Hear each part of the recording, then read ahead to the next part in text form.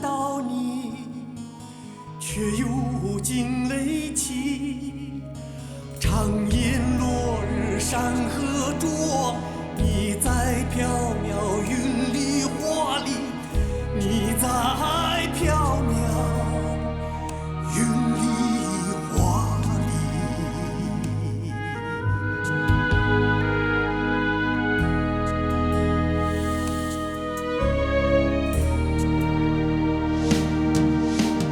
唱歌一曲，好风好梦好歌好一起。唱歌一曲，好风好梦好歌好一起。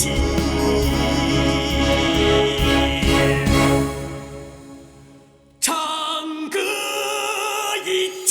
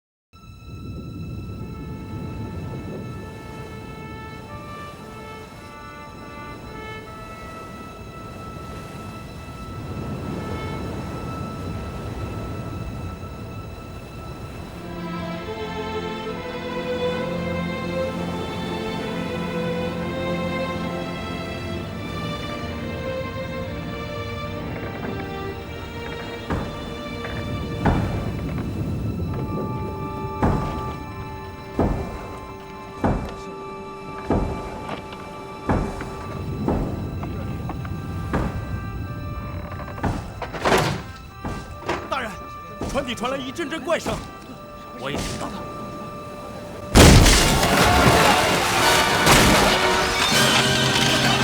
怎么回事？大人，出家了！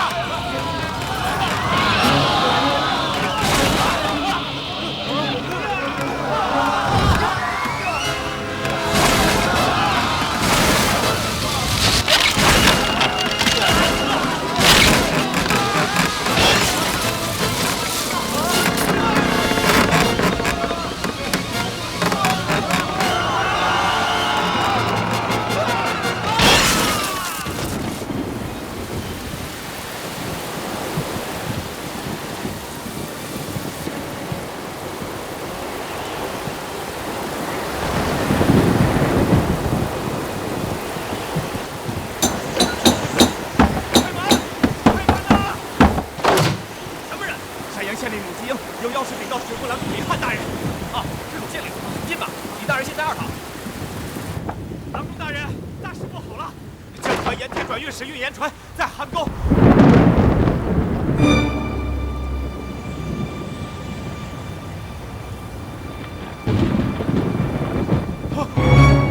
李大人，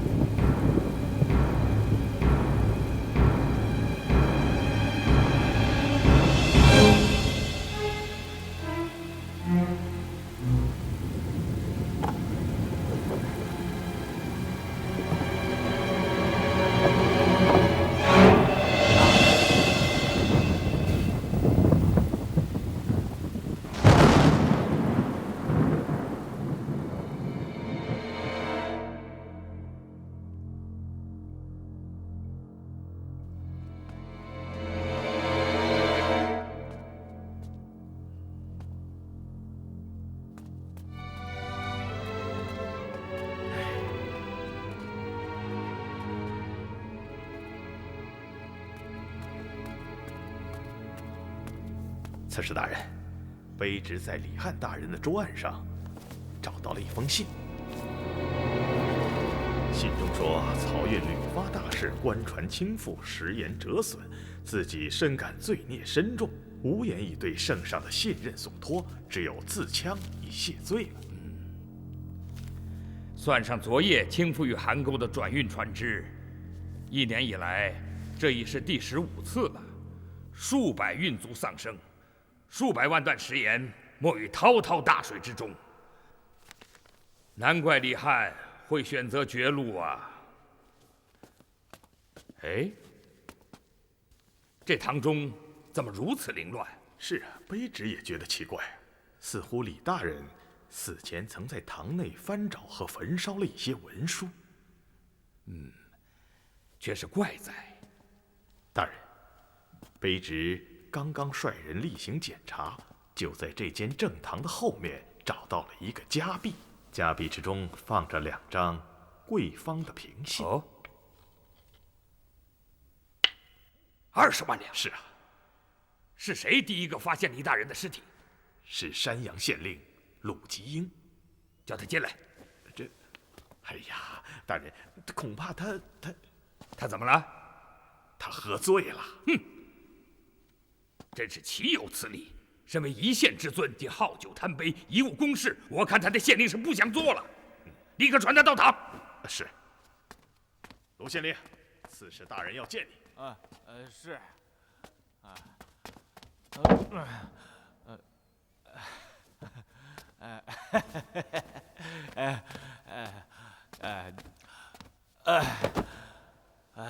卑职山阳县令鲁吉英，叩见刺史大人。您老身体清健，一切安好，诸事顺遂，百令甚意，千年好合，万事如意。起来说话。不，卑职啊，还是跪着的好。卑职跪在您的脚下，觉得浑身上下都那么的舒坦，那么的自在，那么的……好了，起来。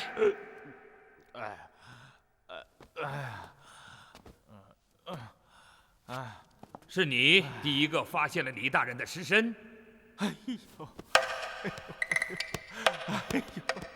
哎呀，可吓死卑职了！哎呦，昨天夜里呀，风大雨大，卑职向李大人禀报官船覆没之事，可没成想，这一进门啊，大人，我就瞧见这李大人挂在这房梁之上，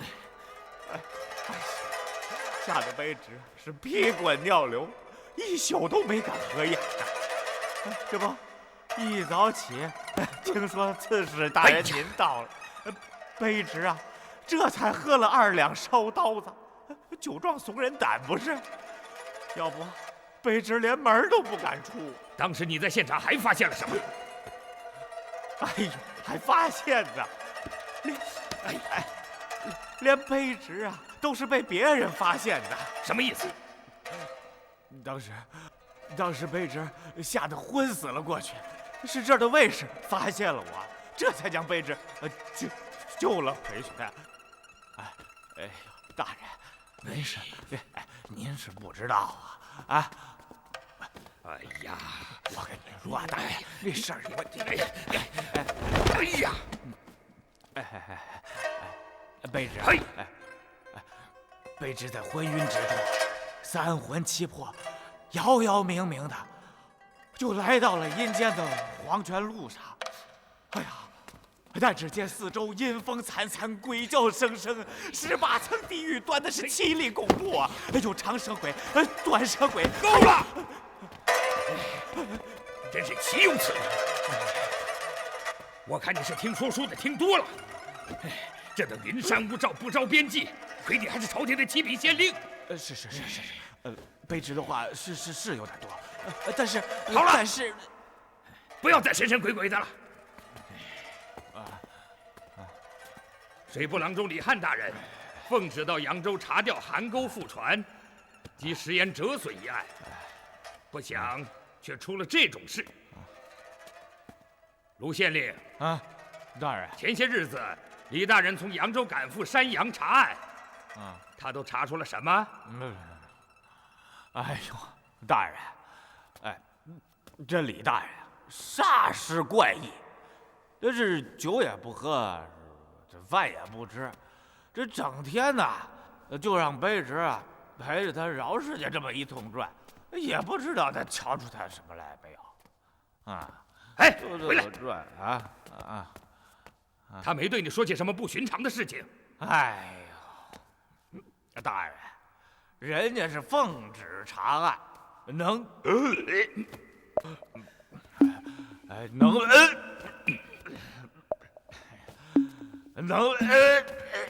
什么？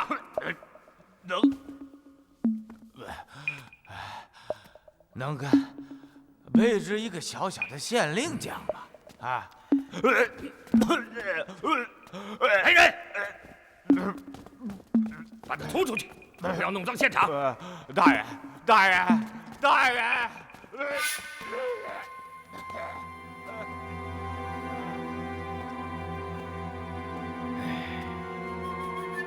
李翰奉旨查案，却在山阳自缢身亡。此事不能拖延，立刻举表奏达各部。是。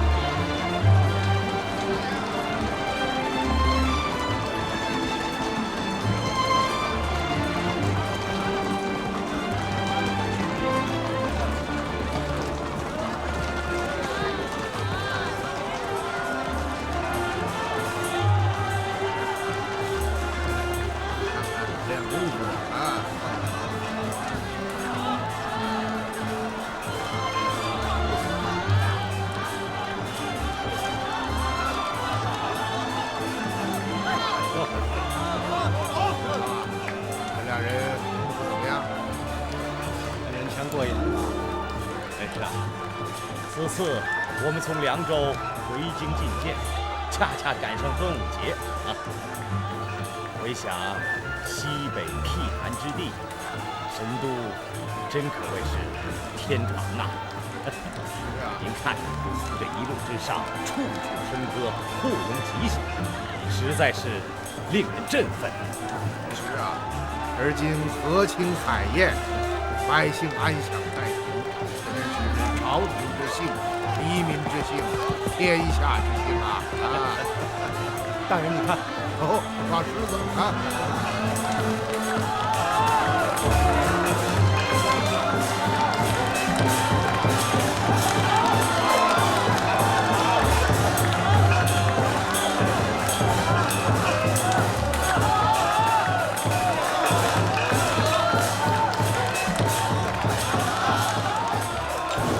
大人，您看那边护火的，这是好玩意儿啊！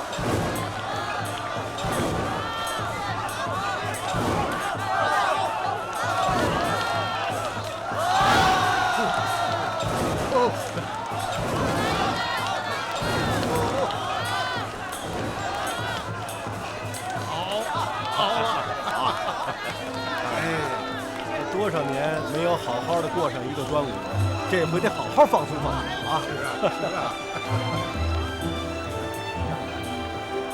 什么东西这么香啊？哎呦，炸春卷的，我请客啊！走，来上几个。哎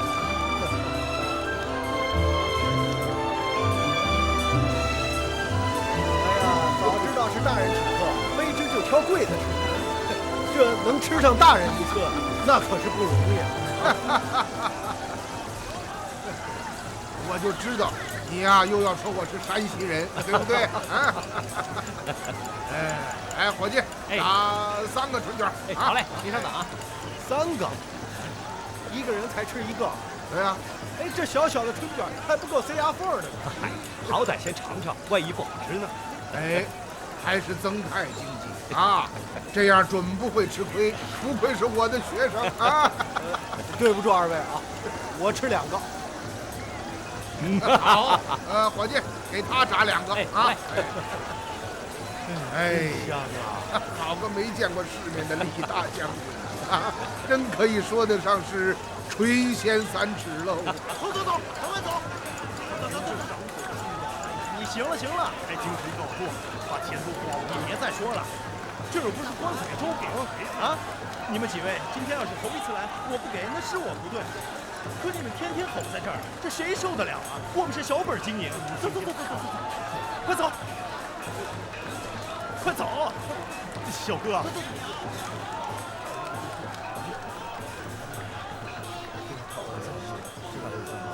怎么办呢？我小孩大义在人日，别到别处要。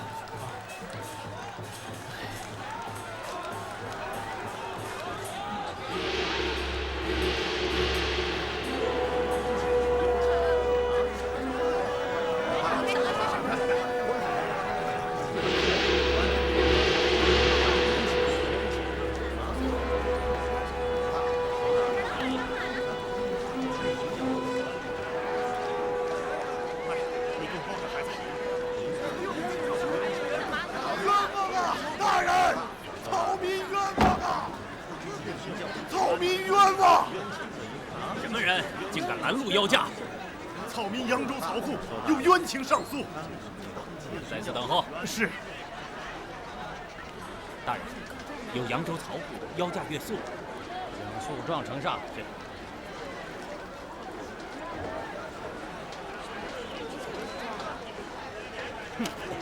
要他到扬州刺史府投状。是。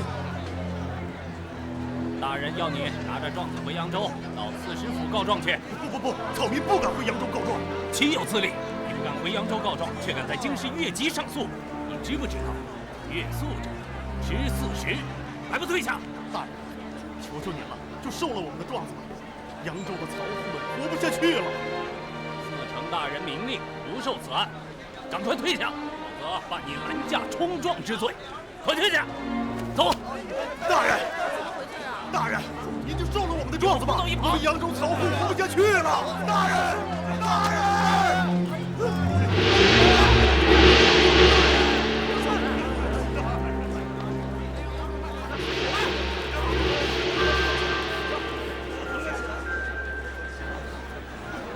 看起来这些人必有沉冤。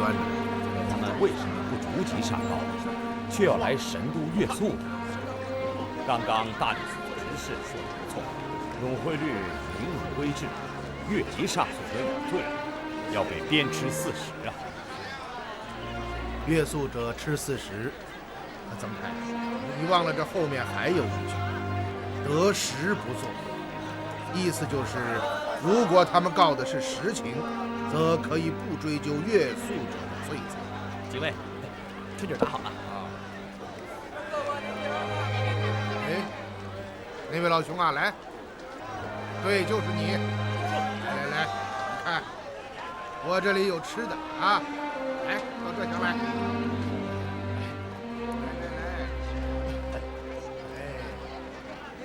来，小姑娘，坐在这里啊，慢慢的吃啊，吃完了还有啊，赶快炸，有多少炸多少。哎，好嘞，好，大人不用，我有，看着吧。好，给你们几位坐到那里去吃啊！谢谢老人家，谢谢您，谢谢您呐，谢谢。什么都不要说了，坐下啊！哎，坐吧，坐。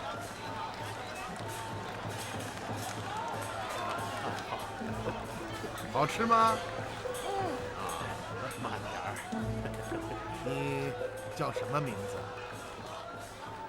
我姓方，在家里排行第9，您叫我方九就行了。这是我的女儿小兰，那几位都是同乡同里的。你们是哪里人呢？我们是扬州人。眼时下就要过节了，你们却背井离乡，跑到这神都来告状，想必是冤深似海。老人家，您说的太对了。但凡能活得下去，谁愿意跑到这人生地不熟的地方来告状啊？你们究竟要告什么人？告扬州的漕运衙门。漕运衙门？是的，老人家，我们都是运河两岸的漕户。运河从长江到淮水之间有一段漕渠，叫邗沟渠。是啊，我知道。邗沟渠南起扬州，北至山阳，自山阳入红沟，也就是泗水。老人家，您竟然知道邗沟？我去过那里。啊，难怪。你们祖辈生活在运河两岸，替朝廷的漕运衙门出工，专门负责修整漕渠的破损之处，疏通河道，在逆水行舟之时，在两旁岸上辅以牵绳，将船拖过浅滩，因此你们也叫纤户。我说的对吧？这你也知道，老人家，您真神了。好，你继续说吧。哦，那您可能也知道，我们是靠着朝廷专发给纤户的户漕饷为生的。这户漕饷每年由朝廷拨给扬州漕运衙门，再由漕运衙门下发给纤户。您可能不知道，扬州的漕运衙门那是吃人不吐骨头的地方。朝廷每年下拨的户渠官银，被那些当官的吃的吃，拿的拿，真正用在户渠上的钱，连几个大子儿都没有。所以，邗沟渠早就年久失修，河道中淤泥暗礁纵横，行船非常危险。难道朝廷不知道吗？那谁知道啊？每次派来的巡河大员，都与那些狗官大吃大喝，从没见他们去巡河。只是知道这些人吃一顿饭，能摆上3天3夜不撤席。一碗炖猪肉，要杀40、50只活猪啊！什么？一碗炖肉要杀40、50只猪？是，这是我听乡亲们说起的。这怎么可能啊？你继续说吧。这些当官的，克扣户渠银两也就罢了，可他们就连我们这些纤户的户漕饷也要克扣。哦，怎样克扣？他们规定，每家纤户10抽其3，意思就是10个铜钱，他们要抽走3个。这却是为何？他们管这个叫出宫税。你要是不给，他就把你的名字剔除在纤户名单之外啊！你非但拿不到钱，连生活都别想了。太傻！老人家，你怎么了？哦，没什么，你说吧。本来朝廷发下的户漕饷就少得可怜，再加上扬州漕运衙门那些狗官7折8扣，到了我们纤户手中，就连填饱肚子都不够啊！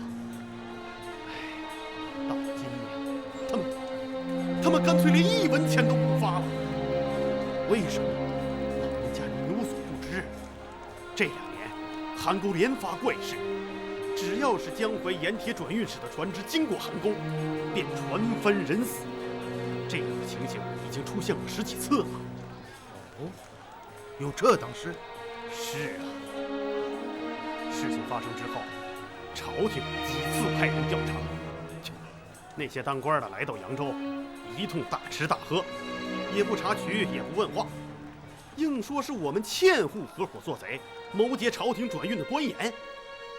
因此，将两岸的纤户抓了很多，严刑拷打，却问不出个子丑寅卯。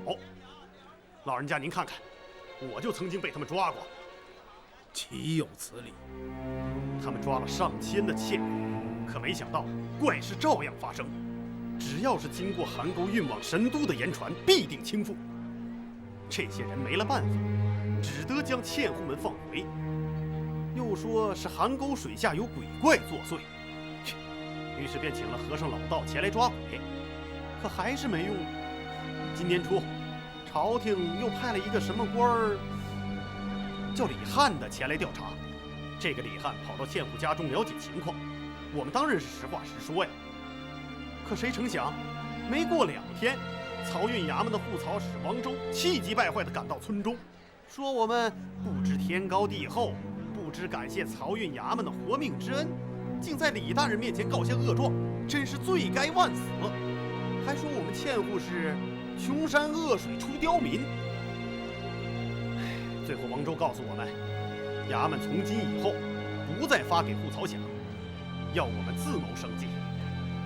有这样的事？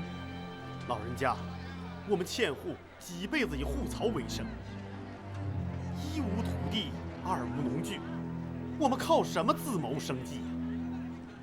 听了王周的话呀，纤户们不干了，一起到衙门要降。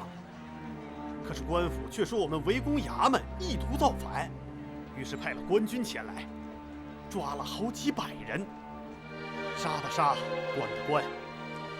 唉，我们逃出扬州城，害怕官府迫害，不敢回乡，便偷偷地来到了山阳县。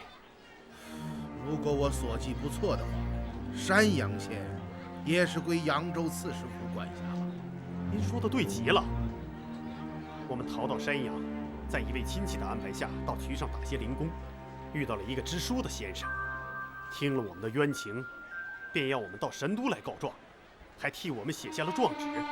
我们这才七拼八凑，敛了几贯铜钱，来到京城。谁想到，状子投到哪个衙门，人家都不受。就这样，几个月耽搁下来，盘缠用尽，只得沿街乞讨。前2天我们听人说起，可以拦驾上诉，这才等在街上。你们为什么不先到扬州刺史府投状上告呢？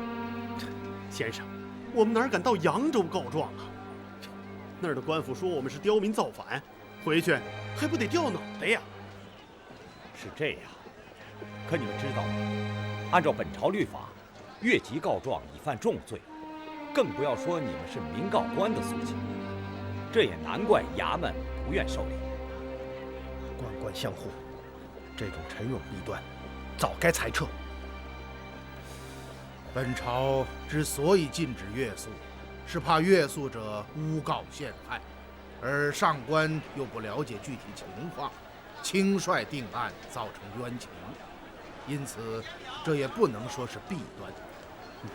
本朝虽禁止越诉，但只要所诉之事为实，便不追究越诉者的责任。只是各级官吏为求自保，不愿意招惹麻烦，这才造成因循迁延，百姓投诉无门呐。方九啊，状纸能给我看一看吗？哦。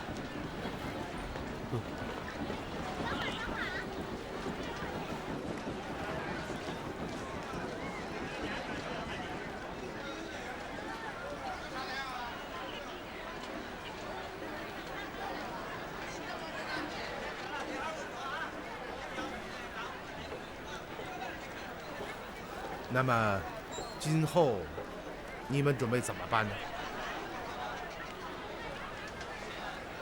老人家，我也不知道。衙门不收状子，我们也不敢回乡，身上又是分文皆无。我们，老人家，官府抓我们了！不要害怕，他们大概是找我的。找您的？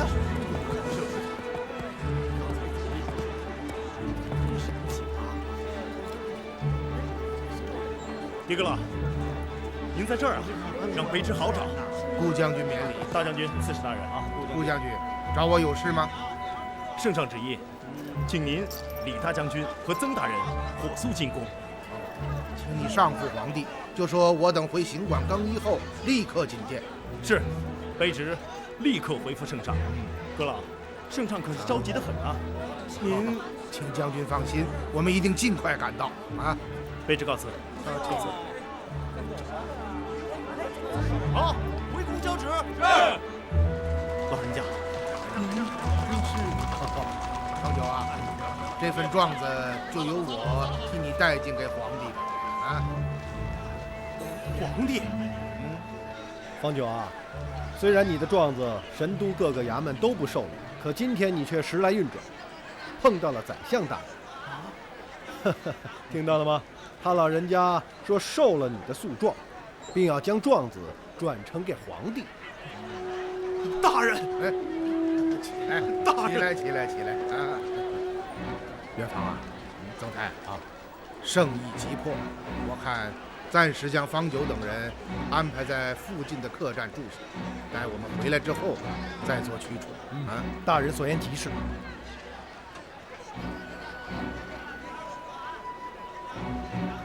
大人，我看就把他们安排在那家悦来老店之中。好吧，方九啊，对，你们先住进悦来老店，千万不要出门。过几个时辰，我会派人来接你们。你们就是我们的再生父母啊！好了，去吧。好了，我们走吧。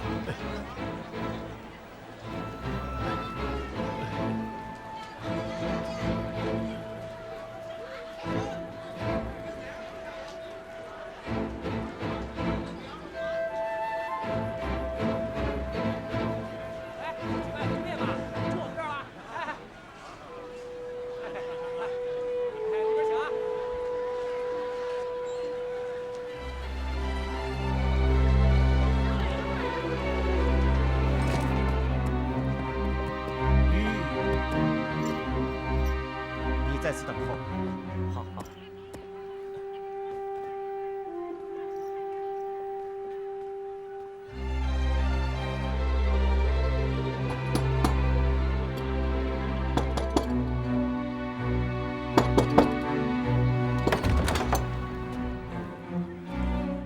您找谁？这里是水泊郎中李汉大人的府上吧？正是。我们是从扬州来的，李大人有家信交与夫人。哦，请进，来，请进。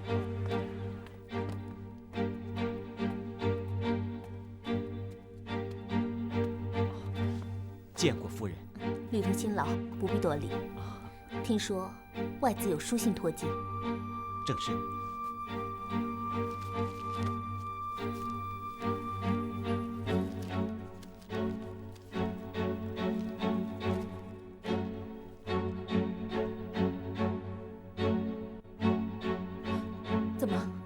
得了重病，正是，李大人连日操劳，身染疾恙，重病不起，请夫人立刻随我们赶赴扬州，马车就在门外等候。好，我收拾一下，立刻随你们启程。夫人请。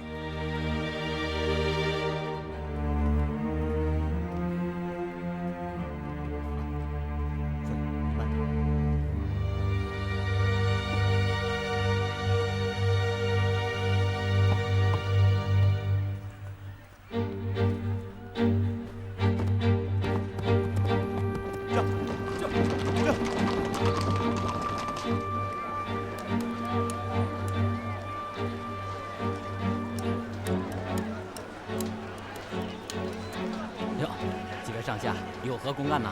老板，有几位扬州来的客人是住在这里吗？您说的是拦驾告状的那几位吧？对，正是。他们住在后院天子第1号房中。走。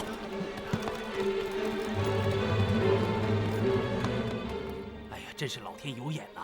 今日碰到了这几位大人，咱们的冤屈可算是有地方诉。是啊，听那位姓李的将军说呀，咱们这回是遇到宰相了。就是宰相。什么叫宰相？哎呀，宰相都不知道，这宰相啊，就比皇帝小1级，那叫1人之下，万人之上啊！我的妈呀，这么大的官儿！那是。要照这么说，咱们那点小冤情，对人家来说是小菜一碟呀。那可不是，只要他老人家能接咱们的案子，咱用不了几天就能回家了。对呀，对。去看看。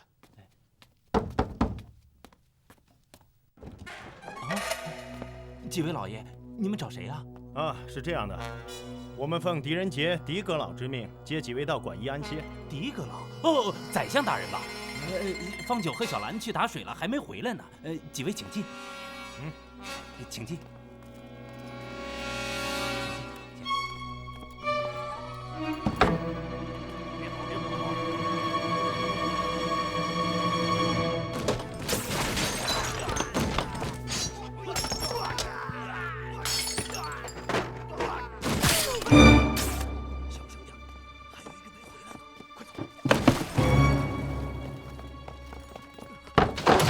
别让他跑了，追！走！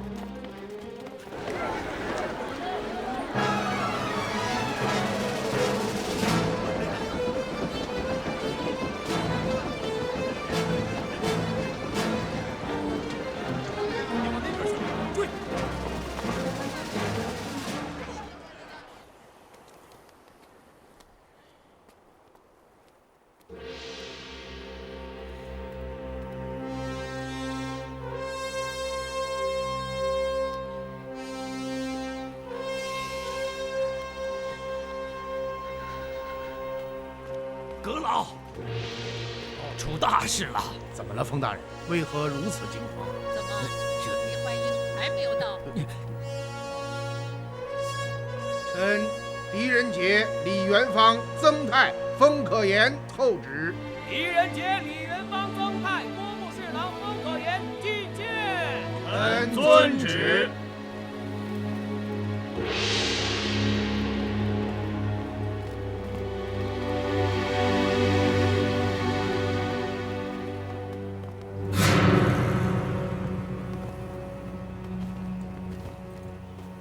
臣狄仁杰、李元芳、曾泰、封可言叩见陛下。众卿平身。谢陛下。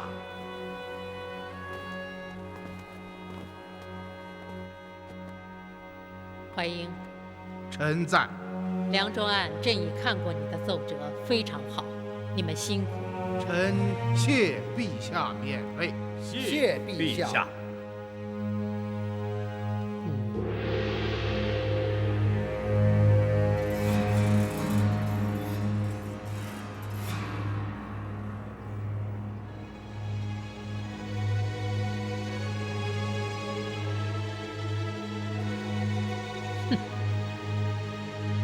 下站的可是工部侍郎封可言呐。正是微臣。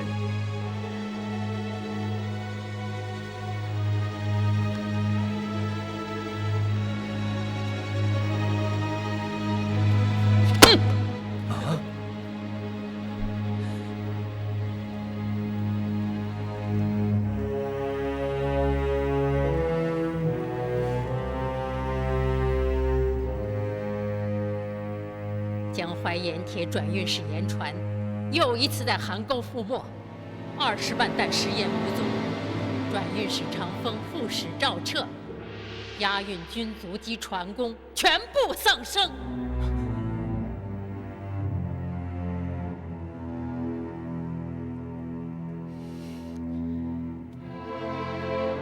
盐铁转运乃国家之命脉，每年食盐专售之营额达1700万贯，占据天下直货的半数以上。朕曾屡次强调，盐运之重，重于泰山。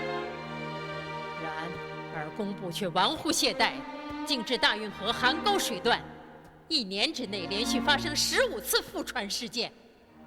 而工部何以治河堵，何以行曹全？而封可言身为工部侍郎、总理部事，竟致噩耗如此频发，数百万担食盐损折，船毁人亡，而以何面目见天子？以何由而谢天下？臣封可言有辜圣望，罪该万死。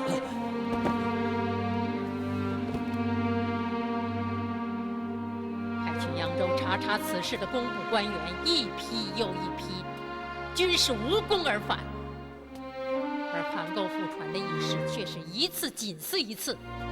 更有甚者，此番出曹的水部郎中李翰，竟然在任上自缢身亡，这究竟是怎么回事？在他正堂的夹壁中发现的20万两白银又是怎么回事？你说。臣已行下府邸，请扬州刺史崔亮严加查查。日前，他回文阁部说，此事业已查明，李翰收受贿银20万两，因邗沟又起波澜，他自知罪责难逃，畏罪自枪了。而工部所用的都是这样的人吗？难怪河渠不保，盐船倾覆，真是可恨之极。微臣用人不明，有失暗查，请陛下降罪责罚。哼！责罚你能够挽回朝廷蒙受的损失吗？责罚你能够令邗沟罹难的将士复生吗？你身领侍郎，位极人臣，行事却如此昏聩，真是该死！该死！简之，臣在。即刻下旨，罢封可言工部侍郎之职，交3司议处。是，臣立刻去办。陛下，切请息怒。怀英，你有何话讲？不知邗沟覆船之事，工部官员查查之下，可有结果？结果？哼，结果就是覆船惨祸，比不查之前多出几倍。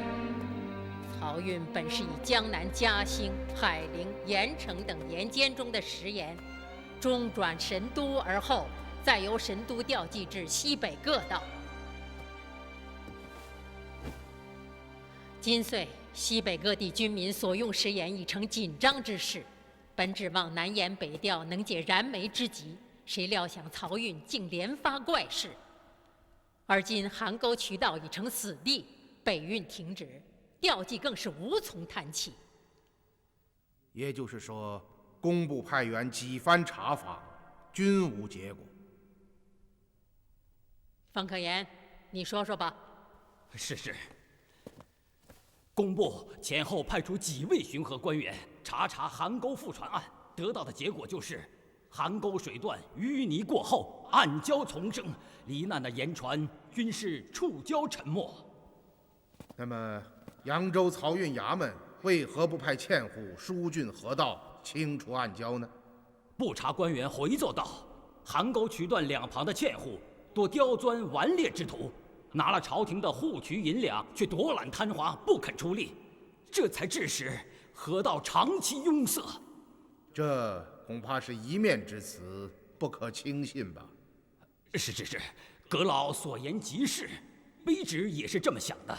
因此这一次便派出水部郎中李翰再去查，想不到竟出了这样的事。陛下，说李翰受贿20万两，可有真凭实据？扬州刺史崔亮在李翰的住处中发现一层夹壁，在里边找到2张贵方的凭信，共20万两。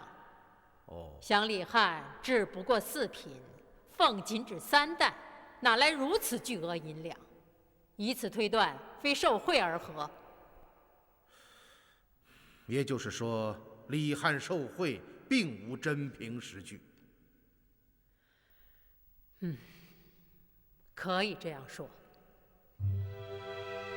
陛下，永徽律明文定法，未经拘问，不可即肆定罪。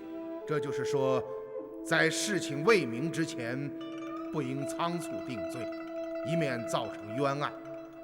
而今邗沟覆船案真相不明，李翰受贿更是无所明证，现在下旨为封可言定罪，似乎过早，恐惹朝臣窃意，请陛下三思。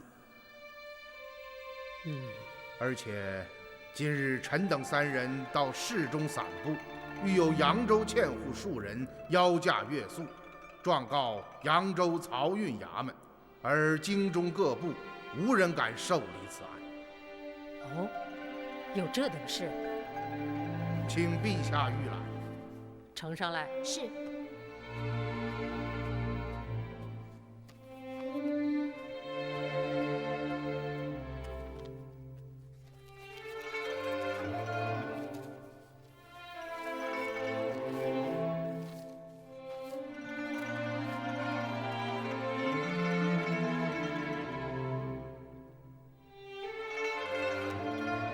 难道这是真的？陛下，状子上是怎么说的？这诉状上说，扬州漕运衙门贪污户渠银两及户渠欠户的饷银，以致引发民变。什么？这怎么可能啊？如果真有这样的事，巡河官员为何不上报布置？如果这张诉旨所说都是实情，那么有一点可以肯定，此案绝非我们目前看到的那么简单。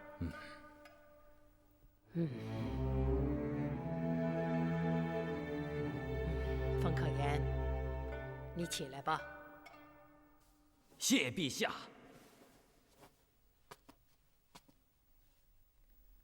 怀英，臣在。今日朕之所以急召你进宫，就是为邗沟之事难明，漕运不兴，国脉受阻，行格失禁，查此案已迫在眉睫。怀英啊，这副重担恐怕又要你挑起来了。臣谢陛下信用之恩，万死难报，敢不用命。好。而今凉州之事已定，朕罢去你西北道处置使之职，改册江南道处置大使，兼江淮都转运使，奉旨钦差，整饬吏治，查大案，便宜行事，所到之处如朕公亲，圣旨即刻下达。臣领旨谢恩。元芳在你身边形同绑臂，不需再斥；韦增泰在凉州案中俯仰是非，协助淮阴勘破大案，殊堪嘉奖。朕看此次你经略江南，便让增泰也跟随在你身边吧。臣谢陛下抚虑周至，不胜感激。这样吧，朕敕特旨进增泰为江淮督察使，提调江淮各州县政务，随佐淮阴。臣谢陛下天恩，万岁万岁万万岁！起来吧。谢陛下。风可言，而身为工部侍郎，却用人不察，本应获罪。乃淮阴陈情，此次便不予纠办了。然归部后，而要全力协助狄公，若再玩忽懈怠，而小心则是。谢陛下天恩，臣定当全心戮力，辅佐狄公。盐运之事关乎国家兴衰，一旦天下严谨，各地的盐枭就会立刻抓住时机，成群结伙，铤而走险，贩卖私盐。到那时，朝廷专售形同虚设，各地方更是无从向朝廷缴纳盐资，国库亏损，天下不宁啊！因此，此案尔等务须用心办理。请陛下安心。落轿。等等。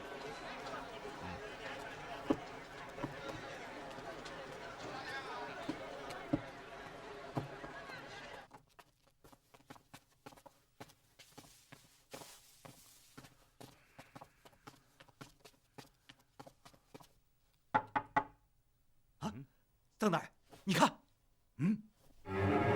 不好！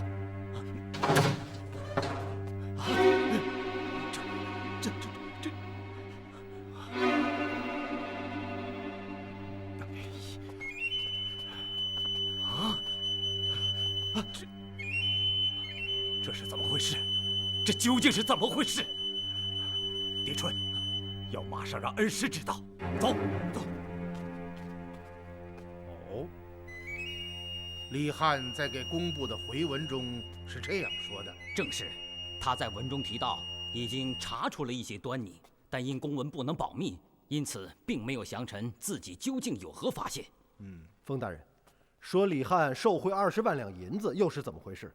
扬州刺史崔亮在给门下省的牒文中称，在山阳别馆李翰正堂的夹壁内找到2张贵方的凭信。哦，贵方是什么？贵方者，信用也。任何人都可以将银两存入贵方，贵方给存银人一件特制的凭信，上标存银人的名号以及银两数额。取银之时，经贵方验证凭信无误，便可将存银取走。哦，是这样。冯大人，那2张凭信现在何处啊？扬州刺史崔亮已将这2张凭信转到工部，现就在卑职手中。哦，刚刚在御书房，本想上呈皇帝御览，可龙颜震怒，卑职便未敢呈递。哦，我看看。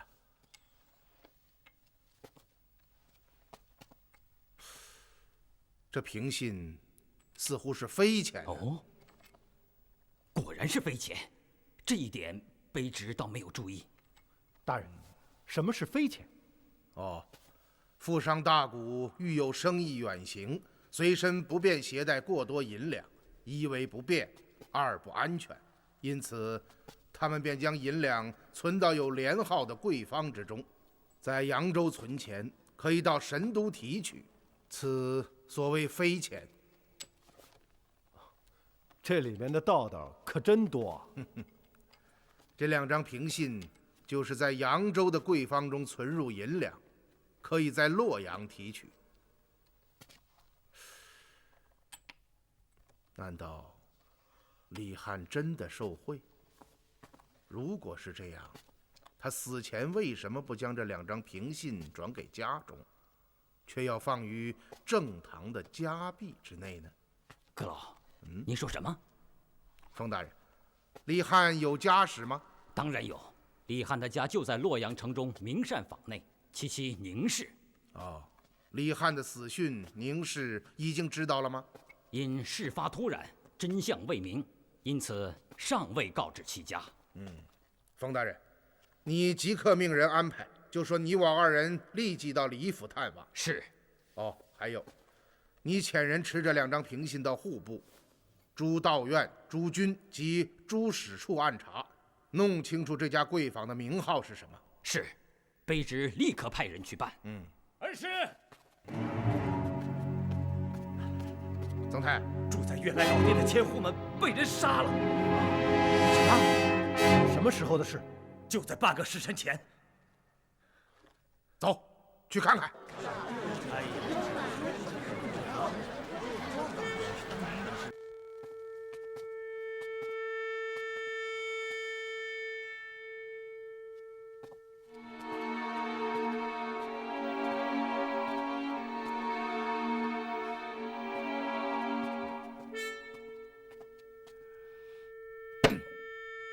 真是太惨了，恩师，是什么人竟然下此毒手？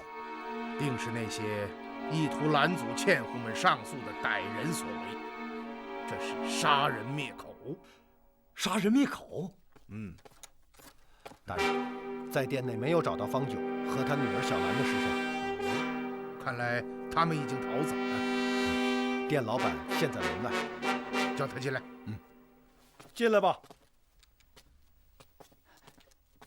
大人，我来问你，这些纤户们入住之后，有没有人来找过他们？有。哦，是什么人？小的不敢说。怕什么？说。是5、6个宫门里的衙役。宫门里的衙役？正是。他们说要找扬州来的客人，我告诉他们，客人就住在后院天子第1号房内，他们就进店了。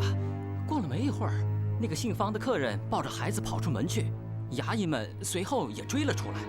当时我还纳闷出了什么事呢。衙役们身上穿的宫服是什么样式？和平常所见的宫人穿着均是一般。哦，对了，有一点不一样。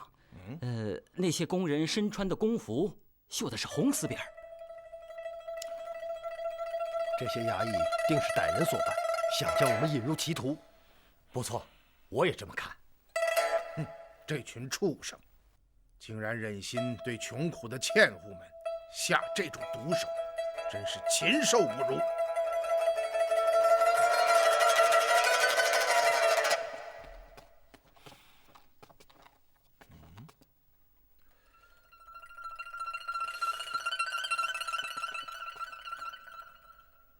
我想，事情定然是这样的。衙役敲开房门，纤户们将其让进房中，而此时方九与女儿小兰到前院打水，不在屋内。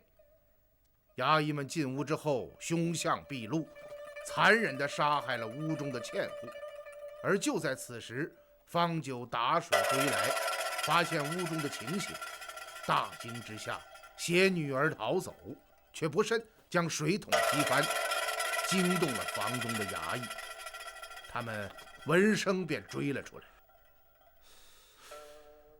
方九父女的处境不妙。蒋太，你立刻持我内使令到京兆府，命京兆尹出动所有衙役全城搜查，一定要找到方九父女。是，去吧。元芳啊，看到了吧？我们还未出京城，那些恶贼的魔爪便已经伸到了这里。这就说明，此事他们是蓄谋已久。大人，卑职有一事不明。你说。如果说歹人是为了阻止纤户们上诉，这才行此杀人灭口之举。那么为什么要等到诉状递到我们手中之后才行动？诉状入关，事情便已经败露。他们为什么还要杀死这些纤户？这样做岂不是暴露了自己？也许他们本来并不想杀人，或者说他们至少不想在神都动手。我想这些歹徒一定是听闻了方九等人到京中各部院投状上告的事情，这才赶到了这里。他们本欲暗中将方九等人逮捕，送回扬州再做驱除。然方九等人盘缠用尽，露宿街头，居无定所，这令歹人们无法找到他们的踪迹。然而今日方九在朱雀大街上邀驾越宿，终于暴露了自己的行藏，被歹徒发现。而最终令他们决定杀人灭口的是牵牛卫在街上找到了我们，当街道出了我三人的身份，而我又受理了方九的诉状。这样一来，他们感到危险已迫在眉睫，因此才杀人灭口。既然诉状已被大人受理，他们为什么还要杀人灭口呢？按永徽律，官府要对一件案子立案侦破，必须要有诉状和首告之人，这两点缺一不可。如果首告之人死去，或因故不能出手，那么此案便立即撤销。他们是想杀死首告之人，令此案自消，这才下此毒手。都怪我考虑不周啊，令纤户们枉自送了性命。怪我呀！大人，这怎么能怪您呢？我们初设此案，怎能想到这些歹徒竟然如此丧心病狂呢？他们还不知道我狄仁杰的厉害，这一次奉旨南行，便要让这帮恶贼粉身碎骨。大人，看起来此案的水很深呐，歹徒们心狠手辣，绝不会就此善罢甘休。不好，宁氏！什么？走，去李汉家。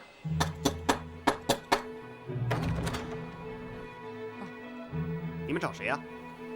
请问这是水部郎中李汉大人的家吗？是啊。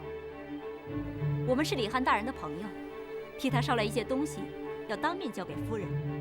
你们和刚刚来的那位掌故是一路的吗？什么掌故？刚刚从扬州来了一位掌故，把夫人给接走了。什么？接走了？是啊。这是什么时候的事？大约半个时辰前吧。那他们是骑马还是乘车？乘车，一辆绿篷马车。不好，出事了！追！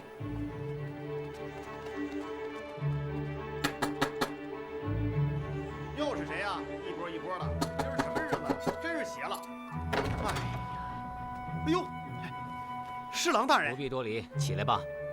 你家夫人在吗？你也要见我家夫人？哦，还有谁要见她？一个时辰之前，打扬州来了个掌故，说是我们家老爷李汉重病卧床，请夫人前去探视。什么？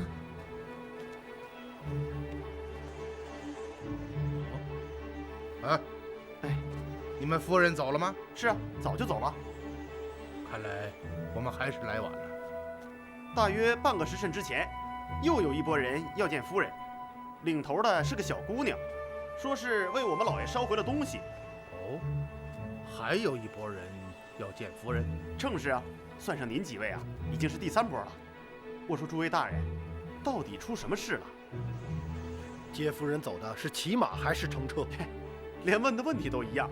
回大人的话，掌故骑马，夫人乘车，一辆绿篷马车。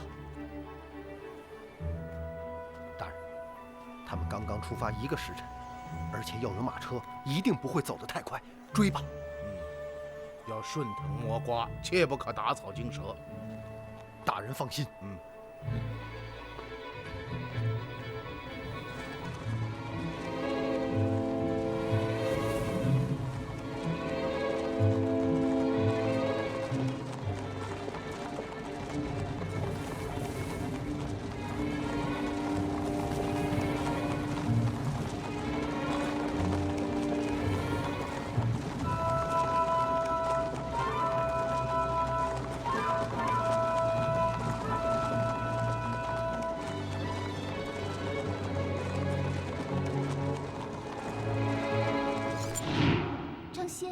你怎么回来了？夫人，李大人要我将一封密信转交给你，请你看后务必妥为收藏。哦，您看看吧。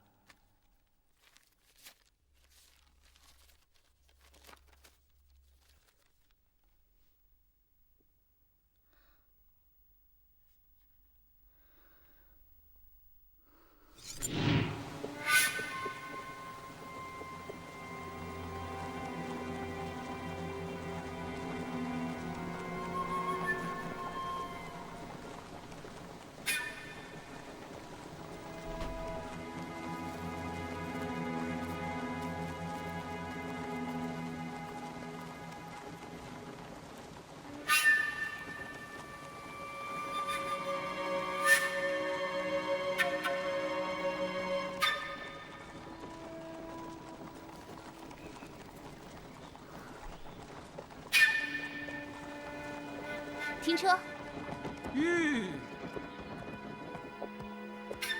夫人，您有事吗？啊，车上颠簸，有些腰酸背痛，妾身想下车走一走。啊，那好吧。小杨，快，扶夫人下车。哎，好嘞。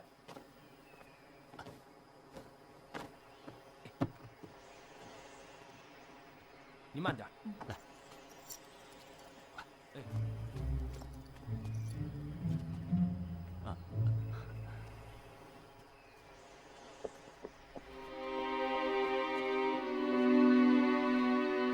你是外子手下的长姑吧？正是。以前我怎么从来没有见过你啊？我是新来的。哦，是这样。你叫什么名字？卑职忌讳。外子身染何疾，竟至卧床不起？听医师说，李大人素寒入体，侵入肺脏，很是危险。夫人，我看咱们还是抓紧赶路吧。啊，不急，不急。他卧病在床，身旁谁在照顾啊？好像有几个丫鬟吧。他的胡子一定很长了吧？是，很长了。夫人，您怎么了？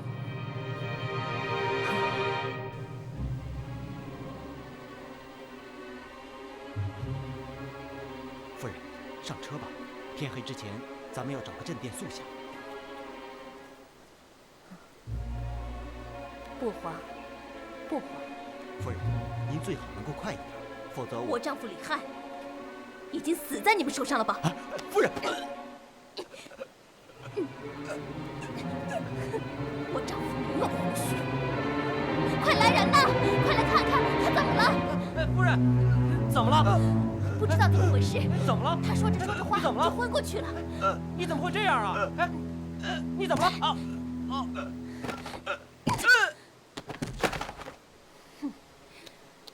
你们还不知道我是什么人？哼！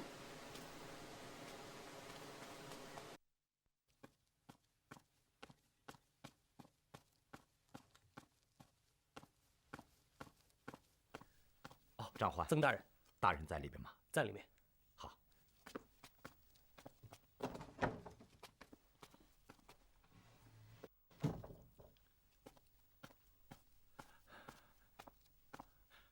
恩师，恩师。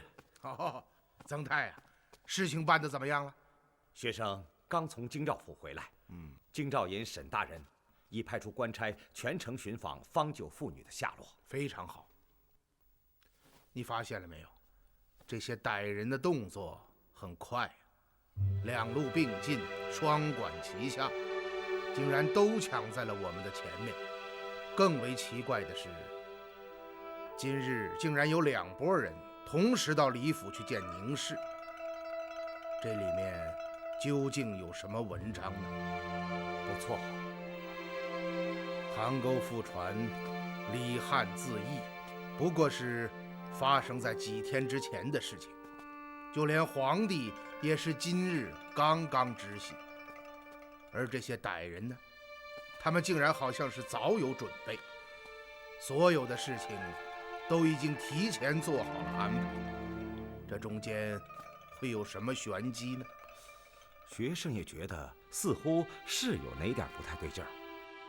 是啊，你感到不对劲儿，就是因为对方的动作太快了，而且快得很奇怪，快得不合乎逻辑。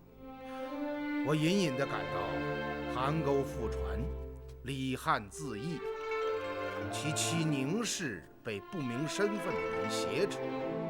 这几件事与今日发生在悦来客店中那些纤户们被杀的惨案有着千丝万缕的联系。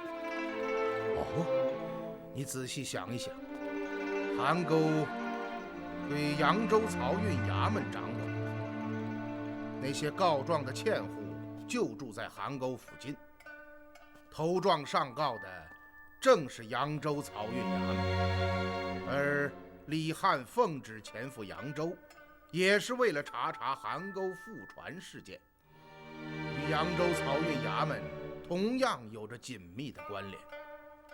如今李汉不明不白地自缢身亡，告状的纤户惨遭毒手，而李汉的双妻宁氏又为人所骗，不知去向。这几者之间，难道真的没有联系吗？有道理，这不太可能是巧合。我早就说过，世间真正的巧合是很少的，往往看似巧合的事情，内中都有着必然的关联。恩师，您说这些歹徒究竟是些什么人呢？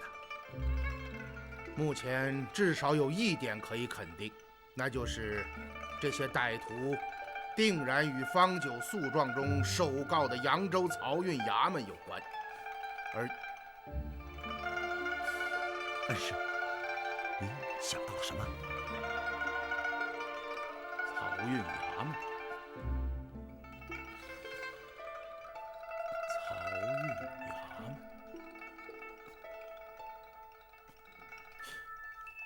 衙役，衙役们身上穿的工服是什么样式？和平常所见的工人穿着均是一般。哦，对了，有一点不一样，那些工人身穿的工服绣的是红丝边。那些衙役，恩师，您的意思是？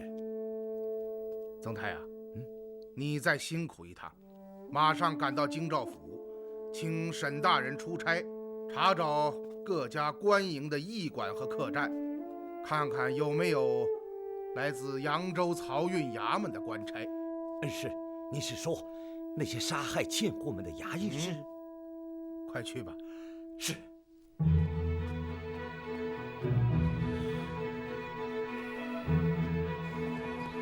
驾！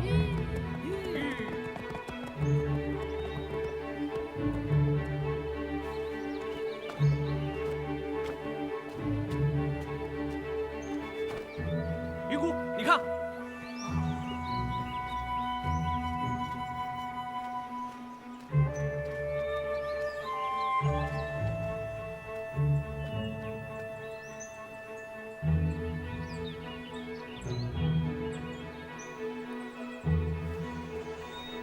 没错，一定是他们。他跑不远，给我追！是。是啊。大天白日啊，这么热闹的传授道路，竟然有歹人杀人害命。我看一定是为了图财。是啊。你们看这两个人的穿着打扮，好像是做生意的。不错不错，这年头在官道上不敢杀人。闪开闪开！地保来了，闪开！地保来了！各位，这是怎么回事啊？有谁看见了？是我发现的，当时两个死者就这样躺在地上。这就要劳烦各位了，请随我到衙门里去做个见证。来来来，帮忙！来去！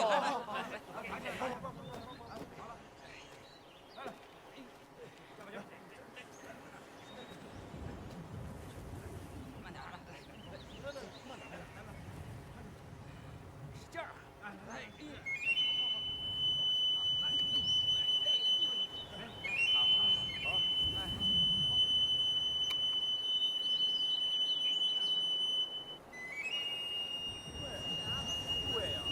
画像。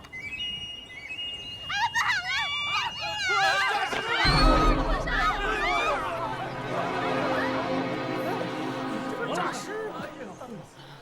什么诈尸？人根本没死。是吗？哎呦！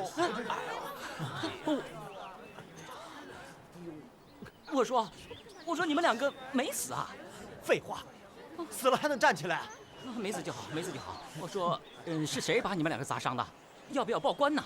啊，不用不用，我们俩自己闹着玩。他拿石头砸我，我拿石头砸他，就这么着，都受伤了。砸着玩？我说你们两个吃饱了撑的，没事干了是吧？对不住啊，对不住，我们得走了。老混蛋，砸着玩，真是没事吃饱了撑的，互相砸着玩，没见过，没见过这样。就你们两个以后再干这种事儿，就把你们抓到衙门去。对，就应该给他抓了。行了，走吧。走啊！恩师，怎么样，曾太有进展吗？恩师，我真是服了，一切均如恩师所料。刚刚京兆府的差役们遍查全城官营的驿站和馆舍，果然发现有6名扬州漕运使衙门的公差现住在通阳驿站中。我们刚刚赶到驿站，这些人外出未归，可行李都在房中。他们正在全力追杀方九妇女。而今京兆尹沈大人已命属下捕快严密监视驿站，只待这些人回来便即行抓捕。学生赶回来向您禀告，这些恶贼是宫门中的衙役，惯会抵赖推诿之术，因此光抓捕是不够的，一定要人证并获，否则很难撬开他们的嘴巴。恩师，您的意思是一石二鸟，打草惊蛇。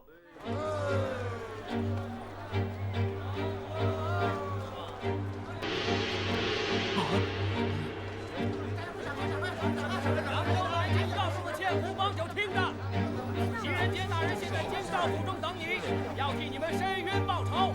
听到鸣锣召示，速到京兆府中。扬州来京兆庄的千户帮酒听着，狄仁杰大人现在京兆府。老兄，那边喊什么来着？好像是说狄仁杰大人在府中等什么人。这不，外边还喊着呢，您出去听听。我听说这位狄大人可是了不起，做大理寺卿的时候，连断积案1万余件，没有一桩出错。后来做了宰相，连过幽州使团案、苏州密毒案、虎头将军案、崇州大军案，什么都起来了。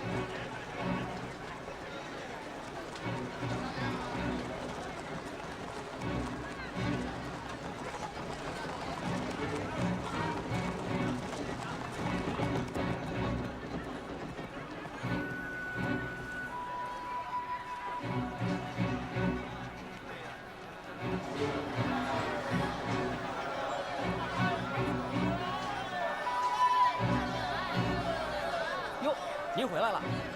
废话，不回来还能上哪去啊？傻看着我干什么？还不把马车赶到后院去？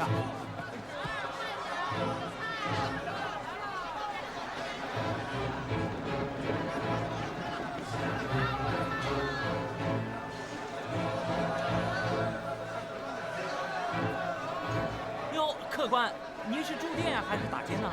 把马牵到后面去。哎，好嘞。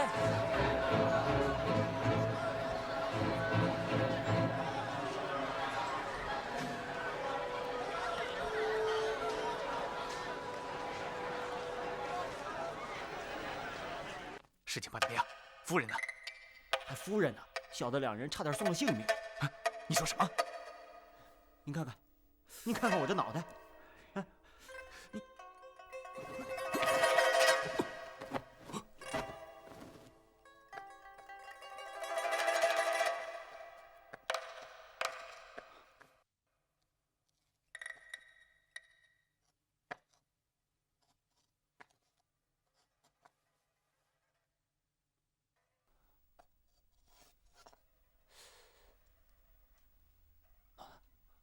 这个女人可真是厉害，她识破了您的计策，把我二人诱上官道，用石头砸晕，自己跑了。跑了？跑哪儿去了？小的也不知道，应该是顺着官道下去了吧。你那个废物，连这点小事都办不好，要我们有什么用？您就别骂我了。下去，赶快把伤口洗干净。等等，我告诉你，别再让水进到脑袋里，本来脑子里不够洗，再进了水就更完蛋。是，他们赶快去。是。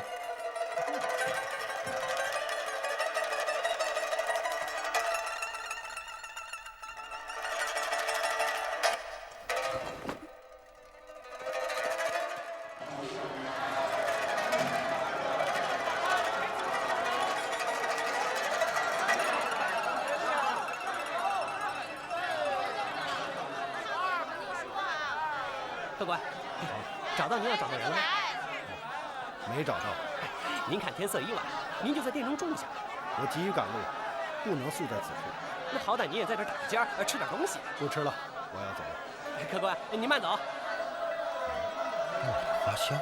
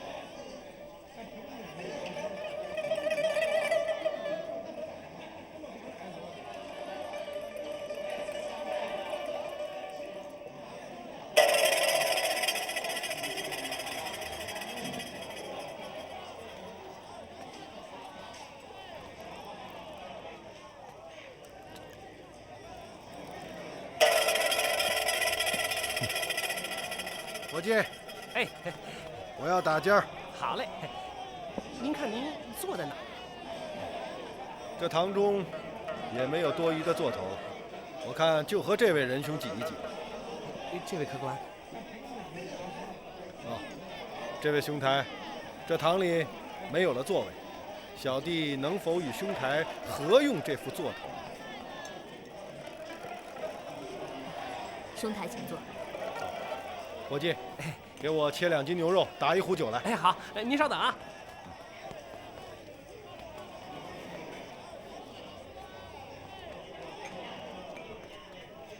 看兄台面如冠玉，目若朗星，言谈举止温文尔雅，定是一位饱读诗书的室中举子。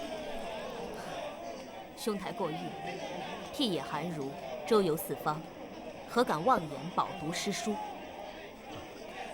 兄台真是太谦了。诗书礼道自孔孟言传，直达旷野八荒。谁能说僻野之中就无大隐名士？大隐名士岂能如小弟这般？这可真是侮辱斯文。我二人一番繁文缛节，互以兄台称之，实为不便。何不道出姓名年齿，以便叙谈？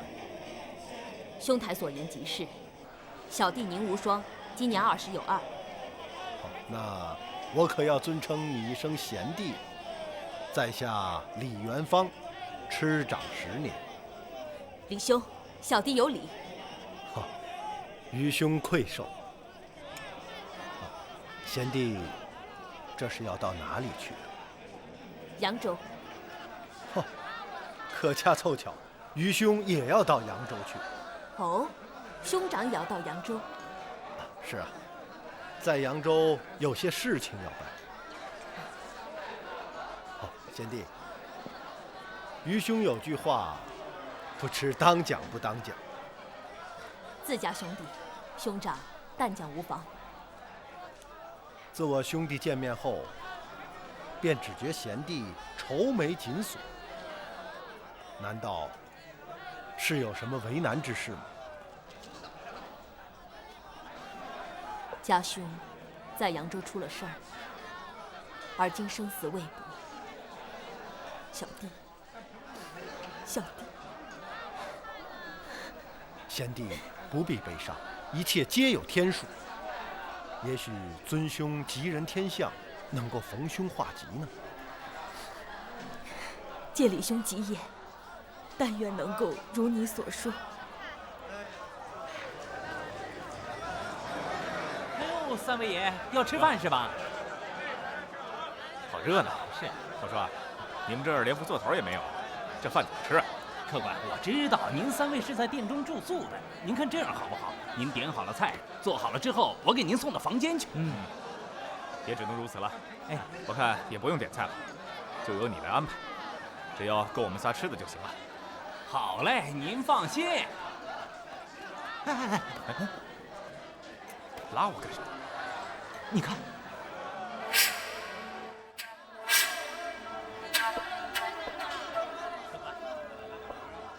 怎么了？那两个人你认识？那就是宁氏。是他？对，就是那个穿红服的。别瞎指。真的，他真是。你喊什么喊？怕人家听不见。住。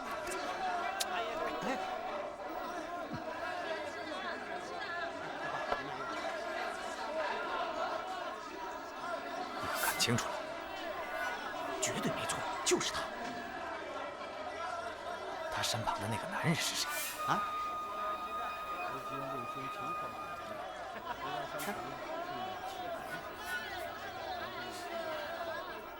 没见过。行吧，去吧，快走。好。小弟一番悲戚，实为扫兴，望兄长宽宥。哎，家中遇事，任谁也会如此。贤弟言重了。贤弟，你我虽萍水相逢，却一见如故。于兄，先干为敬。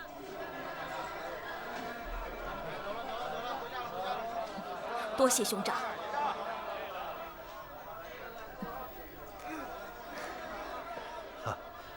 贤弟，如蒙不弃，便与于兄同行，一路之上也可互相照顾。只恐拖累兄长。哎，哪里话来？如此便说定了。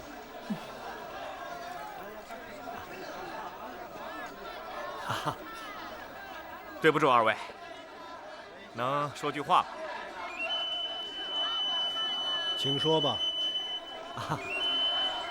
这堂中已无空位，不知二位能否见容啊？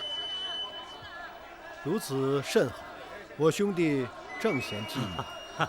叨扰了，请坐。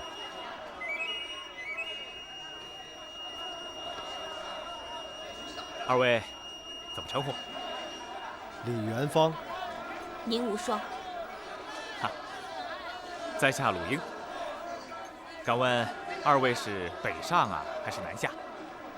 我二人要到扬州。哦，哎呀，这可真是凑巧，小弟要到山阳县，正好也要经过扬州。看来我们又遇到一位同路的朋友。有缘，有缘呐！真想不到，我们三人凑成一桌，竟然还是同路啊！就冲这点，老鲁今天就要与二位多喝几杯。好来，借花献佛啊！好。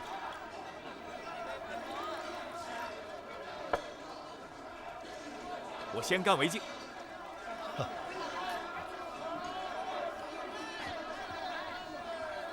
伙计，上酒，上酒啊！好，马上就到。卢兄，山阳县位于邗沟北端，那里的漕运很是发达的。哦，兄台博闻，竟然知道邗沟渠段。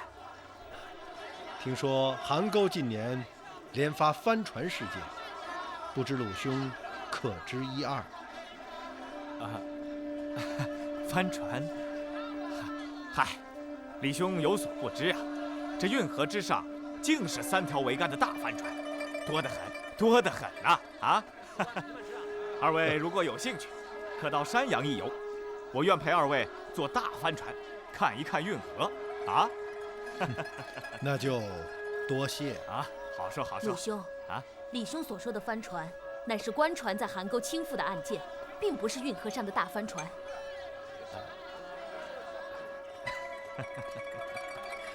哎呀，我岂能不知李兄所说之意？这是什么呀？宁贤弟，此事说来话长啊。我们有的是时间，鲁兄大可娓娓道来。不错不错，我们不嫌你啰嗦。那好，既然二位对此事如此兴味，那我就说一说吧。二位可能知道，这邗沟渠位于扬州与山阳县之间，乃朝廷北运的咽喉。江淮盐铁转运使每年将江南越州、涟水等地出产的海盐打成麻包，从海陵、盐城等地装上土船，经运河运抵神都洛阳，再由洛阳中转运至食盐欠缺的北方重镇，西经长安、甘州、凉州等地。然而近年来，邗沟却连发怪事。李兄方才所言不差，只要是江淮盐铁转运使的运盐船经过邗沟，必定翻覆。押运人员损折，船上所载的食盐无踪。这种情形已经发生了10多次。每次翻船后，扬州漕运衙门会同当地官府派人前往覆船地点打捞，可只捞上一些残船的碎片，船上所载的食盐却一概失去踪迹。有这等事？正是。那么这些装在麻包内的食盐，会不会是被水下的暗流卷走，或者是融化在水中了呢？李兄，官船每一次所载的食盐，最少也有数十万担。你想一想，要多么大的暗流，才能将其全部吞噬？说到融化，那就更不可能了。数十万担食盐全部融化，最少也要几个月的时间。而且，即使麻包中的食盐融化，那麻包也应该可以打捞上来吧？然而，历次打捞，河中除了破船残片之外，却什么也没有发现。如果说有1、2次翻船之后，没能打捞到失事的物资，这谁都可以理解。可翻船事件发生了10多次，每次打捞都是无功而返，这难道不奇怪吗？确实非常怪异。刚刚鲁兄说，只有江淮盐铁转运使的运盐船才在邗沟倾覆，是吗？正是。也就是说，其他船只都通行无阻。李兄，真是了不起，一语中的。你说的对极了，这正是邗沟覆船最为怪异之处，也是朝廷屡次委员前赴邗沟查的真正目的。那么，他们都查到了什么？唉，别提了。当官的来到扬州，与漕运衙门的人大吃大喝一顿，而后按照漕运衙门所说的，胡乱写上一份官牒，回复工部及皇帝。所有人的牒文几乎都是千篇一律，说邗沟年久失修，暗礁丛生，运盐船只是触礁沉没。于是这第2般怪异之处便出现了。哦，何怪？二位可能知道，江淮盐铁转运使运盐的船队，是以海鸥船打头，后面连接着数十只装运食盐的趸船。即使打头的海鸥船触礁沉没，后面的趸船只要斩断连接绳索，是不会随其一同覆没的。然而，在函沟水段发生的每次翻船事件，都是海鸥船连同其后的趸船一同沉没，这便是函沟覆船的怪事之二。难道说，江淮盐铁转运使船队的所有船只同时触礁？这基本上是不可能的。那么，既然是这样，他们又是如何向皇帝解释此事的？他们上报的牒文中，将所有的责任都推到了函沟两岸的纤户们身上，说纤户们拿了朝廷的户渠银，却贪婪耍滑，不肯为朝廷出力疏浚渠道；又说两岸纤户们相互勾结，在水下凿穿官船，打劫官盐。哼，真是岂有此理！哎，谁说不是呢？可怜那些纤户们，不但受尽酷刑，还被漕运使衙门夺去了赖以为生的户漕饷。这些赃官，真是该死！李兄啊，官官相护。派来的巡河官拿着漕运衙门上供的贿银，吃着珍馐美味，又怎么会去和他们认真呢？函沟连年覆船，可漕运使衙门的当官的却没有受到任何的惩罚，依然是花天酒地，只是苦了两岸的老百姓。年前，朝廷又派了一位巡河大员，税部郎中李翰大人。李翰怎么样？可惜，这位李大人到任不到3个月，便不知什么原因自缢身亡。什么？他死了？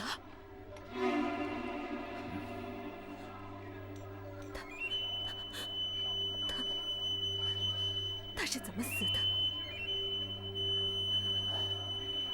具体的不知道，只是听说几天前函沟再发覆船事件，当天夜里，李大人便自缢身亡了。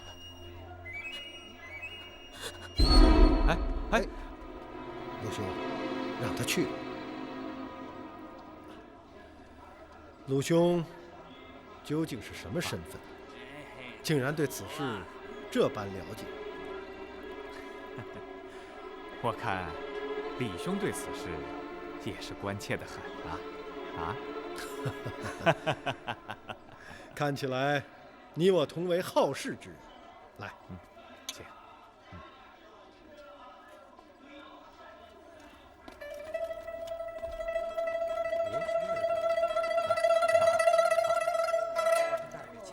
姑娘，你们几位是打尖呢，还是住店？你们这里可有一位姓宁的单身女子住店？李兄，高个，怎么了？长脸。你看什么呢？长脸，个子高高的，长脸。鲁兄啊，今天有热闹看。走开。这样啊，这。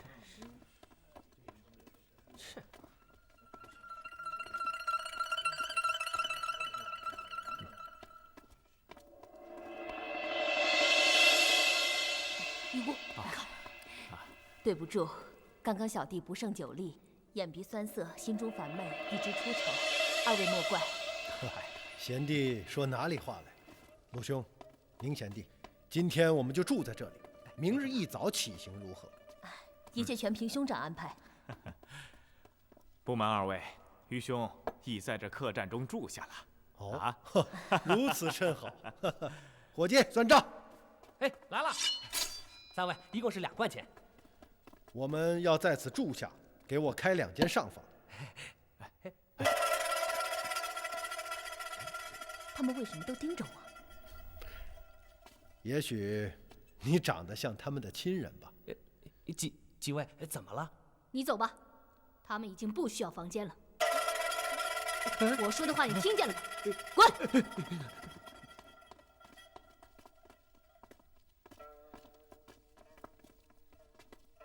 诸位，有事吗？我们要带他走。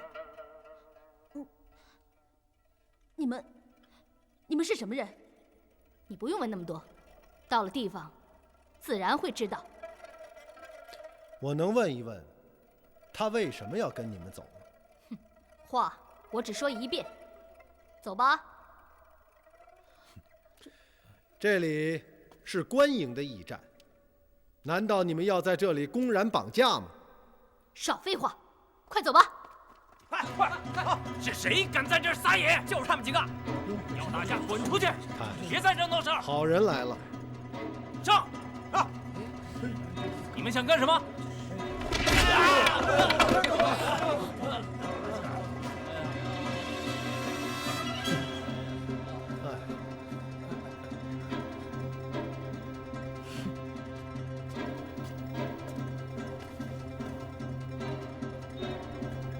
怎么样？想跟我走了吗？走吧。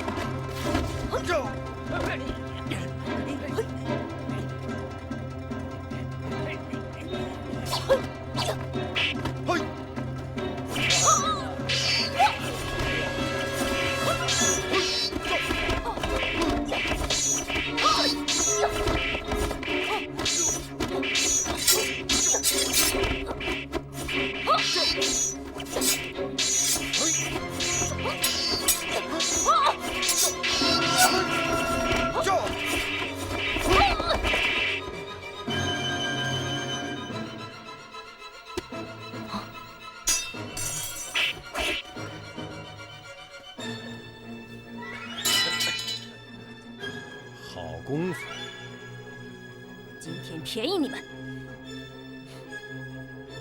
走。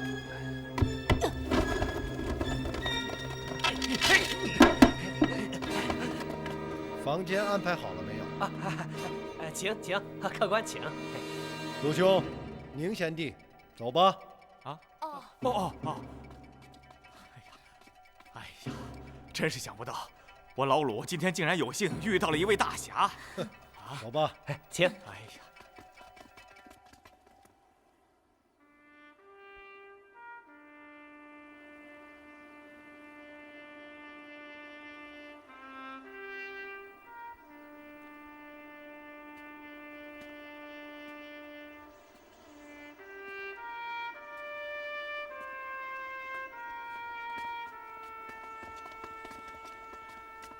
恩师，阁老，怎么样，二位大人，事情全都安排妥当了吗？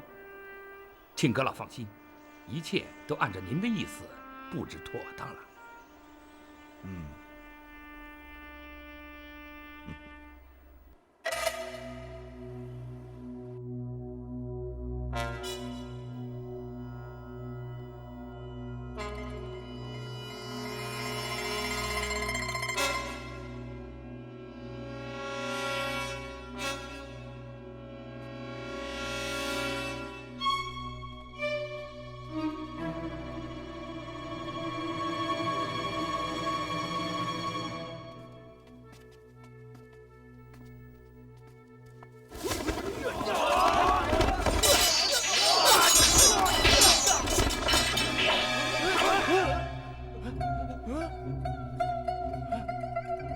不好，中计了，快走！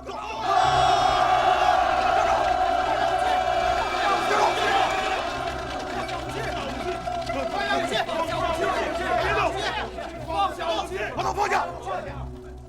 放下刀！放下武器！放下武器！快点！放下武器！把武器放下！放下武器！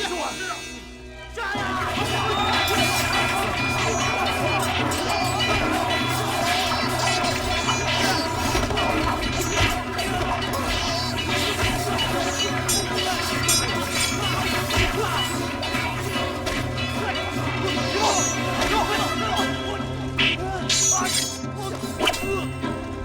来喽！走走！来！走！是的。走！快点！快点！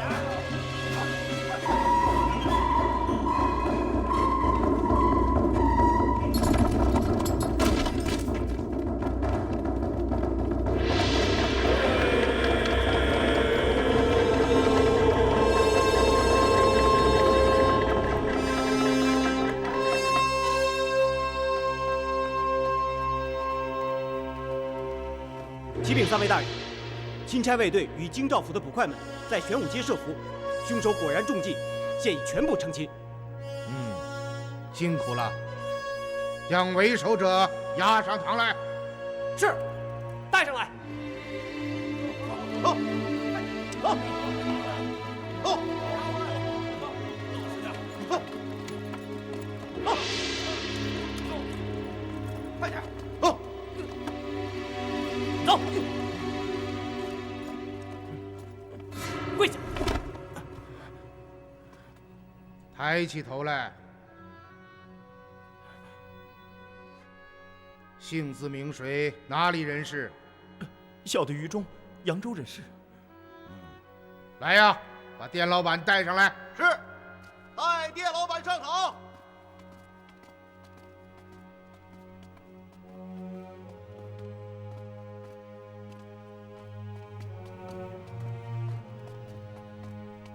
跪下。今天上午到客栈之中寻找那些扬州欠户的人，是他吗？回大人，为首者正是此人。你先下去吧。是。走。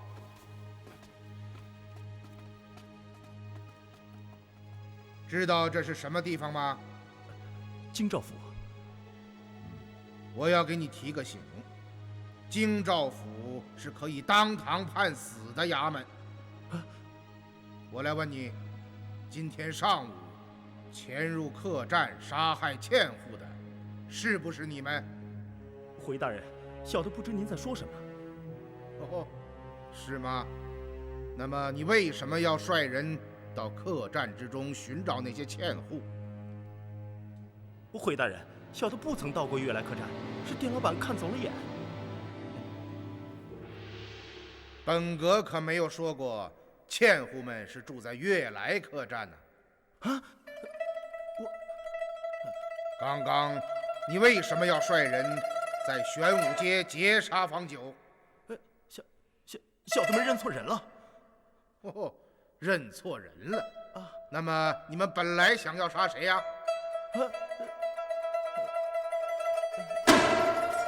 这帮恶贼，光天化日，朗朗乾坤，在天子脚下的神都洛阳，竟然如此丧心病狂，明目张胆，手持钢刀闯入客栈，残忍地杀害那些前来告状的穷苦欠户，真是丧尽天良，禽兽不如。而今事败被擒，竟还不思悔改，巧言令色。你以为这里是扬州漕运衙门的公堂不成？实话告诉你，就凭你今夜之举，本阁就可以将尔等这帮恶贼当堂判死。但本阁体上天好生之德，又知你并非主犯，这才给你机会，希望你道出幕后主使之人，也许尚可开脱一二。不料你这厮奸猾顽劣，面对如山铁证，竟还敢推诿混赖，真是可笑之极。看来你还不知道京兆府是个什么去处。来呀，请大刑！是。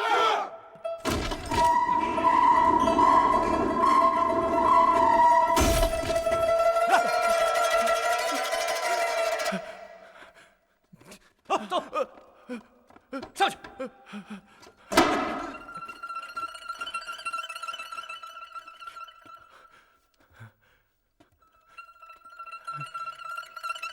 永徽律明文定制，对于证据确凿却拒不认罪的杀人命犯，刑死无过。你知道什么意思吗？意思就是，即使用刑过度，当堂将你夹死，堂官也不必承担任何责任。你听明白了吗？大人饶命，饶命啊！小的全说，小的如实招来。说，客栈中的欠户，确实是小的率人杀死的。为什么？为什么要做这等丧尽天良之事？这是上官差遣，小人也是身不由己呀。你的上官是谁？小的6人是扬州漕运衙门的捕吏，上官便是护曹使王周。王周？正是。王周为什么要杀死这些欠户？回大人，2个月前京中传来消息，说有扬州欠户到各部院头状上告漕运衙门。王大人听闻此事，便率我等连夜进京，要将这些欠户捕回扬州再做处置。想不到的是，我们到京之后，寻遍了全城各家客栈驿馆，也没有找到他们的踪迹。王大人无奈，只得在京中住下，命我6人每日在全城各个角落寻找告状欠户的踪迹。今天你们终于在朱雀街看到方九腰架上诉被拒，不想他的诉状却被本阁受理，于是你回去禀告了王周，他这才命令你们杀人灭口。正是。畜生！护曹使王周现在何处？就在小的们居住的通阳驿站中。沈大人在。立刻命令属下捕快缉拿王周到衙。是。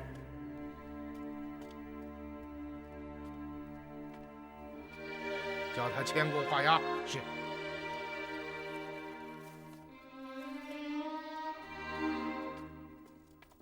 在这里画押。启禀大人，扬州欠户方九现在堂外。哦，快请他进来。是。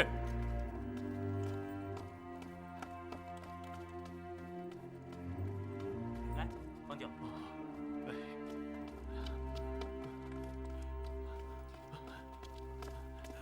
方九。大人，方九冤枉啊！方九，快起来！我知道啊，事情我都知道了，怨我思虑不周，让乡亲们惨遭歹人毒手。大人，他们不会放过小人的。我知道，方九啊，来。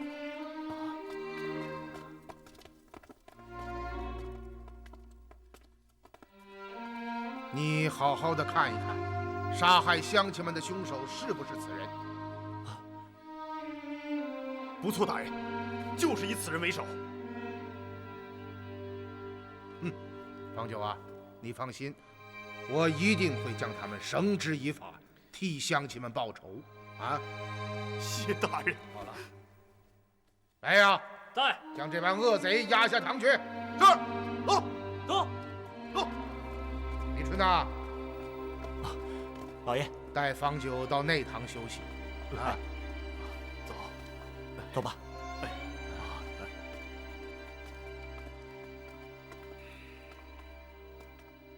早就听闻狄公断案如神，想不到竟神到这般地步。阁老，您是怎么想到杀人者是扬州漕运衙门的工人？命案发生之后，本阁来到现场，向店老板进行了讯问。我来问你，这些欠户们入住之后，有没有人来找过他们？有。哦，是什么人？小的不敢说。怕什么？说。是5、6个宫门里的衙役。宫门里的衙役？正是。他们说要找扬州来的客人，我告诉他们，客人就住在后院天字第1号房内，他们就进店了。过了没一会儿，那个姓方的客人抱着孩子跑出门去，衙役们随后也追了出来。当时我还纳闷出了什么事呢。衙役们身上穿的宫服是什么样式？和平常所见的工人穿着均是一般。哦，对了，有一点不一样。那些工人身穿的宫服绣的是红丝边。当时我就觉得奇怪，京城各部院衙门的差役所穿的宫服，绣的都是蓝丝边。回行馆之后，我仔细回想了店老板的话，又将方九所诉的冤情联系起来，立刻想到水部下辖的各曹曲使衙门的差役所穿宫服，便是绣着红色丝边。得到了这个结论之后，我命曾泰到京兆府请你帮我们查找。果然发现了这群恶贼的踪迹。是这样。恩师，他们为什么要穿着宫服行凶呢？这样岂不是太招摇了？水部宫服除边绣与众不同之外，其他均是一般，普通人难以识别。他们大可以鱼目混珠，而且身穿宫服更加便于行事。你们想一想，如果他们穿着便衣向店老板打听纤户们的下落，老板是不会轻易告诉他们的。不错。得到你们的奏报之后，我想一旦贸然抓捕，这些歹人到了公堂之上，定会抵赖推诿。于是最后我决定打草惊蛇，用鸣锣招市之法，一来让方九听到，二来让歹人们也听到。这些人正遍寻不到方九的踪迹，听到招市，定然会来到玄武街上等待，这样我们的机会就来了。可恩师，您怎么知道他们一定会来？第一，他们一直找不到方九的踪迹，就是抱着碰运气的念头，也会到府门前等候。第二，如果他们不来，让方九落在我们的手中，那岂不是功败垂成？因此他们没有别的选择。这招真是高明。如此一桩无头命案，竟然半天便已告破，如不是亲见，实在令人难以置信呐。我真希望天下无案可破，百姓安居乐业。可这毕竟是美好的愿望，你们也都看到了，如此承平的天下，也有这等阴暗的角落，百姓无所寄托，流离失所，官府形同盗匪，枪杀良民，竟如同对草芥一般，这怎么能够不令人痛心疾首啊？如不将这般作恶多端、戕害百姓的恶贼绳之以法，我狄仁杰有何面目穿这套银青官服？有何面目惶惶然立于士大夫之列？又有何面目面对圣上信任所托？恩师，有句话不知当讲不当讲。但讲无妨。看来这扬州的水很浑呐。是啊，待王州抓捕到案，我想也可以问出一些端倪。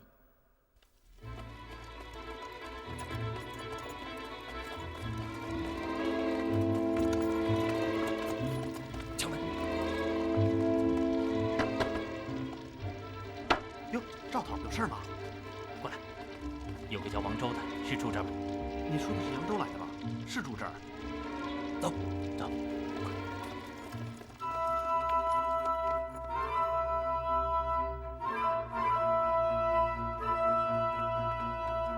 走，快点！进去。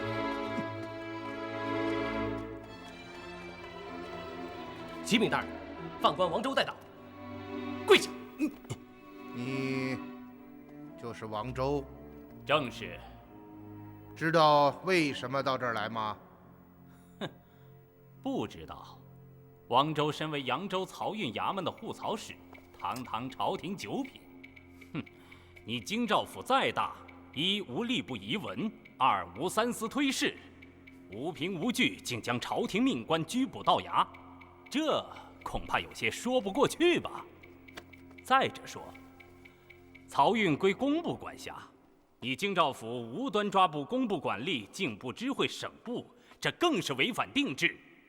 今天你们有凭有据还自罢了，若无凭证，不要怪下官走出这扇门就要将你们告到临台。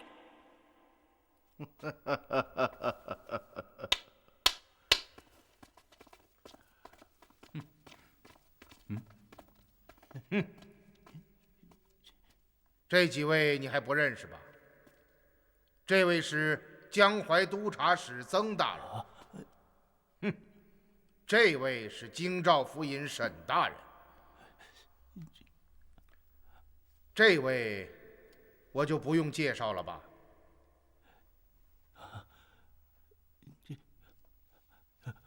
封大人，你们看到了吧？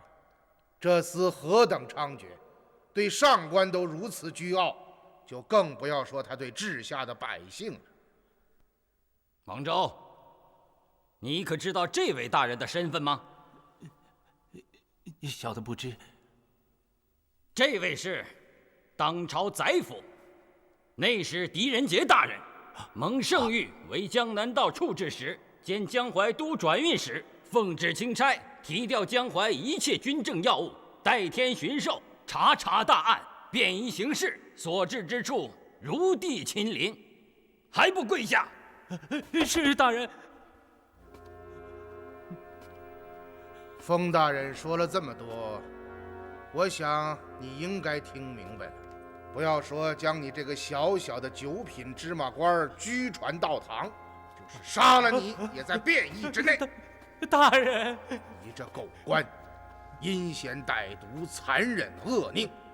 身为朝廷九品，识君之路，不思还报君恩，不知替天子善牧黎民，却上下勾结，贪赃枉法，危害一方。更有甚者，竟指使属下差役充当杀手，残害治下良民。所行之事，真可谓欺天媚地，罪不容诛。冤枉啊，大人，卑职实在是冤枉啊！大人所说之事，卑职从未做过，不知大人听信何人所言，可有证据啊？带方九。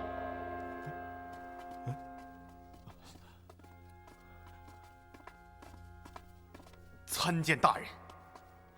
这个人你认识吗？他就是护漕使王周王大人。大人，当天就是他来到村中，告诉我们再也不发给欠户护漕饷了，让我们自谋生计。你是什么人？怎么会知道这些？我是扬州的欠户方九。你就是那个腰价越素的欠户？不错。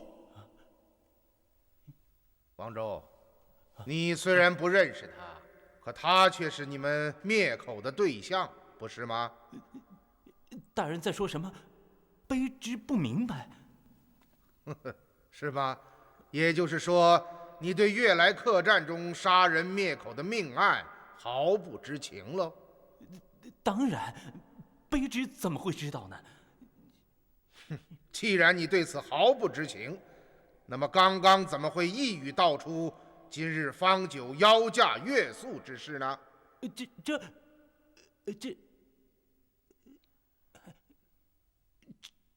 这二者之间好像没有什么联系吧？那些歹徒之所以对欠户们痛下杀手，就是为了阻止他们继续在京越素告状。你说，这二者之间有没有联系啊？大人是怎么知道的？你的问题太多了。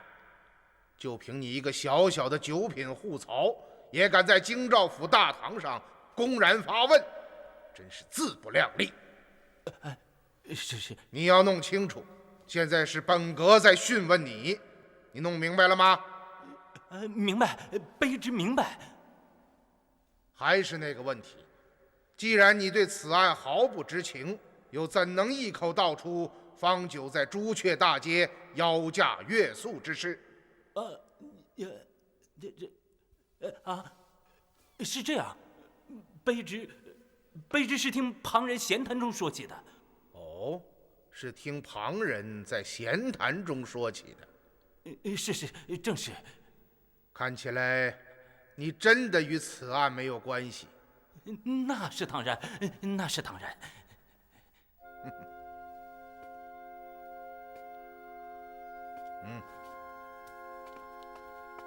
你们下去吧。是。哦。把诉状给我。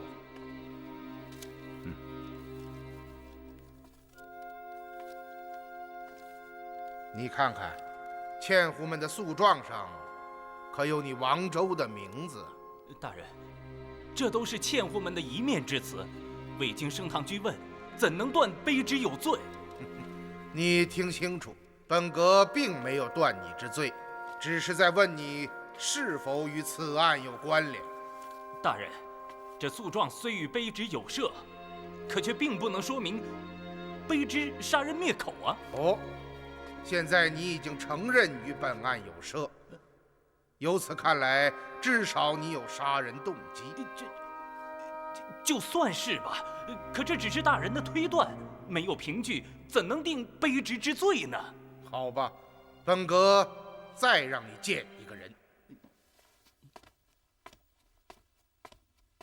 带上来。走。参见大人。罢了。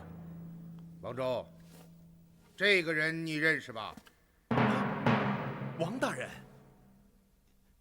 你是什么人？大人，小的于中啊。什么于中？我没听说过。哎，大人，您怎么不认账啊？不是你让我杀死方九那一干纤户的吗？住口！狄大人，这厮是胡言乱语，他是在诬陷下官呐。为什么？你连听都没有听说过他为什么要诬陷你？他也许像方九一样，对卑职怀恨在心呢。看来你的主人不认你了，这下子可麻烦了，杀人重罪全都要你一个人承担了。姓王的，你既不仁，我也不义。你说你不认识我，好。就请几位大人到扬州漕运衙门查看花名册，看看我们6人是不是王周的手下。王周，且不说远的，我就说说你最近的几件私事，让在座的大人们当堂验证。若查无实据，所有罪过我于中一人承担。好，说吧。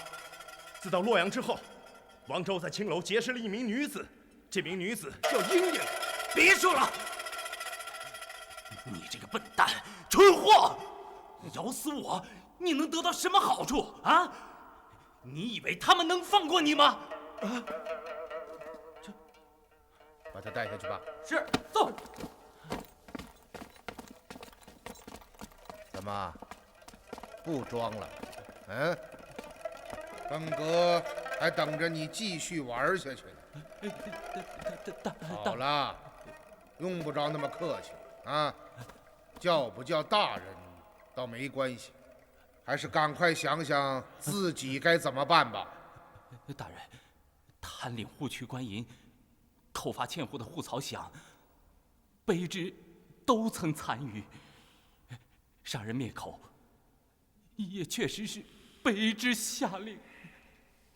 贪着户渠的银两，吃着欠户们的血汗，你竟然还能下令杀死那些无依无靠、流离失所的可怜之人！似你这等天良丧尽、心如蛇蝎的恶贼，人若不除，天必除之。亏你上得堂来，大言不惭，恬不知耻，口口声声以朝廷命官自居，真是不知这世间还有羞耻二字。大人，哼，你也配头戴官仆，你也配身穿这套官服，就是这张人皮，也不该披在你的身上。大人息怒，大人息怒，犯官还有下情回禀啊。你说的话，最好是我想听的，否则，明日清晨，我便上奏皇帝，将你申送东市，顷刻之间，便要儿悬首高阶。是。说。是。大人知道，大运河邗沟段，南起扬州，北至山阳，是朝廷北运的咽喉，归扬州漕运衙门该管。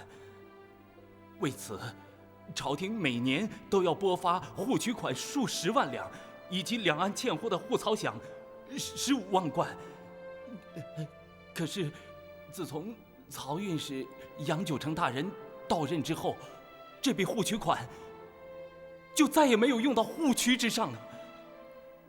哦，那么这数十万两白银是怎样开销的呢？自然是杨大人自己做主留下了。哦，留下了，说得倒很轻巧。留下做什么？除了他自己扣下的那部分外，他将户取银两分为打点费、照应费、招呼费，还有什么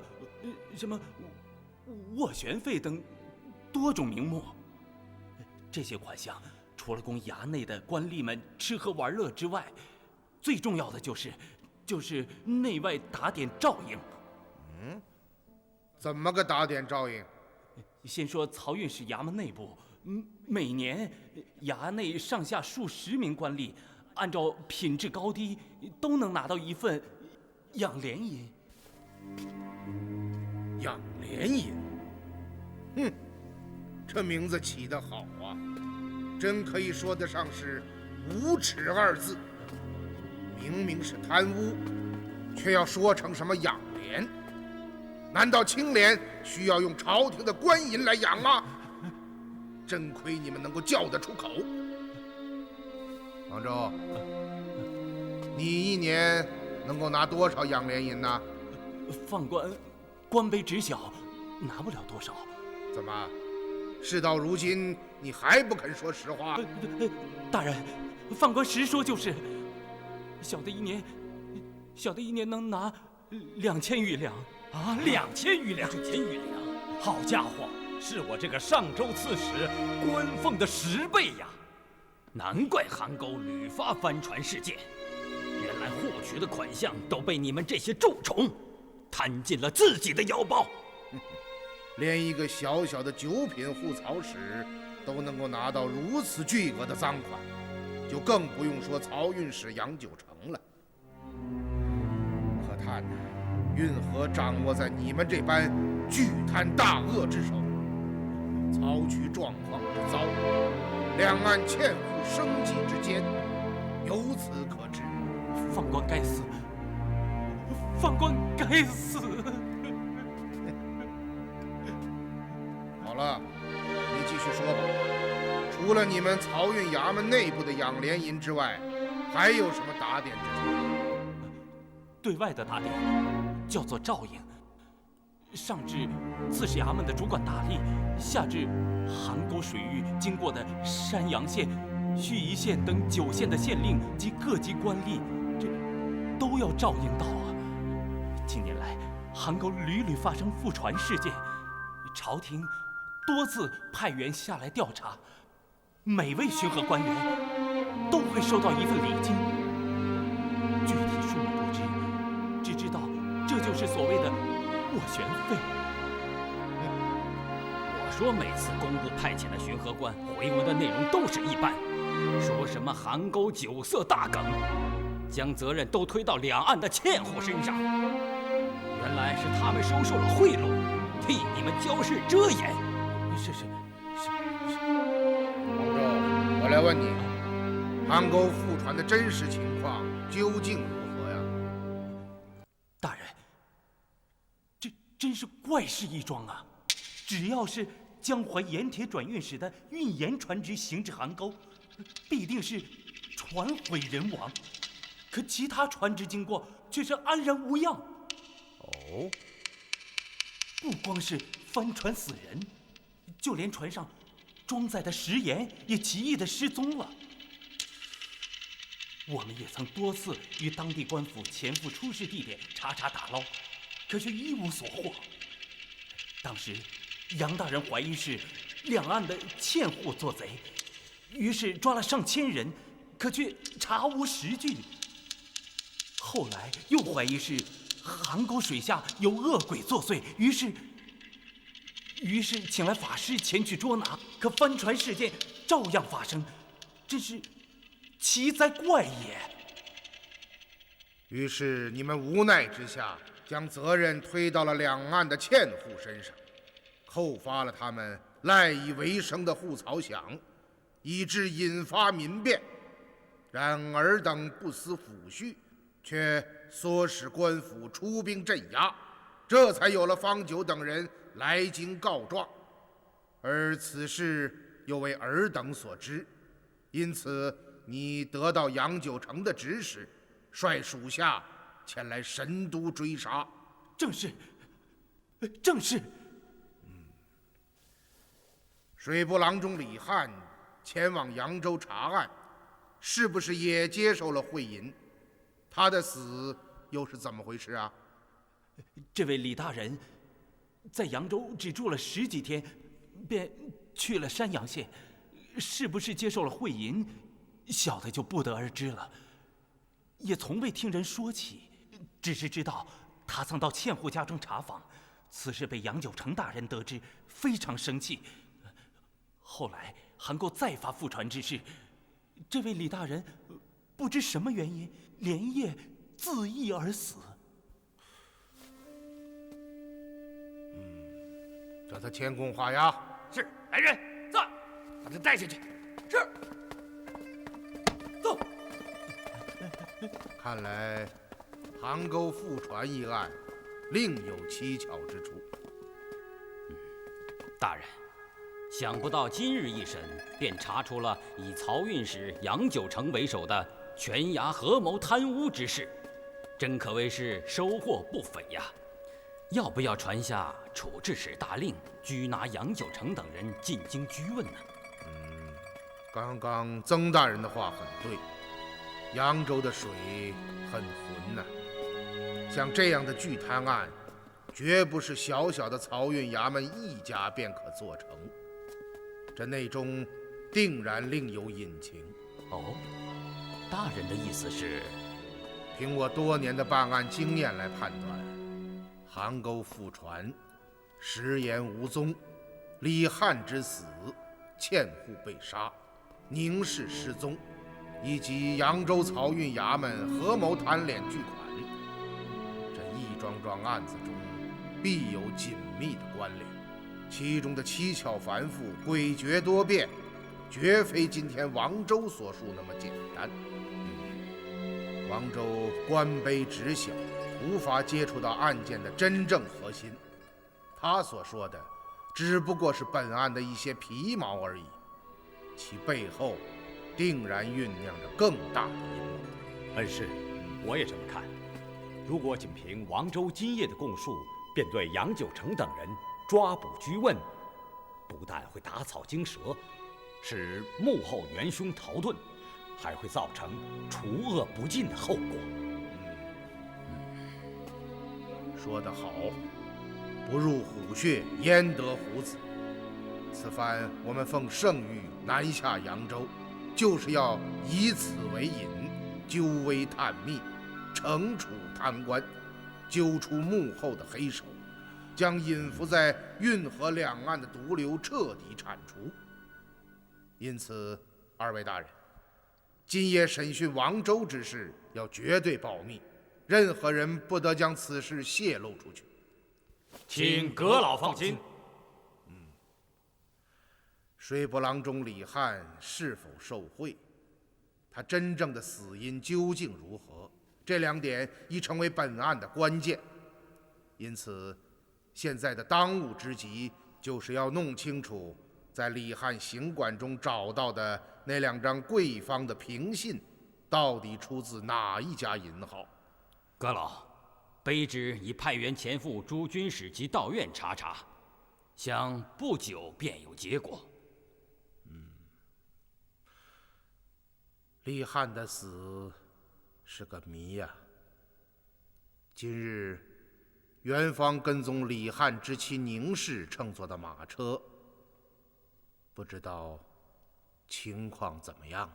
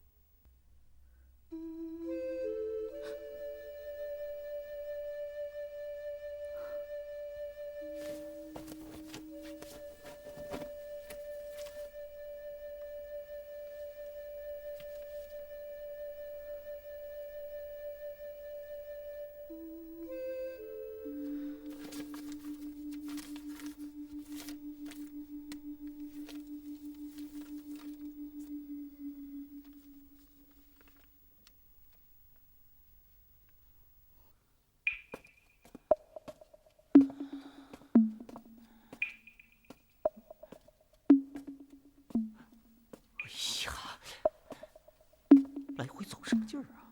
看得我这脑袋直发晕。你说什么？啊！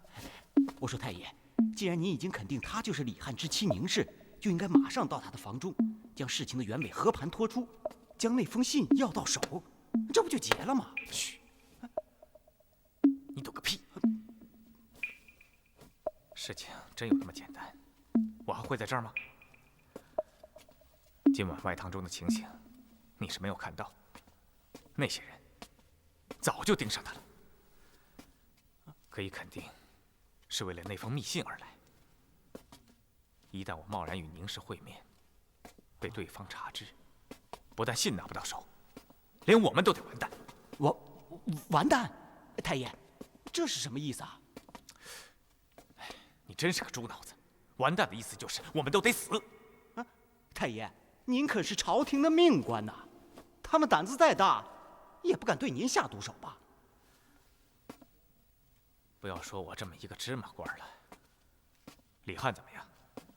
奉旨巡河，4品大员，还不照样死在山阳？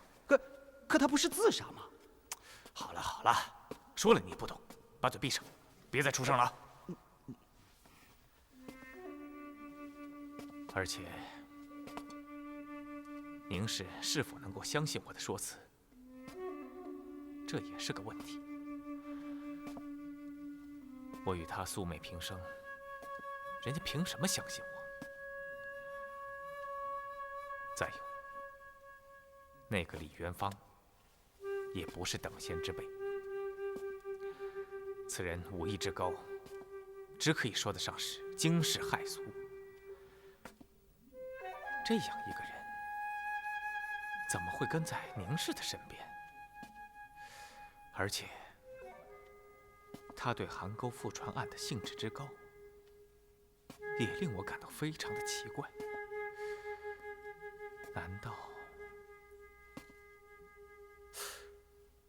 难道他也是为了那封信而来？怎么不说话？哑巴了？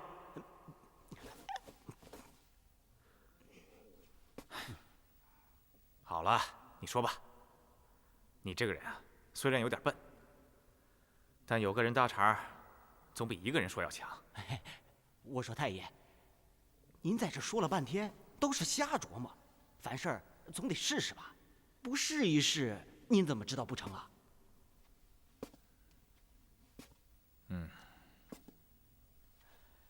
愚者千虑，必有一得。你说的也有几分道理。可是，怎么试呢？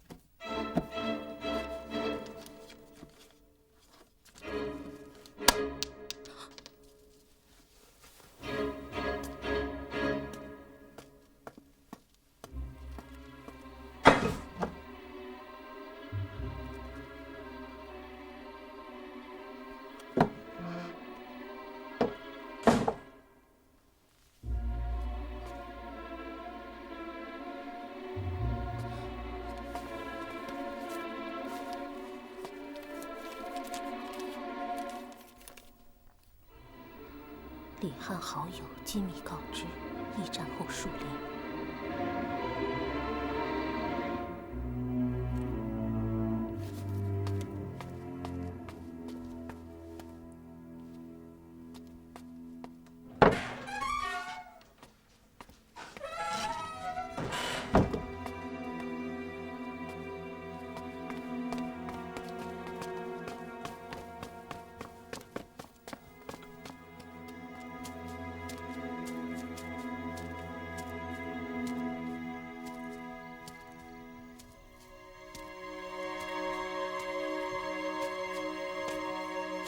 朋友，请现身吧。怎么，没想到吧？你们究竟是什么人？你有必要知道那么多吗？你只要知道我为什么要你来树林见面就足够了。哦，为什么？1个月前，李汉从山阳县托人给你捎回了一封书信，是吗？你怎么知道？这一点现在已经不重要了，只要你交出那封信，就可以过太平的日子。哼，交出信，我马上就会横尸在这树林之中吧。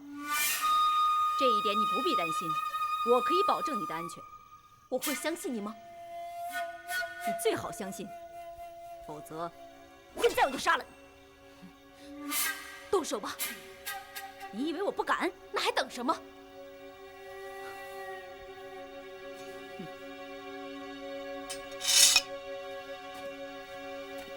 你说的很对，我不能杀你。杀了你，就没有人知道信的下落。哦，对了，你那位武功高强的同伴呢？哼，你们怕他是吧？我谁也不怕。我知道，你怕他。你放心，他一定会找到我。我忘了告诉你，我虽然不能杀你，却可以折磨你，让你求生不得，求死不能。这样比杀了你更令我感到高兴。你是个畜生！真是个难缠的女人。你马上潜入驿站房中，将他的随身行囊取来，然后赶到通济渠畔的铁仙观跟我会合。是。将他抬上马车，我们立刻出发。是。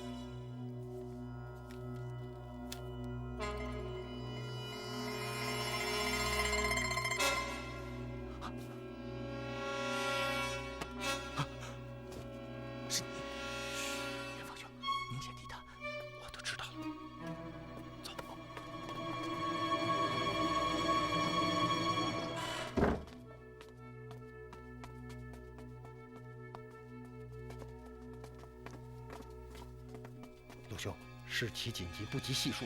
这些人绑架了宁贤弟。什么？我要跟踪这些随从，找到他们的落脚点，看看这些人究竟要做什么。那宁贤弟呢？陆兄放心，宁贤弟的安全就交给我了。事毕后，我会带宁贤弟到山阳县找你。哎，元芳兄，让我跟你一块儿去吧。一旦有事，多个人就多份力量，而且相互之间也能有个照应。好，走。哦，阁老大人，怎么样？查到了吗？查清了，开具这2张平信的贵方名叫洪通，可称得上是天下第1大贵方，在各道州县中都有其连号，很多大商贾的飞钱都是从那里开出的。洪通贵方的总号在扬州城中，我已经查过了。李汉这2张平信就是由扬州总号开出的。洪通贵方，正是。那么，用这2张平信可以在洛阳兑出现银吗？当然可以，洛阳也有洪通的连号。这就怪了。既然这20万两银子可以在洛阳兑出，李汉为什么不将这2张平信捎回家中，而要留在山阳别馆的正堂之内？这明明是授人以柄啊！也许是他还来不及将平信转移，韩沟就又发复传之事。他自私，无法向工部和皇帝交代，这才选择了这条绝路。韩沟复传并不构成死罪，也不能完全怪到李汉身上。这一点圣上是非常清楚的。他派遣李汉到扬州，不就是为了查查复传的真正原因吗？换句话说，如果皇帝因韩沟再发复传事件而降罪责罚，才致使李汉自缢身亡，这还有情可原。可现在的情况却并非如此。李汉是在复传的当天夜里就自缢身亡了，这难道不奇怪吗？有道理，他的死确实是非常的突兀啊。还有，据崔亮给阁部的回文中提及，李汉留下了遗书，在遗书中说，韩沟复传之事屡发，自己无颜面对圣上的信任所托，这才选择了绝路，是这样的吗？正是。也就是说，他在遗书中并未提起受贿之事。简而言之，如果不是崔亮在正堂夹壁中找到了这20万两银子的凭信，就没有人知道李汉受贿，是这样的吧？不错。这就奇怪了。既然没有人知道李汉受贿之事，那么他为什么要死呢？刚刚我们说过了，单凭韩沟复传这一件事，并不足以支持其自杀这个选择。难道李汉之死还有别的原因？有这种可能。然而目前的证据所显示，除了复传和受贿这2点之外，并没有其他的佐证可以支持你的这种说法。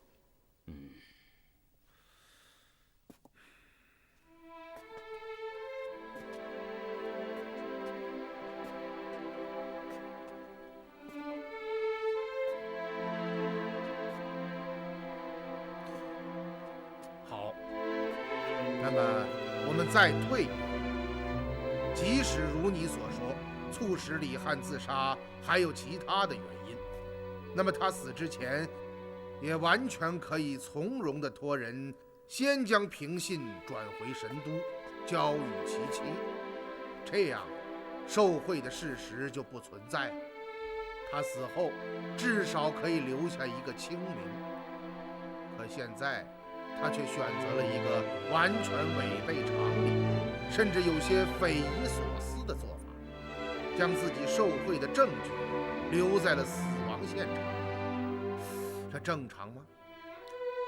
如此说来，李翰之死还存在着诸多疑点呢。应该说是扑朔迷离呀。我想，这内中定有隐情。我们不能再等了，要立刻出发赶赴扬州。曾泰，你马上安排仪仗鲁国、钦差卫队及处置使专属做好一应准备。3日之后，我们便出发。是。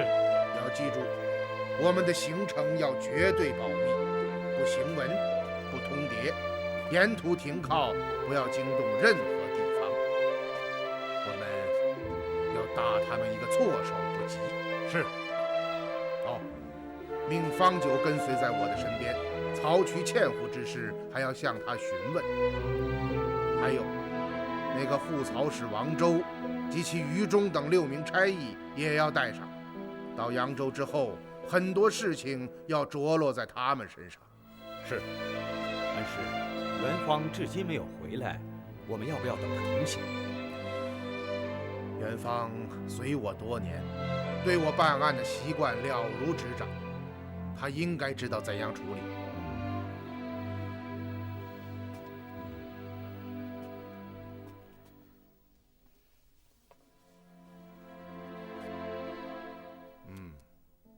我们走水路，经运河赶赴扬州。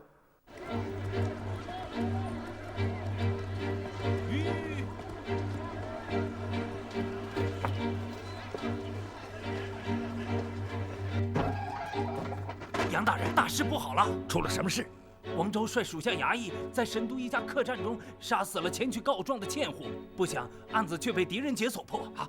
狄仁杰？正是。小的在京中隐伏打探，听旁人说起，狄仁杰只用了1天的时间便将命案勘破。王周和一众衙役全部落网。王周落到了狄仁杰的手里。正是，案子是在京兆府中秘密审理的，具体情形谁也不清楚。这个王周真是成事不足败事有余。我与他讲好，一定要将一干欠户带回扬州再做驱逐，谁让他在神都动手？真是岂有此理！大人，现在埋怨王周已经于事无补，狄仁杰身为宰辅，号称朝中神断，案子落入他的手中，可是大事不妙啊！您快想想下面该怎么办吧。一旦王周吐露真相，我曹院士杨九成定然是首当其冲。到那时，一切就都完了。怎么办？怎么办？走，去刺史衙门。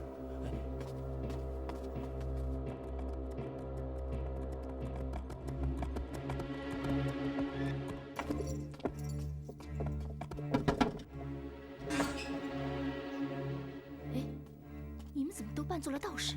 这是上头的命令。龙王师兄在吗？正在大殿里等你，快去吧。好。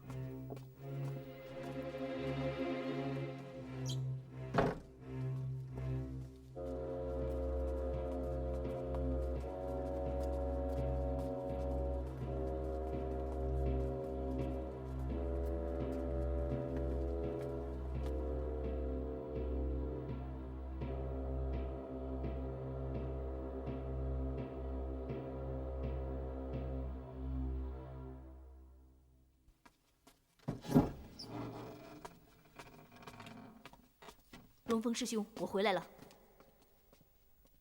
云姑呢？云姑率弟兄们携宁氏乘马车沿关道奔铁仙观。小妹在客店中收拾了宁氏的随身包裹，骑快马返回。既然是云姑先行，为何还未到达？这小妹就不知道了，也许是在路上耽搁了吧。宁氏的包裹拿到了吗？在这里。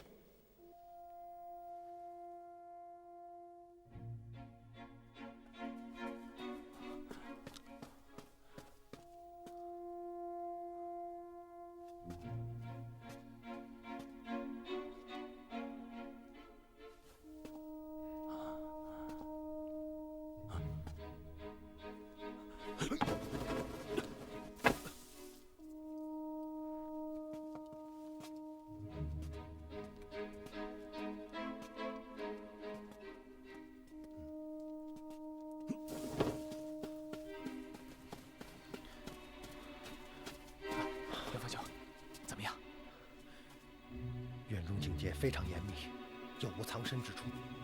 贸然闯入，必定会泄露行藏，打草惊蛇。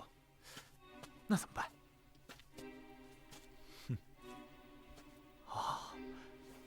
兵不厌诈。卢兄真乃智者，一点便透。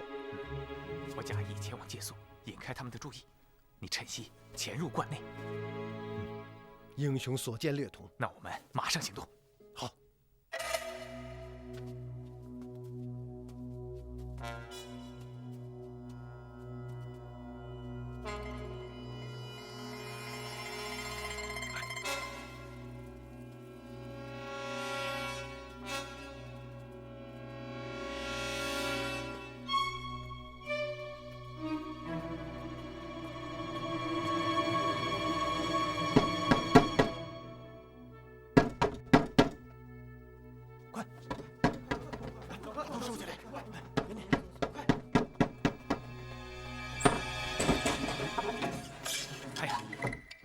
这位道爷，一介寒儒错投路径来到此地，这天色已晚，求道爷行个方便，借宿一宿。你是借宿的？正是，请道爷行个方便吧。这位施主，小观人多屋少，无房可借，您还是转投别处吧。那可不行啊！这旷野荒郊的，您让我到哪儿再找人家啊？万一遇上打劫的土匪，您瞧瞧。我这小身板还不够人家3牙缝的呢。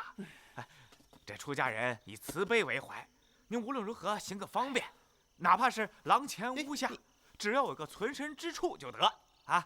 哎呀，你这个人呢，甚是啰嗦。说了观内不便借宿，你偏有这许多说辞。快走，走！我说，出家人讲的是与人方便才能自己方便。有句话叫见山门有3升米的缘分，你们怎地如此小气啊？行了行了，你别说了，出家人也有不方便的时候。你趁着时候尚早，再走进里便让人家了。我告诉你啊，我是一刻不烦二主。今夜你们容我借宿还则罢了，如若不然，我就在你们这铁仙观门前我睡上一宿。哼，反正啊，我就在此安歇了。各位道爷，进进出出的就打我身上迈过去就行了。你这人甚是无礼。竟然在此耍起泼皮来了！来呀，大家动手！大家都抬住手！你们干什么？过来！你们干什么？放开我！去你的！好，往里头！你们别走！我们给我站住！你们算什么出家人？比在家的还狠！看我穷酸潦倒，竟然将某重重的掷在地上，就算是个麻袋啊，你们要轻易些扔吧？好，你们竟然如此对待读书之人，某今天就要死在你这观门前！开门！开门！开门！这厮甚是无赖，宰了他！休得胡言，无缘无故招惹麻烦，上面怪罪下来，谁当得起啊？那怎么办呢？这厮横在门前，一会儿云姑到了，岂不被他撞个正着？你们在这守着，我去禀告龙峰师兄，请他定夺。好。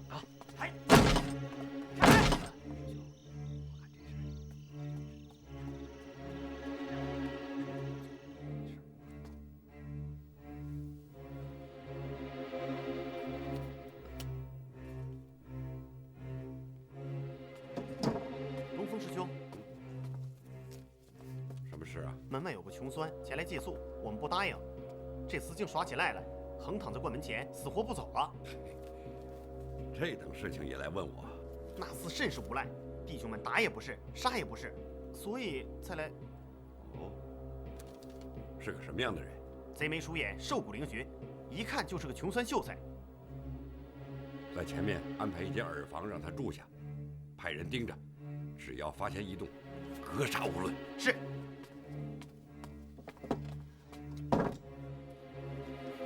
这好像不是我们要的那封信。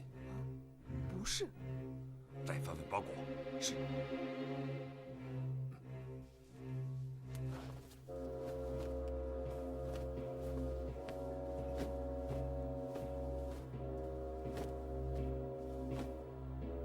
在宁氏的房间还发现了什么？没别的了，就只有这个包裹。难道那封信在宁氏的身上？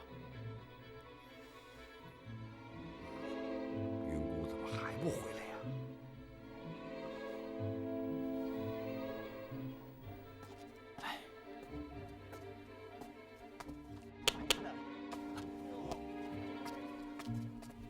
走。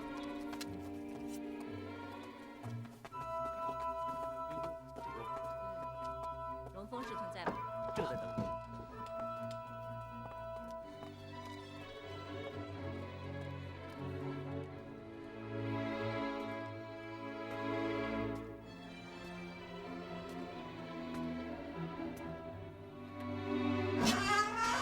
师妹，师兄，我回来了。怎么样？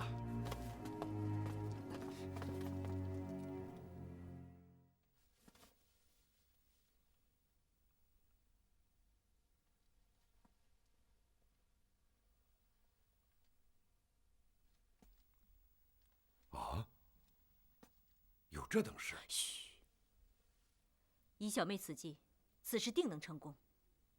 好吧，你智计过人，此事就交由你全权处置。嗯。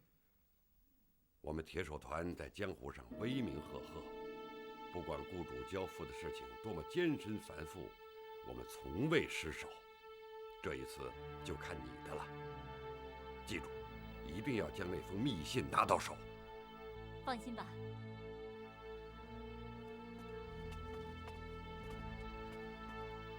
怎么样？现在该相信我说的话了。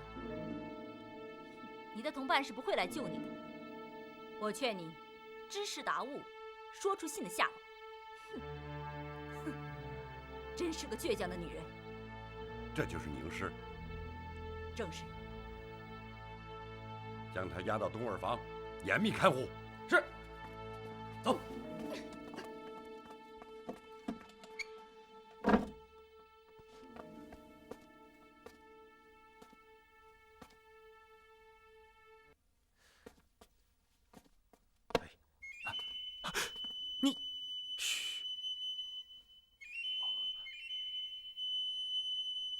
你是怎么进来的？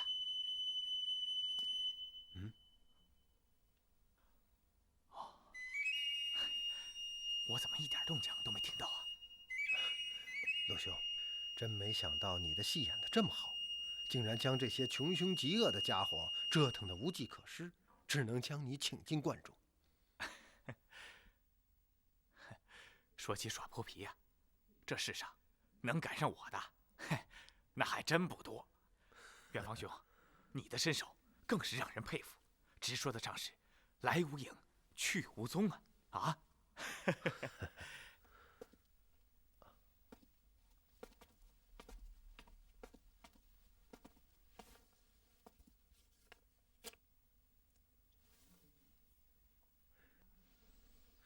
宁贤弟被押进了观内，现关押在东耳房中。我看见了。远房兄，现在该怎么办？真想不到，这些歹徒竟然是铁手团的人。铁手团是什么？铁手团是江湖上最大的杀手帮，前身叫做务弊团，也叫乡部，是南北乱世时期的务弊主们创建的。他们成团结社，习练武功，为的是保卫宗主的领地和城堡。这些务必主强凶霸道，依仗武装，公然与朝廷对抗。最有名的一位是广平宗主李波，他曾率务必团大败官军于务堡之下，当时的朝廷也拿他们无可奈何。就说李氏一姓，不仅男人习武，就连女人也个个都是武功高手。李波的妹妹李雍容就是其中之一，曾有一首歌子就是称颂她的。李波小妹字雍容，牵拳走马如卷蓬，左射右射必叠双，女子尚如此，男子安可逢？卢兄真是博学，真想不到，这些人竟然是南北朝宗主的后代。后来隋文皇帝一统天下，消除务堡，大部分务必团的成员被杀死或者擒获，能够逃脱的，则是团内的精英和高手。他们四散隐匿，逃避朝廷的追剿。就在这些流人之中，出现了一位旷世高手。此人名叫袁不济，乃河北大族后裔。据我老师所说，袁不济自幼从高人习武，且天分极佳，武功之高，难以望其项背。正是这个袁不济，将所有流亡的务必团成员召集到了一起，组成了铁手团。是这样，也就是说，这个铁手团已有近100年的历史。正是。铁手团没有宗旨，没有目的，只要有人出钱，他们便受雇行事，手段残忍隐秘。可以说近100年来，铁手团杀人如麻，作恶多端，却从没有人能将其绳之以法。却是为何？首先，铁手团不介入政事，也不归属朝廷中的哪一个派别和力量，一切只是为了钱，因此就算不上朝廷的眼中之钉。除掉他们，当然也不会是当务之急。其次，铁手团内高手如云，个个都是背负上乘绝技的奇人，他们行事完全可以用神龙见首不见尾来形容。几桩大案坐下，既无原告也无被告，三法司无法立案，当然也就无从查起，不了了之。好厉害。陆兄，坐。请。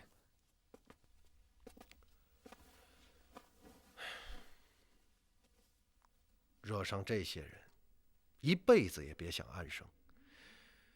他们会像阴魂附体那样，不停地缠绕着你，直到你死去。元芳兄，你的意思是？真不知道，宁贤弟怎么会和铁手团结下了仇怨？是啊，我也想不出这是怎么回事。但元芳兄，据你刚才所说，这些铁手团的歹徒定是受雇于人，才会对宁贤弟下手。可是谁雇佣了他们呢？这个就不得而知了。请铁手团出面办事，价钱非常昂贵，不是一般人能够负担得起的。因此有一点可以肯定，那就是雇佣他们的人非官即商。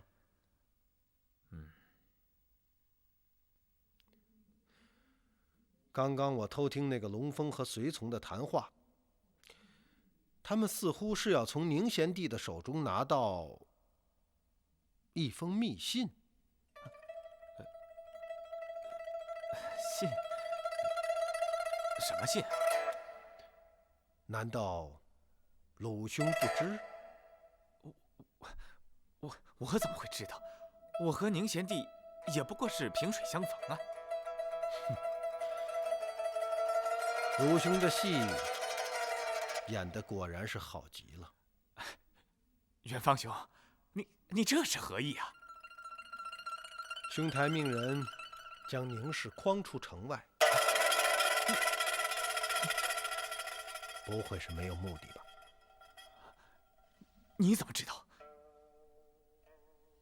我知道的远不止这些。你究竟是什么人？这正是我要问你的问题。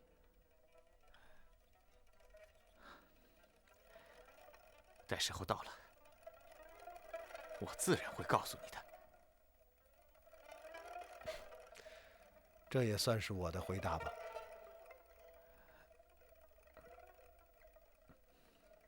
如果我所料不错的话，鲁兄也是为了那封信而来吧？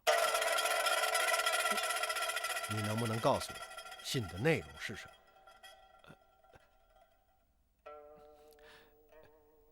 元芳兄，我曾答应过一位朋友，替他保守秘密，因此我不能说。我能理解，你的那位朋友就是宁氏的丈夫李翰吗？啊！看起来你什么都知道。也不能这么说。比如说，那封密信的内容，我就并不知道。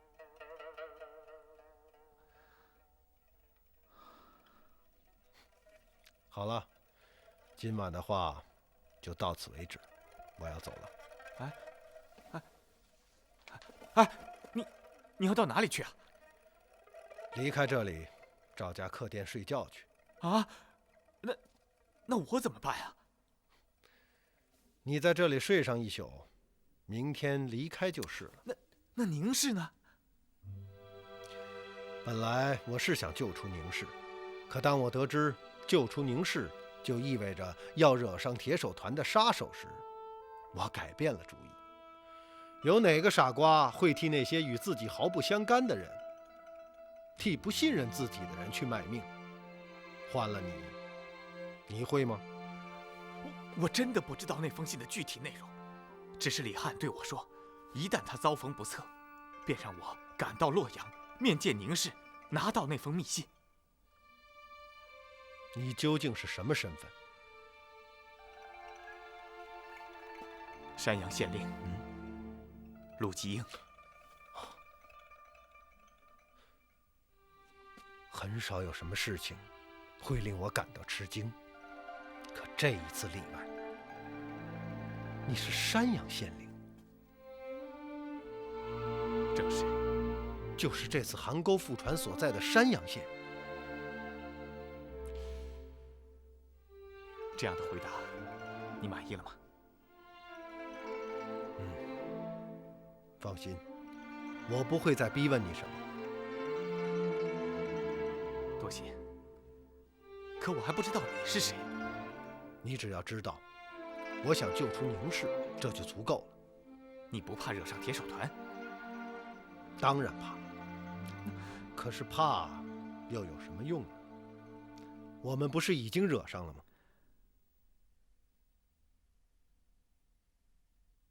其实你根本不会离开，你只是在要挟我，说出实情。至少在这一刻，我们的目的是一致的，应该互相信任。摆脱铁手团，只有一条路。是什么？将他们彻底消灭。准备好了吗？什么？去救宁氏啊！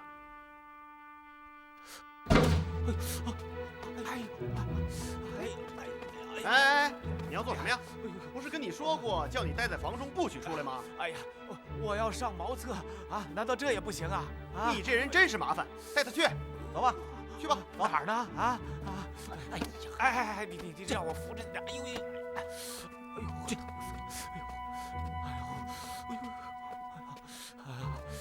哎呀，哪儿呢？就在那。那儿啊？对，那儿。快点出来啊！马上就好，马上就好。出来吧，把他衣服换上。哦。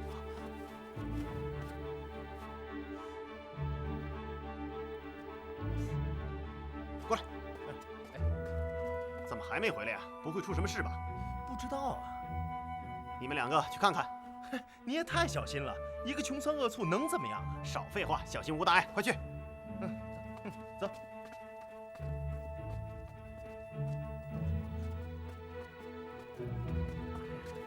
怎么，那穷酸还没出来？啊，这厮真是麻烦，要依我，早把他宰了。就是。你们是在说我吗？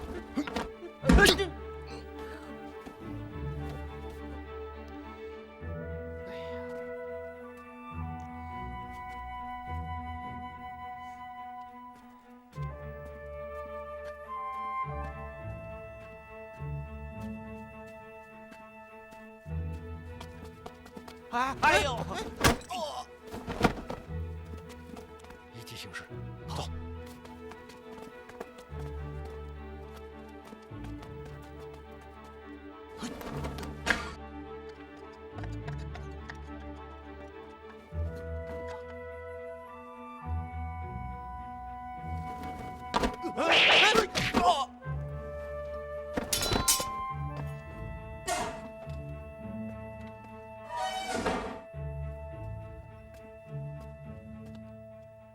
宁贤弟，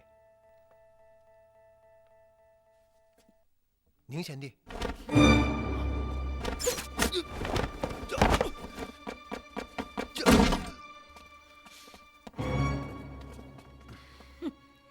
怎么样？饶你奸死鬼，喝了洗脚水。我早就知道你会暗中跟踪，于是我故意晚到，让你亲眼看见宁氏进馆，被押进东耳房中。而后我和龙峰师兄巧布机关，你果然上钩。看来这条瓮中捉鳖之计很适合你。我劝你最好还是别动。这蝴蝶镖上竟有剧毒，你越是使力，这剧毒在身体中行得就越快。师妹，难怪宗主说你智谋无双。略施小计，便令这宵小坠入垢中了。你的武功确实很厉害，可脑筋却笨得很，这么容易就上钩，真令我失望。想活命的话，就马上说实话，你究竟是什么人？与宁氏又是什么关系？既然落入你们手中，就不必多说了，要杀要剐随便。这个就是蝴蝶镖上剧毒的解药，我可以把它给你，但是我有个条件，那就是你必须说实话，否则一旦剧毒发作，你会受尽折磨，生不如死。解药，你还有多余的吗？你说什么？如果没有，那就自己留着用吧，说不定你马上就会用到。来人！快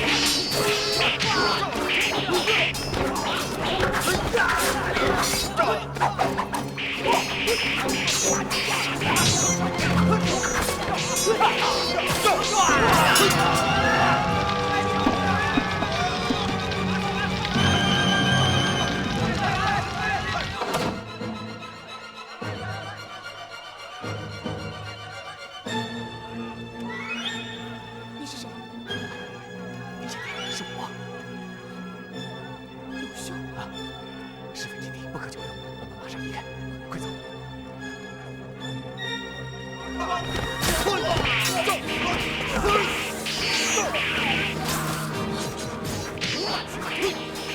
你的伤不要紧吧？我已服下解药。狡猾的恶贼，要杀他！此人的武功之高，宗主之外还没有见过第二个。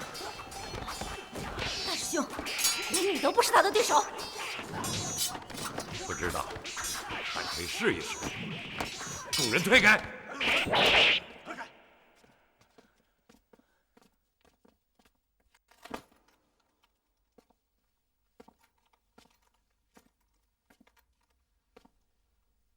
像你这种身手的人，世上绝对不会超过5个。我至少应该知道你。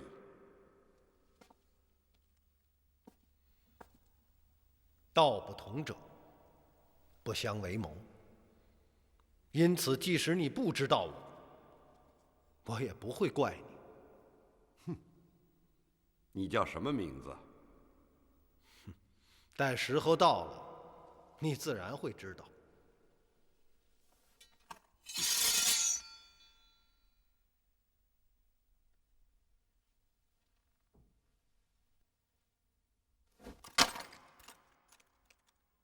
请吧。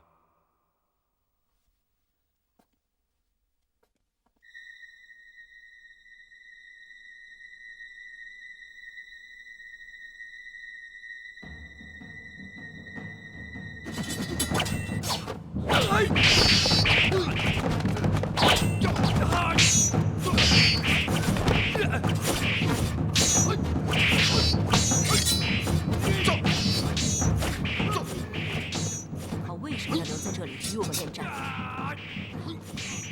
不是，您说什么？你马上带几个人到关押宁氏的房中去看看。是。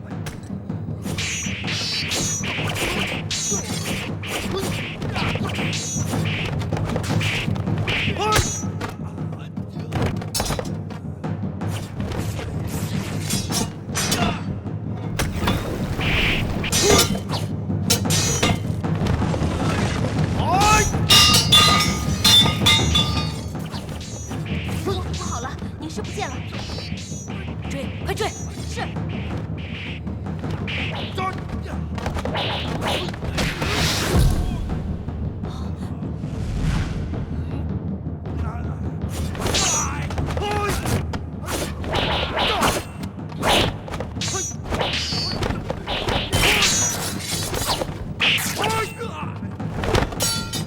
大师兄，你没事吧？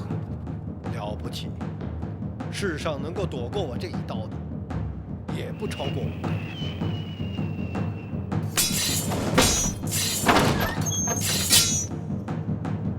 告辞了。好厉害呀！哼，大师兄，一切顺利，宁氏已经被他们救走了。就凭你我2人是对付不了他的。师妹，马上派人回扬州向宗主禀报，请他召集团中所有高手前来。这次一定要成功。李兄怎么还不来？我2人商定，由他吸引杀手的注意力，我潜入后院将你救出。只要我们逃离道观，就释放响箭。他得到讯息后，便会全身而退。他知道我们在这里吗？知道，这个地点是他选定的。按时间算起来，早该到了。哎，鲁兄，道观中那么多杀手，而他只有1个人，会不会？嘘，别说丧气话。吉人自有天相，我们耐心等待吧。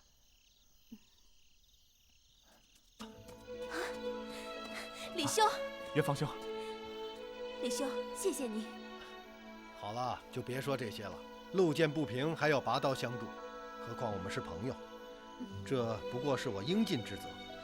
宁贤弟，哦，我是该叫你贤弟呢，还是贤妹？全凭李兄随意。从今后，于兄就改口叫你贤妹了。元芳兄，真想不到，你不但武功高强，竟还智计过人。这条调虎离山、乱中取胜之计，真是令人拍手称绝呀！堂堂铁手团，竟被你我二人玩弄于股掌之间呐！啊！你也很了不起啊！后堂放火，吸引杀手们的注意力，又化妆成道士救出了宁贤妹，这些事儿可不是一般的人能够做到的。如果没有你的配合，恐怕我很难成功啊！元芳兄，刚刚鲁兄已将事情对我和盘托出。那封密信是外子李翰在月前托人烧毁的，内中记录的很多人名都是扬州大官，另外还有一些数目字，似乎是这些人贪污所得的贿银数目。是这样。当时我觉得很奇怪，不明白他将此信烧回家中是什么意思。但外子在信中说，此信事关重大，要我一定妥为保管。信现在何处？我藏在了迎宾驿的客房之中。我们立刻出发，赶往迎宾驿。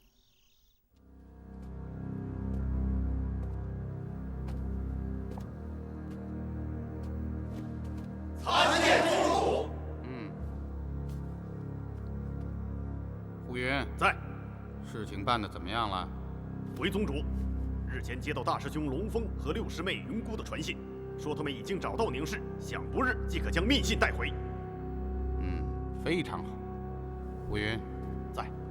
你立刻传我口信给龙峰和云姑，告诉他们这封密信事关者大，一定要拿到，否则我们无法向雇主交代。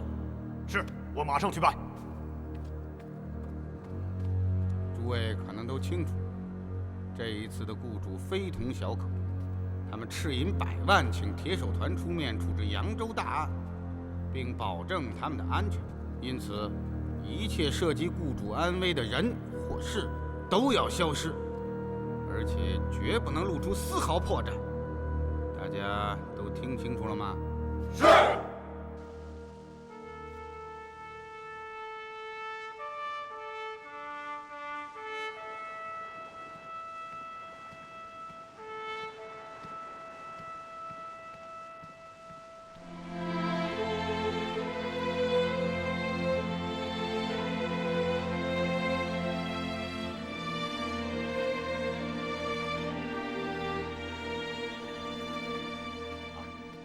恩师，让你这个4品大员为我端茶，我可是不敢当啊！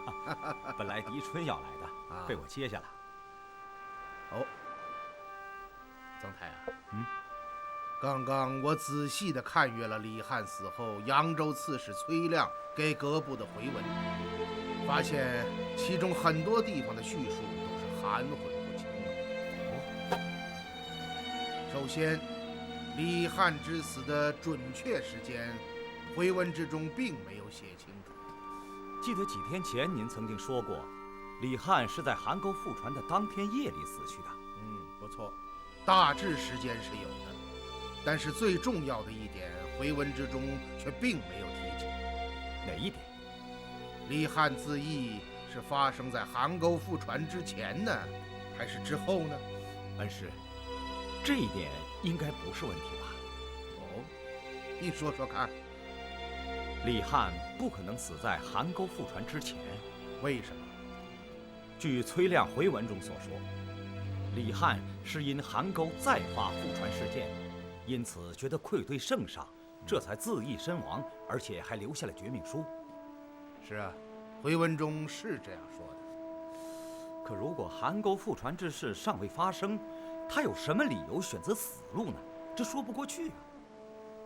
从逻辑上讲，你是对的，但是你忽略了一点，那就是前提。前提？是啊，前提。你现在已经人为地将李翰之死归结为自杀，起因则是韩沟复船之事。有了这个前提，他死去的准确时间当然就无足轻重了。学生有些糊涂了，您的意思是李翰不是自杀？曾太啊，我并没有这样说。李翰可能是自杀，也许不是。而今案情尚不明朗，证据也不充分，任何轻率的判断都会为断案带来负面的影响。好，我换一个说法，即使李翰是自杀，现在也并不能证明促使其自杀的原因就是函沟覆船事件。难道真的就没有其他的可能吗？恩师，我知道您一直对李翰之死抱怀疑态度，您刚刚说的当然也有一定的道理。然而就目前我们所掌握的情况和各方的叙述来讲，函沟覆船应该是造成李翰之死唯一合理的解释。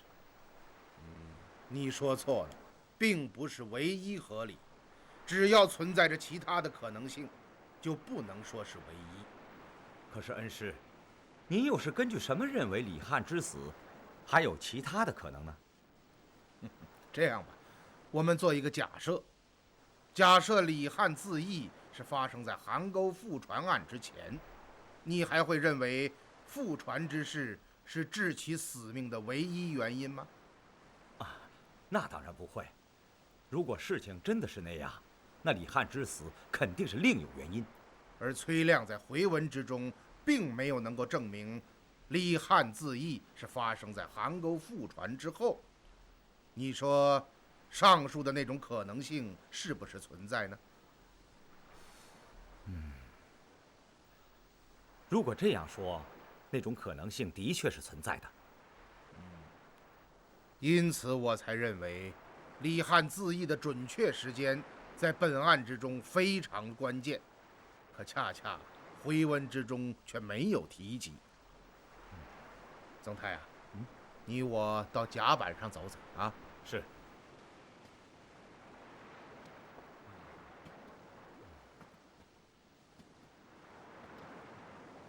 那么除了李翰之死的准确时间这一点之外，回文中还有什么含混不清呢？刺史崔亮在回文当中说，第一个发现李翰自缢的是山阳县令陆吉英。是的，这份回文学生看过，说鲁县令深夜赶到山阳行馆去找李翰大人，却发现他已自缢身亡。不错。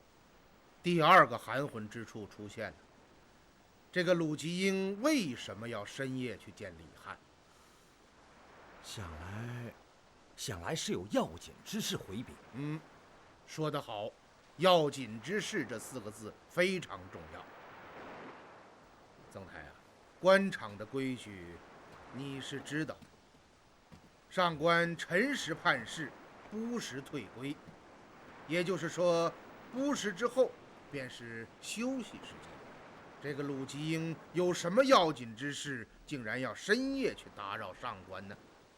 这可以断定此事一定是非常紧急，否则这位山阳县令绝不会深夜去见李翰。不错。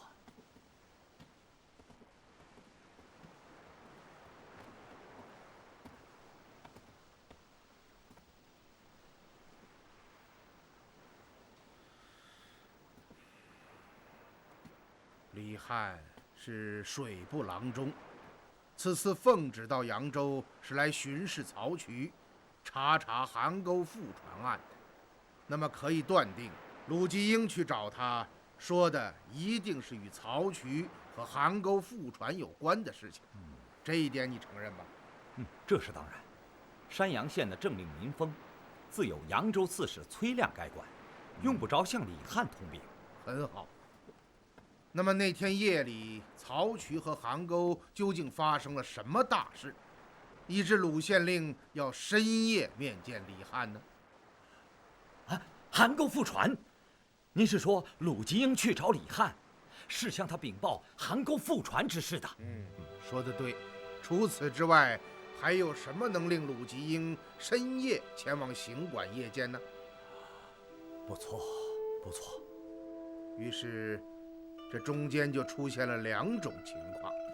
第一种，在鲁吉英到来之前，李翰还不知道邗沟发生了覆船之事。按照你的结论，邗沟覆船是引发李翰自缢的原因，那么此事就非常奇怪了。当鲁吉英到达山阳行馆之时，发现李翰已经自缢身亡。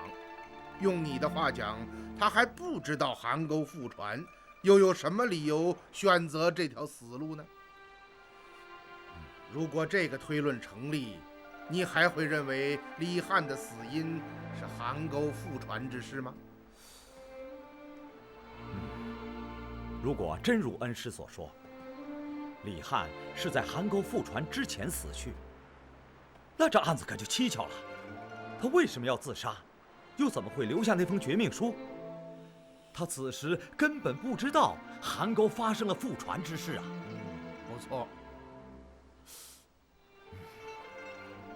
恩师，那您说的第二种情况是什么？第二种情况是，有人事先便将邗沟覆船之事告诉了李翰，这才致使其留书自缢。不错，也有这种可能。那么，回文中第三个含混之处就出现了：是谁先于鲁吉英将邗沟覆船的事情告诉了李翰？这一点至关重要，直接影响到对案情的判断。这就是我所说的崔亮回文当中含混不清之处。你想一想，一桩案子当中3个最关键的环节竟然被忽略了，这难道不奇怪吗？这确实非常奇怪。第4个含混之处就是，崔亮率人搜查山阳行馆，发现了李翰留下的那封绝命书，和红通贵方开具的2张20万两白银的凭信。崔亮将2张凭信作为证物送达工部，却为何不把李翰的绝命书送来呢？是啊，这确实是个疏漏。没那么简单。作为证物而言，这封绝命书是最为重要的。首先，可以令我判断出这封绝命书是不是李翰亲手所写。第二，可以从字里行间分析出当时李翰的心态。如此重要的证物不上达工部，究竟是为了什么呢？看起来李翰之死不简单呐。以上所说的4点都是本案最关键之处，崔亮身为刺史不会不懂。那么是什么原因竟令其将这一切全部忽略？这样做是无心之失还是有意为之呢？老爷，出事了！怎么了，狄春？王周自杀了啊！你说什么？你快去看看吧！快走！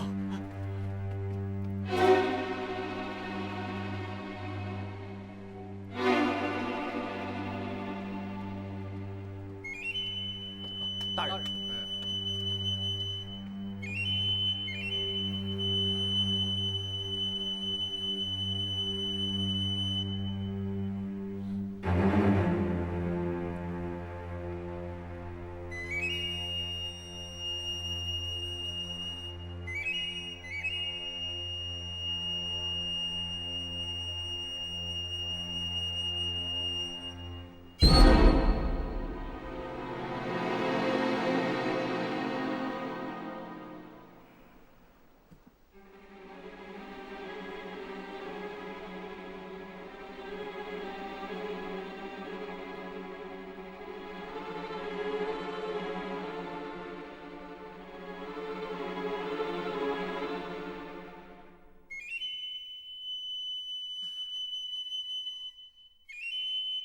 张怀在。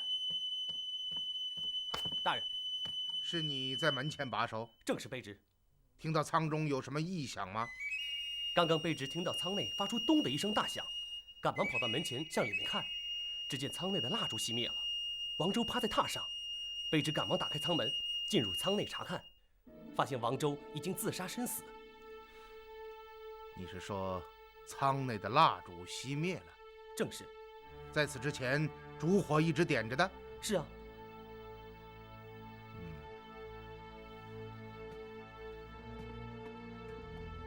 我也是听见了卫士的喊叫声才过来的。恩师，怎么回事？有人将2只竹筷插入王周鼻孔之中，而后用手在筷子底部重重一拍，竹筷自鼻孔插入脑中，致其死命。有人是什么意思啊？他是被人杀死的。啊？您的意思是说，有人潜入舱中将他杀死？大人，卑职一听到声音便跑了过来。如果真有杀手潜入，这么短的时间怎能逃走？这个问题很简单，你听到声音之时，他已经死了。啊？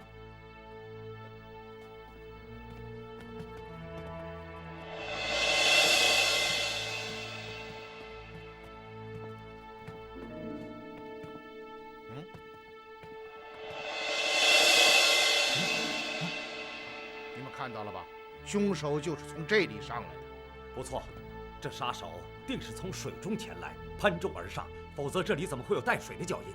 曾大人说的一点不错，船队一连几日在运河上航行，船上的卫士和仆佣整日待在舱中，从未涉水。这甲板之上，怎么会有带水的脚印呢？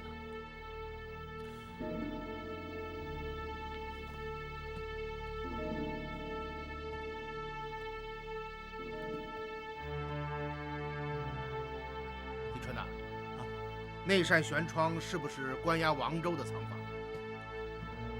正是。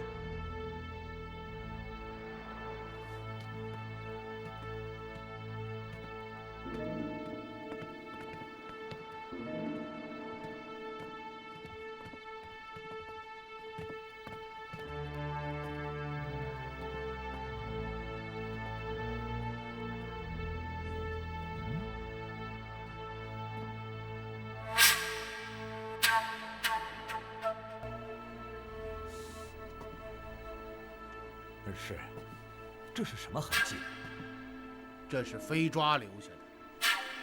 曾太太，就像你刚刚所说，杀手从水中潜到船旁，而后攀舟而上，先找到了关押王周的仓房，而后又来到了这里，用飞抓勾住船舷，身体顺绳索垂到了那扇窗外，而后打开舷窗，跳进舱中。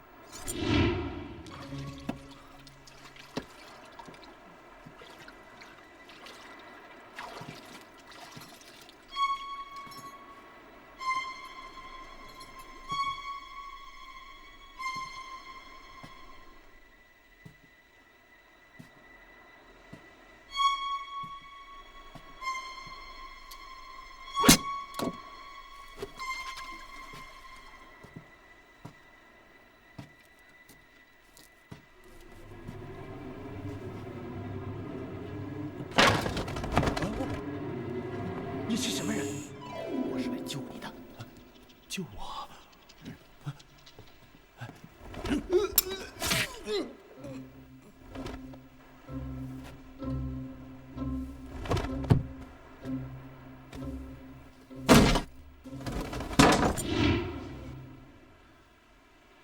事情就是这样。恩师，您是怎么想到王周不是自杀？首先，王周没有自杀的动机。如果他真的想死，那天在京兆府讯问他时，他就不会将自己所知之事和盘托出。他之所以说出实话，就是为了能够替自己脱罪，以期留下性命。不错。第二，是烛火熄灭。你想一想，一个真正想死的人，还会在乎船舱之中是否点着烛火，还会在死前特意将烛火熄灭吗？刚刚我听张环说到此事，便已经断定王周绝非自杀。杀手之所以要熄灭烛火，当然是为了在黑暗之中便于脱身。第三，就是窗纸上那个小洞，那是杀手在窗外偷窥时捅破的。还有，就是地板上的积水，那些水滴不是王周喝水时洒出的，而是杀手进入舱内衣服上淌下来的。第四，如果王周是用我们刚刚看到的那种方式自杀，那么他倒卧的方向则绝不会是前趴，而是后仰或者是跪趴。却是为何？一般人用自己头部撞击地面之时，一定是双膝跪地，头部借腹肌之力下撞，这样才能发得出力道，就像我们平常磕头那样。如果王周真的是自杀，那么一定是用这样的方式才能发出力道，也才能将竹块从鼻孔撞入脑中。这样他死之后，身体定然是歪倒在一旁，继而翻转，仰面朝天，或者是头栽于地，而双膝仍然呈下跪之状。可你看看王周，四肢摊开，趴伏于榻上，这样怎能发出如此巨大的力量，置自己于死命呢？于是我断定，杀手必然是先将其致死，而后才以头撞榻，故意发出声响，造成自杀的假象。原来是这样，这些人可能没有想到，他们精心策划的骗局被恩师一眼便识破了。能将骗局做得如此逼真，非高手不能为呀。狄春呐，在。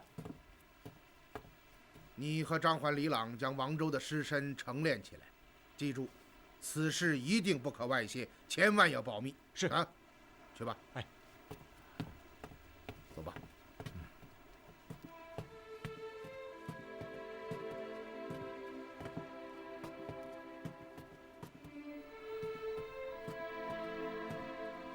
看来我们的行踪已经泄露，有内奸？你说呢？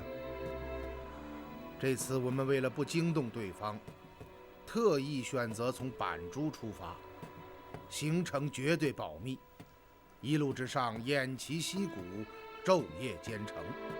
你想一想，对方是怎么知道我们的航行路线和日期呢？从今日发生之事不难看出，杀手早已在此等候，这难道不奇怪吗？是啊，确实有些蹊跷。今日王周遇害是典型的杀人灭口，行事之人绝不是那些江湖莽夫，而是训练有素的专职杀手。这就说明盘踞扬州的赃官们已彻底撕下了伪装，决心孤注一掷。天下没有他们不敢冒的险，也没有他们不敢做的事。曾太啊，我有一种隐隐的感觉。什么感觉？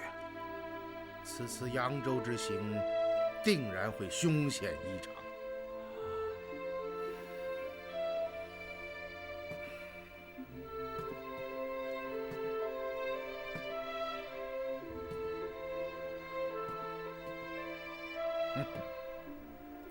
既然早晚要短兵相接，我们不如大方一点。曾太，通知护船使，自即日起不必再隐匿行藏，升起处置使官船上的所有督帆，摆出仪仗鲁布。是。命护船使遣快船送加急文牒到扬州，就说本阁级专属将于3日内到达。是。我们举旗扬帆，直奔扬州。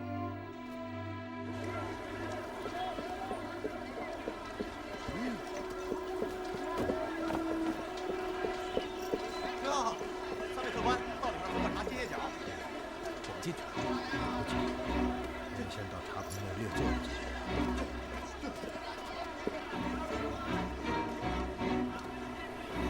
3位客官，您辛苦了，喝杯茶再赶路。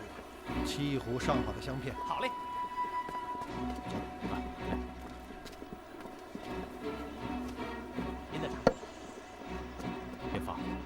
既然到了，为什么不进去？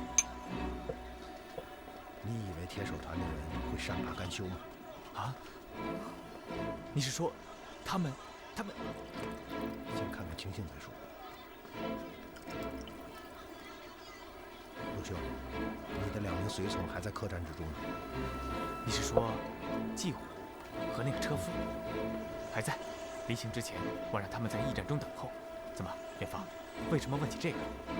没什么，只是随便问问。好了，我们进去。哦。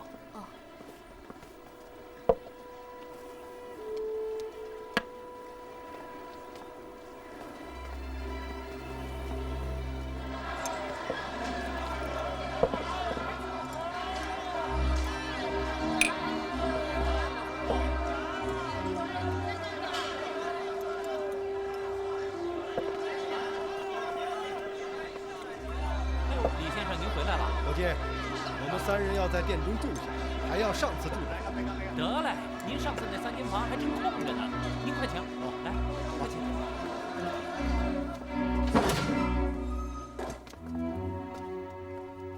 进来吧。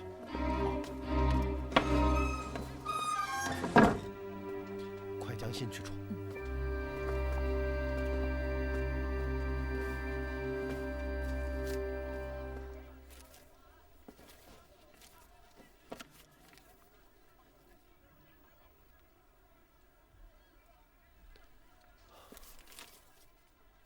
李郎中没有说错，这封信确实非常重要。好家伙，难怪这些人千方百计要夺取这封密信。我终于明白李翰大人死前对我说的那番话了。啊，什么话？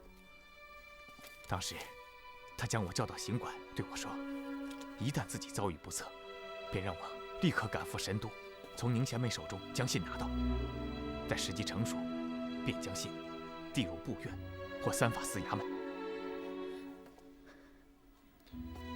贤妹，不要悲伤。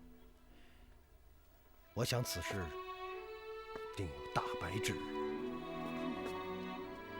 元芳，我们现在该怎么办？是不是马上赶到洛阳，向3法司头状上告？事情恐怕没有这么简单。什么意思？首先，这些巨贪大恶在朝中定然有人撑腰，而我们却并不知道为他们撑腰的是什么人。一旦贸然投状误入虎口，不但事难随愿，还会给自己惹来杀身之祸。有道理。那你的意思呢？陆兄，你身为山阳县令，在自己的辖地，总比漂泊在外要好得多。而且，宁贤妹也不能再回洛阳了。我看，咱们同返山阳县，在那里蛰伏待机。贤妹，你看呢？事到如今，也别无善法。你们放心，只要我们安全到达山阳，申诉的机会马上就会到来。哦，你怎么知道？哼，我能掐会算啊。哼，元芳，你可真是令人莫测高深呐！直到现在我都不知道，你究竟是什么身份。时候到了，我会亲自告诉你。目前最重要的事，就是如何摆脱阴魂不散的铁手团。想要安然回抵山阳，就必须要摆脱杀手们的追杀。元芳兄，你的意思是，他们能够找到我们？对于他们来说，这是轻而易举的事情。元芳，那你说该怎么办？我们分头行动。我走水路，乘船沿大运河到山阳；你们走旱路。记住，避开官道，走小路，沿途只能在百姓的村舍中借宿，绝不能进入集市镇店。10天后，在山阳县中的某个地点会面。我看，就在县城东北的群仙茶楼吧。那里各色人等齐聚，不容易引起注意。好，就这样定了。我们这就出发吗？鲁兄真是个急性子。你们这样出去，走不到5里，就会被铁手团的人杀死。你是说，这客栈中有他们的眼线啊？好了，别问这么多了，你们听我安排。宁贤妹，马上到店中去找2件套头的大黑斗篷。鲁兄，将2名随从换来。好。哎，客官，您的菜，您慢吃啊！哎，李先生，您要吃饭？你过来。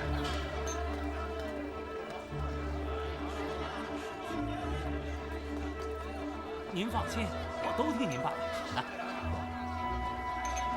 哎呦，哪用得了这许多？1、2两足够了。除了办事的花费，剩下的是赏给你的。那好，那谢谢李先生。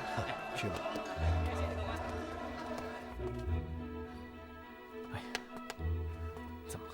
远方兄怎么还不回来？是啊，远方，怎么样？都准备好了吗？季虎和那个车夫按照你的吩咐已经准备好了，现在房中等待。好，你看这2件斗篷行吗？非常好。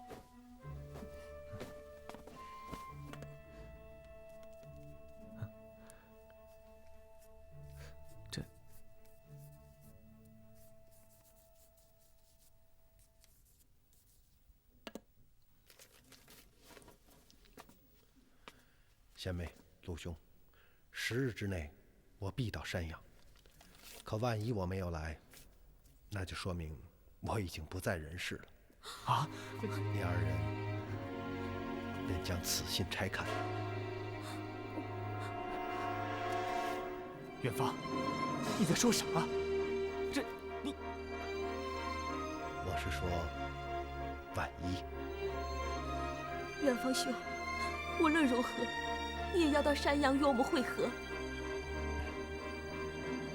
远方，答应我，你一定要来。记住我的话，避开官道，莫进镇店。都准备好了。知道了，行动吧。远方。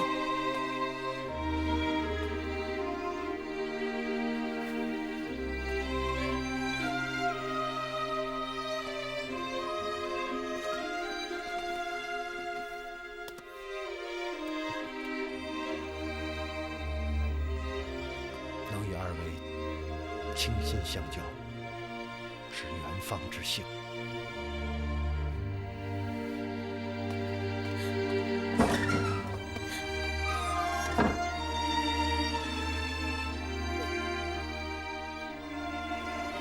后会有期。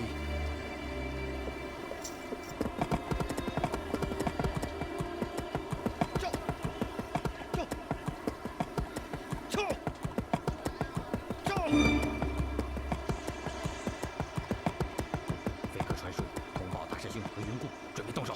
是。哎，好了，走吧，走吧，走吧。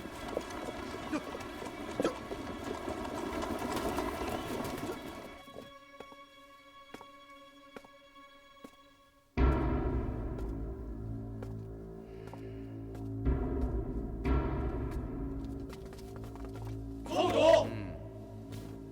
虎云在。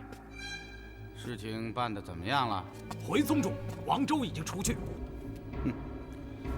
我早就说过，任何一个愚蠢的人都会杀人，可如何做成自然死亡，又不露任何痕迹，那就非高手不能为之了。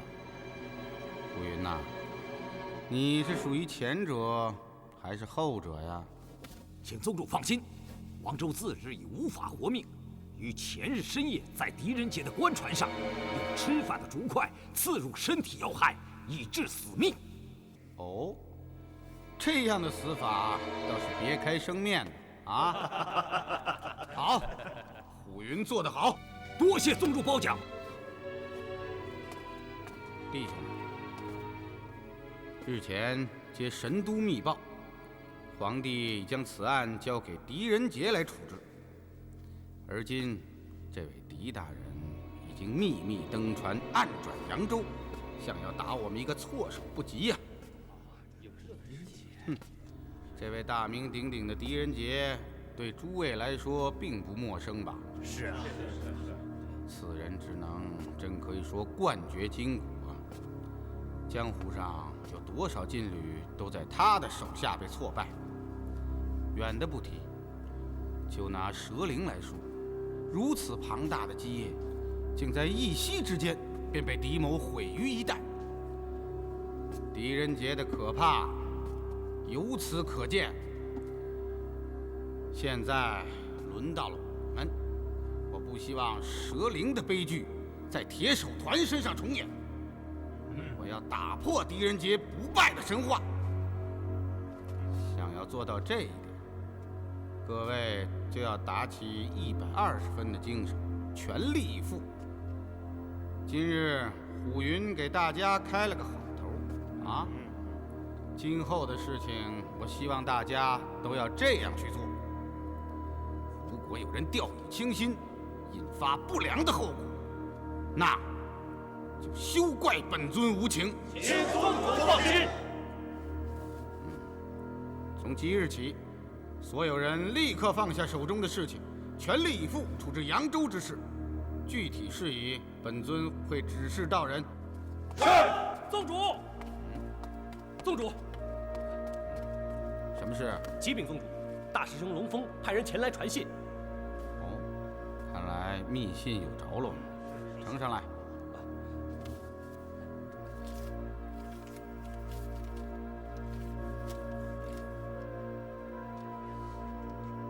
好家伙，龙峰和云姑遇到了什么样的人物？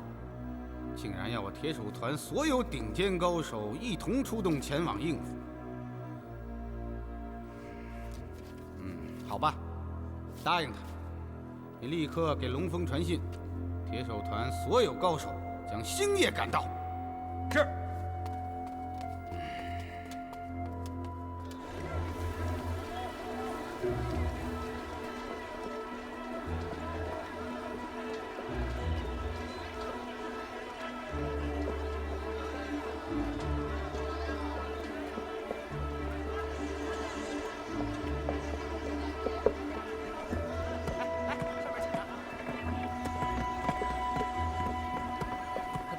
你要上哪儿啊？山阳县。哦，山阳县，连马一块上船吗？正是。嘿，我算是问对人了，您就坐我们家的船吧，在宣阳浦上，我们家船是最大的。哎呀，客官，您就别犹豫了，其他船都小，带不了您的马。而且啊，您放心，我给您安排2层中央最好的舱房，再给您一个最好的价钱，40贯。好，钱多少不是问题。那您的问题是？我急着赶路，你们什么时候能够开船？哎呀，客官您放心，只要您上船，船马上开。好，就听你的。哎，客官您真痛快。来呀，牵马。来了。哎，客官随我来。客官给我吧。在这儿上楼梯。客官，您慢点啊。楼上一位。好嘞。客官，您请进。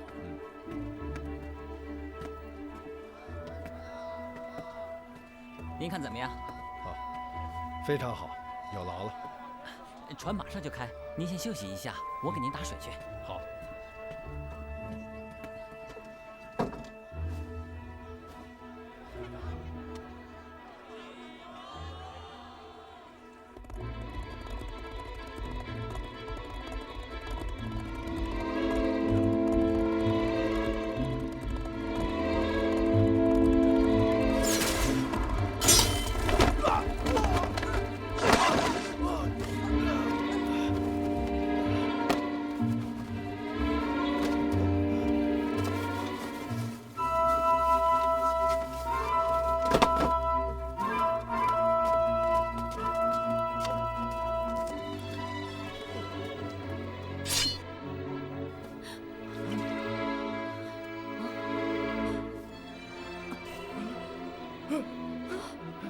你们是什么人？宁氏呢？什么宁氏？小人不知。再不说实话，我宰了你！小人真的不知啊！您说这名字，我连听都没听过。那你们是什么人？为什么穿着他们的衣服？我们是迎宾驿旁边耍把式的。今天早晨，驿站里有个男的，给了我们5两银子，让我和师妹穿着他们的衣服，骑马一直向南跑。小的贪财，就答应了。上了他们的恶当了，追！云姑，连人都不知道在哪儿，怎么追啊？住嘴！不说话你会死啊！回去。哎。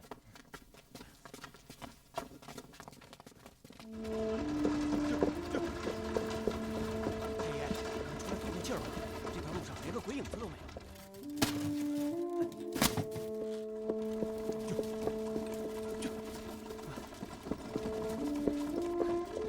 这个元芳可真有办法，竟然把你我2个大活人放在这垃圾筐里啊！行了，鲁兄，你就忍着点吧。咱们不过是受点苦，可人家元芳为替咱们引开杀手的注意，是要冒生命危险的呀。你还在这里埋怨人家？嗨，其实啊，我是说着玩的。哎，对了，贤妹，刚刚我在筐里的时候想到了一个问题。什么问题？就是到山阳后，你肯定要住到我家里去。要是不方便，哎，方便方便。我鲁吉英相貌丑陋，40大几了，还没讨上老婆，家里啊就我光棍一个，方便得很。于兄，巴不得你搬过来住呢。这话听着有些别扭，好像我要占你便宜似的啊！开个玩笑，贤妹啊，在家里你我兄妹相称，这不必说了。可如果有外人在场，该怎么称呼呢？还是兄妹相称啊？嗨，太好了，只要你不嫌我这个哥哥长得丑就行了。要是有人问起，我就说舅父去世，表妹前来投亲，他无依无靠，我便让他住在府中。别人肯定会觉得我们家非常奇怪。为什么？哎，你看看，家里既有这么丑的表哥，还有这么俊的妹妹，而且啊，2个人长得没有一点相似之处，啊！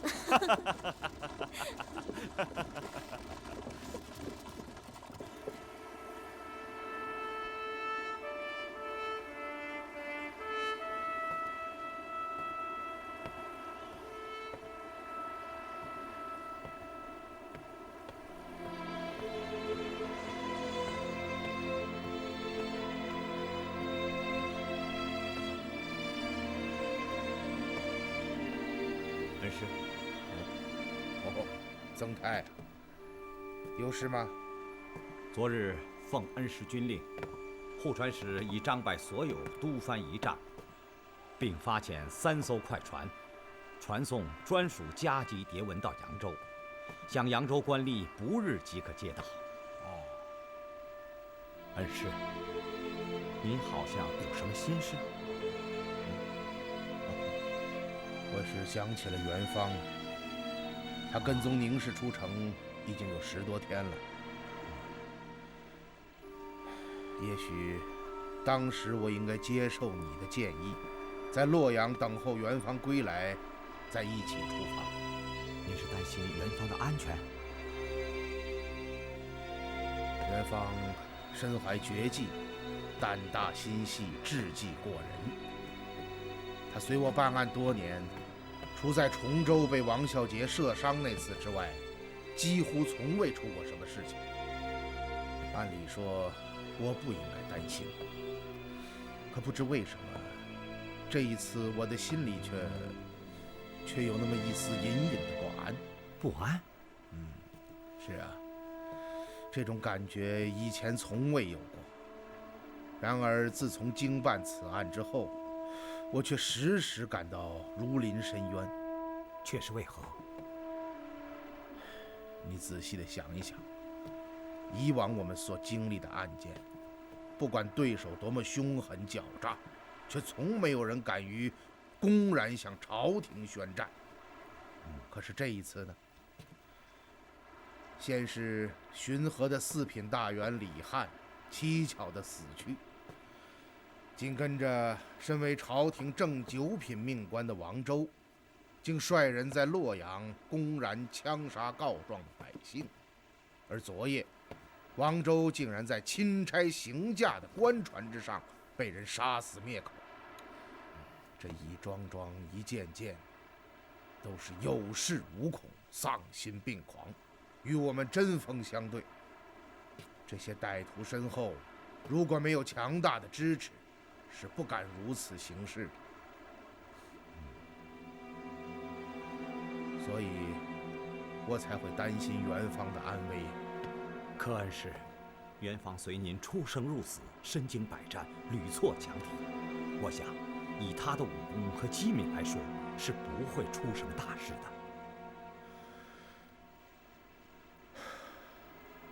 但愿吧，但愿我是杞人忧天呐。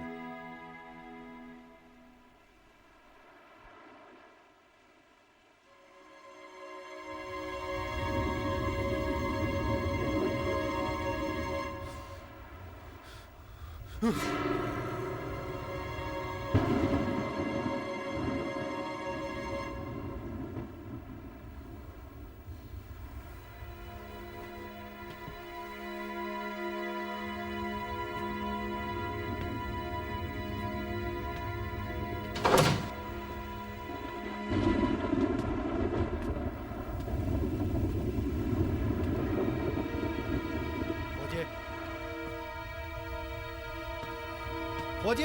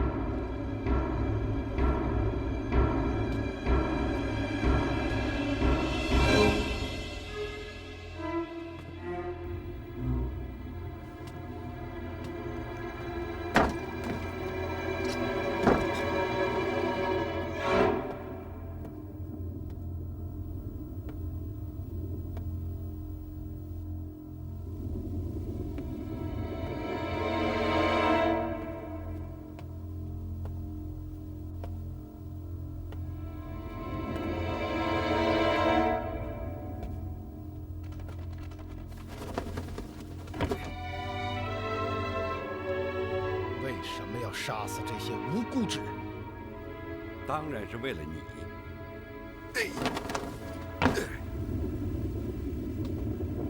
铁手团在江湖中威名赫赫，难道都是你们这些滥杀无辜的恶棍？做这种下三滥的勾当，真是禽兽不如！你好像很生气。你们会付出代价的。我终于知道你是谁了，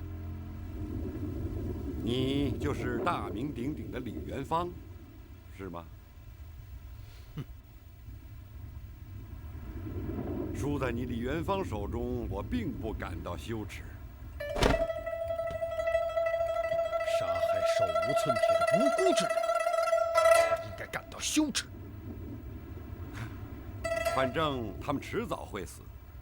我不过是让他们少受点人生之苦罢了，这也应该算是替天行道吧。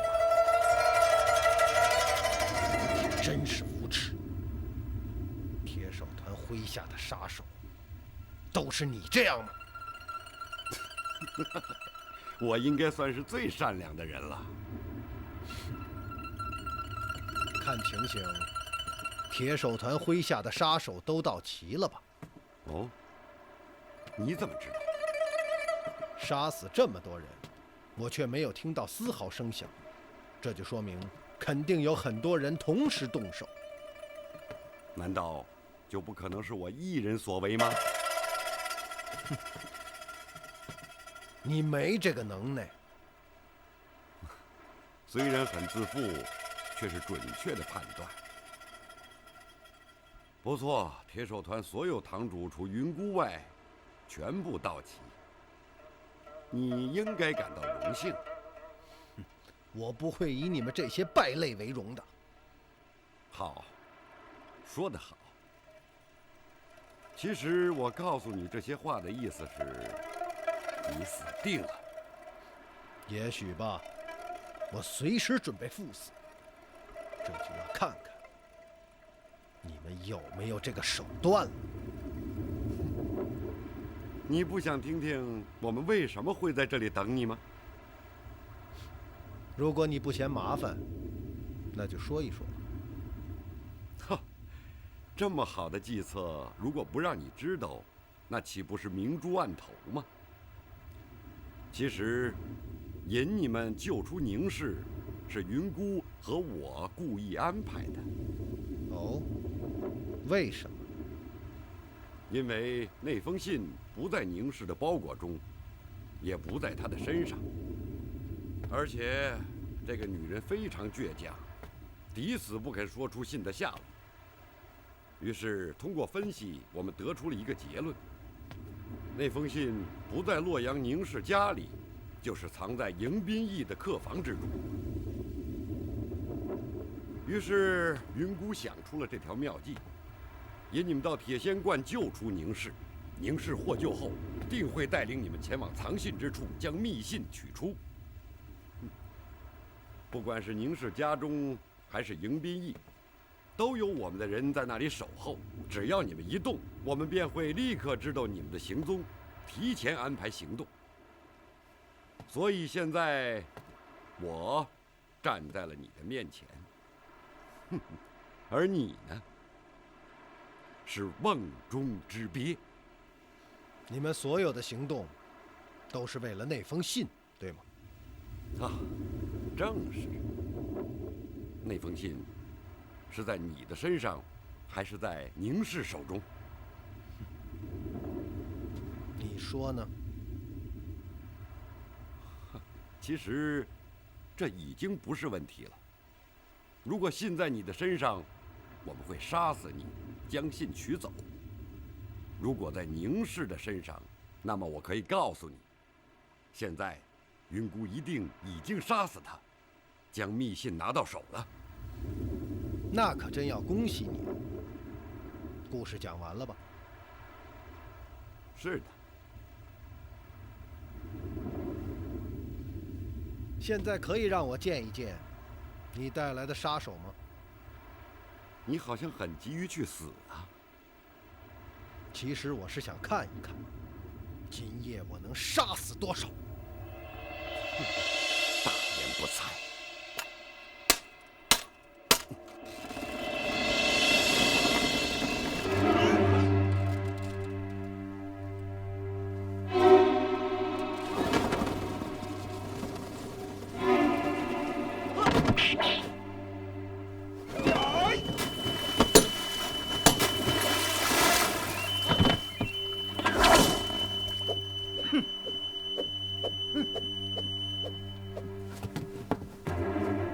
给你介绍：虎云、暴冲、熊杀、貔貅、俊尼、狼犬、柴泽、谢柱、马派、龟杰，算上我，龙峰。果然是一群禽兽，连名字都不脱本性。你们是一拥而上，还是要单打独斗？你太厉害，单打独斗，没有人是你的对手。一拥而上，这里似乎又有些狭窄。我看这样吧，2个对你1个，怎么样？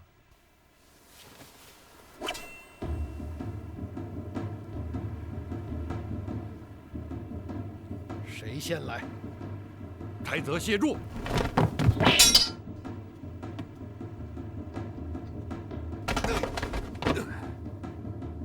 动手！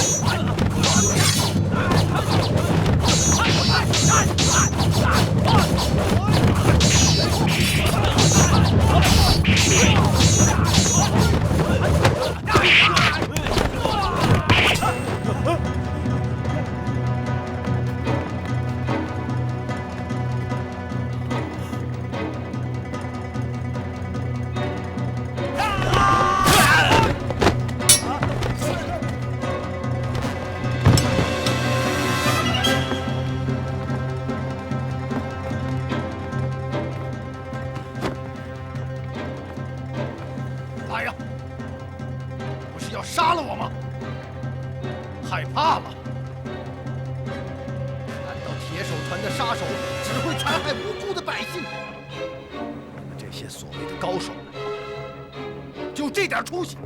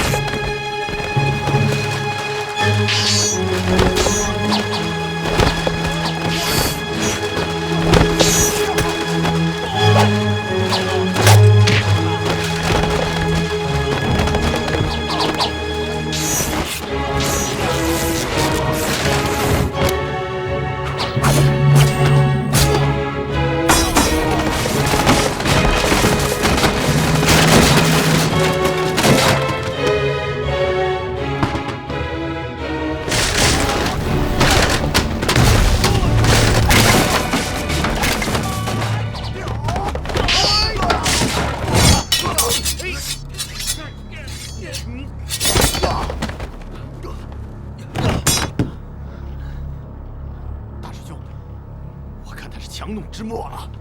哦，大师兄，宗主将铁手团所有高手尽数交付于你，适才一战8人被杀，这是从未有过的惨败。如果我们还是解决不了李元芳，拿不到密信，如何对宗主交代？不要着急，等，再等等。如果他真的到了强弩之末，会表现出来的。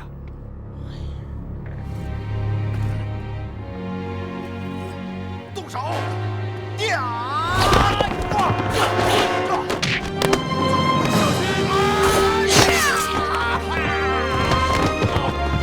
师兄，走！大师兄，现在怎么办？怎么办呢？大师兄，快撤！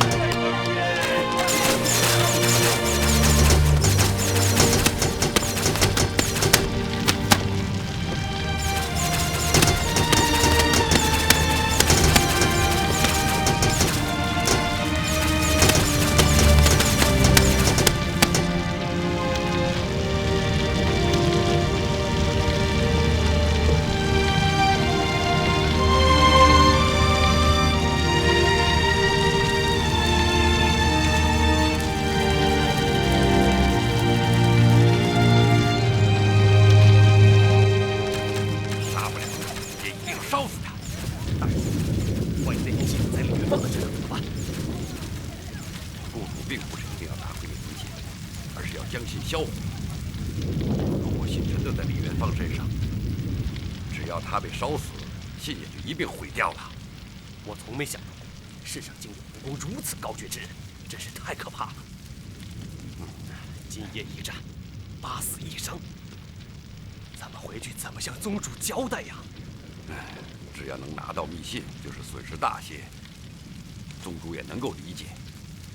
我想，那封信一定不在李元芳身上，而在宁氏手中。但愿云姑已经将它拿到了。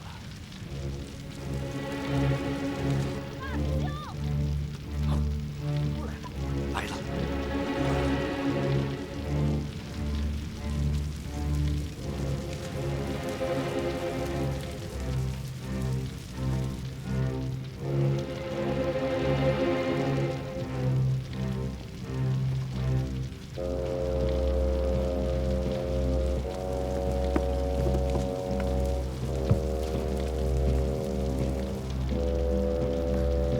大师兄，李元芳呢？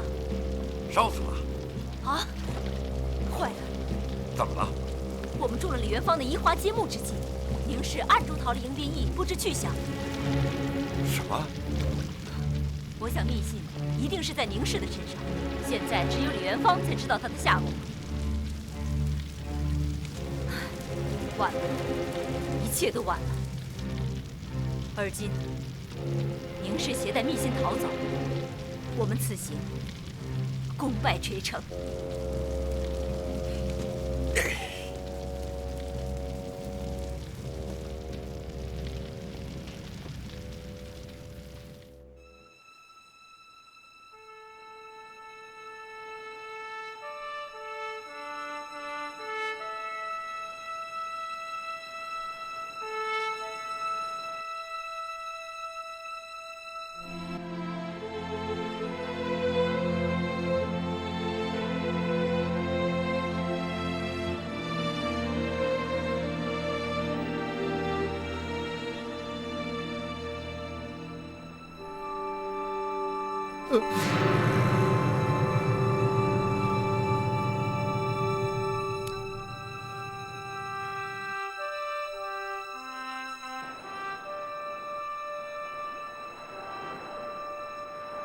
老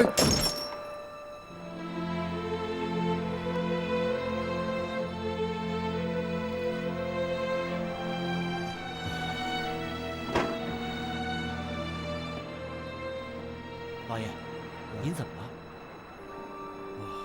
没什么，做了个噩梦。老爷，您没事吧？没事。狄春啊，我到甲板上去走走，你把这里收拾一下啊。是。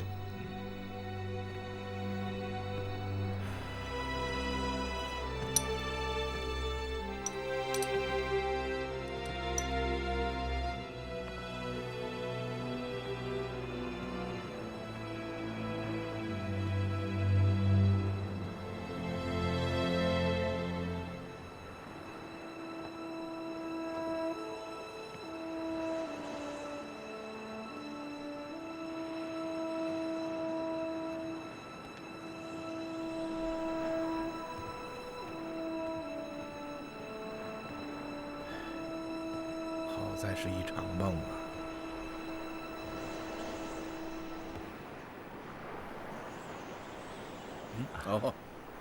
总裁啊，还没睡啊？刚刚我听见您的仓房里有动静，这才过来看看。狄春说您在这里，怎么恩师睡不着？刚刚我做了一个梦，我梦见元芳被人杀死了。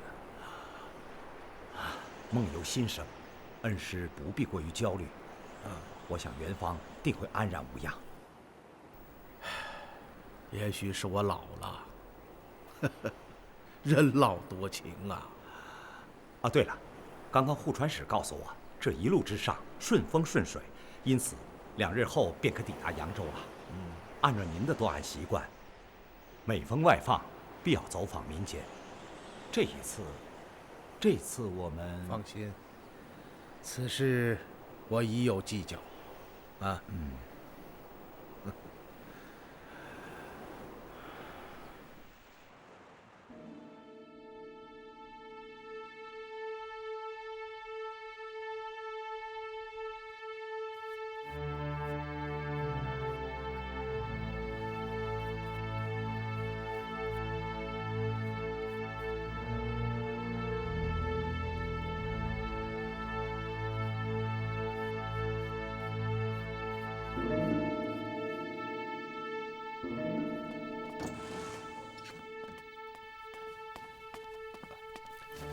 文登啊，有事吗？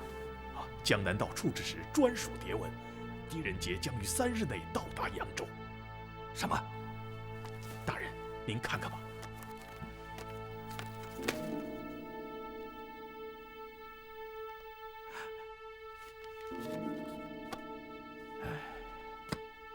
来得可真快。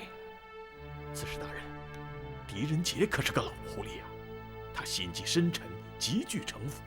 更兼头脑清澈，推理如神，是个很难对付的角色。我们一定要做好准备。文登，你立刻知会刺史府下辖各衙各县的官吏，让他们守口如瓶。是，我马上就去办。等等，您还有什么吩咐？马上通知铁手团，请他们抓紧行动，尽快找到那封密信。是。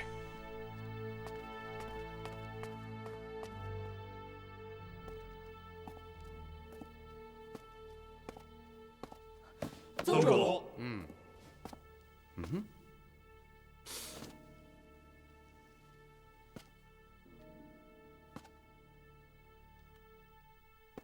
虎云的手臂是怎么了？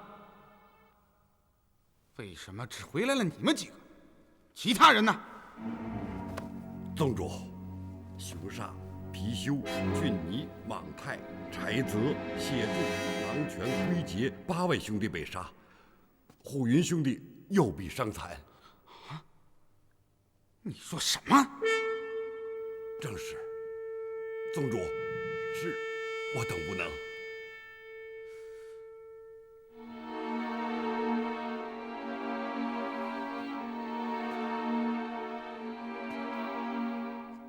对方有多少人？只有一人。一个人？一个人杀死了我铁手团8位高手，这怎么可能？宗主，大师兄说的是真的。当时我们所有的人都在场，若不是大师兄出声示警，火云这条命也断送在他手中。宗主，有句话不知当讲不当讲。讲。不是我等无能，实在是此人的武功太厉害。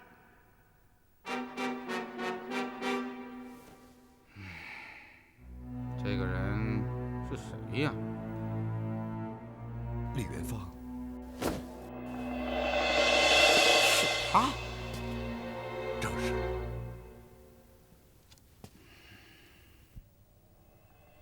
你不会告诉我，损伤了铁手团8位高手，却没能杀死李元芳吧？宗主，李元芳已被我等杀死在运河之上。这就好。李元芳的武功独步天下，我早就有所耳闻。他是朝廷的大将军，狄仁杰的卫队长，他死了，就等于斩断了狄仁杰的左膀右臂。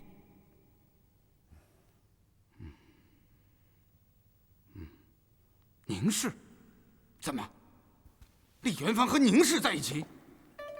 正是。他一路护送宁氏。密信呢？密信拿到没有？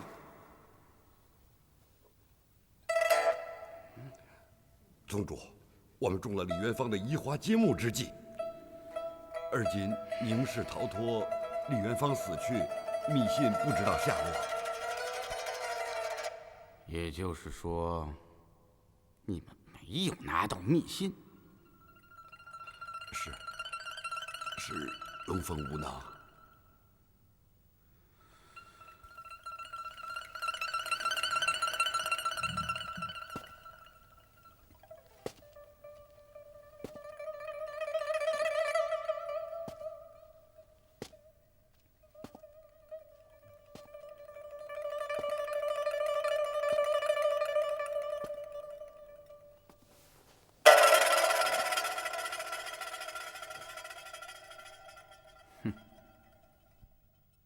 这个世上，好人不会死，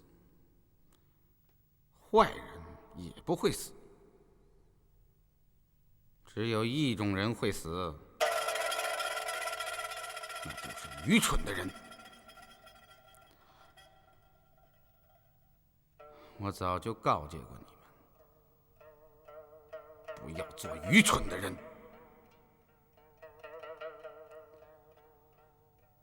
你真的令我很失望。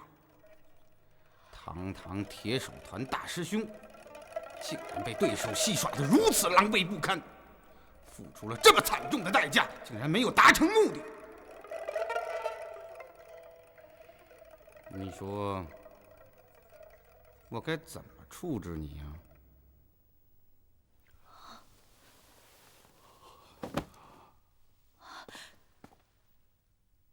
宗主，此事不能全怪大师兄，我也有责任。由于你的无能，致令团内8位高手丧生，1人残毙，这是铁手团从未有过的耻辱。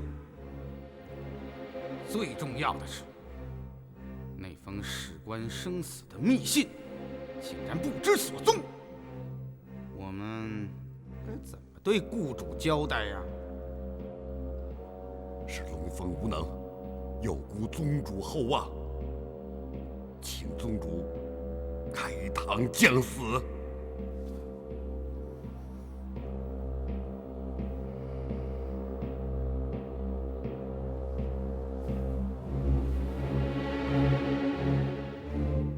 开堂！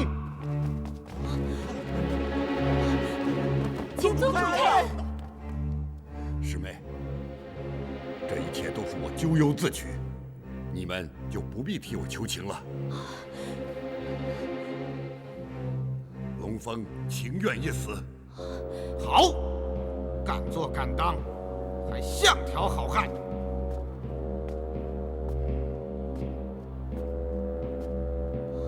东风啊，这是铁手团的诸般刑具，你任选一样吧。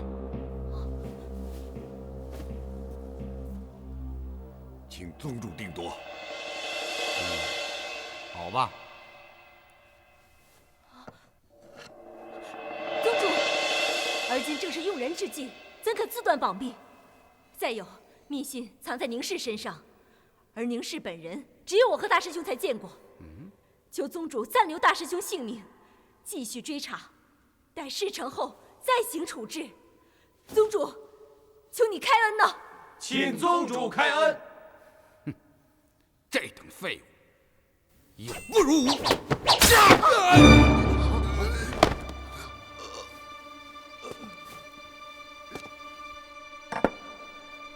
东风啊，这条左臂断得不冤吧？不冤，谢宗主不杀之恩。是云姑救了你的命。如果不是你见过宁氏，现在你已经是一具尸体了。是。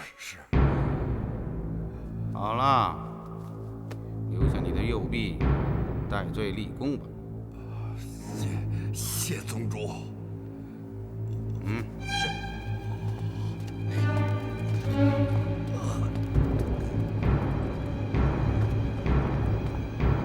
云姑，以我之见，宁氏逃脱之后，最有可能到哪里呀？此事属下曾细细的想过。首先，他肯定不敢回到洛阳家中；其次，与宁氏在一起的，除了李元芳以外，还有一个人。这个人我和大师兄都曾见过，是个中等个子男人，讲话带有一些扬州口音，可以断定是扬州本地人士。因此，以属下愚见，宁氏现在正与此人同行，前往扬州附近藏身。云姑，你立刻传下铁手令，命扬州及附近各县的各个堂口全体出动，查找这二人的下落。就是上天入地，也要将密信找到。是。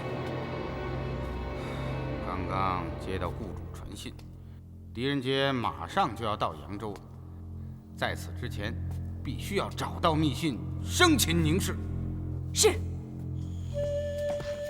饿不饿？我给您烤个馒头吧。不用。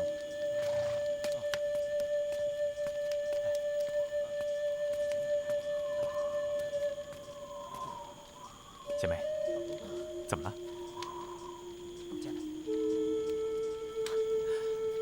是不是和我们这些陌生男人夜宿荒郊野外，感觉有些别扭？像我这样的女人，还有什么资格去嫌恶别人？我是想到了自己，想到了一些往事。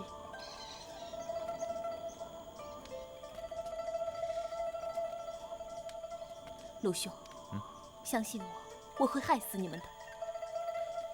姐妹，此话怎讲？我是个不祥的女人。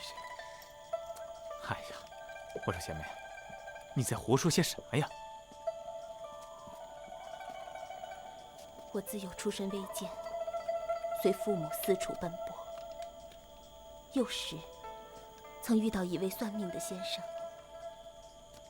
他说我是白虎星下凡，所有沾上我的人都会遭遇不幸。哎，姐妹，这算命之人的话，怎么能轻易相信呢？我16岁上路，父母双亡，现在丈夫又死了。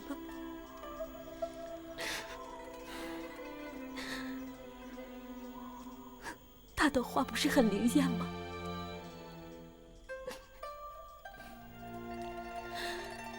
？18岁，我嫁给了做工部判事的李翰。当时，他虽然只是个不入流的小官，可是对于我这样出身的女人来说，能嫁给做官的人，已经算是一步登天了。婚后，我们一直过着平静和谐的生活。当时我的心里非常踏实，想到下半辈子的生活总算安定了，我在睡梦中都能笑醒。然而，随着李翰的官越做越大，我的心里也越发的忐忑不安。他是个耿直的人，遇事直言，不会拐弯儿。再加上对上官从不阿谀奉承，想到这些，又想起年轻时算命先生说过的话，我真怕有一天，他得罪了哪位朝中大佬，会闹得身败名裂，家破人亡。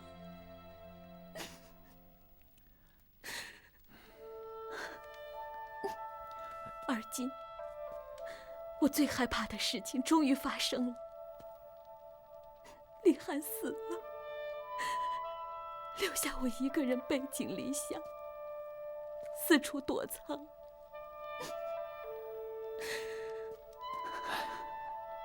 世事无常，一切都看开些吧。我想，总有一天，真相会大白于天下。我说这番话没有别的意思，我只是想告诉你，我是个不祥的女人，不想拖累你。到山阳之后，你替我找一间客栈住下。姐妹，这你就把鲁某看清了。元芳为朋友能够两肋插刀，豁上性命，难道我会因为一个算命的胡说八道，便将好朋友置之不顾？不要说李郎中是我的知己，照顾他的双妻是我分内之事，哪怕是萍水相逢的路人，鲁某也绝不会袖手旁观。我鲁吉英其貌不扬，身无长技，却偏偏要学一学这些英雄豪杰。鲁兄，我知道你的心意，可是……不用可是了。到山阳之后，一切都听我的安排。我倒要看看，你能怎样把我克死？你还真是个很有意思的人。好了好了，你呀就不要胡思乱想了，定下心，在我家中住下，等候元芳到来，我们好好的合计合计，一定要替李郎中讨还公道。谢谢你。嗨，姐妹，你又来了。以后你要是再这么客套，愚兄可就不高兴了。从今天起，小妹就改口叫你大哥吧。哎，那感情好，大哥就愧领了。大哥。哎。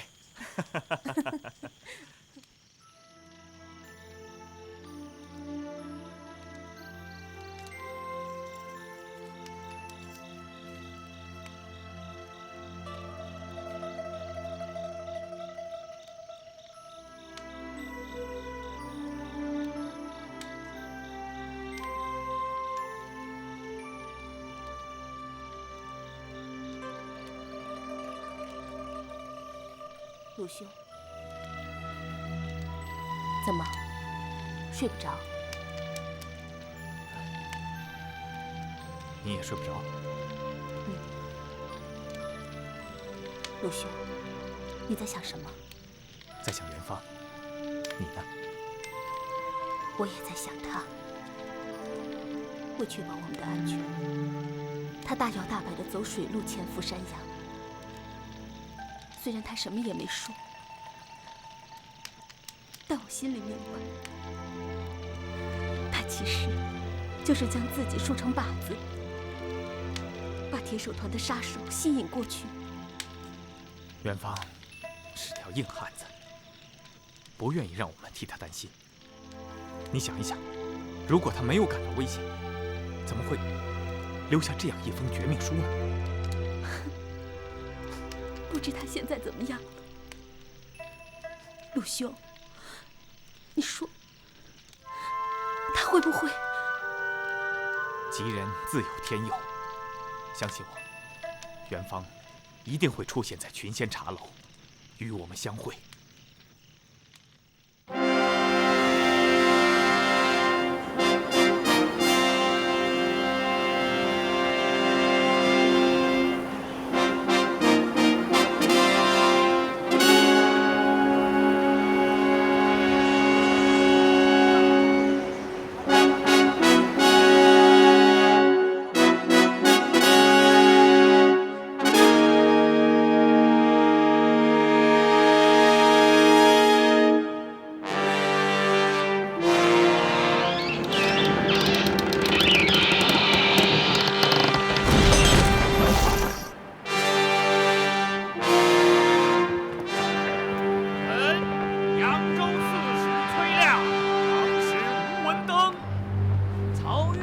杨九成率河牙官吏恭请圣安。万岁万岁万万岁！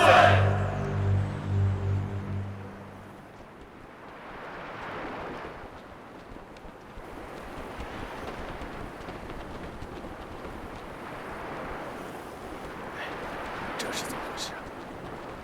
刺史大人，派出了无障，可处置使大人却不亮相，这算什么意思啊？沉住气，小心说话。工部侍郎风可言大人到。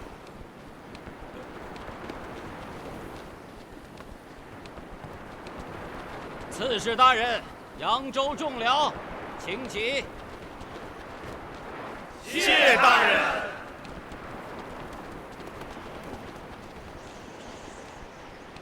诸位大人，只因天候多变，处置使大人素凉亲体，偶染风寒，卧床不起，无法宣旨待朝，因此，请众位暂且回转治所，听蒙召唤。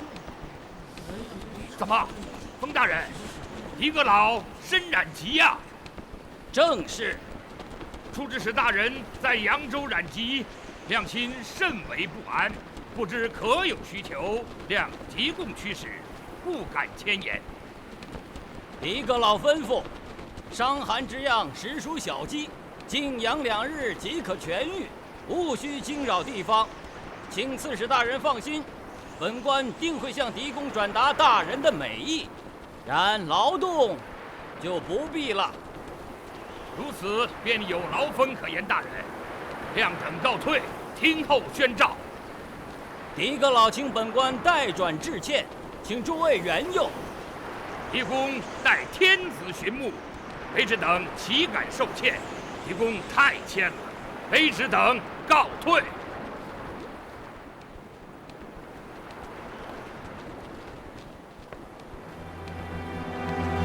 好大的架子先生，休得赖言，回去。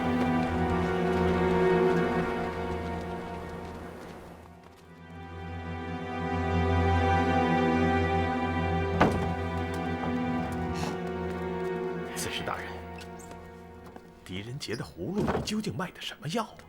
难道他真的是偶染风寒吗？哎，我看不像，这里面定有文章。早就听闻，狄仁杰每次外访办案，都要微服寻访民间。难道这次他也是假托染病，实则暗查？大人，如果真让他查出什么来，那咱们可就被动了。嗨，二位大人，什么微服私访，不过是做做样子。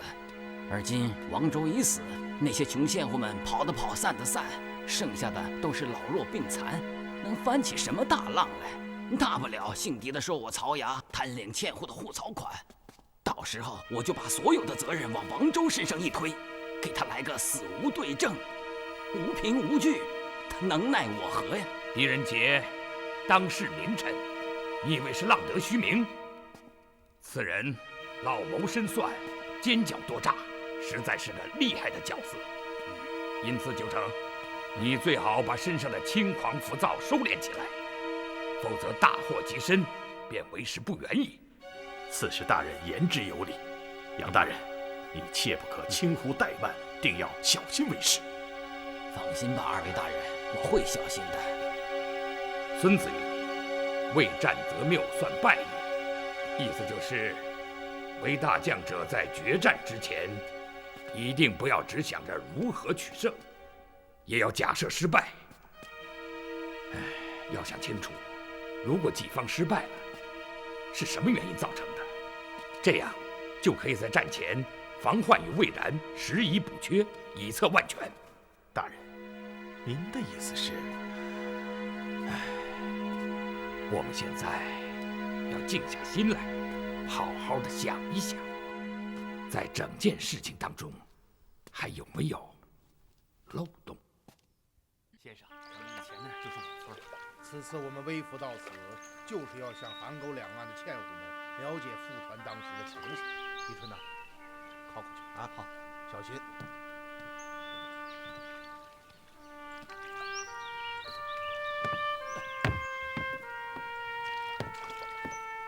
老爷，慢点。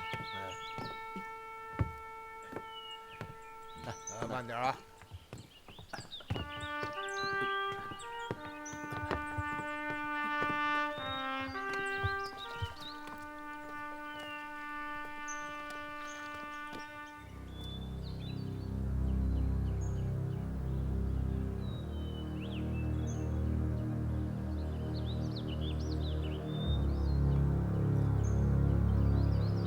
方九，哎，这就是你们村儿？是啊，原本整整齐齐、热热闹闹的村子，就因为漕运衙门停发了虎槽饷，弄得乡亲们吃不饱穿不暖，大伙儿活不下去了。到衙门去讨饷，却被官府说成是造反，杀的杀，抓的抓。眼看好好的一个村子，就这么荒芜了。大人，您看看，您看看，真是造孽呀！你们能想象得到吗？就是这么一个小小的漕运衙门，不过只手之权，竟能将百姓迫害到如斯地步，真是令人触目惊心呐！如不是亲眼所见，的确难以置信。走，真是不像话！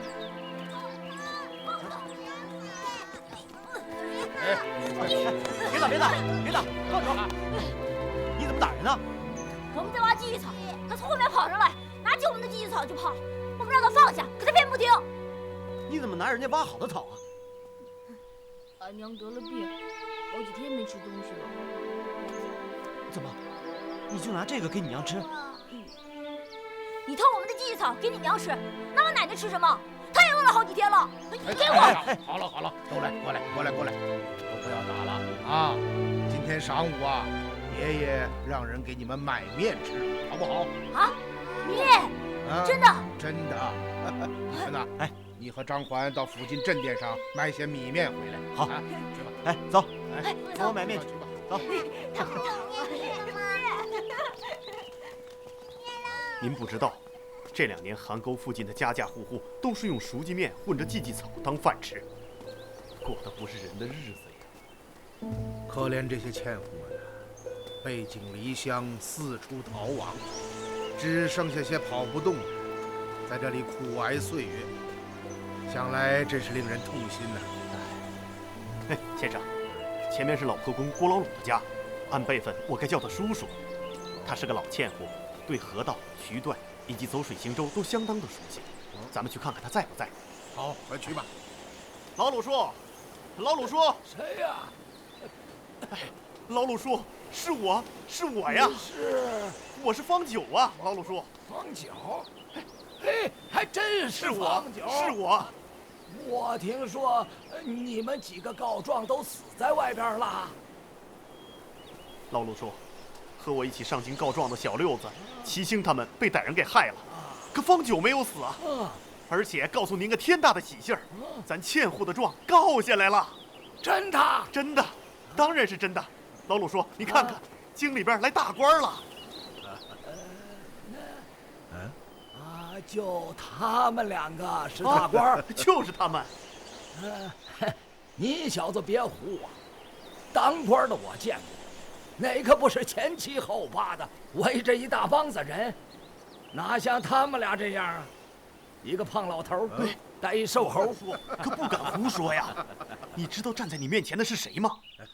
谁呀？这位就是大名鼎鼎的宰相狄仁杰大人。狄仁杰？是啊，狄仁杰这名字我听说过，是那个会断案的狄仁杰吗？老鲁叔，你不能这么叫啊！那我咋叫啊？好了你给叫好了，就这么叫就行了啊！我就是狄仁杰。哎呦，还真是您呐！快起来！我还当这小子蒙我呢。哎呦，来坐。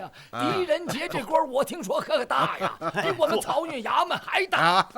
来，老人家，狄公今天到这儿来啊，就是向你们问问情况，好替你们做主啊。替我们做主？是啊。哎，难呐！年前来了个姓李的，听说也是个大官，也说要替我们千户做主，在这儿待了几天，啊，问东问西，哎，可后来呢也没了音信了。是啊，老人家，那位大人叫李翰，是水部郎中。郎中？嗨，我说的呢。他一个看病的郎中，算个什么官儿啊？难怪斗不过漕运衙门。老人家，李翰大人这个郎中不是看病的郎中，那不看病也叫郎中啦？老人家，您继续说吧。啊，嗨，你们是不知道啊，我们这儿漕运衙门那些当官的，那可是厉害。说掐你的口粮，那没得商量，就给你掐了。你想找个地方说理吧，人家说你是造反，不但没得饭吃，连命都丢了。所以我劝你们几位啊，嗨，就别跟他们斗了，赶快回去吧。老人家，这些事我们都知道，您放心，我们是皇帝派来的。能管得了这漕运衙门？皇帝？是啊，是皇帝派我们来帮助你们跟漕运衙门打官司。真的？当然是真的。哼，要照您这么说，啊，还兴许真能治得了他们。老鲁叔，我不早跟您说了吗？这几位都是大官，您不能直呼其名，得叫大人。哦，对，瞧我这老糊涂。大人，大人！哎呀，你小子还站着干嘛？赶快请两位大人进屋坐呀！哦，对。二位大人呐，真是辛苦了。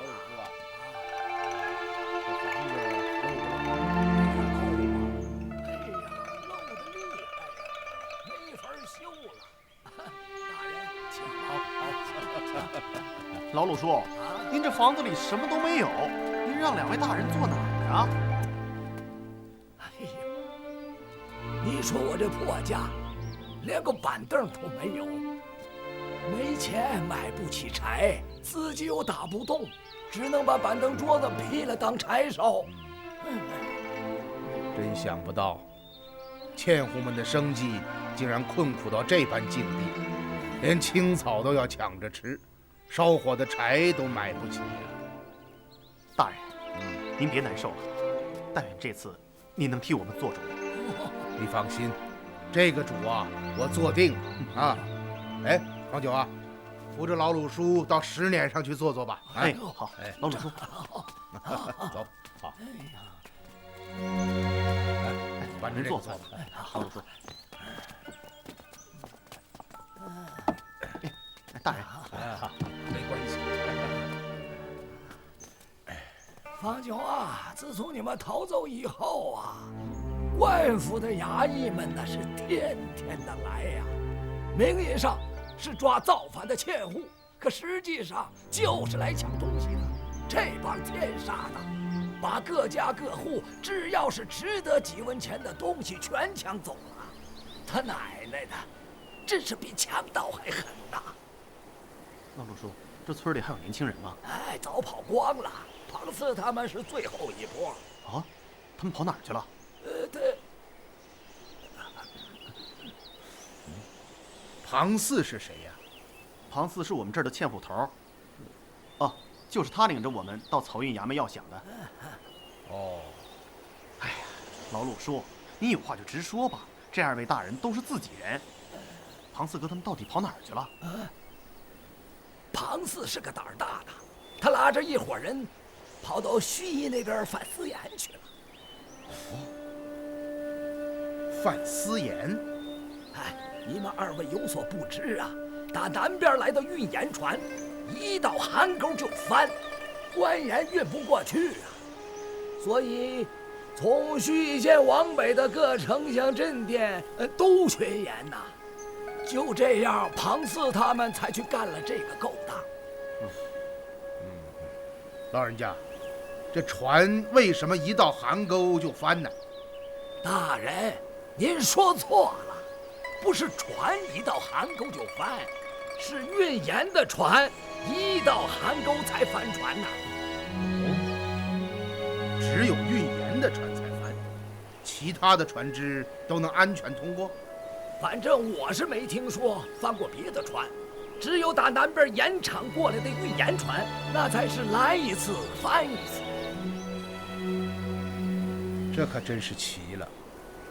奇怪的事儿还多着呢。哦，您继续说。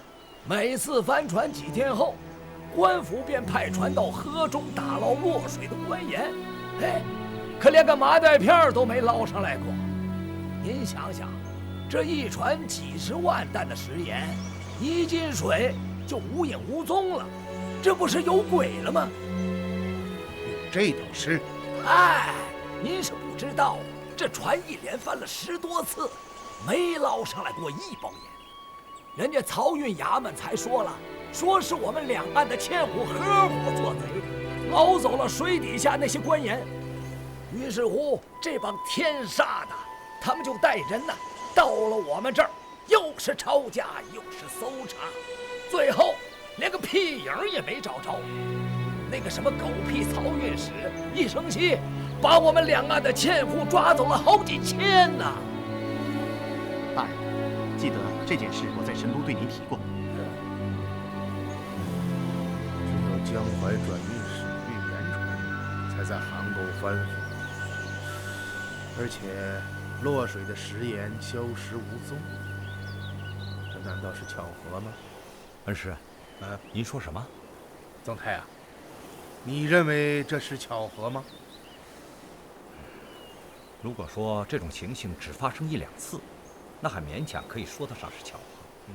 然而迄今为止，盐船在邗沟翻覆已连续发生了10余起，数百万担官盐无踪。如果事情真像老鲁叔所说，那么学生认为这绝对不是巧合，内中定有文章。还有一点，你不觉得奇怪吗？是什么？如此重要的情况，扬州刺史崔亮和漕运使杨九成在给各部的回文中却只字不提。不错，这是为什么呢？难道是他们疏忽了？疏忽？哼，他们疏忽的事情太多了。恩师，您的意思是？老人家，您继续说吧，还有什么情况？我是个老河工了，这些年邗沟失修，暗礁污泥自满河道，这是不假。帆船搁浅，这也都有可能。可是总不至于只翻运盐的船吧？而且这些运盐船队是以海鸥头船为首，后面用铁索牵起10几只平草趸船，就算是头船触礁沉没，这后面的趸船只要把铁链解开，就可以和头船脱离开，怎么会也随着头船一起沉到水底呢？不错，不错，老人家不愧是老船工啊，言之有理啊。您说说，这桩桩件件都让人觉着那么邪门，所以两岸的千户们都说这水里头有鬼。看起来这邗沟水下的鬼真是不简单呐。老爷，老爷，面买回来了。哦，好，办得好啊！方九啊，你通知村里的乡亲们，让大家都来，就说今天上午我请大家吃白面蒸馍啊。老鲁说，听大人说了吗？一会儿啊，请全村的人吃白面蒸馍呢。哎，这白面蒸馍可是有日子没吃过。我说大人呐，你们在这坐着，我给大伙送信儿去。走。哎，看好了。哎，大家过来帮忙。给他卸了吧。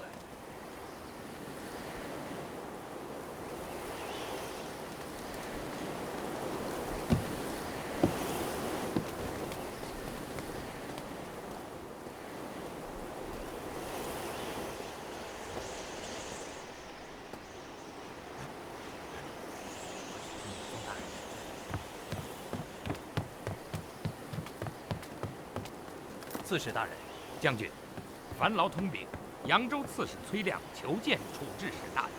崔大人，您知道狄公身染疾恙，卧床休息，恐怕是不能见客。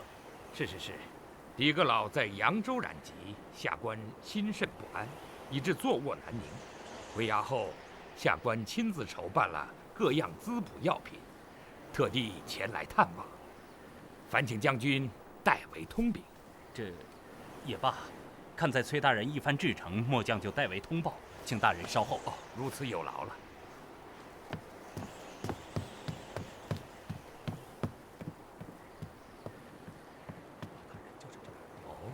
封大人，封大人，扬州刺史崔亮现在传下。果然来了，让他在甲板等候。是。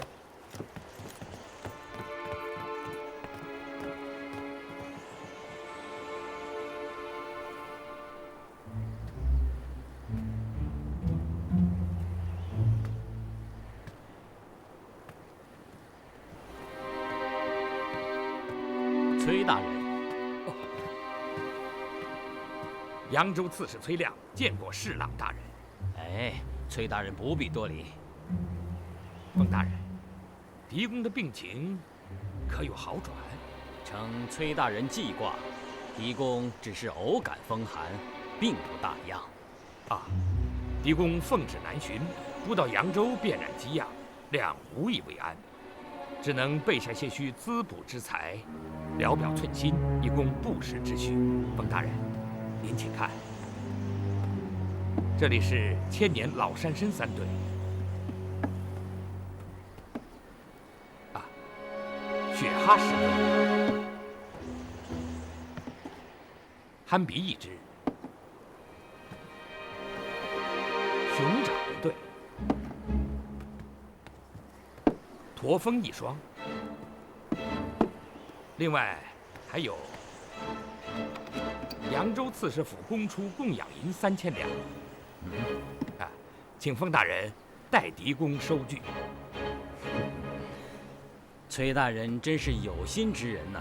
下官代处置使大人谢过了。我看这样吧，一应滋补品一概照收，这银子嘛就不必了。哎呀，此银乃刺史府供出，为扬州官吏该当供养，收下又有何妨啊？哎，崔大人不了解狄公的为人，下官若是收下这银两，恐怕会领个大不是。狄公真是洁身自好。去吧，请随我来吧。封大人，能不能借一步说话？哦，好。啊，请。封大人，封大人初来扬州，亮身为地主，无可孝敬。想到封大人进士出身，定然文品极高。年前亮因缘实惠，得古扇一柄，不成器物。今特敬献大人。请大人过目。哎呀，此乃晋顾恺之的完善仕女图啊！哦，以封大人说，此物是极好的。怎么，崔大人不知？啊，下官对书画是一窍不通的。此扇乃顾恺之亲笔所绘，珍惜至极。倘以金帛购之，何止万金？如此贵重之物，风可言万不敢收啊！哎呀，风大人此言差矣。古人云：“宝剑赠烈士，红粉赠佳人。”凡世间之物，总要落到识货之人的手中，方算是得其所哉。亮不安说话，此物在下官之手，岂不是明珠暗投吗？再者，此物乃朋友所赠，并非亮费金帛所购得，又何来万金之言呢？这，我与风大人相识一场，就算是朋友间的一点纪念，大人也要收下呀。此扇当真是朋友所赠？当然了，风大人不必过虑，尽管收下。那风某就愧领了。哎呀，这才是呢。实不瞒大人，下官此来是想见一见狄公的。哦，崔大人要见狄公，是有什么事情要回禀吗？那倒没有。只是听闻狄公染疾，下官想亲自探望侍奉，能否请风大人代为美言呢？这狄公卧病在榻，恐无法相见呐。既然如此，便不劳大人了，下官就此告辞。哦，我送崔大人，请。不敢烦劳，大人留步。崔大人不必客气，请吧。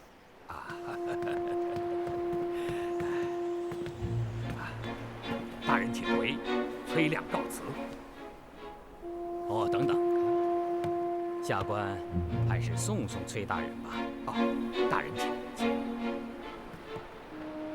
崔大人可能有所不知，狄公有个习惯，那就是每逢外放，必定微服寻访民间。也就是说，狄公并非染病。狄公不在船上。崔大人，此事绝密，唯你知我知。多谢风大人实言相告，请大人放心，亮定当守口如瓶。风某蒙崔大人厚赐，无以为报。今有一言相告，望大人谨记。大人请讲。扬州曹衙有个叫杨九成的，此事大人可知道吧？当然知道。怎么？凡与此人有瓜葛的事情，应尽早脱去干系，免生后患。下官明白。多谢风兄提携。崔大人请，下官就不远送了。风大人请回。请。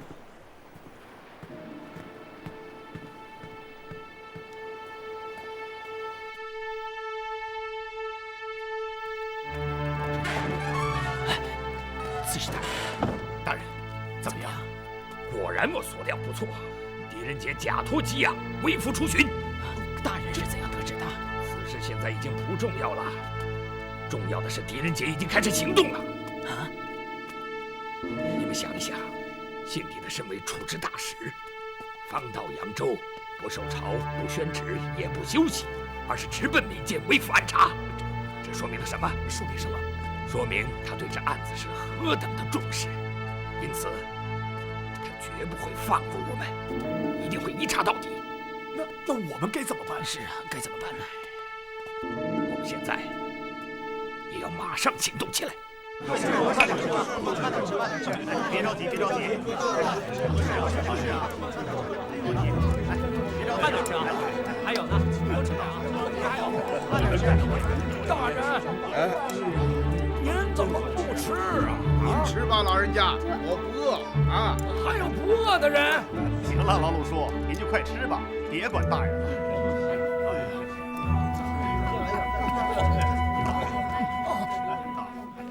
撑死我了！有这么几年没吃过饱饭了。老人家，再多吃些啊！不行了，岁数大了，吃不动喽。哎呀，行了，老鲁叔，您都吃6个馍了，照您这岁数啊，也算可以了。哎，大人，您刚刚跟我说，让我问问村里的娘们儿和小孩儿。帆船那会儿有没有异常的事儿？正是。还真有人见过。哦，是谁呀？星儿媳妇儿啊，星儿媳妇儿，那什么，把刚才跟我说的跟几位大人说说。啊，不要着急，慢慢的讲啊。那是去年的7月15夜晚，我带着孩子在河边给我娘烧纸。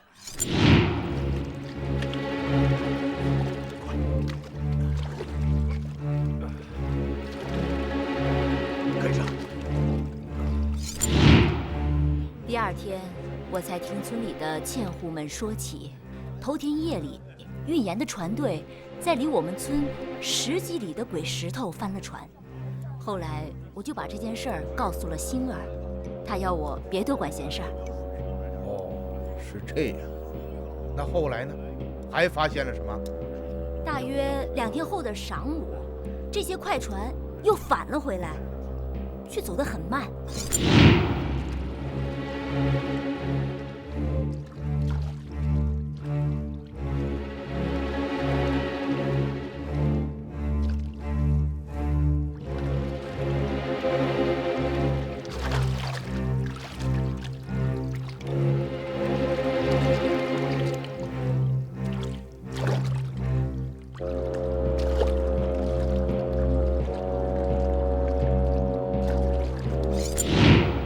事情就是这样的。哦，你是说，每条快船的船尾铁钩上都拴着很粗的绳缆？是啊。绳缆是探到水下的吗？正是，绳头挂在铁钩上，整个绳缆都在水里，好像水下拖着什么东西。那么帆船的地点在哪里？在鬼石头，几次帆船都在那儿。哦，大人，你可能不知道，这鬼石头是邗沟区最窄的地方，再加上淤泥满河，乱礁丛生，行船是特别的危险呐。那鬼石头在什么地方？就在我们村往东再走10几里。那天夜里你看到的那些快船是驶向鬼石头的吗？正是。邗沟复船的当天夜里，上百只快船满载着身穿水铐的人，向事发地点鬼石头方向疾驶而去，于2日后返回。这说明了什么呢？恩师，您认为此事与邗沟复船有什么关系吗？刚刚星儿媳妇说道，当那些快船返回时走得很慢，而且船尾都挂着粗缆，似乎水下拖着什么东西。是的。李川啊，拿地图来。啊，地图。啊，是。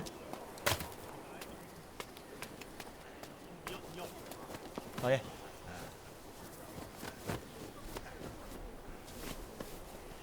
曾太啊，你来看，走邗沟渠，经上沟村一直向东，第一站就是山阳县，水路大概有200多里。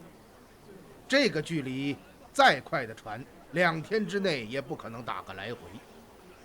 200多里水路，一来一往，最快需要5天时间。刚刚星儿媳妇所见，上百艘快船在深夜同时行驶，有没有可能是渔船呢？不可能，朝廷明令，邗沟渠段禁止捕鱼。啊，这就是了。既然这些快船不是渔船，那就有可能是民用商船或者是货船。如果这个假设成立，这些快船的目的地又会是哪里呢？这些船由上沟村向东行驶，一定是前往山阳县去做买卖的。与我所想一致。于是第一个问题就出现了：星儿媳妇儿看到这些快船2天之后就返回了。我们刚刚说到，上沟村到山阳县200里水路，怎么可能2天之内就打个来回呢？那这些船有没有可能是到中途的某一站？你看看这地理图，上沟村到山阳县之间连个镇店捕头也没有，这上百艘快船要停靠在哪里呢？再有，商人牟利，他们带着上百艘货船的货物，是要把货物卖给谁呢？哎，大人，您算是说着了，还买货呢？韩沟群两岸的纤户们连草根都吃不上了。不错，现在至少有2点是可以肯定的：第一，这些快船不是商船；第二，他们并没有驶往山阳县。好，你们坐吧。啊，谢谢大人。好，老人家你坐。曾太啊，那么这些快船经上沟村向东行驶，既没有到山阳，途中也没有任何捕头可以停靠，而他们却在2日后返回，这就说明这些快船是在水面之上逗留了将近2天时间。不错，这第2个问题就产生了，他们的目的地究竟是哪里？为什么要在水面之上逗留2天？哦，我们姑且先放下这个问题，说说第3个问题。这些快船为什么要在盐船翻覆的当天夜里，满载着身穿水铐之人，向事发地点方向行进？据刚刚星儿媳妇的叙述，每一只快船上都站着几个乃至10几个身穿水铐的人，那么上百只快船就应该有近1000人。这么多人穿着水铐银夜疾行，究竟是去做什么呢？您的意思是说，这些快船是冲着沉没在鬼石头的运盐船去的？你想一想，有没有这种可能？这也可以解释为什么会有近1000名身穿水铐的人驾驶着快船在水面上逗留了2天。他们是在打捞沉没在水下的官盐。不错，这也可以解释为什么星儿媳妇会看到返回的快船行驶得很慢，那是因为水下拖着几10万担的官盐。恩师，如果事情真是这样，那么韩沟覆船就绝非是意外，而是有歹人作祟。而今一切只是推断，毕竟我们刚刚开始调查，很多情况还需要进一步核实。然而这个结论却是目前对韩沟覆船最为合理的解释。我们姑且假设这个推论成立，那么就产生了一个问题。什么问题？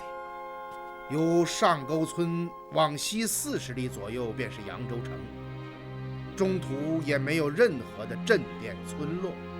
不错，那么这支庞大的船队是从何处出发，又要回到哪里呢？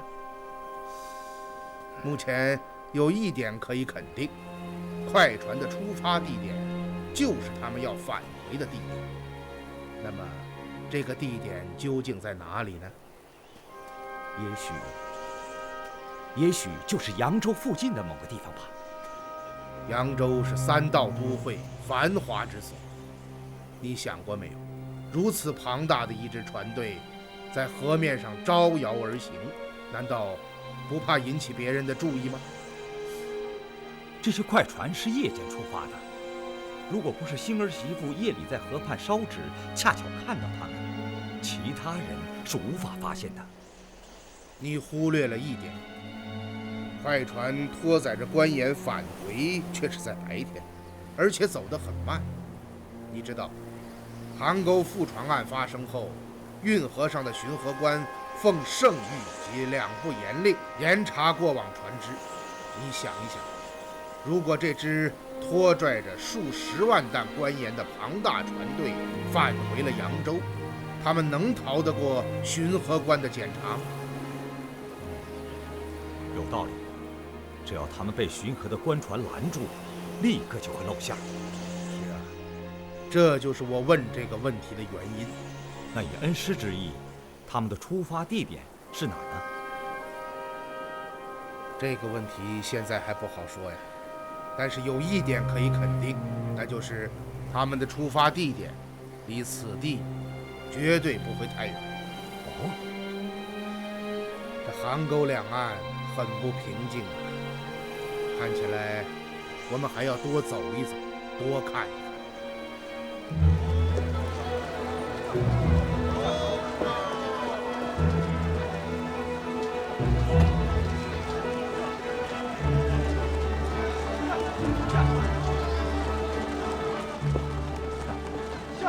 姐妹，到了，这就是余叔的治所山阳县。好一派繁华气象，依小妹看，不输于神都洛阳。看起来，大哥着实是位好县令，竟将一个小小县城搞得这般有声有色。多谢贤妹夸奖，咱老鲁别的不敢吹牛，要说起做这个一方副理官呢，那还真是颇有心得啊。依小妹看，大哥自吹自擂，也是颇有心得的。哎呀，终于回来了！哎，贤妹，前面就是县衙。大哥，你身为县令，却私离训地跑到洛阳，算起来，到今日也有20多天。万一事情泄露，如何对上官交代？嗨，姐妹，你就放心吧，对付他们，我自有办法。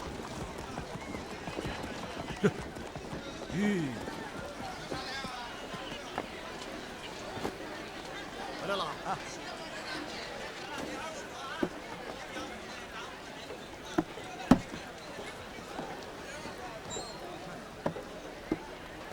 来，姐妹，看看余兄的家。太爷，他们来了。县令大人，扬州长史吴文登现在2堂。他怎么？卑职也不知道，吴大人突然到衙，似乎是冲着您来的。他都说了些什么？刚刚进虎进门之前，他正在询问卑职，您是不是私自离开了山阳？那你怎么回答他？卑职对他说，县令大人并未离开，早晨我们还见过面，可能是有事出去了。你马上回去，拖住吴文登，就说已经找到了我，我马上回来。是。你去给我找一坛酒来。找酒？哎呀，你没有听错，就是让你给我找酒。快去！大哥，现在怎么办？哎呀，贤妹，不要惊慌，余兄啊，自有办法。啊，你们将马车赶到后面，扶着夫人从后门进去。是啊，你不要紧吧？好了，你就放心吧。啊。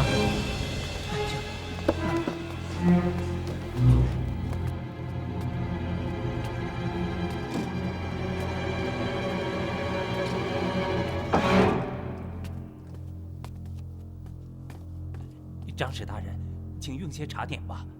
怎么，还没有找到鲁县令？已经派人去了，想来马上就到。马上就到。本官已经在这里坐了1个时辰了。你每次进来都用这番话搪塞于我，你是何用意啊？卑职不敢搪塞长史大人。刚刚派出寻找鲁县令的衙役回报，说已经找到了他。人在何处？马上就到。我看他是到不了了吧？说，鲁县令究竟在哪儿？请大人宁耐片刻。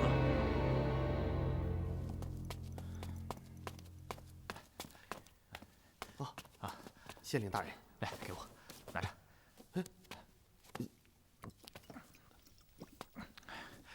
给我说说，最近县里发生什么事情了？大人，前日夜里山阳下起了大暴雨。哎呀，我问你发生什么事情，说暴雨干什么？您别急呀，我还没说完呢。说，快说。暴雨过后，巫山北坡山崩，压倒了10几间民房。伤人了没有？没有。别净说这没用的，捡要紧的说。哦，对了，日前刺史府遗文说，江南道处置使狄仁杰大人即将到达，要各衙官吏小心应对，不可滥言多事。哦，狄仁杰大人，正是啊。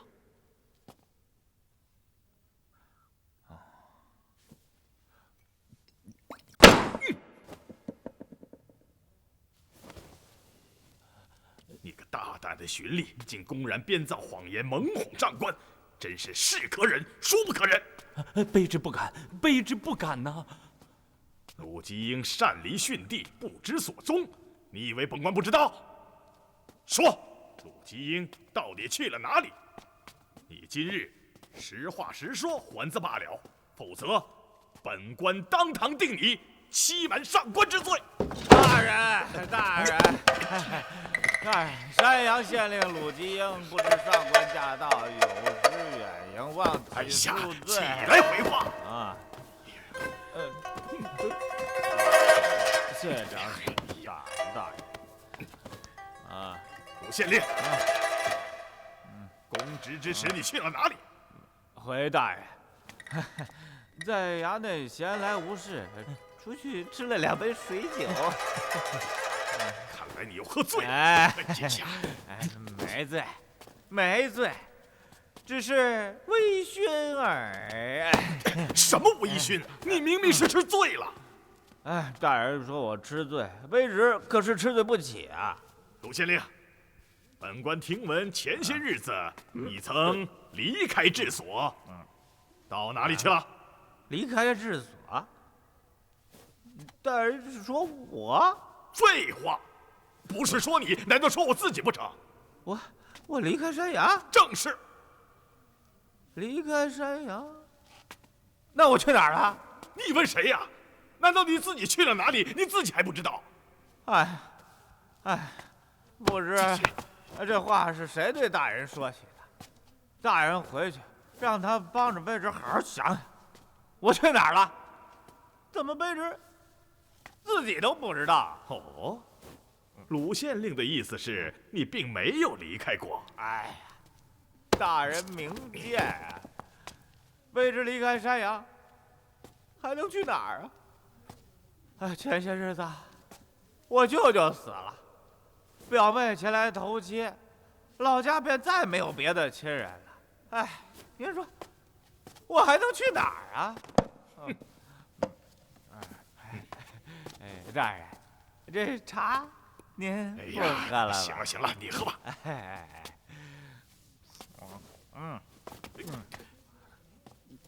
这不，几日前卑职的表妹到了这里，卑职便在家里待了几日，没到衙门办事。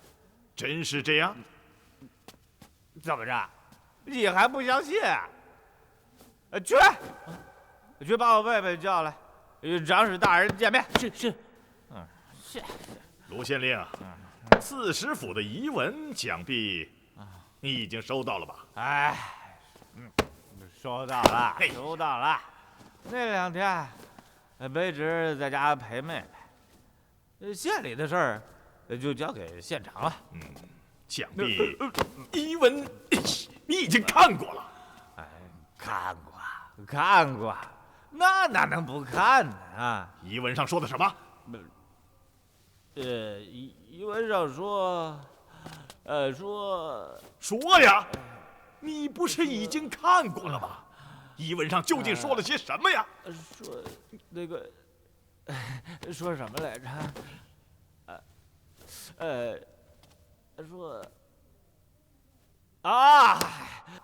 说这个江南道处置使任迪杰大人马上到。什么任迪杰呀？处置使大人的官会是上迪下人杰。是。哎呀，你看卑职这脑子是上迪下人杰。大人，说他老人家马上就到，要各衙做好准备，不要滥言多事。鲁县令啊，记得上次在山阳行馆中见到你，你也是酒醉不醒。今日又是这般，竟连处置使大人的官会都说到了。你身为朝廷堂堂的7品县令，竟如此为官不尊，酗酒贪杯，丑行失态，贻误公事。难道你就不怕有人上禀吏部考公司？到那个时候，你的前途和功名可就堪忧了。长史大人，您也听我说句实在话，明白人有明白人的不好，糊涂人有糊涂人的好处。陆继英本来是个明白人，可现如今却想做个糊涂人。少管些闲事儿，少惹些麻烦。哎，可您知道，不换下2两烧刀子，卑职又糊涂不起来。您说说，这可怎么办？哎，张史大人，如果您说需要卑职明白起来，那打明儿起我就把酒给戒了。您看怎么样？贵县所言不无道理，也罢，饮酒本也不是什么大事，本官便不再追究了。多谢大人。处知使大人即将到达，本官此次寻访，是特为查看扬州治下各县的治境情形，看看父母官们是否称职，百姓是否安居。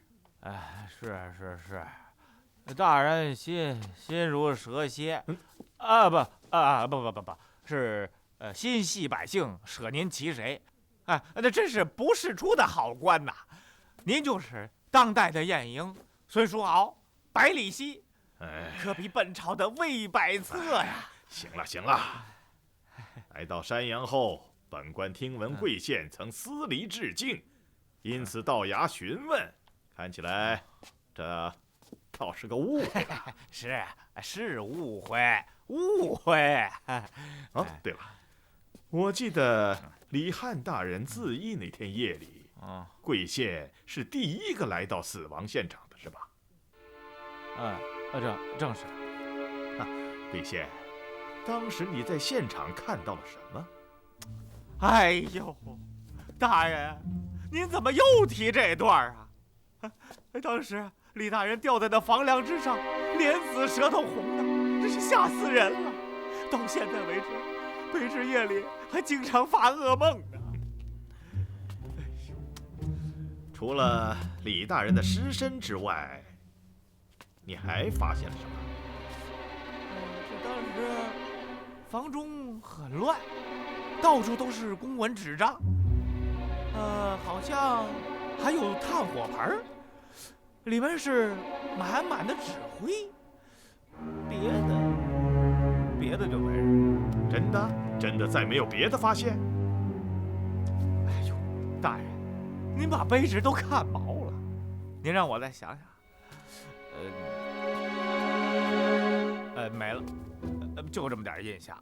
后来啊，卑职就被吓晕过去了。那李大人的尸身是怎么处置的？刺史大人下令当场焚化呀。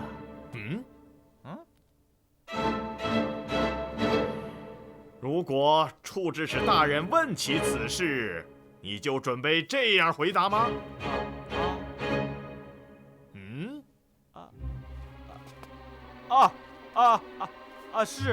是卑职下令焚化的。为什么？因为尸身久置停尸房中，已经腐坏，怕在城中引起瘟疫。原来是这样。贵县，现在你明白了应该如何应对处置使大人的问话了。请大人放心，卑职完全明白了。只要贵县办妥此事，你日后飞黄腾达，前途无量。多谢大人提携。兄长。妹妹，快来拜见长史大人。民女拜见大人。不必多礼。谢大人。你是何时到达山阳啊？5日之前，民女因父丧，特来山阳投靠表兄。看令妹秀外慧中啊，与贵县可是大不相同啊。人家爹娘生得好，爹娘生得好。好了，贵县本官就此告辞，你好自为之啊。哎呦，请大人放心，我送你。不，不必。您慢走啊。哎。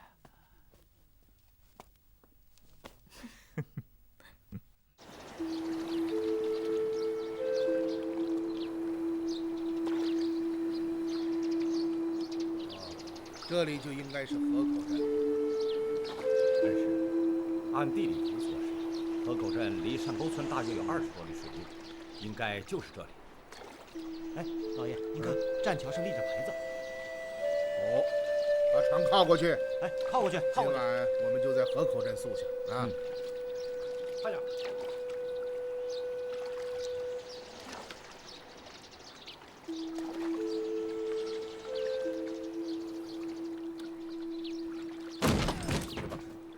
小心！哎。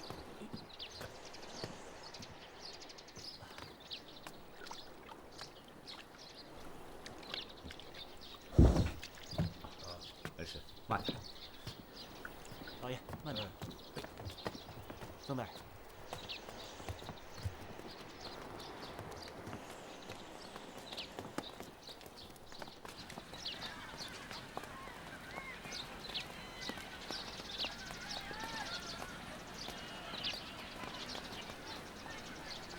往那边走。好。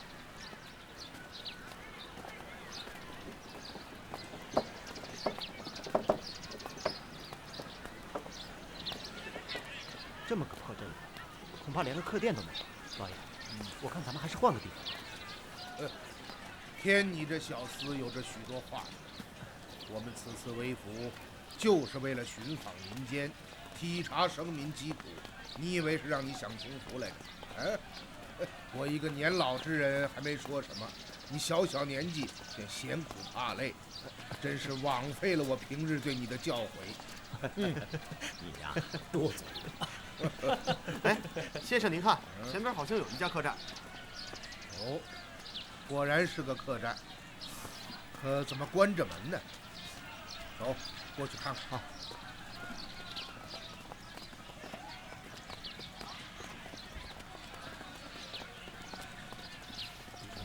叫门。好。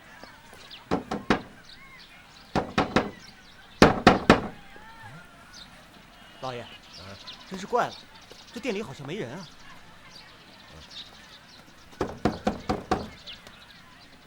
店家，行路之人前来投诉，请把店门打开。恩师，看样子确实是没人。街上就这一家客店，还关了门。今晚啊，咱们只好寻个人家借宿了。店内有人吗？是谁？哦，过路之人前来投诉，请店家把门打开。啊，就来。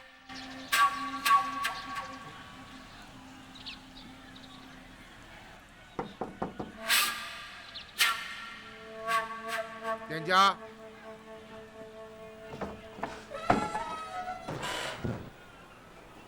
请问是店家吗？你们要住店？啊，正是。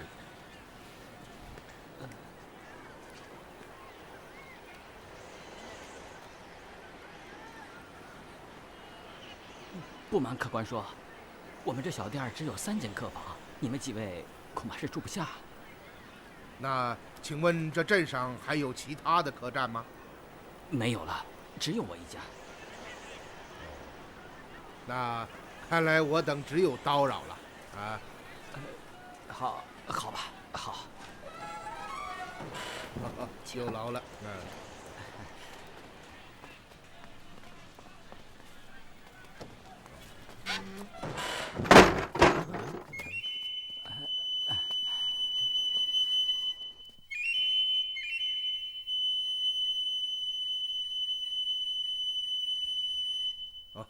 真是对不住，我等急于投诉，催促甚急，店家竟连衣服都穿反了啊！让各位见笑了。方才各位敲门时，我等已经睡下了。怎么，天上未黑便已安寝？嗨，店里没什么生意，又没有别的事可做，便早些安歇了。哦，是这样，那就有劳店家将客房门打开，让我们看看吧。好。老爷，这店主人甚是奇怪，照顾他生意，他还好像老大不乐意似的。又多嘴，走吧。坐这儿，请。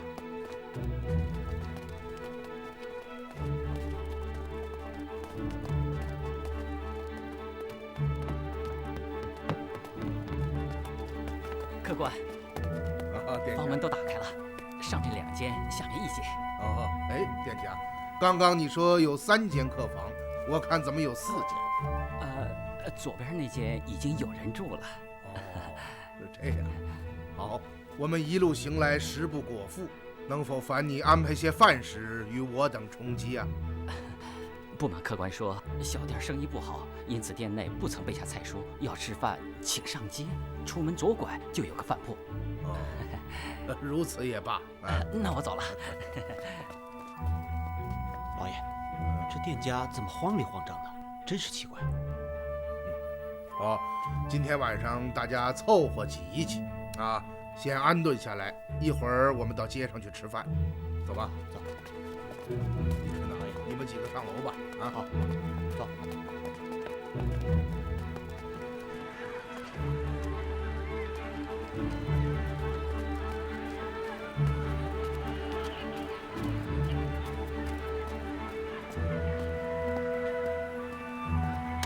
冯大叔，哟，是巩生啊，怎么买肉啊？嗨，一介寒儒，哪里吃得起肉啊？只是明日是爹娘的忌日，因此特来大叔这里赊上一个猪头，回去惦记一番。哦，好一个大孝子啊！啊，来，拿好啊！多少钱？哎，看在你一片孝心的份上，就给2文钱好了。谢谢冯大叔。哎，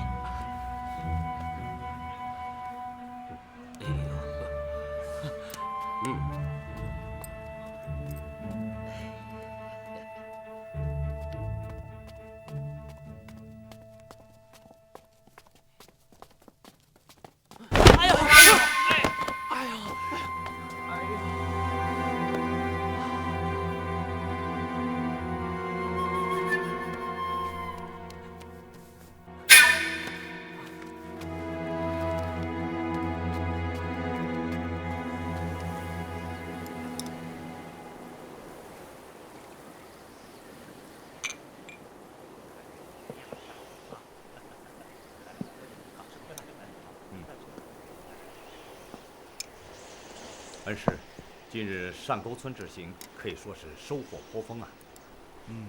是啊，纤户们反映的情况很有价值，使我们掌握了大量的第一手细节，对案情的判断可以说是大有裨益。首先，在邗沟翻覆的为什么都是江淮盐铁转运使的运盐船只？其次，翻船之后，大量的官盐不知去向，而在翻船的当天夜里，星儿媳妇亲眼看到上百只快船满载着身穿水铐之人赶往事发地点。如果这些人真的是冲着落水的官盐而去，那就说明他们预先便得知了盐船将要在邗沟翻覆。预先得知？您的意思是，运盐船在邗沟罹难，也是这些人做的手脚？否则，如此众多的快船和人手，怎么可能在仓促之间聚集起来？又怎么能如此及时地赶往事发地点呢？有道理，这绝不可能是巧合，而是早有预谋。因此，我们首先要搞清楚的便是，究竟是不是那些快船将落水的官盐打捞起来，悄悄运走。他们这样做的动机又是什么？哦，还有一点，我一直觉得很奇怪。纤户们说，邗沟复船几天之后，官府的船只才前来打捞。不错，这是为什么？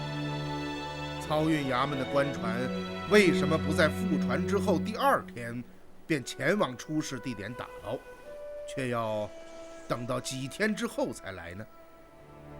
您的意思是，官府内有他们的内应？现在下结论还为时过早，一切还都只是推断。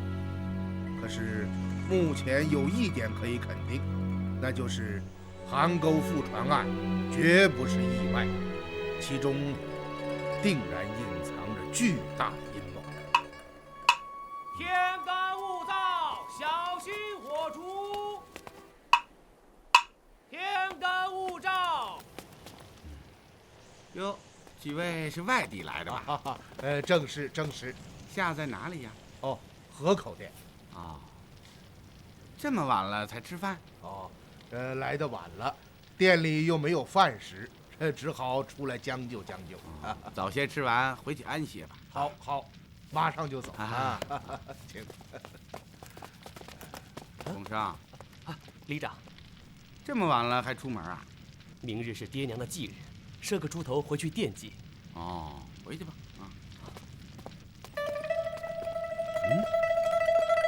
站住！怎么了，里长？孔生，你这身上染满血迹是怎么回事啊？啊，是这猪头滴血了。猪头是哪儿来的呀？是从冯大叔的肉铺里赊来的。现杀的猪？不是，是冯大叔从案子上拿的。把荷叶打开。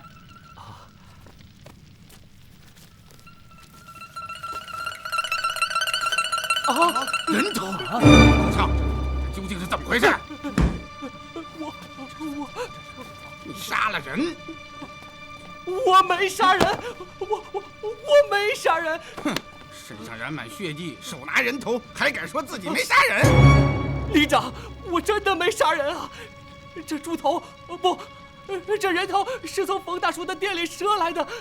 给我的时候，我没有打开看，谁知道是个人头啊！哼，也罢，你就与我到冯家肉铺，找冯屠户当面对质，把他带走。走，等等。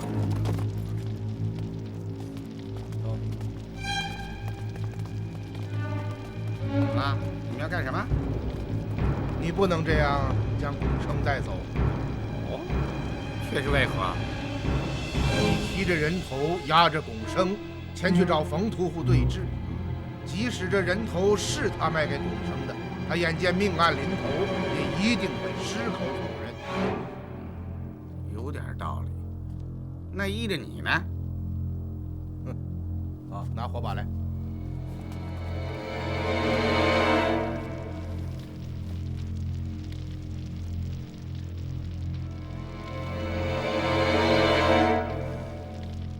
死者是刚刚被杀的，头颅顶处尚有余温，因此可以断定，死去的时间不超过半个时辰。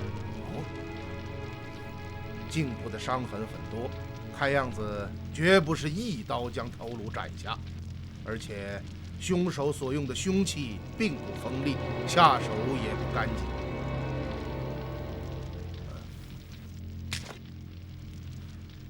后脑处有极深的凹陷，骨骼也碎裂了。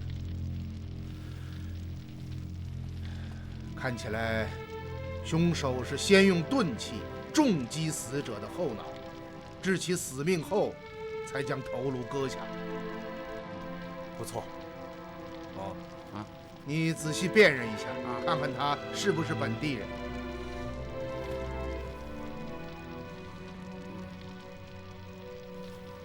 不是，从来没见过这个人，应该是打外地来的。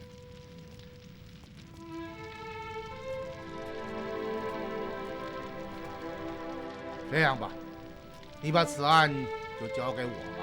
这交给你？是啊。审命的必须上报衙门，你算什么身份？也敢放这种狼言？曾太啊，去哪儿？把人头抱起来。是。来。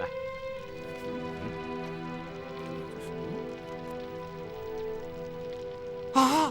你江淮督察使。起来。我这是此事不要对任何人提起。哎呦，小的该死，小的该死！刚跟你说过了，不要声张。啊，来，这位是我的恩师，案子由他办理，你该放心了吧？是，放心。好了，把他放开吧。没听见老先生说话呀？放开！是。李晨呐，你把人头交给他。洪生啊，你仍然拿着他，我们去冯家肉铺。李长啊，你来带路。好，请。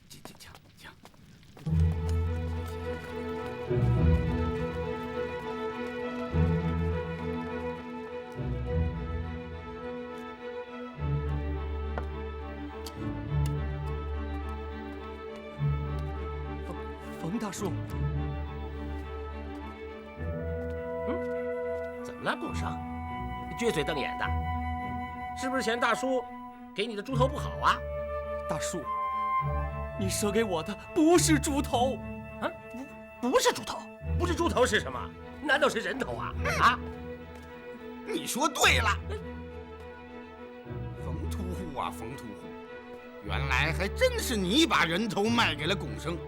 刚刚他跟我说，我还不相信了。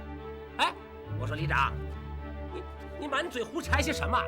哪个把人头卖给了龚生？啊？这是你卖给龚生的猪头吧？不错，那又怎么样？你自己看看。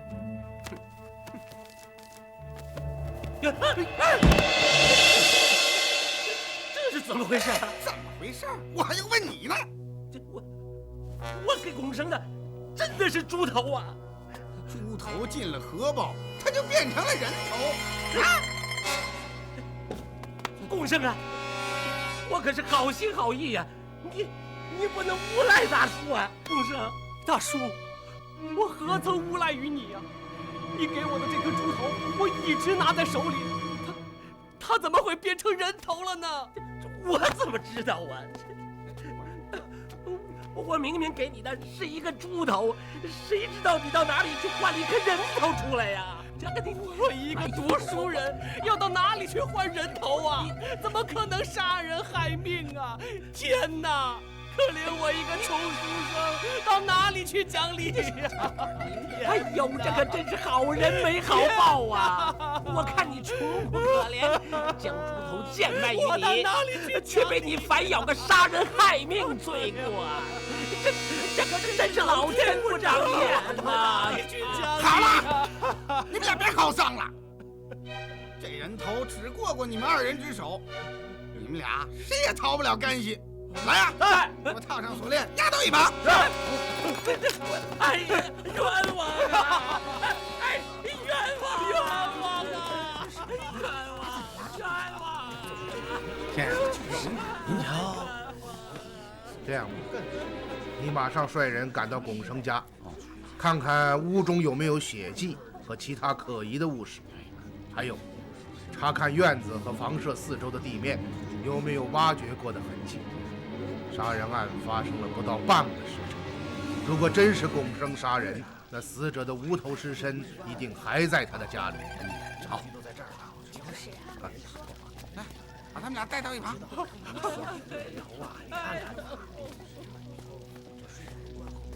许川在，你让大家里里外外搜查一下。是，大家动手吧。是。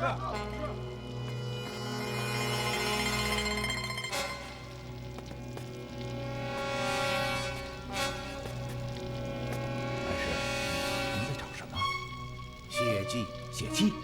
什么血迹？刚刚在饭铺门前你也看到了，龚生手中的那个人头荷包不停地在向外渗血，以至于龚生的胸前沾染上了血迹。如果说真的是冯屠户将那个人头荷包交给了巩生，那肉铺门前的地面上也一定会留下血迹。哦，走，进屋看看。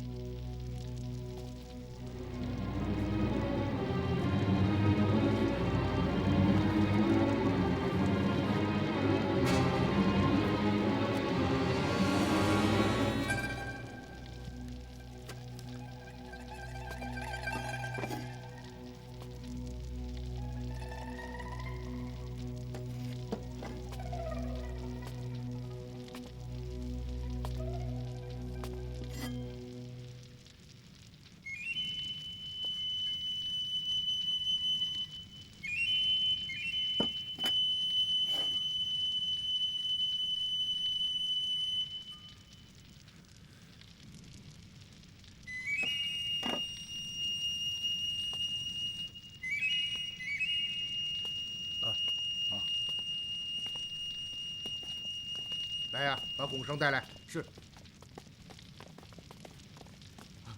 先生，我真的没有杀人呢。巩生啊，你不要害怕，定一定神啊！你仔细的想一想，从冯屠户手中接过猪头的时候，荷叶包里有没有鲜血流出？好像没有。那么，你拿着猪头离开肉铺之后，又去了哪里呢？哪儿也没去过，小生抱着猪头，沿街往回家的路上走。中途有没有遇到什么不寻常的事？哦，对了，在肉铺前不远的小巷口，有个人从黑暗中冲了出来，把我撞倒在地，猪头也滚落在一旁。哦，后来呢？后来，那个人爬起来，慌慌张张地跑掉了。我捡起猪头，继续往前走，就碰到了里长。你看清那个人的相貌了吗？天太黑了，没有看清楚。那么他手里有没有拿什么东西呢？好像是抱了个什么东西，但我记不太清了。你还能找得到那个小巷口吗？当然，就在肉铺前面不远。你带我们去看看。好。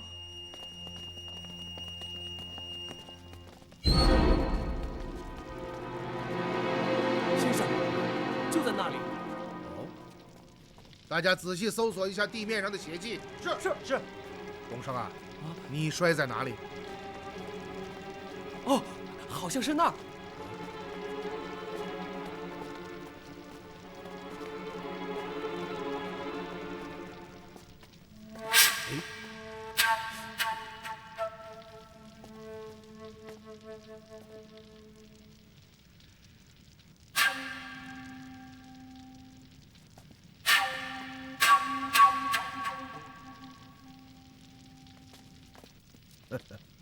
恩师，看来你已经找到他了。是啊。老先生，老先生，哦，怎么样？搜遍了巩生家中，也没有发现可疑的物事。那么你能够肯定那个死者不是本地人？这一点绝对肯定。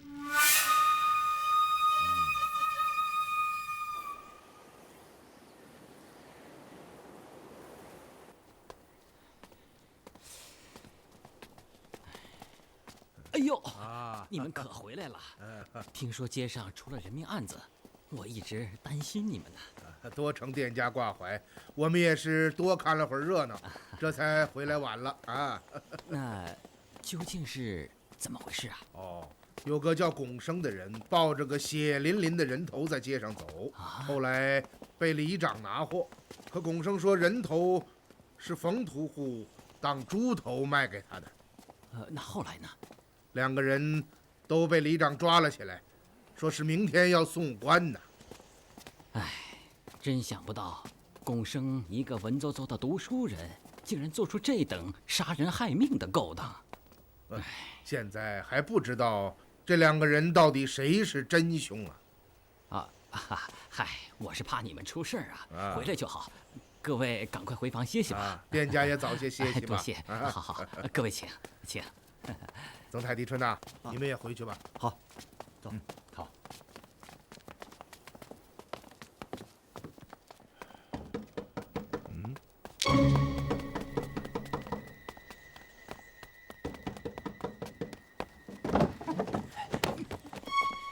身体怎么样？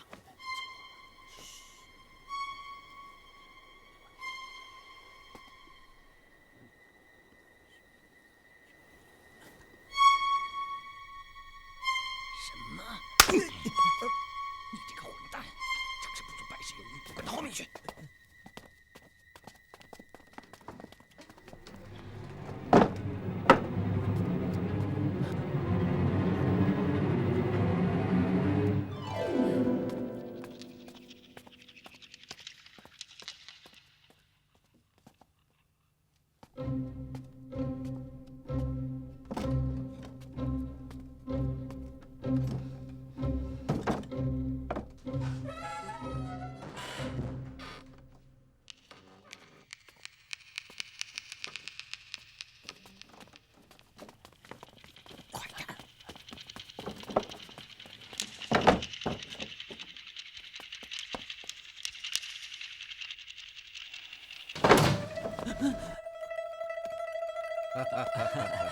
客官，您还没歇息啊？是啊，睡不着啊。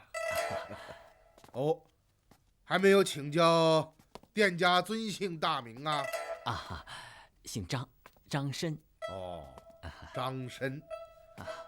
被你杀死的那位客人叫什么名字啊？你说什么？刚刚你让店里的伙计背着一个大口袋，悄悄从后门潜出店外。那口袋之中装的是什么东西啊？你是怎么知道的？我劝你还是实话实说，不要敬酒不吃吃罚酒。我什么也不知道，你说我杀人，有何凭据啊？你可真是不见棺材不落泪。快！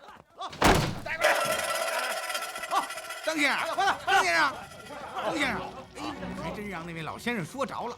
小的率人在河口店后门等了不到半个时辰，伙计就背着个大口袋溜了出来。小的上前盘问，刚问2句，这厮扭身就跑，被小的们擒住，押到这儿了。好，做得好。走。恩师啊，带过来。带过来。将口袋拿过来。打开，验明是谁。是。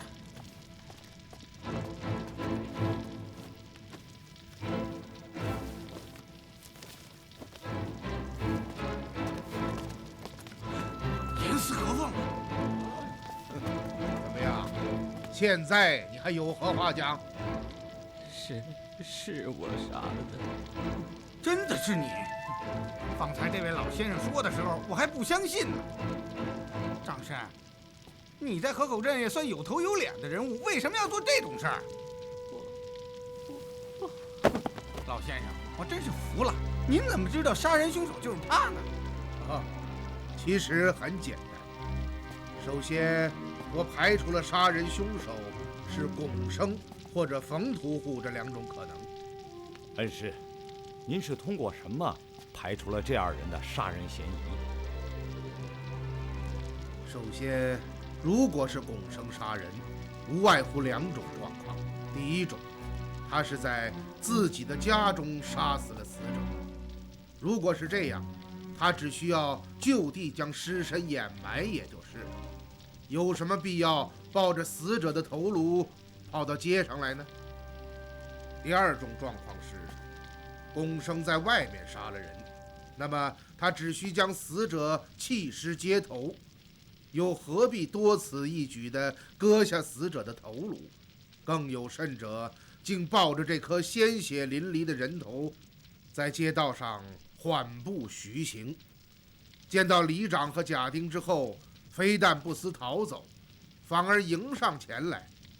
这一切完全不合乎逻辑，也不是正常人应有的思维。不错。再有，龚生是空着双手到冯屠户的店中买猪头的，这一点得到了冯屠户的证实。而里长发现龚生怀抱人头在街上行走，距离龚生从冯屠户的店中出来不过一盏茶的功夫。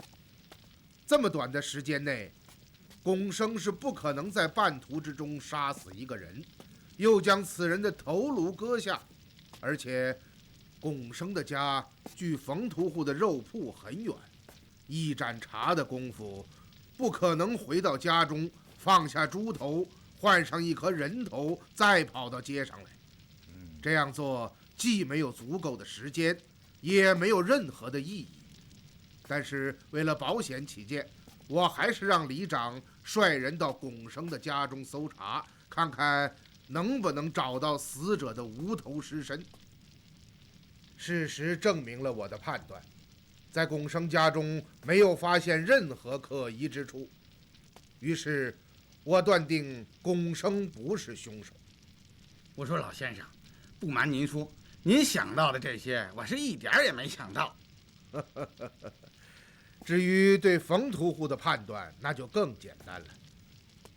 如果那颗淌血的人头是他递给龚生的，那么肉店柜台下的地面上一定会滴有血迹。然而我们细查之下发现，冯屠户的店门前没有任何的染血之处，此乃其一。其二，死者头颅的脖颈处伤痕累累，这就证明凶手在割下死者头颅时一定是很费了一些力气，至少砍了几十刀才将头颅斩下。而大家都知道，对于一个整日杀猪宰牛、剥骨剔肉的屠户来讲，斩下人头并不比斩下猪头和牛头来的费事，只需用摆放在肉案上锋锐无比的后背砍刀用力一劈，便可了事。他又何至于连斩几十刀才将死者的头颅割下呢？难道是因为他杀人之后心情紧张，下手时才会拖泥带水？于是我想到，如果凶手真是冯屠户，那么他店中的那些刀具一定会告诉我些什么。因为一把在脖颈上连斩几十下的钢刀，其刀锋之处一定是卷了刃的。于是我在冯屠户的店中仔细地检查了所有的刀具，发现这些刀具不但摆放得很整齐，而且每一把刀都非常锋利。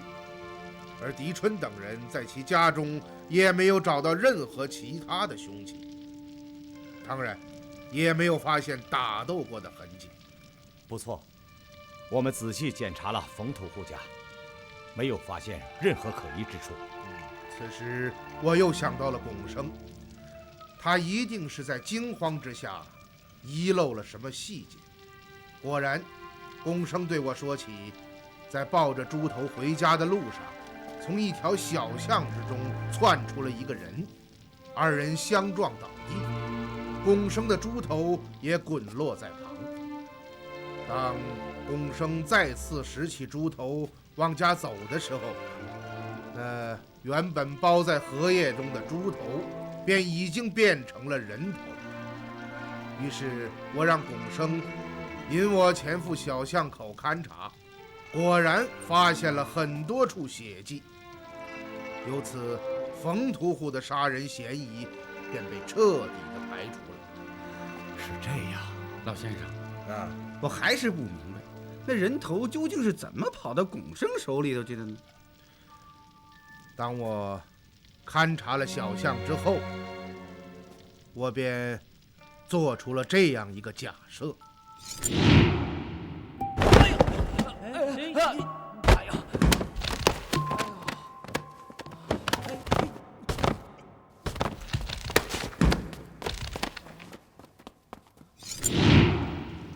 事情就是这样，我说的不错吧？没错，我跑到运河边，把荷包打开了，一看里边竟是一个猪头。没用的东西，事情就坏在你的身上。老实点。在巷口撞倒龚生的就是他。正是，这算是个真正的巧合，也可以算得上是天网恢恢，疏而不漏。恩师，您怎么会想到杀人凶手是这河口店的主奴二人？得出以上的结论后，我判定凶手一定就是那个撞倒龚生、错拿头颅的人。可这个人会是谁呢？如果我们从此人的身份入手，会遇到很大的困难，因为龚生没有看清他的脸，而且当时街道上也没有任何人看到此事。于是我想到了从死者的身份进行推理。还记得我曾经在小巷口处问过里长的一个问题吗？你能够肯定那个死者不是本地人？这一点绝对肯定。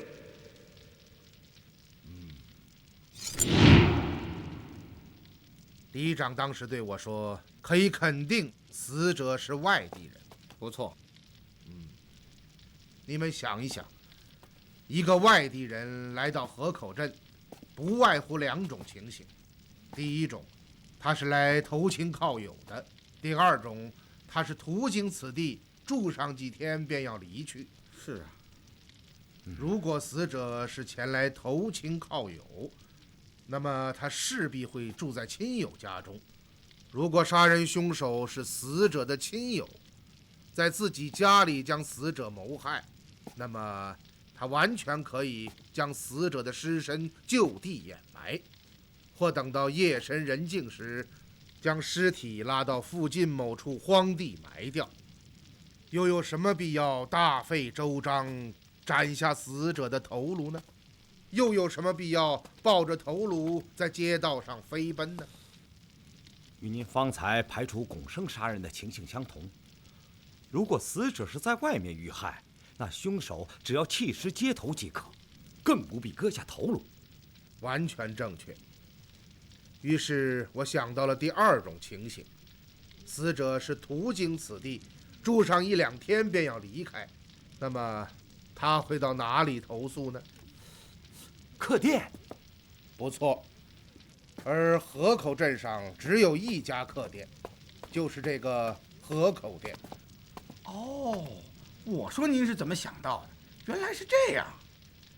还有，我想到了傍晚时分，我们来到客店投宿时，店老板张申那些反常的表现。恩师，看样子确实是没人。街上就这一家客店，还关了门。今晚啊，咱们只好寻个人家借宿了。店内有人吗？是谁？哦，过路之人前来投宿，请店家把门打开。啊，就来。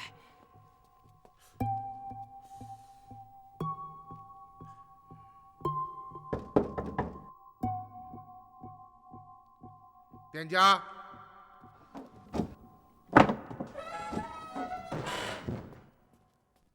哦，请问是店家吗？你们要住店？想到了这些，我立刻感到事情不同寻常，于是细细地回思了当时的情形。有2个细节引起了我的注意。请。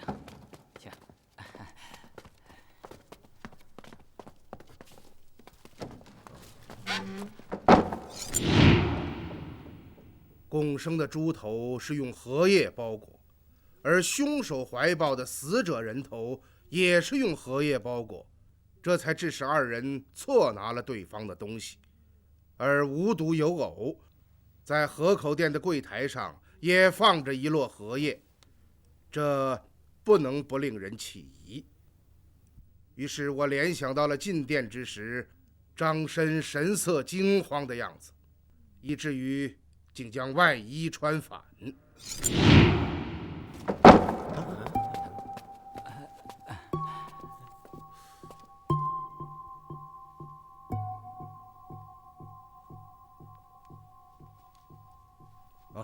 真是对不住，我等急于投诉，催促甚急，店家竟连衣服都穿反了啊！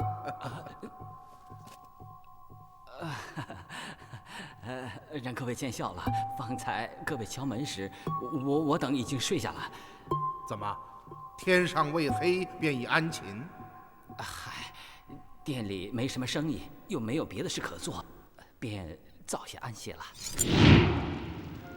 当这一切不停地闪现在我脑海之中，一个推论便油然而生了。那位死者来到河口店投诉，张申见财起意，伙同店伙计2人将其害死。由于客店之中人来客往，不同于寻常人家，也许还有其他的原因。张申不敢将死者的尸体就地掩埋，而是决定将其头颅斩下，让伙计带到无人之处纵火焚化，而将尸体埋在另一处地方。这样，即使日后尸身被人发现，这也是个无头公案，连死者是谁都不知道，自然无法破案，当然更牵连不到他的身上。我说的不错吧？你是在什么时候听到我们说话的？我并没有听到你们说话。不可能，不可能，否则你怎么可能知道这些？如果你知道他是谁，就不会觉得奇怪了。正当张申2人将死者的首级斩下，用荷叶包好，准备带出店外焚化之时，我们恰恰来到了客店门前。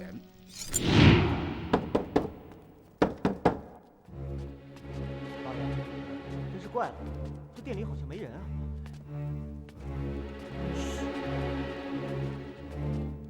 店家，行路之人前来投诉，请把店门打开。门市，看样子确实是没人。街上就这一家客店，还关了门。今晚啊，咱们只好寻个人家借宿了。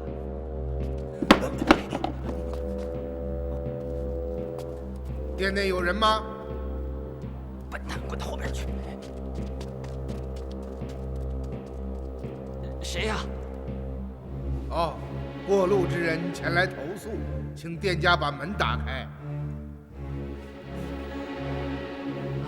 就来。当我们进入店中之后，你以生意不好，店中没有食物为由，将我等推到街上的饭铺去吃饭，而你则赶紧回到西头那间亮着灯的客房之中，包裹尸身，擦抹血迹，做好善后事宜。可是你没有想到的是，伙计在小巷口与买猪头回来的龚生撞在了一起。龚生怀抱的猪头落地，伙计抱着的人头也掉在了地上。因猪头和人头同样是用荷叶包裹，伙计慌张不察之下，捡起了龚生买来的那颗猪头，急奔而去。而龚生则是拿起伙计落在地上的人头，继续前行。被巡夜的里长和贾丁碰到，事情最终败露。听说街上出了杀人命案，我吃了一惊，赶忙向看热闹的人打听，听说是龚生杀了人，怀抱人头被里长发现。当时我就隐隐觉得这中间肯定出了什么事情。果然，伙计回来告诉我，荷叶包里是个猪头。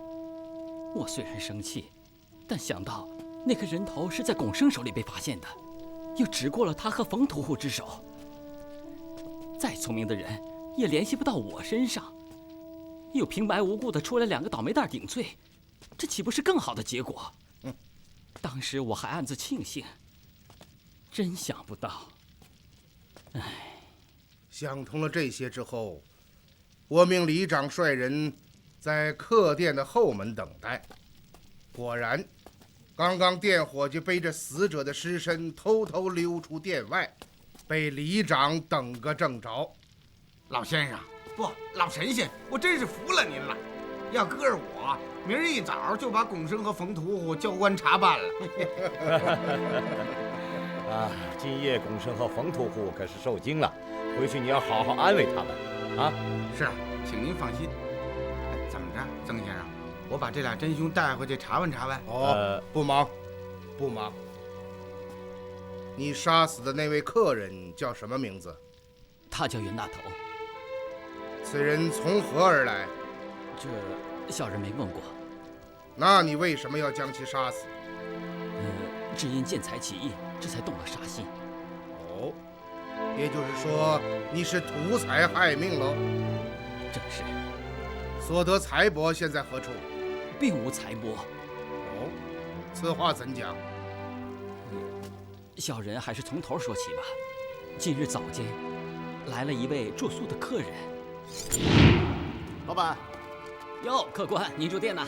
老板，我还有些货在捕头上，麻烦你找辆车帮我运到客店来。好的，没问题。伙计，准备2辆车。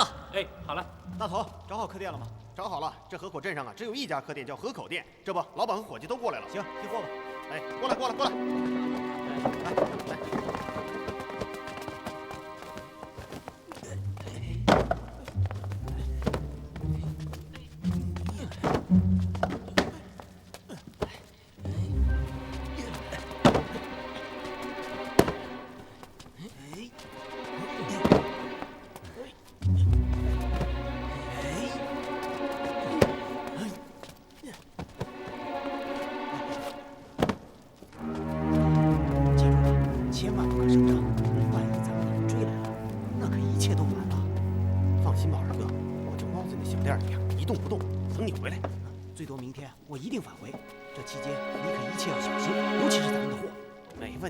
放心吧。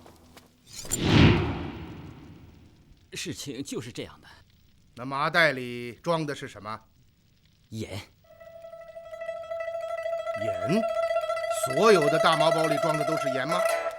正是。我还继续说吗？说。袁大头住进店里之后，要我们将所有的麻包藏在厨下。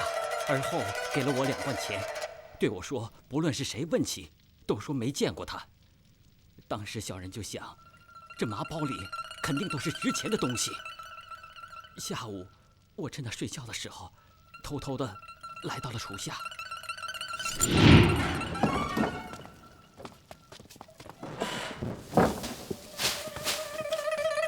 把刀给我。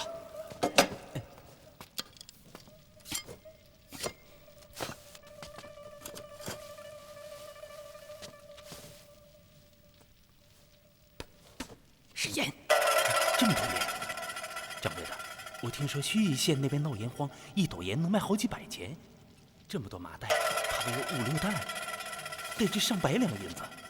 两小非君子，无毒不丈夫，宰了他，把盐藏起来。等风声过后，咱们把盐挑了，卖个好价钱，远走高飞，省得在这个穷地方受这冻。哼，掌柜的，他们还有个人呢，早上您没听他俩说吗？那瘦子明儿就回来。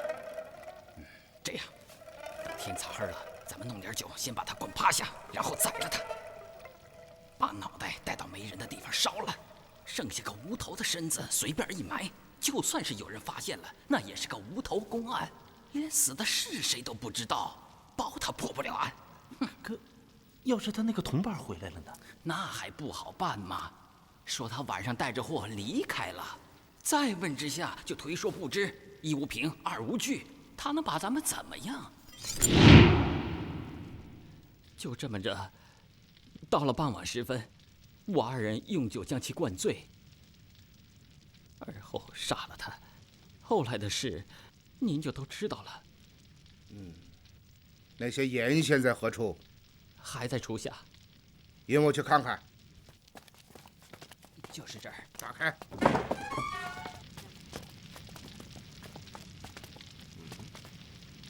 盐在什么地方？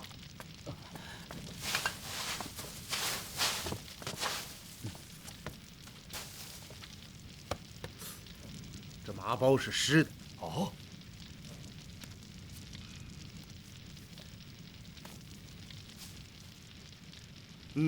果然是食盐。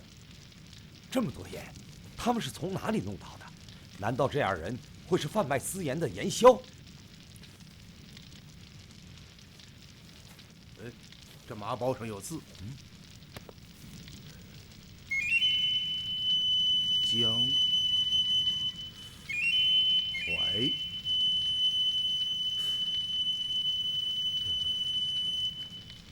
这个字是盐。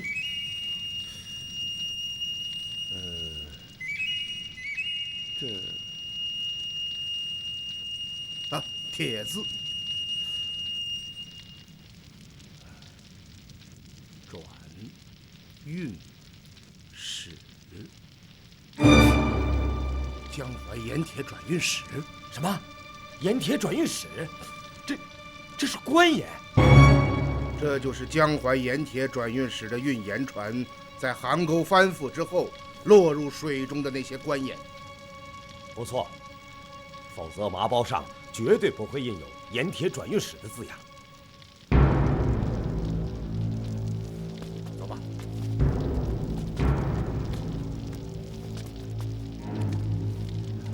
邗沟覆船后，沉入水下的官盐消失无踪。官府屡次打捞，均是无功而返。现在这些官盐却神秘地出现在了河口镇。恩师，会不会有这种可能？这些官盐是袁大头等人从江淮盐铁转运使的仓房中偷盗出来的，而不是邗沟覆船后落水的官盐。有这种可能性，可你注意到了没有？麻包潮湿，这些字迹模糊不清。很显然，是曾经被水浸泡过的。不错，可恩师，如果真是邗沟翻船后落水的官盐，而今已经几个月过去了，早已经干了。不然，南方气候阴潮，湿物本来就不易干燥，再加上这些人将麻包打捞上岸之后堆叠在一起，湿气就更加不易散发，因此。麻包潮湿是很正常的，有道理。今天我们在上沟村还曾经说起，这上百只快船的出发和返回地点在哪里，是吧？不错，您当时说这个地点就在附近，绝不会离上沟村太远。与其说这几包官盐是从江淮转运使的仓房中盗出的，倒不如说这河口镇附近有这些歹人的秘密窝点，还合理一些。您的意思是，那些打捞官盐的歹徒，就是从这附近驾着快船出发，待打捞完毕后，又将所有的官盐存放在这里？不错。可恩师，我们看过地理图啊，这附近除了河口镇外，再也没有其他的村庄和镇店。一切还是让事实来说话吧。张谁？在。你方才说到与袁大头同行的还有一个瘦子，是吗？是，正是。此人明天回到河口镇。我听他二人就是这么说的。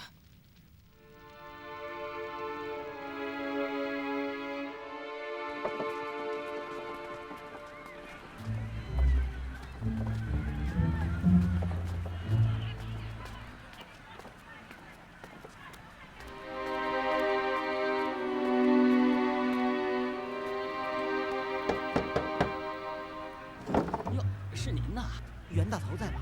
在屋里，还没起呢。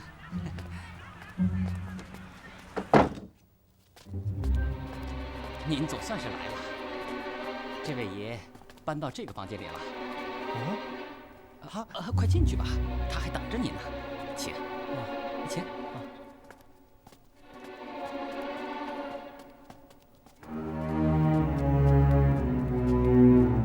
就是这个房间，进去吧。大头，大头，啊！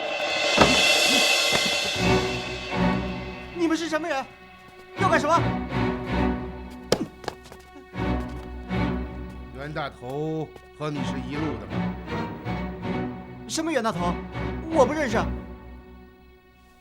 我劝你识相一点，不要逼我把事情做绝。这样吧，我给你提个醒，那几包官盐是你们2人运到河口镇的吧？什么官盐啊？我说你们是认错人了吧？你看看这个，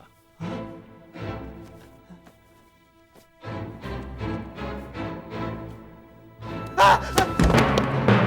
你们杀了他！知道为什么吗？就是因为他不肯合作。希望你不会落得他这样的下场。说吧，那些官盐从哪里来的？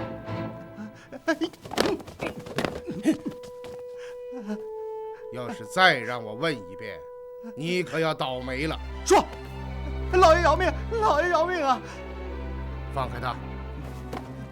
说，这些盐是从北沟大仓房偷出来的。啊？北沟大仓房？正是，正是。北沟大仓房在什么地方？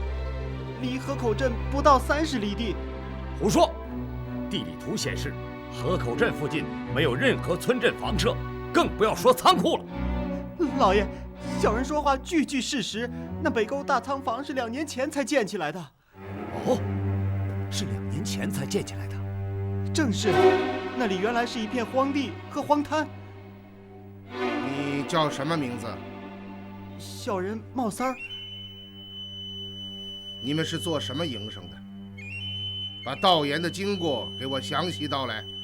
是，小人就是北沟大仓的水鬼。袁大头是负责看管仓房的，因大仓内存有很多食盐，小的2人商量倒出一些卖到北边，赚些银子花花，这才趁夜潜入了仓房，倒出了6、7包。我2人说好，小的负责去找买家，而袁大头带着盐包在河口镇中等待。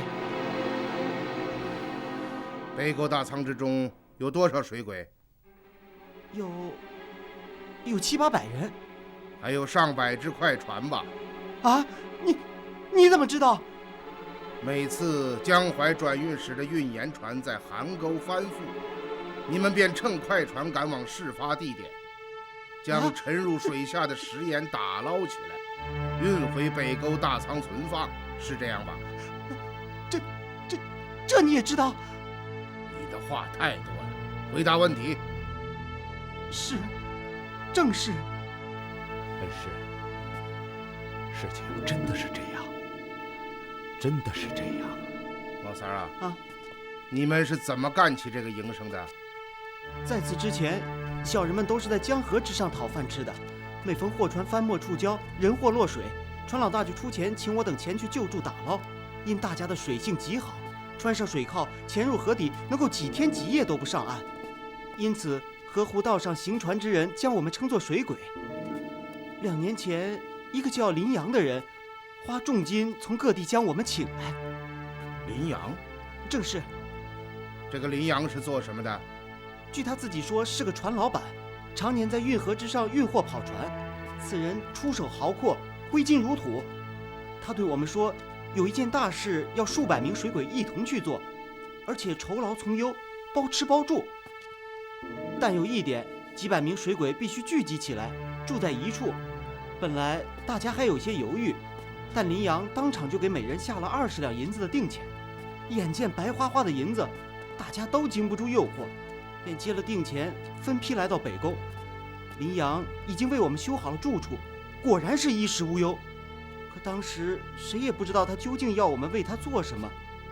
过了些日子，大家发现住处周围盖起了几座很大的仓房，就是现在的北沟大仓。正是。正当我们惊疑不定之时，林阳带着监库彭春和上百名手持刀枪的黑衣人出现了。他对我们大家说，所有前来北沟的水鬼都是从事秘密打捞事务的。从即日起，大家听候监库彭春的统一调遣，任何人不得外出，否则格杀勿论。这个监库彭春是什么来头啊？这个小的就不太清楚了，只知道他是林阳的亲信。你继续说吧。哦，听了林阳的话，大家都有些忐忑不安，但既已上了贼船，又难以反悔，再加上北沟大仓戒备森严，想走也走不了，于是只得安心住下。几天后的一个深夜，监库彭春将所有水鬼唤醒，集合后穿上水铐，上了快船，径直驶到韩沟的鬼石头。到了地方，彭春才告诉大家，有一队运盐的官船在鬼石头翻没，让我们潜入水中打捞落水的官盐。从此以后，过1、2个月，我们就要进一趟韩沟。记得最后一次是到韩沟北边的山阳县。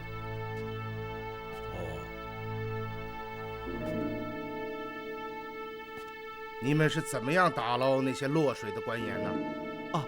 每条快船上都有几张粗绳结成的大网兜，水鬼们带着网兜跃入水中，将沉在水底的盐袋放进网兜之内，而后浮出水面，将绳索头交给快船上的人。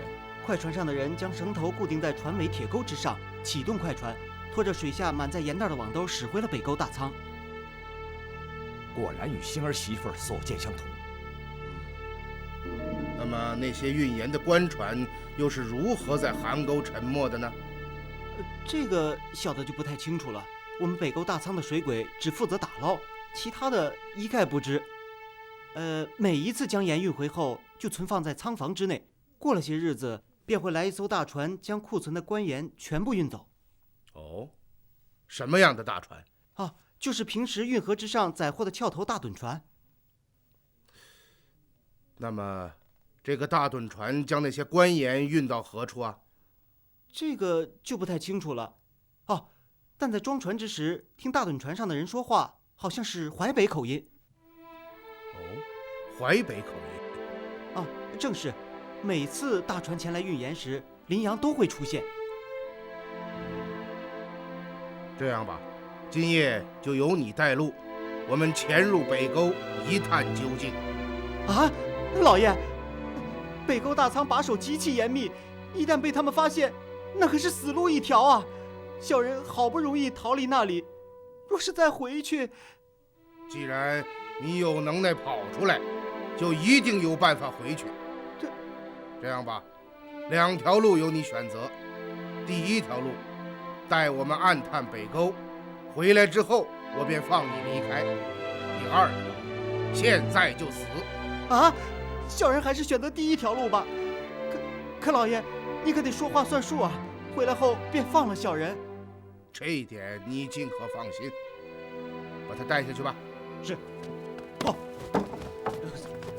恩师，一切都在您的预料之中。果然是这些人将沉入水下的官盐盗走，而且他们的窝点就在附近。目前有一点可以肯定，韩沟覆船绝非意外，而是歹人们精心策划、蓄谋已久的巨大阴谋。首先，他们暗中袭击盐船，令其在韩沟翻覆，而后再派出早已准备就绪的水鬼，赶赴事发地点，捞起官盐，将盐悄悄地运走，存进北沟大仓房。最后，再由另外一批人用大趸船将官盐悄悄地运离。不错，恩师，如此浩繁的作案过程，其牵涉之广，用人之多，实在令人咋舌。其中不管哪个环节衔接不好，都会出现问题。我真想不出，究竟是什么人会有如此手段，而且这些人劫夺数百万担食盐，到底要做什么？盐铁是朝廷专售，他们是无法公然买卖的。是啊，这也正是我在想的问题。他们会将盐运到什么地方，又要怎样处置？他们这样做的目的究竟是什么呢？恩师，要不要通知钦差卫队前来，将他们一网打尽？我们已经接近了事实的真相，越是在这种时候，越要沉住气，绝不可打草惊蛇。我想，此事今夜便有分晓。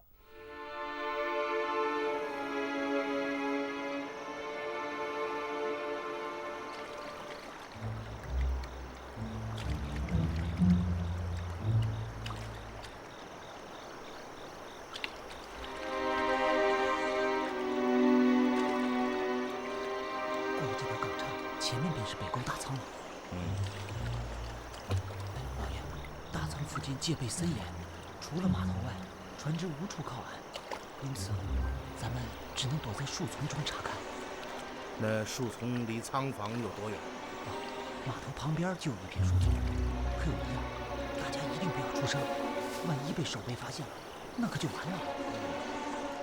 过了港岔之后，大家要加倍小心，讲话不要高声，以免被那些守卫发现啊！是。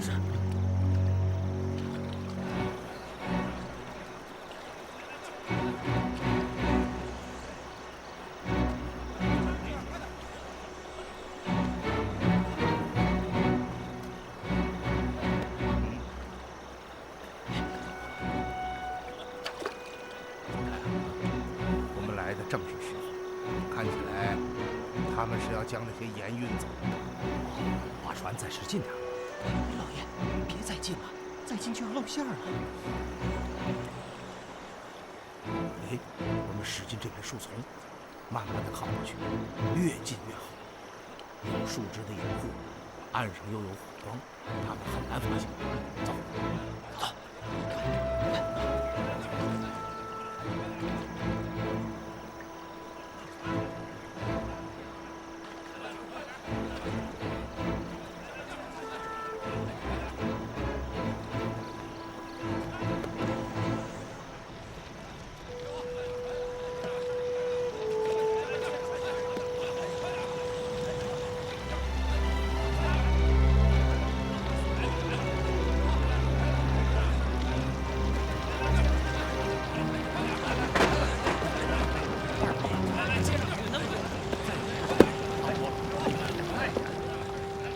穿长袍的人是谁？他就是监护彭春。哦，他就是彭春。正是。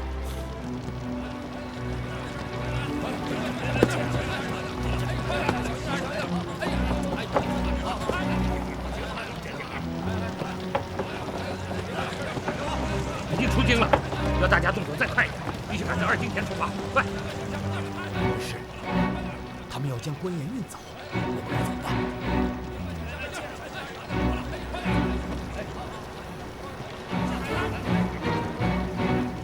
顺着龙的话，看看他们究竟要将这些官盐运到何处。您的意思是说，跟踪他们？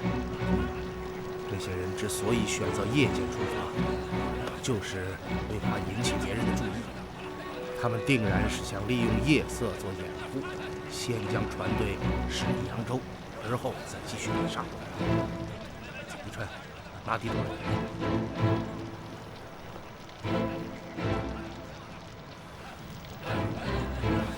我们先返回河口坪，然后兵分2路。狄春率张环、李朗和卫士跟踪这些运盐船队，摸清楚他们藏盐的地方。将我们送回河口镇之后，你们不需要再回到这里，而是驾船到上沟村附近去等他们。上沟村？为什么要到上沟村啊？不管这些人的目的地是哪里，只要顺着运河北上，必定会经过上沟村。待他们到了，你们便暗中跟上，查个究竟。好，记住，绝不可轻举妄动，打草惊蛇。王爷，您就放心吧。是。那我们呢？我们今晚在河口镇歇宿一宿，明天清晨赶往山阳县。去山阳？正是。我要亲自查看李翰的死亡现场，再见一见那位第一个发现李翰自缢的山阳县令陆继英。待这一切都做完之后，我们便返回扬州，等候狄春的消息。那时元芳也该到了。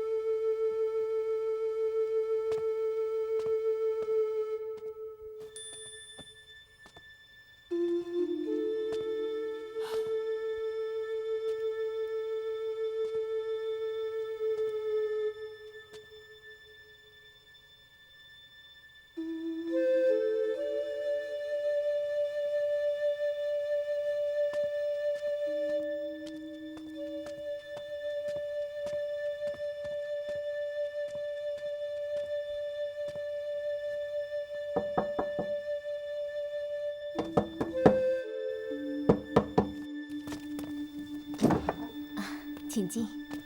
贤妹，我还怕你休息了。睡不着啊？我也睡不着。到你这来坐坐。怎么样？住的还习惯吗？非常好。听下人们说，这是你住的房子。正是。真是不好意思，把你挤到偏房去住。嗨，这有什么？我这人长得就偏，住偏房才是得其所在。大哥，你坐呀。好，坐。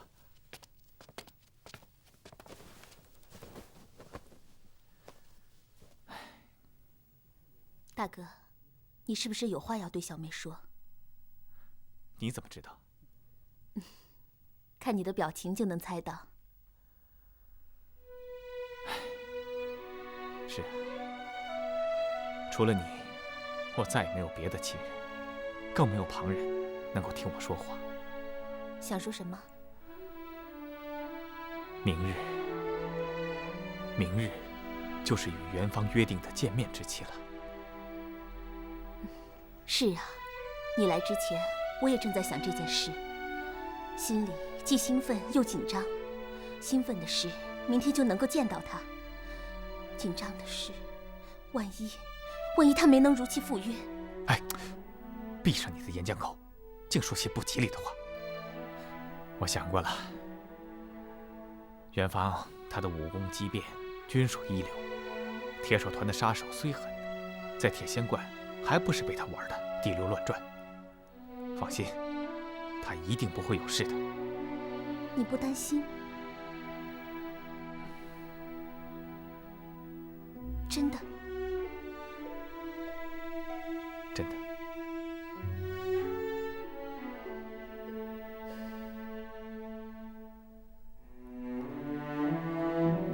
你怎么不说话了？如果你真的不担心，就不会半夜跑到这里对我说起此事。大哥，我知道你的心思，你是心里没底，想从我这里听到些令人安心的话，是吗？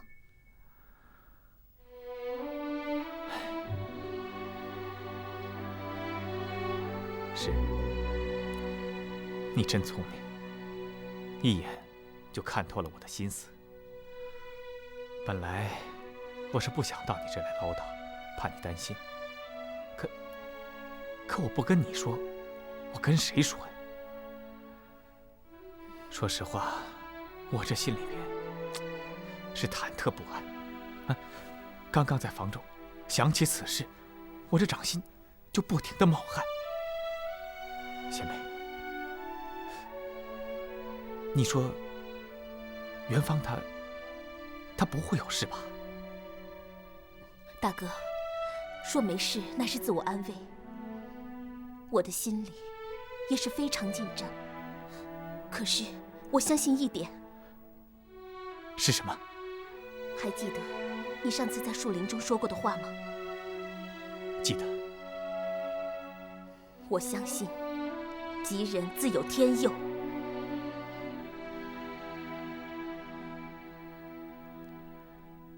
是啊，是啊。我想元芳明天一定会如期赴约。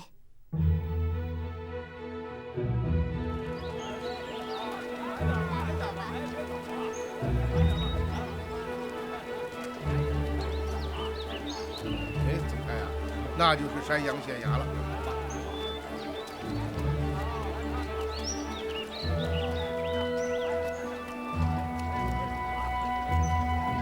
到了。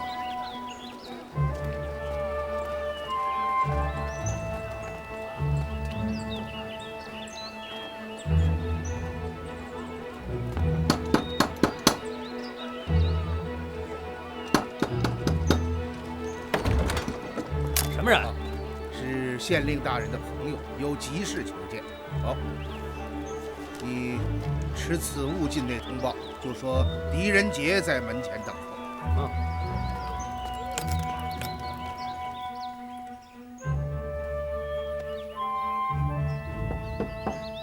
进来。怎么样，贤妹，准备好了吗？好了。那我们走吧。万一元芳到得早，他在这里人生地不熟的，别生出什么枝节。县令大人。啊？县令大人。怎么了？门前有几个人，说是您的朋友，让我进来通报。我的朋友。下去吧。哦。狄仁杰。大哥，怎么了？处置使狄仁杰大人来了。处置使？那天吴文登道就是要告诉我，处置使狄仁杰大人即将到达扬州。狄仁杰，就是那个断案如神的宰辅狄仁杰。应该就是他。哎呀，这可怎么办？这可怎么办呢？大哥，你别着急，你立刻前去迎接狄大人。我先赶到群仙茶楼等待元芳。事到如今，也只好如此了。贤妹，你一切小心。放心吧，我也不是小孩子了。好。哎，大哥，官府。哦，知道了。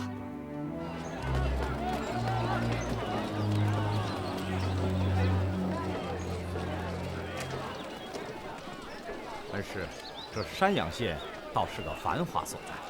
是啊，山阳北接运河，南连淮都，乃两河都会，又距扬州最近，因此自古以来都是通衢之所。敢问两位，哪一位是处置使狄阁老？我就是。山阳县令鲁吉英拜见狄阁老。不要跪，也不要拜，把官凭还我就好啊。你不要紧张啊！我等微服到此，就是不想惊动旁人，因此才会这么早打扰贵县呢。没事没事，阁老折煞卑职了。未知阁老驾到，有失迎养，望阁老恕卑职不公之罪。好了，客套就免了吧啊！我把贵县从被窝里喊起来，也是于心不忍啊！哦，这位是江淮督察使曾泰曾大人。陆吉英拜见曾大人。刚说完又忘了啊！早就听闻狄阁老断案如神，御下极严，想不到竟是如此的平易近人。请阁老到正堂用茶。多谢贵县，用茶就不必了。我来问你，水泊郎中李汉大人生前是在何处下榻？回大人，李大人下榻在山阳行馆。那么他自缢之处也是在哪里？正是。很好，你立刻引我前往山阳行馆。是。卑职命人备轿。哦，不必称叫，步行就好。一路之上，正好可以查看山阳的市井民风。啊，是，我陪大人。啊，走吧。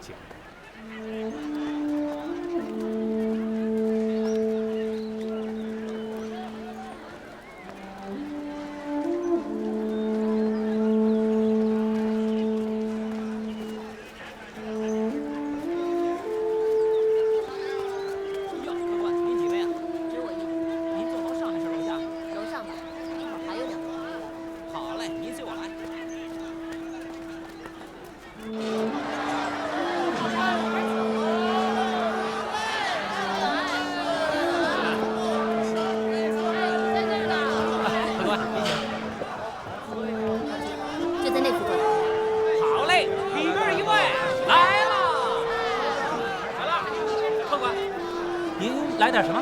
来一壶茶。好嘞。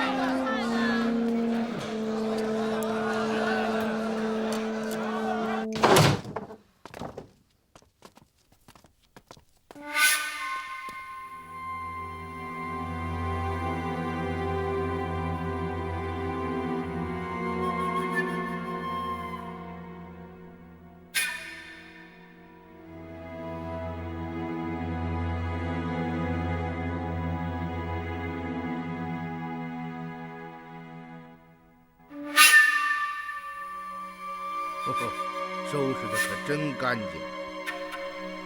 当时勘察死亡现场之时，都有谁在场啊？刺史崔亮大人、长史吴文登大人，还有就是卑职。李汉大人悬梁的准确位置在什么地方？就在这里。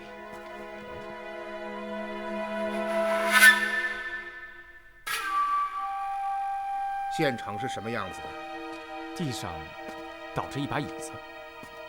地面之上有没有类似石块之类的重物啊？没有。你能肯定？能。你见过李汉本人吧？当然见过。他的身量有多高？大约6尺。啊，与这位大人相仿。哦。那么李大人悬梁用的是绳子还是白绫？一条白绫。你去叫人找一条白绫来，我有用。是。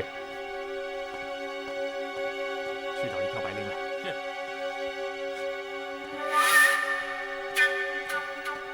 大人。哦，贵县，你是第一个发现李汉自缢的人，对吗？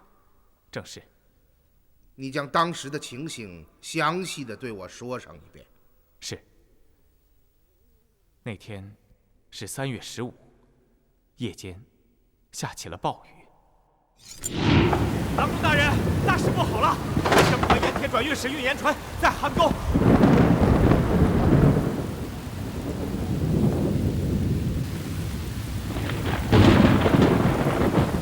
啊！李大人！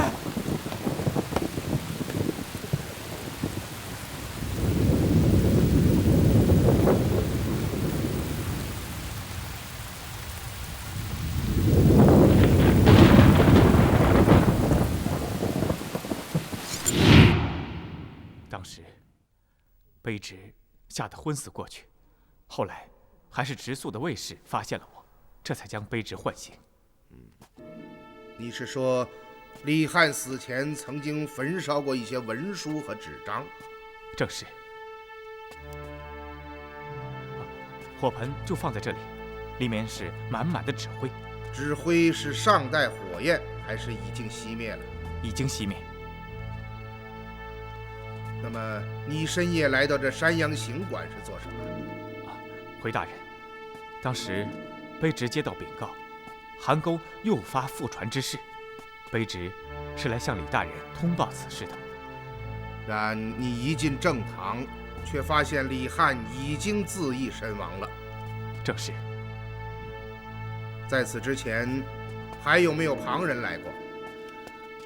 负责直宿的卫士告诉我，在卑职来之前，再没有旁人来过。也就是说，李汉大人是在还不知道邗沟覆船的情况下，便已经自缢身亡了，是吧？是。高明。你还有什么话要对本阁讲吗？没什么了。恩师，您在船上的怀疑被印证了，事情真的是这样。这可真是怪了。既然李翰并不知道韩沟发生了覆船之事，他为什么要自杀？又为什么留下那样一封绝命书呢？说得好，此事大有文章啊。哦，对了，贵县呐，李翰大人的遗体和他留下的那封绝命书现在何处啊？回大人，绝命书及所有在山阳行馆中找到的证物，都被刺史崔亮大人带回扬州了。那李翰大人的遗体呢？回大人，李大人的尸身一直存放在县衙停尸房内，已达旬月有余。因为近来天气转暖，尸身面部及身体各处已出现大片腐坏，因此几日前卑职下令将尸身焚化了。哦，焚化了。正是。此事上报刺史大人了吗？没有，是卑职自作主张。就算尸身腐坏，下令掩埋也就是了，为何要用火焚化呢？是这样，卑职是怕尸身腐烂，引发瘟疫传播，这才下令焚烧。水部郎中李翰，官居四品，奉御钦差，你一个小小的县令，在未经上官许可的情形下，竟然私自焚化其尸身，这不是没有原因的吧？卑职该死，这实在是卑职考虑不周，望大人开恩援佑。你不是胆大之极，就是在替人受过。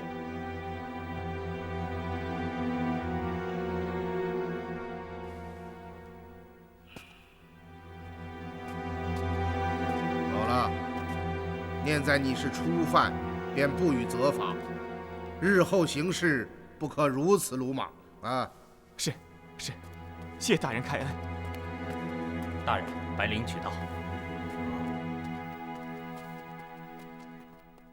宗泰啊，刚刚鲁县令说过，李翰的身量与你相仿。这样，你站到椅子之上，将手中的白绫抛上房梁。好。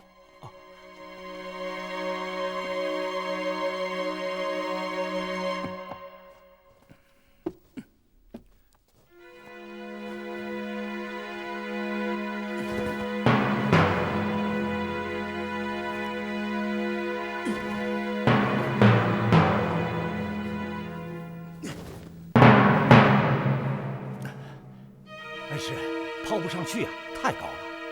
你下来吧。啊。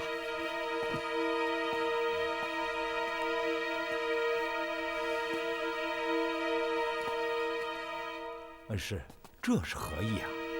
你抛不上去，难道李翰就能抛上去吗？您是说，李翰不是自缢身亡？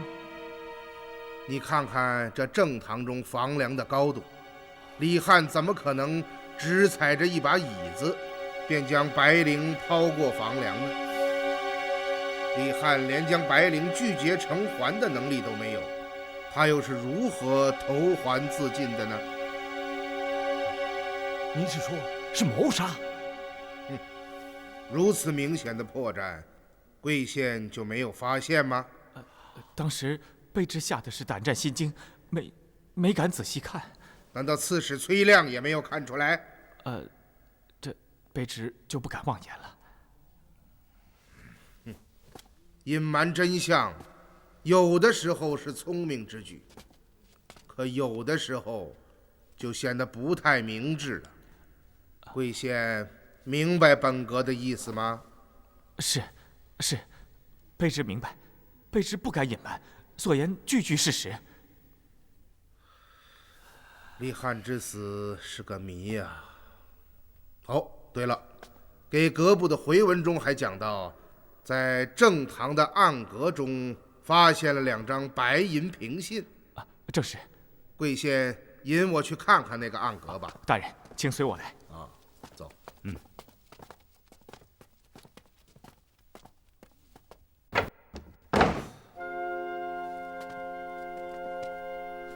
这就是存放凭信的暗阁。正是。贵县，当时护卫山阳行馆的卫士都是李汉大人从京中带来的吧？是的，一行一共50人。那么行馆中的仆庸杂役是从哪里来的？是县里负责安排。哦，是这样。好，贵县，还有什么要和本阁讲的吗？没有了。这样吧，我们还有些事情要赶回扬州，你立刻准备一只快船，本阁现在就赶往码头。是，卑职立即去办。记住，本阁到来之事不可张扬。是，卑职遵命，卑职不敢。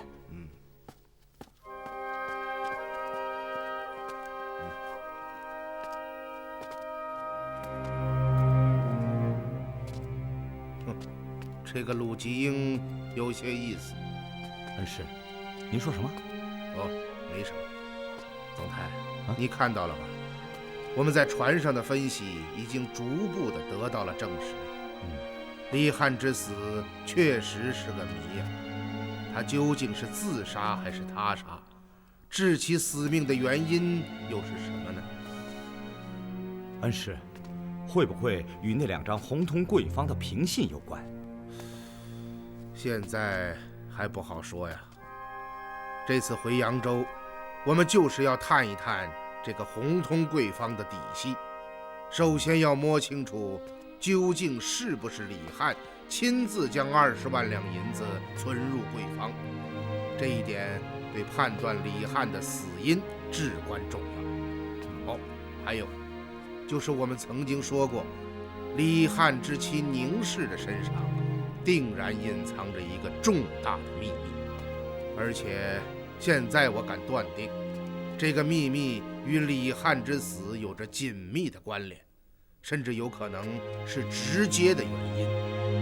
然这些只有等待元方的消息。2位大人，官船已经备好，马车现在门外。哦，有劳了啊！不敢，走吧。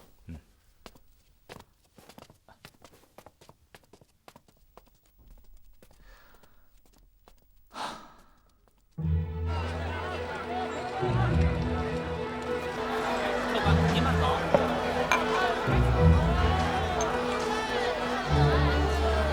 客官慢走。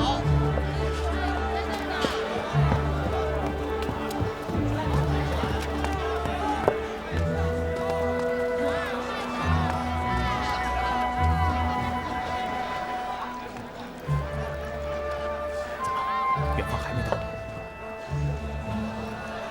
不应该呀，已经50了。别急，才刚到5排，我们在这儿等了还不到2个时辰，也许元丰是下午才到。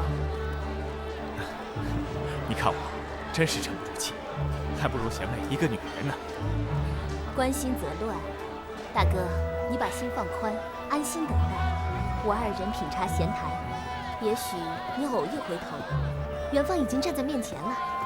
对对，把心放宽，咱们喝茶。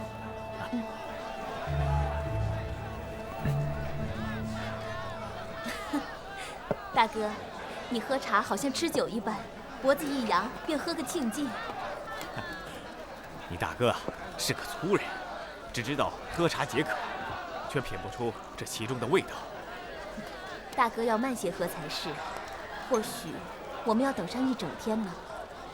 哎，对了，那位狄大人怎么样？我正要跟你说，狄公要我陪他勘察李郎中死亡的现场。哦，快说说。哎，这位狄哥老可真是名不虚传，太厉害了，这目光像鹰一样，一眼就看出李郎中不是自缢身亡。真的？真的。他让我详细描述了当时现场的情形，问得非常仔细。大哥，狄阁老现在何处？已经返回扬州了。那你说，我们要不要将那封密信交给他？一面之缘，不足取信。本来今天有些话我也想说的，可最终我还是忍住了。我看，还是等元芳来了以后，大家从长计议，再做决定吧。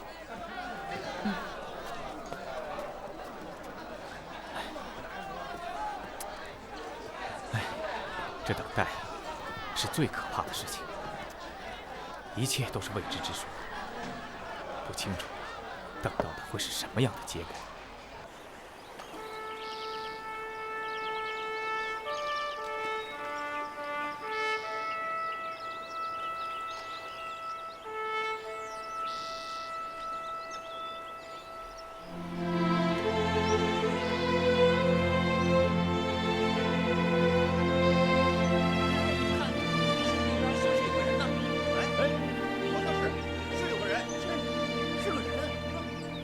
小青姑娘，水里有个人。啊？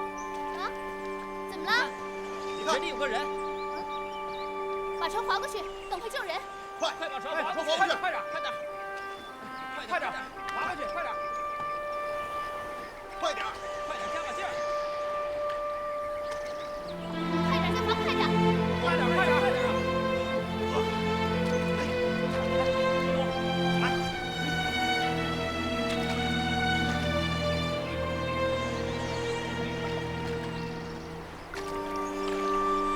大家一起动手，把它捞上来！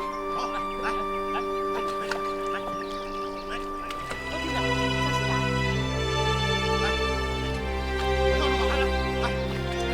搭把手，努力，上来了，放好，放好。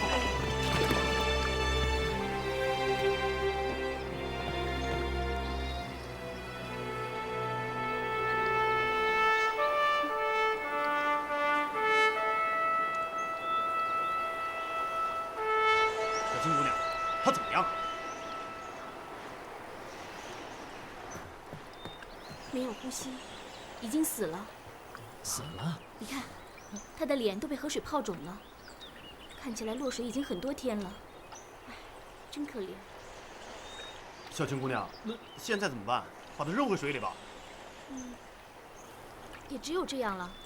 咱们也不能带这个死人到处跑啊。是啊。不知道的，还以为是咱们杀了他呢。行了，大家动手吧。好，来。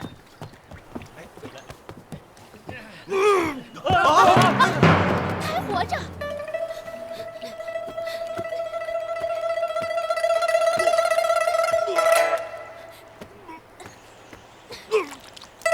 过来，扶起他。好，来。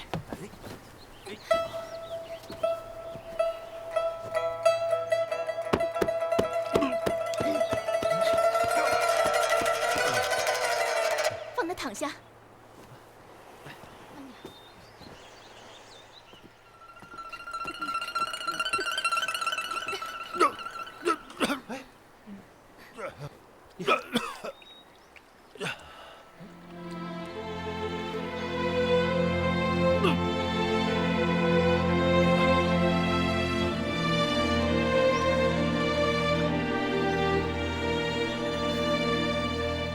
好家伙，你没死啊！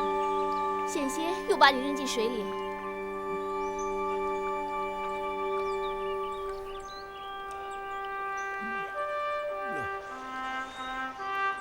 去端碗热汤来。哎，好嘞。来，把它扶起来。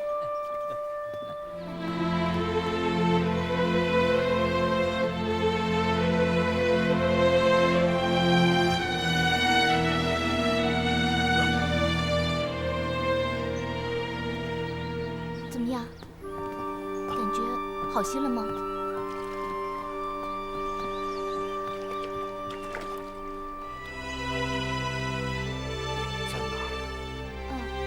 你在运河里飘着，我们把你救了上来。在运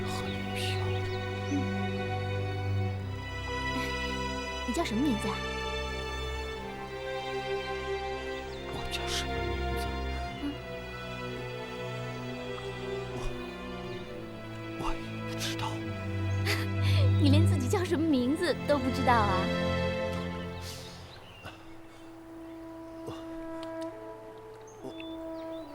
我想不起来了。那你为什么会漂在河里呢？哎，是不是遇到水匪了？火！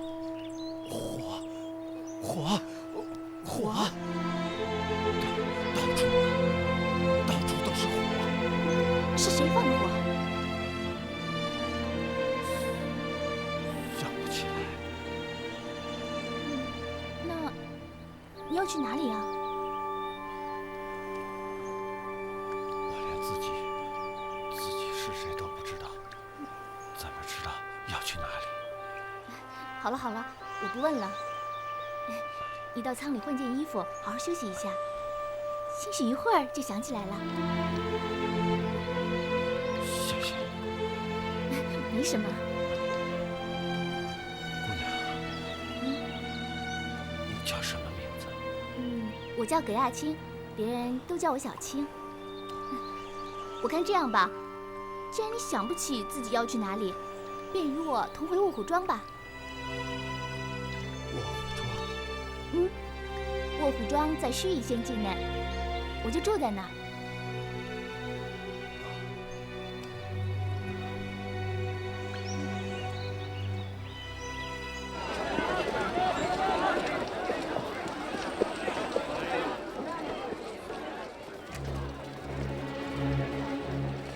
大师兄，叫弟兄们分散查找。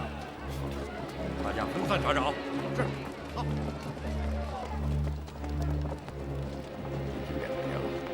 弟兄们转遍了山阳城，也没有发现宁氏的踪迹。昨日宗主又派人传令，2日内找不到宁氏和密信，便提头来见。宗主实在是太过分了，为了一封密信，先是斩去了大师兄的左臂，而今又传下了这等生死令。俗话说“飞鸟尽，良弓藏；狡兔死，走狗烹”。我们就算是走狗，也要等抓到狡兔后面再下毒手。我龙峰为铁手团卖了几十年的命，尚且落到这样的下场，就更不用说你们了。而今大家都朝不保夕，提心吊胆的过日子，一旦有个差池，便性命堪忧啊！宗主传来消息，说宁氏就在山阳县中。现在弟兄们查遍全城，却一无所获。难道这也要怪在我们头上？欲加之罪，何患无辞啊！大师兄，云公啊，鲍冲，你怎么来了？宗主要我给你2人传信。哼，不会又要我们提头来见吧？哦，走。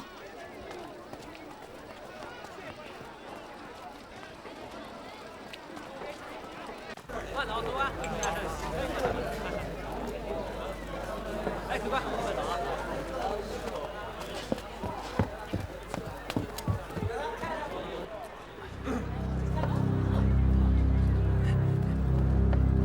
二位客官，真不好意思，再过一会儿小店就要打烊了，您看能不能先把账给结了？是我们不好意思，在这儿坐了整整1天了。伙计，您能不能跟老板商量一下，晚一点打烊？这，客官，小店某处下班申时打烊，这是规矩。你看，这些够了吗？够，太够了。客官，您安心坐着，愿意待到什么时候都成。好，那多谢了，烦劳你再给我2人添些水来。好嘞，您稍后。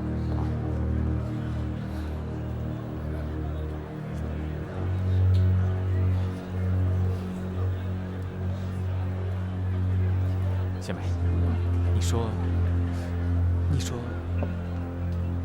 元芳他还会来吗？他一定会来的。如果今天没有等到，我们明天继续等，直到他来。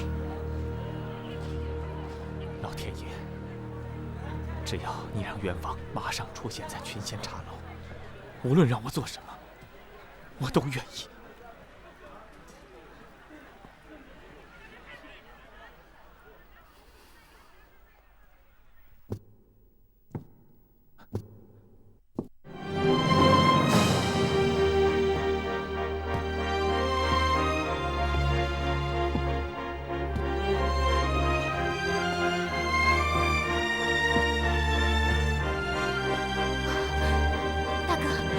是不是元芳来了？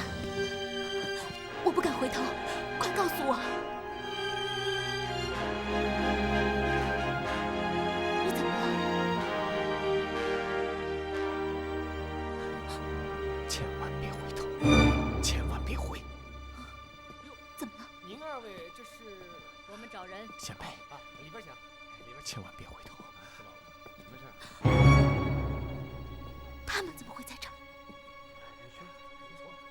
看起来，元芳已遭遇了不测。什么事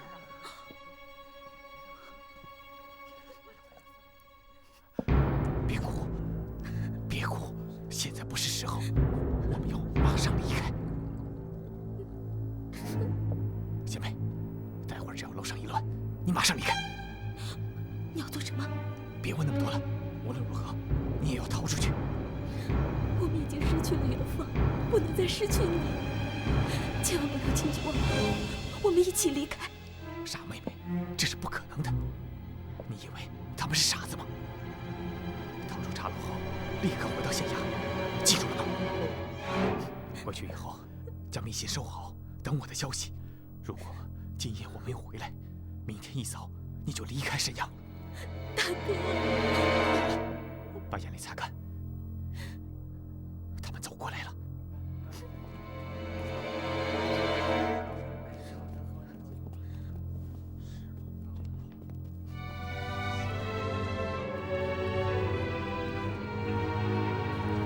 哎呀！是宁氏，追！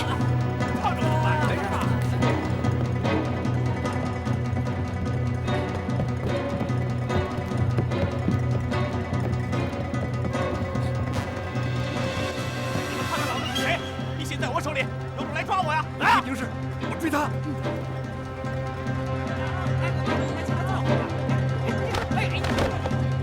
你干的是偷拍呀你！让开！哎呀，干什么？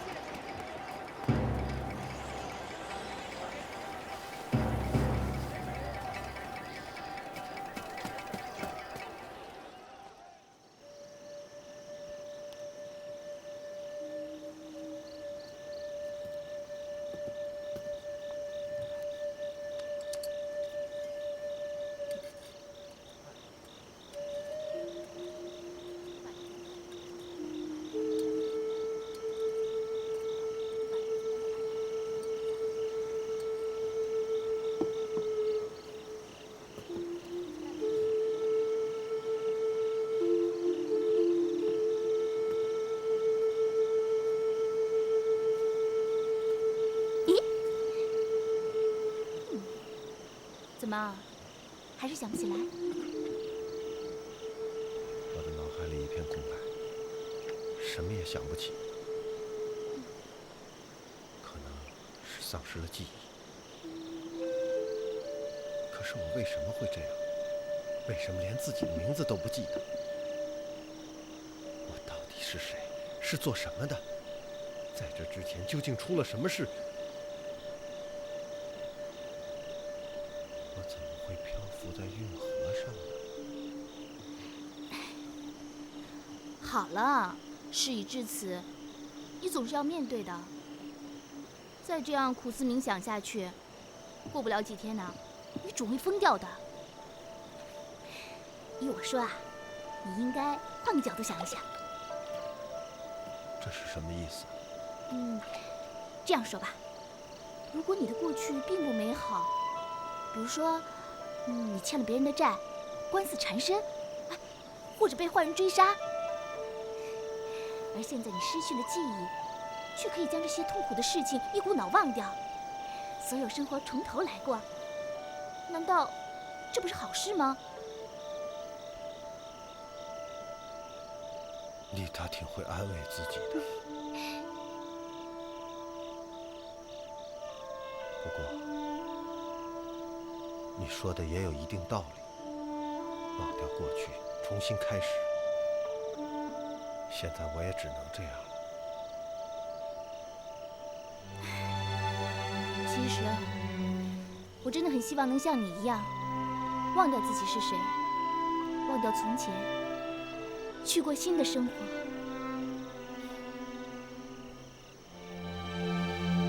为什么？我娘死得早，爹爹又……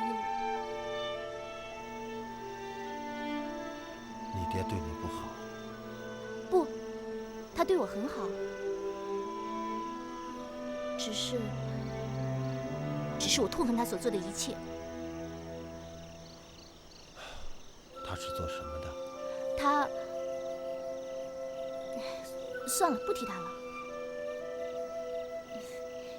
其实，我和你说这番话，是想让你想开些，不要难为自己，把事情往好处想。说不定有一天呐，你会突然将从前的一切都想起来呢。但愿吧。听人劝，吃饱饭。你随我回到卧虎庄后，我跟爹爹说，让他给你在文房上安排个事儿做，保证你又轻松又体面。小青姑娘，吃饭了。走，吃饭去。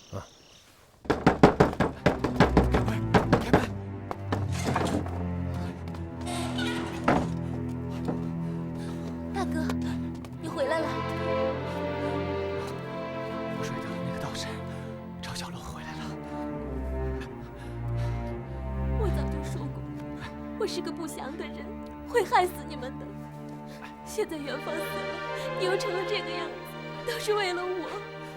好妹妹，别哭了，别哭了啊！可惜元芳，一条好汉就这么……好了，现在顾不得伤心了，事态万分紧急，咱们要想个办法。还有什么办法？元芳死了，我们又暴露了行踪，他们迟早会找到我们。别那么泄气啊！你还记得吗？元芳临行前给我们留下了一张纸条。对，他说如果10日后他没有到，就让我们将纸条打开来看。对。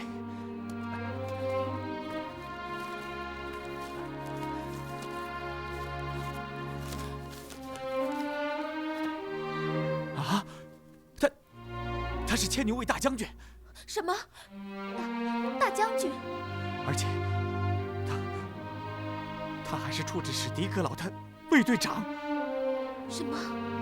就是今早你送走的那位狄格老？天哪，这可真是阴差阳错。元芳说，一旦他出了事，便要我2人带着密信去找狄格老。你自己看看。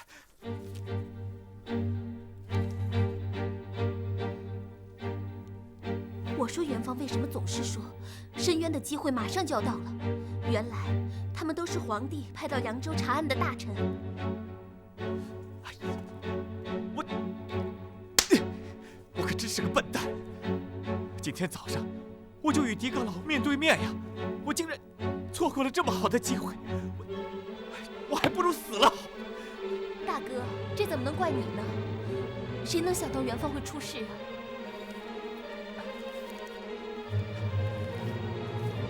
小妹，事不宜迟，你我立刻离开山阳，赶赴扬州，面见狄阁老，将密信交给他。嗯，好，我们马上动身。密信现在哪里？我已经收好了。你马上收拾一下，我回去取些随身的衣物，咱们立刻离开。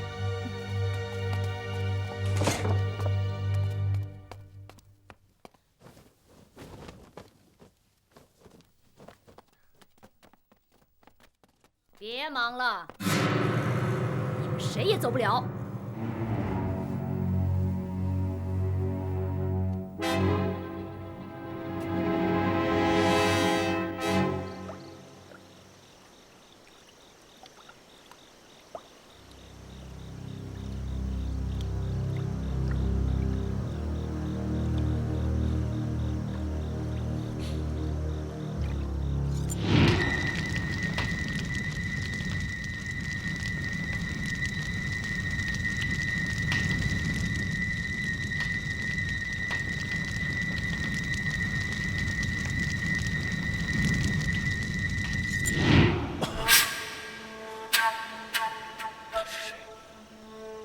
是谁？我又是谁？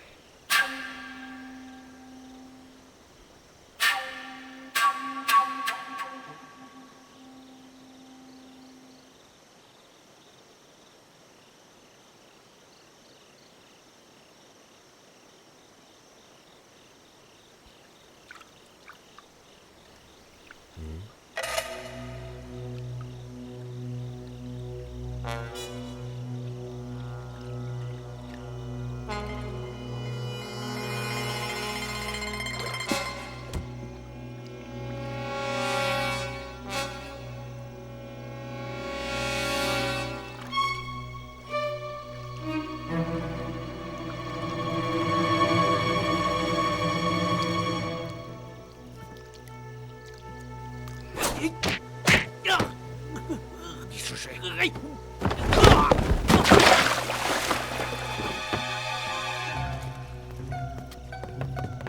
怎么回事？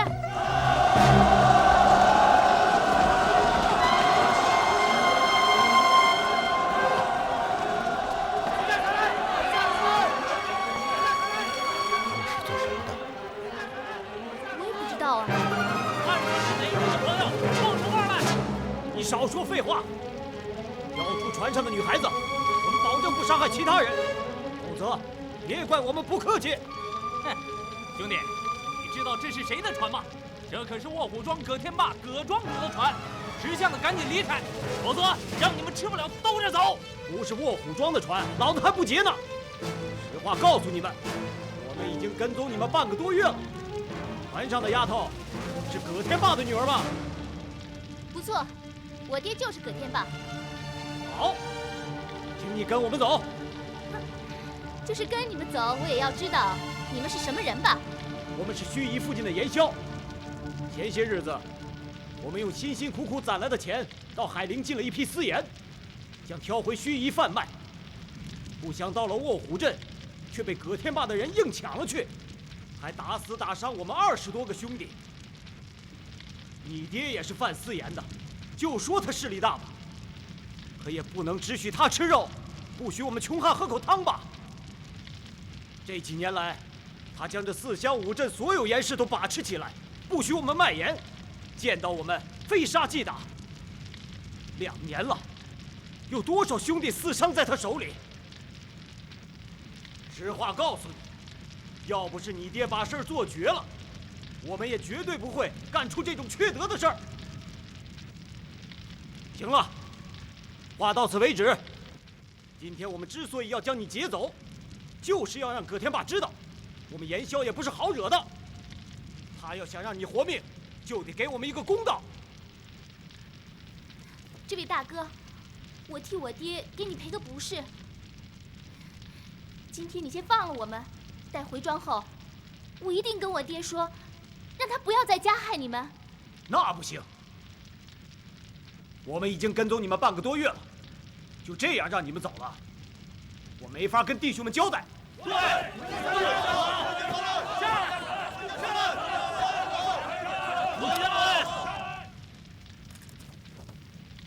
小姐，我看你挺通情达理的。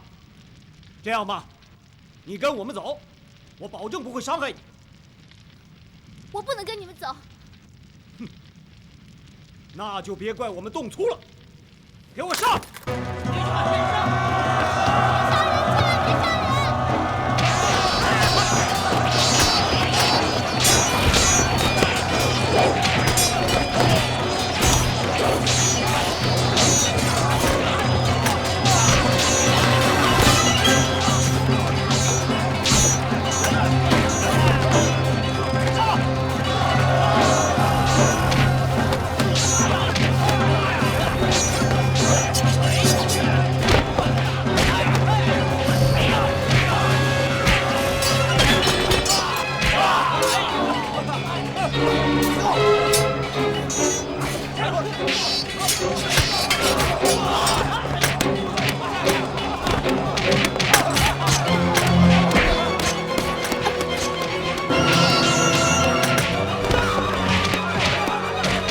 弟兄们都住手！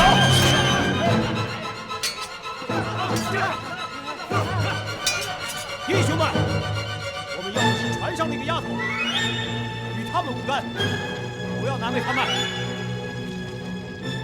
怎么样，小姐？下船吧。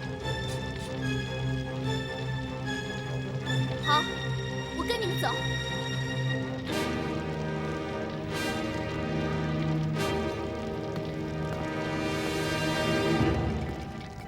小青姑娘，你不能跟他们去啊！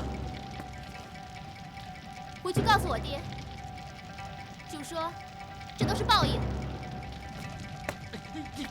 哎呀，这可怎么办呢？走吧。等等。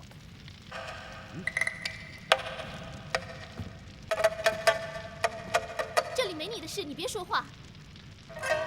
回到卧虎庄，你就说是我的朋友，我爹不会亏待你的。我们走吧。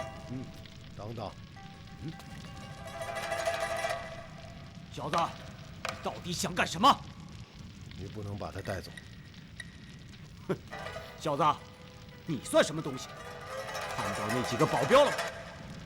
连他们都躺下，就凭你，让他滚回船上去！你还在这里干什么？快回去啊！他是我的朋友，放了他。我看你是放着安稳日子不过，想他娘挨揍！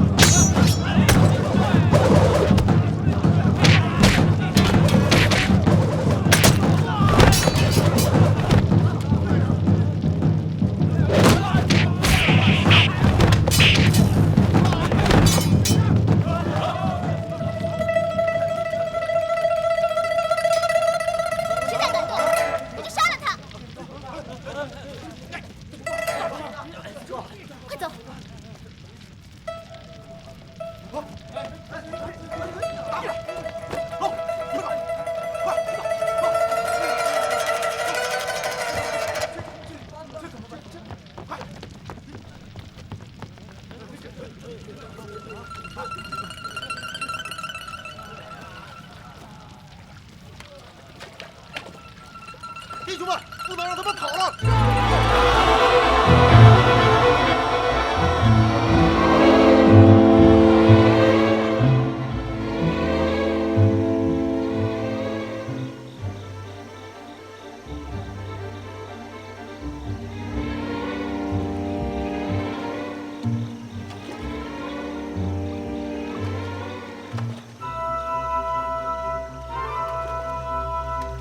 你放心吧，我们不会伤害你的。也不会把你交到我爹手里。只要摆脱了盐枭们的追赶，我就会放你走。你叫什么名字？唐四。唐大哥，你放心，我答应你的事一定会办到的。回到卧虎庄，我会跟我爹讲，不要再迫害你们盐枭了。真的？当然真的。可是，我不知道他是不是能听我的话。好了，你们把他带到舱中，好好对待，不许难为他。是。姑娘，要说您真是个菩萨心肠，要换了我，早把他给宰了。他们呢，也是迫不得已。姑娘，真没看出来，这呆头呆脑的主竟是个大高手。我还没见过武功这么高的人呢。快去。走，走，走，进去吧。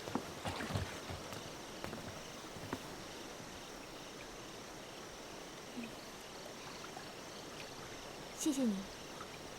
如果没有你，落到这群盐枭手中，我还不知道会怎么样呢。应该的。你不想对我说点什么？说什么？你的这身武功啊，太可怕了！20几个人，一转眼全都倒在地上了。我还从来没有见过这样的功夫呢。我要是知道就好了。你不知道自己有这么好的武功？当然知道。就像你知道，手会拿东西，脚会走路一样。但他是怎么到我身上的，就想不起来了。面对那么多盐枭，出手救我，你不害怕吗？就是再多一些，对我来说也一样。你是我的朋友，我不能让盐枭把你带走。谢谢你。你怎么老说谢谢你？谢谢你，谢谢你，谢谢你，谢谢你，谢谢你，谢谢你，谢谢你，谢谢你，谢谢你。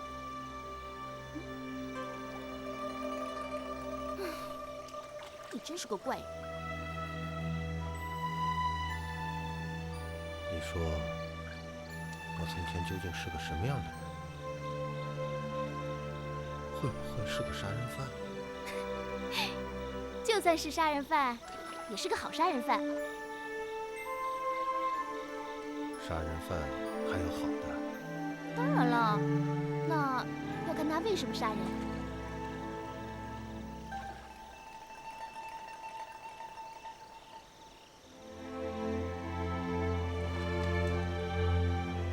干嘛这么看着我？我脸上有什么？没什么，我是想说，若不是白天我教你救气，今夜我就要和那些盐枭们在一起了。世上的事啊，就是这样，有因必有果，所以人还是应该多做些好事。你怎么了？你没事吧？啊？你怎么了？啊？怎么了？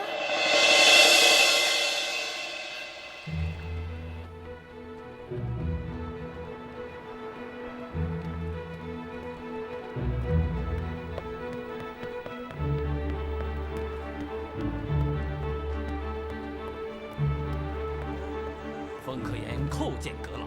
快快请起。哎，怎么，李将军还没有到？哦，还没有到。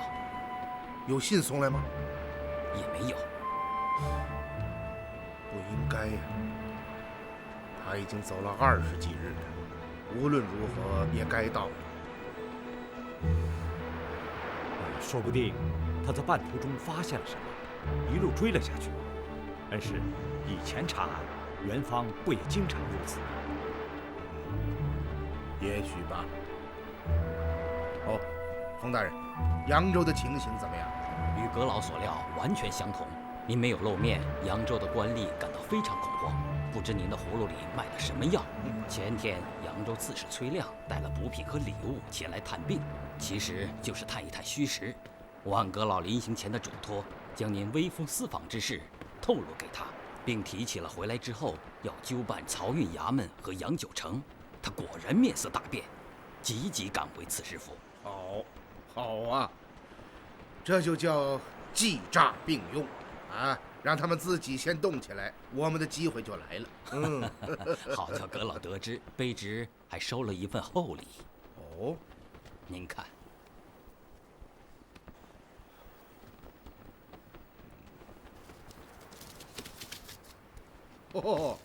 今顾恺之亲笔，此物何止万金呐！崔亮可真是下了大本钱呐！好，冯大人，立刻命人传下处置使大令，明日清晨要扬州及曹衙众官到码头听宣。是。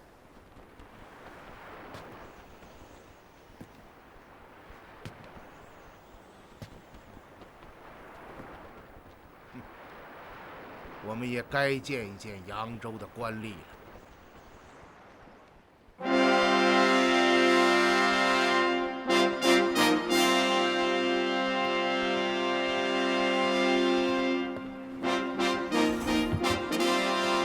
正值今年，江南道处置大使兼江淮都转运使同凤阁鸾台平章事狄仁杰大人到。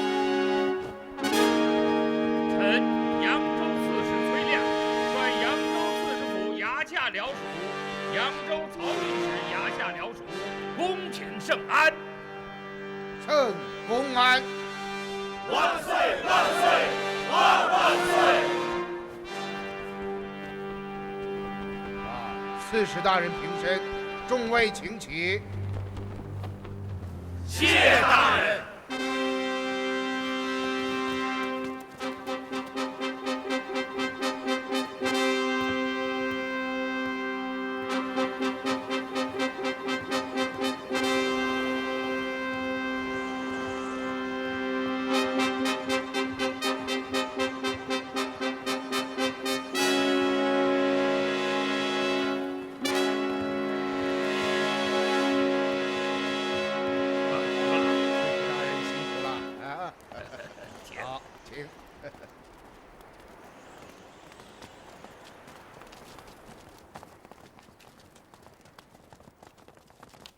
阁老请。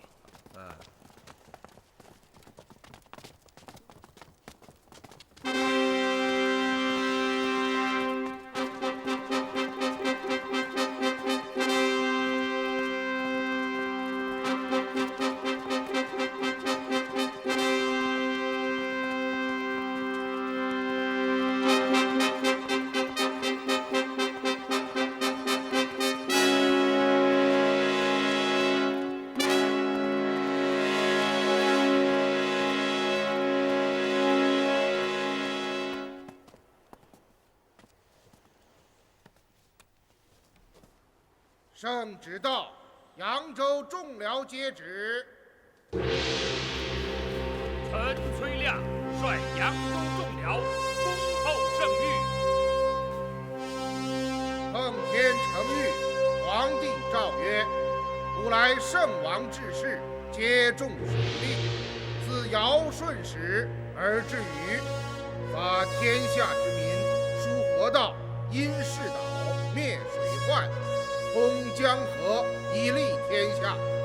此所以历朝皆为贤良之臣，治河渎之故也。先朝蜀之诸葛，汉之李冰，皆为士。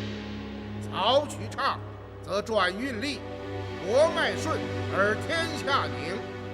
然今漕运噩耗频传，邗沟屡发复传异事，致令数百万官盐损折，船毁人亡，甚而以致运河梗阻，盐运滞顿。盐运者虽直货之属，然上连国之命脉，下牵梨树民生，其责之重，重乎于泰山也。巡官不可轻忽，况封疆之利乎？扬州未在取守，江淮枢纽备有重言，因遣凤阁鸾台平章事狄仁杰，除江南道处置大使兼江淮都转运使，检校牵牛卫大将军李元芳，江淮督察使曾泰，工部侍郎封可言为其父，赴扬州整饬吏治，严查复传，速顿延误，所至之处如朕恭亲，钦此。万岁！万岁！万万岁！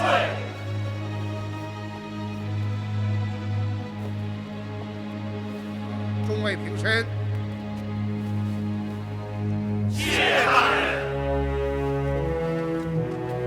扬州刺史崔亮率众僚属参见处置使大人。叩见大人。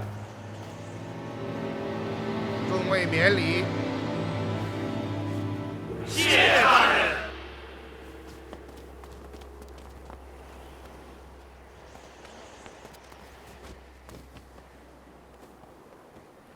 久闻狄公英明，今日得见，三生有幸。崔大人太客气了。阁老，卑职为您介绍扬州众僚。这位是扬州长史吴文登。吴大人免礼。这位是扬州漕运使杨九成。见过大人。杨大人，本阁可是久闻大名啊！阁老，卑职已将刺史府腾空，作为处置使行辕，请阁老助臂。有劳崔大人。这些都是卑职分所当为，不劳阁老介怀。哦，对了，日前听闻阁老染疾，不知已痊愈否？多承记挂，区区小疾已然全可。日前劳动崔大人亲身探视，狄某感激之至。亮不过是略尽人事，何老狄公致谢。还有一事要向阁老禀告。何事啊？扬州城中有一位朝廷勋略，颖王袁齐。对，这位颖王在平定徐敬业时为圣上出了大力，是本朝为数不多的异姓王之一。怎么，他今日因何未到啊？是这样，昨夜接到处置使大令后，颖王给卑职传信，说阁老待天巡墓，他本应亲自前往码头迎接，然半月前他感染麻疹，至今未愈。阁老也知道麻疹极易散播，因此颖王深恐对大人健康不利，因而未敢前来。颖王真是个细心之人呐。罢了，曾太啊，大人，回去之后以我的名义具帖问候颖王。是。诸位都知道，本阁此次奉圣谕提调江淮，乃为查韩沟覆船大案而来。2年来，韩沟屡发覆船之事，数百万担官盐无踪，运河梗阻，盐运不兴，圣上甚为忧虑。前次，工部水部郎中李翰大人奉谕赴扬查案，却在山阳行馆之中自缢身亡。此事为韩沟覆船案又蒙上了一层阴影。而且，据本阁所知，迄今在韩沟翻覆的都是江淮转运使的运盐船队。盐船翻覆后，官府派船前往出事地点打捞。奇怪的是，落水的官盐竟然全部消失无踪。不知情形是不是这样？漕运使杨大人，卑职在。韩沟渠段归扬州漕运使该管，事发的种种细节，杨大人应该最清楚。是，情况确如大人所说。扬州刺史崔大人，阁老，如此重要的情况，崔大人在给阁部的回文之中，为什么没有提及啊？卑职也是事后才知道这个情况的，未曾及时上报，是卑职办事疏忽，该当责罚。是疏忽，还是刻意隐瞒呢？阁老，卑职万死也不敢隐瞒真情。此事，卑职是按照漕运使杨九成大人上报的遗文，一字不漏地抄送阁部，望阁老明察。哦，那就是说，是杨大人在隐瞒真情喽？阁老，卑职有下情回禀。说，邗沟自前隋炀帝大业年间开通，至今已有100年，年久失修，何取壅塞？水下淤泥沉积，暗礁丛生，帆船是很正常的事情。在此之前，邗沟区每年都要发生多起帆船事件，只是这一次言传屡复，这才上达天庭。哦，好一番说辞。邗沟年久失修，帆船是很正常的事情。我记得邗沟两岸有数千竪户，他们领受朝廷发给的户漕饷，应该就是负责修葺渠段、疏浚河道的吧。再有，朝廷每年拨给你的几百万两户渠款，又是做什么用的？大人，那些贱户刁钻顽劣，拿着朝廷的饷钱，却贪婪耍滑，不肯出力啊！至于那点户渠款，对于邗沟来说，不过是杯水车薪，根本不够用啊！哼！这几百万两银子却够尔等挥霍享用、骄奢淫逸。我来问你，户漕官王周是你的下属吧？正是。此贼率属下衙役在神都洛阳公然枪杀告状的竪户，被捕之后，他供述是你命他将告状的竪户们抓回扬州。每年朝廷拨发的户渠款都被尔等瓜分殆尽，还恬不知耻地美其名曰养廉钱，而发给两岸竪户的户渠饷，则是被尔等3钱抽一，到最后干脆拒绝发放，这才致使竪户们富阳要饷，激发民变。这是王周的供状，你自己好好看看吧。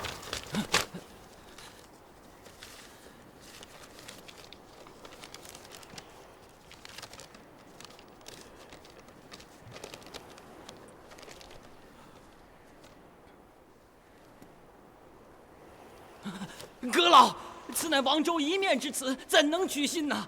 不错，这些事情都是王周一人所做。眼见事发，他便将责任推到卑职的身上。阁老如若不信，便将王周传唤到堂，卑职与其当堂对质啊！呵呵，数百万两户渠款被私自瓜分，竟然会是王周这样一个小小的9品户漕官一人所为？这番话恐怕说到哪里都不会有人相信吧？杨大人，你以为本阁可欺吗？卑职不敢。而今王周已被人杀死灭口，恐怕无法前来与你对峙了。然而，就凭王周亲自签供画押的供词，也足以将你送到3司接受拘问。这一点，你心里应该最清楚。大人，这些事情卑职真的不知道啊，请大人明察。此事早晚会水落石出的。是。还是那个问题，请杨大人回答：为什么在邗沟翻覆的都是江淮盐铁转运使的运盐船队，而其他船只却通行无阻呢？大人，这不过是巧合，是意外，卑职也无法解释啊。巧合，意外，巧合达10数次之多，那就不是巧合了，当然更谈不上意外。这一切恐怕都是意料之内的事情吧。大人，此话从何说起啊？从何说起？就从那些落入水中神秘失踪的官盐说起。那些官盐是被水下暗流卷走，也许是融在了水中。大人，每次复船后，卑职都亲自率人前往打捞，可什么也没捞上来呀。在事发几日之后再前去打捞，你当然什么也捞不上来，因为在此之前已经有人捷足先登了。捷足先登？这什么？难道本阁说错了吗？卑职不懂大人的意思。我来问你，你为何不在盐船翻覆的当夜或者第2天便率人前往事发地点打捞，而要等到几日之后呢？大人，卑职得知复船的消息已是几日之后，这才……哼！身为曹衙主理，至今发生如此大案，竟在几日之后方才知晓。我看你这个官是做到头了。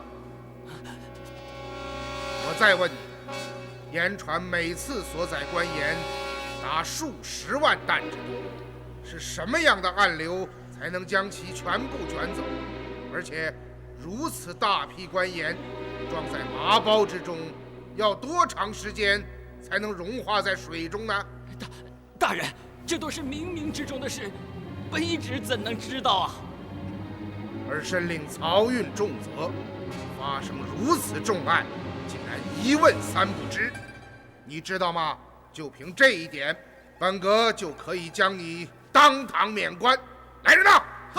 大人，韩沟复船实属异事，不光是卑职难明原委，就连前来查案的李汉大人也因无法查明真相而自缢身亡，求大人明察。好一张利口啊！竟拿死去的李汉大人为自己开脱，真可以算得上是巧言令色。卑职不敢。阁老，杨大人见事不明，松散懈怠，有失察察，此却为大过，免官处置甚为合宜。然而今韩沟复船的原委尚未查明，杨大人身领漕运，对韩沟渠段的情形最为熟悉。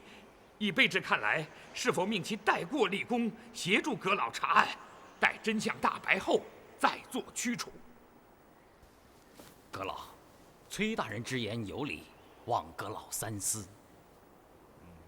也罢，既然2位大人求情，今日便暂免处置。杨九成，卑职在。今后儿要小心行事。谨领大人教诲。散班之后，立刻向处置室专属交出曹衙所有账目，以备查查。是。起来吧。谢大人。崔大人。阁老。山阳行馆中，李汉大人的遗体现在何处存放？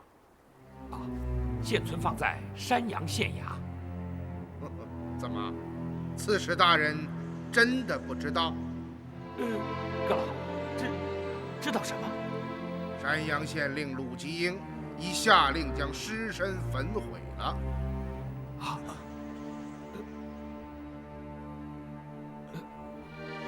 这个鲁吉英怎得如此大胆？未经卑职许可，竟敢私自焚烧钦差的遗体，真是岂有此理！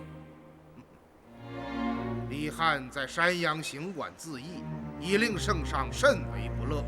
此次本阁奉旨南下，目的之一便是要查查他的死因。崔大人，而身为刺史，该当将尸身妥为保管，待本阁到后详验。怎可如此疏忽，竟将李汉大人的遗体置于县中，不闻不问，任由县官们随意处置？此非玩忽职守而何？是卑职办事疏忽，请阁老责罚。责罚就不必了，然日后行事，再不可如此懈怠。谨领阁老教诲。李翰留下的那封绝命书以及其他遗物在哪里啊？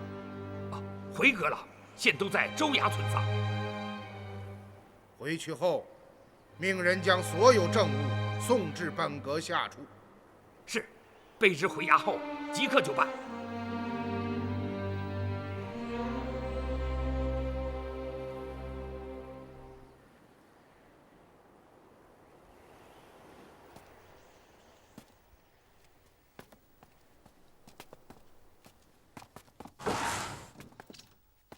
恩师，刚刚您在码头上的一番巧诈，令杨九成措手不及，捉襟见肘，对您提出的问题根本无法回答，最后这厮竟将事情推到冥冥之中，真是可笑之极呀！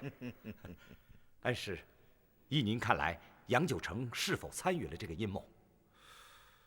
而今证据不足，尚无法做出判断，但从此人今日的表现来看，他最起码是个知情者。要不要对杨九成采取进一步的行动？不可操之过急。通过几日的调查，我们已经可以确定几点：第一，邗沟覆船并非意外，而是歹人精心策划的阴谋；第二，据茂三儿交代，一个名叫林阳的人招募水鬼，建起了北沟大仓，并负责盗运官盐；第三，歹人们将官盐运离扬州，藏匿起来。循着这一脉络，我们的下一步行动，首先是要摸清官盐究竟被运到了哪里。其次，搞清楚林阳的真实身份。只有查出这2点，案情才能取得重大的突破。我想，他们连夜将官盐运离北沟，就是为了将盐转移到安全的地方。也许这个地方，就是他们藏匿官盐之所。你说的很对，这一点应该可以确定。我想待狄春回来后，事情便会有些眉目。还有，今日我向崔亮提起鲁吉英私焚李翰遗体之事，他竟然都没有问一问我是怎么知道的。这就说明，在我们到来之前，他一定是事先与鲁吉英打好招呼，合谋串供。这是典型的欲盖弥彰之举。我有一种隐隐的预感，李翰之死与邗沟发生的阴谋有着紧密的关联，内中必有蹊跷。因此，查李翰的死因也是迫在眉睫。对了，查到洪通贵方的所在了吗？封大人亲自去布置了，还没有消息。阁老，曾大人，封大人，怎么样？查到了吗？查到了，洪通贵方在扬州城中的永昌坊内。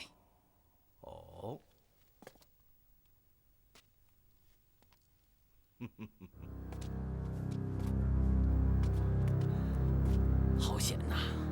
看到了吧？这就是狄仁杰，好厉害呀！今日多亏刺史大人相救，否则，听狄仁杰的口气，他已经对邗沟覆船案产生了怀疑，而且他似乎知道有人在邗沟覆船后盗捞官盐。正是，大人，他是怎么知道的？难道北沟大仓已经暴露？什么？不行！通知宗主马上命人遣散北沟大仓的所有水鬼。是。文德在。刚刚狄仁杰果然问起了李翰的尸身，多亏我们未雨绸缪，先到山阳封住了鲁吉英的嘴。还是大人高明，料敌即先，防患于未然啊！此后，我们行事一定要加上万分小心。文德，在。你命人严密监视处置室行员，只要信店里一有举动，立即向我禀告。是。还有，最近我们之间来往，也不要过于密切，以免引起狄仁杰的怀疑。是。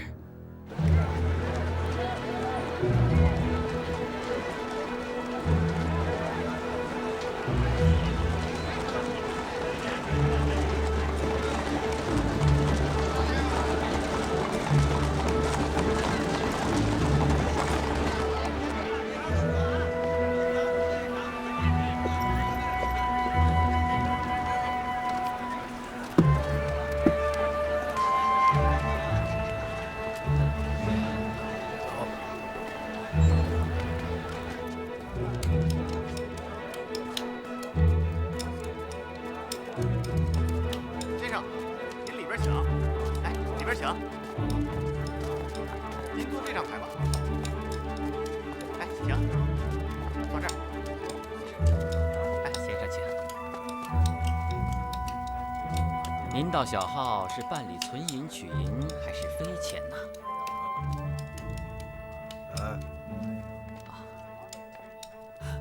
您，我怎么了？这张凭信怎么会在您手上？哦，那它应该属于谁呀？没什么，没什么。先生，您想怎么处置这笔钱呢？全部取出。什么？10万两？10万两全部取出？怎么，不行吗？不，那倒不是，只是这笔钱数额太大了。先生，您知道，到贵坊兑取1万两现银，就要提前3日告知我们，因此，请您稍后，我请掌柜的和您谈。好啊，那你就快去吧。啊，好。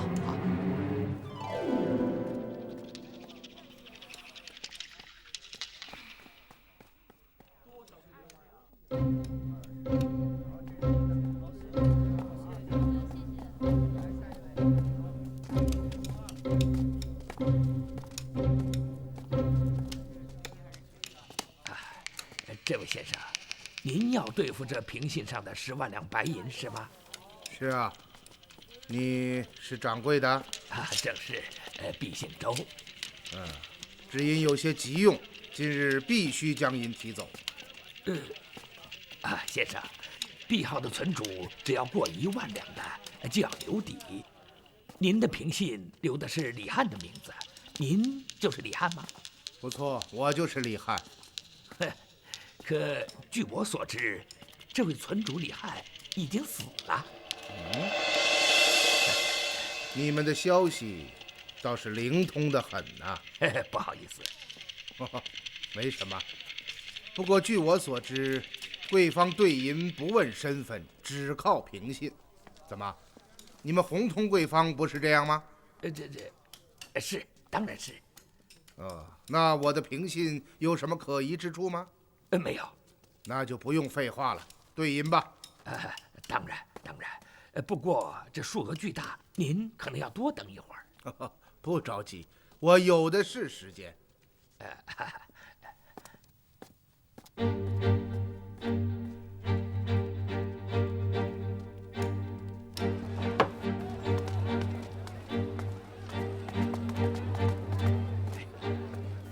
我先拖着他，你马上向主人禀告，看看到底该怎么办。好，我去了。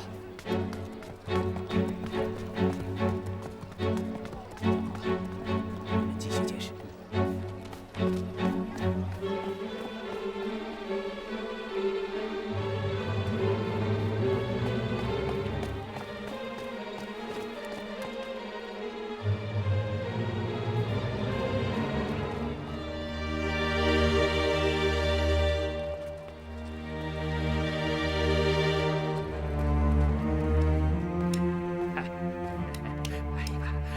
真是对不住，让先生久等了。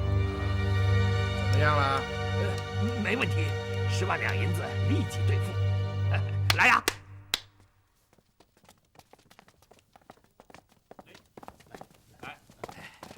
请先生验看银两。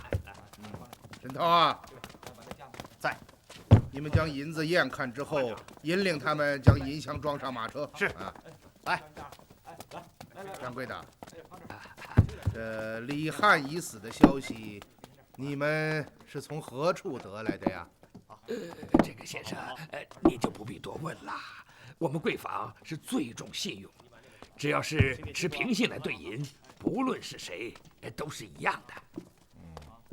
记得我刚来这里的时候，你曾经说过，李汉曾在这里留下了自己的亲笔签名。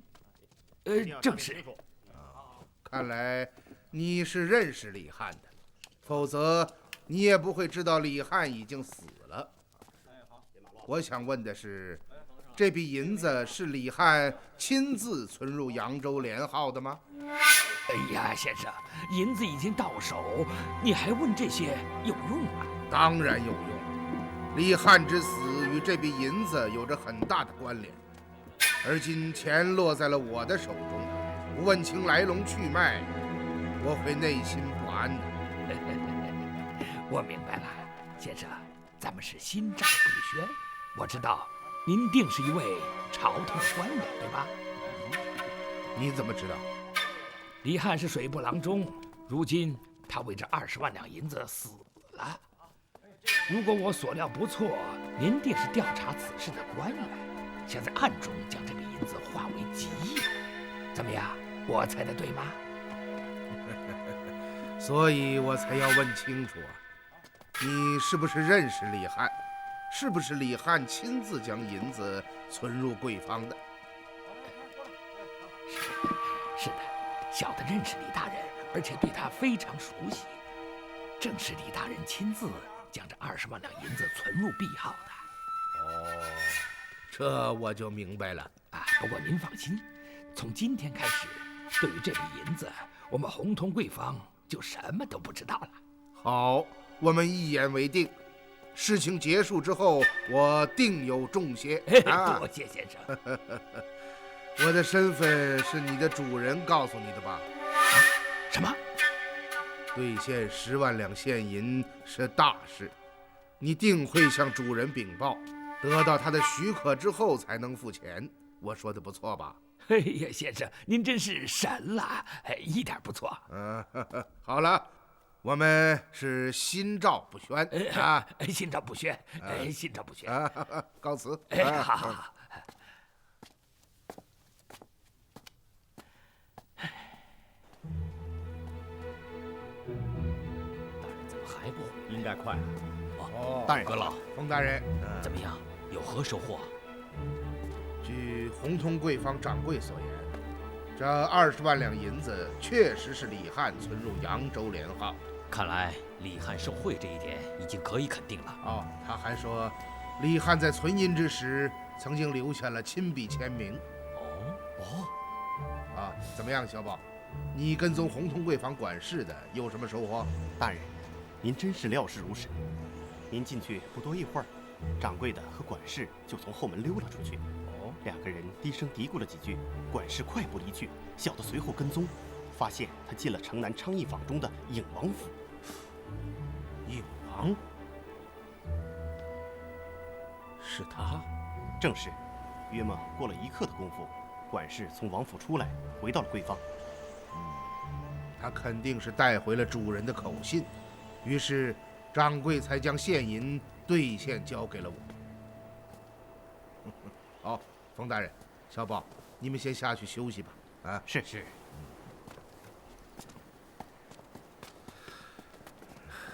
看起来洪通贵坊的主人定然是颖王。是。这颖王是什么来历？颖王名叫袁齐，是本朝为数不多的异姓王之一。当年平定扬州长史徐敬业叛乱之时，替圣上出钱出力，很得圣上的喜爱。待乱平后，圣上许他永镇扬州。真想不到，他竟然经营起如此庞大的贵坊。刚刚我与洪通贵坊掌柜交谈之时，发现了几个疑点。什么疑点？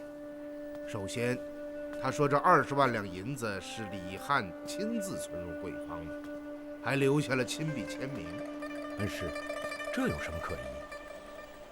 你想一想，如果李翰真的收受了20万两银子的贿赂，他身为4品大员，又是奉御钦差，这种小事交给手下亲信去办也就是了，他为什么要亲自到贵方存银，还留下了自己的亲笔签名？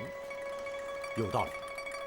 第二个疑点，那个贵方掌柜竟然知道李翰的官职是水部郎中，这就更可疑了。就算李翰亲自到贵方存银，只要留下姓名便是，又怎会将自己的官职也告知贵方掌柜呢？这岂不是非常危险？李翰作为官场之人，绝不会不懂这个道理。不错。第三个疑点，他们竟然知道李翰的死讯，此事乃朝廷绝密，贵方的生意人是从何处得知呢？通过这几点，我得出了一个结论：洪通贵方与扬州官场一定有着千丝万缕的联系，而且对于李翰之死，他们肯定掌握着一些内情。什么内情？现在还不好说呀。哦，对了，曾太啊，李翰的绝命书以及其他遗物，崔亮送来了吗？啊，送来了，就在桌子上。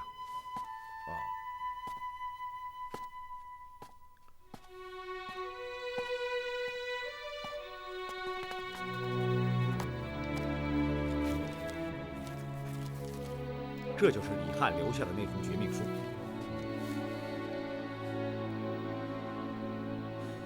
卷宗当中有没有李翰亲笔撰写的文书？有。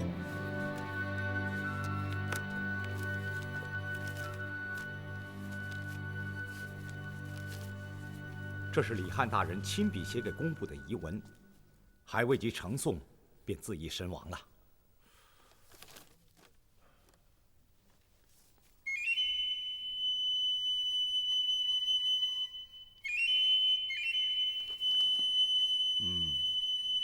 这封绝命书的字体笔迹与遗文上的完全相同，看起来这绝命书倒不是假的。这就怪了，既然李翰是在不知韩沟覆船的情况下自杀的，他又怎么会留下这样一封绝命书呢？此事的确是有些奇怪。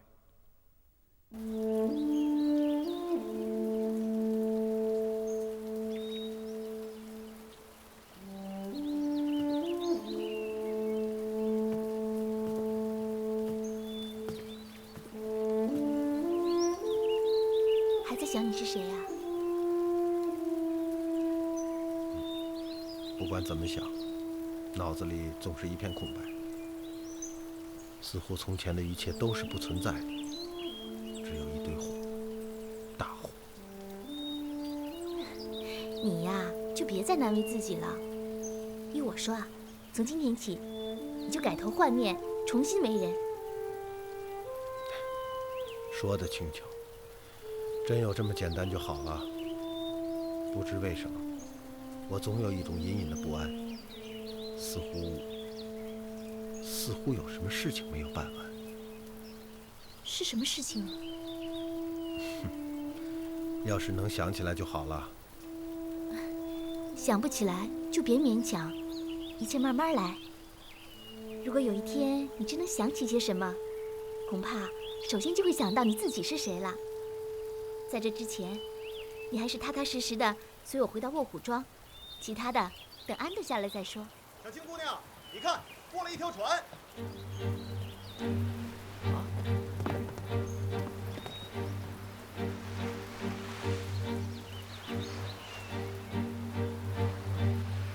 这船倒也奇怪，连个认标都没有，万一翻在湖里，都不知是谁家的船。就是啊，哪怕挂个小旗儿也好啊。这好好像是我们卧虎庄的船吧？哦，咱们庄上的船。老三，你眼花了吧？咱卧虎庄的船哪能不带任标啊？你们不常在码头不知就里，这条趸船我在咱们庄上见过，肯定错不了。奇怪，咱们庄上的船怎么会从山阳方向过来？是啊，难道是运货的？不对呀，那边是洪泽湖，没这没电的，连个码头也没有啊。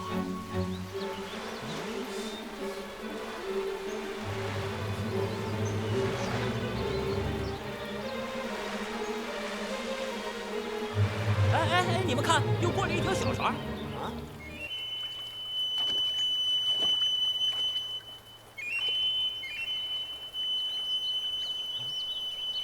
李将军，李将军，哎，李将军，就咱们喊的吗？李将军，真奇怪啊！李将军，李将军，他在喊什么呀？好像叫李将军。李将军。李将军，人家没跟咱们说话。好了，别看了，赶快烧饭吧。好。李将军，李川，你在喊什么呢？你看到坐在船头那个男的了吗？好像是李将军。什么？李将军？不会吧？他怎么会在这儿呢？肯定是你看花眼了。也许吧。哎，快点，加把劲儿，奔下大趸船。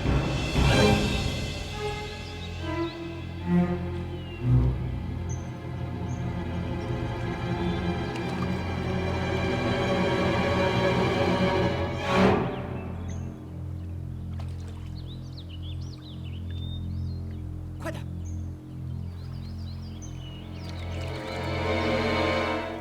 哎，吃饭啦！哎，吃饭啦！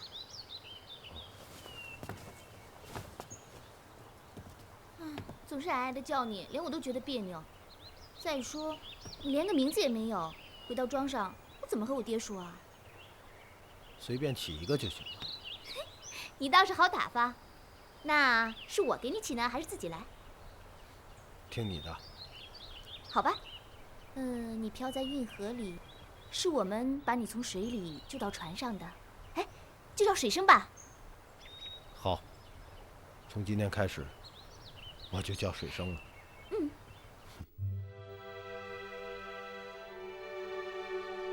臣李翰再拜，前蒙圣恩，为查邗沟覆船事，而今事上未协，邗沟又起波澜，盐船翻覆，官盐损折。臣虽殚精竭虑，仍无法查之原委，实有辜圣上信任所托。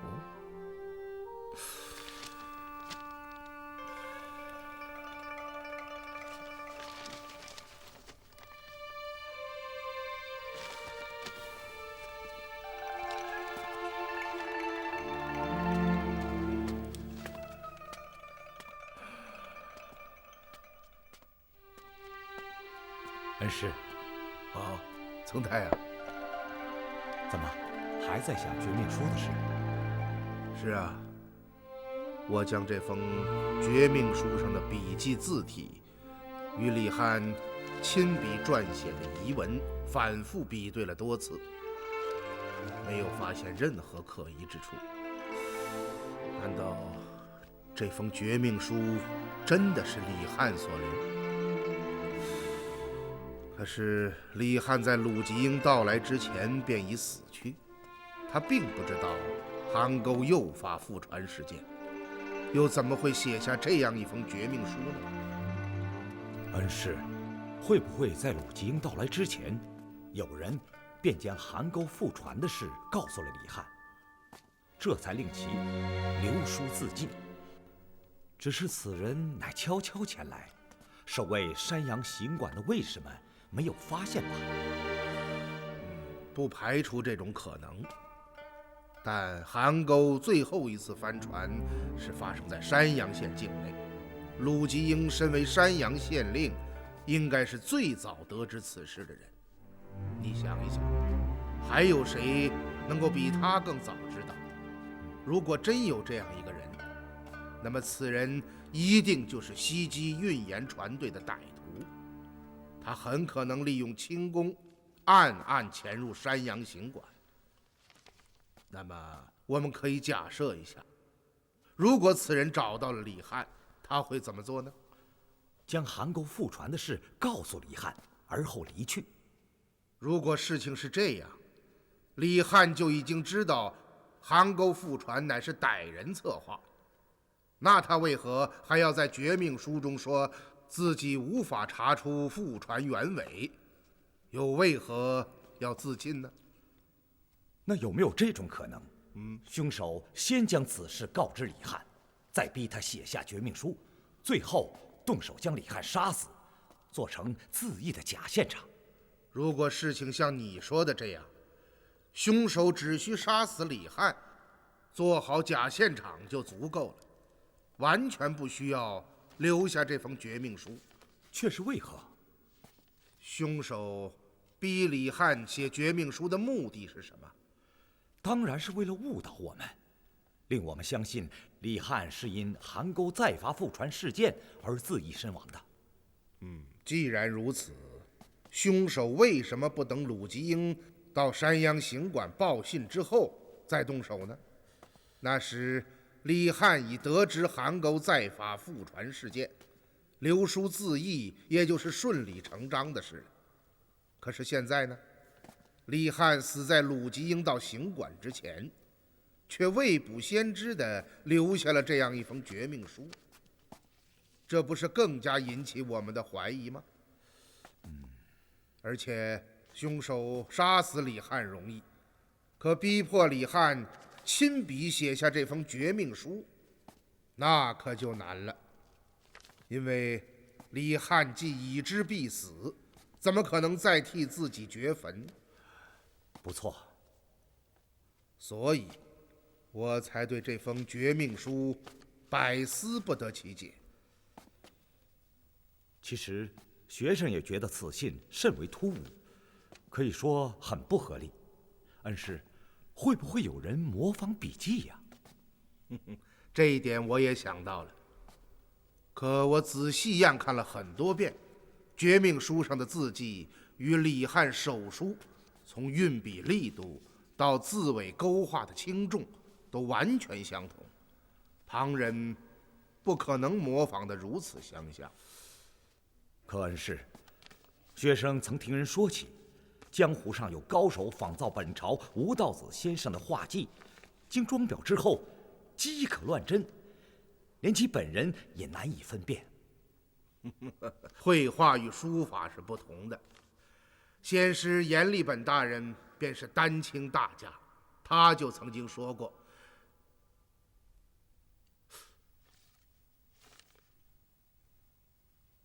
装裱。恩师，您说什么？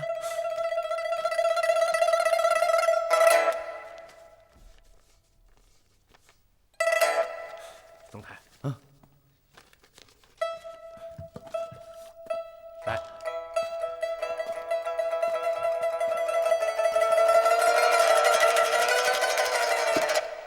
恩师，这……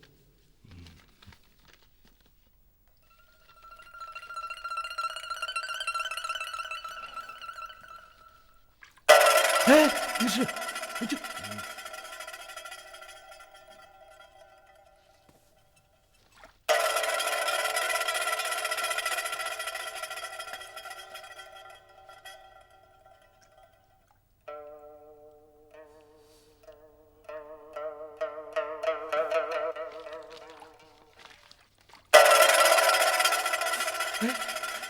恩师，信纸，信纸。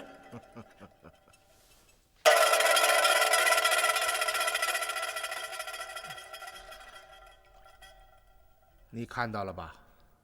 这封绝命书是从李翰手书的其他文稿上剪下后拼凑在一起的，而后经过高手匠人的装裱，最终变成了可以乱真的证物。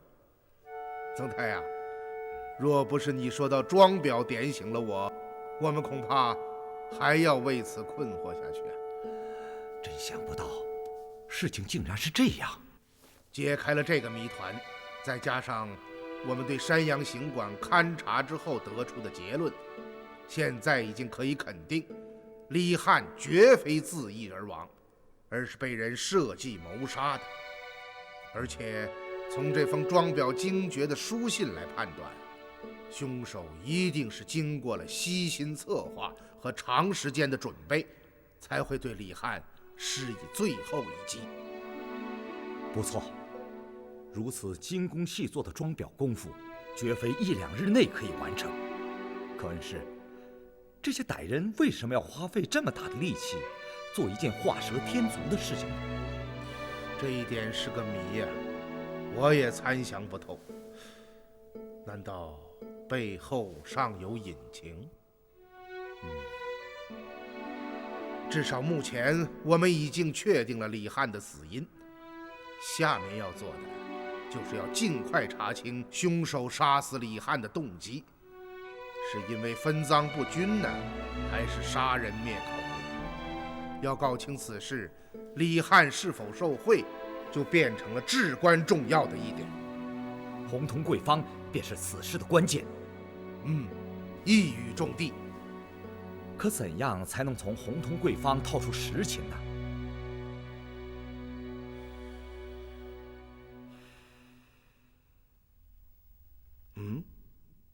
恩师，有办法了。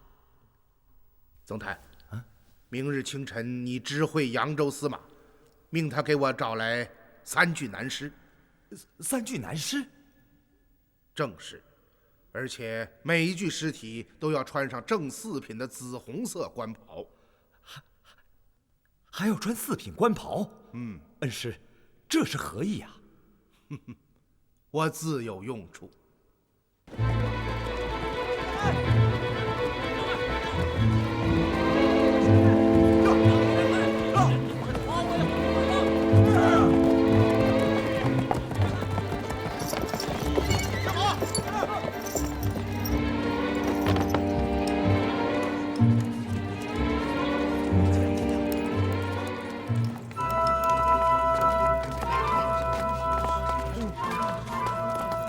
几位军爷，你们这是？你就是洪同贵坊的周掌柜？是，正是小人。奉处置使大人令，请周掌柜带上李翰大人的亲笔签名，赶赴行辕，听候询问。什么？处置使大人？少啰嗦，赶快带些东西跟我走。是。大人，周掌柜带到。叫他进来。是。走。跪下。小的洪同贵坊掌柜叩见处置使大人。起来说话。谢大人。啊，你大胆！你，小的该死，小的该死！昨日不知是大人驾临小号啊。好了，起来吧，周掌柜，不必害怕啊，起来回话。谢大人。是。东西带来了吗？带来了。这就是李大人在本号存银时在存底上的签名。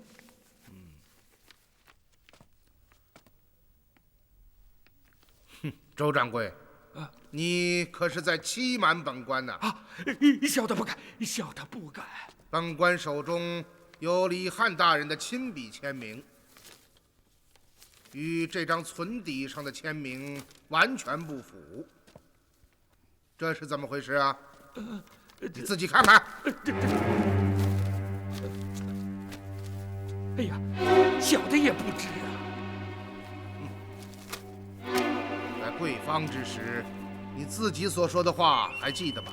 你说是李大人亲自将20万两银子存进贵方，你非但见过李大人，还跟他很熟悉，是吧？是。好极了，你随我来。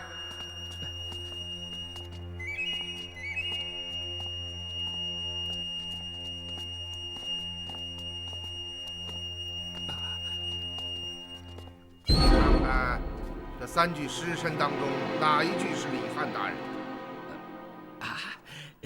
这3个人都不是。你就这样一看，就知道这3个人都不是？回大人，这里面没有李大人。胡说！该死的奴才，明明没有见过李大人，却谎言欺瞒本官，说什么是李汉亲自将银子存入贵方，又与李大人很熟，真是罪不容恕！来人啊！大人明鉴，这里面真的没有李大人呐！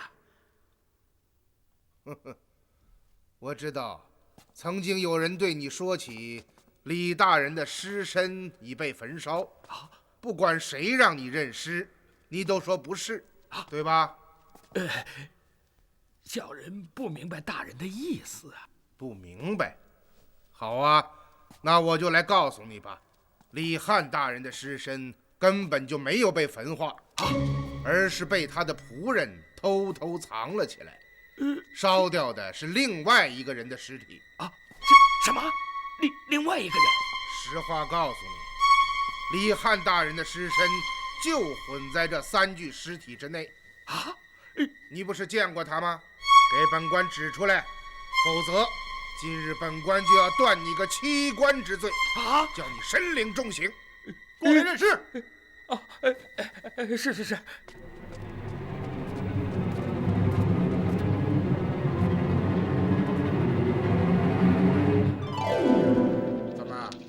认不出来？这个是……不，那个是……不，好了，别再胡猜了。你从来就没有见过李汉大人。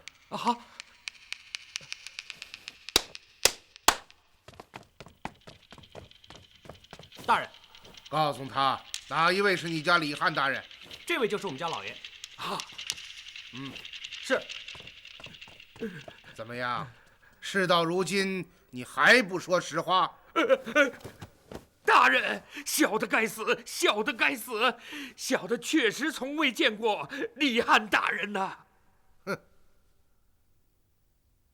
那是何人将银子存入贵方的？根本没人到贵方存银。此话怎讲？这笔钱是个陌生人带着主人的亲笔信，拿着一个叫林阳的商户手中的2张10万两的凭信，改成李汉的名字的。你是说林阳？正是，这位林阳也是贵方的老主顾，可却从未见过面。你的主人便是影王袁齐吧？正是。袁齐在信中是怎样说的？信里只是说，来人是他的朋友，要将林阳的2张凭信改成李汉的名字。本来按照贵方的规矩，必须要2个人同时到场验明身份文牒，方能办理。可既然是主人来信，小的就不便多问了。那么李汉的字是谁签的？那是1个多月前，主人告诉小的说李汉大人死了，为保险起见，他要小的重做底单，是小的替李汉大人签下的名。他还告诉你，一旦有人来查，便说是李汉亲自前来存的银，对吧？正是。小的当时就说我没见过李大人，这一问不就露馅了？可主人说，不论谁让我认尸，我只说不是就行。为此，主人还赏了小的20两银子。明白了，全明白了。好了，周掌柜，你起来吧。谢大人。你的主人并没有骗你啊！李大人的尸身确实已经被焚化啊！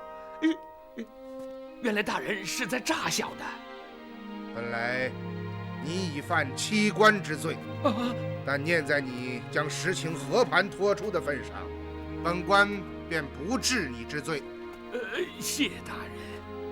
你泄露了主人的机密，如果让他知悉，你应该明白他会怎么对付你。我知道回去以后应该怎样对你的主人交代吗？不知。你只要说，我请你进府辨认李汉的尸体，而你蒙混过关，其他一概不提，懂了吗？是，小的懂了。来呀！在。赏周掌柜10两银子。不，小的不敢。收下吧，也许日后我还用得着你。谢大人。送周掌柜回去。是，请。来呀，把尸体抬走。是。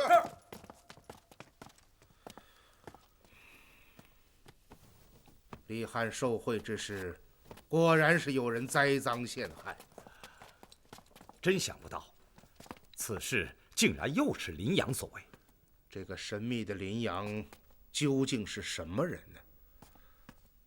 如果他是一介布衣江湖人物，绝不会有能力陷害官居4品的钦差李汉。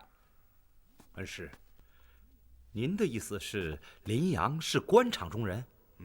很有可能。林阳这个名字，则是他使用的化名。而且栽赃李汉之事，还有一般蹊跷之处。是什么？你想一想，如果没有影王袁齐的协助，林阳怎能将平信轻易改为李汉的名字？也许此事影王并不知内情，只是与林阳是朋友，为了照顾关系，才给周掌柜写下了那封书信。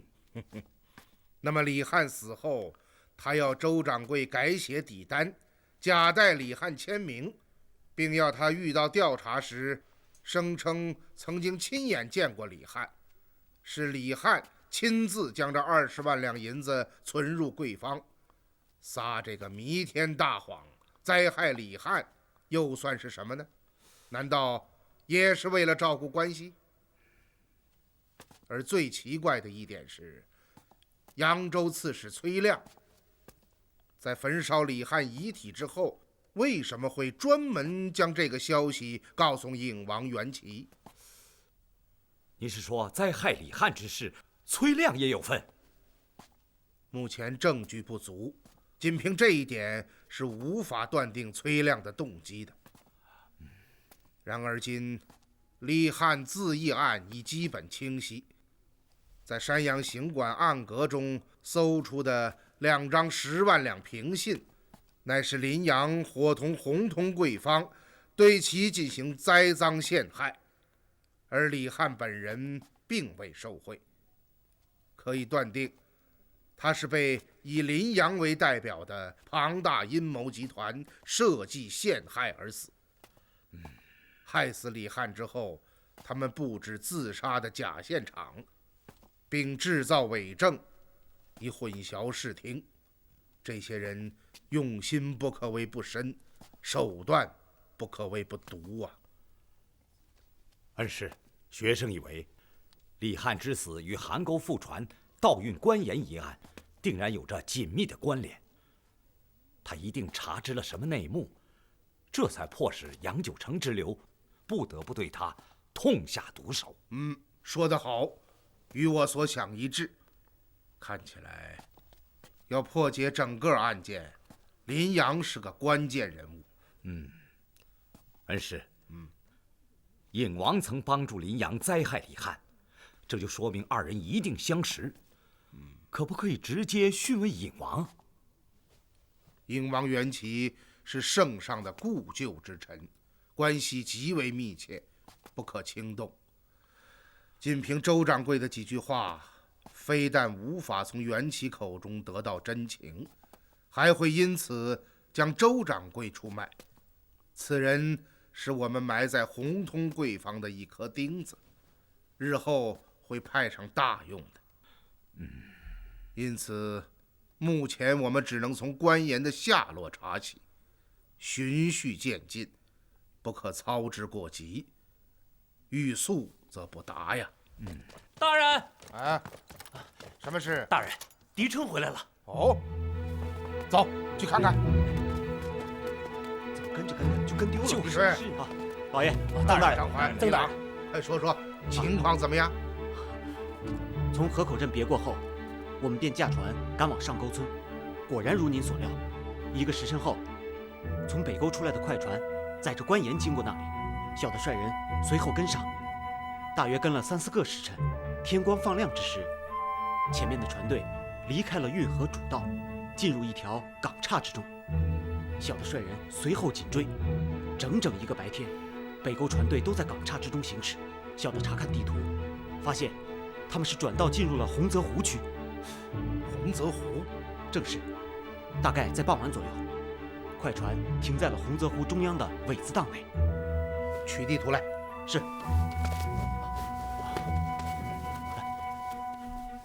好，老爷，就是这里。这里已是盱眙县境了。哦，你来看，洪泽湖山阳段到明水店，便已经进了盱眙县境，而狄春说的苇子荡在这里，早已经过了山阳管界。不错，苇子荡果然在盱眙县境。你继续说。我们躲在不远处的芦苇丛中观察，整整1夜都没有任何动静。大约是在第2天拂晓，一艘大船从正北方向开了过来。正北？对，也就是盱眙方向。正是。过了没多久，大船便停靠在北沟船队的旁边。快点！快点！快点！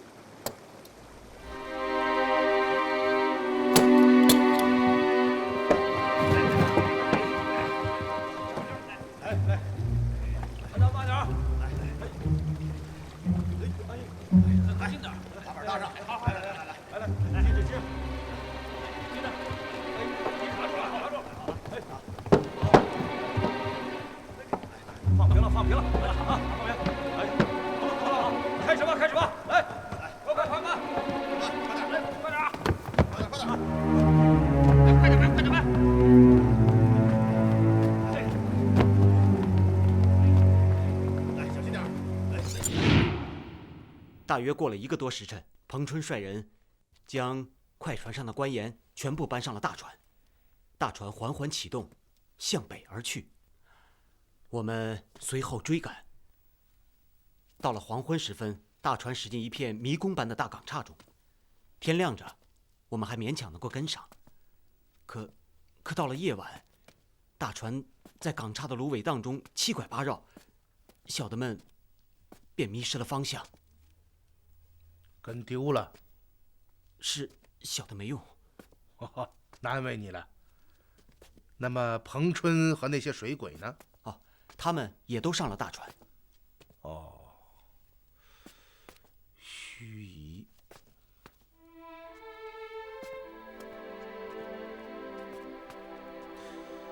记得在河口镇审讯茂三儿时，他曾经交代，每一次他们将落水的官盐捞起之后，存入大仓，过不了几日，便会有一条大趸船来到北沟，将库存的官盐全部运走。而大趸船上的船工便是淮北口音。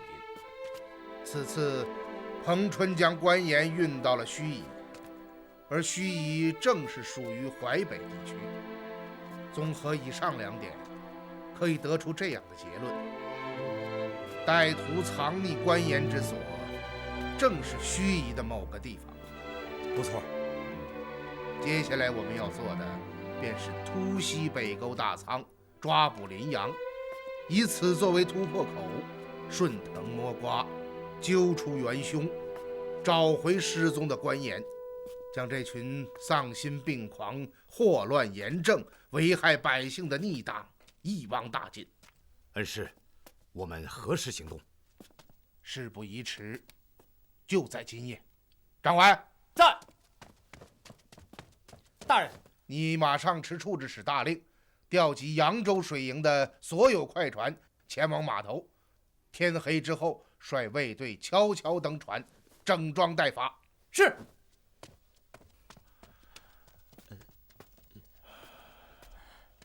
老爷，还有一件事，小的想和您说一说。什么事？这话还真不太好说。也许是小的看走了眼。你究竟想说什么？但讲无妨。那天傍晚时分，小的率人跟踪大趸船进入港岔之后，在岸边停靠的一条快船上，好像看到了李将军。啊？元芳？正是。你可看清楚了？当时天光渐暗，又是两船交错之时，他一下子就掠过去了。也许是小的看错了，可老爷您知道，小的对李将军可以说是太熟悉了。那身影，那体态，如果真的是我看走了眼，只能说明这个人与李将军实在太相像了。那后来呢？后来，小的在船上大叫李将军的名字，他却好像没有听到。就这样，为怕耽误追踪，小的便没有停船。难道真的会是元芳？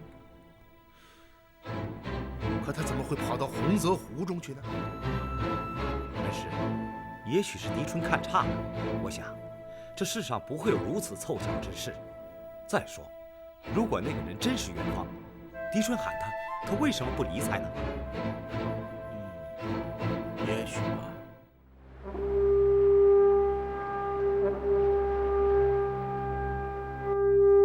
这就是北沟大仓的地形图，正面是码头和两座大仓房，码头东面是水鬼们的聚居之所，西面是一片芦苇荡。战斗开始后，张怀在，率第一队从正面攻击，迅速抢占码头和仓房。得令。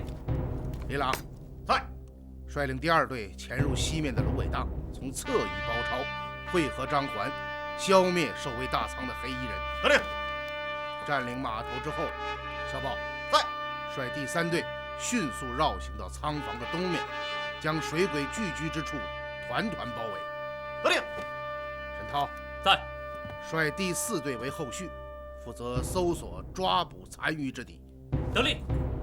诸位，攻击展开后，各队要迅猛快捷，今夜勿将盘踞在北沟的歹徒一网打尽。谨遵军令。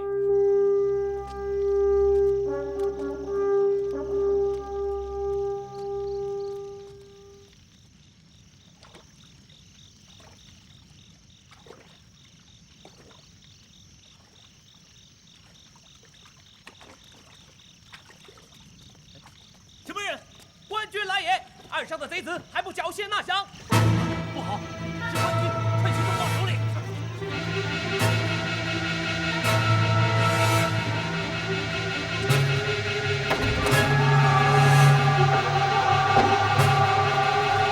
放箭！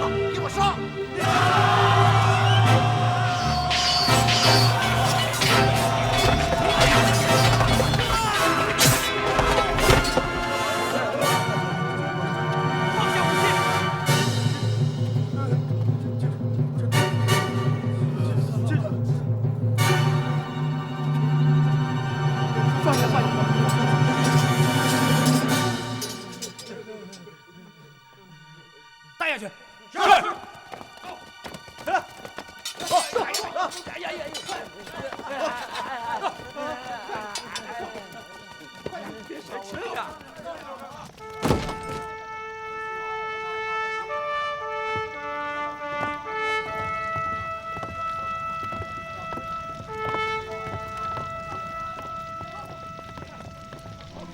好，在。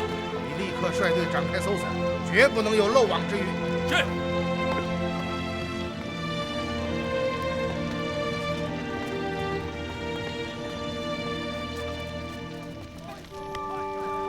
走。大人，怎么样？守卫大仓的歹徒，除缴械纳降者外，已被全歼。好，你们辛苦了。过来。大人，此人是匪首，守卫大仓的歹徒便是由他指挥。跪下！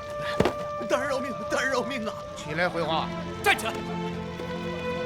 你叫什么名字？小的彭秋啊。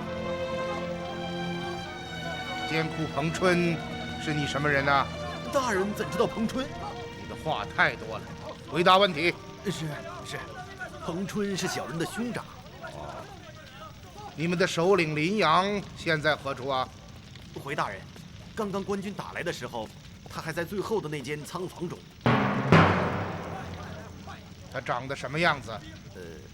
个子不高，小眼睛，脸色很黑，汗下一部络腮胡须。听到了吧？听到了。立刻传令卫士，仔细搜索，一定要找到此人。是。走。恩师，林阳果然在这里。此人可算得上是本案的核心人物。抓到了他，上可以查清元凶主谋，下可以找到失踪的官员。恩师，看起来破解此案已是指日可待了。老爷，萧军头率第3队将水鬼聚居之所团团围住。好。李春呐，看好彭秋，待会儿抓到了林阳，还要他来辨。是。走吧，我们到仓房里去看看。好。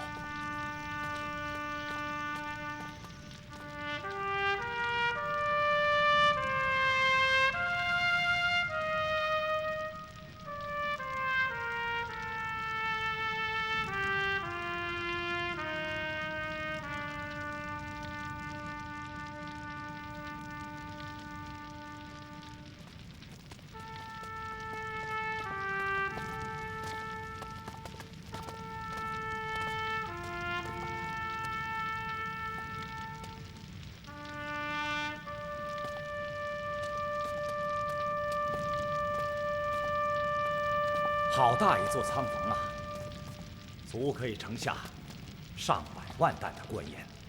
是啊，与江淮盐铁转运使的盐岭几乎完全一样。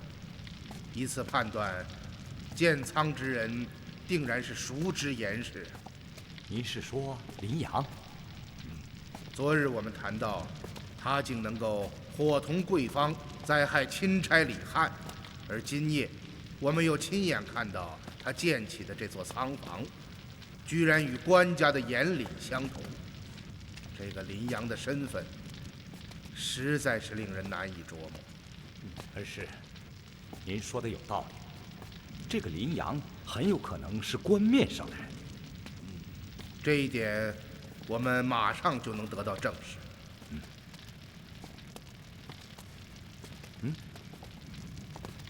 恩师，这间屋子是做什么用的？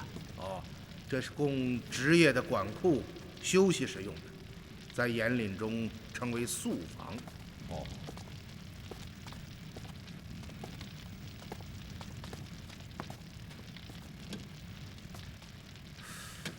奇怪，这宿房为何上锁呀？可能是因官盐已运离，仓房空置，此处已不需管库。也许吧。恩师，怎么了？你们听到什么声音了吗？没有。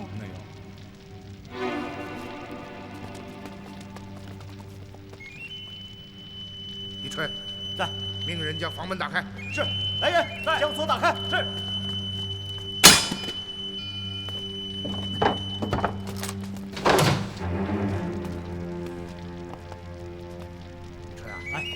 火把来。是，火把。啊，老爷您看，你是什么人？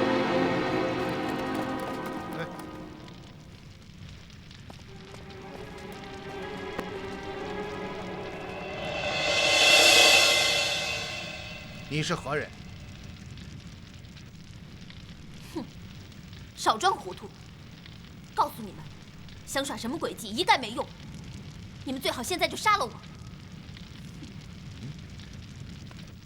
我连你是谁都不知道，为何要杀你啊？你们不是铁手团的人？铁手团？你们是做什么的？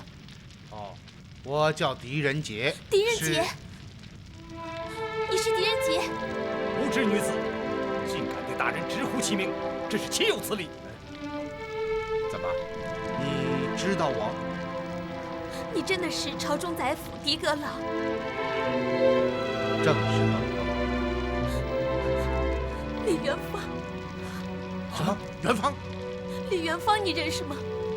你是说元芳？他现在哪里？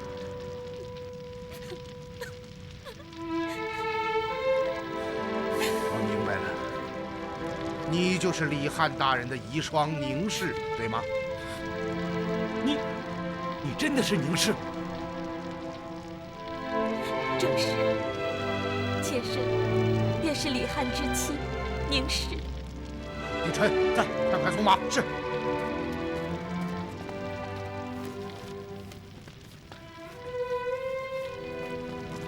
元芳究竟在哪里？大人，什么事？卑职在后面的仓房里发现一个人，他自称是山阳县令鲁吉英。鲁吉英？正是。鲁大哥，他还活着。马上把他带到这儿来。是。我们出去吧。啊。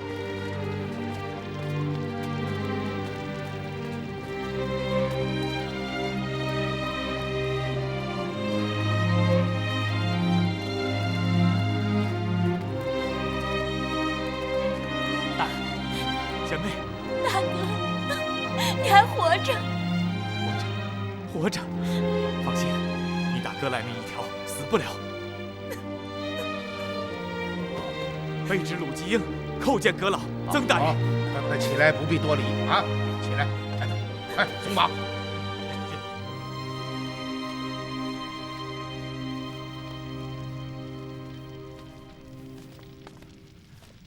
阁老。您看看这个，这是元芳的笔记啊！阁老，元芳她已经遇难了。什么？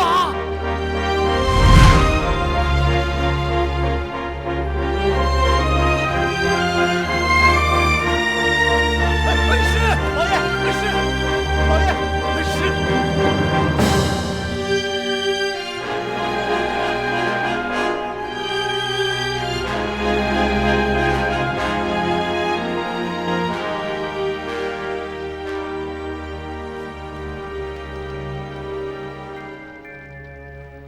这是元芳的绝笔。正是。在迎宾仪分手之时，元芳留下了这张纸条。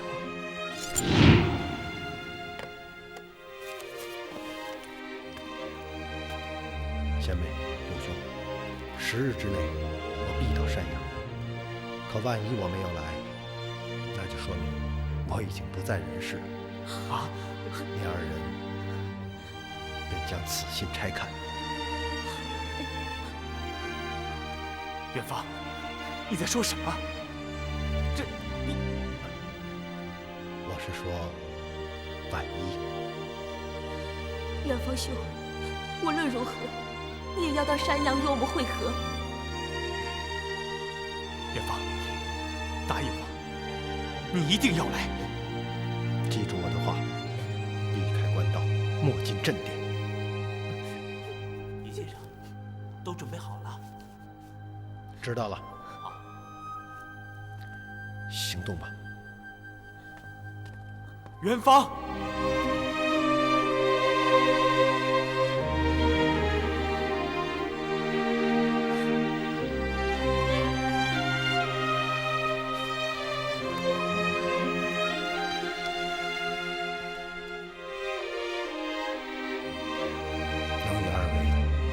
倾心相交，是元芳之幸。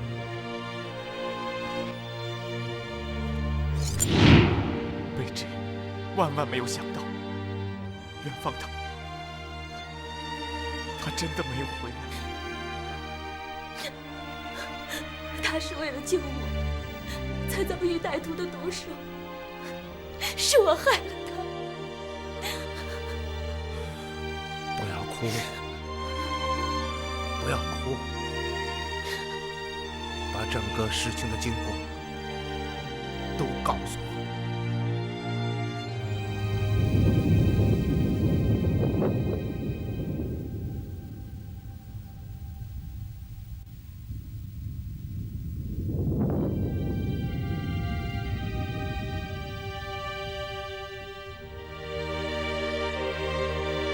事情的经过就是这样的。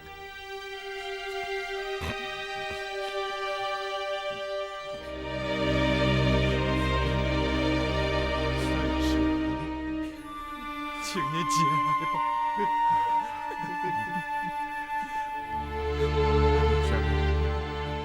那么，你们又是怎么被关到这北沟大仓的？还是我来说吧。弟弟，您到山阳暗访的那天，正是我们与元芳约好的见面之期。鲁大哥将您送上船后，便赶到茶楼与妾身会合，共同等待元芳。没想到，等来的却是铁手团的杀手龙峰和云姑。小妹，事不宜迟，你我立刻离开山阳，赶赴扬州，面见狄阁老，将密信交给他。好，我们马上动身。密信现在哪里？我已经收好了。你马上收拾一下，我回去取些随身的衣物，咱们立刻离开。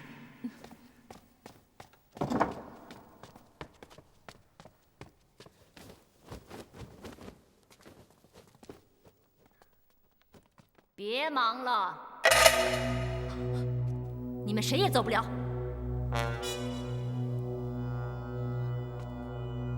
怎么样？我说过，你逃不出我的手心。密信在哪儿？你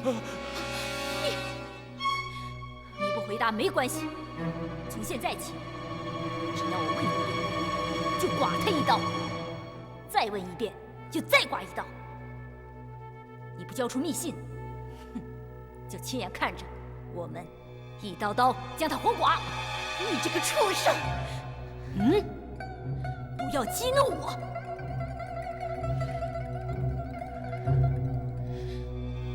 好，放开他，我给你密信。贤妹，你疯了！元芳可就是为了这封信才舍了自己的性命，你怎么能？想要密信就别再动他。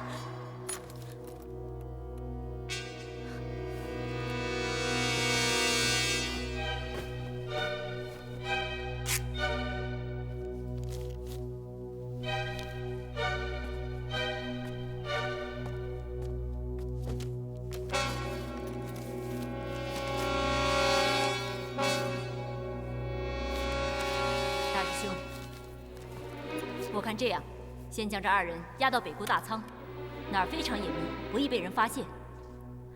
待我们回到总堂，请宗主验明此信真伪之后，再行处置。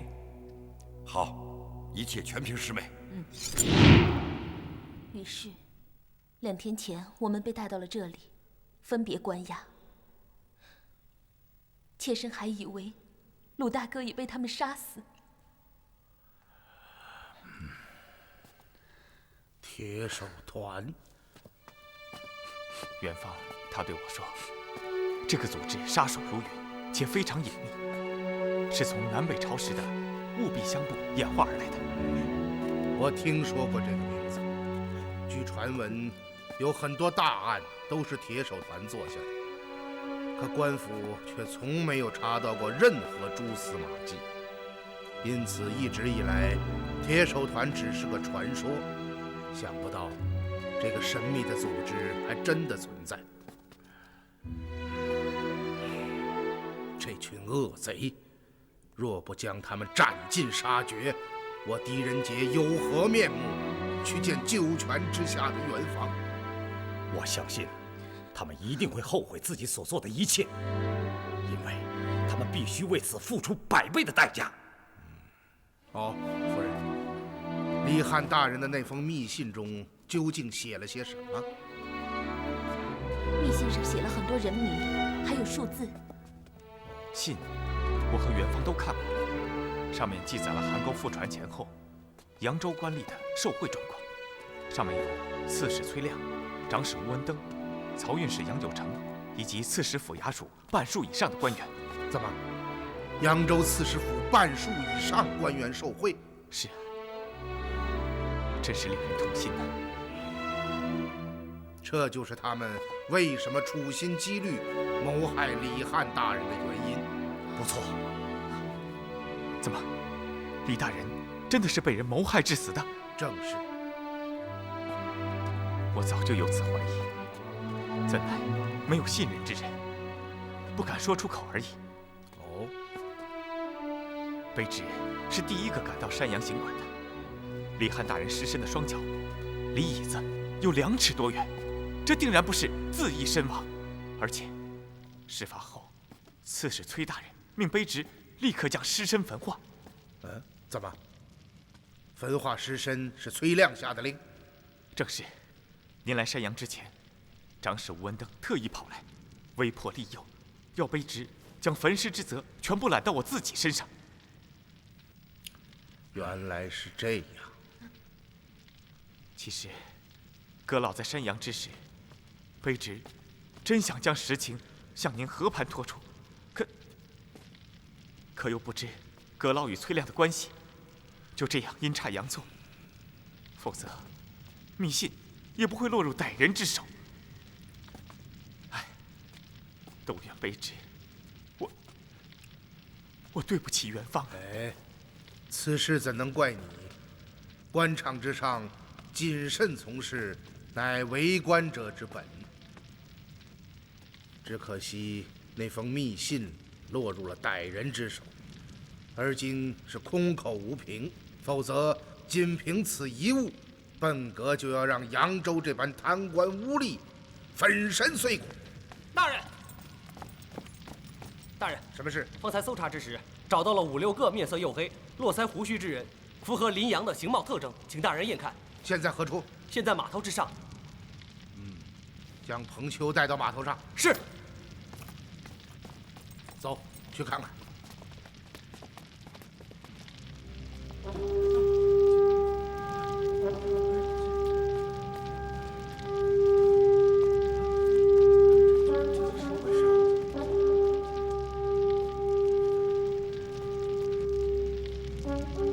张怀，在，把他带上来。走。过去。仔细看看，哪一个是林阳？是。你记住，在这北沟大仓，不光你一个人认识的。如果你胆敢谎言欺诈，立刻斩首示众。小的不敢，小的不敢。去吧。是。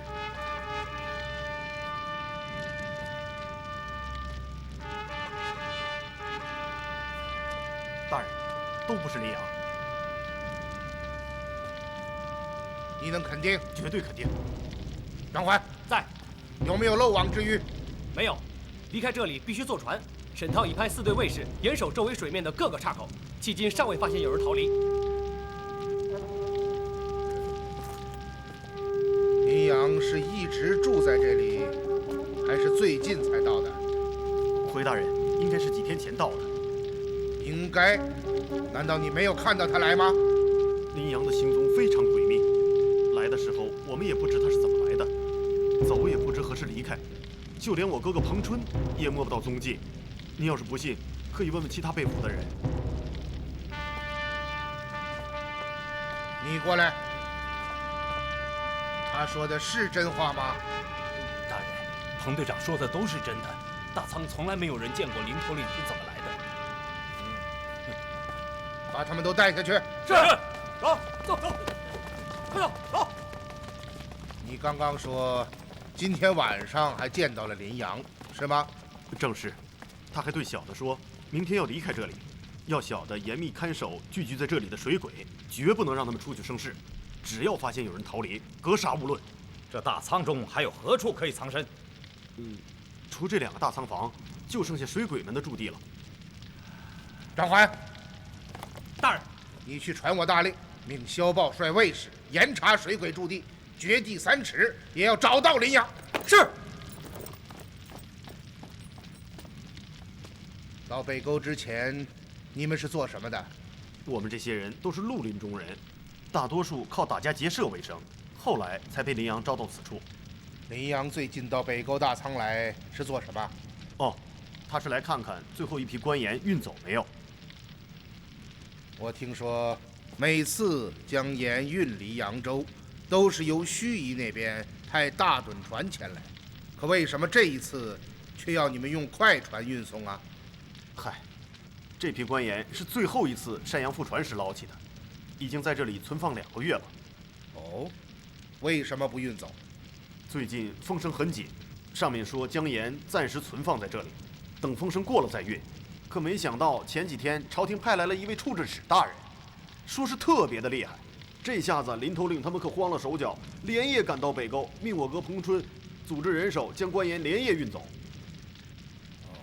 原来是这样，那些大趸船将官盐运到了什么地方？只知道是在盱眙附近，具体是哪儿可就不知道了。李郎，将他们押下去，好生看管。是。好。奇怪呀，这个林阳难道会水遁不成？竟然无缘无故不见了踪迹。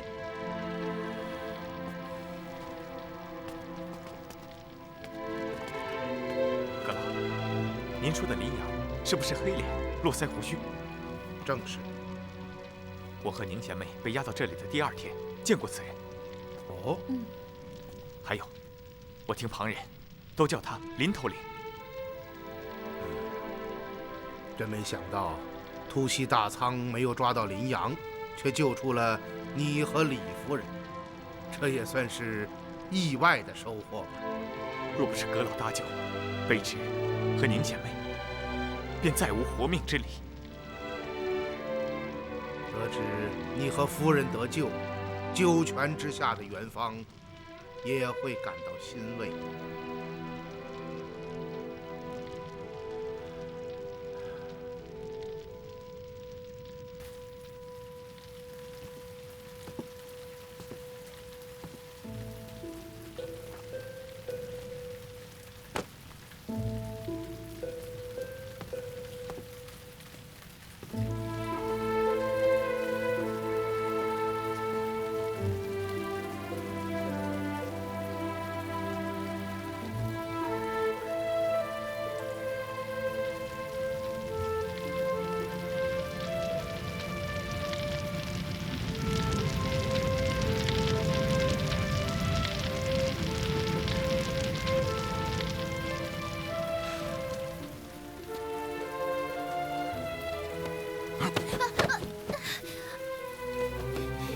干什么你？你差点扭断我的手腕，你还问我干什么？偷偷摸摸的，谁知道是你？你真是狗咬吕洞宾，我怕你被雨淋的，给你送斗笠来了。怎么，你不打算向我道歉啊？快点向我道歉！对不起。真没意思，让你道歉你就道歉，就像傻瓜一样。快回去睡吧。我就不。明天就要到卧虎庄了。你知道我爹是做什么的吗？你想知道吗？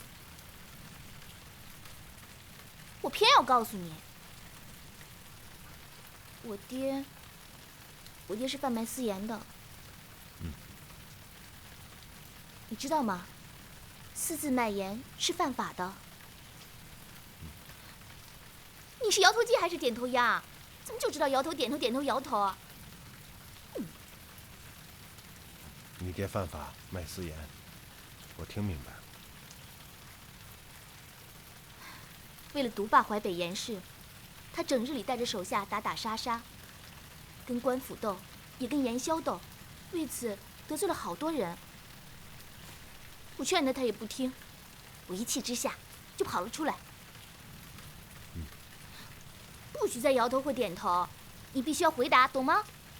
懂。我娘死得早，爹一手将我和姐姐抚养成人，从小就教我2人武功。你别看我这3脚猫的功夫不咋地，我姐可厉害的紧啊。不过，好像没有你厉害。懂。只可惜姐姐也和我爹一样，做了绿林的买卖。听说，我爹还被他管呢。懂。你掉井里了，懂的。不是你让我回答懂吗？好了，你听我说就行了。我姐姐叫云姑，日后你会见到她的。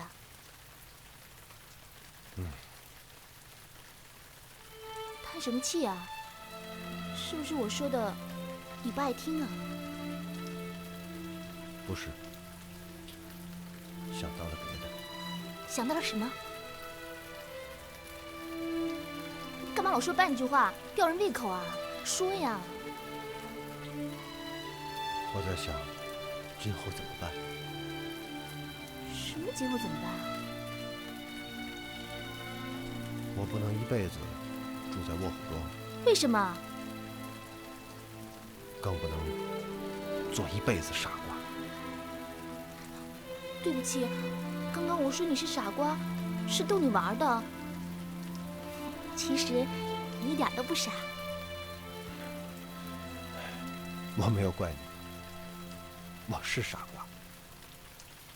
水生，你别着急，总有一天你会想起从前的事情。但愿吧。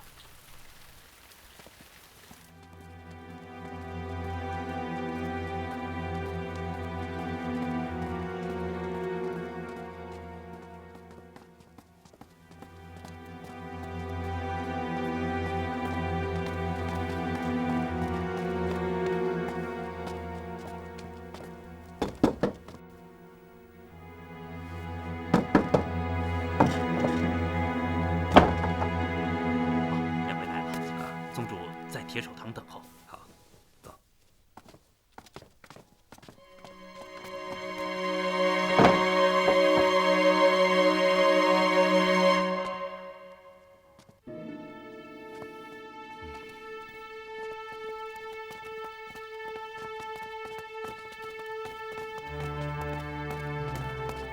宗主，出了什么事？今夜接铁手团细作传来的消息。狄仁杰率卫士突袭了北沟大仓。什么？他怎么会知道北沟大仓的所在？现在这一点已经不重要了。宗主，上次您对我说，宁氏和鲁吉英关押在北沟大仓之中。正是。这2人不会落到狄仁杰的手中吧？而今狄仁杰刚刚返回扬州，详细情形还无从得知。但李翰的那封密信已经取回，即使这2人被狄仁杰救出，也不过是空口无凭，能奈你何呀？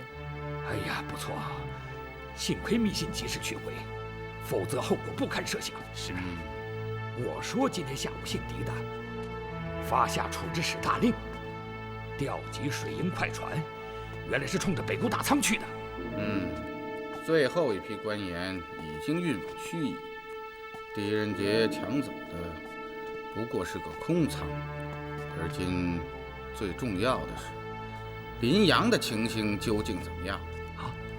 一旦他被狄仁杰抓获，那我们的状况可就大大的不妙这，因此，今夜我要亲自出马，暗探处置使行辕。2位，我之所以将你们请来，就是要告诉你，自即日起，立刻停止一切活动，深居简出，等候我的消息。请宗主放心。嗯。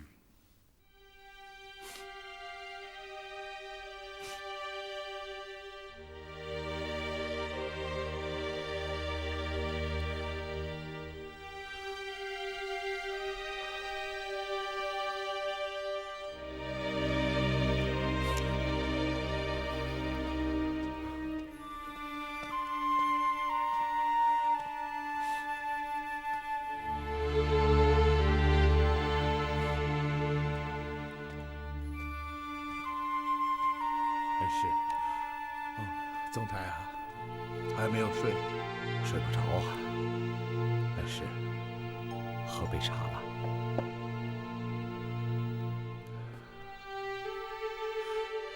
元芳和你先后跟随于我，总共有10多年了吧？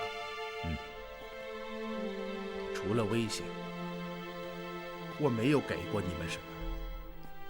还记得吗？元芳总是开玩笑说吃上我一顿真是不容易。可现在，我真想把我身上所有的钱都拿出来请他吃上一顿，可他却再也回不来了，再也回不来了。恩师，您……元芳总是叫我大人，可我知道，其实在他心中，将我当成了父辈。可是，我这个父辈，又为他做了什么呢？生与死，我总是让他选择后者。幽州是这样，湖州是这样，崇州也是这样。这一次，他终于没有回来，我能说什么呢？我还能说什么呢？是我太自私了。恩师，您别再自责了。我想，元芳在九泉之下也不愿意看到您这个样子。你说的对，自责是于事无补的。元芳是为了国家，为社稷，为黎民百姓献出了生命。他无愧于大将军的称号，无愧于大侠的称号，无愧于大英雄的称号。如果说此刻我的心中还有一丝欣慰，那就是替元芳感到自豪。如果说此刻我心中还有什么比悲伤更加强烈，那就是仇恨。我发誓，残害元芳的人会付出最沉重的代价。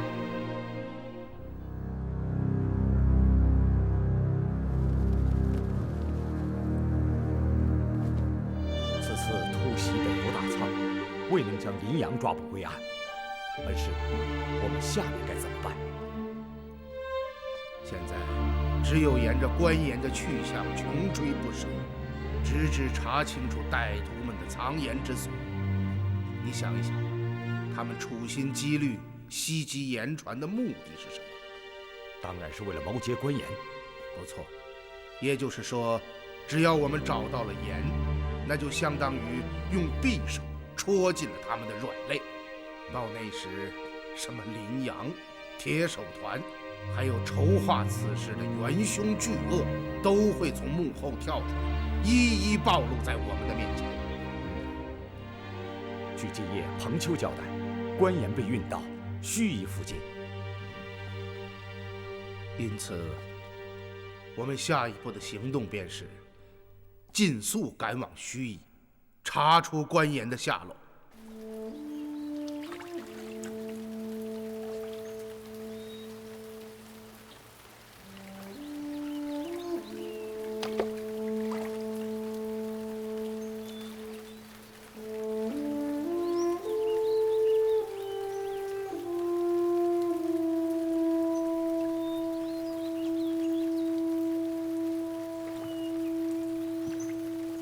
饭吧。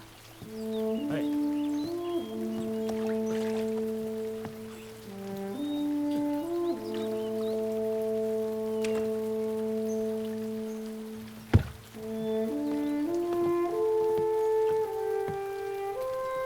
庞大哥，由这儿往西几十里就进入卧虎庄的地面了，你就在这儿下船吧。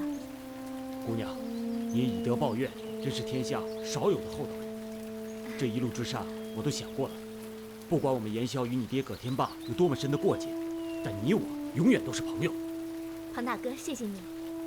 我还是那句话，我答应你的事一定会办到的。姑娘，卧虎镇以东40里的焦王祠是我们穷严萧的栖身之所，这可是严萧们的绝密。我告诉你，你可千万不要告诉你爹啊！放心吧，我不会的。这么说吧，只要姑娘有用得着庞四的地方，一声召唤，庞四赴汤蹈火，在所不辞。兄弟，你的功夫我佩服，咱们后会有期。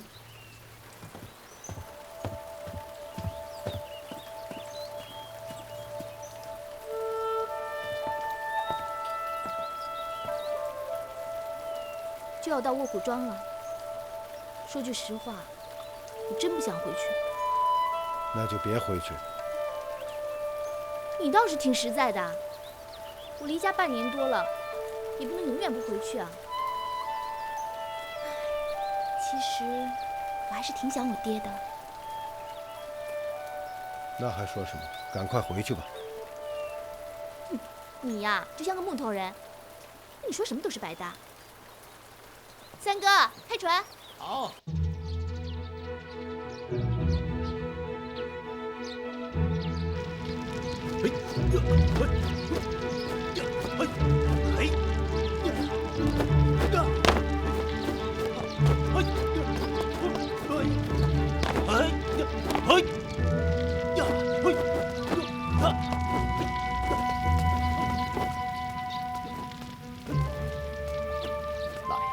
什么事？运盐的大趸船已经到了离此40里的卧虎镇东。押船的北沟大仓监库彭春派人来见小，问大船今夜是不是就开进码头？你马上告诉来人，就说近日风声很紧，让大趸船千万不要开进卧虎庄，找个隐蔽的所在，将船停下，等我的消息。老爷，这是何意呀？多嘴，还不快去！是。去吧。老爷，您还有什么吩咐？今夜你亲自前去面见彭春，告知此事，将大趸船引到安全之处，藏匿起来。是。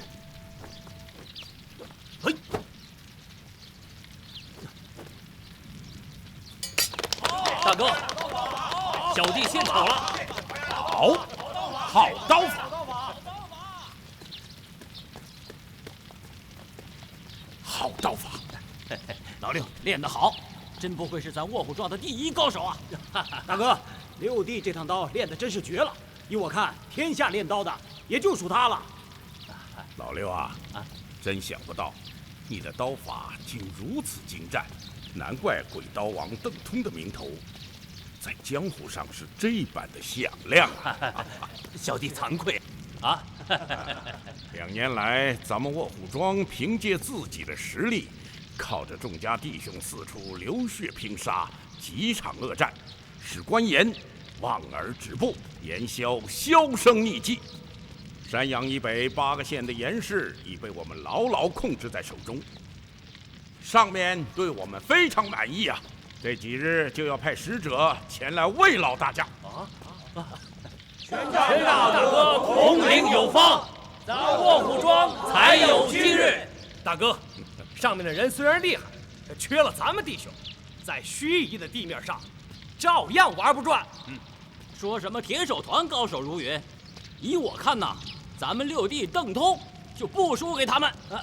多谢夸奖。众家弟兄，今天傍晚，老哥在卧虎堂摆下宴席，大家都来，咱们不醉不归。好，老爷，小姐回来了小姐回来了，他现在在哪儿？刚刚下了船，已经朝卧虎堂来了。哦，俺女儿！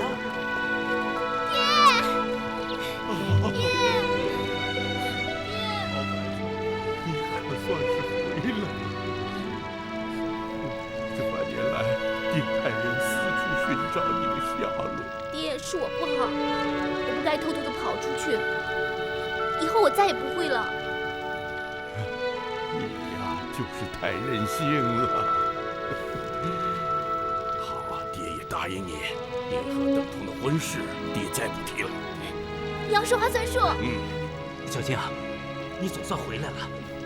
这半年多来，不要说大哥担心，就是我这心里也担心的不得了啊。谢谢，我出去了，跟你又没有关系，你有什么可担心的？晴儿啊，这半年来你都到什么地方去了？坐着船来回游荡呗。爹，我回头再跟你说，我给你介绍一个人。来，爹，这是水生，水生，这是我爹。你是哪里人士？作何营生啊？我不知道。啊？不知道？连自己是哪里人都不知道？敢莫是个傻子吧？爹，水生是个可怜人，当时他漂浮在运河之上，是我恰巧经过那里，才将他捞了起来。醒来后，以前的事情他一点都记不起来了。是这样。爹，我们在运河畔遇到歹人袭击，多亏了水生救了我的性命。哦，是什么歹人胆敢袭击我的女儿？哎呀，您就别问了，我这不是平平安安的回来了吗？小伙子，谢谢你。他是我朋友，这是应该的。爹，水生失去了记忆，无家可归，我想让他在咱们庄中住下，你给他安排个执事吧。这怎么了，爹？这么大的一个庄子，难道还容不下一个水生？好吧，我答应。谢谢爹。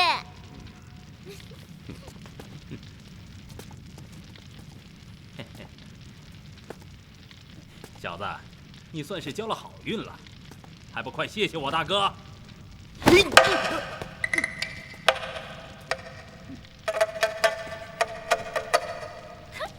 邓叔叔，平地上也站不稳，敢莫是瘸子不成？啊！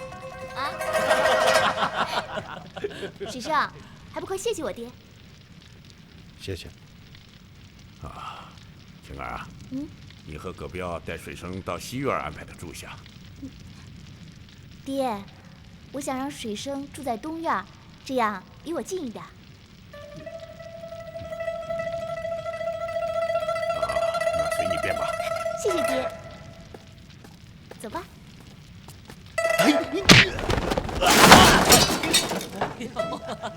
今儿老六是怎么了？踢别人，自己都飞出去了。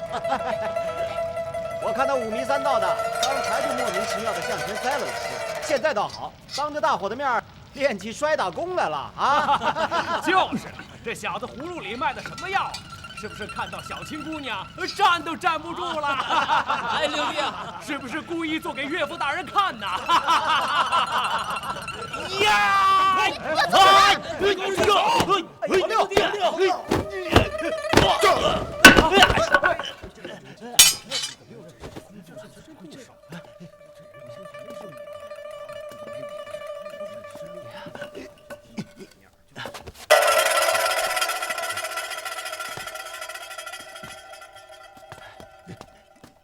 你要做什么？你为什么要杀我？水生，我们走吧。哎，老六，你也太不给大哥面子了！今天小青姑娘刚刚回来，当着所有人动起了刀子，这算什么呀？就是啊，人家小伙子也没惹你，你这是做什么呀？邓通，大哥，你眼中还有没有我这个大哥？大哥，小弟对不住。没出息的东西，我的脸都给你丢尽了！回去，给我滚回房里去，好好想想。子练的是什么功夫？要说六弟也算是高手了，怎么没2下子就叫人把刀给夺了？是啊，咱们这一帮练家子，谁也没看出门道来。不是咱们没看出门道，是人家太快了。对，是啊。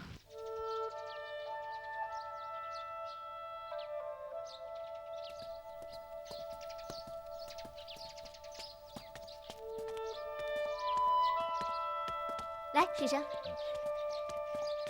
这就是东院，只有你一个人住，你愿意住哪一间都可以。就这间吧。你还挺聪明，选了间正房。走，来，其实之前我给你准备的就是这间屋。你看，衣服都给你准备好了。谢谢。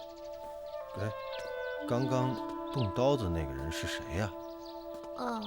他叫邓通，是我爹的手下。本来我爹是想要将我许配给他，可我死活不答应，这才偷跑了出去。可是我又没有惹他，他为什么这么生气？你真不明白啊？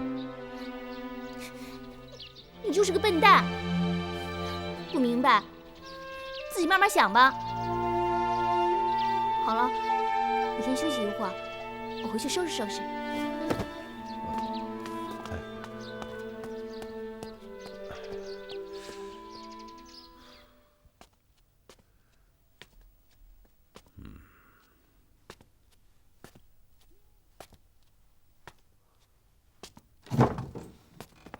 爹，晴儿，爹，您在等我？是啊，晴儿，爹问你点事儿。爹，您坐。晴儿，那个水生究竟是什么人呢？我不是对您说过了吗？怎么，有什么不对吗？啊，那倒没有，只是他那身功夫……嗨，连他自己都不知道这身功夫是哪儿来的。哦，他真的失去了记忆？是啊。爹，您是怎么了？东问西问的，难道连我的话您都不相信啊？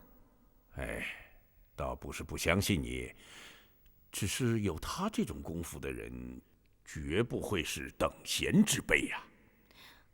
不管他从前是谁，他现在就是水生。晴儿啊，你可能还不知道，你爹做的是多么大的事情。江湖上想要我死的人很多呀，我是怕你年幼轻信，经验不足，而有人恰恰就是要利用你这一点，打入卧虎中。你是说水生？我救起他的时候，他已是奄奄一息，当时我们都以为他死了，差点又将他扔回到河里。爹，这怎么可能装得出来啊？我并不是真的怀疑水生，只是有些担心。这样吧，你容我再观察他一下，而后再给他安排指示。那好吧。好孩子。哎，爹，我还有一件事儿要和您讲。说吧。那些盐枭都是穷苦人出身，提着脑袋干了这行。不过是为了能混顿饱饭，求您让手下放过他们，给他们留一条活路，行吗？在运河上劫持你的那些歹人，就是那些盐枭吧？您怎么知道？从你的话当中我就听出来了，你是我的女儿嘛。是的，可他们也是被你逼得走投无路啊。这群该死的盐枭！爹，那些盐枭都是可怜人，你就发发善心，放过他们吧。这些事情你不懂，也不是你该管的。爹，你再考虑考虑啊。这些盐枭的头子叫庞四，他是我朋友。你能联系到他？也许吧。好吧，如果你能联系到庞四，就请他到卧虎庄来。此事我要和他面谈。真的？嗯。那你不许骗我。哎，当然，爹什么时候骗过你？谢谢爹。哼，好了，你刚回来，好好休息，我走了。嗯。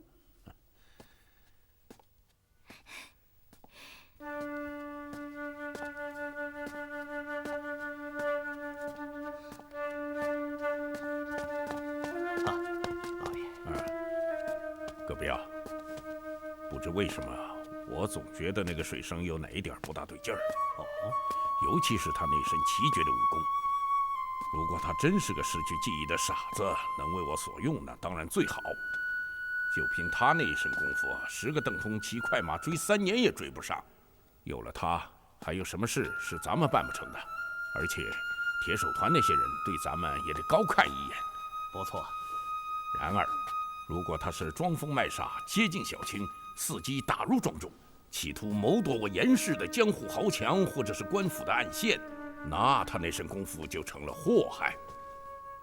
老爷，您的意思是？派人日夜监视东院，只要发现水生有任何异动，立刻杀了他。可小姐那边……哎，青儿是个孩子，不要管他，照我的吩咐办。可老爷，凭水生的功夫，咱们庄里头恐怕没有人能杀得了他吧？笨蛋，明的不行，不能来暗的；动刀不行，还不能下毒。哦，小的明白了。可派谁去监视他呢？一般的仆庸恐怕很难胜任，就是勉强去做，也只怕会吊儿郎当、玩忽懈怠。让庄中的头目们去做吧，这种小事好像又有些说不过去呀。这件事你就不用管了，我自有办法。今日还有一件事令我觉得非常意外。是什么？不知什么原因，晴儿竟然与盐枭头子庞四成了好朋友。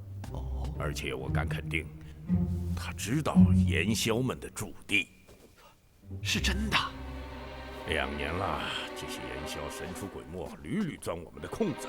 咱们的盐批给各地盐商就要200文1斗，可这些穷棒子把盐卖到老百姓手里才100文1斗，盐商没了钱赚，咱们的信用也就没了，谁还和咱们做生意？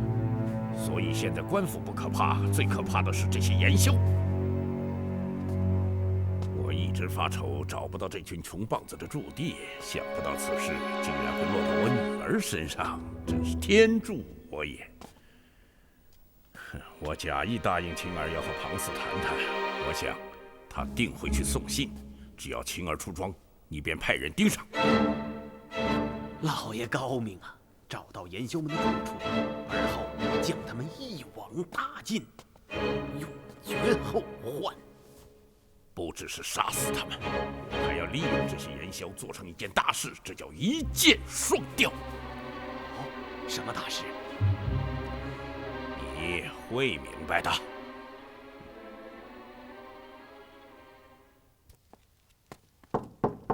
进来，先生。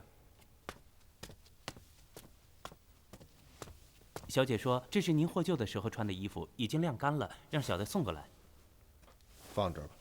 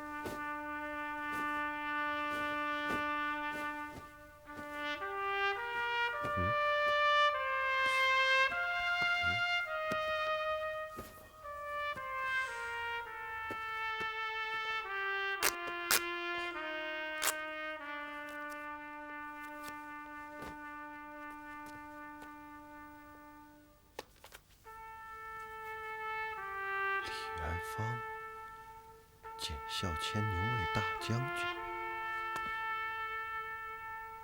这是我的东西。千牛卫大将军李元芳。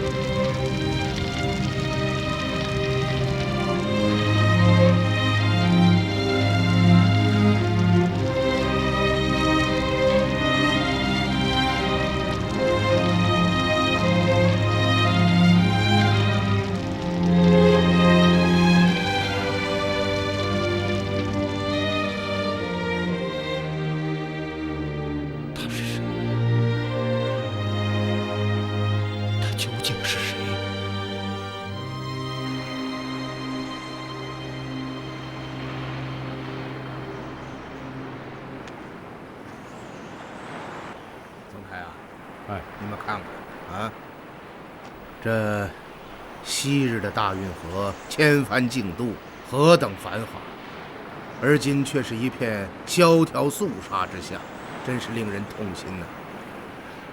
还不是韩沟覆船闹的，漕运梗阻，河道封闭，所有船只禁止通航。好好的一条大运河，您看看，现在都成什么样子了？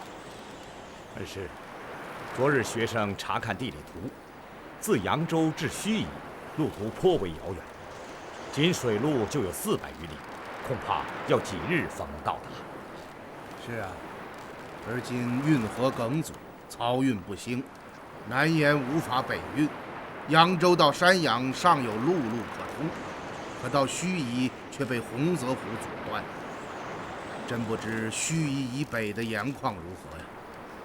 阁老，卑职曾听人说起，停运以来，盱眙以北地区食盐紧缺，盐价上涨，也不知是真是假。我也曾听当地老百姓说起，但愿此次盱眙之行能够有所收获。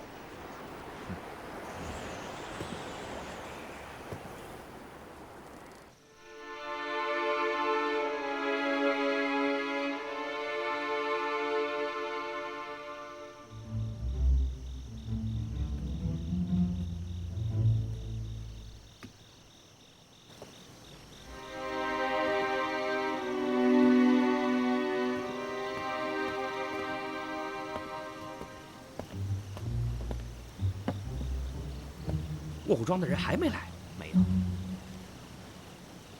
不应该呀。送信的人已经走了几个时辰了，该回来了，不会出什么事吧？彭大哥放心，送信的是他们卧虎庄的人，熟门熟路，绝不会出什么事。哎，下去吧。是。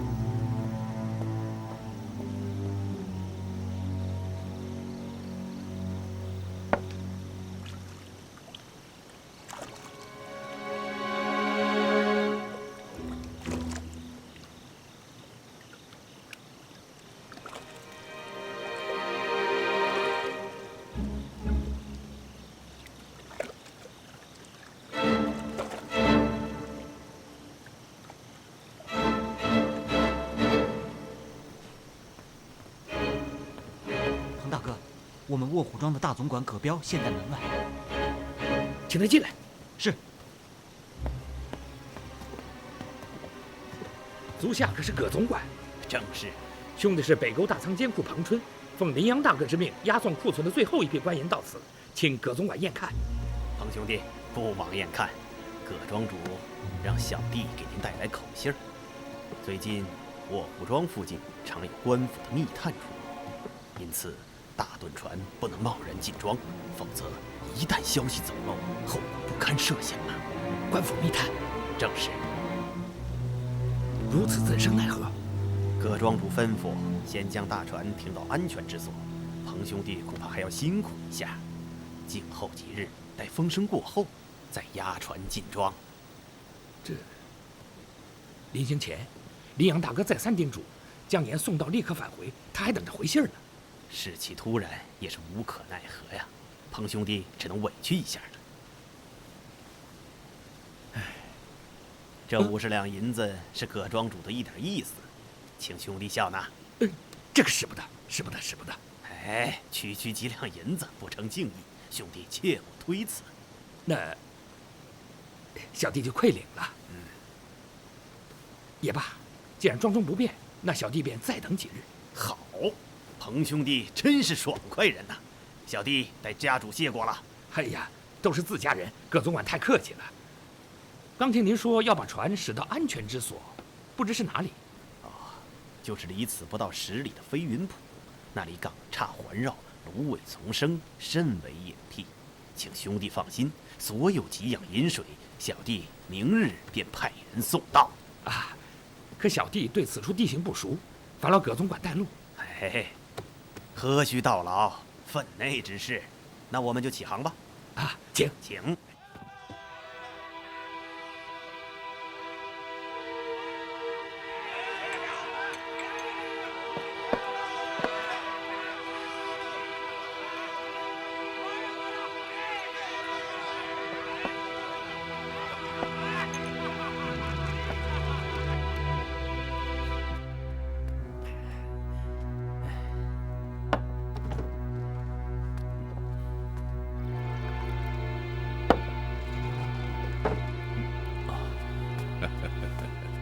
怎么不到卧虎堂与众家兄弟吃酒了？小弟没脸去。哎，你呀，岁数一大把，行事却和孩子一样。那水生不过是初来乍到，怎能与你我兄弟多年的感情相提并论？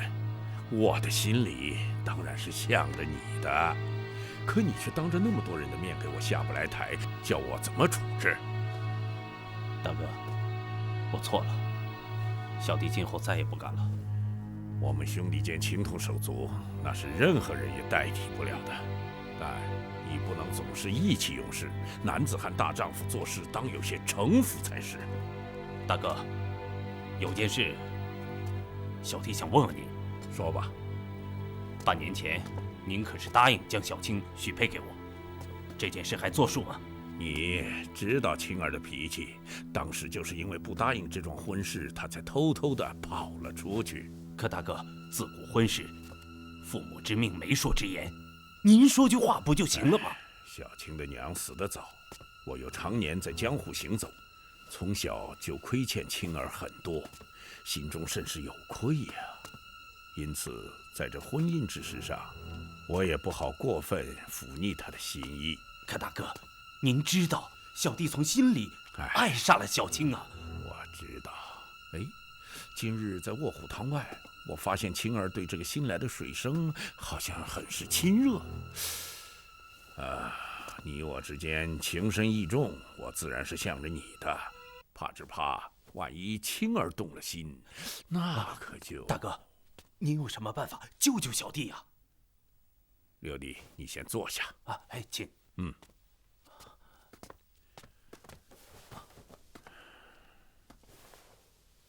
其实我也不太相信这个水生。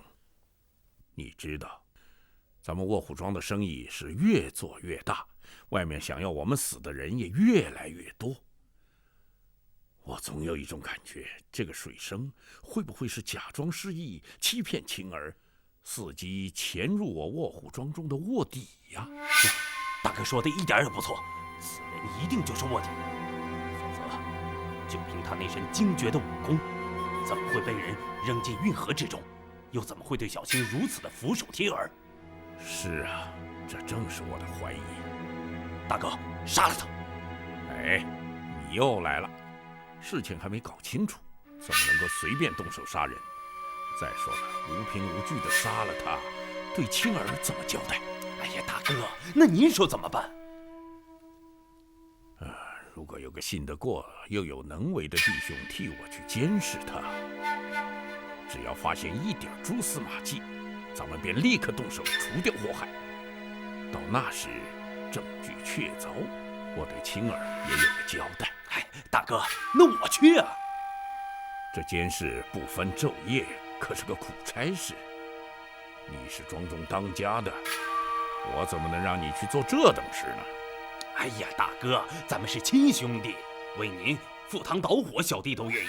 更别说这点小事儿了。你真要去？哎呀，这事儿就包在我身上了。可有一点，只能暗查，绝不能打草惊蛇，更不能莽撞行事。大哥，您放心吧。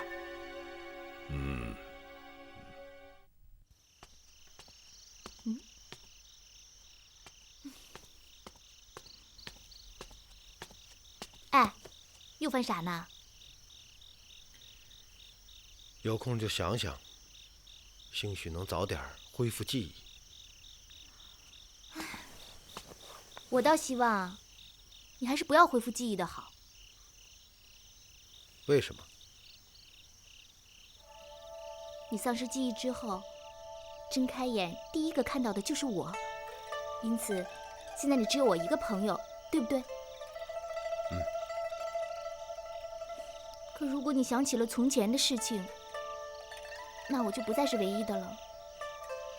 也许还有比我对你更好的朋友，也许你还有老婆，也许还有很多女孩子都喜欢你，也许……行了，别也许了。也许我这一辈子也想不起自己是谁。那太好了。这有什么好？我就是觉得很好。你也得说好，快说！你这臭家伙！哎，马上说好，要不然把你耳朵拧下来。你就不能让我安静一会儿吗？不能，整天阴阳怪气的，不知想些什么。快说好啊，否则今天绝不与你善罢甘休。好，这还差不多，饶了你。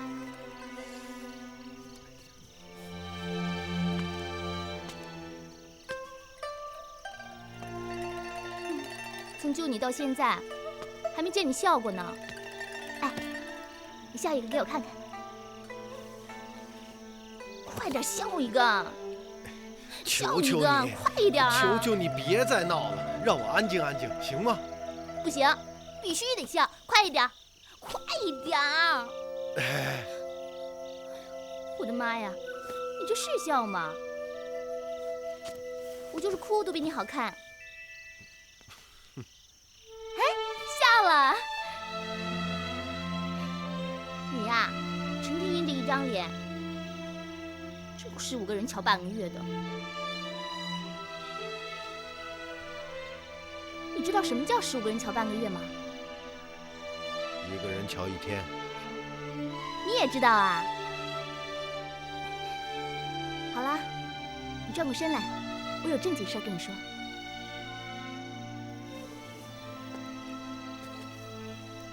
今天下午，我把营销们的事儿跟我爹说了，他答应要和庞四谈谈。是吗？今夜我要去一趟交王祠，把这件事儿告诉庞四。你光点头有什么用啊？表个态呀！什么态？愿意和我一起去啊？还用我去？那当然。你是我的大保镖啊！怎么了？又想起什么了？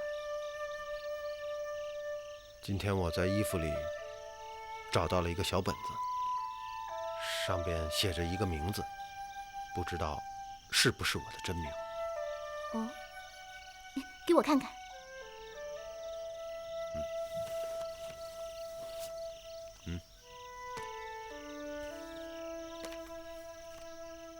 李元芳，检校千牛卫大将军，正三品上。李元芳？难道这是我从前的名字？什么叫检校千牛卫大将军啊？我要是知道就好了。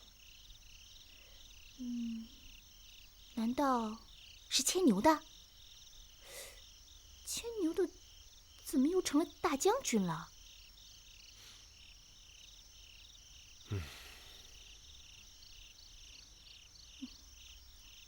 也许这是别人的东西，只不过在你身上而已。可能吧。我在默想之时，脑海里经常出现一张脸，很熟悉。啊，是女的吗？是男的，是个老人。他的脸胖胖的，慈眉善眼，汗下还留着长须。也许是你爹。可能吧。我醒来之后，什么也记不起，唯一能想到的，就是那一片大火和这位老人家。真是岂有此理！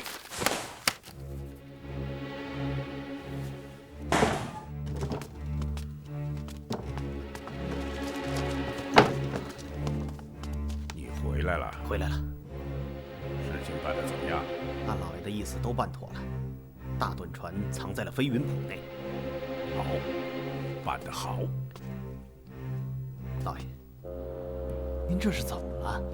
哼，辛辛苦苦为铁手团卖命几年，只分得了20万两银子，真是欺人太甚。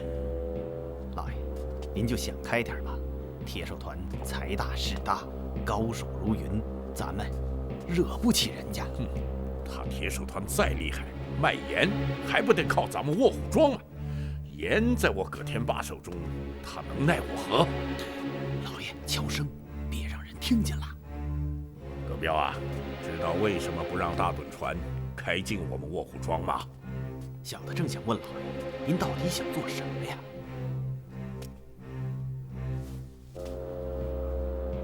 啊，老爷，此事要让铁手团知道了，咱们可就是死路一条啊！怕什么？只要找到个替死鬼，带咱们出头，便可大功告成。可到哪儿去找这个替死鬼呢？放心，我心中早有计谋。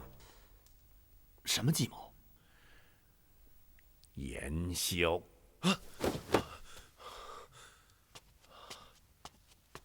谁？是我，小青。水生，快起来！去哪儿？我们去焦王祠见庞四。哦。到焦王祠见庞四，为什么偷偷摸摸的？不能让我爹知道盐枭们的落脚之处。哦。走吧。嗯。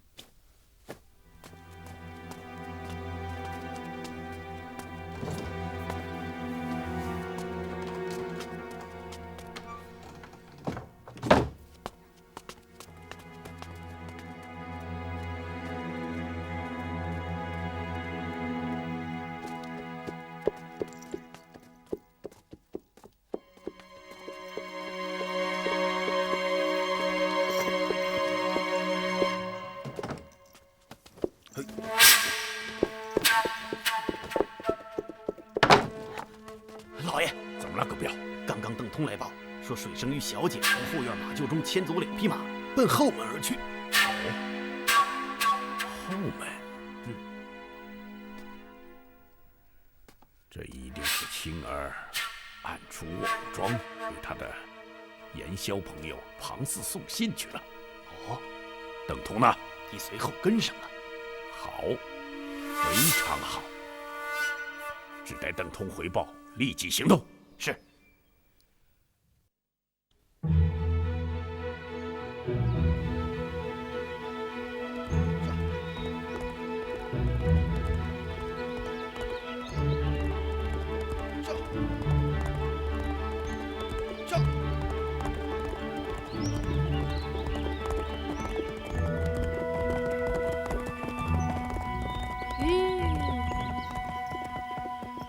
刚刚那个樵夫说，遇岔道，走左边，再向前10余里，便到焦王祠了。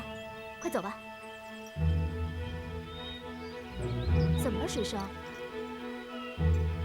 你这会儿发什么呆呀？你想什么呢？快走吧。哎，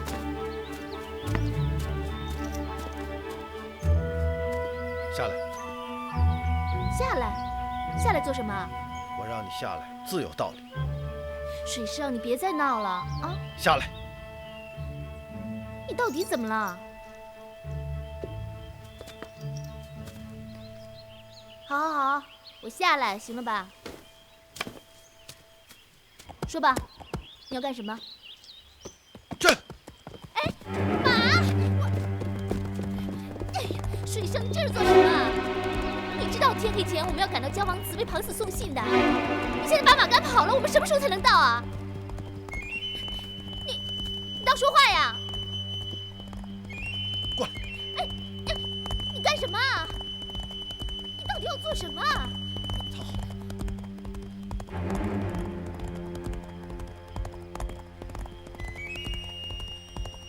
蹲下。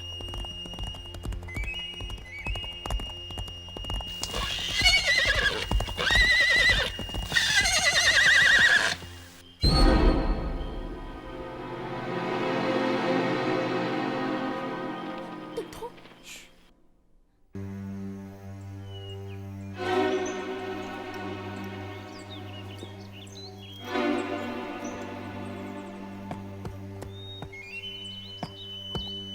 走。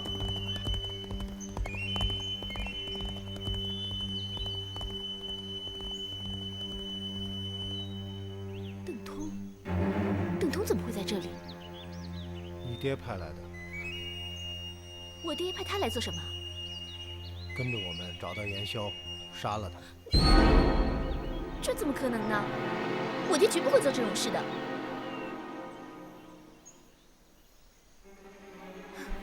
不错，你说的有道理，肯定是我爹派他来的，否则他为什么要跟踪我们？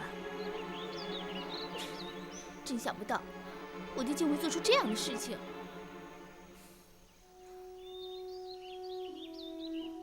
你怎么不说话？没什么可说的。那你是什么时候发现他跟踪我们的？在卧虎庄。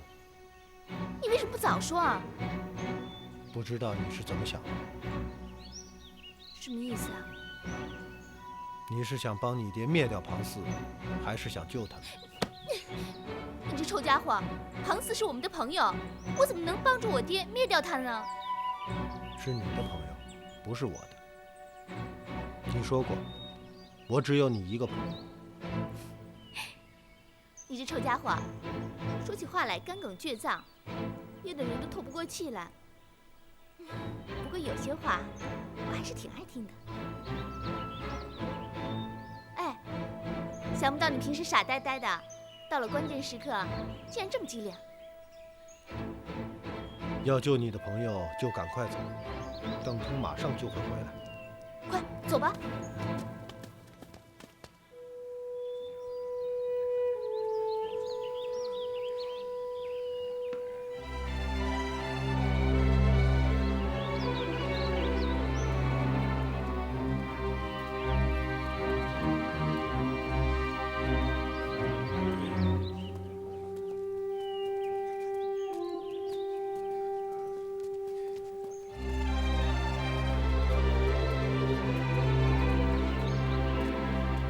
最近几日，有一批兄弟从海陵盐场挑了几担盐，过洪泽湖后就要进入卧虎镇了。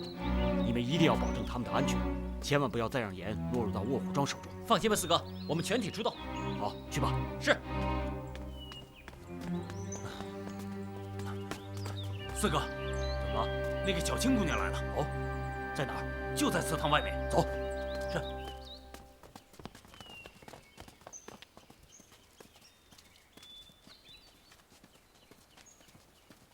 不得无礼，还不走开！是，你都下去。小青姑娘，你怎么来了？庞大哥，本来我到焦王祠是来给你送信的，我爹答应要和你谈一谈。哦，真的？可刚刚我们发现我爹派了眼线随后跟踪，想摸清你们的落脚点，将你们一网打尽。什么？对不起，我给你惹来麻烦了。小青姑娘，你别这么说。你能不帮助你爹灭掉我们盐枭，庞四已经感激不尽，更不要说你本是好意，却被你爹利用。你能来这里将此事告知庞四，足见你宅心仁厚，彭四感佩之至。现在怎么办啊？一旦邓通发现他被骗，一定会回到岔路寻找。那条岔路离焦王祠不过10余里，他就是摸也摸到这里了。庞大哥，我爹手下的那些人心狠手辣，这你是知道的。我看你们还是赶快逃走吧。小青姑娘，我们要是逃走了，你回去可怎么向你爹交代啊？你放心，他不会把我怎么样的。你是为了我们才冒这么大的危险，让姑娘难做，庞四会于心不安的。可怎么办呢？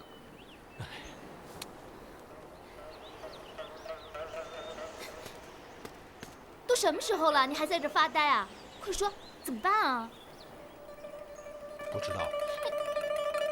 哎，要不这样吧，让兄弟们撤离，我随你们回庄去见你爹。那怎么行啊？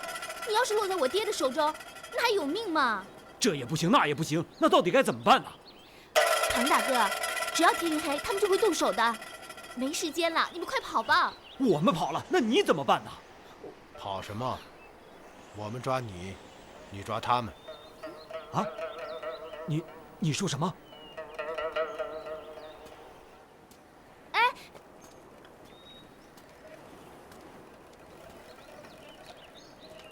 水生，你刚刚说什么？自己想。我们抓你，你抓他们，这算什么意思啊？对呀，我们抓你，你抓他们。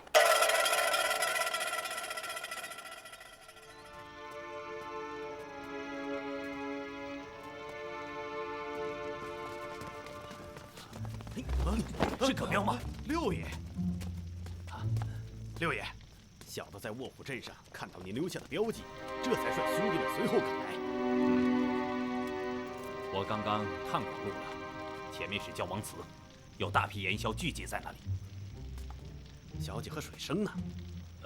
我没看到他们，应该是和盐枭们在一起。说来奇怪了，小青和水生为什么要跑到这儿来和盐枭们见面？难道盐枭头子庞四和小姐是朋友？老爷之所以让你跟踪他们，就是为了找到盐枭的下处，将这些穷棒子一网打尽。原来是为了这个。已是2更时分了，盐枭们应该早已睡下了。咱们趁夜摸到焦王祠，趁他们熟睡之际，杀将进去，来个暗算无常，死不知。真是条妙计啊！那小青和水生呢？将他们带回卧虎庄，任凭老爷发落。好吧，就这么办。咱们这就走吧。走，走。快点！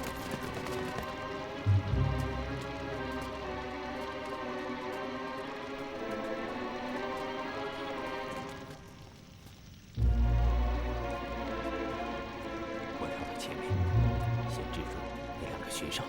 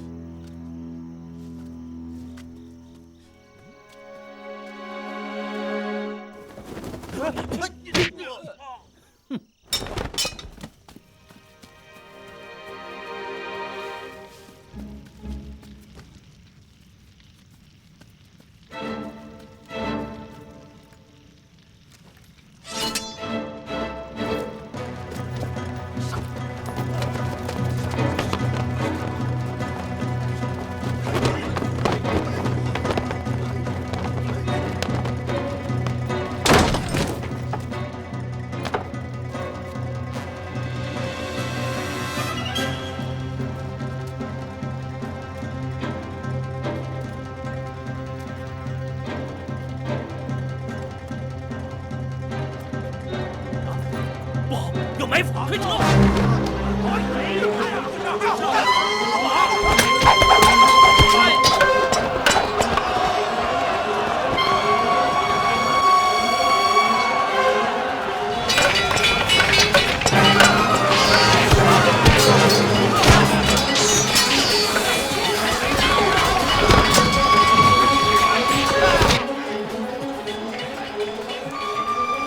六爷，他们早有准备啊！说对了。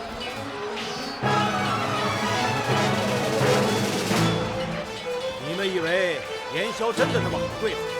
实话告诉你们，葛天霸的女儿来焦王祠送信的一刹那，我知道，一定是你们的诡计。小青，不是说只有你和水生二人前来吗？现在怎么样？心如蛇蝎的女子，竟给你爹定下这般恶毒的计策。有其父必有其女，庞四还把你当成了朋友。不管你相信不相信，我真的不知道他们是怎么找到这里的。哼！事到如今，你竟然还在演戏！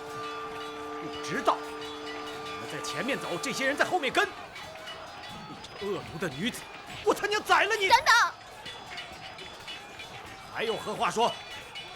庞大哥，你知道我是葛庄主的女儿，你要是杀了我，那可就是和卧虎庄结下了深仇大怨。那又怎么样？我们严萧早就和他们结下了深仇大怨。今天我要把你们全宰了！姓葛的知道，严萧不是好惹的。你杀了我们，不过是一时痛快，又能解决什么问题呢？依我看，你倒不如利用眼下这个机会，跟我爹好好的谈一谈，彻底解决两家的夙愿。哦，我倒想听听。这样吧，你将邓通、葛彪和庄丁们都放回去，把我和水生留下，让他们给我爹传信儿。你只要以我的性命来要挟，不管提出什么条件，他都会答应的。不错，我会跟葛天霸谈一谈，但只要有你一个人就足够了，并不需要他们。和你爹那种人谈条件，光靠嘴是不会有什么结果的。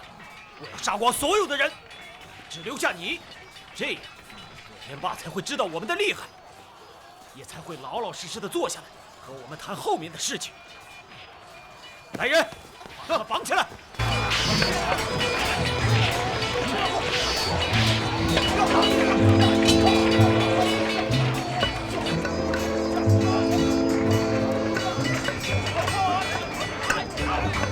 都给我住手！卧虎庄的庄丁听着，立刻放下手中武器，否则我杀了他们！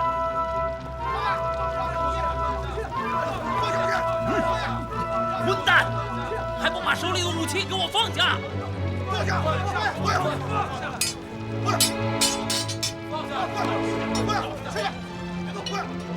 将他们押上前去！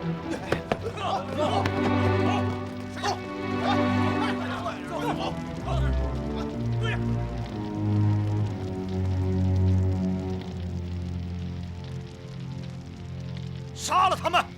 等等！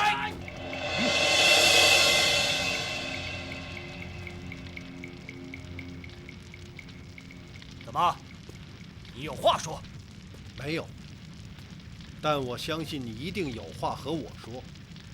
你到底什么意思？我身上有药，可以治你额头上的淤伤。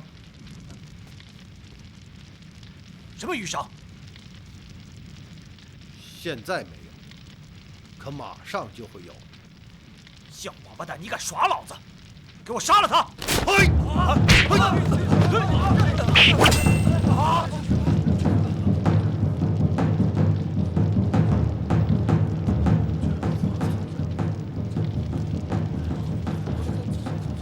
我没有骗你，现在你的额头上有一块淤伤。过去。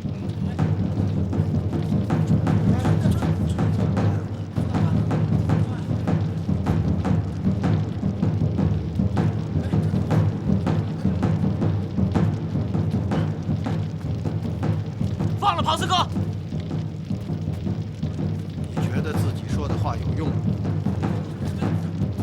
现在你是不是有话要和我说？到底想怎么样？还是听他要怎么样？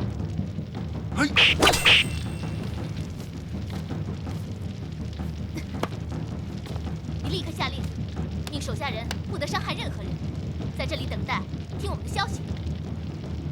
大家不要动手，听我的消息。士兵之令不可久留，我们走。走。小姐，救救我们呐！你放心吧，我一定会回来的。不能让他们把庞四德带走！给我上！弟兄们，不要轻举妄动。姑娘，这件事究竟怎么办？你撂句话下来，就这么黑不提白不提，把我们庞四哥带走，我们信不过你。这样吧，我们先走，你带领严萧和所有被俘的人，于明日辰时到卧虎庄大门前等候消息。我一定会给你一个说法。走。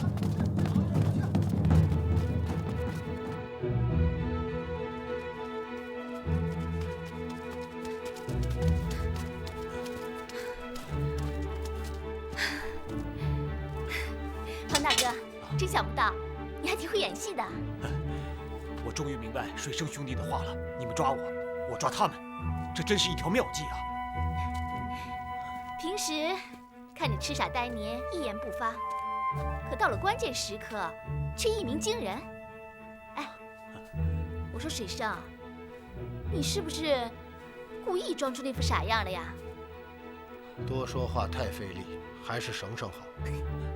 水生兄弟，你这一下可真够狠的，打得我晕头转向啊！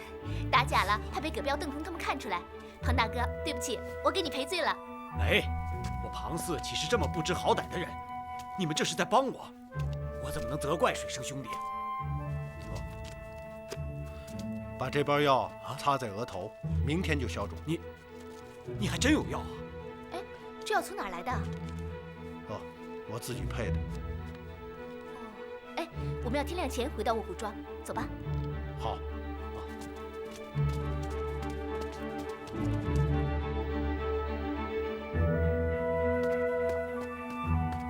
小青、水生，你们我们回来了。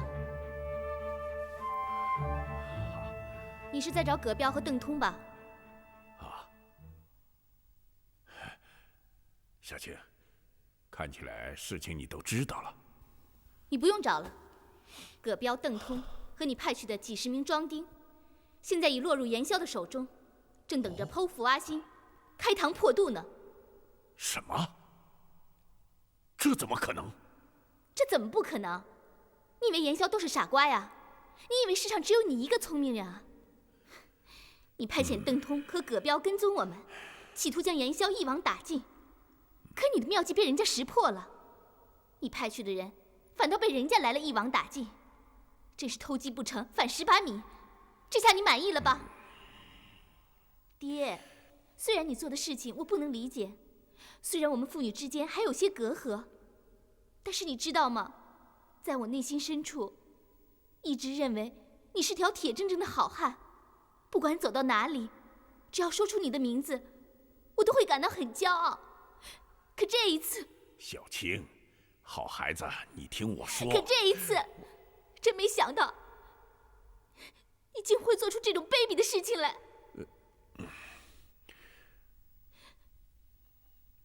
爹，你知道吗？如果不是水生，你女儿现在已经命丧焦王祠了。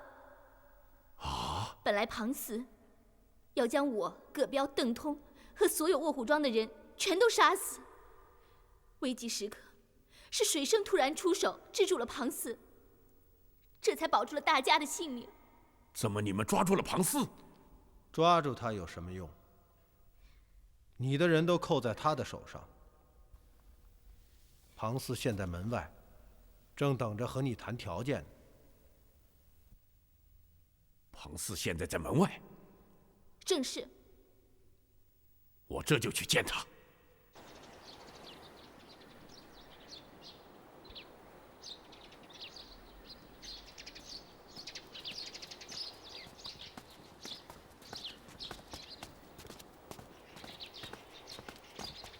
啊，想必这位就是庞四兄弟。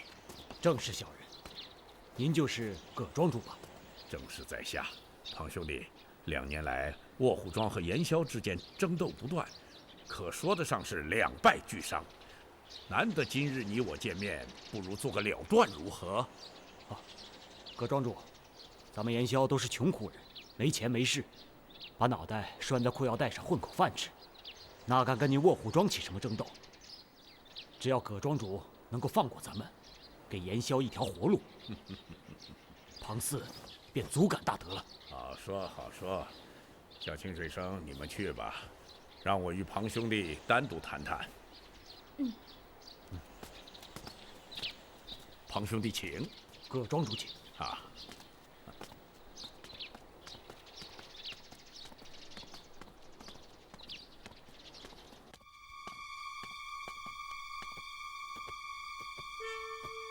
庞兄弟，请。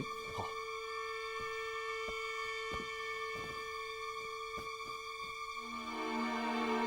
庞兄弟，葛彪、邓通和卧虎庄的一干人都在你的手上。正是。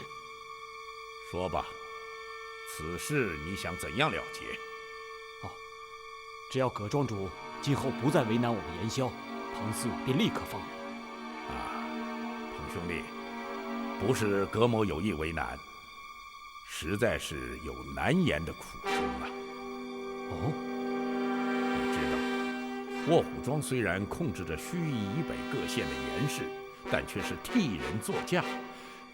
葛某的头上还有上峰。俗话说得好，同行是冤家。上峰因为害怕被严萧抢了生意，这才下令葛某将你们剿灭。我也是身不由己呀。严萧犯严，多不过1担2担，怎能抢了贵庄的生意啊？严萧犯严虽然量小，但却非常频繁，更兼人数众多，价格低廉，因此上峰对你们颇为忌惮。能不能请葛庄主在上峰面前替严萧美言几句，放过我们这些可怜人？事情倒也不是没有商量的余地。这样吧，过些日子我将你们严萧编入卧虎庄的籍册之中，许你们在盱眙附近受严，严驾不变。这样，我对上峰有个交代，而你们既已入卧虎庄籍册，便是我葛天霸的人了。当然，再也不会有人为难。葛庄主说的是真的？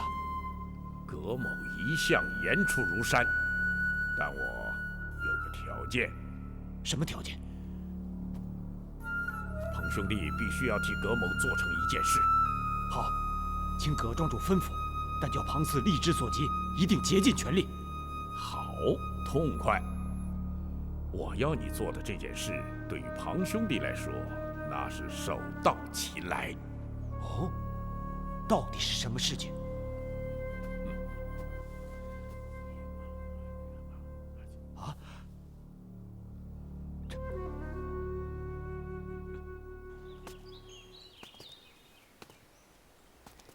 也不知庞大哥和我爹谈的怎么样了？怎么不说话啊？他斗不过你爹。什么意思啊？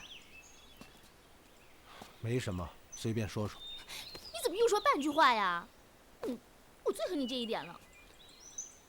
你爹是不会轻易放过他的。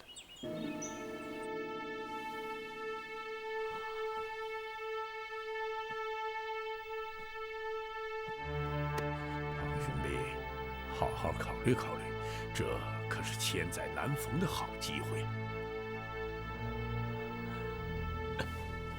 好，我干。好，真是快人快语。那我们就这样说定了。葛庄主，事成之后，你可要言而有信呐。这一点你绝对放心。还有，此事要绝对保密。不能让任何人知道。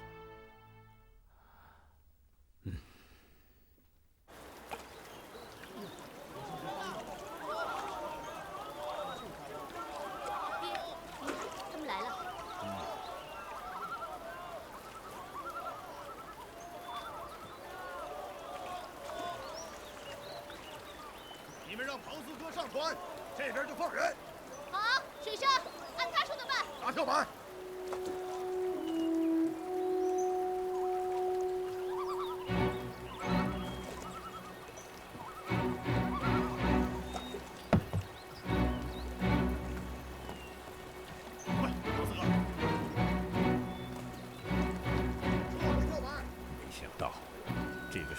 还真是把好手。以他的武功来说，在卧虎庄做得上头把交椅，只是他新来不能太急。你放心，小青，爹答应你一定重用水生。只要你不让他去干那些伤天害理的事就行。哎，爹什么时候干过伤天害理的事？船断缆绳，好，把船靠过去。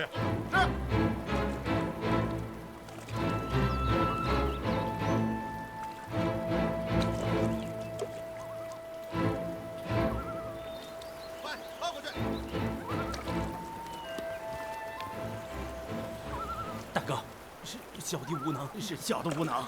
废物，这点小事都办不好，还要你们干什么？大哥，这次多亏了小青，要不然我们就……行了，你还是说说该谢的人吧。老爷，这个水生可真是了得，小姐刚才说的一点都没错。要不是他在最后关头制住了庞四，我们这些人可就都回不来了。嗨。要不是被大队严霄团团围住，抓个把庞四对我邓通来说，也就如探囊取物一般。老爷，就凭水生那身绝技呀，对，您要是把他收到麾下，那还有什么事是咱们做不成的？这件事我也想到了。这样吧，让水生暂时做汉寨的大头领，怎么样？我看当的。不是，大哥。汉寨大头领，那不是排到我前面去了吗？有句话叫做“世间事，唯有能者居之”。人家水生的能耐你比不了。可是老六，人贵在有自知之明，你就好好的当你的六当家吧。我不是我，哎，好了，回去。不是我，哎。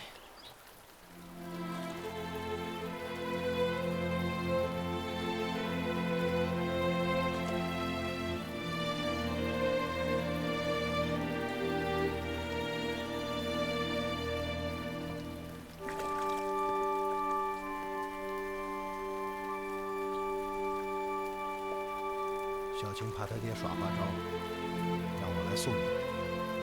水生兄弟，回去替我转告小青姑娘，她就是我们严校的大恩人。还是那句话，不管什么时候，只要用得着我庞四，一句话就是赴汤蹈火，也在所不辞。小青还想知道，你们在卧虎堂都说了什么了？没说什么，就是，嗨，水生兄弟。回去转告小青姑娘，请她放心，没事了。我和葛庄主的恩怨已经了结了。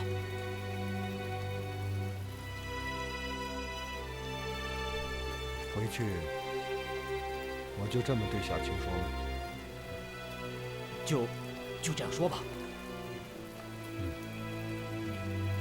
水生兄弟，你怎么总是很疲倦的样子？是不是身体……我只是半个人。另外一半，连我自己都不知道在哪里。你想一想，半个人是不是很痛苦？虽然我听不懂你说的话，但我知道你一定是遭遇过惨祸，或者……哎，不说了，都是苦命的人呐。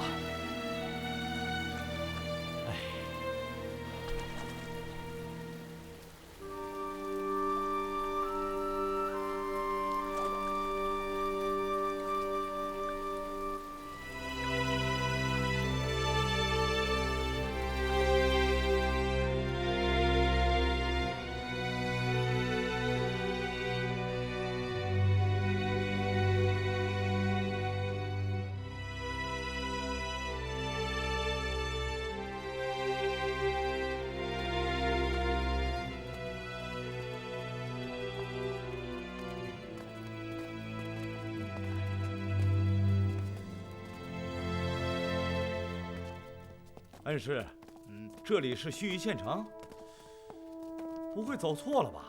曾大人，多年前我曾经来过，这里就是盱眙县城。可我听人说起啊，盱眙位于淮水通济区交汇之处，北通山阳、扬州，南达京口、余杭，可谓是四通八达，甚为繁华。可这里怎么如此萧条啊？不错，当年我来时，这里非常热闹。怎么现在变成这个鬼样子？确实有些奇怪。哎，你们看，那儿有家小饭铺，我们去打个尖，顺便问问情形啊。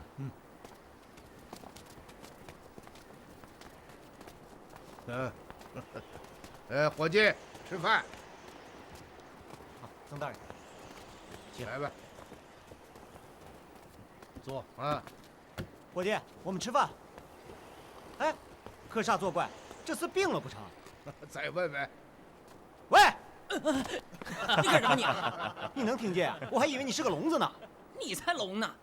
哼，我跑遍天下也没见过像你这么做生意的。哎，这客人都进了门了，你还躺那儿晒狮子呢。亏你们老板还能雇你，要是换了我，早给你踢一边去了。哎，狄春，我就是老板。老板呐，我们想在你这里打个尖，歇息歇息。你受累跟厨下说一声，给我们弄几个小菜，再来2壶水酒啊！瞧瞧这位老先生多会说话，再看看你，狗嘴里吐不出象牙来。哎，我这张狗嘴里就是有象牙，也不会吐给你啊！好了好了，原来你们是要打尖呢？是啊，我还以为是过路子要水喝呢。那您想吃点什么呀？随便弄几样小菜，能吃饱就行。啊，那好，我下去安排了啊。哎，老板呐，我想向你打听打听，这里是不是盱眙县城啊？是啊。怎么城中如此萧条啊？嗨，说来话长啊，老先生，这么着吧，我先给您做饭去，一会儿您边吃我边跟您聊啊。恩师啊，这盱眙位于2河交汇之处，竟然如此萧条，可真是奇在怪也。难道是盱眙县令施政不当？看着城中百业俱废，买卖关张，铺户上板，定然是发生了什么重大的事情。众百姓听着，奸小王三杜四不遵朝廷律令，私自贩卖食盐3担，被县令大人当场判死。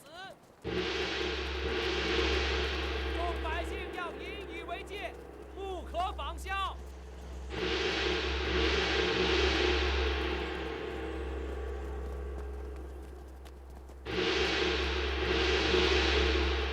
卖3担私盐就要被判死刑，这也太狠了吧！就知道抓盐贩子，等到把盐贩子抓干净了，盱眙啊还不知道变成什么样了。狄春呐，你们可能有所不知啊，盐铁自古以来都是由朝廷专卖，绝对禁止民间私自制造出售。这是为何？原因之一是因为这2项收入占每年天下正税的半数左右。什么叫正税啊？所谓正税，就是1年之内，天下各道州县缴纳给国库的所有收入。好厉害！真想不到，我们天天吃的咸盐竟然这么值钱啊！正是因为咸盐为人所必须，要天天食用，其购买量极为巨大，所以它才会如此值钱。不错不错，谁要做上这个买卖，那可发大财了。这就是国家要对盐铁实施专售的原因。控制盐铁对于朝廷来说，直货收入只是其中的一个方面，最为重要的是，一旦盐铁为私人掌握，便有可能威胁国家安全。打个比方，如果你是盐场主，在天下遭遇天灾战祸、缺乏食盐之际，囤积居奇，高价卖出，以谋取暴利，而朝廷却无法控制，那天下的百姓可就要遭殃了。于是朝廷便将天下所有的盐场归于官府控制之下，设立盐铁转运使，专管此事。每年天下各盐场产出的食盐，由朝廷指定的商户进行专售，其他的销售渠道均属私贩，而且朝廷为此制定了专门的严法，禁止私盐销售。严法规定，盗御2尺盐3担者死，5斗以上杖己，没其车驴；倒刮捡土1斗，必盐1升。意思就是说，偷盗或买卖3担食盐者死罪，5斗以上的杖己，并没收其运送私盐的车驴。偷盗制盐用捡土1斗的，相当于盗卖私盐1升。哦，好家伙，难怪刚刚那2个盐枭被当堂判死。是啊，贩盐力大，因此很多人不惜铤而走险，以获取暴利。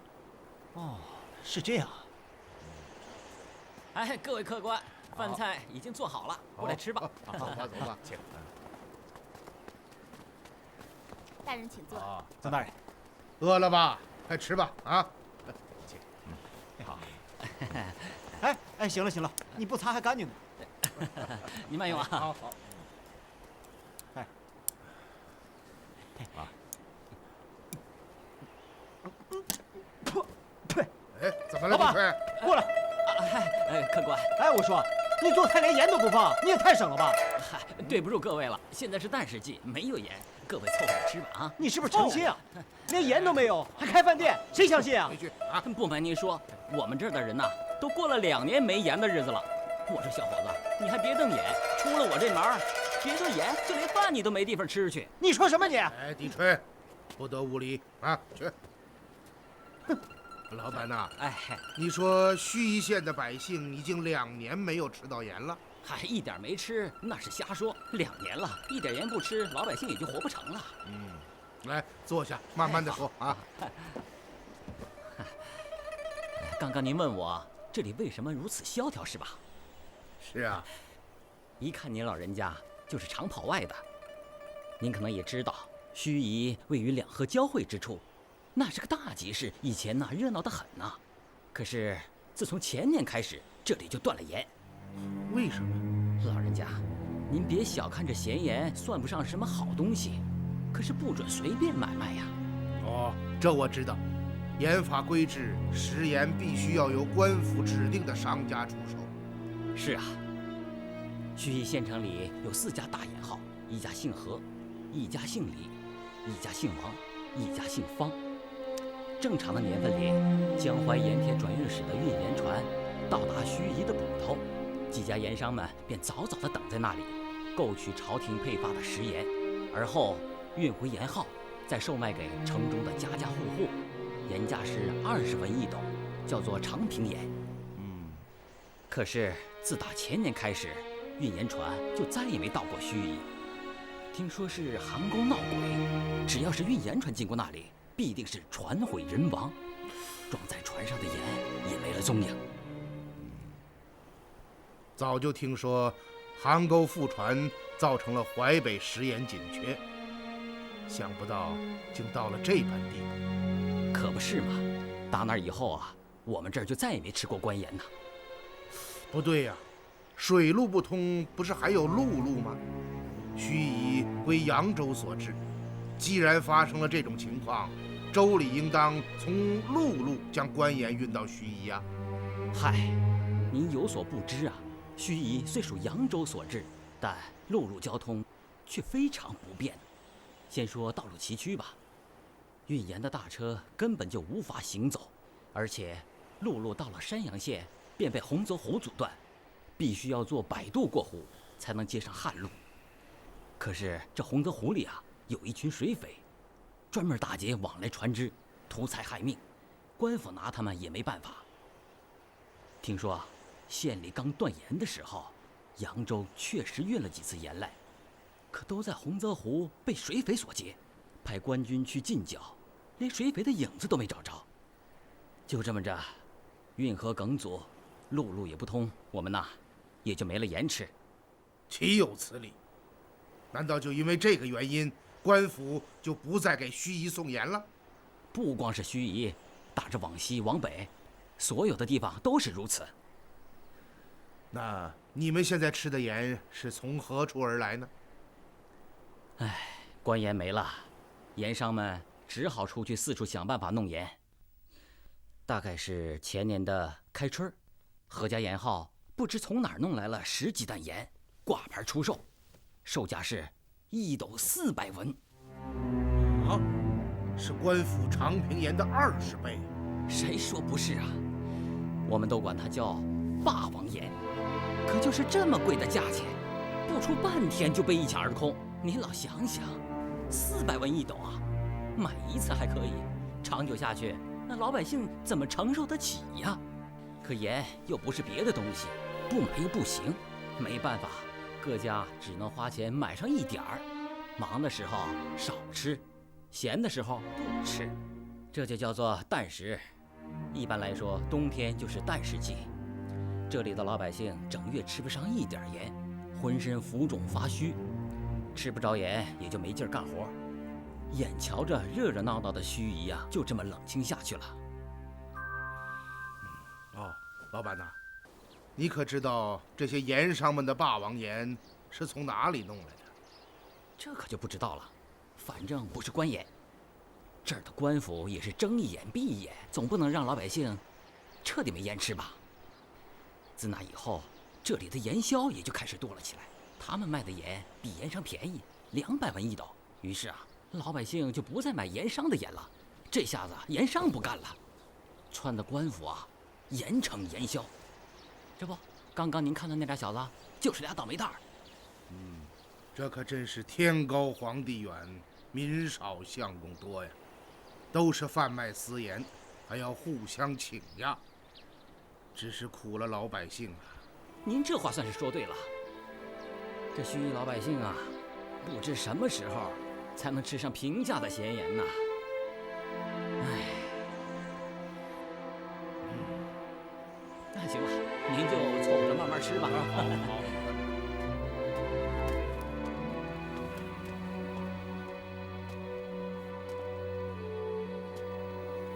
你们都看到了吧？邗沟覆船，大批食盐损折，在扬州地区引起了多么重大的灾难！扬州漕运衙门那些蛀虫贪污朝廷拨发的户渠巨款，致令漕渠失修，覆船之事屡发，而他们却骄奢淫逸，吃喝享乐，一席饭动辄耗资巨万。可这里的老百姓却连吃盐都已经成了奢侈的事情。皇帝忧心盐运不兴会造成国库空虚，可他万万也没有想到，在他的王化之下，这里的百姓竟过着如此凄苦的日子。他更没有想到，扬州的地方官吏不恤民生，玩忽职守，庸碌无能，竟连洪泽湖中小小的水匪都能令盐运大事为之终止，以至于私盐横行，猖獗致私。这真是朝廷的灾难，天下的灾难。恩师，此事一定要查个水落石出。真没想到，刚一下船，便亲身经历了生民凄苦。连富庶的盱眙都是这般，淮水附近的那些贫困地区还不知道会是什么样子。也罢，曾太啊，我们的调查就从这里开始，先找一家客栈住下，然后大家分头行动，到民间走访。首先要搞清城中的盐商是从什么渠道搞来的那些霸王盐。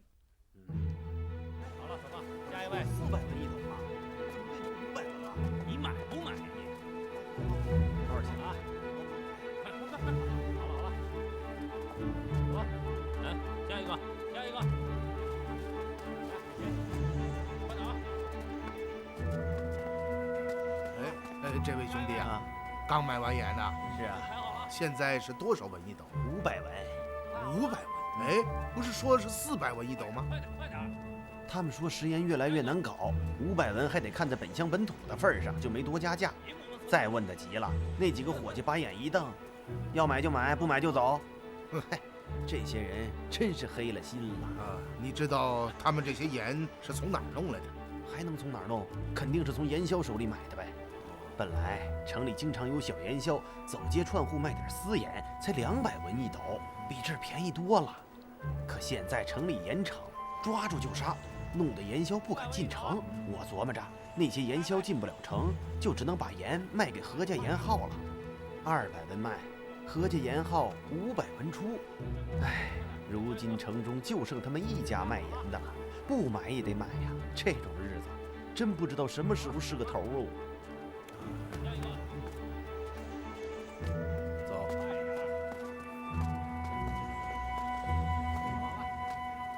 快点！要买盐排队去，没看见一个挨一个吗？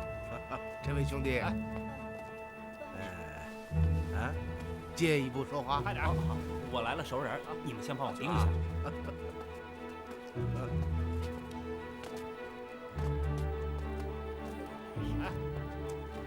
有什么话快说吧。兄弟啊，你也能听得出来，我是个外地来的，想在本地做点盐的生意，所以到这儿来看看。劳烦兄弟指点指点，你们的盐是从哪儿弄来的？你要问我盐是从哪儿来的，这我不知道。这样吧，老兄，我给你指条明路，在这块地盘上想做盐的生意，你最好去见见我们老板何武奇。你可能知道，原先城中有4家盐号，可现在除了我们何家有盐，其他3家早就闲着了。也就是说，只有你们老板才能弄到盐？那还用说，每次几十担，那可不是闹着玩的。是私盐吧？你说呢？那是肯定的。官盐运不进来，不是私盐是什么呢？你们老板住在哪儿啊？出这条巷子往东走，不到2里有一座大宅子，叫河园，那就是我们老板的家。多谢指点啊！我说，怎么了？银子，我说了半天，不能白说吧？刚刚你对那2个伙计说来了个熟人，既然是熟人，问个信儿还能要钱吗？这也太说不过去了啊！告辞，告辞，告辞。我。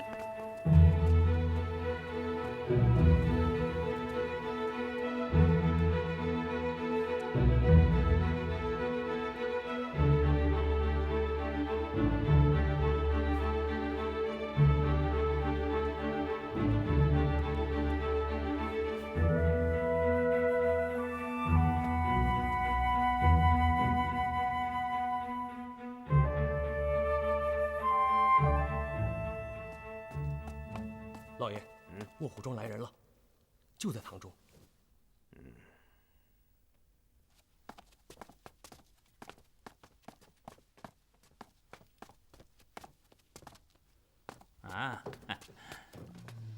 何五爷别来无恙啊？多承记挂。怎么样？东西到了吗？3日后到卧虎庄提盐，价钱不变，这是凭信。多谢。回去上付葛庄主，3日后我必到。还是老规矩，你一个人来。放心，又不是头一回了。兄弟辛苦，这点银子全做川资。那就多谢五爷。小的就告辞了，一路小心。五爷放心。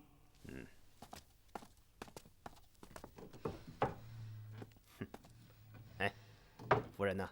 在后花园中。几天没照面了，走，看看去。好。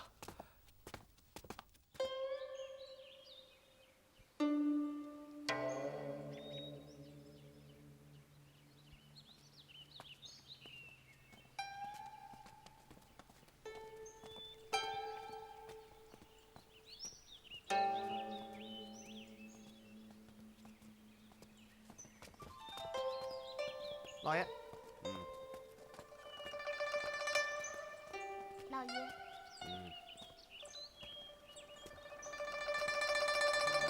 夫人，老爷今日怎么有空来看妾身呢？连日忙碌，未得闲暇，夫人莫怪呀。我怎么会怪你？一个人悠然自得，倒也惬意得很。从扬州来了几个朋友，晚上还要去应酬一下。老爷自管去便是了，何用对妾身说起？只怕夫人寂寞。妾身清静惯了，人多了还怕心烦呢。夫人真是体贴，那我就去了。嗯。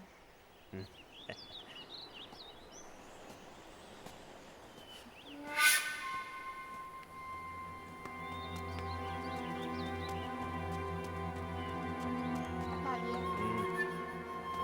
成儿啊，好好伺候夫人。是，老爷放心。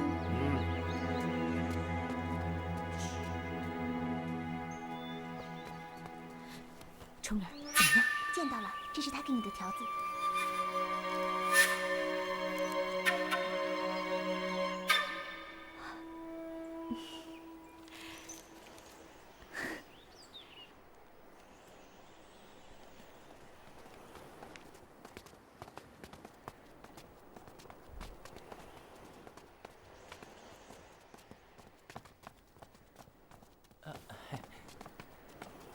几位回来了？伙计，怀先生回来了吗？出去的几波都回来了，就差您了。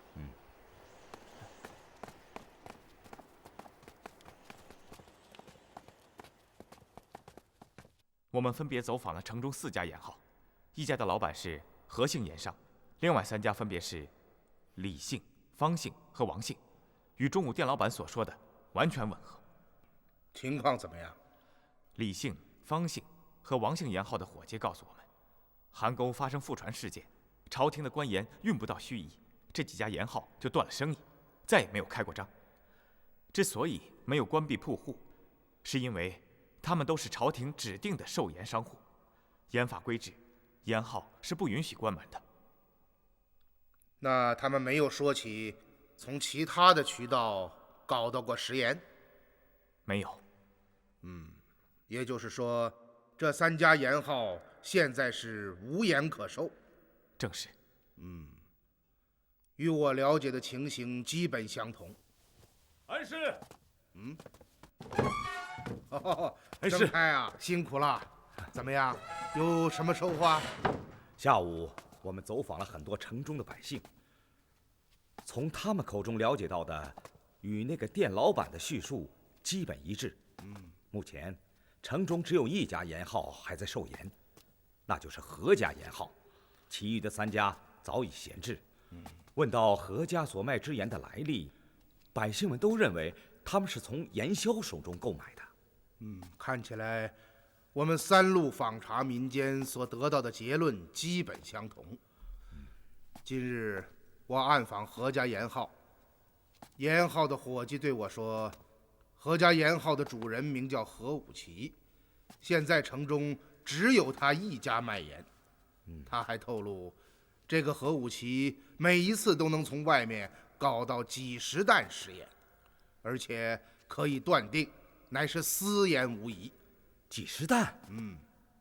有这么多？难道如此大量的食盐，何武奇真的是从盐枭手中所得？可除了盐枭，还有什么人能够为盐号提供私盐呢？可据我所知，盐枭不过是一些亡命之徒，铤而走险是为了挣口饭吃。换句话说，这些盐枭也都是穷苦人呐。大人，小的能说句话吗？说吧。大人刚刚说的对极了。记得那天在村里，老鲁叔就说过，我们村的嵌户庞四就做了盐枭。可那都是让漕运衙门给逼的呀，大家没饭吃，活不下去了，只能铤而走险，总比饿死强啊。是啊，盐枭贩私一般是从盐场的停户们手中花低价购买数斗，最多也就是1担食盐，有数人乃至10数人编成一队，肩挑扁担，筐中置盐，走村串镇，以比长平盐更低一些的价钱将盐卖给百姓。你们想一想，这些穷苦的盐枭怎么能够有力量组织起这样大规模的贩盐活动？不要说转运的骡马车辆需要大量银钱，就是他们从停户手中购进如此大批食盐所需要的本钱，就是一笔数额巨大的款项，他们怎么能够负担得起呢？大人，是啊。刚刚诸位说起此事的时候，小的就想说，盐硝小人见过，别说是几十担盐，就是几担盐，他们也贩不起啊。不错，确实如此。刚刚葛老说的对极了，一队盐硝几个人，有时总共只有几斗盐。是啊，恩师，那您的意思是，批发私盐的不是盐硝？曾太啊，还记得我们到盱眙暗访的目的吗？啊，您是说私盐的源头乃是邗沟落水失踪的官盐？什么？难道没有这种可能吗？北沟大仓的监库彭春率人将官盐运至盱眙境内的苇子荡，1天以后，由盱眙方向驶来了一条大趸船，彭春等人将官盐装上趸船，继续向北航行。不久便失去了踪迹。无独有偶，恰恰还是在盱眙境内，发生了如此大规模的贩卖私盐之事。这二者之间，难道就真的没有联系吗？有道理。而今事情尚未明朗，我们暂不要妄下结论。今天的查访大有收获，接下来也是最关键的一步，那就是要通过盐商何武奇查出私盐的来源。好了，今天大家都辛苦了，回去休息吧。啊，是。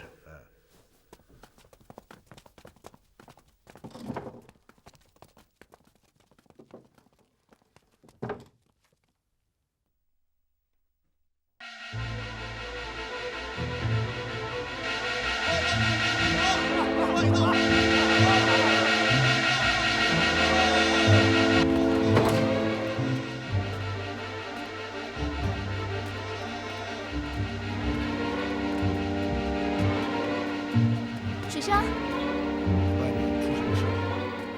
葛彪刚刚告诉我，庄里出大事了。我爹召集各寨头目到卧虎厅议事呢，他说让我们2个也去。我不去。你以为我想去啊？只是这大晚上鸣锣聚众的，我怕又和庞四扯上什么关系。走吧，去看看。好吧。葛庄主到。下庄。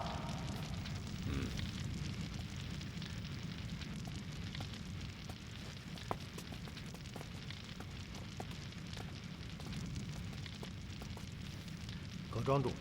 爹。小青、水生，你二人是第一次参与议事，就站在前面吧。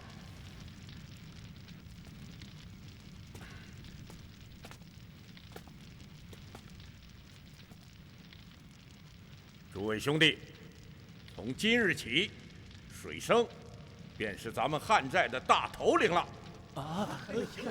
这好。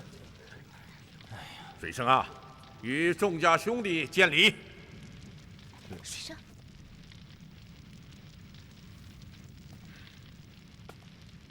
各位兄弟，恭喜水生兄弟，恭喜啊！大哥，不知鸣锣聚众，所谓何事啊？刚刚巡湖的弟兄来报，咱们卧虎庄派去苇子荡接盐的大趸船，在飞云浦被劫了。什么？莫非是吃了雄心豹子胆落水了？目前事情的详情还不清楚，巡河的弟兄们只是看到大趸船停在飞云浦的港岔之中，船上空无一人，由北沟大仓转运来的上万担官盐也不见了。愚兄之所以召集大家来，是要马上出发，前往飞云浦一探究竟。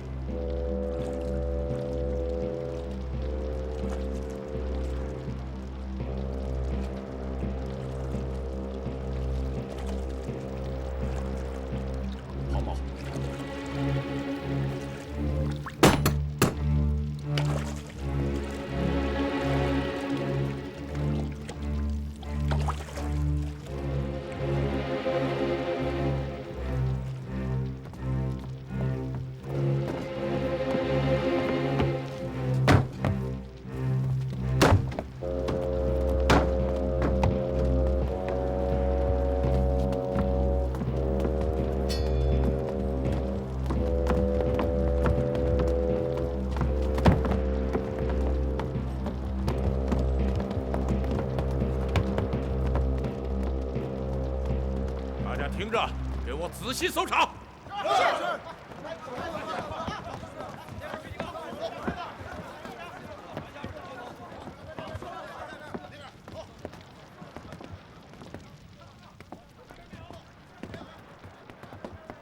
这没什么东西，走吧。哎，这有什么可看的？走吧。嗯。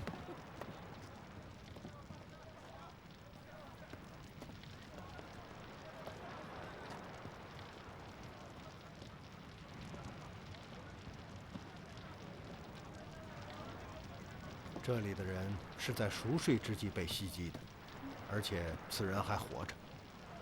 你怎么知道？桌子上茶碗翻倒，是袭击者冲进来的时候碰的。可桌子却没有挪动位置，这就说明他们并没有遇到强烈的抵抗。你看那边，这床上被子凌乱，说明舱中人是被人从睡梦中拉起来的。地上没有血迹，证明袭击者并没有杀人。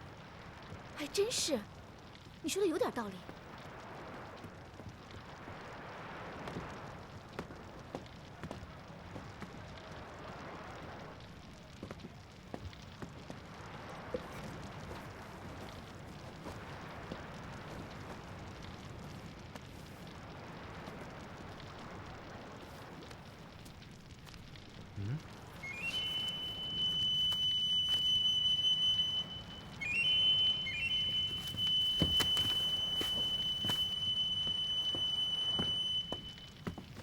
还发现了什么？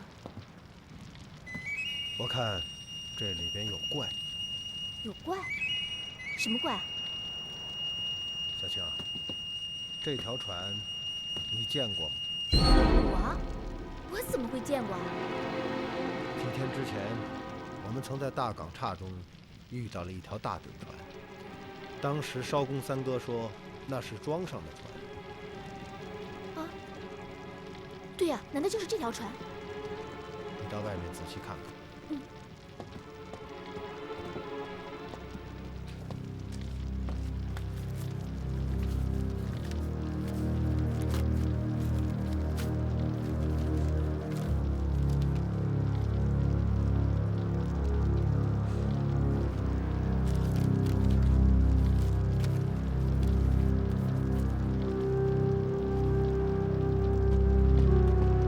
水生，还真是这条船。还记得吧？当时这条大趸船走在我们前面，你想一想，连我们都已经到卧虎庄好几天了，他怎么还会在洪泽湖游？对呀。而且飞云浦并不在通往卧虎庄的水路之上，而是在一片迷宫般的港岔内。大趸船为什么要开到这里来？会不会是走错了路啊？这船不是你们卧虎庄派去接人的吗？驶船的都是卧虎庄的船工，怎么会错投路径？那你说是怎么回事？我也想不出，但这内中一定有怪。平儿，水生，走。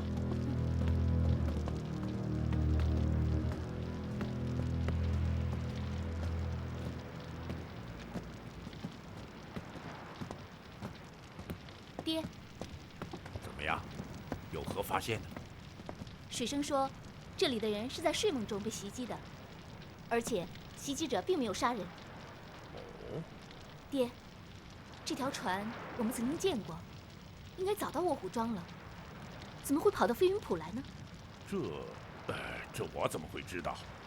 好了，而今事态紧急，上万担官盐被劫，要尽快的查明真相。是，我去，大哥，我去，3日之内保证回音。大哥，让我去吧。我看，此事就交给小青和水生吧。老爷，他们对卧虎庄周围的情况不熟，我看还是派别的兄弟去吧。对呀，大哥，他们也太嫩了，不懂得江湖道上的规矩，别再给咱卧虎庄惹出什么麻烦来。是啊，大哥，就是别惹出什么麻烦。哎，你们错了。小青聪颖过人，水生更是武功高强。我相信，他二人定会不负众望。好了，就这样定下来了。不是这，小青啊，你看呢？爹，我已经说过了，不会管你的事。嗯？怎么，小青，你不愿意去？那好吧。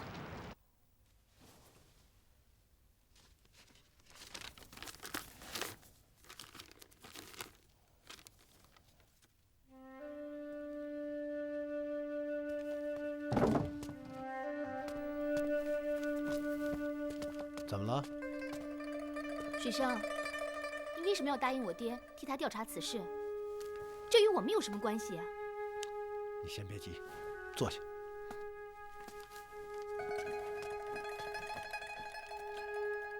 这封信是刚刚搜查船舱时，在床铺的枕头下面发现的。哦。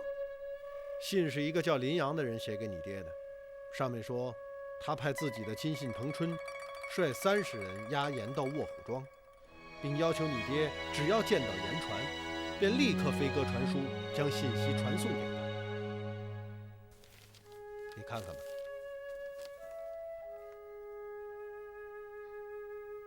是啊，可这又能说明什么？这至少能够说明一点，那就是写信的人非常急于知道盐是否运到了卧虎庄，对吗？是啊。可刚刚我们在飞云浦却看到大趸船停靠在岸边，对吗？对呀。这就说明抢劫发生时，大趸船是停在飞云浦内，而船上的人则是在蒙头大睡，是吗？是。往常你连话都懒得说，可现在却如此啰嗦，你究竟想说什么啊？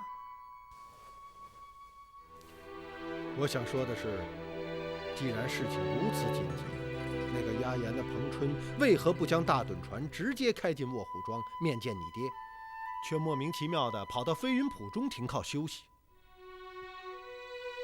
是啊，这一点确实奇怪。还有，林阳在信中说，彭春押盐到此带了30余名随从，而大趸船是你爹派去的。船上也有20余名船工，加在一起总共有50多人，而劫船者竟然能够将这50多人全部俘获，而且通通抓走。你想，此事会是1、2个人所为吗？肯定不可能。我想，劫船者最少也要有数十人。那么你想一想，在卧虎庄附近能够聚集数十人与你爹作对的，都有些什么人？你是说严萧？庞四率领的严萧？这就是我让你答应你爹替他调查此事的原因。老爷，小的有件事不明白。什么事？说吧。为什么要派小青和水生去调查呢？他们人生地不熟，能查出什么呀？你小子真是个猪脑子！要是他们能查出来，我还会派他们去吗？哦，您的意思是派他们去做做样子？嗯，还有立刻飞鸽传书，将此事告知铁手团。老爷，这不是贼喊捉贼吗？贼！你这小厮说话如此难听，这些都是铁手团欠我们的，我们大家都是贼。是。你以为不告诉他们就能够隐瞒得住？我们越心虚，他们就越怀疑。此事赶快去办。六爷啊。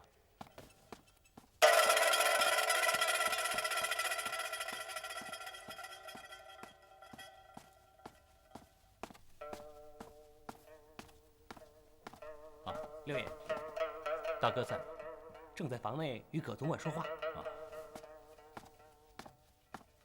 下午，庞四派人传信，已经劫得的食盐全部装车，运往盱眙。老爷，那帮穷盐枭从哪弄来的车辆？当然是我给他们的。那大船上的人呢？六爷，你们不进去了啊？大哥正在忙，我也没什么正经事儿，先回去了。哦。彭春等人现被关押在焦王祠中，庞四请我们处置。老爷，我们该怎么处置这些人呢？是你传信要彭春将船驶进飞云处，此事一旦我提手团查去，事情便败露了。因此，老爷，那里还有咱们卧虎庄的船工啊！哼哼，无毒不丈夫。葛彪，今夜你带人暗入焦王祠，将此事解决。可是是，记住，此事绝不能让任何人知道，悄悄的去，悄悄的回。老爷，您放心吧。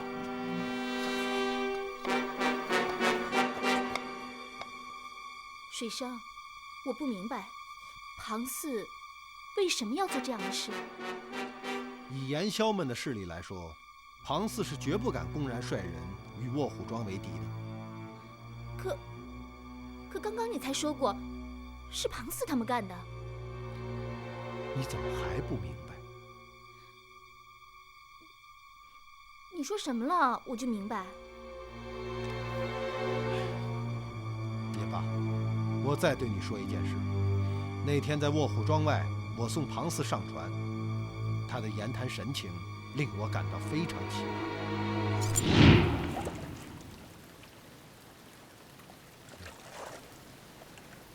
小青还想知道，你们在卧虎堂都说了什么？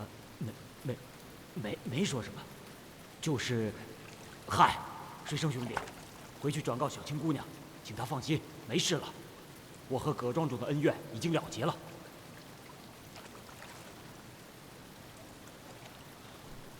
回去，我就这么对小青说吗？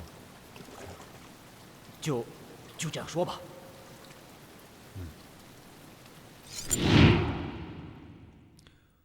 庞四是个直肠汉子，不会说谎。当时我就断定，他定有难言之隐。明白了吗？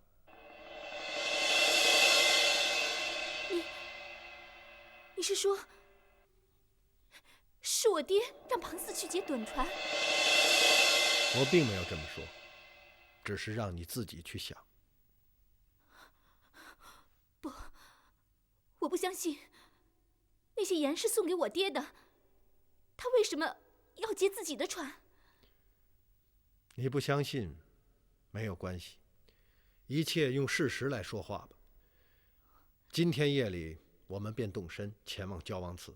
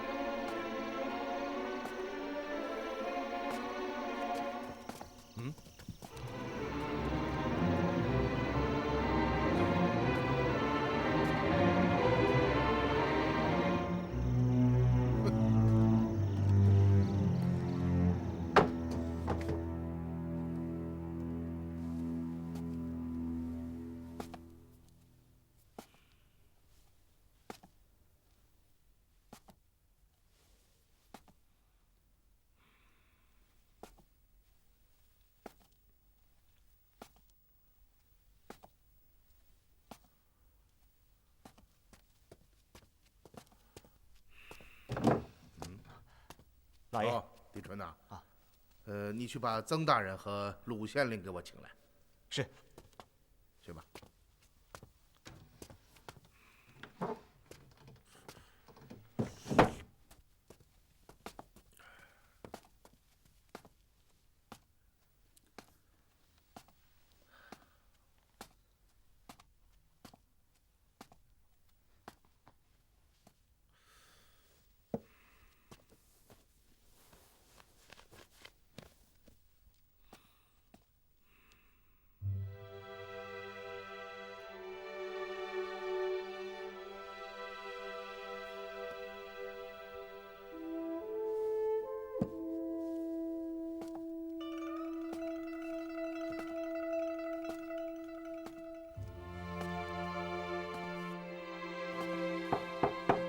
进来。恩师，阁老，您叫我们。是啊。今日盱眙的情形你们都看到了。邗沟覆船之后，漕运梗阻，水路不通。扬州刺史崔亮又以陆路崎岖，洪泽湖中有水道为由，拒绝为盱眙以北运盐，因此官盐无法运进。以致引发了盐荒。不错。据北沟大仓的茂三儿和彭秋交代，每次覆船之后，盱眙方面都会派一条大趸船前来，将库存的官盐运走。是的。这就奇怪了。好，你们来看。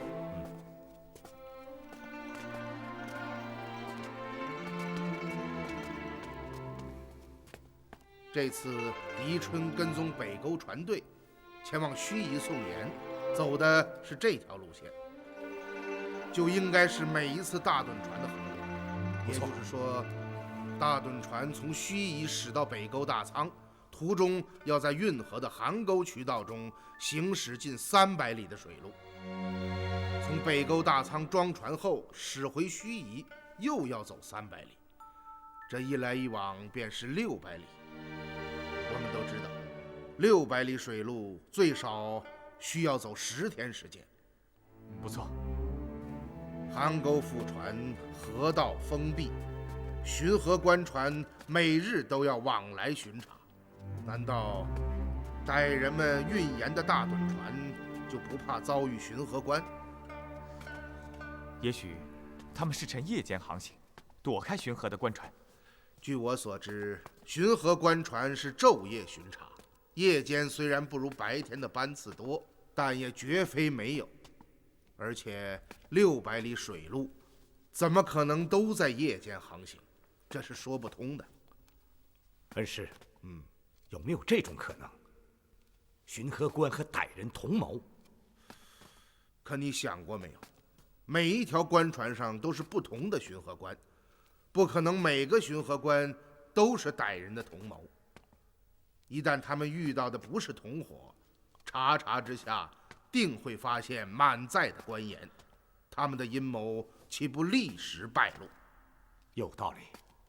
阁老，那您的意思是？依我想来，他们身上定然携带着护身符，能够避开巡河官船当然最好。一旦遭遇，他们只要出示护身符，便可通行无阻。您说的护身符是指什么？当然是扬州刺史府和漕运衙门所发的官凭录引。您是说，扬州官府与他们同谋？否则此事该如何解释呢？而今事情尚不明朗，也没有任何的凭证，我们只是做一个假设。如果事情真是如此，崔亮和杨九成等人百般推搪，不肯为盱眙以北的百姓运盐，却在私下给歹人开具了官凭录引，这说明什么呢？说明他们参与了歹人的逆谋。这一点毋庸置疑。我所说的是，他们这样做的目的究竟是什么？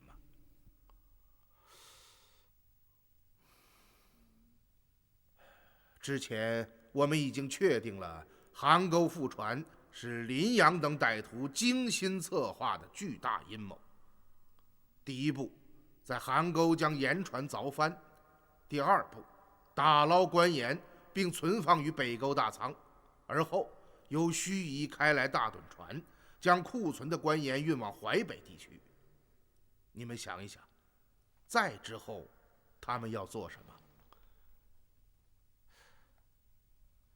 将官盐藏匿起来。是啊，在扬州时，我们曾经做出过这样的推断。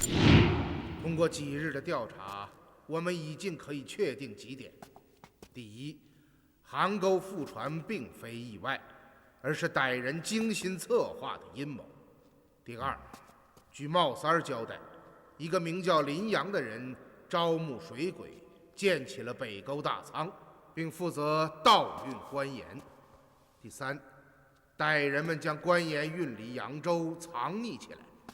循着这一脉络，我们的下一步行动，首先是要摸清官盐究竟被运到了哪里。但是今天在盱眙查访时的所见所闻，令我感到我们最初的判断是错误的。哦，现在看来，他们一定是将官盐运到某个安全之处，而后再发放给淮北各地的不法盐商，以谋取暴利。就像盱眙的核武器。有道理。如果我们假设正确，那么崔亮等人在这个阴谋中所起的作用，就是想方设法将官盐挡在盱眙门外，这样淮北地区的百姓没有盐吃，便只能以高价购买他们发售的私盐。顺理成章。这样便可以解释崔亮等人身为扬州大吏，却为何百般推诿，不肯为盐荒地区运盐。在北沟大仓，鲁县令和宁氏说到了那封涉及崔亮等人贪污的密信。夫人，李汉大人的那封密信中究竟写了些什么？密信上写了很多人名，还有数字。信，我和元芳都看过，上面记载了邗沟覆船前后扬州官吏的受贿状况，上面有刺史崔亮、长史吴文登、漕运使杨九成以及刺史府衙署半数以上的官员。这封信导致李汉被杀，元芳殉职，而那些凶残歹毒的铁手团杀手是被谁雇佣的？难道崔亮真的能脱却干系？如果说刚刚的假设成立，崔亮、杨九成等扬州官吏参与了逆谋，那么铁手团也绝不可能置身于事外。倘若事情真的是如此，那么邗沟覆船案就是官匪合谋、精心策划的巨大阴谋。因此，只要能够确定横行盱眙的私盐就是邗沟覆船失踪的大批官盐，那么上述的假设便会逐步得到证实，而此案的元凶也会很快浮出水面。因此，目前我们要做的就是尽快查清私盐的源头。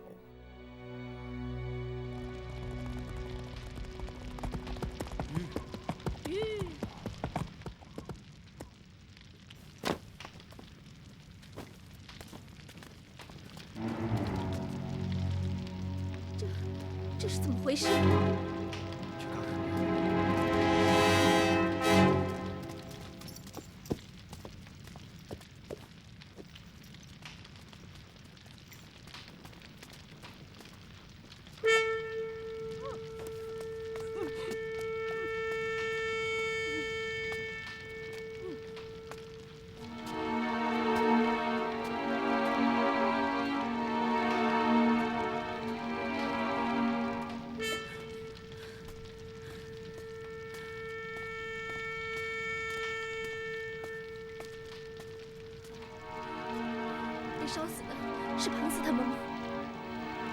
宁应该不是。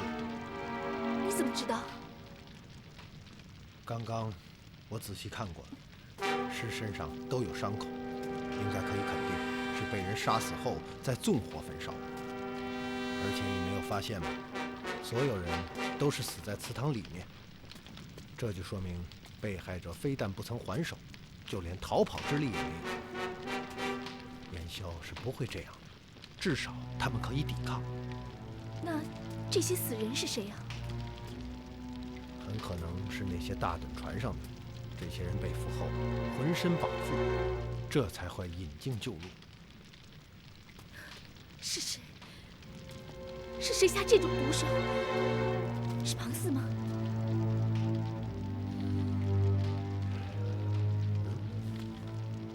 走，去看看。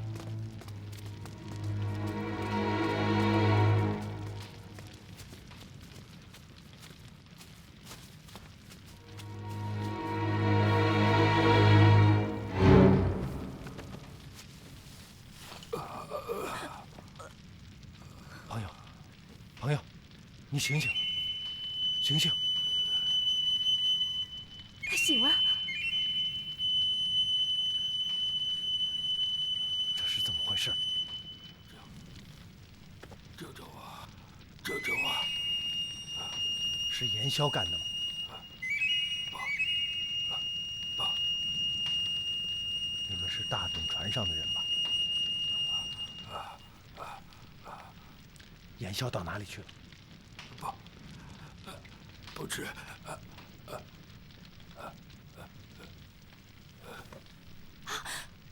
水生，他死了。还有口气，一定要救活他。现在怎么办？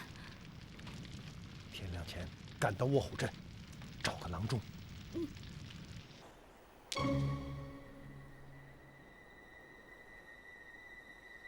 这几天天气比较干燥，是，这边要注意防火啊。你先去吧。是。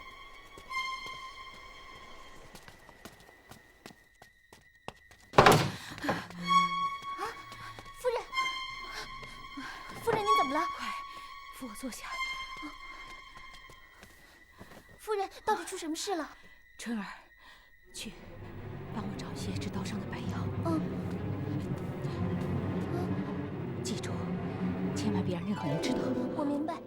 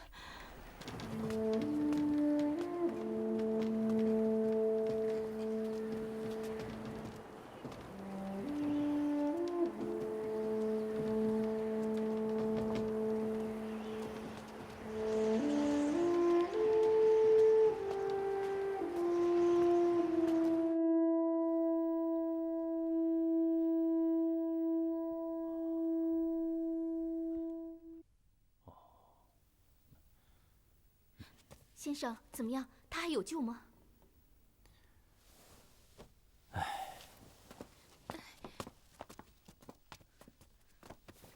你们这位朋友身上的刀伤甚重，又被毒火攻心，怕是不行了。无论如何，您想想办法。花多少钱都行。计蒙客官厚赐，我虽然没有办法救活他，但开几副药，保他几天的性命，倒还可以做到。要真想救他的命，二位就只能到县城了。县城？你是说盱眙？正是正是。那你就赶快开药方吧。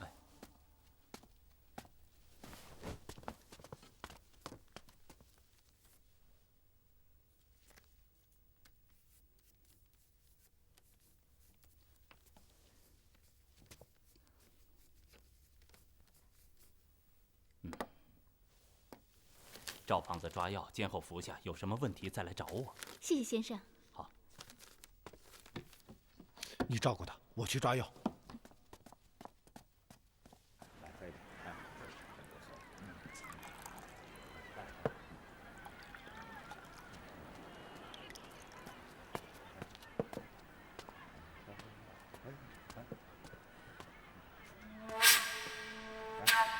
哎呦，邓六爷，您老来了。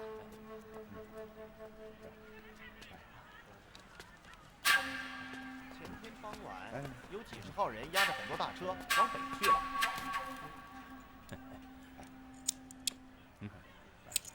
谢谢六爷。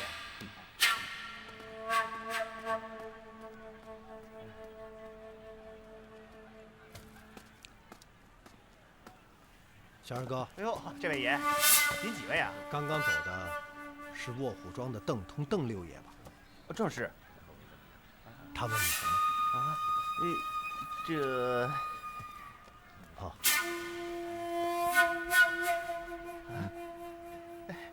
嗨，刚才六爷问我呀，这2天有没有看到一群人押着很多大车向盱眙方向而去？哦，小的告诉他老人家，前天傍晚有几十号人押着很多大车往北去了，具体是不是到盱眙，那就不知道了。哦，他又问领头的长什么样，小的告诉他，领头的长着串脸胡，样子挺凶，嗓门也特别大。还有呢？别的就没有了。多谢了。客官，慢走。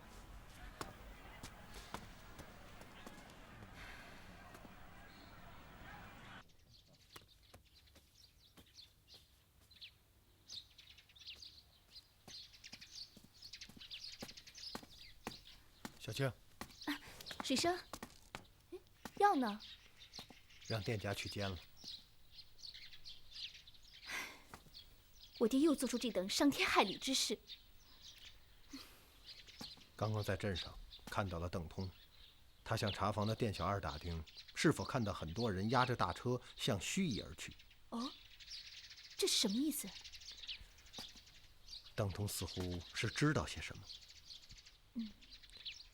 不管这些了，店小二说，曾经看到几十人押着大车向北而去，领头的是个大胡子，听他的形容，很像是庞四。庞四，真的？向北走，就是朝盱眙县城方向而去。那我们该怎么办？去盱眙，一来为彭春治伤，二来查找庞四的下落。可是他们先行，咱能追得上吗？庞四率严霄去陆路，又有大车随行，一定不会走得太快。我们立刻动身，走水路抄近道，赶在他们前面到达盱眙。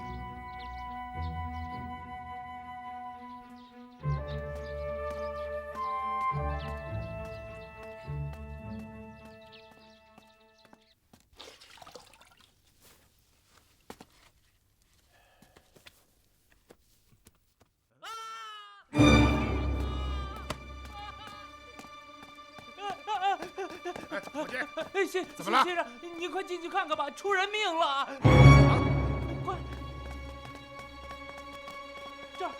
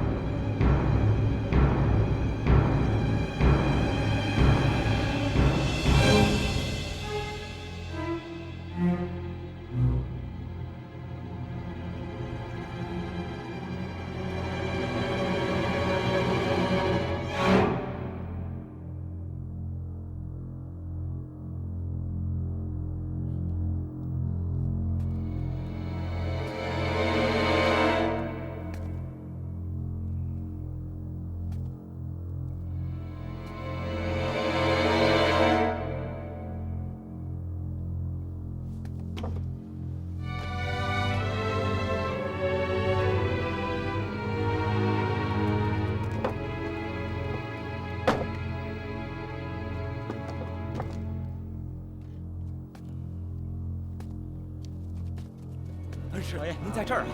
可把我们急坏了。怎么了？刚刚听到一声惨叫，我们几个跑出来，看见院子里空无一人，您的房门敞开着。我们进去一看，您不在房内，还以为是我出事了，对吧？是。哎，恩师，这里发生了命案。你们都站在这里，不要乱动。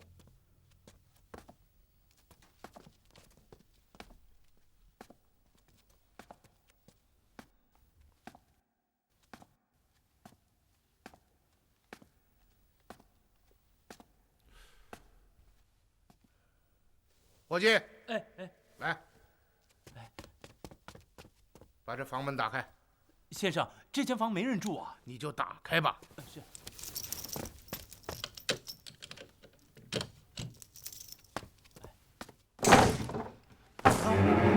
这是怎么回事啊？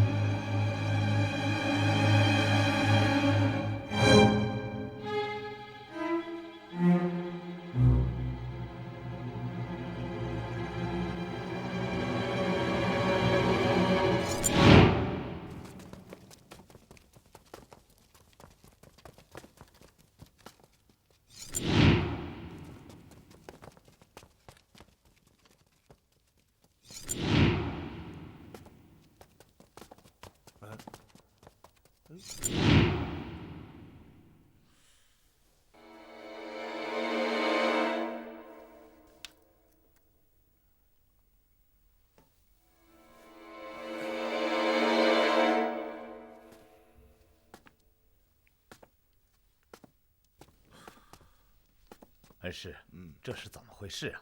此案甚是怪异。先生，各位，你们可要为小的做个见证啊！这桩杀人命案可跟小的没有关系啊！啊，你放心，待官府前来查案，我们一定会实话实说的。谢谢二位。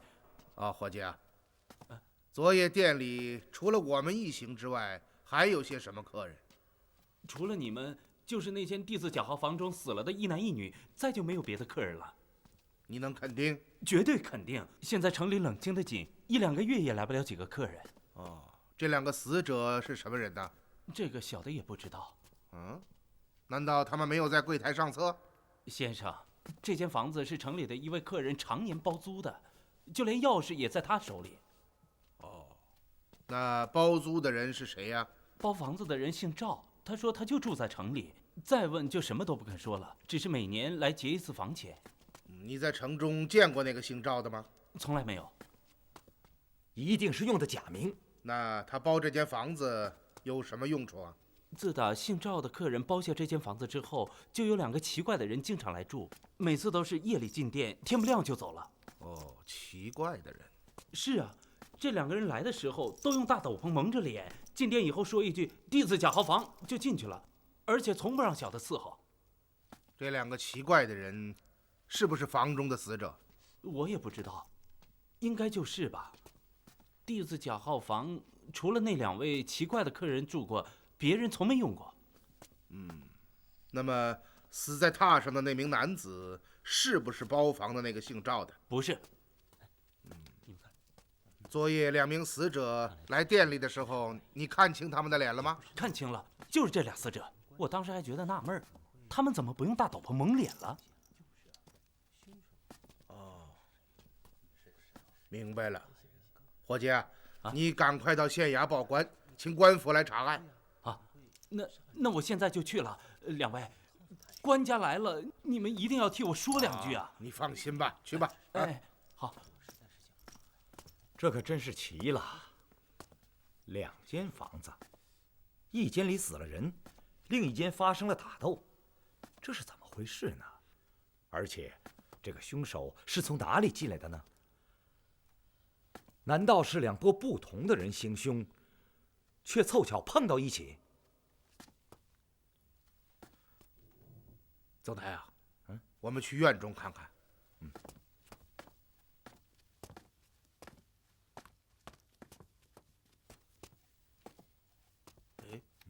你看，血迹。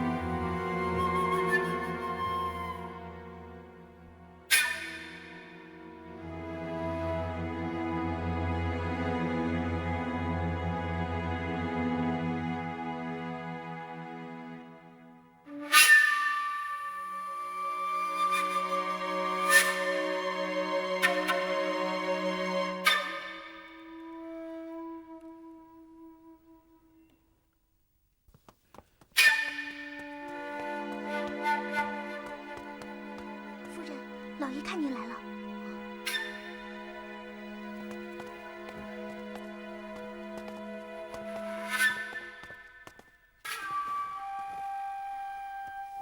怎么样，夫人？你好些了吗？好多了。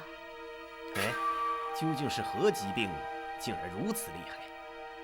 唉，昨晚在房中吃了几杯闷酒，又在湖心亭里坐了坐，想来是被风击住了，故此染疾。哦，我看还是请个郎中吧。又不是什么大病，何必闹得何府不安？你知道，我性喜安静，不喜欢旁人打扰。你放心吧，我已经好些了，静养几日便无大碍。这样也好。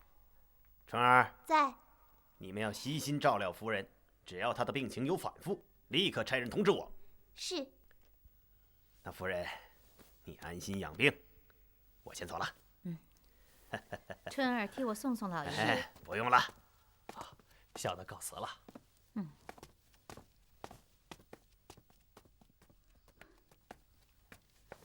夫人。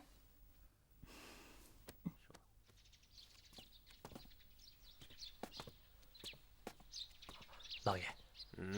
怎么了？有件事情，小的不知该说还是不该说。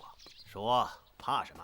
啊，今日凌晨，天刚蒙蒙亮，小的起身到前面查看，发现一个人急匆匆地穿过园子，向后园奔去。小的赶忙尾随其后，看个究竟。谁想到那个人竟然是夫人。哦，有这档事。过了一会儿，春儿从房中出来，跑到前面的管事房中。等他走后，小的一问，管事说，春儿是来找治刀伤的白药。找白药？找白药做什么？你是说，夫人并不是染疾，而是受了刀伤？这种事，小的不敢胡说，只是觉得此事有些奇怪，才来跟您回禀一声。何静啊，我也发现最近一个阶段，夫人好像是有点不大对劲儿啊。您算是说着了，小的早就发现了，只是疏不见亲，不敢贸然对您提起。从今天开始，后园的事你给我仔细起来，尤其是春儿那个小丫头，老爷，你就放心吧。县令大人到！大人来了。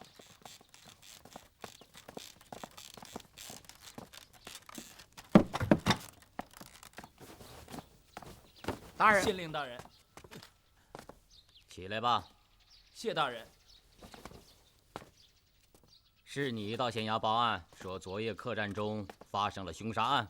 正是，凶案发生在D字甲号房内，有一男一女2名死者。昨夜客栈之中住了多少客人呢？只有2拨，一拨就是那2位死者，另一拨是外地来的客人，共有10人左右。哦，外地来的客人啊，住在哪里啊？住在案发客房对面的天字号客房里。严密封锁客栈，任何人不得随意进出。是。告诉那些外地来的客人，说让他们待在屋中，等候问话。是。好了，引本县到凶案现场去看一看吧。是，大人请。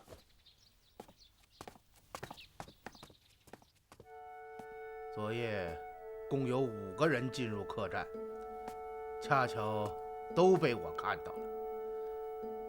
先到的2个人是受害者，而随后来的3个人，可以肯定便是凶手。可奇怪的是，这3名凶手分为2拨进入店中，而且杀人之后，并不马上逃离现场，而是回到了另外一间客房之中。在那间客房中，又发生了激烈的搏斗。这究竟是怎么回事呢？这桩案子确实有些蹊跷。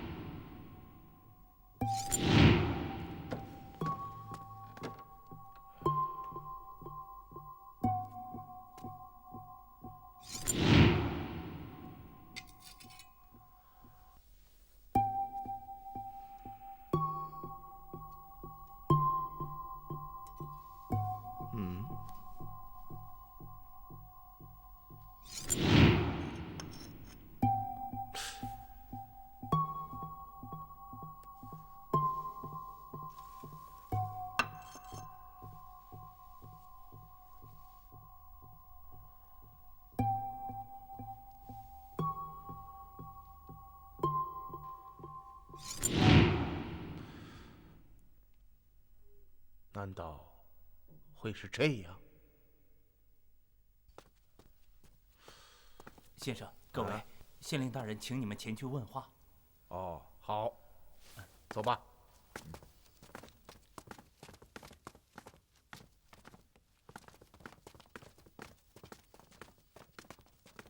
这位就是县令大人。哦，大人在上，草民有礼。大胆！见县令大人竟然不跪。罢了，上了年纪的人就不必跪了。哦，多谢大人。叫什么名字？哪里人士？草民姓怀，名英，并州人士。他们呢？还不向县令大人自报家门？曾泰，湖州人士。狄春，并州人士。在下鲁吉英，山阳人士。在下洛阳宁无双。张环，山东人士。李朗，河北人士，扬州方九。昨夜你们住在这通衢客栈之中？正是。夜里听到什么动静没有？回大人的话，草民昨夜3更左右在院中散步，看到了3拨共5人进入这客栈之中。哦，先来了2个，过了大约半个时辰，又来了2人，最后1人紧随其后。深夜3更，你还在院中散步？这是草民多年养成的习惯。还听到了什么？其他的就没有了。早晨，草民刚刚起床，便听到伙计在那里呼喊。草民过去之后，看到D字甲号房中的2名客人已经死了。你是说有5人进入客栈？哦，正是。可据伙计刚刚演讲，昨夜只有D字甲号房中的2名死者进入客栈，其余3人他可能没有看到吧？哼，2名死者，3名凶手，都被你看到了，这可真是凑巧之极呀！是啊，草民也这样认为。可依我看来，这杀人的凶手就在店内。哦，昨夜住在店中的只有伙计和我们这一行8人。说得好，这D字甲号房间已经被包租了1年之久，期间这2名死者曾多次到房中幽会。如果是伙计想杀人，那么他早就可以动手了，大可不必等到昨夜。那也就是说，大人认为凶手就在我们这一行8人之中？难道没有这个可能？动机呢？我们杀人的动机是什么？这一点，本县还要深入调查。但就现场的状况来讲，杀人动机应该是为情杀人。大人不会以为我这个老头子会为情杀人吧？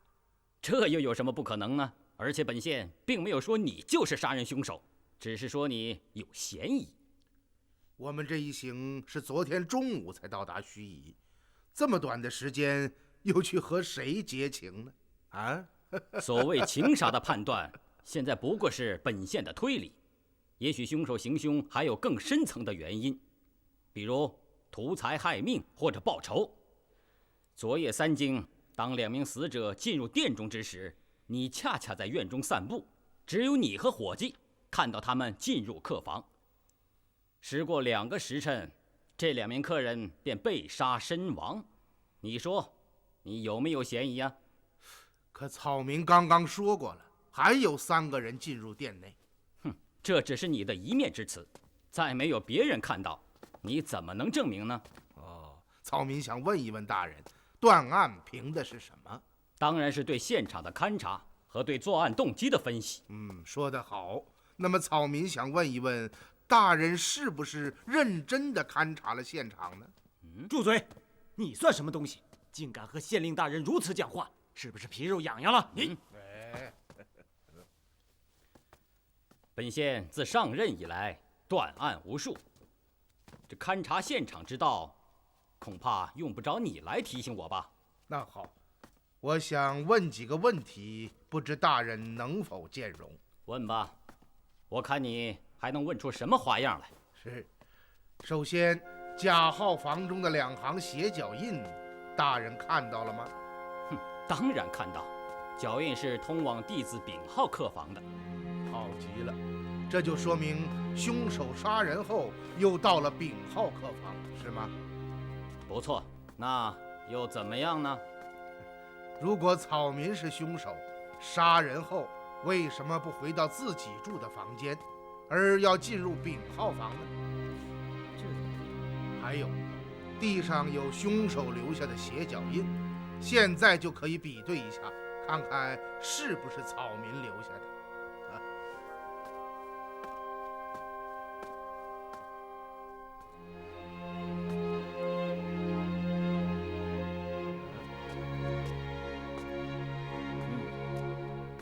就算凶手不是你，你身边的那些人也都有嫌疑。那我们就一一比对脚印吧。现在能不能请大人移驾，随草民到D字丙号房中去看看？请。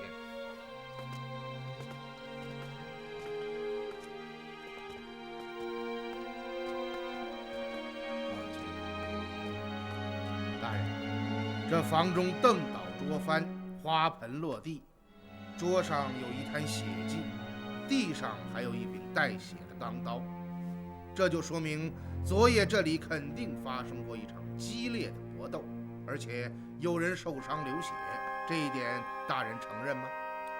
看这房中的情形，应该是这样的。如果我们当中任何一人是凶手，杀完人之后，为什么还要跑到这丙号房中来呢？又和谁发生了搏斗呢？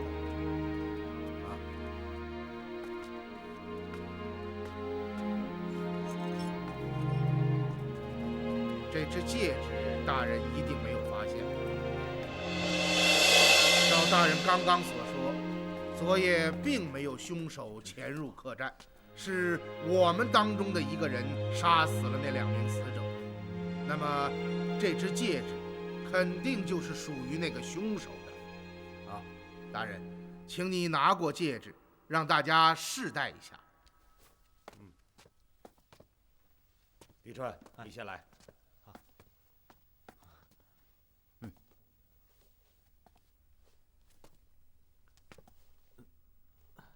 戴不进去。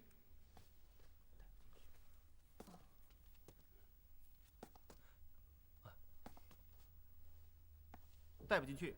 好。大人，怎么样？你们究竟是做什么的？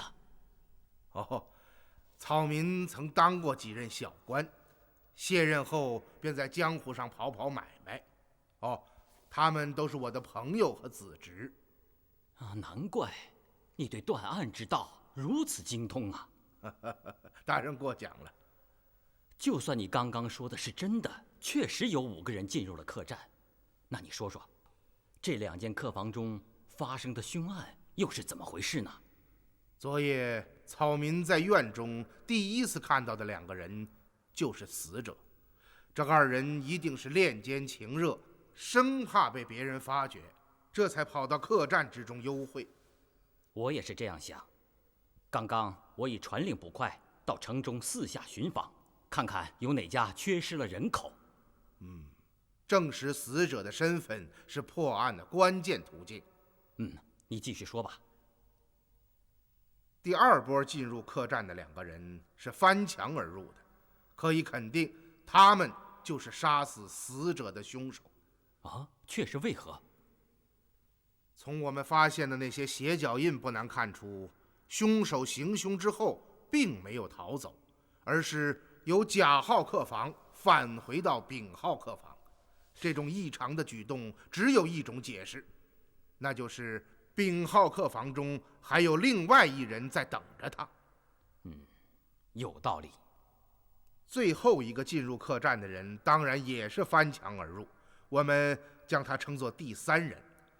他很有可能是这2名杀人凶手的仇家，跟踪2人来到客栈之外，眼见2人越墙进入客栈之中，他也尾随其后。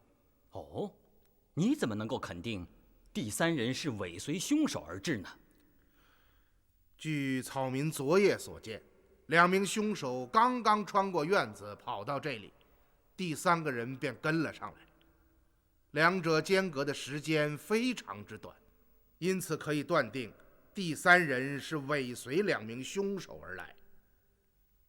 大人，下面就要说到案发时的情形了。这样吧，我们做一个演示，看看我的推论是否合理。张焕丽拉在。你2人扮演进入客栈的那2名杀人凶手。是。李春呐，在。你扮演第3人。是。来。是。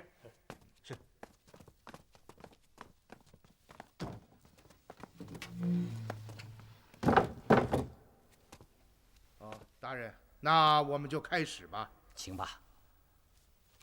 2名凶手进入客栈之后，先来到了丙号房中。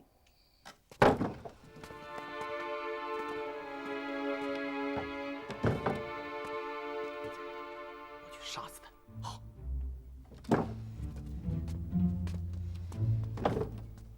他走之后，最后进入客栈的第3人悄悄地尾随而至。此时房中一片黑暗。 只有一点月光从窗中透了进来。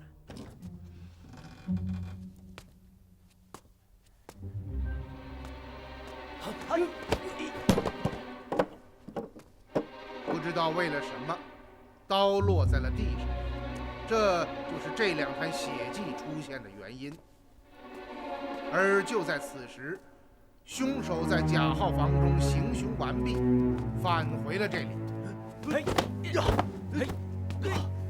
这2人在搏斗过程中撞翻了花盆架。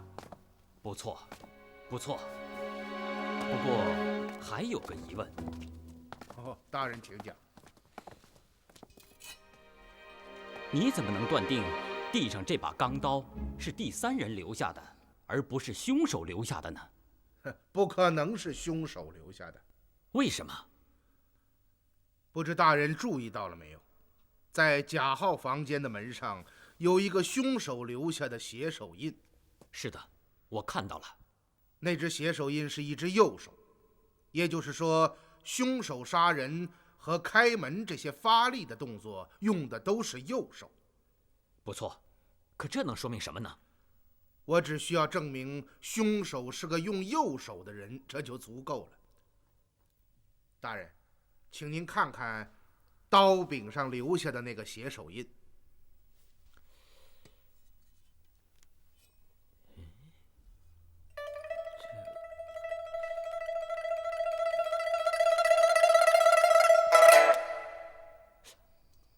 这是一只左手啊！正是，这就说明刀是第3人留下的，而不是凶手。你究竟是什么人呢？怎么？我不过是个凡人，只是在观察事物上比旁人多了几分细致。那后来呢？刚刚我们说过，2人在搏斗之中撞翻了花盆架。当时这2人的手抓在了一起，致使其中1人中指上戴的翠玉戒指掉在了地上，花盆摔得粉碎，将戒指压在了下面。这就是为什么我们在花盆残片下找到了那枚戒指的原因。恩师，绝了，毫无破绽。终于，第3个人挣脱了凶手，逃出房去，翻墙离开了客栈，而凶手也带着受伤的同伴随后离去，当然也是翻墙逃走。这一点怎么能够证明呢？请大人随我来吧。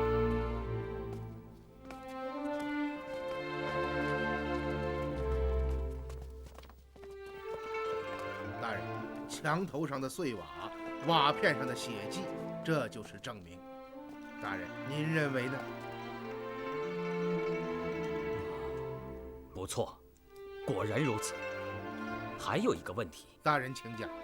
那枚翠玉戒指，到底是凶手的还是第3人的？我看，还是让这戒指的主人自己回答吧。本县没有听错吧？您是说让戒指的主人自己回答？正是。您知道这戒指的主人是谁？现在还不知道，可我想马上就会知道。哦，这是何意？县令大人，不知这盱眙县城中有多少家裁缝店和绸布庄啊？裁缝店、绸布庄？正是。要说起裁缝店和绸布庄，大大小小加起来，大概有6、7家吧。请县令大人马上出签，将这6、7家店中的老板和裁缝通通换到这通衢客栈之中。哦，对了，请他们带齐剪裁的用具。这是为什么？如果县令大人要想破解此案，那就照草民所说的去做。好，下官马上传令下去。好。恩师，为什么要传裁缝到这里来？一会儿你就知道了。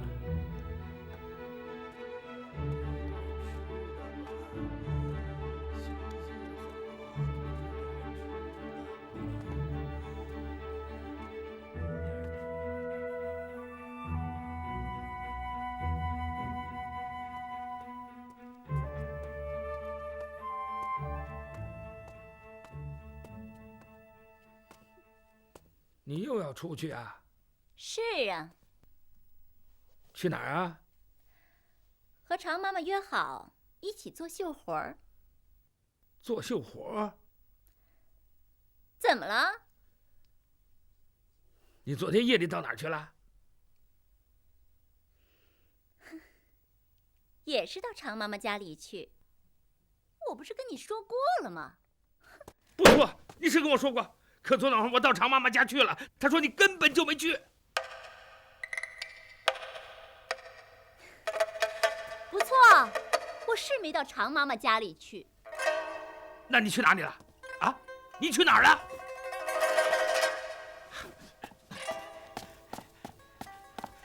还有，春香到哪儿去了？她为什么到现在还没回来？你说呀！你问我，我问谁去？老娘自打嫁给你孙喜旺，就没过过一天舒心的日子。从白到黑，倒腾那点破布头，算计那几个臭钱，老娘早就够够的了。好不容易给我买了个丫头，还是个十足的小淫妇，整日就跟你眉来眼去，勾勾搭搭。你当我不知道？我说你，我怎么样？实话告诉你，姓孙的，这日子老娘早就不想过了。有能耐就写下休书，老娘转身就走，再回头看一眼，我就是你养活的。你这泼妇！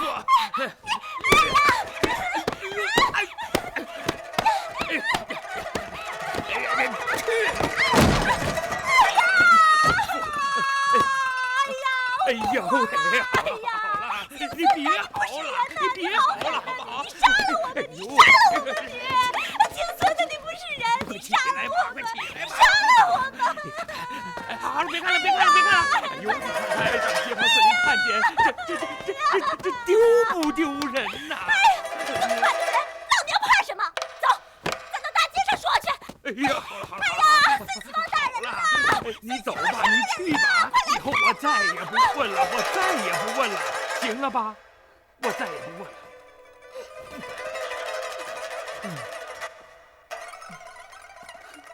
姓孙的，我告诉你，要不是我还顾念多年的夫妻情分啊，老娘早铺盖一卷，拍屁股走人了。你想清楚，能在一块过就这么凑合着，我不管你，你也别管我。不想一块过，就趁早写下休书，咱俩一拍两散伙。我说你这个贱人！站住！这位上下有事吗？你就是这儿的老板吧？正是，小人孙喜旺。店中还有别的裁缝吗？原来还有2名伙计，因为生意清淡，都回家去了。现在店中只有我一个人。行了，收拾好剪裁用的家伙，跟我走吧。走。上下，去哪儿啊？县令大人有令，城中所有裁缝都到通衢客栈之中，大人有事交办。赶紧的，赶紧的，快去！是。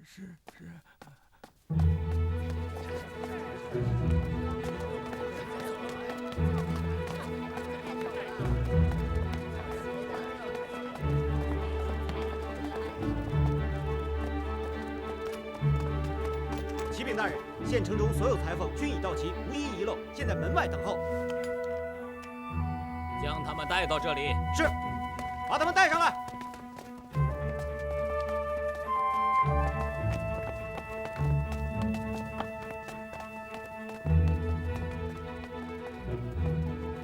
参见县令大人。罢了，请起。诸位请坐。今日将诸位请到客栈，非为别事，乃因本县近日要赴扬州参拜刺史大人，因此需要一套大缎团花抽丝的官服，设计做工要非常精良。本县知道各位都是县中的巧手，这才在通衢客栈摆下桌案，请诸位倾尽巧思，现场画出图样，选最好者录制。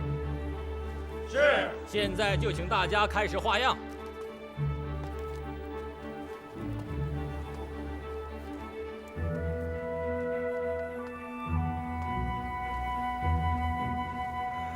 先生啊，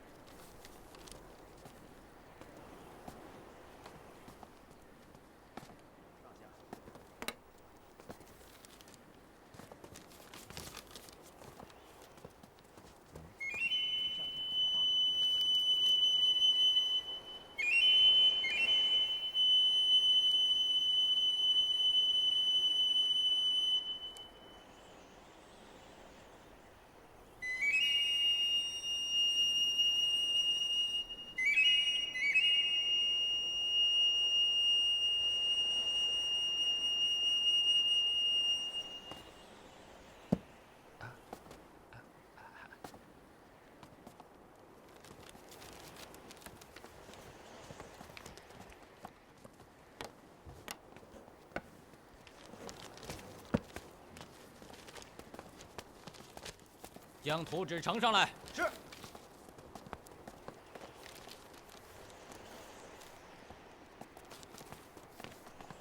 大人。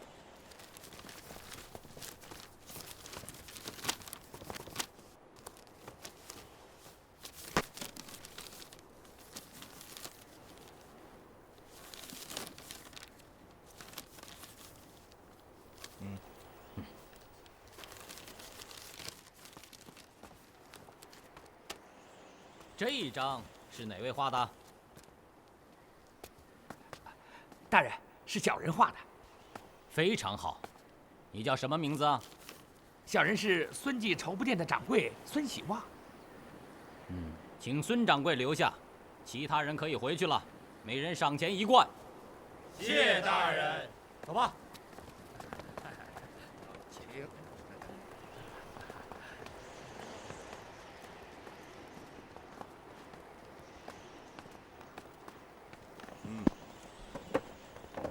孙喜旺啊，你知罪吗？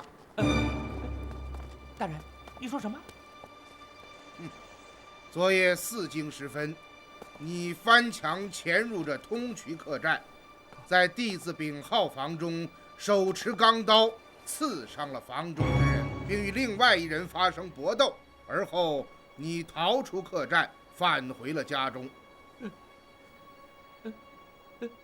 大人，你说什么？小的不明白呀。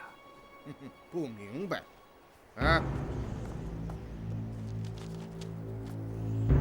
刚刚画图之时，我看到你是左手握笔，这就说明你是一个左撇子，对吗？那又怎么样呢？小的是左撇子，可左撇子也不犯法呀。难道就因为小的是左撇子，就说小的有罪吗？左撇子当然不犯法，可是左撇子持刀伤人，那就触犯了律法。握住刀柄，握住刀柄！真的是你！哎呦，大人，我冤枉啊！难道就凭着左手的血手印就能断小的之罪吗？这西域城中左撇子又不止小人1个呀！大人，你要明察呀，大人！先生，他说的也有道理，也许是别的左撇子做下此案，仅凭这一点是无法定罪的。是啊，是啊，是啊。盱眙城中的左撇子可能确实不止你1人，是。然而盱眙城里的裁缝之中，却只有你1个左撇子。哎呀，小人冤枉啊！这个你认识吗？小人不认识，不认识。你可真是不见棺材不落泪。你还有何话讲？大人啊，小的该死啊！昨夜确实是我暗入客栈，潜进房中，刺伤了房内之人呐，大人。那弟子甲号房中的2名客人是不是你杀死的？什么弟子甲号房的客人？大人，小人不知啊，小人只是刺伤了房中那个女的，可并未杀人呢。女的？啊，正是。那房中是1男1女，小的只是刺伤了那个女的。孙希望，事到如今，你还在百般抵赖。明明是你杀死了甲号房中的2名客人，又潜入丙号房中刺伤了另外1人，而今证据确凿，你竟还在本县面前推说不知，真是岂有此理！大人，小的冤枉，冤枉啊！小的真没杀人呐，大人，我求你了。县令大人。现在看起来，这个孙喜旺就是最后一个潜入客栈的第3人，可以肯定他并不是杀人凶手。大人明察。哦，为什么？站起身来。好，请随我来。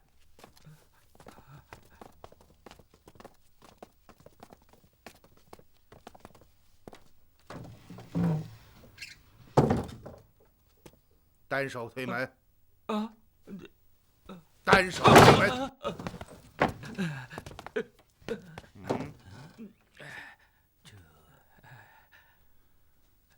还记得现场房门上的那个血手印吗？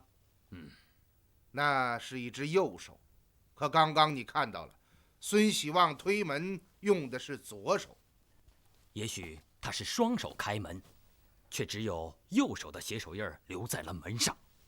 把戒指给我。大人请进。您说的很对，凶犯极有可能是双手开门。然而，现场的房门上之所以只有右边的门扇留下了一个右手的血手印，是因为凶犯是用右手握刀杀人，因此右手染上了鲜血，而左手上却并没有血。因此，即使是他双手开门，左边的门上也不会留下印记的。那么，有没有这种可能，凶手的2只手都染上了鲜血？当然有。可如果是这种情况，凶犯用双手开门，那么2扇门上肯定都会留下血手印，而不会只有右边留下印记，可左边却没有。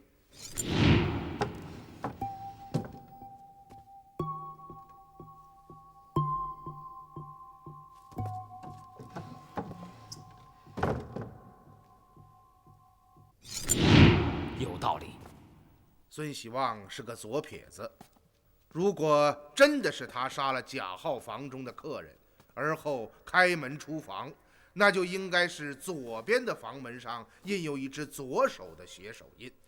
可现在事情却恰恰相反，这就说明行凶之人定然是使用右手，由此也可以推断出孙喜旺并不是杀人凶手。我服了，没有丝毫破绽。大人请坐。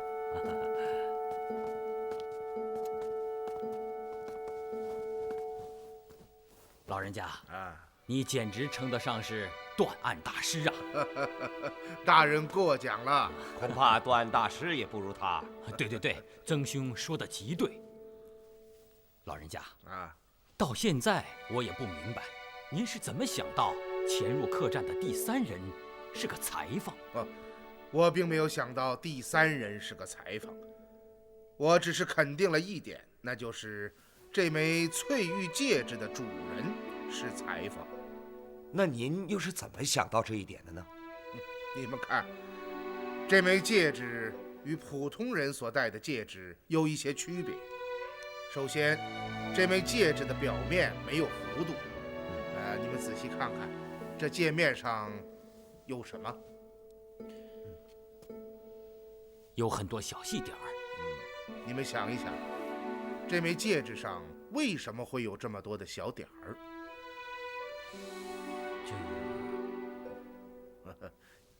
因为这不是一枚戒指，而是裁缝做针线活时使用的顶针。裁缝们用针线缝制衣物，当遇到很厚的布料时，便用此物顶住针尾，向前一送，针尖便很容易地穿过布面。这上面的小点儿，正是裁缝们经年缝纫之下，针尾顶击戒面留下的痕迹。由此我断定，戒指的主人定是一名裁缝。原来是这样。确定了这一点之后，我本想将裁缝请来，一一试戴这枚顶针，能严丝合缝戴上的，肯定就是它的主人。然而我忽然想到，即使找出了顶针的主人，我们也无法断定他是杀人凶手还是那个第3人。在此之前，县令大人还曾问过您，这枚戒指是属于凶手还是属于第3人？是啊，这个念头一产生，我立刻想到了丙号房中地面上的那把钢刀。不错，钢刀的刀柄上印着一个左手的血手印。您曾经说过，他是属于最后进入客栈的第3人的。非常正确。想到了这一点，我马上有了主意，将裁缝们召集到这里，让他们画图，这样就能看出这些人里面有没有一个左撇子。如果有，我们再让他试戴顶针，只要匹配，就完全能够肯定顶针的主人就是第三人。如果没有左撇子，那就说明顶针的主人便是在D字甲号房中行凶的那个杀人凶手。结果证明您的推断完全正确。而今我们已经找到了最后进入客栈的那个第三人孙喜旺。接下来也是最难的一点，就是找出杀人凶手。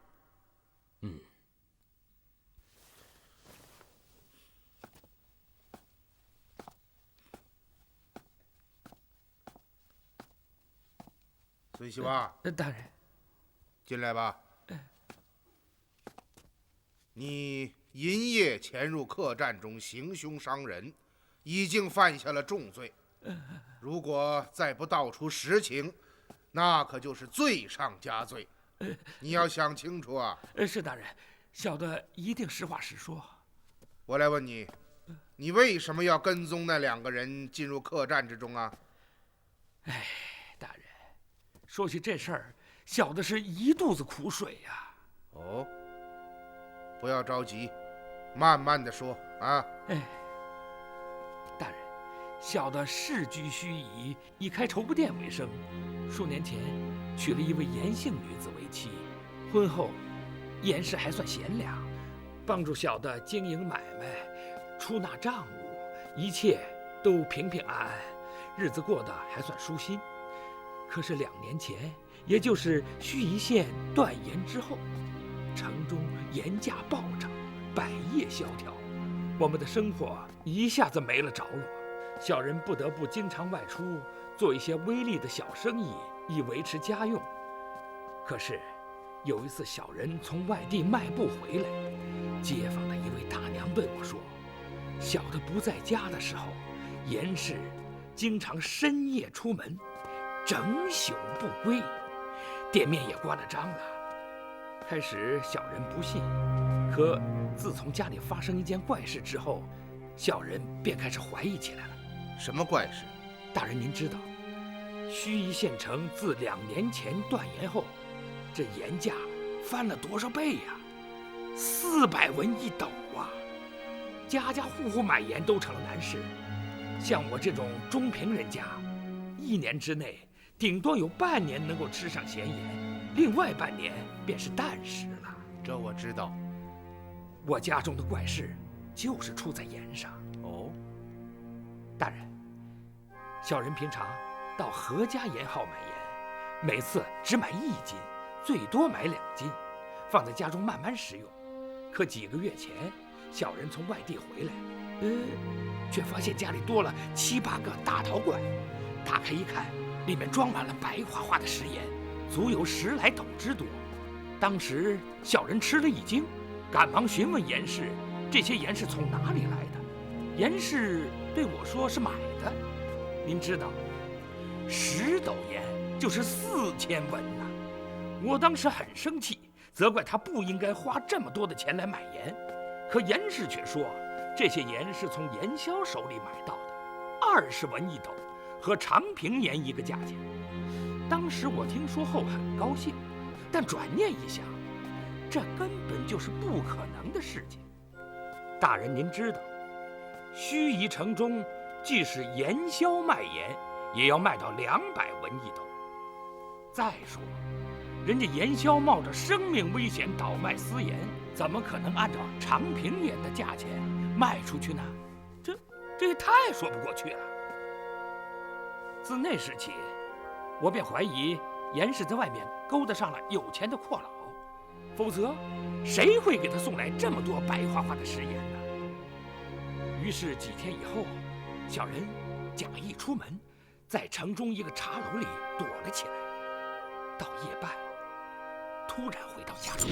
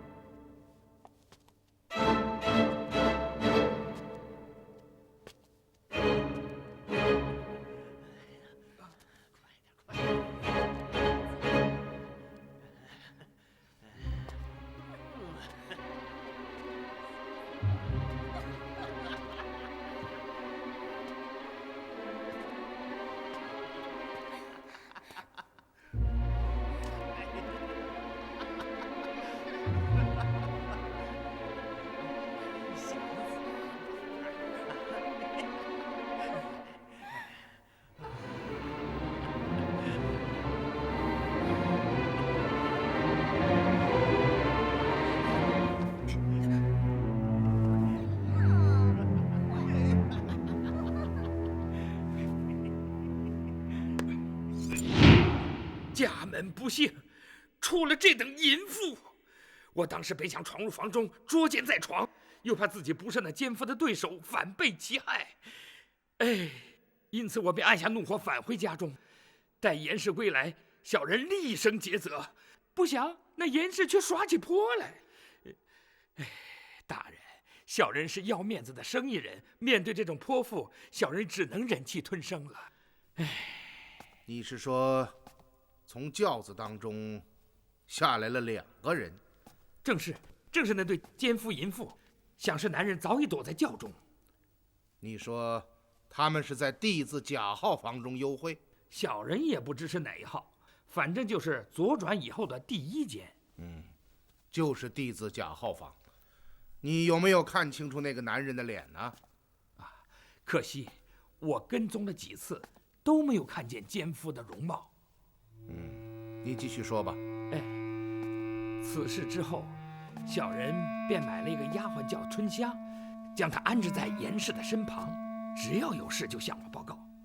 过了一些日子，春香对我说，只要我不在家，严氏便偷跑出去与奸夫幽会，地点就在通衢客栈。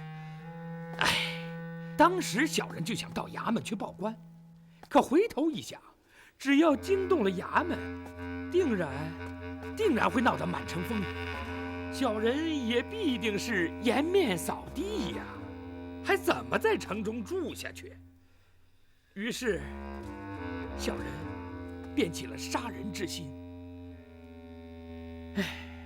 我连续1个月躲在朋友家中，白天睡觉，夜里跟踪这对狗男女，发现他们每次幽会都是在3更时分，地点则是在通衢客栈的客房之中。于是昨夜，小人在客栈外等候，果然到了3更时分，这2个狗男女穿着黑斗篷来到了客栈外。奇怪的是，2人没有走正门，而是越墙而入。小的也没多想，跟随他们翻墙进入客栈。眼见2人进入一间客房，小的便躲在拐角处，等待2人睡熟。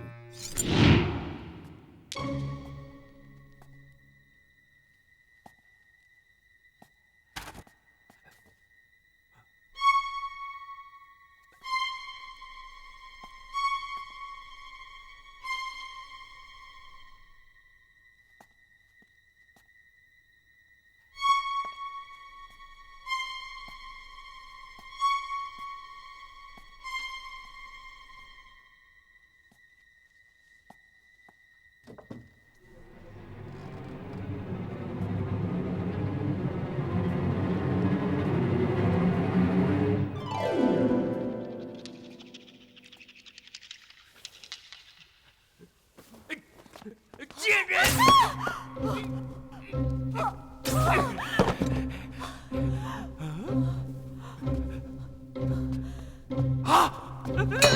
对不起！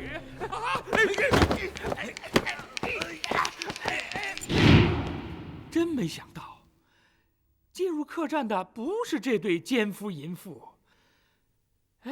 我说他们每次都是乘轿而来，这一次为什么会跳墙进入客栈？还有每一次，他们都是在左转的第1间房中相会，而这次，他们却换了房子。我真是蠢到了极点。但分多想一想，也不会伤错了人呐。被你刺伤的是个女子？正是。这就是凶手在潜入客栈之后，为什么要撬开丙号客房的原因。他要先将同来的女子安顿好，自己再潜入到甲号房中杀人。可是他为什么要带一名女子前来行刺呢？孙希望你看清那个女子的脸了吗？是看清了。那，你看清与你扭打的那个凶手的脸了吗？我当时头脑一片混乱，只想逃命，哪还顾得上这些呀？那么，你妻严氏现在何处啊？刚才小人来客栈之前，那贱人又出去鬼混了。也就是说，严氏并没有死。当然没有，刚才小人出门前还跟他吵了一架呢。可你刚刚说过，严氏与奸夫每一次幽会，都是在那间假号房中。正是。早晨店伙计也是这么说的。就是说，假号房中的死者不是严氏和奸夫。那这二人会是谁呢？到目前为止，还没有人前来认尸。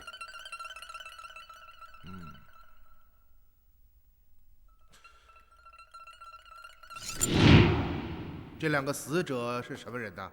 这个小的也不知道。难道他们没有在柜台上册？先生，这间房子是城里的一位客人常年包租的，就连钥匙也在他手里。那包租的人是谁呀？包房子的人姓赵，他说他就住在城里，再问就什么都不肯说了，只是每年来结一次房钱。今晨店伙计曾说，发生命案的D字甲号房间的钥匙在包房之人的手中，对吧？正是。如果说那个姓赵的使用假名长期包租D字甲号房，实际上是为严氏和奸夫提供优惠的场所，那么这把房间的钥匙会在谁的手中呢？从孙喜旺口述的情况来判断，房间是严氏和奸夫使用，那么钥匙就应该在这两个人手里。对，应该是这样。好，既然如此，我们做这样几个假设。首先，假设那把钥匙掌握在严氏的手中；其次，假设严氏不慎将这把钥匙丢失；再次，假设钥匙丢失的原因是被人盗走的。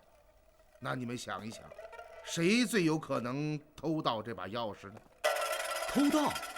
先生，这是什么意思啊？孙希望，家中除了你和严氏之外，还有什么别的人吗？还有丫鬟春香。除你三人之外，再无旁人了。正是，正是。今日你出门前见到春香了吗？春香昨日一夜未归，不知道哪儿去了。明白了。县令大人，先生，你命人将两名死者的尸身抬来，我要让孙希望辨认一下。好，去把尸体抬来。是。先生他认识死者。如果刚刚的三个假设成立，那么那具女尸就应该是孙家的丫鬟春香。大人，你说什么？女尸？春香？县令大人，尸身抬到。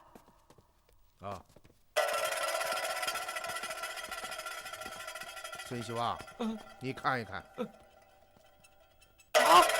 春香，田六，这女尸真是你家丫鬟春香？女的是丫鬟春香，男的是几个月前雇的一个伙计，叫田六。他怎么和春香在一起啊？对了，把尸体抬下去。是，来人，在，把孙希望押下去。好。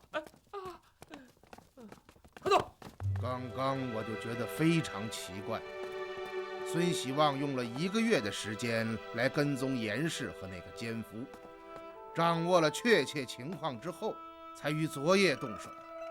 可这二人却好像事先知道有人要去谋杀，因此临时更换了幽会地点。这的确很奇怪，您说这是为什么呢？其实也没有什么奇怪的，他们什么也不知道，只是由于严氏保管的通衢客栈D字甲号房的钥匙被人偷走了，因此他们才不得不换一个幽会之所，而恰恰因为这个原因，令他们幸免于难。原来是这样。我说您刚刚为什么要问是谁盗走了客房的钥匙？盗走钥匙的人就是春香，他与伙计田六相好，却苦无幽会之处。一个偶然的机会，他发现了严氏的秘密，于是他在暗中将钥匙盗走，于昨天夜里约好情人田六进入店中偷欢，不想却被凶手所杀。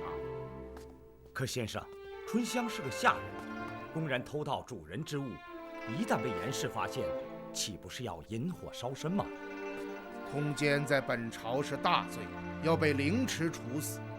这一点严氏心里很清楚，春香更加明白。即使严氏知道是他偷走了钥匙，也不敢声张。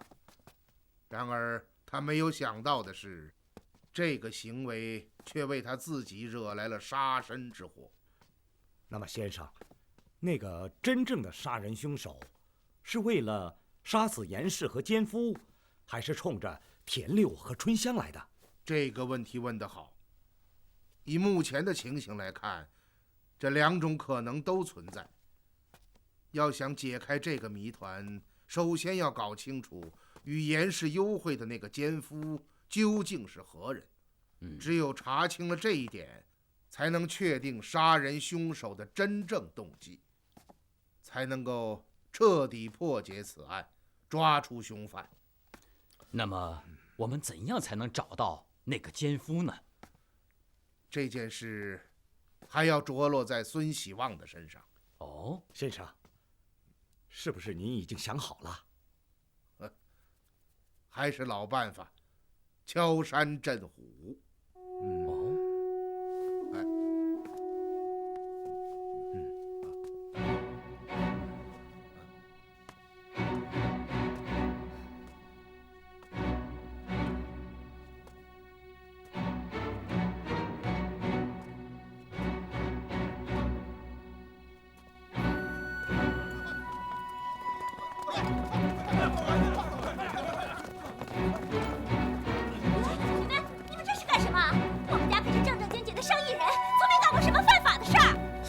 小玉，啊，喜旺，这是怎么回事啊？众位大人，这就是卓旗严氏，还不给大人见礼。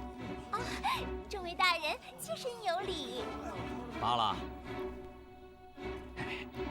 春香死在通衢客栈的房间内了。什么？春香死在客栈的房间里？是啊，今天上午你走了以后，衙门来人将我唤去，先叫我认尸，我一看之下。吓得我差点晕了过去。死的是一男一女，女的就是春香，男的是几个月前店里雇的伙计田六，二人赤身露体啊！我早就说过，那春香不是个安分的人，整天在外面勾三搭四。后来他们对我严加查问，问我春香手里的钥匙是从哪儿来的。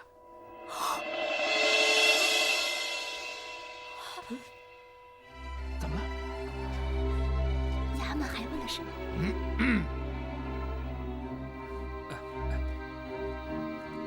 回头我再详细告诉你。几位大人要勘察春香的房间啊？几位大人请。啊，请。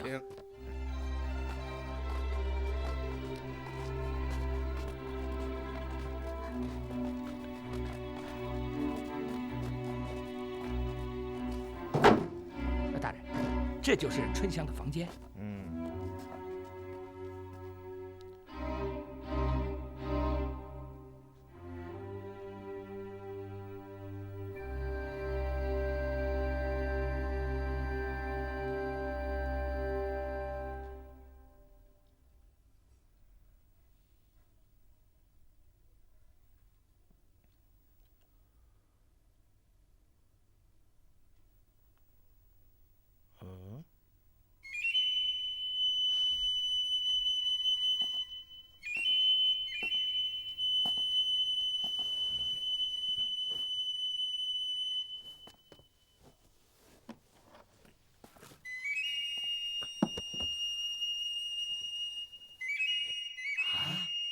盐。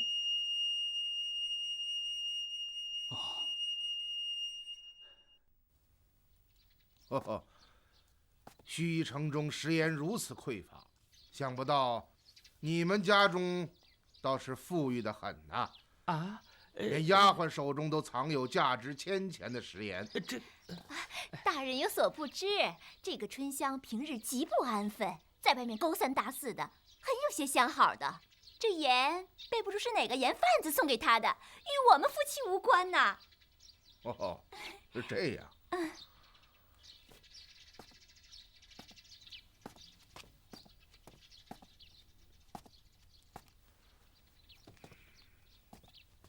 这柜子的钥匙在二位手中吗？没有没有，这是春香的柜子，我怎么会有钥匙？不瞒大人说，就是这间屋子，平常我们也很少进来。哦，来人，在，把刀给我。大人。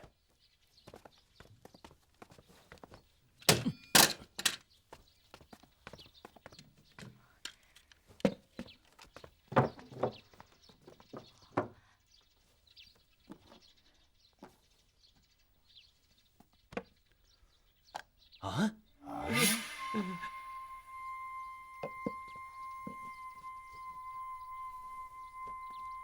哦，好家伙，不算金银首饰和那些铜钱，仅是这几只元宝，怕就有70、80两吧。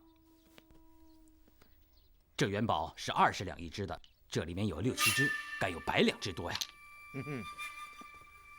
一个小小的丫鬟，竟攒有价值数百两的金银器物，这不会是从你家偷来的吧？回大人，就是小人家里也没有这么多的金银财物啊。哦，这就更奇怪了。主人还没有下人富裕，那么他为什么要在这里伺候你们呢？这有点说不过去吧？哎呀，大人，这些钱确实不是我们给的。你想想，我们小本经营哪来这许多银两啊？还不知道春香是从哪儿弄来的呢。以切身看，绝不是什么好来路。哦，看来这个春香还真是神通广大，财路众多呀！啊，有人送盐，有人送钱，还有人送金银，真说得上是财源滚滚呐！啊，好了，将证物收起，回衙。是，请。请。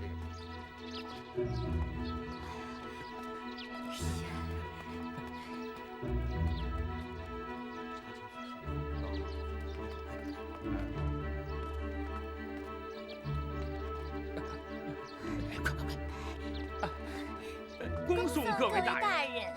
哦，二位起来吧。是。谢大人。孙掌柜，你可要好自为之啊。是，请大人放心。走吧。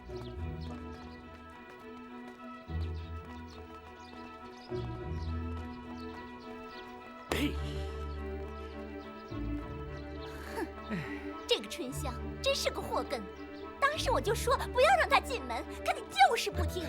怎么样，惹出祸来了吧？上梁不正下梁歪。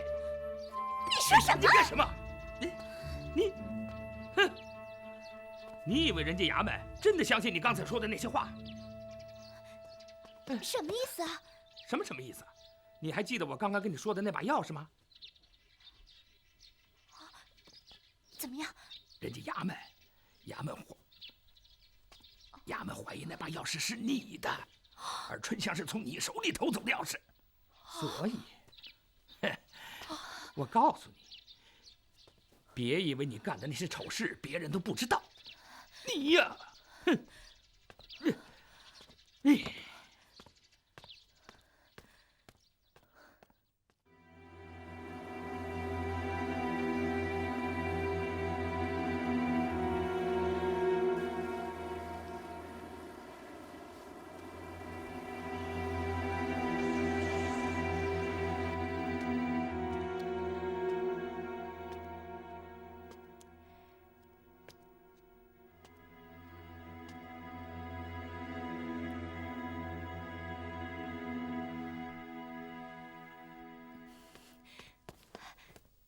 希望。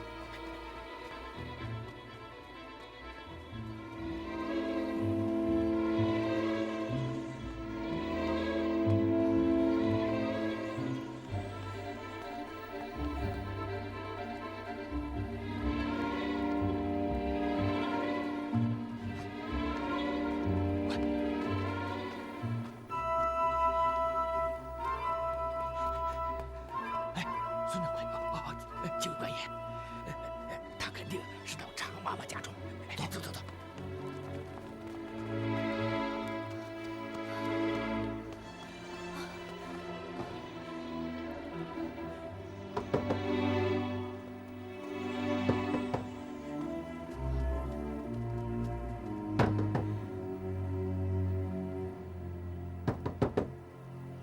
这就是嘘。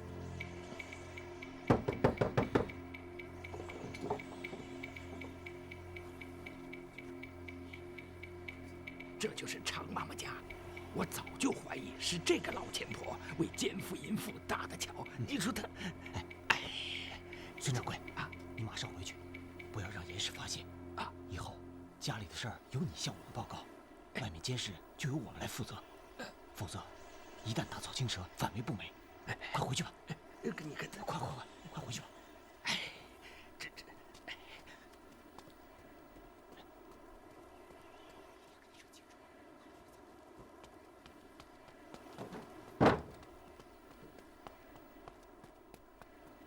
张环，你还是回到孙媳妇家守候，我和吴头在这看着，看看有什么动静。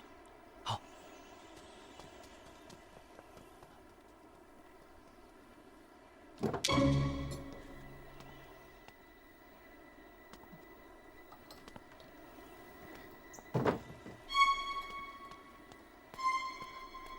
跟上，看看他要去哪儿。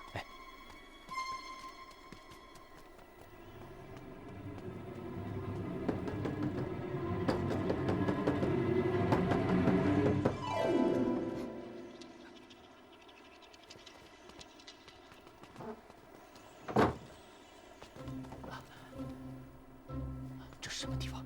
这是河源，是城中大盐商何武奇的家。我留在这儿继续监视，你马上回去报信。是。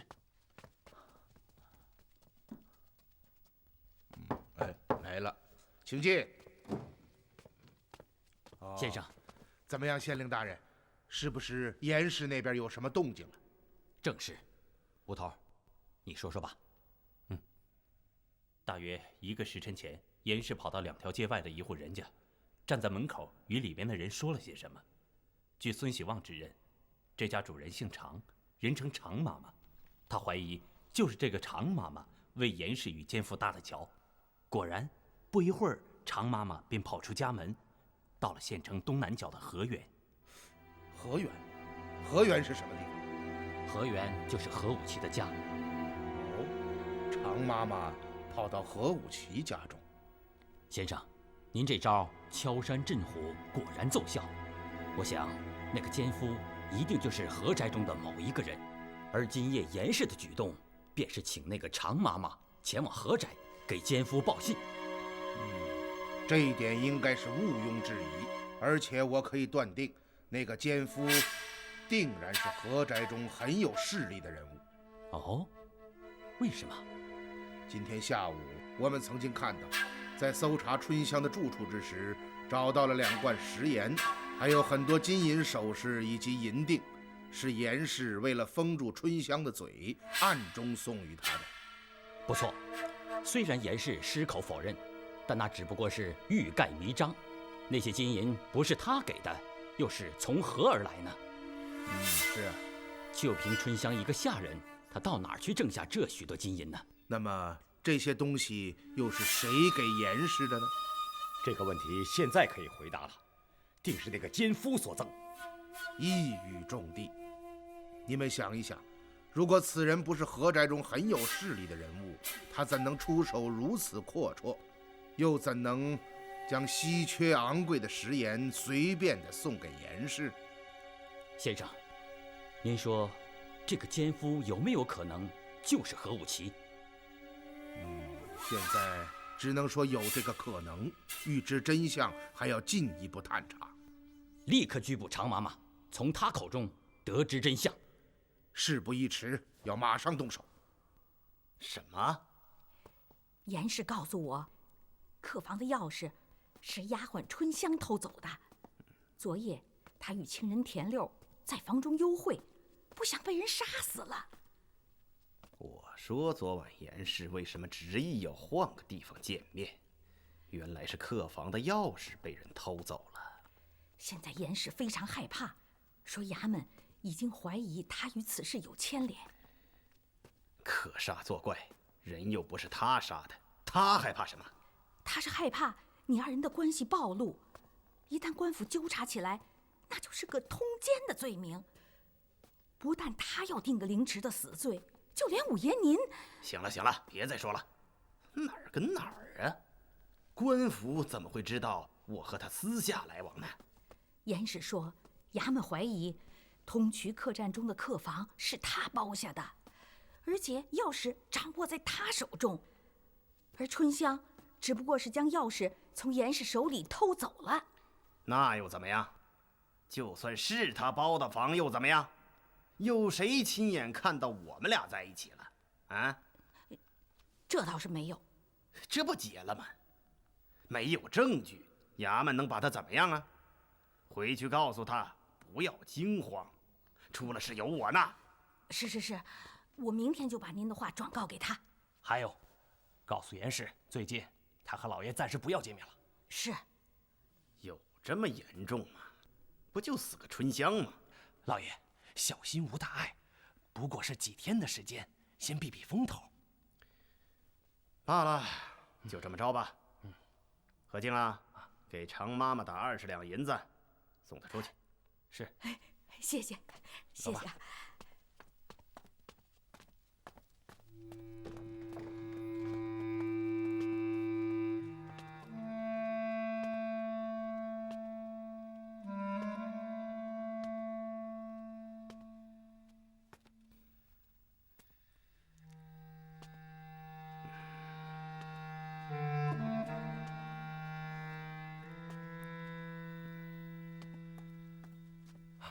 老爷，刚刚您没听出来，事情可有点不对呀？哦，怎么不对？您觉得杀死春香和田六的凶手，真是冲着这2个下人去的？什么意思？您好好想一想，如果客房的钥匙没有被盗，那昨夜待在客房中的人会是谁呢？我和严氏。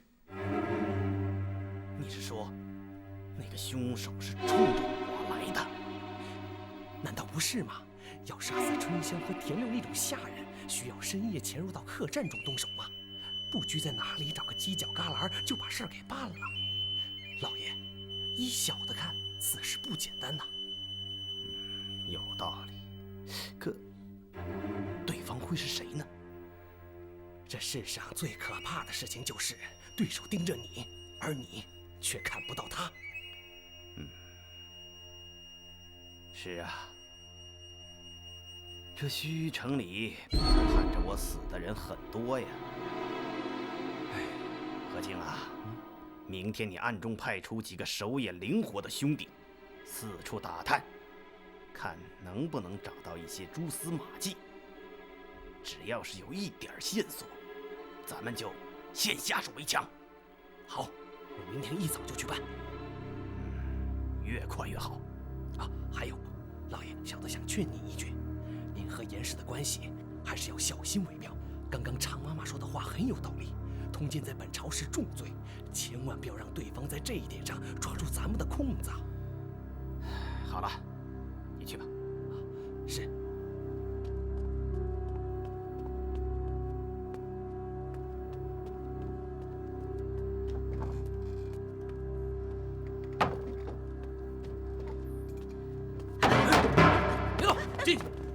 县令大人，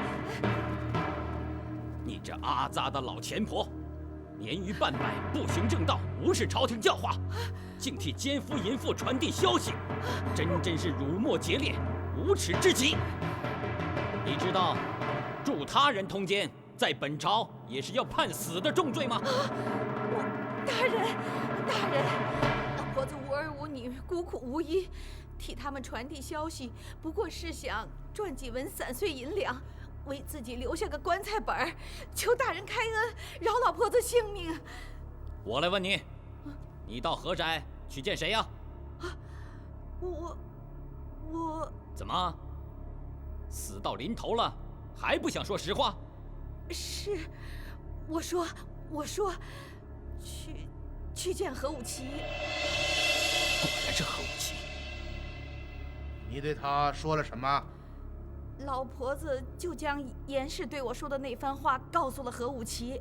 那他又说了些什么？他让我转告严氏，不要惊慌，说衙门没有证据，不会把他怎么样的。后来管家何静对我说，还是小心为是，因此让我告诉严氏，最近几天先不要与何武奇会面了。何武奇与严氏是怎么认识的？这老婆子就不知道了。老婆子只是替他们跑跑腿儿，送送信儿。哼，事到如今，你竟还在这里狡赖推诿，不肯食言。何武奇与严氏就是在你的撮合之下勾搭成奸的。怎么，你还不说实话吗？是，我说，老婆子与孙喜旺之妻严氏非常要好。孙喜旺出门做生意的时候，严氏便经常到我家中与我一起做绣活。几个月前的一天下午，严氏在我那儿做完绣活回家。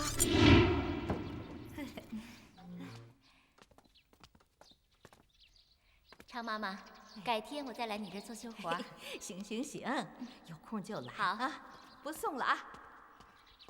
这位妈妈。哟，何五爷。有几句话想和妈妈说一说。哎，快请进，快请进，请。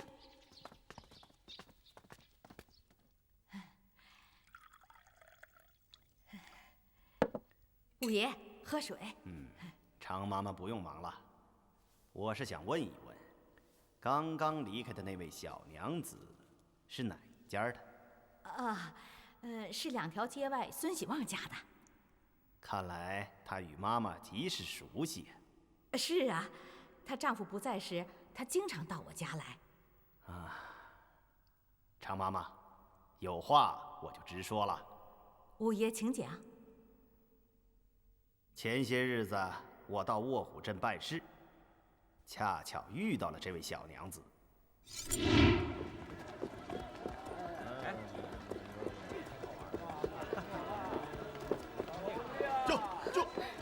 好玩，喜旺，你看这个多有意思啊！给我买一个吧。哎呀，一个糖人有什么好玩的？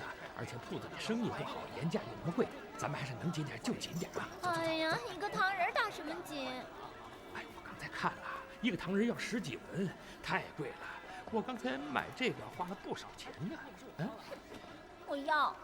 哎，老板，这个了。我就要这个。哎，你看这边有吃的，我去给你买啊，行吗？哎呀，高兴点儿。小气鬼。哎，这位娘子，这是送给你的。送我？是这位先生买下送给你的。拿着吧。不行。你为什么要送我糖人？因为我喜欢呢。你真有意思。你叫什么名字？我叫何武奇。这名字也挺有意思的。你有武器，都是些什么呀？以后再告诉你。小娘子，听你的口音好像是盱眙人呐。正是。你叫什么名字？家住哪里？为什么要到这卧虎镇来呀？我娘家姓严，名叫小玉，家住在盱眙城里的柳条巷。我随丈夫到这里来卖布的。哎，我丈夫来了，他可是个醋坛子。我走了。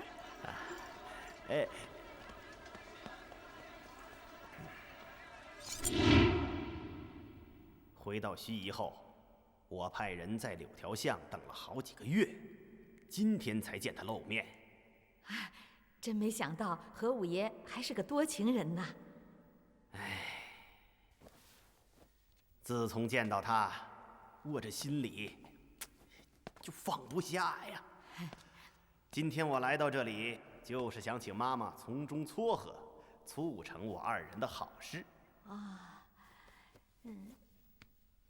这是一点心意，事成之后还有重谢。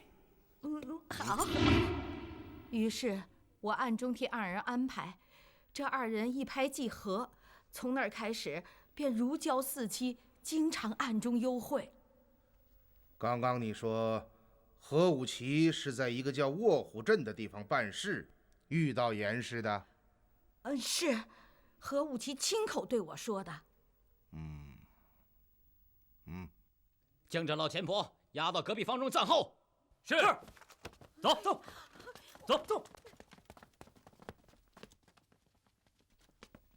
卧虎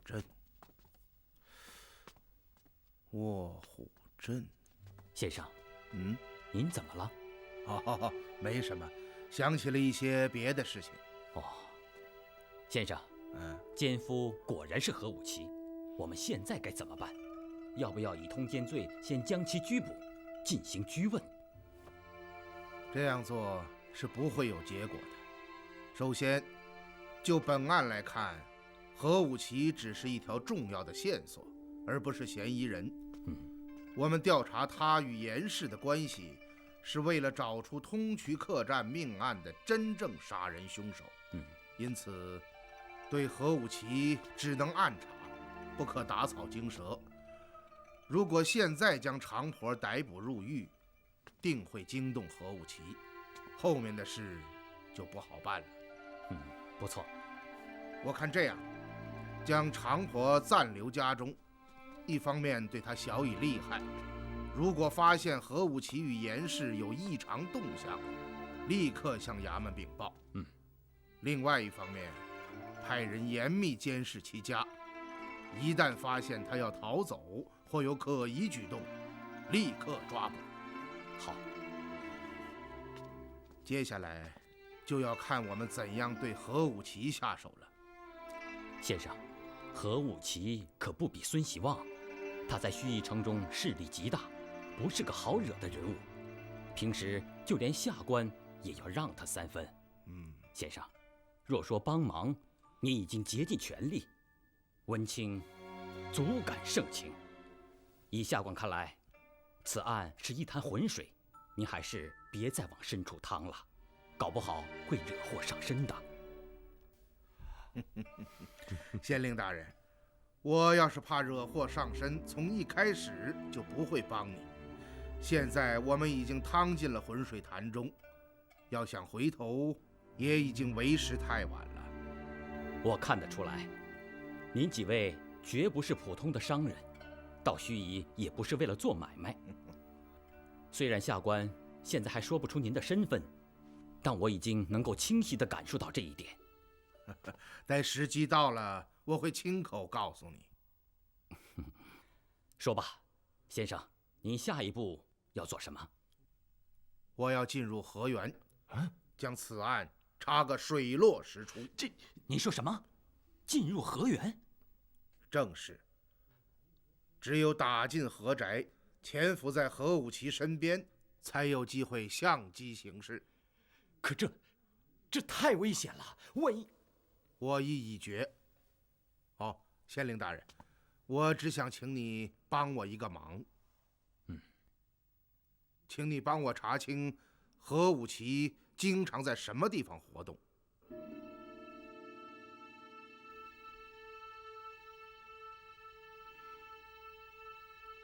日前，借卧虎庄庄主葛天霸飞鸽传书，由北沟大仓运往卧虎庄的最后一批食盐，为人所劫。什么？盐船被劫了？此事颇为蹊跷。葛天霸威震淮北，在他的家门口，竟然有人公然行劫。此事实在是令人不解呀。你说呢？宗主，世事难料，也许有另外一股势力觊觎淮北严氏，这也未可知。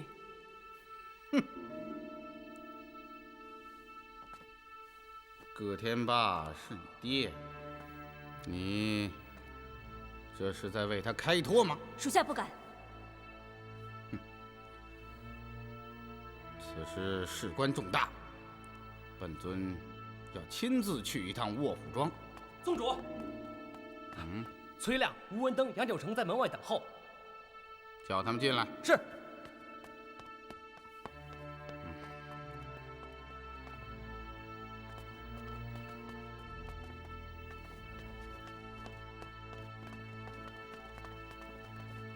参见宗主。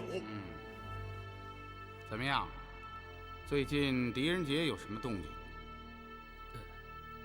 宗主，非常奇怪，最近一段时间，扬州城中异常平静，没有任何风吹草动。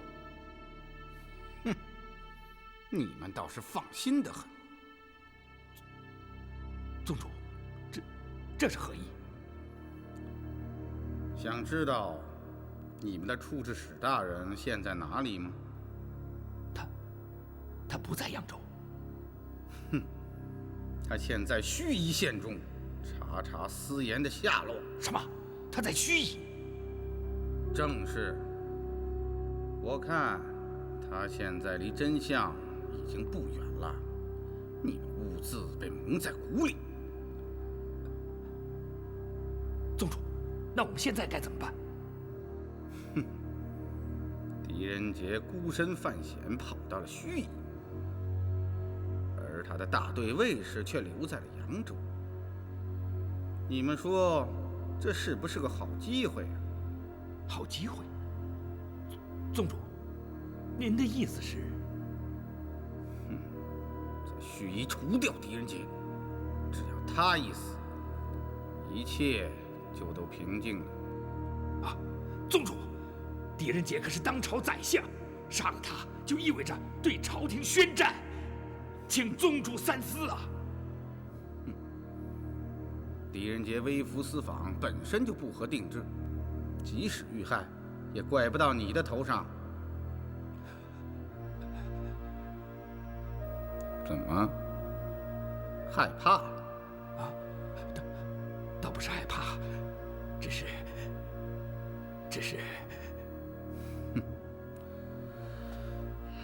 想一想现在的形势吧。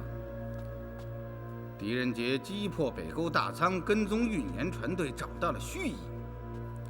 我想，不用多久，我们就会一一暴露在他的面前。到那时，大家就只有一个下场，那就是粉身碎骨。因此，必须要在狄仁杰还没有掌握充分的证据之前，先下手将他除去。而现在正是最好的时机，只要他一死，一切便都不了了之。没有证据，没有证物，他只有带着这个秘密，住进冰冷潮湿的坟墓里。然而，一旦等狄仁杰查清楚，具折上奏，并附上证词证物，到那时再想杀他，就不如自杀了。你放心，大家坐在同一条船上，我会替你们做好一切的。然而，在此事收尾之时，便要尔等出面。到时候，我会通知你们。宗主，姓狄的位高权重，你可要小心行事。整个计划已在我心中。明日一早，我便起身前往卧虎庄查盐船被劫之事。焦刚、侯强，在。你二人随我前去。是。云姑、鲍冲、龙峰，在。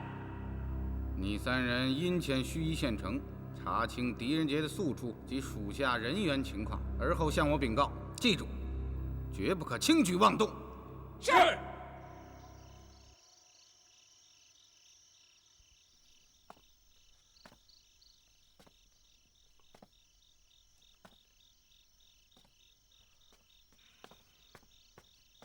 恩师啊，您叫我。曾太啊，今夜常婆子的供词当中，有一点引起了我的注意。哪一点？卧虎镇。哦，对了，常婆子说何武奇是在卧虎镇巧遇的严氏。何武奇是盱眙城里最大的盐商，家财万贯。用文清的话说，连堂堂县令都要让他3分。你想一想，凭何武奇这样的身份，有什么重要的事情，竟能够让他亲自跑到偏远的卧虎镇去呢？不错，这确实有些奇怪。若说孙喜旺这种小生意人跑到偏远地区去推销布匹，这是可以理解的。可像何武奇这等大盐商，手里握着稀缺昂贵的食盐，他根本用不着推销，便已经是供不应求了。可他竟然也跑到那种地方去，细想起来，确实有些可疑。何武奇是盐商，他出门的目的只有一个，那就是为了盐。您是说何武奇的私盐是从卧虎镇运来的？目前下结论还为时过早。我之所以要打入河源，就是为了查清此事。要想搞清楚横行盱眙的私盐究竟是不是韩沟副船失踪的官盐，首先就要弄清楚私盐的源头在哪里。因此，目前是个很好的机会，我们绝不能放过。不错。当然，还有发生在通衢客栈中的离奇命案。通过今晚对何武奇奸夫身份的判定，已经可以断言，杀人凶手的真正目标绝不是春香和田六，而是何武奇。而且与孙喜旺不同的是，凶手非常了解何武奇。孙喜旺跟踪的是其妻严氏，而凶手跟踪的则是何武奇。这两拨人的想法和做法可以说是异途同归，最终都落在了杀死何武奇和严氏身上。所以这两拨前来行凶的人才会发生了冲撞。然而他们却没有想到，客房的钥匙被春香偷走，进入房中的并不是何武奇和严氏。您的意思是说，那个真正的凶手杀错了人？除此之外，还能有其他的解释吗？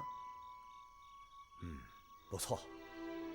于是我们综上而述，私盐的源头究竟是不是卧虎镇？通衢客栈中杀人凶手到底是谁？他为什么想要杀死何武奇？这所有的疑问都落在何武奇一人的身上，因此一切都取决于明日的行动。恩师，您有什么想法？何武奇这种人我见得多了，欺软怕硬，只要遇到比他狠的、比他势力大的，就会乖乖地听你使唤。因此，对付他绝不能来软的，必须要硬碰硬，一次把他收服，后面的事情就都好办了。看来您已经是成竹在胸啊。曾太啊，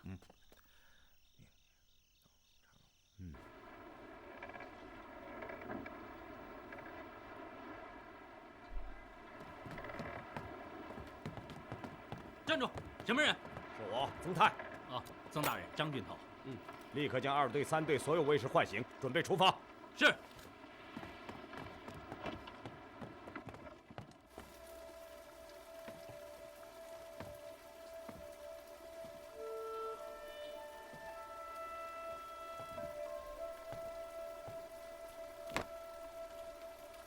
水生，彭春的情况不太好。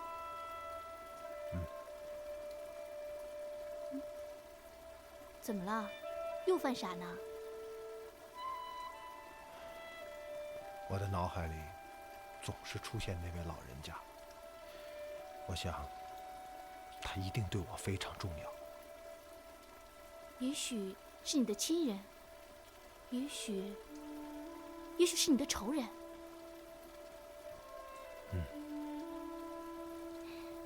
说说你吧，我发现你真是个怪人。平常里木木痴痴的，可遇到事情却比谁都精明。不瞒你说，现在连我都有点好奇，你从前究竟是做什么的？是不是公差呀？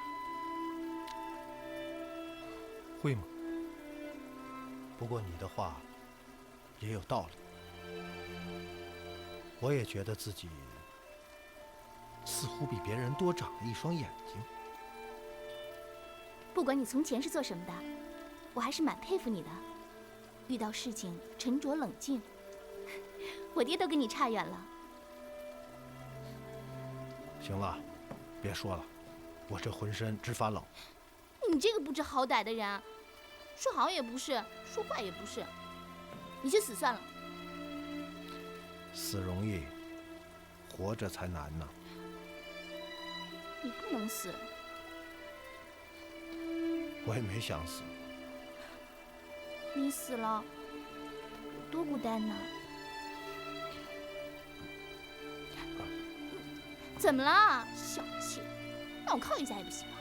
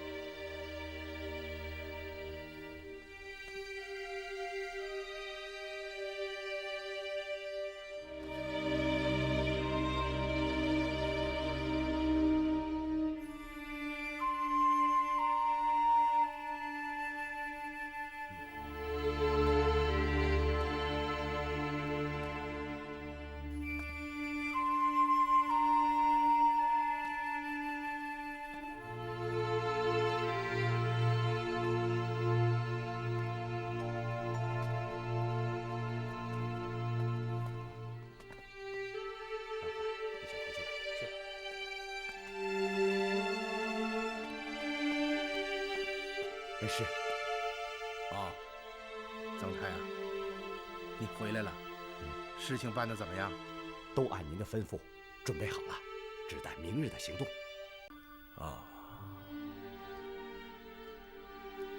恩师，您有想起元芳了吧？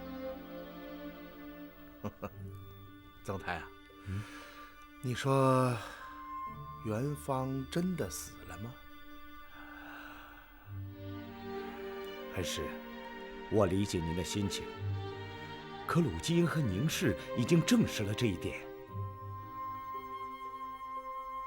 可他们却并没有亲眼见到元芳遇难，而且还记得狄春曾经说起，在洪泽湖的港岔中看到了元芳。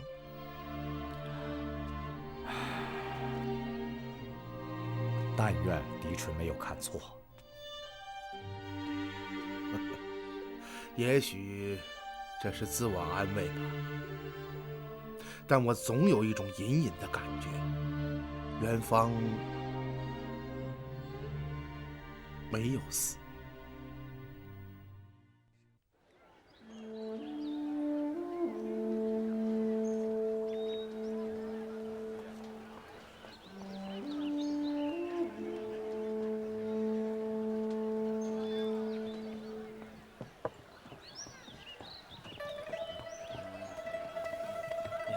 五爷，五爷，老座位，老样子。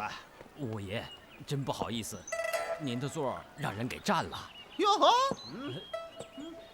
是谁呀？是个外地人。小的跟他说，那副座头是您五爷的专座，可他不听，非坐不可。小的也没办法。嘿嘿，盱眙地盘上还有人敢跟何五爷抢座？是，是吃了豹子胆了吧？五爷，让我来，我立马让他消失。慢着，我倒要见识见识，哪儿来的外地人这么大胆子？好不容易今儿有个乐呵，五爷可不想错过了。走，走。哎，你要做什么？你要做什么？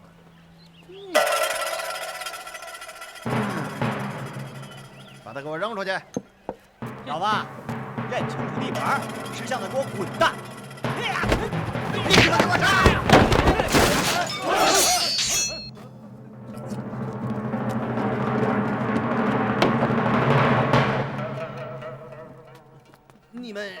你们是什么人？想干什么？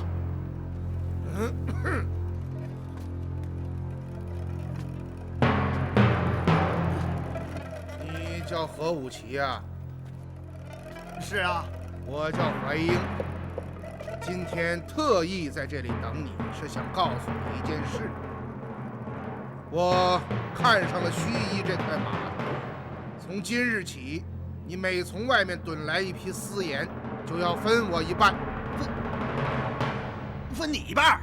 是啊，我按每斗比你的进价多100文来付给你。老兄，你总要容我回去商量一下吧？你听清楚，我今天不是来和你商量的。我何武奇在江湖上混了多年，不是被吓大的。你就是要战马都分私盐，也要讲出个道理来。今天下午我到何家盐号提盐，如果没有，你就关门吧。走。是。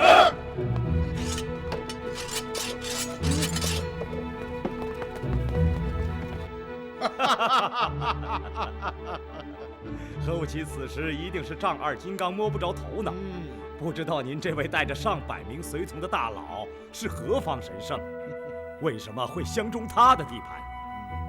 这厮趁国难之机囤积居奇，大发不义之财。今天要让他知道知道什么叫害怕。恩师，下一步按照您的计划都已经安排妥当了。发售长平盐就在这通衢客栈的大门外。非常好。老爷，老爷，哦，李春呐，卫士们的住处都安排好了吗？放心吧，老爷，客栈的所有房间都已经包下了。好，张环在，传令卫士们做好准备，前往何家盐号提盐。是。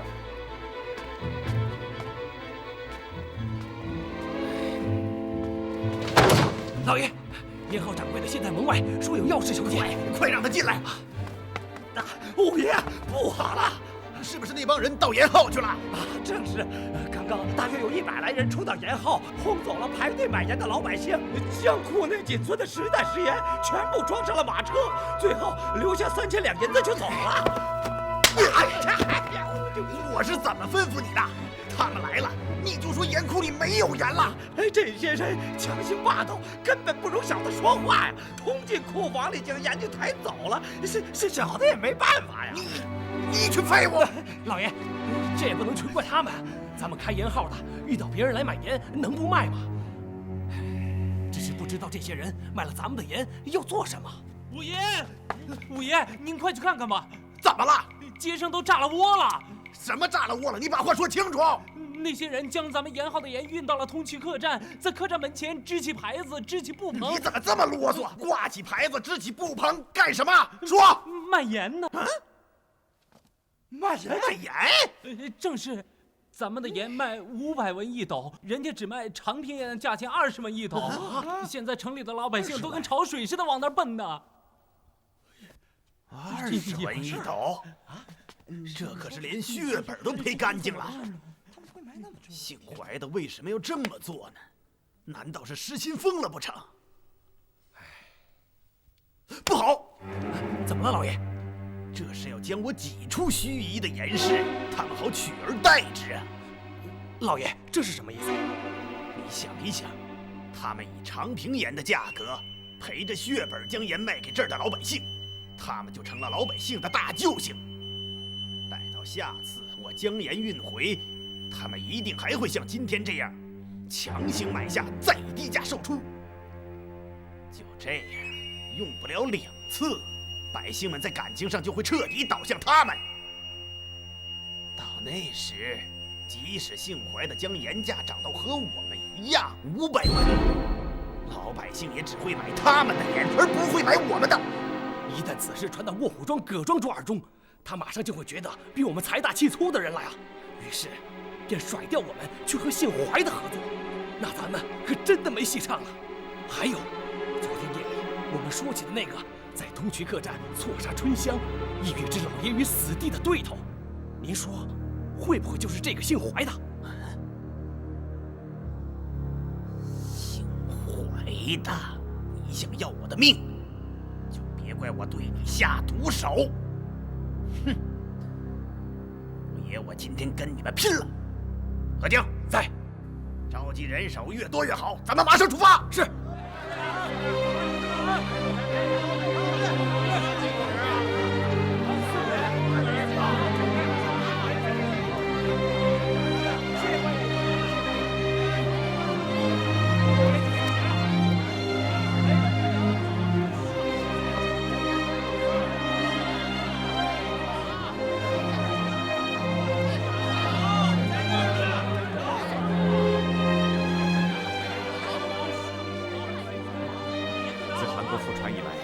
盱眙断盐已有2年多了，今天老百姓第一次买到了长平盐，真可以说得上是举城雀跃啊！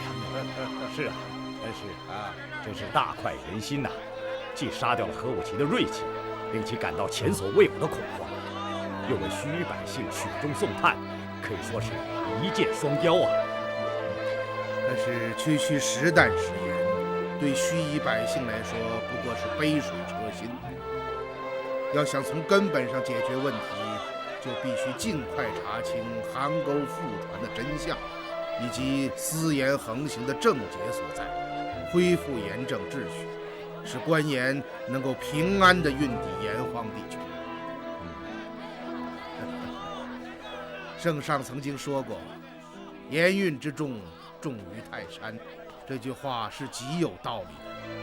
盐市不仅关乎着国库税收，最重要的是，它与老百姓的生活息息相关。盐市不宁，天下不宁啊！恩师，有一件事，学生一直有些担心。什么事？你以500文1斗从何家盐号买进了10担食盐，却以20文的低价卖给盱眙百姓，这中间的差额要怎样弥补呢？咱们用的可是处置使专属的工资啊！你放心。待到事情结束后，我会让何武奇这些不法的盐商加倍偿还。他们利用国难压榨百姓，谋取暴利，难道不应该受到制裁吗？先生说的对极了，这才叫大快人心呐！何恩师，您说何武奇真的会来吗？我们此举是打在了他最疼的地方。我想现在他已经坐不住了。对于何武奇来说，如果他不来，就意味着他将盱眙盐市拱手让给了我们，就意味着他苦心经营赚取暴利的私盐买卖就此终结。你认为他会这样轻易放弃吗？可今天晌午在茶楼，他已经被您的气势所慑，锐气尽失，他会不会不敢来了呢？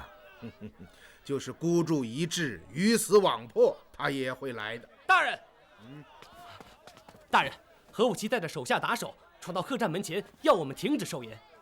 他果然来了。好戏马上就要开锣了。吉英啊，你立刻赶往县衙，让文清不要轻动，等候我的消息。是。张环在。命卫士们按照计划准备应战。是。总裁啊，你们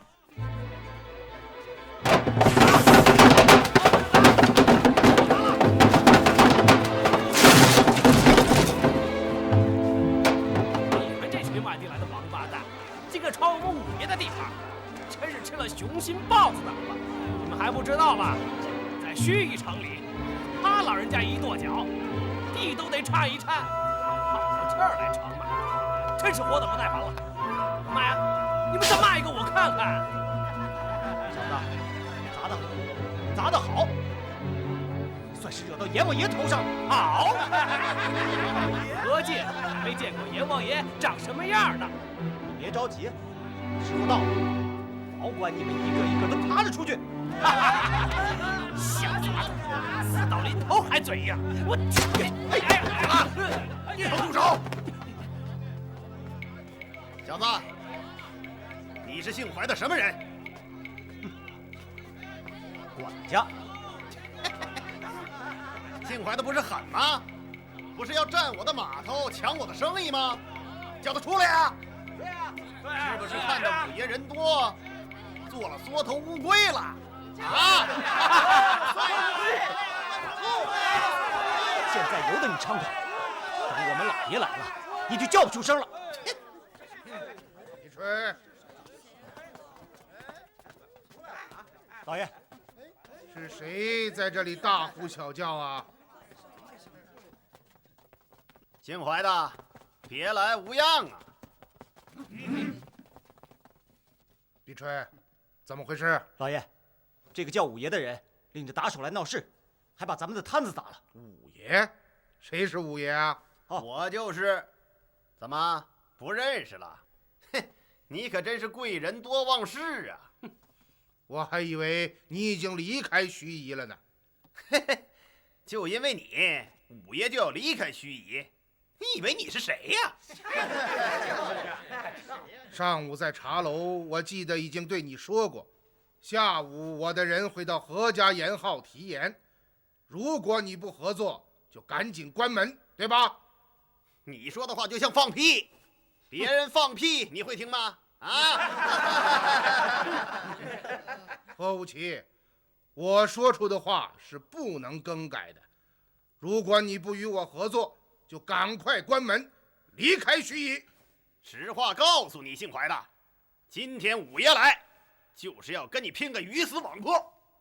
识相的，带着你的人，带着你的盐滚出盱眙，否则的话，这100来号人手里的家伙，可是不长眼睛。就是。让一个人明白一件事情为什么会这么难呢？那就说明这个人需要狠狠地教训一番。门前的摊子是你砸的？不错。姓怀的，你要是不滚蛋，顷刻之间就让你变得像这堆烂摊子一样。看来你就只好认命了。你说什么？动手！你来呀！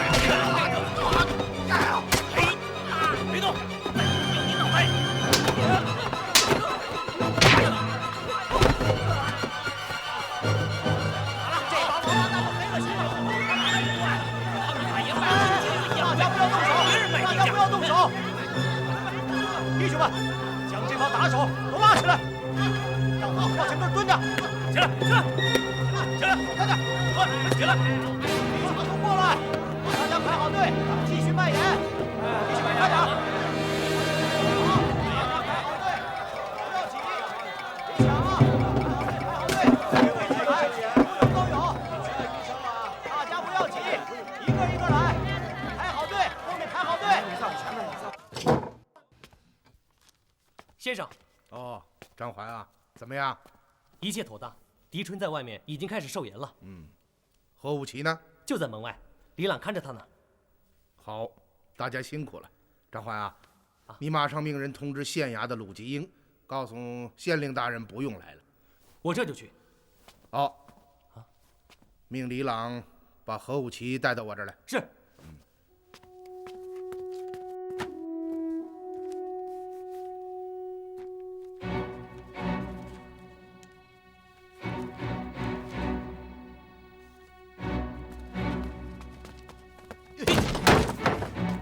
站好。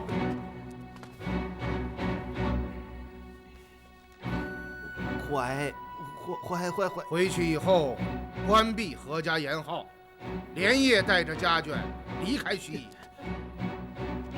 怀先生，合作的事现在已经没有合作了。我刚才说的话，你听到了吧？是。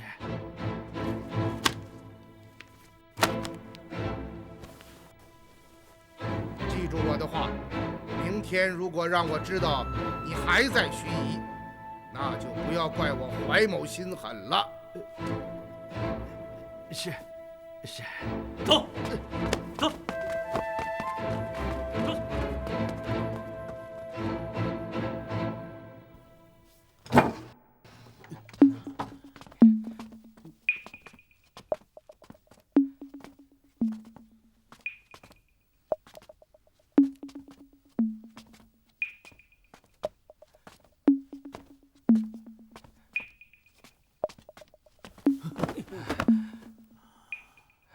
完了，全完了！姓怀的让我关闭盐号，连夜带着家眷离开盱眙。眼瞧着我苦心经营的地盘转眼就归了别人。我的那个亲娘啊！这姓怀的到底是什么来头啊？他那些手下，个个武艺高强，人多势众。最让人想不到的是，他竟然会有马队。老爷，这次咱们可真是遇上吃生米的了。早知如此，当初就应该和他合作呀！哎呀，现在说什么都晚了。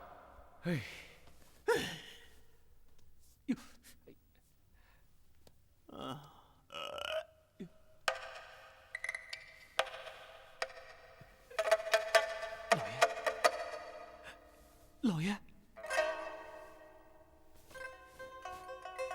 你可要想开呀！留得青山在，不怕没柴烧。搞什么丧啊！你以为我真疯了不成啊？老爷，你没事啊？吓死我了！哎呀，老爷，您在想什么呀？我突然想起今天早上姓怀的说的那几句话。什么话？当时他说到了合作。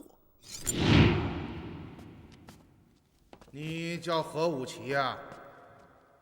是啊。我叫怀英。今天特意在这里等你，是想告诉你一件事。我看上了盱眙这块码头，从今日起，你每从外面趸来一批私盐，就要分我一半。分你一半？是啊，我按每斗比你的进价多100文来付给你。这就说明他没有进盐的渠道。不错，可那又怎么样啊？也就是说，他只是看中了这儿的盐市，想在这儿插上一脚，多赚点钱。这能说明什么呀？这就说明我们还有机会。机会？什么机会？你这个笨蛋，当然是与姓怀的合作的机会呀！为什么呀？人家姓怀的为什么要和咱们合作？今儿咱们斗败了，这个地盘就是人家姓怀的了。老爷，您就别再瞎想了。哦，这绝不是瞎想。姓怀的也用得着咱们。他初来乍到，一切都还摸不着门，至少可以说，他现在还需要咱们。老爷，你小的越听越糊涂了。你想一想，姓怀的没有进盐的渠道，如果他将手里这10担存盐卖完，该怎么办？他到哪儿弄盐去？啊，我明白了，您是说他需要咱们帮他进盐？否则他为什么要在淮水茶楼等我，谈合作之事啊？有道理，有道理呀。这个姓怀的有钱有势，而且可以肯定，此人大有来头。我们靠上他只有好处。首先，仅凭我们手中的积蓄，每次进盐最大的数量也就是几10担左右。可是有了姓怀的参与，那就不一样了，就是一次进他上百担也不成问题。第二，凭着他手下的那些人，凭着他的势力，我们可以把授盐范围扩大到周围的几个缺盐县。到那个时候，我们手里的盐多了，势力就大了。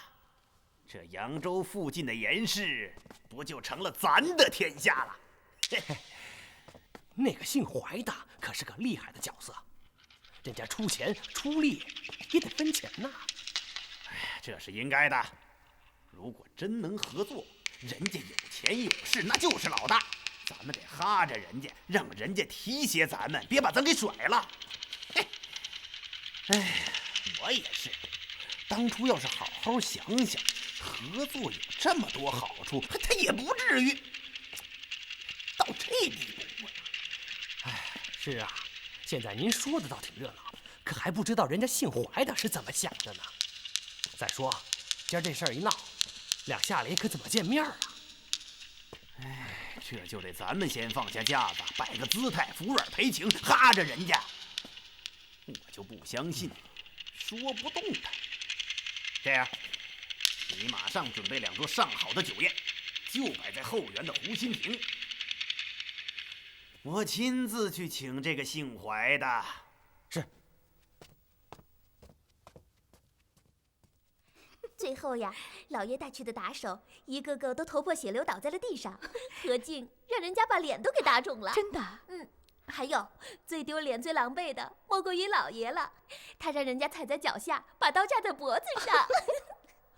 这个姓怀的真是了不起，竟能把何武奇这种恶人收拾得服服帖帖，而且他高价进盐，却平价卖给须臾百姓，这就说明此人乃是人侠上义之辈，有机会能见见就好了。他就住在通衢客栈中。通衢客栈？正是。夫人，夫人。老爷。夫人，好些了吗？好多了。夫人，今天晚上我要在后园中宴请一位贵客，要是夫人身体许可的话，最好能够与为夫一道。你知道我最讨厌吃吃喝喝，我不去，你还是自己去应酬吧。夫人，你有所不知，我们何家盐号日后的前途就在此人身上。啊？我还是第一次听你说这样的话。你不是一向很自负吗？哎呀，这次不同了，所以我希望夫人也能同我一道招待这位贵客。一来呢，显得更隆重一些；二来，你知道我读书不多，肚子里没什么墨水，怕和贵客说话时出丑露乖呀。这位贵客是谁呀？此人姓怀，乃是外地来的。姓怀？是啊。好吧，我答应你。太好了，那可就说好了，我这就去请这位怀先生。啊。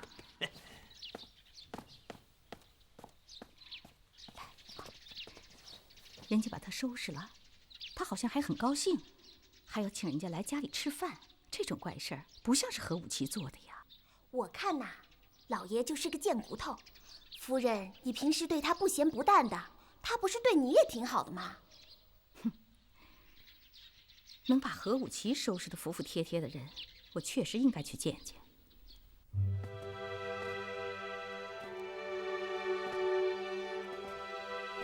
恩师，如果何武奇不来，我们该怎么办？他一定会来的，否则当初我就不会定下这样一条计策了。他不但会来，而且还会备下好酒好菜，请我们到他家里去啊！怎么，你不相信？倒也不是不相信，只是下午把他打成那样，他还怎么敢来呀？再说，你已经限他今夜离开，而且没得商量，他来了，岂不是羊入虎口吗？这就是心理战术。我逼得他越紧，他越会觉得此事是真的，也就越发急于见我。如果我给他留下喘息的余地，他反倒会起疑心呢。老爷，老爷，曾大人，怎么了，狄春？老爷，不怪大家都说您是神人，您可真是太神了。哎，何武奇来了，对吧？真的，何武奇真的来了。何武奇啊，现在门外站着笔管调直，毕恭毕敬的。叫他进来。是。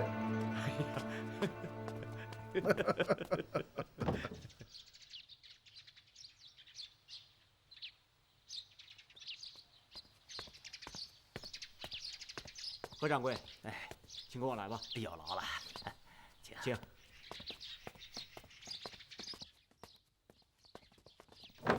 何掌柜，请进吧。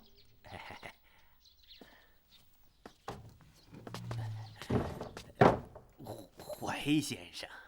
啊，何掌柜，有事吗？先生，武奇此来，一是为了下午发生在客栈门前之事赔罪。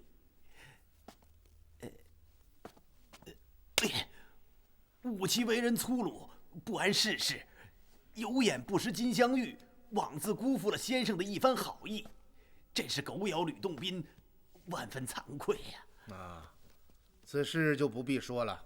何掌柜，今夜你便要离开盱眙，家里都准备好了吗？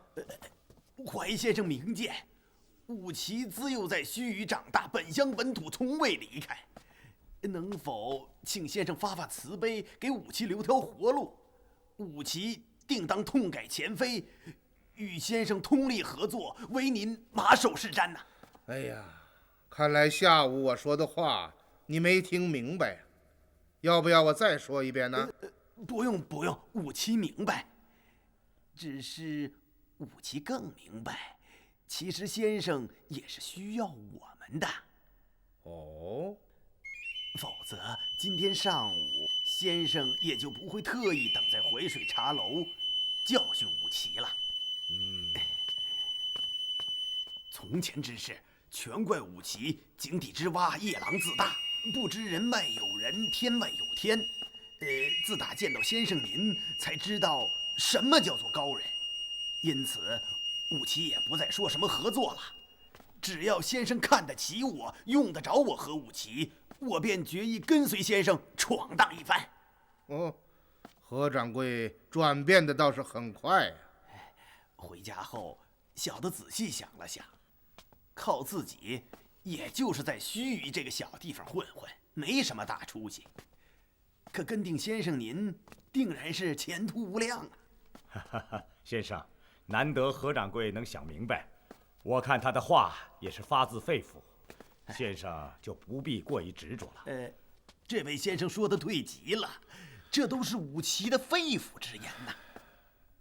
其实，怀某也并没有想抢占你的地盘和生意，只是看中了这里的严氏，想要发展一番。既然你如此诚心，我们就算不打不相交吧。啊，今日之事便当是没有发生过。多谢先生。既然谈到了生意，我倒想多说两句。怀某之所以来到盱眙，就是得知盱眙左近的各县食盐匮乏，因此不想错过这个大好的时机。啊，先生说的对极了。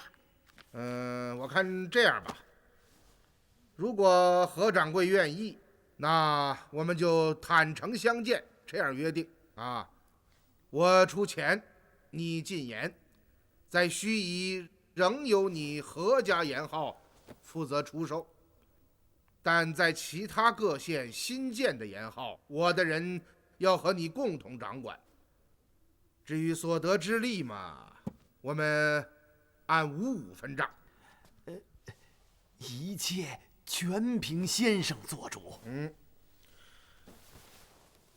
但是有一点，你进盐的渠道我必须要了解。你是怕我知道了你进盐渠道之后会把你甩掉，是吧？先生多虑了，武奇绝对相信您的人品。你不相信没关系，我会给你提供保障的，那将是你一辈子也吃不尽用不完的。多谢先生。可武奇武奇担心的不是这个。那你担心什么？先生，您可能不太了解，朝廷对私盐深恶痛绝，严法定制，私卖食盐3担的就要被判死刑。因此，这私盐贩卖的行规极其严格，每次接盐都由对方事先送来一张铁卡，而后约定日期，待日子到了，便由我一人前去付款，运盐则全部由对方负责。何掌柜，有一点你必须清楚，我们是第一次合作，双方还缺乏信任，因此首次接盐，我必须要随你同行，以后便由你自己办理即可。至于其他的，那就是你要解决的问题了。好，我答应你。何掌柜，我这个人还有个毛病，说出的话从来不能更改。这一点武奇已经领教了啊，那就好。请先生放心，我一定将此事办妥。好吧，成交啊！多谢先生提醒。哎，彼此彼此。先生，武奇还有一事，说吧。今晚请先生务必赏光到我家中。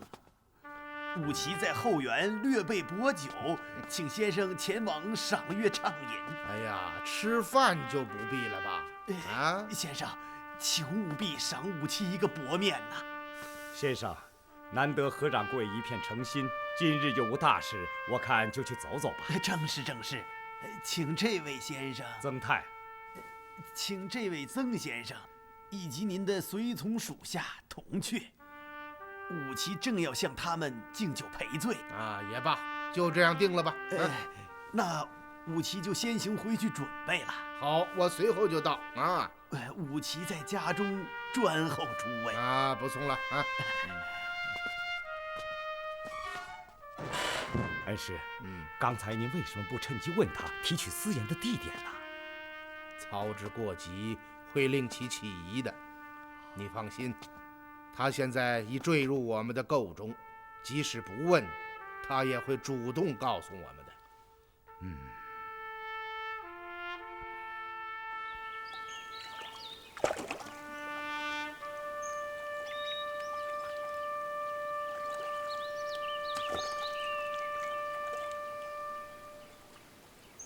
小青，我想这里应该就是太平镇了，啊？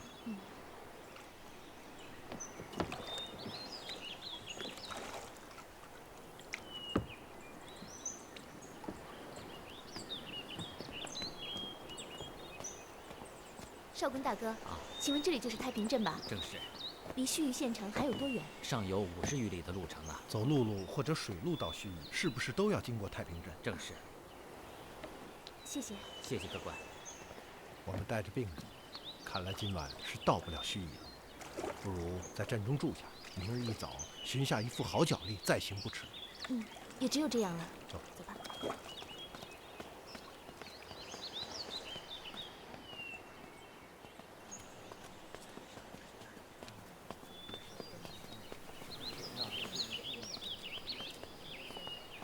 水生，咱们就在这里借宿吧。好吧。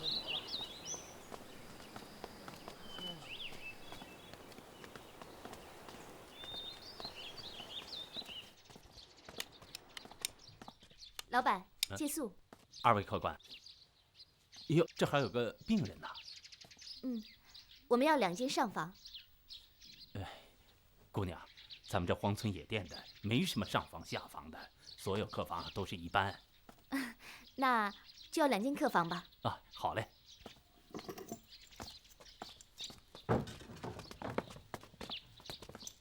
2位，里面请吧。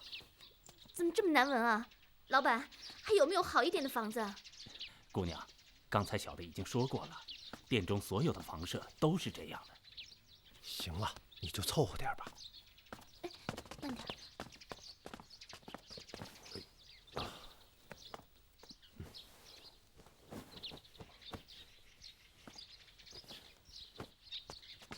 对了，二位，你们晚饭是在店里吃啊，还是出去吃啊？就在店里吧，给我们送到房中。那倒没问题，只是有一件事，咱们可得说好了。什么事啊？您吃的菜里要是放盐的话，那得单加钱。放盐还要单加钱，这是什么道理？难道你们吃菜都不放盐？哎，您算是说着了。须臾闹盐荒，这盐价呀贵得吓人，要500文一斗呢。什么？500文一斗盐？是啊，所以我们平时只是忙里吃盐，闲来淡食。哎，真是对不住二位了，您多担待吧。那好吧，加钱就加钱。哎，齐了，那饭菜一会儿就送到啊。好，麻烦将这副药煎好，给我送来啊。实在是对不住，小的得给二位忙活晚饭，实在是忙不过来。厨房就在外面，要不您自己辛苦一下？难道这客店里只有你一个人？哎，是啊，就我一个人，这多一个人呐，就多吃一口盐。好，你去忙吧，我们自己来。哎，等等，客官，您还有什么事儿？这几天，你有没有见到几十号人押着数十辆大车经过镇上，往盱眙县城而去？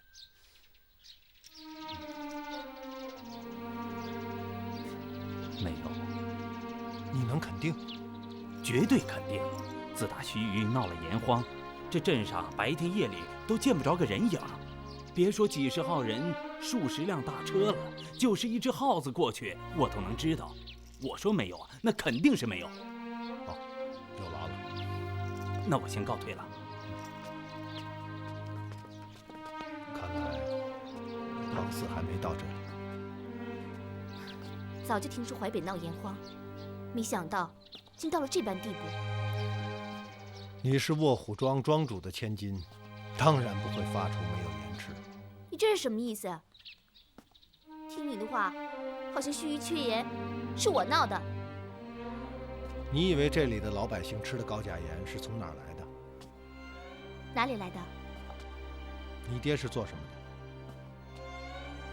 你是说，那些高价盐是我爹卖给他们的？你爹曾经自豪地说过，卧虎庄掌握着淮北地区所有的盐市。你想一想吧，这些高价盐是谁卖的？他怎么能做这种伤天害理的事情？你爹做的伤天害理的事情还少吗？不，我不相信，他绝不会做这种事。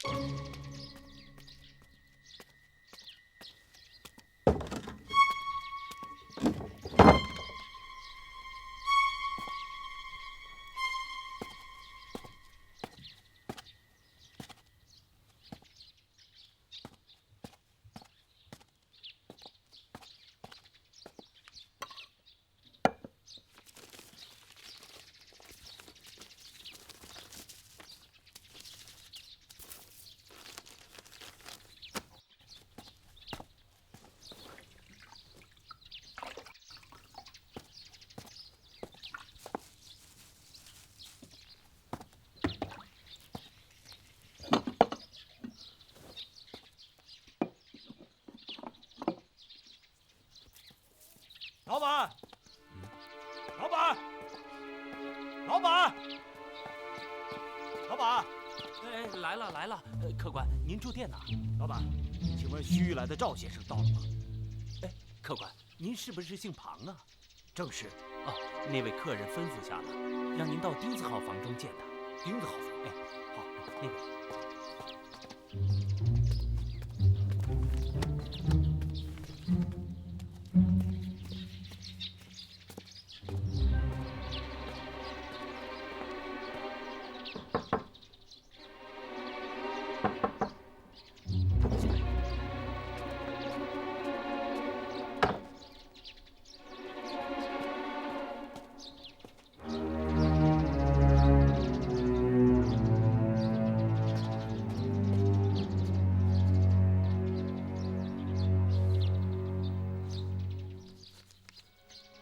就是赵先生。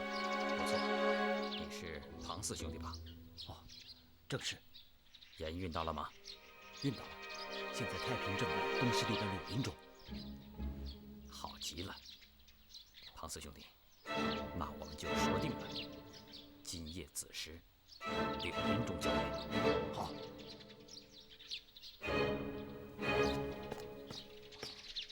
小青，水生，你说我爹，彭四，一定是他，你怎么不叫住他？小声点吧，姑奶奶。为什么不叫住他？叫住他干什么？问他大趸船是不是他劫的？你想他会怎么回答？可就这样放他走了吗？刚刚他和一个虚意来的人在房中会面，约好今夜子时在太平镇外东十里的柳林中交野。到时候我们尾随而去，一探究竟。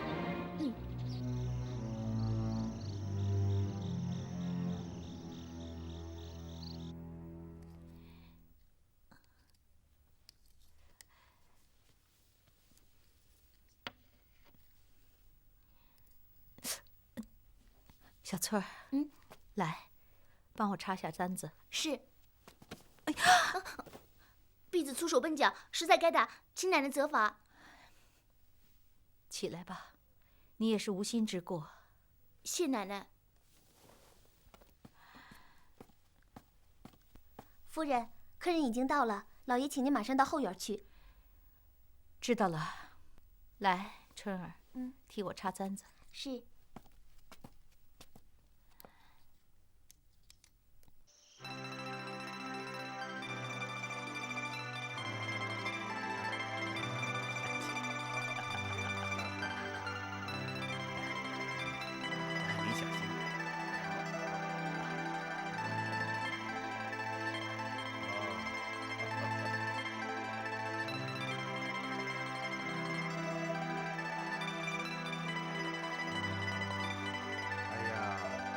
好一处雅致的园林呐！啊，曲水徜徉，亭台错落。何掌柜，想不到你胸中还真有几分雅骨啊！哎呀，让先生见笑了。这园子是内子亲手设计的。哦，先生请。好，请。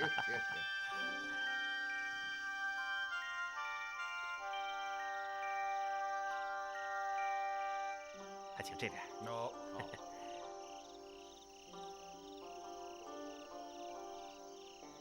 请。好。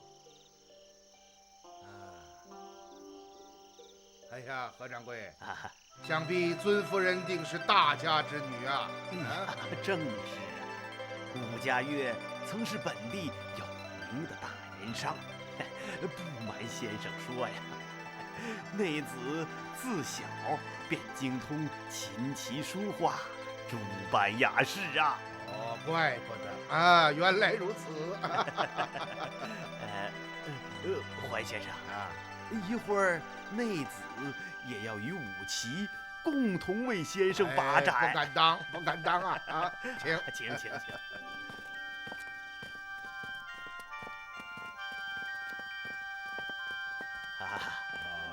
这位就是今晚的贵客怀英怀先生，夫人禀事。夫人，怀先生妾身有礼。怀英不敢当。曾先生、鲁先生啊，夫人，各位请。好，请。请。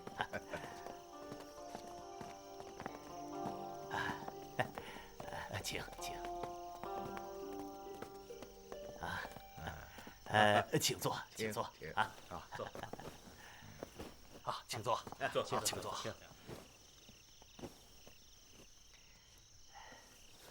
武奇行事鲁莽冒失，今夜在这里向诸位赔罪了。何掌柜，此事休要再提。自今而后，你我倾心相交，通力合作啊！来，大家共饮此杯啊！来，共饮此杯，来喝。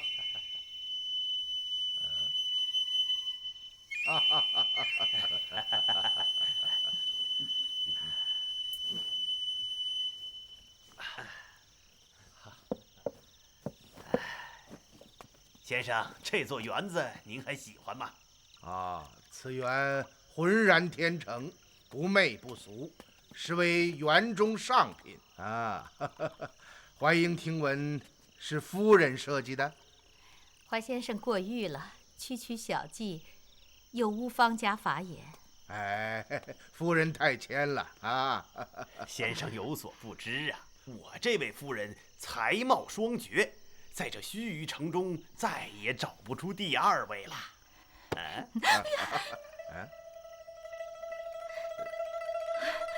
哪有你这样的，当着贵客的面夸自己的妻子？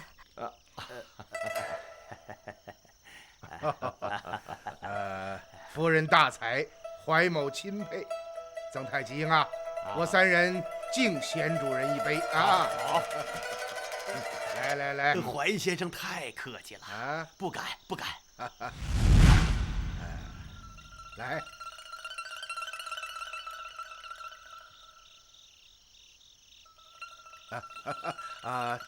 叨扰贤主人，怀某于心不安，先干为敬啊！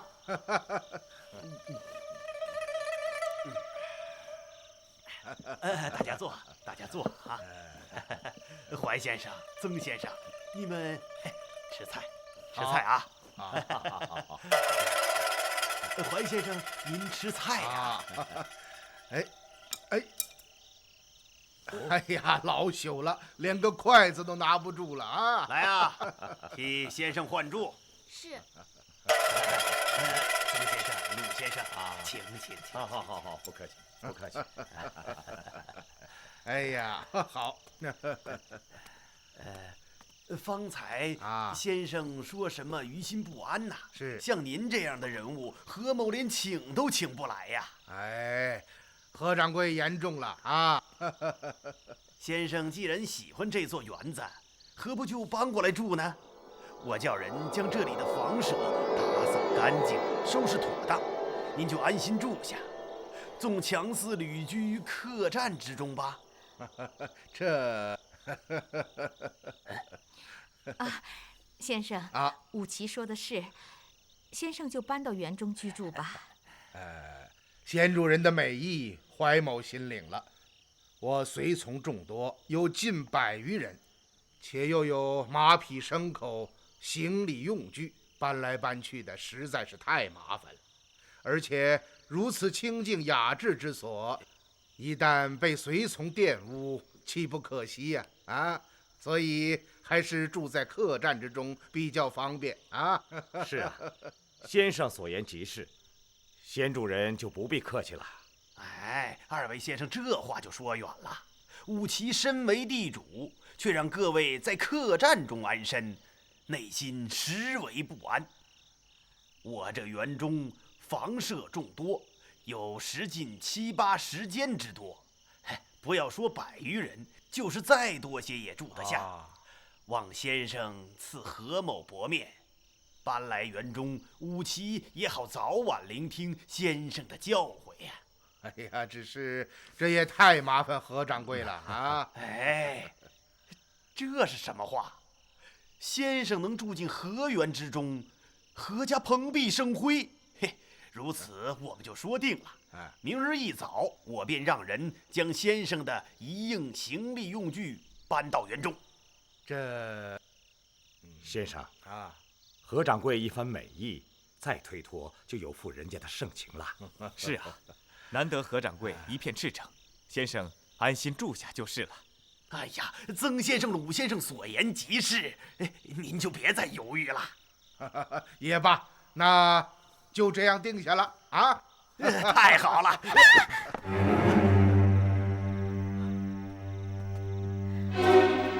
夫人，你这是怎么了？你呀，刚喝2杯就醉了，歪歪斜斜的踩到我的脚了。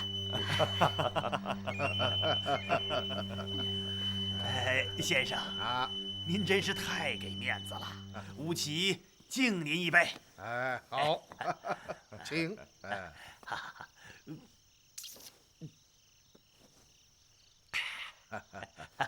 请。夫人的左臂似乎有些不太方便吧？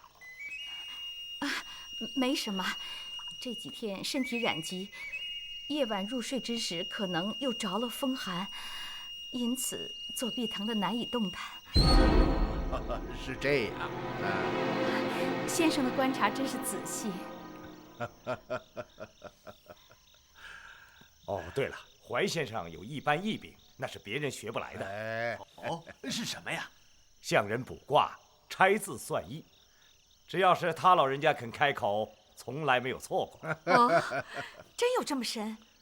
趁先生今天高兴，夫人你可以试一试。曾太呀，我这点家底儿早晚让你给抖搂光喽啊！那就请先生莫辞辛劳，为我们演示一番吧。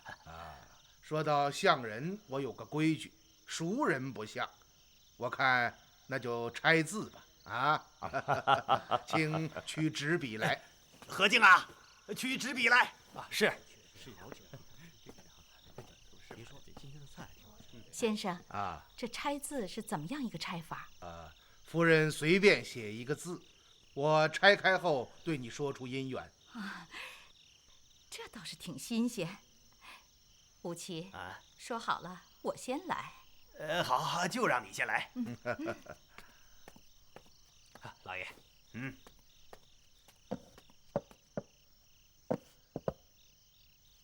夫人请。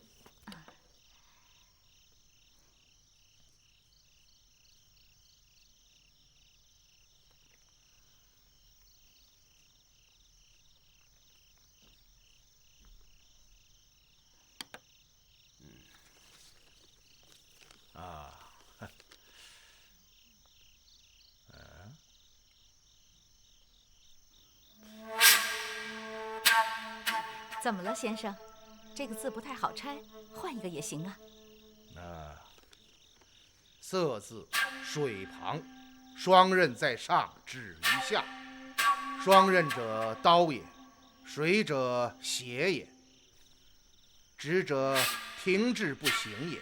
也就是说，夫人近来所谋之事，定会遭遇血光之灾，而且难以成功。你是怎么？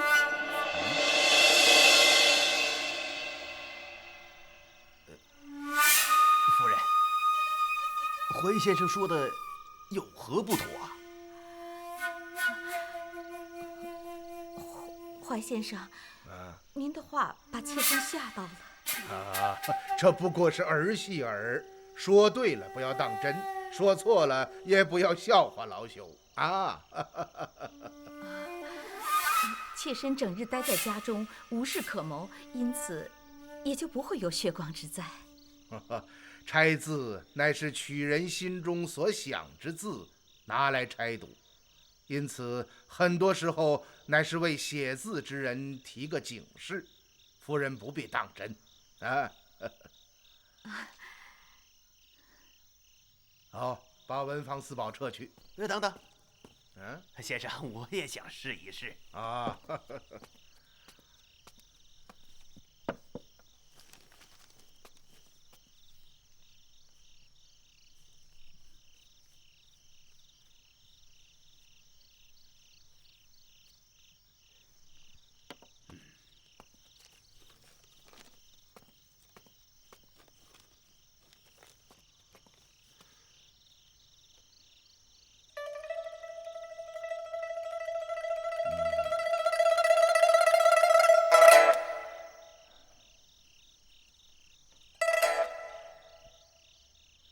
言者，臣在上，敏在下，旁边有鲁。臣者为阳，男人也；敏者，成物之气也。在艺术中，代表阴，也就是女人。敏之所以代表女人，是因为女人六甲怀胎，就像是盛着东西的器皿，而臣旁边的鲁者，乃是咸苦之意也。这个字拆读后，乃是男人在上，女人在下，咸苦之味在于男人之旁。这就是说，最近有一个女人依附于你，但你们的关系会生出嫌隙。换句通俗的话，何掌柜要小心桃花劫呀！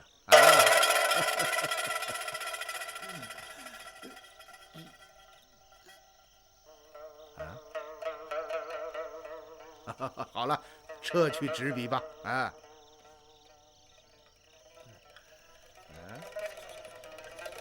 撤去纸笔呀！是。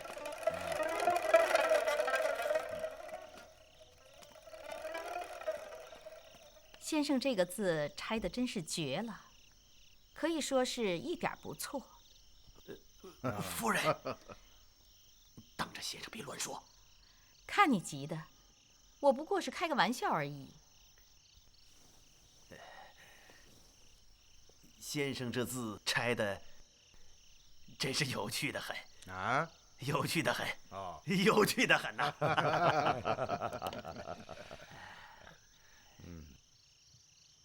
哎，怎么都不说话了啊？哎，来，喝酒啊！先生妾身不胜酒力，就先回房歇息了。哦，夫人请便。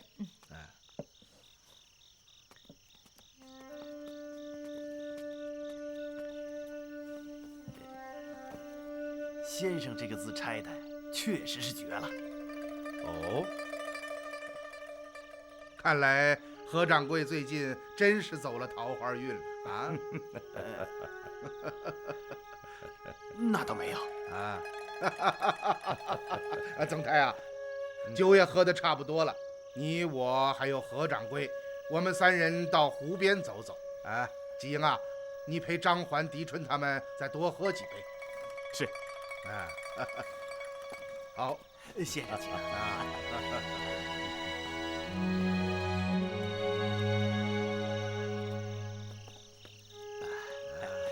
这边请。好，何掌柜啊，我们初次合作，你这一次下去准备要进多少担食盐呢？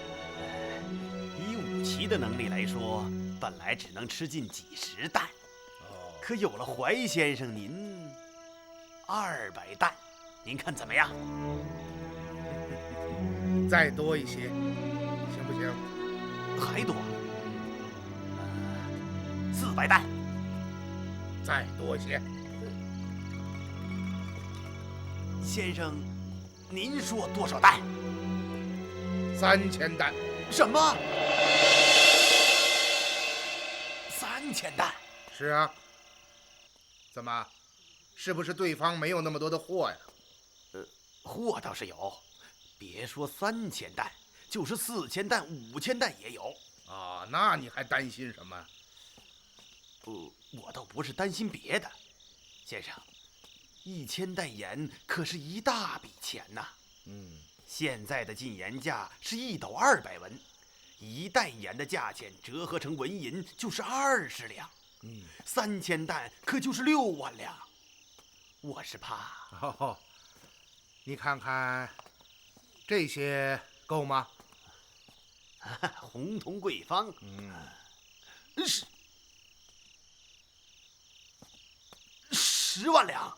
啊，剩下的几万两作为你的保障银，我曾经跟你说过会给你保障的，对吗？先生，您对我真是太好了。不过在盐运回盱眙之前，这张10万两的凭信还要在我手中保存。那是当然，那是当然。何掌柜啊，以后您叫我武奇就行了。武奇啊，这些盐枭倒是很有本领，竟能够将如此大批的私盐运进盱眙啊！先生，实话对您说吧，发货的人不是盐枭。不是盐枭，那是什么人？这可是私盐行里的绝密，按说我是不该跟您讲的，但现在我们是一家人了，说也无妨。你放心，事关咱们2家的生意，我一定会保守秘密啊。这一点我绝对相信。发售私盐的人叫葛天霸，乃是洪泽湖畔卧虎庄的庄主。哦，这卧虎庄可是在卧虎镇附近？正是。卧虎庄离卧虎镇40里，面向乱云山，背靠洪泽湖。是这样。那么此人是什么来头？具体的不知道，只知道葛庄主手下养着数百亡命，他本人也是武艺高强，在洪泽湖一带是个跺跺脚、山水乱颤的霸王人物。那么如此大量的私盐，他们又是怎么运进盱眙的呢？这个就不太清楚了。反正目前淮北这几个盐荒县用的都是卧虎庄的盐。我也一直纳闷儿，这么多盐，他们从哪儿弄来的？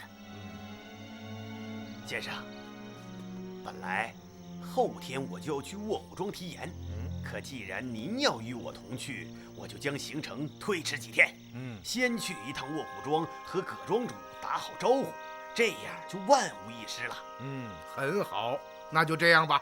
啊，您放心，我一定将此事办成。好。好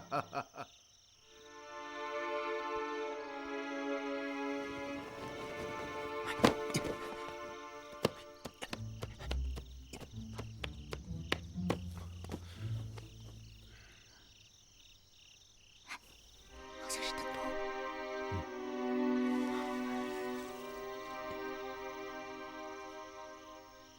他怎么会在这儿？他一直在跟踪庞四他们。这个坏家伙肯定有没安好心。嘘，来了。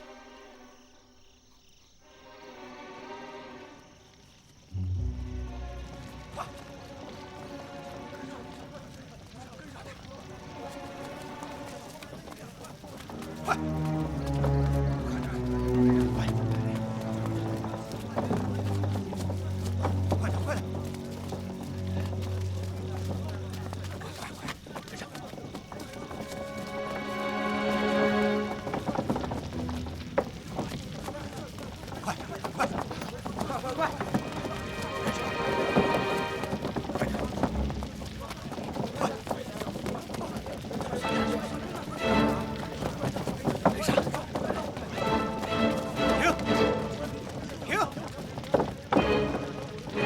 大家原地休息，注意警戒。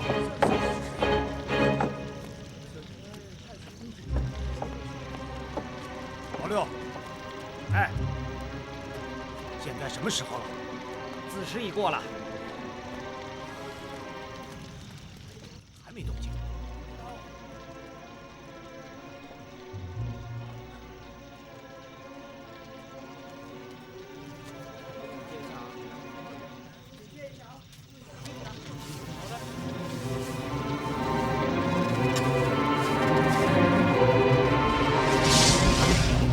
上街！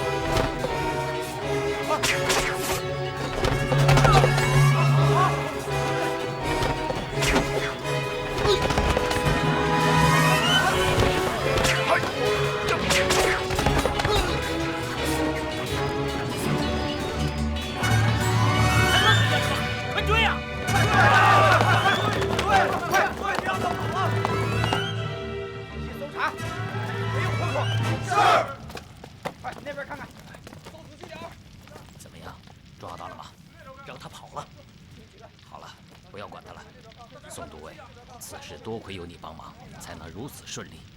放心，我不会亏待你的。您太客气了。令众军将盐车推走。那严萧的尸体呢？就扔在这里，让地保去报官吧。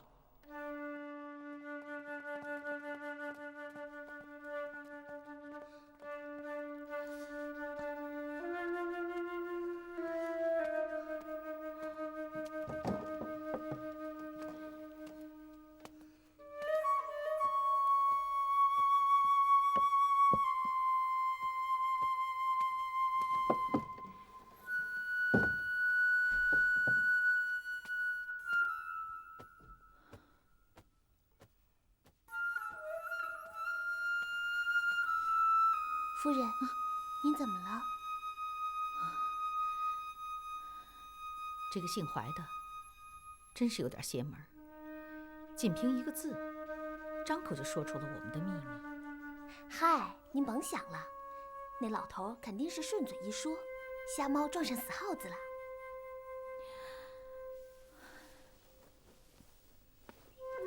不然，如果他只说准我一个人，也许我不会相信。然而他说到何武奇呢？他要何武奇小心桃花劫，这岂不是又被他言中了？这又怎么解释？您要这么说，倒还真是的。这老头确实挺神的。这位怀先生是个异人，难怪何武奇对他点头哈腰的，还要请人搬到园子里住，而且他们要合伙做什么事情。老爷是无利不起早的人，没有实力，他才不会对人家那么好呢。春儿，我心里有点不祥的预感。哦，什么预感？我觉得这个怀先生来得甚是蹊跷。怎么蹊跷？我也说不上来，也许是女人的直觉吧。不行，我要见他。现在？春儿，你马上出府，约他在后角门的大柳树旁见面。好吧，我马上就去。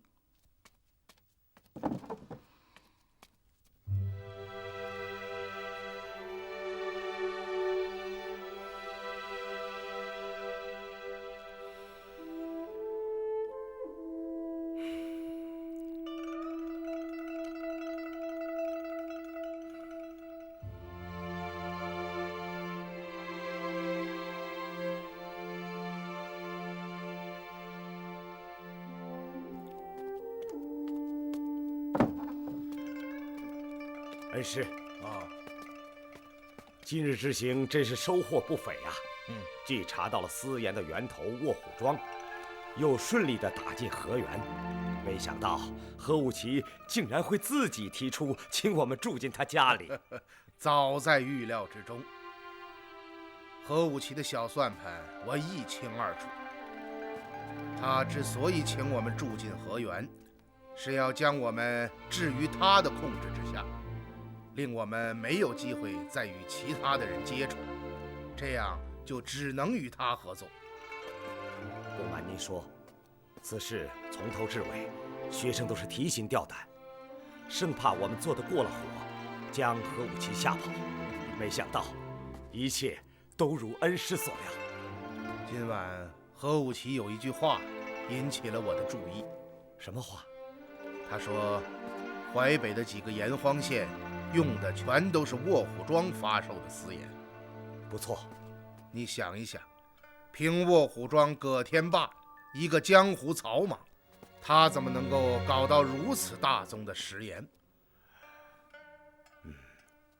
我明白您的意思了。您是说，卧虎庄发售的便是邗沟覆船后落水失踪的官盐？正是。而且据狄春所说，北沟大仓运盐船队所载的官盐，在苇子荡被转到了一艘大趸船上。来，快点！快点，快点！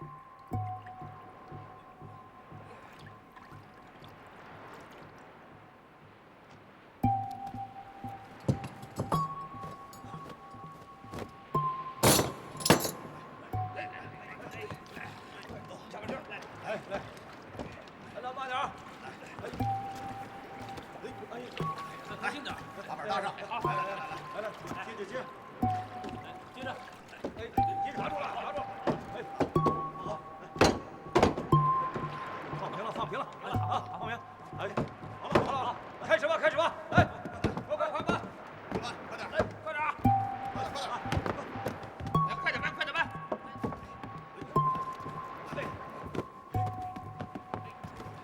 来，小心点，接着。而后大趸船向北驶去，我刚刚查过地理图，由苇子荡向北，正是卧虎镇的方向。哦，综合以上几点，我们已经可以做出初步的判定：失踪的官盐被运到了卧虎庄，而后再由葛天霸负责向炎黄地区发售。恩师，我们下面该怎么办？下面是最凶险也是最艰难的一步，调查取证。目前一切还都停留在推论阶段。狄春跟踪北沟船队，在港岔之中迷失了方向，没有找到带人们的屯盐之所。我们率队击破北沟大仓，虽然救出了鲁吉英和宁氏，却让元凶林阳逃走。而今我们通过何武奇之口得知了私盐的源头，却也并没有足够的证据证明卧虎庄发售之盐就是失踪的官盐。而邗沟覆船的原委，我们也只能够依靠推断，得出官匪合谋这个结论。但事实真相究竟如何，却并不知道。因此，一切都有待进一步的追查。恩师，您想怎么办？利用何武奇乔装改扮，潜入卧虎庄。啊？什么？恩师，您真的要潜入卧虎庄？只有打入他们的核心，才有可能取得有力的证据，也才能够探查出事情的真相。可恩师，这太危险了。不入虎穴，焉得虎子？就是刀山火海，也要闯上一闯。那盱眙的命案呢？何武奇要前往卧虎庄替我疏通关节，往返要有几天的时间。我想，在这几天里，我们完全可以将通衢客栈的命案审清问明。您有把握？我之所以要进入河源，首先是为了盱眙私盐案，其次就是要暗查何武奇周围之人的举动。之前我们通过分析得出了结论：客栈中真正的杀人凶手是对何武奇非常了解的人。您的意思是，凶手有可能是他的家人？本来这不过是我的推断，但今夜在何家的酒宴上，我却看到了一件不同寻常的事情。哦，什么事情？还记得吗？我们在席上饮酒之时，所有人都是双手举杯，唯独何武奇的夫人只用右手倾杯。今夜在这里向诸位赔罪了。何掌柜，此事休要再提。自今而后，你我倾心相交，通力合作啊！来，大家共饮此杯啊！来，共饮此杯。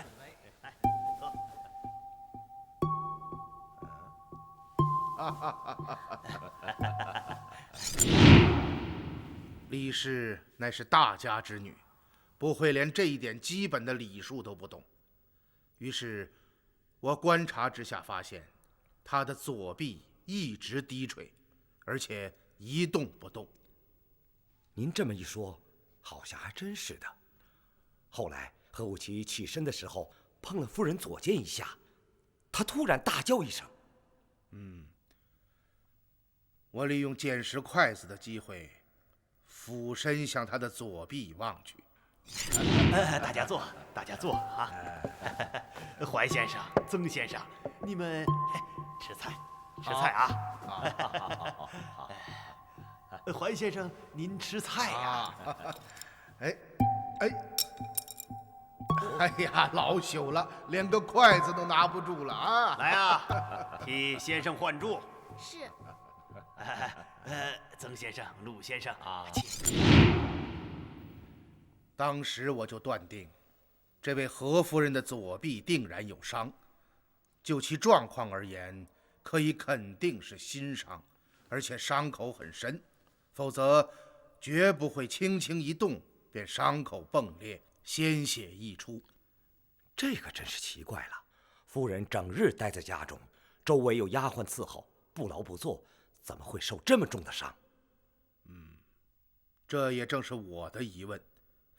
此时我忽然联想到孙喜旺曾经说起他在通衢客栈D字丙号房中误伤那个女人的事情。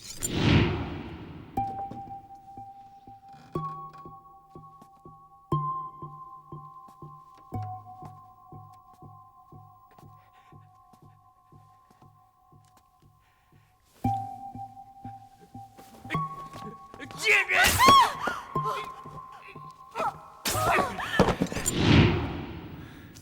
当时孙喜旺说，那女人左肩中刀，鲜血不停地流出。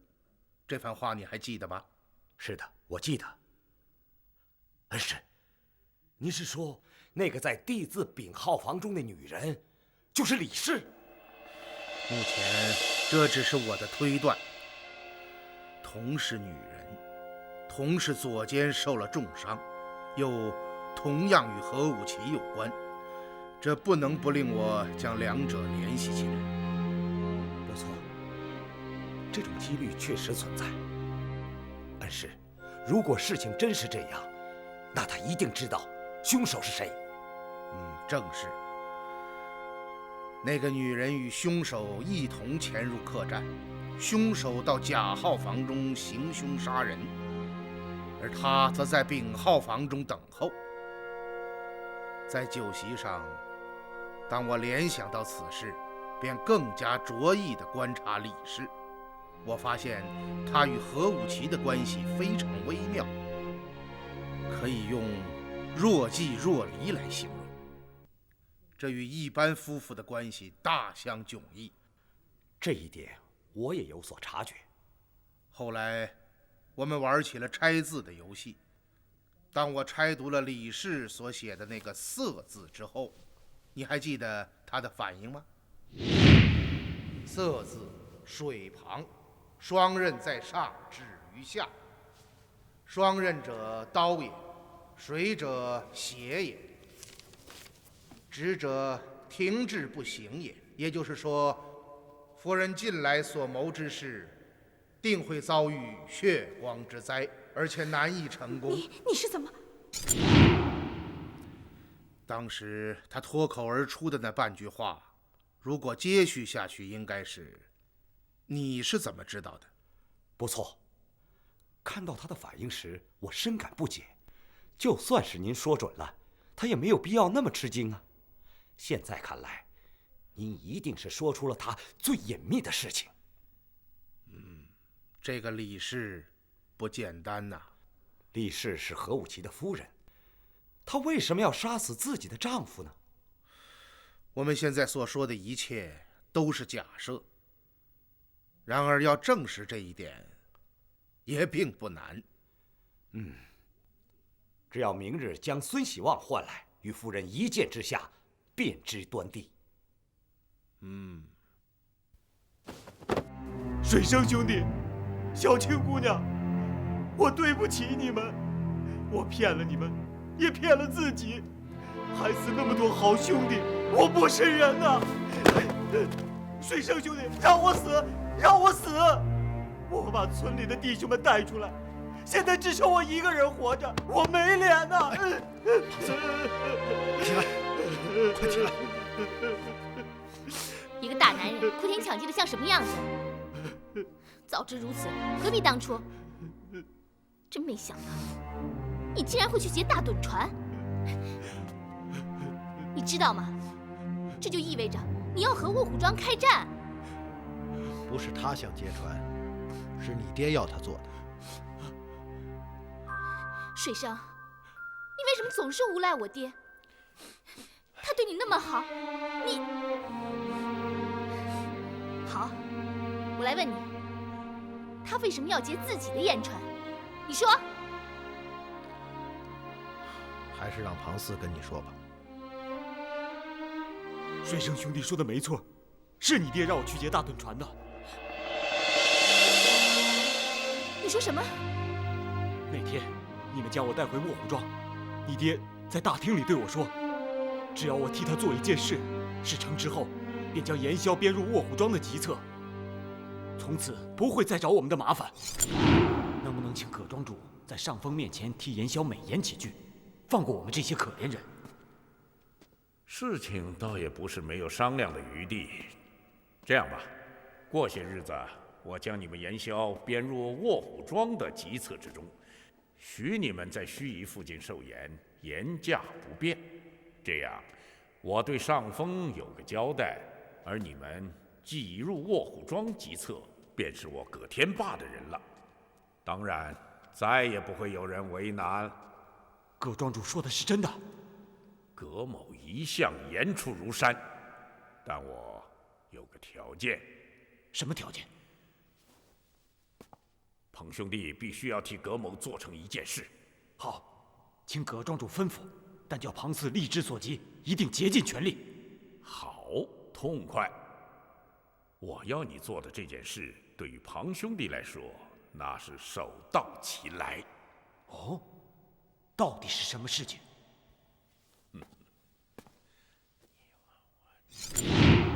他让我率手下所有的盐枭，趁夜进入飞云浦，杀死船上所有的人，将船上所载的食盐卸下运走。第二天夜，我率盐枭劫持了大趸船，抢走船上所有的食盐。可我却不忍心杀害那些无辜的人，于是，我将船上的人捆绑后放在交王祠内，派人送信给你爹，请他处置。那些被烧死的人。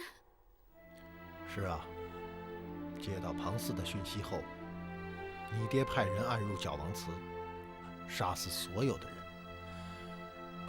而后放火将那里烧成了一片白地。真的是他，真的是他。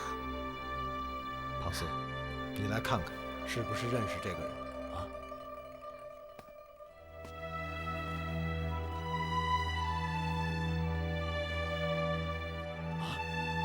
是他，他就是大趸船上领头的，好像叫彭什么彭春啊，对对对，就是彭春。真想不到他就是彭春。那个林阳在写给你爹的信中曾经提到过他。水生兄弟，他怎么会和你们在一起啊？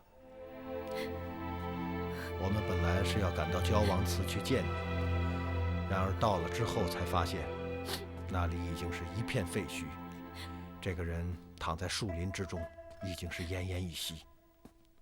哦，那后来怎么样？后来我将所劫的近万担食盐装上葛庄主给我送来的数十辆推车上，而后起行前往盱眙。为什么要到盱眙？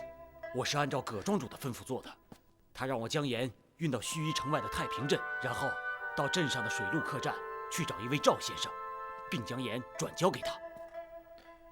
这个赵先生是什么人？这我就不知道了。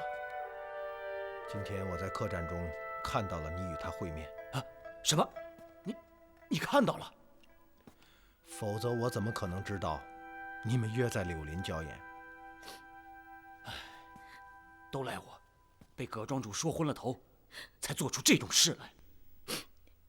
庞大哥，对不起。出了事之后，我一直在怨你。可现在我知道，是我错了。我有个禽兽不如的爹。小青姑娘，都怨我糊涂啊！你做什么去？出去转转，你们先哭。我不哭了，你别走。本来我想得美，替葛庄主办完这件事，回去就能编进卧虎庄的计策。可谁想到，今夜竟然会被官军撞上了，真他娘倒霉！你说错了，不是撞上的，官军早就在那里等你们了。什么？这怎么可能？官军怎么会知道我和赵先生约好在柳林郊演？你能不能动动脑子啊？那个赵先生就是官府的人。啊？可赵先生是葛庄主的朋友啊。那又怎么样？葛庄主是犯私盐的，他怎么敢跟官府扯上关系？他又为什么要将那么多盐交到官府手中？具体原因我也不清楚，但你想一想，如果姓赵的不是官府的人，官军围剿之时，他为什么不在现场？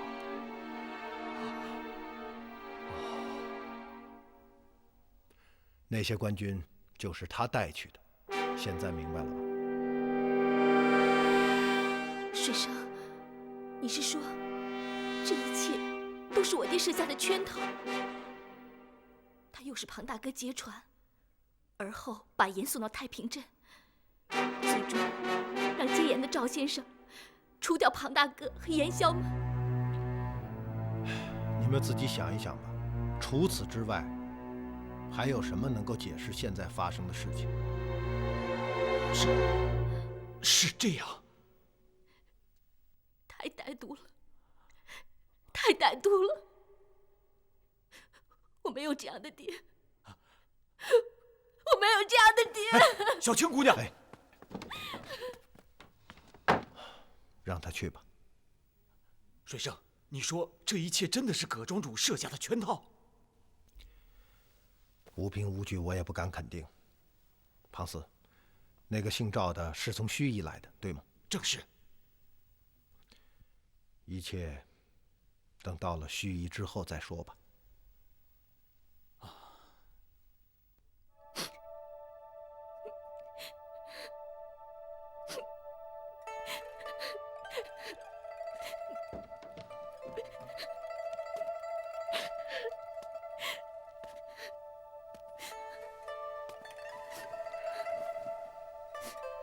你来干什么？瞧瞧你。有什么好瞧的？我真想死了算了。有这样一个爹，真是生不如死。我还不如干脆死了，替他赎罪。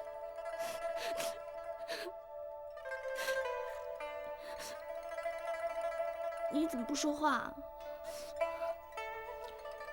首先，真想死的人不会说。其次，你就是死了，也赎不了你爹的罪。现在，我宁可是个孤儿，只要有你就够了。也许我从前还不如你爹呢。你就不能安慰安慰我吗？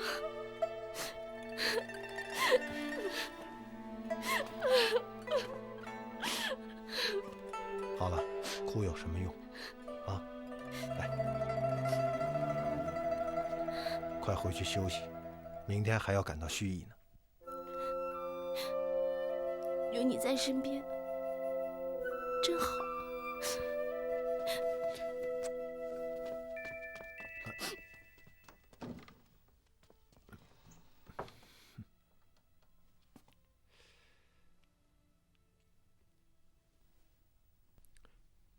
赵先生，这个赵先生究竟是什么人？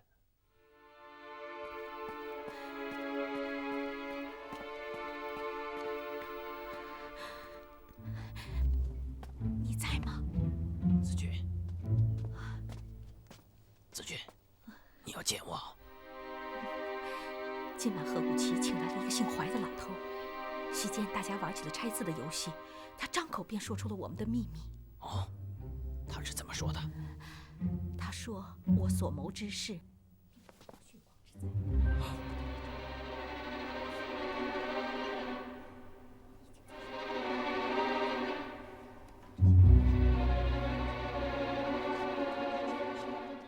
放心，这一次一定能成功。我只有一个请求，别再杀人了，好吗？现在想回头，已经来不及了。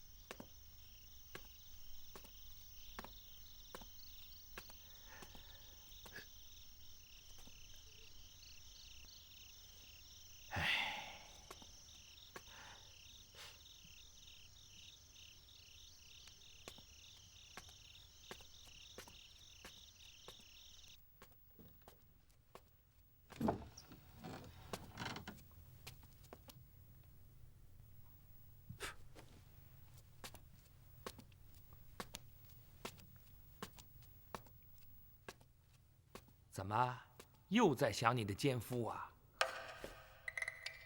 嗯，你干嘛这么看着我？现在奸夫是靠不住了，只能靠我这个丈夫了。所以我劝你还是对我好一点儿，否则我一纸休书，你就只能到大街上和要饭的住在一起了，知道吗？孙喜旺，我跟你辛辛苦苦那么多年，你要是现在休了我，我就是做鬼也不会放过你。你要是真能狠下心来做鬼呀，我求之不得。哼，做鬼，这绳子就在墙角，房梁也挺结实，你只要头往绳套里一钻，脚一蹬，马上就变成鬼了。哼，也省得我因为讨了你这么个偷人的老婆，在人前丢人现眼。嗯，怎么？现在怕我休你了啊？几天前你不是还说吗？只要我写下休书，你立刻就走人，再回下头就是我养活的吗？现在怎么变得这么快呀？啊，你的本事呢？本事呢？孙喜旺，你跟窝囊废，这辈子头上戴绿帽，下辈子还是活乌龟。实话告诉你，老娘在外面就是有人了，而且比你强上100倍。你这个淫妇，这等事你竟然还有脸说出口，你真是浪荡成性，猪狗不如啊你！实话告诉你，若不是衙门管了此事，我早就把你和那个奸妇剁成肉酱了，你知道吗你？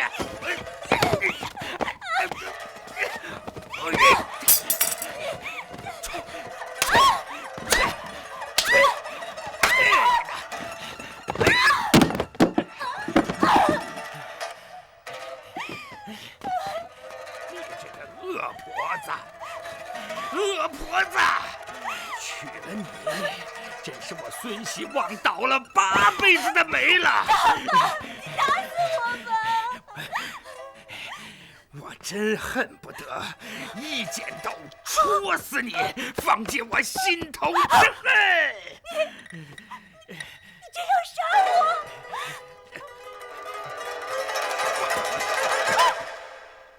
快点啊！你们几个，快点！都搬过去了。快点！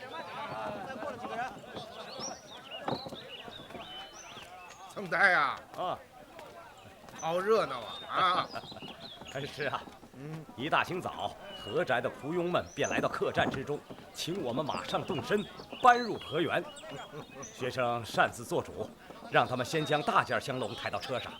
看来何武奇着急得很呐。是啊，看起来他是真把您当成了大东家了。急啊！来，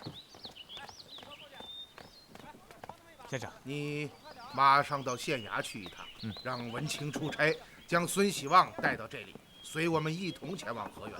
是，我马上去办。好。来，总裁啊，你想一想。哟，县令大人，怀先生正找您呢。怀先生，县令大人，我正要让吉英去县衙见，想不到你就来了。怎么，先生要走啊？何武奇让我搬入河源之中。何武奇真的请您搬进河源？正是。县令大人，我想请你出差，将孙喜旺带到这里，与我同进河源。却是为何？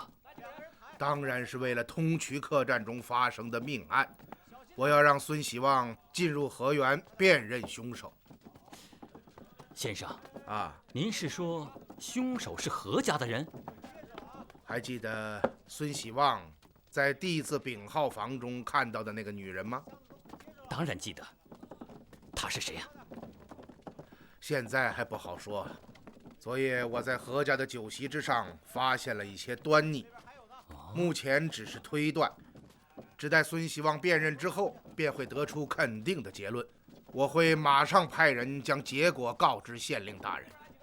先生下官正要对您说孙喜旺的事情呢。孙喜旺怎么了？今晨，孙喜旺的街坊到县衙报案，说昨夜2更时分，听到孙喜旺家中传出一声惨叫。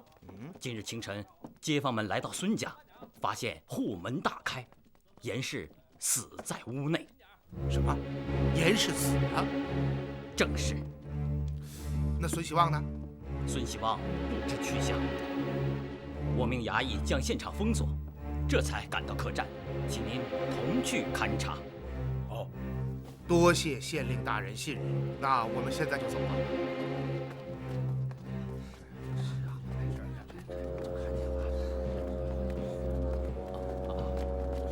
大人，这是本方的方正，另几个人是孙家的街坊邻里，今晨就是他们几个到县衙报案的。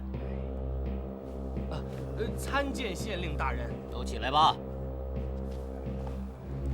是谁第一个发现严氏的尸体啊？是小人。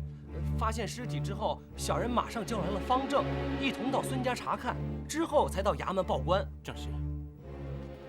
你家住哪里啊？小人就住在孙家隔壁。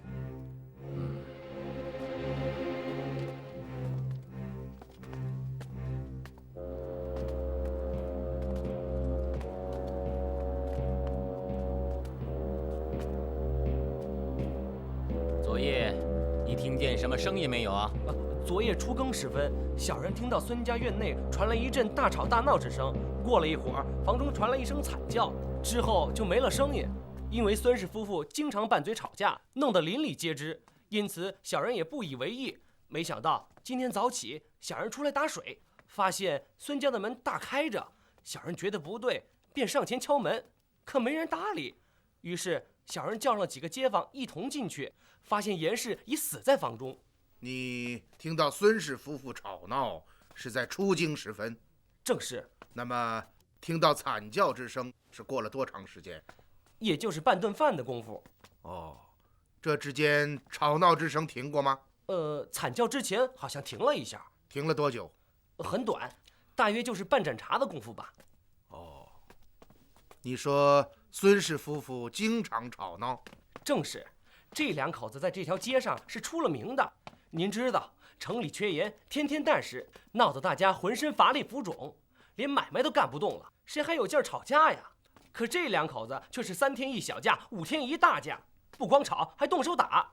我都劝过好几次，街坊们都说，一看他俩打架那劲头，家里存盐一定多的是。他说的还真有些道理。我们可不是在春香房中就发现2个大盐罐吗？下人都是如此，就更不要说主人了。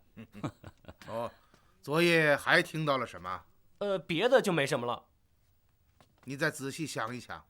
哦，对了，2人吵闹当中，院子里好像发出扑通一声，不知是撞倒了什么。扑通一声。正是，除此之外就没有了。我们进去看看。请。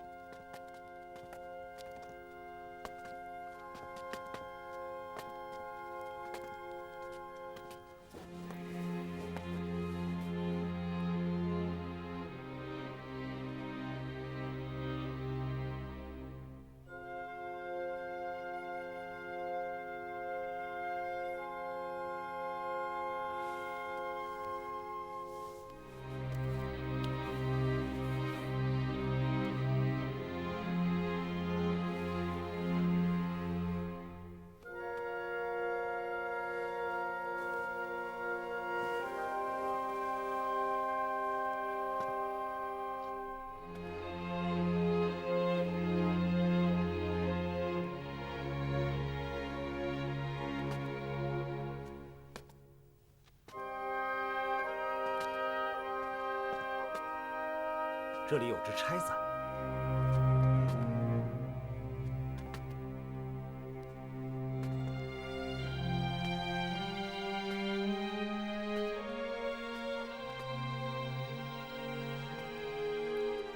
先生，您有什么发现？从严氏的死状和脸上的淤青可以看出，死前定然与人进行了激烈的厮打。而且可以断定，与其厮打之人一定是孙喜旺。哦，却是为何？严氏的脸上为何会有淤青？定是厮打中被人击中脸颊。不全对。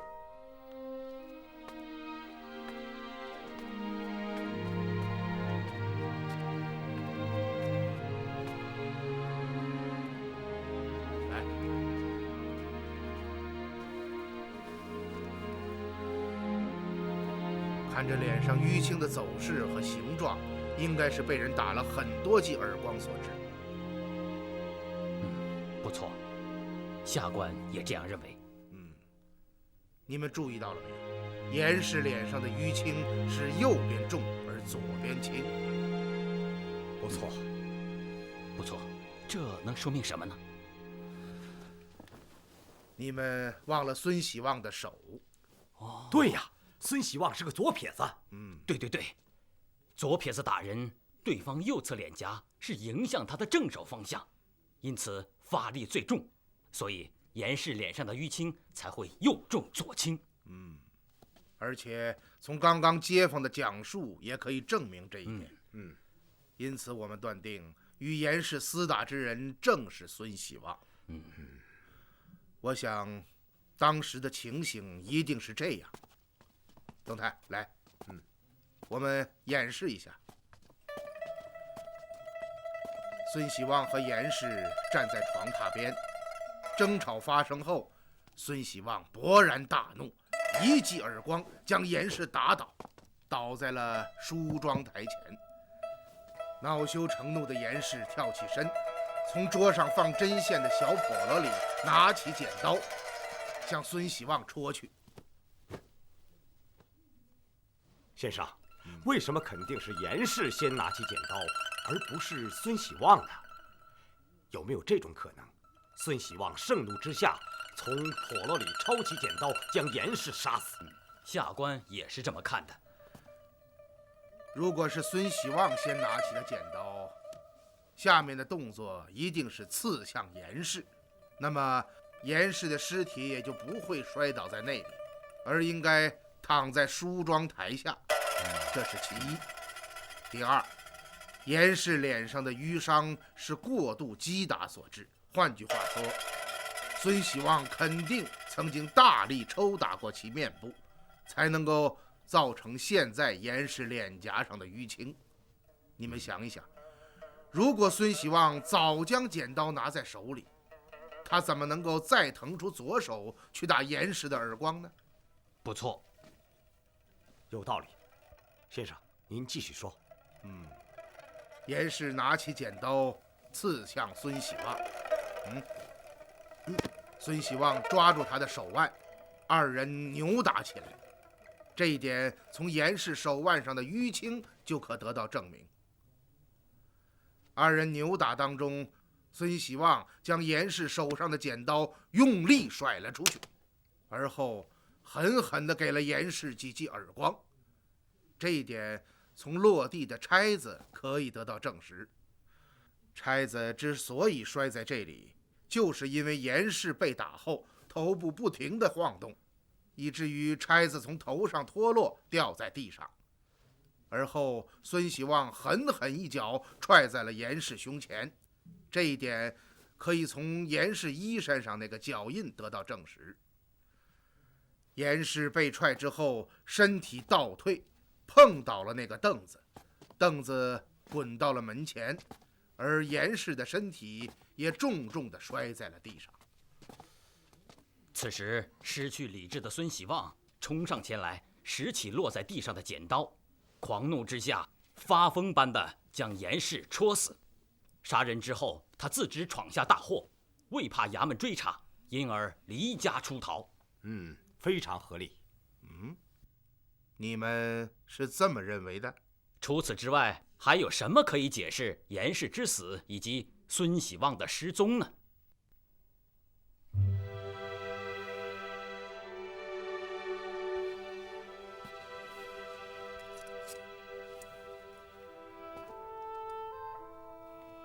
剪刀上印有左手的血手印，可以肯定，杀人者定是孙喜旺。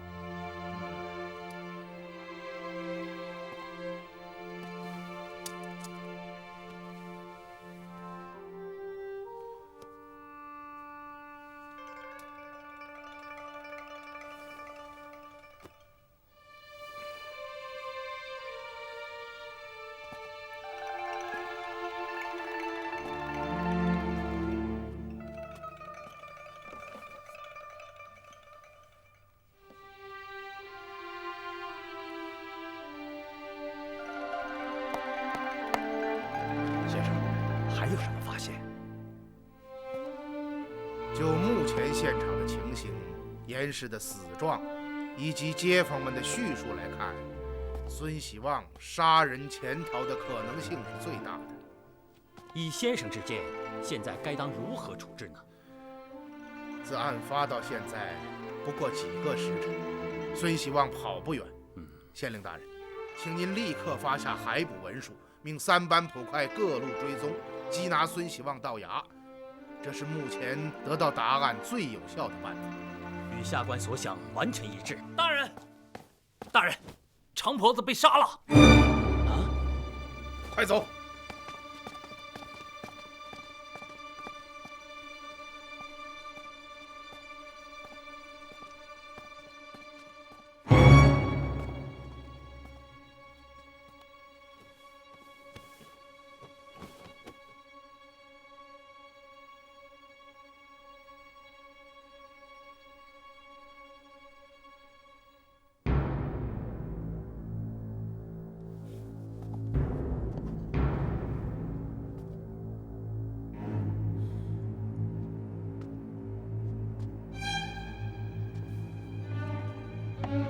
县令大人，我记得常家门前应该是有捕快日夜监视。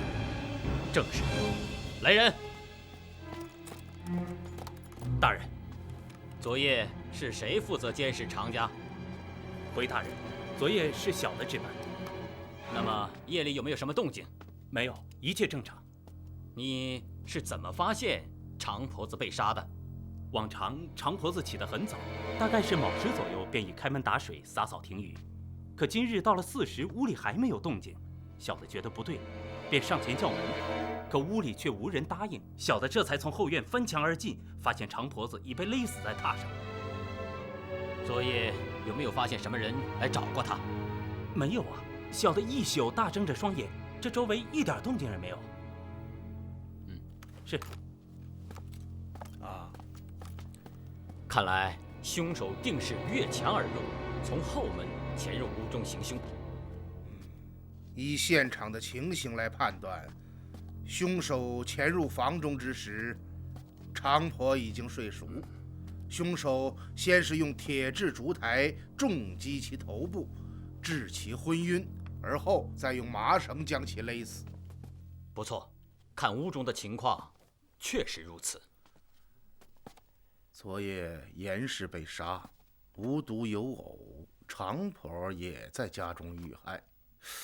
我想这2件案子当中，定有内在的关联。哦，内在关联。先生，您的意思是？我所说的内在关联，指的是作案动机。你们想一想，谁有动机杀害长婆子呢？首先，何武奇为了掩盖他与严氏通奸之罪，有可能遣人害死长婆，杀人灭口。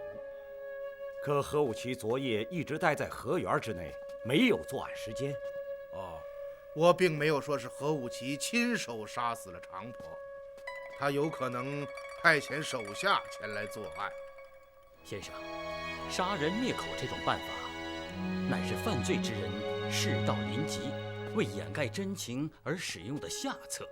而何武奇现在还并不知道通奸之事已露，他为什么要杀人灭口？我想，此案应该不会是他做下的。何武奇财大势大，他很有可能已经通过另外的渠道得知了通奸之事已经败露，因而行此杀人灭口之举。如果昨夜仅发生了长婆遇害这一桩案子，我们完全可以将他列为第一嫌疑人。然而，真正令何武奇脱却干系的是孙记绸布店内发生的凶案。这2件案子几乎同时发生，而被害人严氏与长婆之间又有着紧密的联系，因此这2桩命案独立发生，毫无关联的可能性几乎是零。我们姑且说这2桩命案是同一凶手所为，而就何武奇来说，杀死长婆灭口是符合逻辑的。然而杀死严氏却有悖常理。通奸之事，严氏与其同罪，2人是一根线上的蚂蚱，谁也跑不了。因此，严氏绝不会咬出何武奇。这一点，何武奇心里非常明白。况且这2人恋奸情热，心头一合，何武奇是不会对严氏下此毒手的。是的，何武奇作案的可能应该可以排除了。那么，我们就不得不说到另外一个有作案动机的人——孙喜旺。孙喜旺？孙喜旺杀死严氏，这一点可以肯定。可是他为什么要杀死长婆子？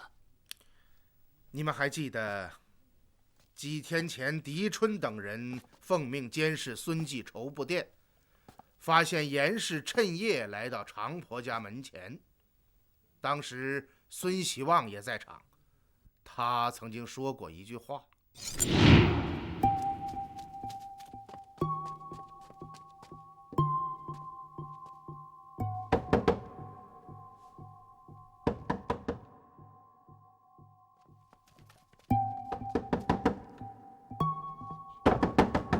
这就是常妈妈家，我早就怀疑是这个老钱婆为奸夫淫妇搭的桥。你说她……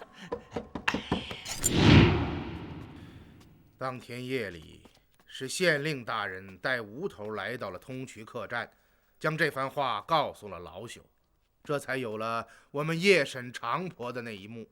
不错，下官记得。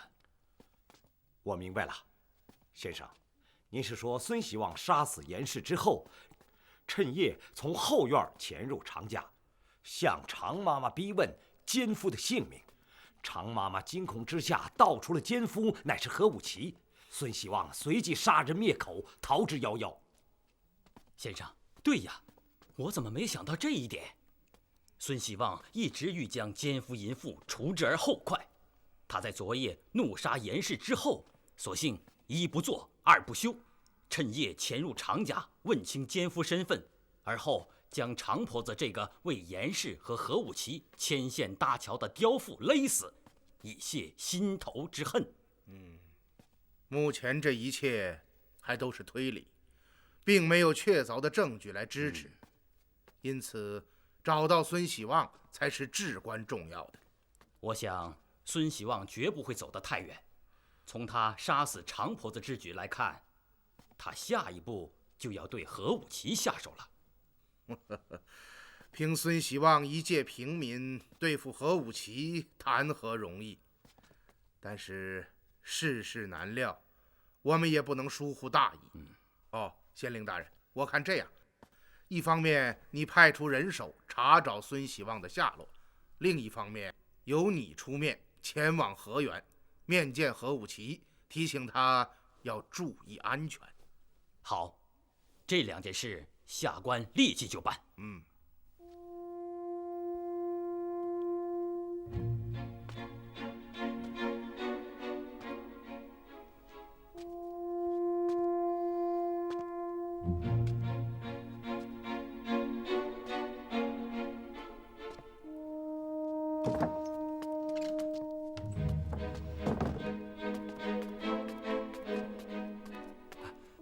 老爷，怎么了？鬼鬼祟祟的。老爷，昨夜小的看到夫人在后角门的太湖石旁与一个身穿黑袍的男人会面，两人低声密语说了很长时间。哦，你看清那个男人的脸了吗？距离太远，没有看清。我说他进来怪声怪调、阴阳邪气的，原来在外面有了相好的啦。老爷，依小的看，此事有怪，绝不像您想象的那么简单。什么意思？您还记得几天前夫人身受重伤的事情吗？还有，昨日在后园，怀先生给夫人拆字，说他所谋之事定然遇到血光之灾，而且难以成功。您注意当时夫人的表情了吗？不错，当时他非常惊慌。何静，你说夫人究竟在打什么主意啊？老爷，这种事小的不敢乱说。然而最近发生在府中之事，总而言之是非常的奇怪。老爷，您说会不会与那个男人有关？好啊，在这盱眙县城之内，竟然有人把主意打到五爷头上了。老爷，您可要小心一点啊！先不要惊动夫人，继续追查，一定要查清此人的身份，看看他们究竟想干什么。您放心吧。哎，怀先生到了吗？刚才小的到后院，看见怀先生的大件香笼已经到了，随从们说还有一批随身行李，马上就到。那怀先生呢？怀先生好像被县令大人请去了。县令大人？正是。县令大人请怀先生，会有什么事呢？这个就不清楚了。想来县令大人见他财大气粗，也要巴结巴结。幸亏我们将他请入府内啊，否则这么大一块肥肉，还不知道有多少人要盯着。是啊。好，你马上派人到东区客栈，看看还有什么事需要帮忙的。是。快点啊！这个车可以走了。绑紧了啊！小心点啊！小心点！都绑紧了，快点！快点！抓紧点！还有东西吗？刚刚小的和张环检查了各个房间，再也没有遗留之物，可以走了。好，这个车也走吧。好，这个车可以走了。请问，走吧。这里是客栈吗？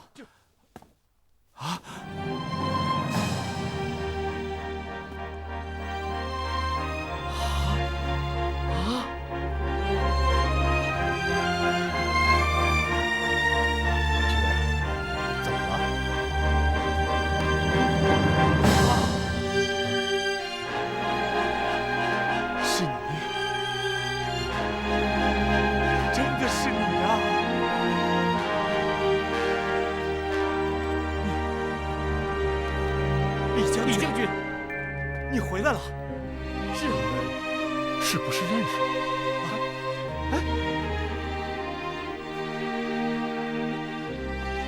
你不认识我？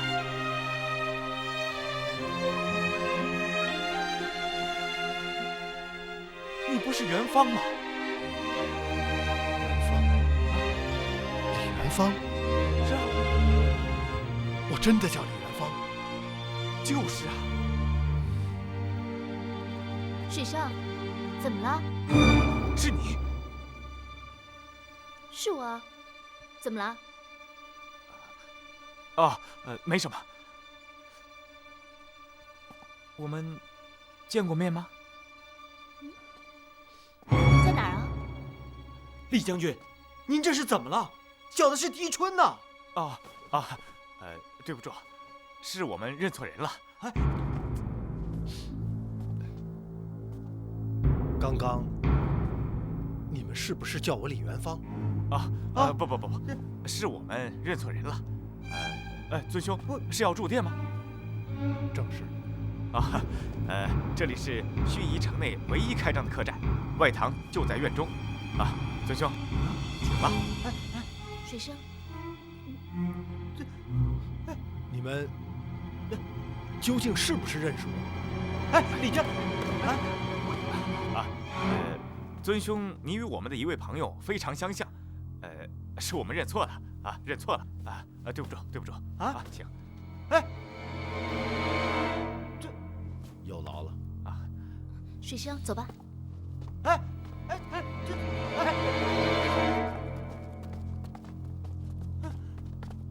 陆大人，他明明就是李将军，您这是怎么了？是啊，元芳身旁的那个女人是铁手团的杀手云姑。什么？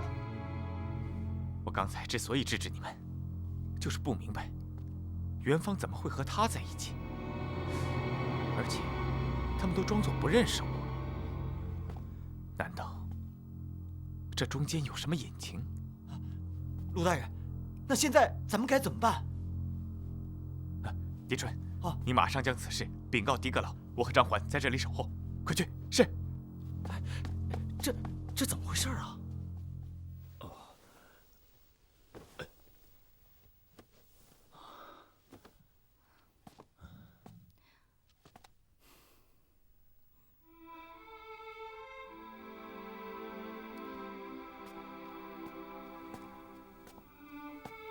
刚刚门前那几个人真是奇怪，大呼小叫的冲上前来，好像跟你很熟识的样子。可细问起来，他们又说认错了人。一个叫我李元芳，而另外一个人称呼我为李将军。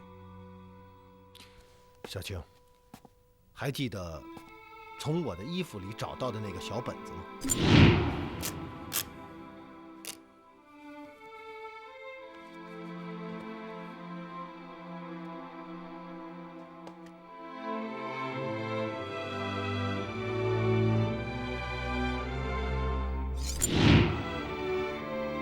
那上面写着李元芳，检校牵牛卫大将军。难道我从前的名字真的叫李元芳？你的意思是，他们没有认错人？可他们为什么又要否认呢？好了，你放心吧，如果他们真的认识你，就一定会回来找你的。但愿吧。水生，我看彭春快不行了，你还是赶紧去找个郎中吧。好。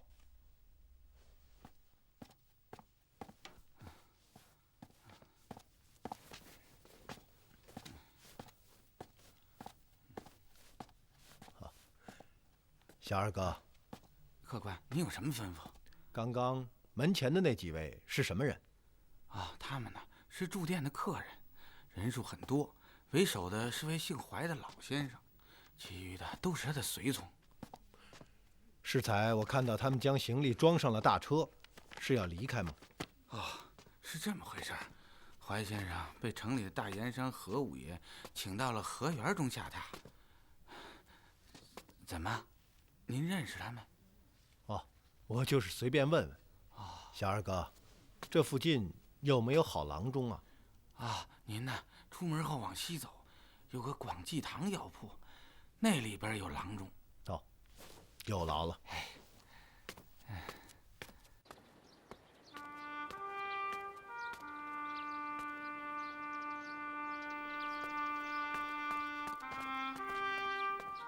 长官，你在这盯着，我跟上去看看。好。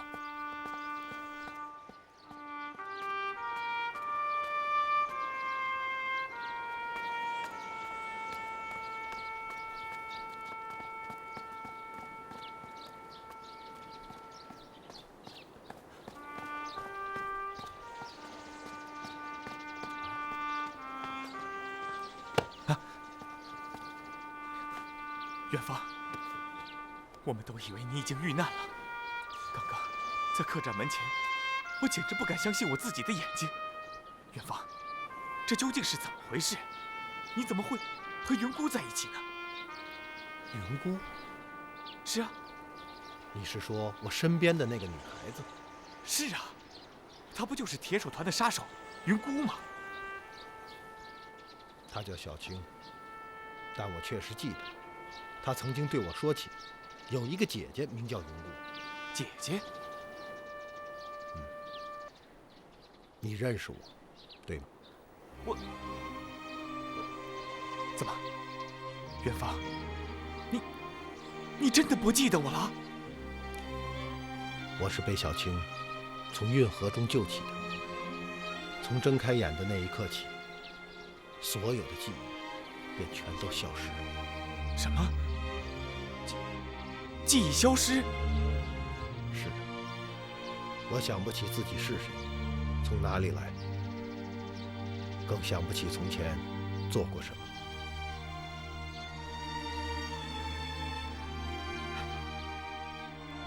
哦，你叫什么名字？我叫鲁吉英啊。你能将从前的事情告诉我吗？虽然我不能，但我向你保证，会有人将从前的事情一五一十的告诉你。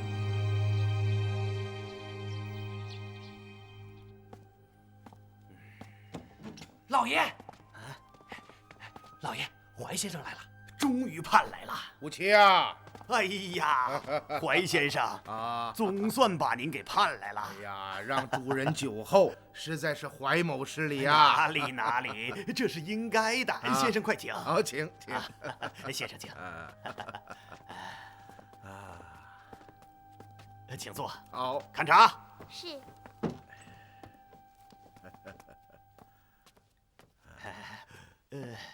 我给您倒上。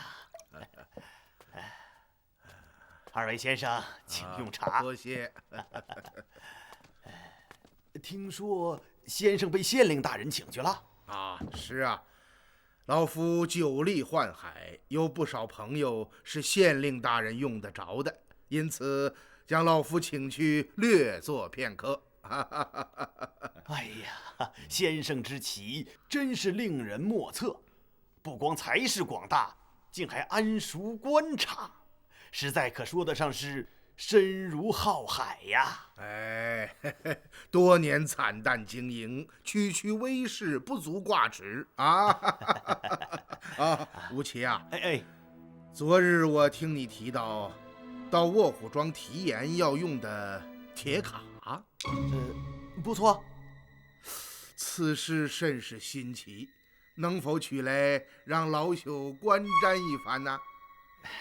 这算什么？我马上拿给先生。好。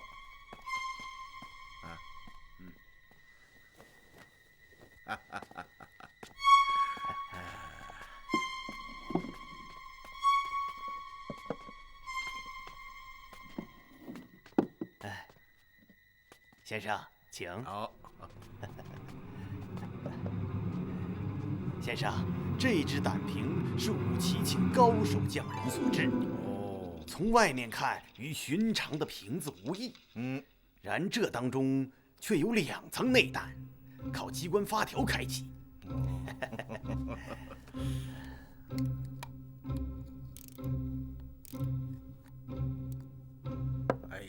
如此机密之事，武奇对老朽竟毫不隐晦，足见合作之诚啊！哎，瞒着别人还能瞒着您吗？不过说句实话，事关者大，武奇不敢掉以轻心。因此这藏卡之处，除了我一人之外，就连夫人都是不知道的。哎呀，怀某受宠若惊啊！先生请看，这就是到卧虎庄兑盐的铁卡。哦，食盐20担。啊，这是购盐款5000两。哦，乃是洪同贵坊开出的凭信。洪同贵坊，正是。与昨夜您拿给武奇看的那张10万两白银凭信一样，都是洪同贵坊开出的。啊，看来你我真是心有灵犀呀！是啊，昨夜看了您的那张凭信，武奇就想说，就凭洪同贵坊出具的这10万两飞钱，咱们到卧虎庄购盐就不成问题。却是为何？您有所不知，卧虎庄收纳盐款只有一种方式，那就是只接收由洪同贵坊开出的飞钱凭信。哦，必须是洪同贵坊。正是，其他的贵坊凭信一概不收。这确实怪了，一样的飞钱，为何只收取洪同贵坊的呢？这就不知道了。那现银呢？现银买卖总是可以成交的吧？不行，刚刚说过，除洪同贵坊的凭信，其他一概拒收。现银交易应该是最好的方式，一拍两净，不留字底，更无端倪可查。可这卧虎庄竟然连现银也不收，真是奇哉怪也。与卧虎庄做了几年的生意，就是这一点令武奇颇为不解。每次前往卧虎庄之前，我都要先赴扬州，将银钱存入洪同贵坊，而后再拿着洪同贵坊开具的凭信前去提盐。哎呀，这是什么道理？岂不是多此一举吗？哎呀，谁说不是呢？可这是卧虎庄的铁规矩，绝对不容许更改。想跟他们做生意，只能这样。想来，定是洪同贵坊与卧虎庄私下有着什么交易呀？啊，是这样。哎，看来还是你我有缘呐，否则老朽怎么只带了洪同贵坊的凭信来到盱眙呢？正是啊，就凭这一点，武奇就敢保证，咱们此行卧虎庄绝对顺利。这就好。先生，明日清晨，武奇便起身前往卧虎庄，与葛庄主商洽你我二人同去事宜。如此甚好。哎，只是辛苦武奇了。哎，先生说哪里话来？这都是武奇应该做的。老爷，县令大人前来拜会。哦，他来做什么？武奇啊。既是县令大人来访，那我二人便先告辞了啊。先生，中午武奇在后园设下便宴，二位一定要来。那就叨扰了啊。请。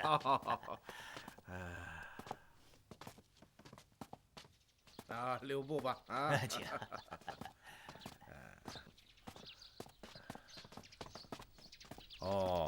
怀先生。曾先生县令大人，哎呀，县令大人光临寒舍，真是蓬荜生辉呀！有几句话想与何掌柜说一说。那我们就告辞了怀先生请。好。怀先生走好。大人，请。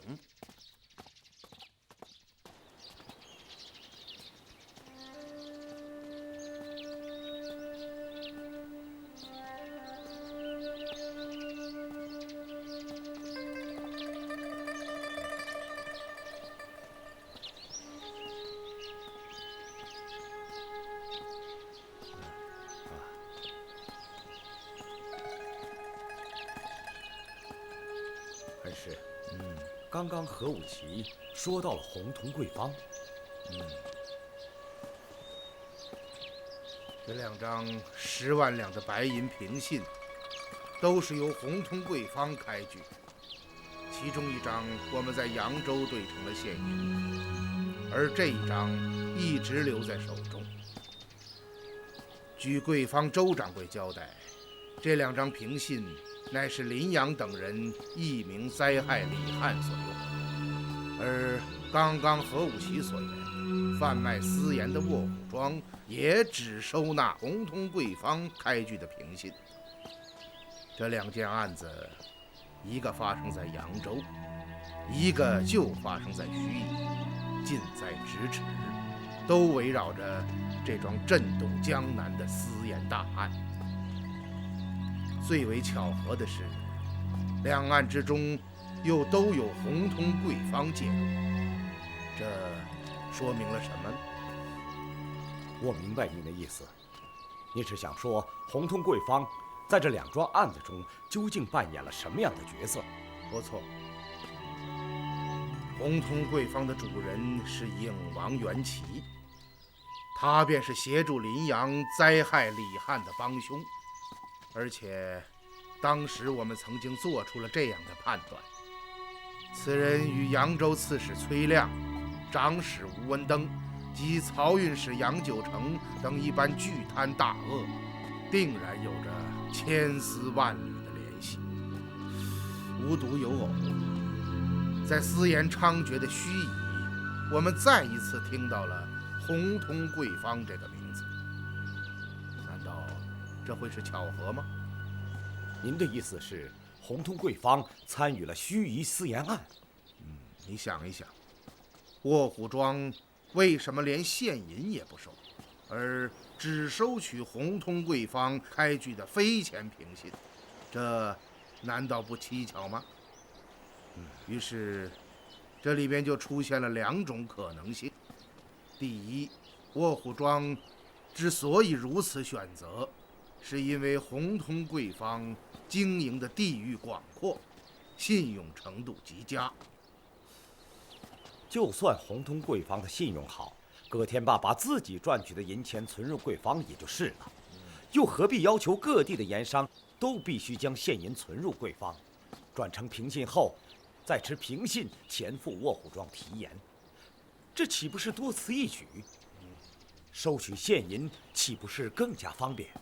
不错，与我所想一致。还有第2种可能，就是洪同贵方实际上掌握着卧虎庄所有私盐买卖的账目，以及全部卖盐所得。你想一想，葛天霸让所有盐商将购盐款全部存入洪同贵方，而后再靠贵方开出的凭信来提盐，这说明了什么呢？这说明葛天霸每卖出1斗私盐，洪同贵方都能够知道，而且所有的购盐款全部存放在贵方之中，葛天霸根本拿不到现钱。是啊，这难道不奇怪吗？如果葛天霸是私盐的总源头，他怎么会让一个贵方来控制自己卖盐收入呢？您的意思是说，洪同贵方才是盱眙盐案真正的幕后操纵者，而卧虎庄和葛天霸只不过是他的手下？很有这种可能。这个案子越来越复杂了，竟又牵扯到了洪同贵方。看起来，我们此次的卧虎庄之行，不光是要查清葛天霸手中私盐的来路，还要摸清洪同贵方在其中扮演的角色。何武奇明日便要动身前往卧虎庄，我们也要抓紧这段空闲时间，勘破盱眙城中的几宗离奇命案，这样我们才能安心离开。想不到，自通衢客栈案发之后，此案竟愈演愈烈，而今涉案之人非死即逃，凶手的身份更是扑朔迷离。恩师，今天这2桩案子不是已经很清楚了吗？凶手就是孙喜旺。只能说孙喜旺的嫌疑最大。然而今日勘察现场之时，我还发现了几个小小的疑点。什么疑点？现在还不可说呀。老爷，老爷，李春，出什么事了？老爷，快，李将军，他在客栈中。你说什么？小的和鲁大人在东区客栈门前见到了李将军。元芳，正是，您快去看看吧。快走！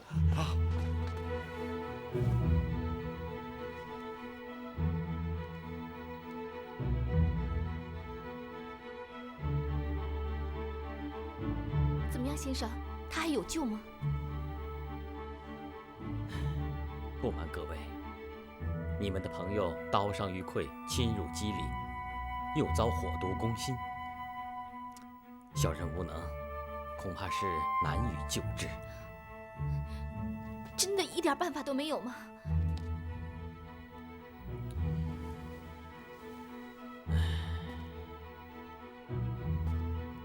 这样吧，小人开上几副药，煎熬后替他服下，看看结果。而今也只能是略尽人事了。那就烦劳先生了。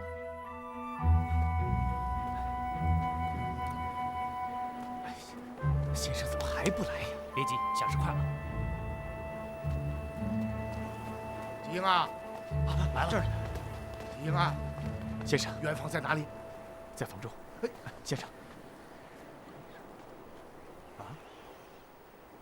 失忆啊？正是。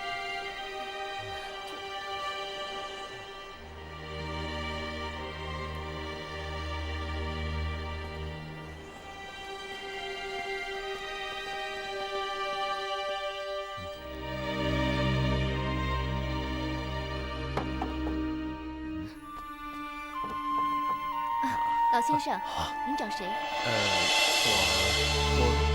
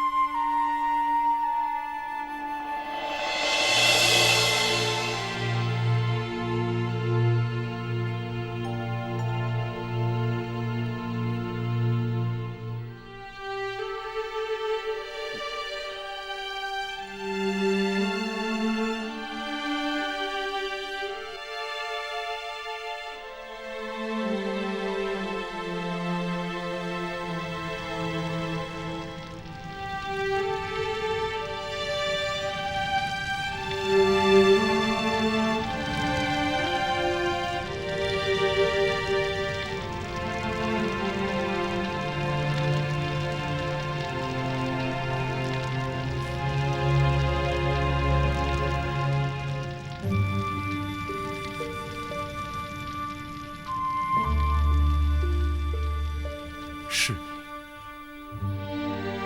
真的是你，你记得我？醒来后，我只记得2件事：第一是熊熊燃烧的烈火，第二就是你。啊，他就是经常出现在你脑海里的那位老人家。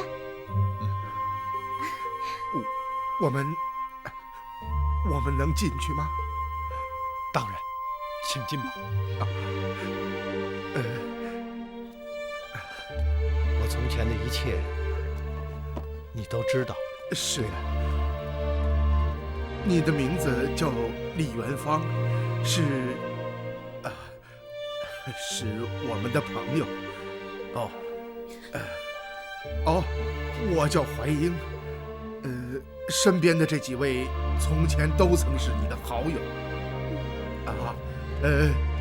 他叫曾泰。元芳。这是鲁吉英。元芳。那是狄春。这位是宁氏，你曾经救过他的性命。是啊。这是张环。你说的这些，我一点都记不起了。现在，我叫水生。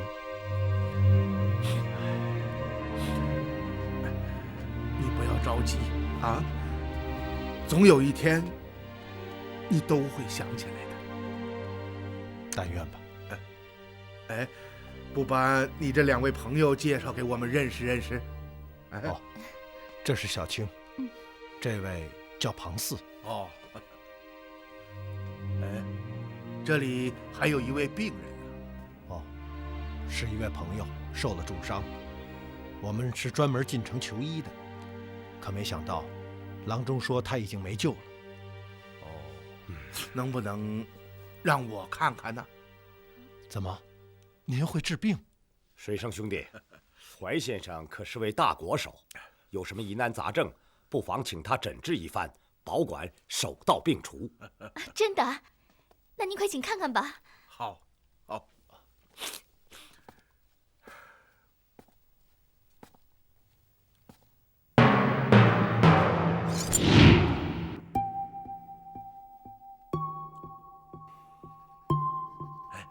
那个穿长袍的人是谁？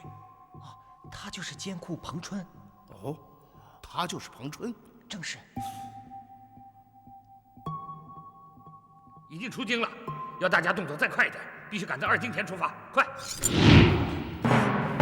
曾太李春。彭春。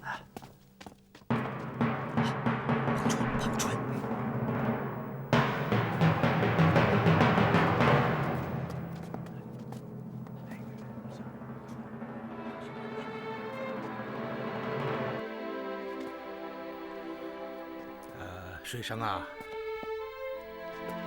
此人刀伤火毒，病入膏肓。老先生能治好吗？没有问题。太好了。不过有一样，我的银针和药箱都在河源之内，在这里恐怕是无能为力。水生、小青啊，你们看这样好不好？你们随我同到河源下榻。我保证将此人的重伤治愈。只是叨扰先生于心不安。不妨事，老友相聚，正要好好的聊一聊。我想，你也一定很想知道自己的从前吧？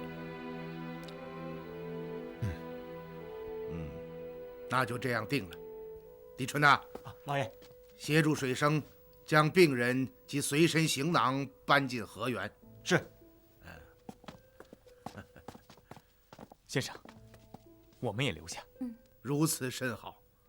那怀某便先行回去准备了啊。好。水生啊，你我河源中见。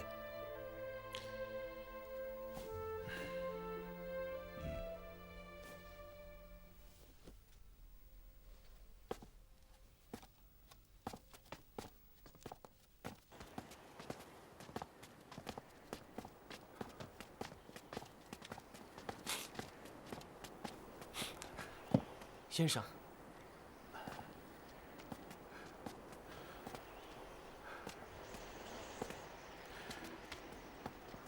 苍天有眼，苍天有眼呐、苍天有眼呐、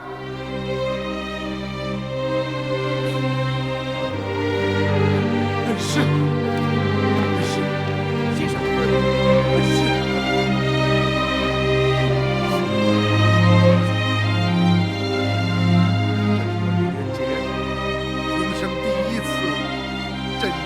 仰拜上苍，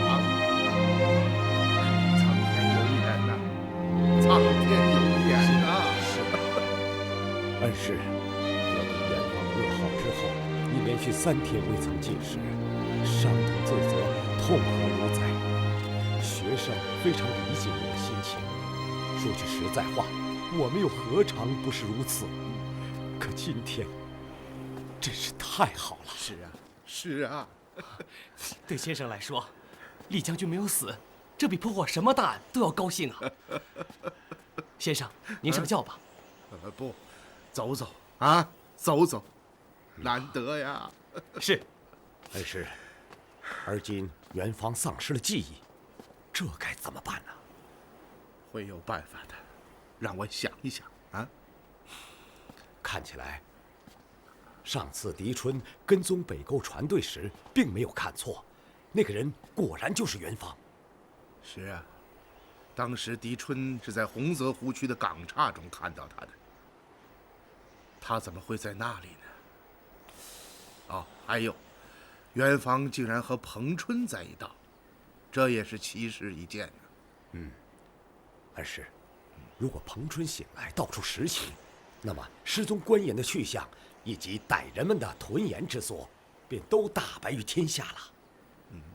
是啊，曾太啊，而今有一点需要注意，元芳的2位朋友小青和庞四身份不明，因此我们不能贸然地暴露我们的真实身份。恩师，您之所以要将他们请回河源，就是为了便于分别交谈吧？是啊，对元芳我们可以无所不言，但其他人则要摸清底细。庞四，怎么了，恩师？这个名字怎么觉得如此耳熟啊？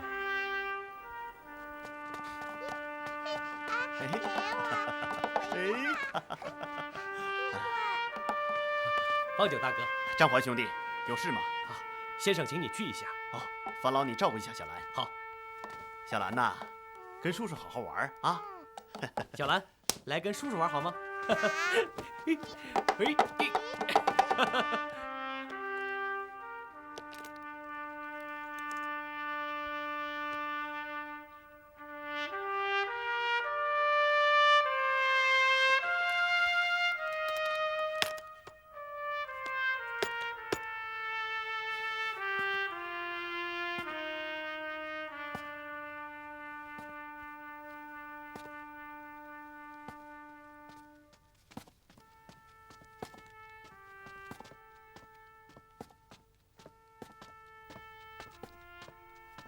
先生，您找我啊？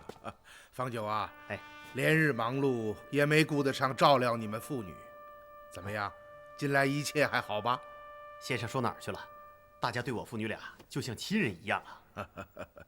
哦，还记得在上沟村那位老鲁叔曾经说起，你们村有人到淮北做了盐枭。是啊，老鲁叔说的是村里的庞四哥。庞四，正是啊。恩师，元芳他们已经到了。好，我们去看看啊，走。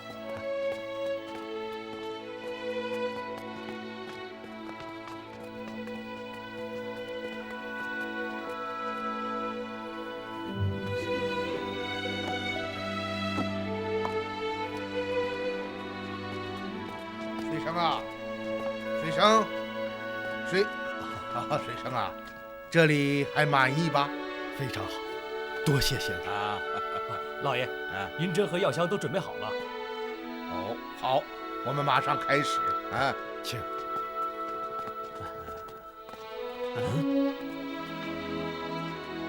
庞四哥，你是方九兄弟？是我呀，方九兄弟，你怎么会在这里？庞大哥，你们俩认识啊？是啊，他是我们同村的兄弟，叫方九。方九兄弟，我听村里人说，你带着闺女上京告状去了，怎么会在这里啊？一言难尽呐。我们在京中告状的时候，碰到了这位怀先生，是他救了我们父女俩。自打那以后，我就一直跟在他老人家身旁。哦，是这样啊。庞四哥啊，听老鲁叔说，你领着村上的年轻人到淮北谋生，怎么样？一切还好吧？我害了他们。什么？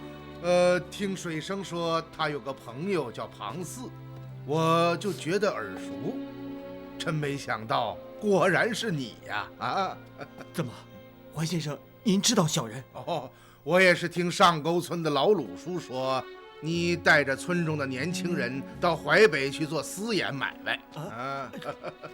庞四哥，这位怀先生可是位大好人，有什么话不必瞒他。方九啊，你们老乡见面，应该好好的聊聊，啊？哎啊，四哥，我们出去聊吧。告辞。好，走。怀老先生，你还是替我们这位重伤的朋友看看吧。哦，好，马上。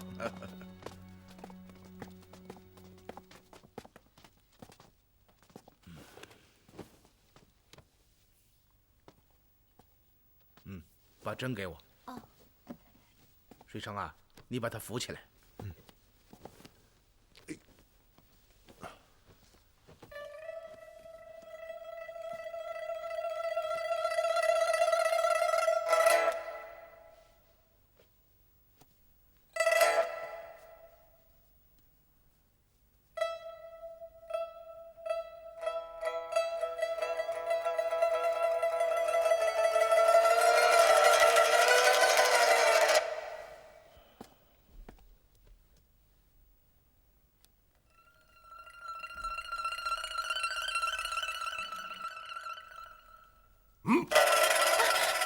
有反应了。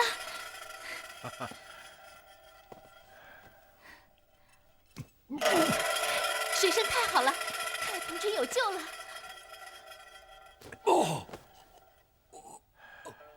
好，扶他躺下。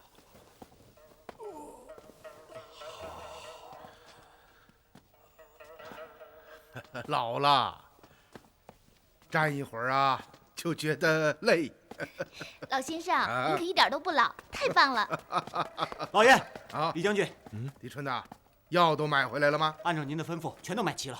好，李春呐，用外服药清洗伤口，内服药煎熬成汤，为他服下。是。大家都辛苦了，都回去歇歇吧。啊，是。好，水生啊，我有几句话想和你单独说一说。你去吧，我留在这里给狄春帮忙。我们走吧。好，曾台啊。啊。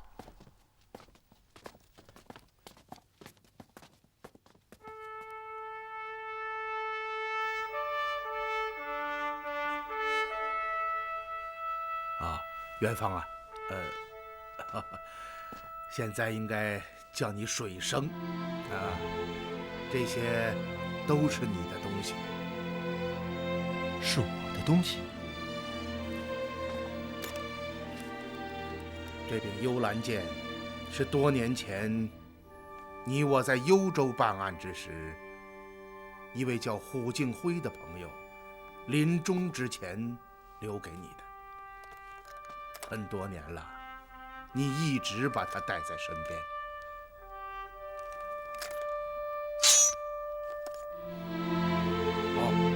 这些都是你的随身衣物。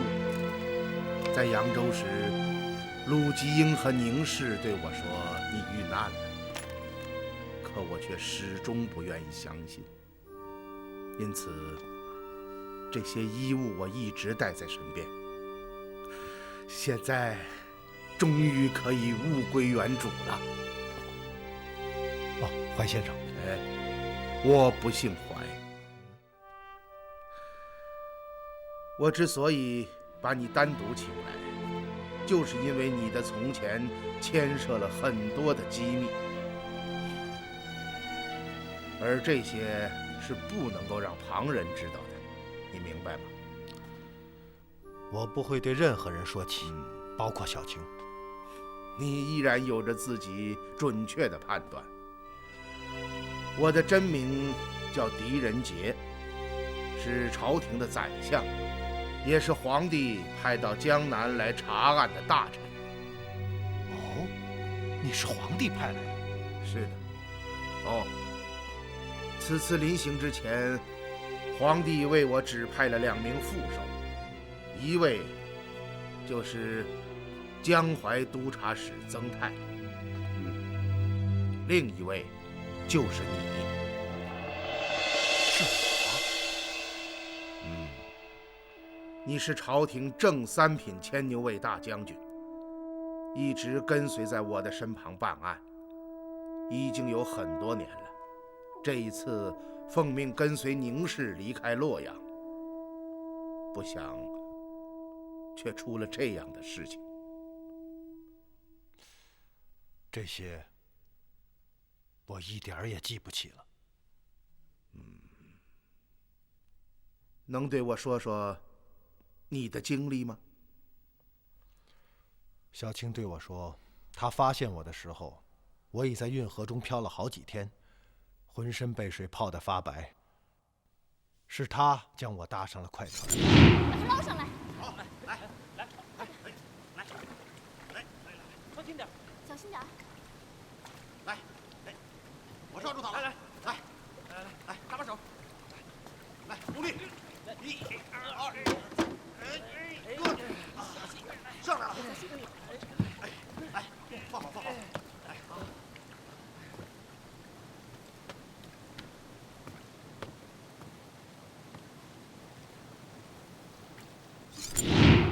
醒来后，我觉得自己就像刚刚出生的婴儿，从前的一切都想不起了，包括我自己的名字。脑海中唯一残存的碎片，就是熊熊燃烧的烈火和你的样子。来，坐。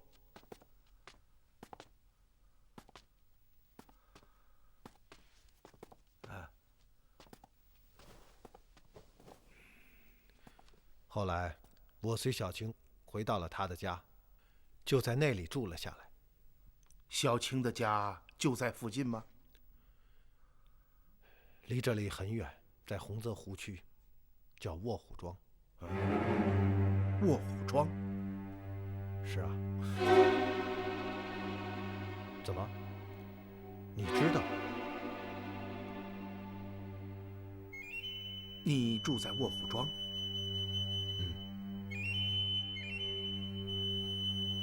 小青的家也在卧虎庄。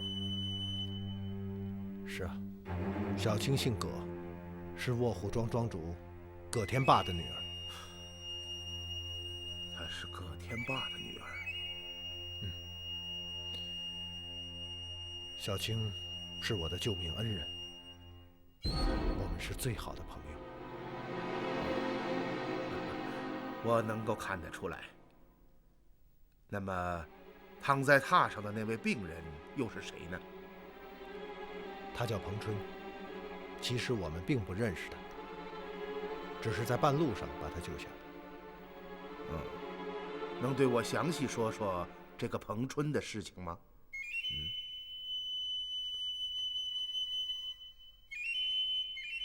你知道这些有用吗？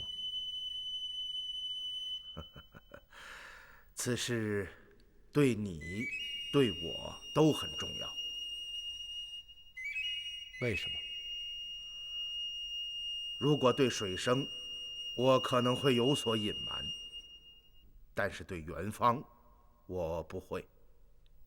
你来选择吧，是让我将你当成水生呢，还是当成牵牛卫大将军，我的卫队长李元芳？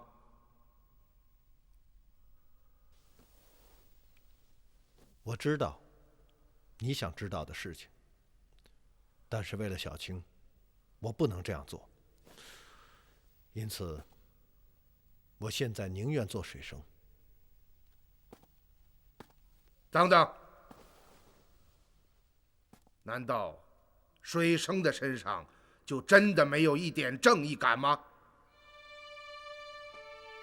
而今淮北地区私盐猖獗，食盐竟然卖到500文一斗，百姓们无力买盐，啖食过活。远的不说，你到盱眙附近去看一看，有哪一家的饭桌上摆着放了咸盐的菜蔬？对于那些贫苦百姓来说，他们只能忍受。我亲眼见到这盱眙城中的百姓，一个个身形浮肿，脸色蜡黄。不要说干活养家，就连走路都要扶墙而行。这种日子有多么痛苦，你能体会到吗？可是那些操纵私盐买卖的大鳄们，却毫无同情之心，丧心病狂地一次次抬高盐价，谋取暴利。他们自己则过着花天酒地、纸醉金迷的生活。水生啊，难道这些你真的没有看见吗？你我都很清楚，淮北地区私盐的总源头就是卧虎庄，那些不法盐商就是从葛天霸手中买进高价盐，然后再提高价格卖给百姓。我知道。那么卧虎庄的私盐是从何而来，你知道吗？据我们分析，卧虎庄售卖的私盐很有可能就是朝廷运往淮北地区的平价官盐。然而这些盐却被歹人在邗沟所劫，造成运河梗阻，漕运不通，从而致使淮北爆发盐荒。而歹人们则趁机将劫得的官盐偷偷运往卧虎庄，由葛天霸负责高价转卖，以谋取暴利。目前我们所要搞清的就是卧虎庄发售的私盐究竟是不是邗沟被劫的官盐，而彭春正是了解此事的关键人物。你们早就知道彭春？正是。现在，你已经将我当做了李元芳，是吗？你本来就是朝廷的大将军李元芳，救民水火，伸张正义是你的职责。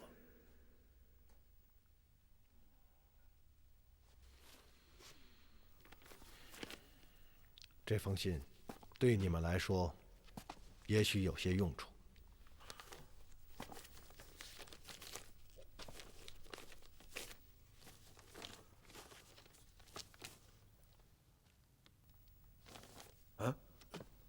这是林阳写给葛天霸的信。卧虎庄发售的私盐，果然是邗沟副船失踪的官盐。这一点现在已经可以肯定。水生啊，这封信是从哪里得来的？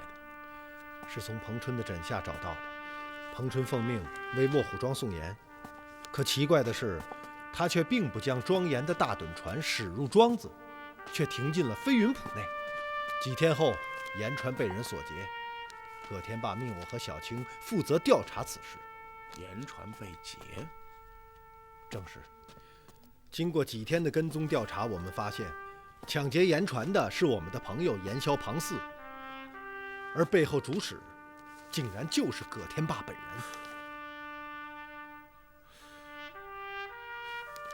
他为何要劫夺自己的盐船呢？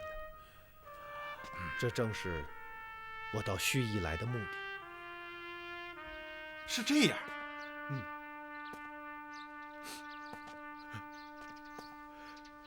都怨我鬼迷心窍，就这样断送了弟兄们的性命。真想不到，事情竟然会是这样。我一定要查出事情的真相，替死去的弟兄们报仇。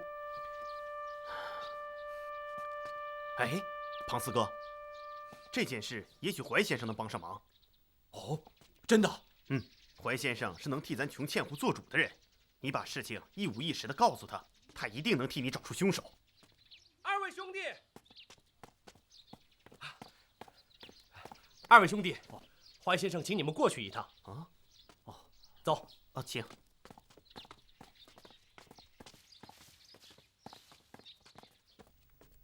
你是说庞四手下的盐枭是被官军所杀，盐也是被官军裸走的？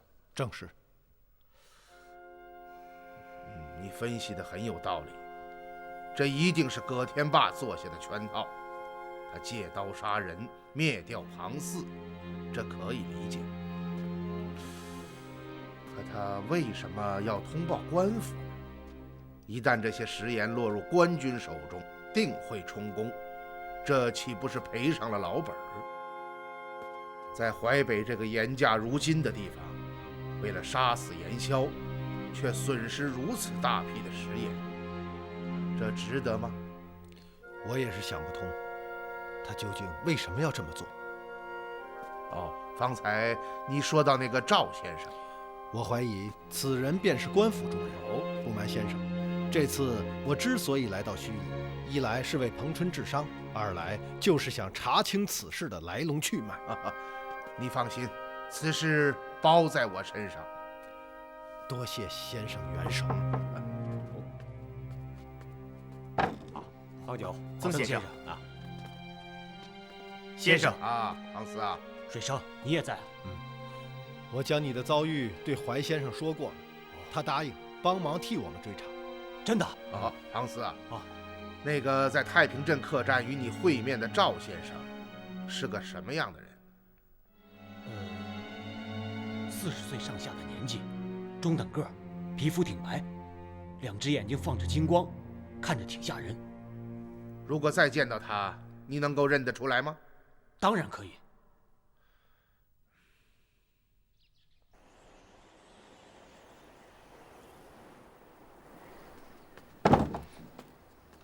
怎么样，春儿？夫人，我在城中转了一天，终于打听清楚了。昨天夜里，严氏在家中被人杀死，那个为严氏传信的长婆子也遇害了。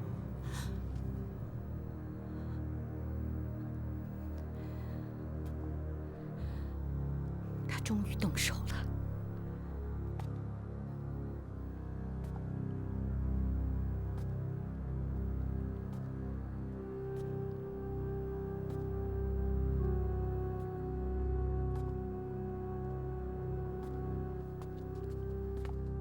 恩师，您叫我？啊，曾开啊，我刚刚仔细地推究了一下上午勘察严氏死亡现场的情形，认为有2点非常可疑呀。哦，是哪2点？在凶案现场，你有没有注意到严氏的那双手？手？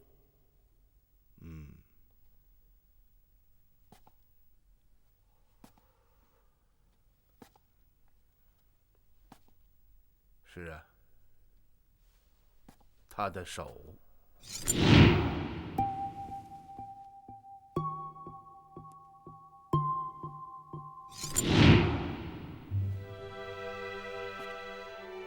严氏双手的状态是这样的吧？正是。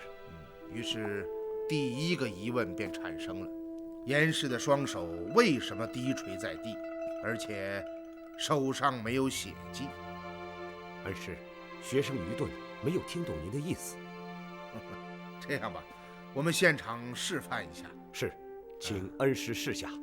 来，你在对面站好。我的这只手就是孙喜旺的剪刀，你就是严氏。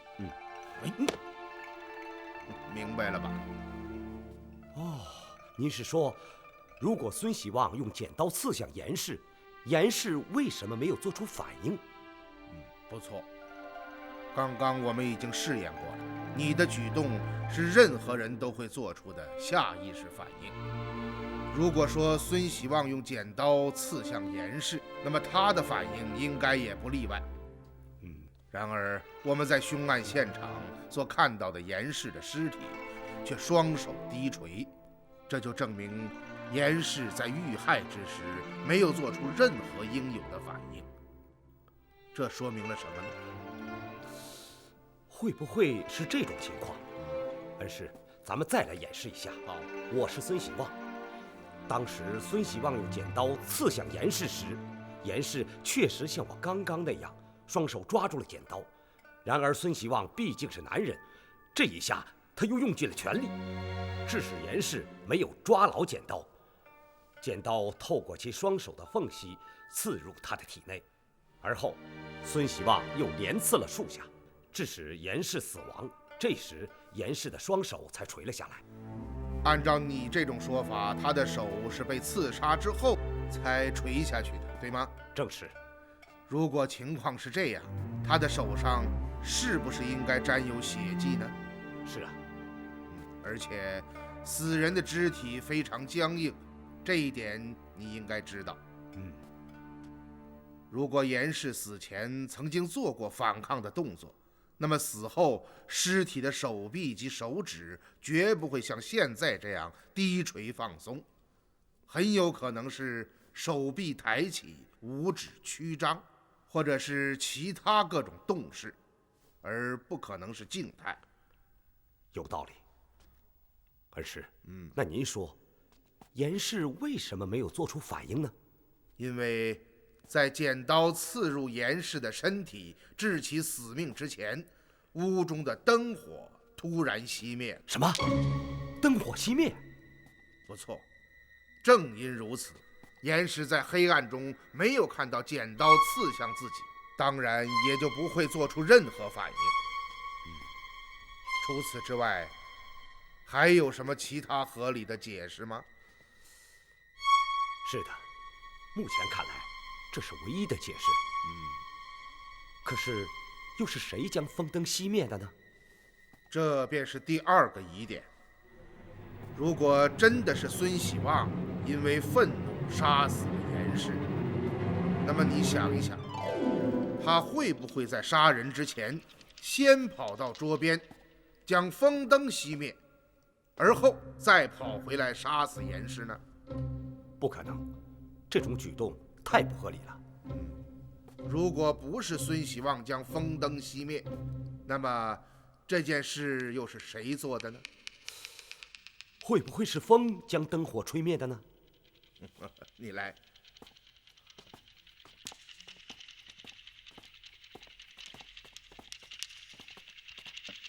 这种灯，民间管它叫气死风，能将它吹灭的，一定是大风。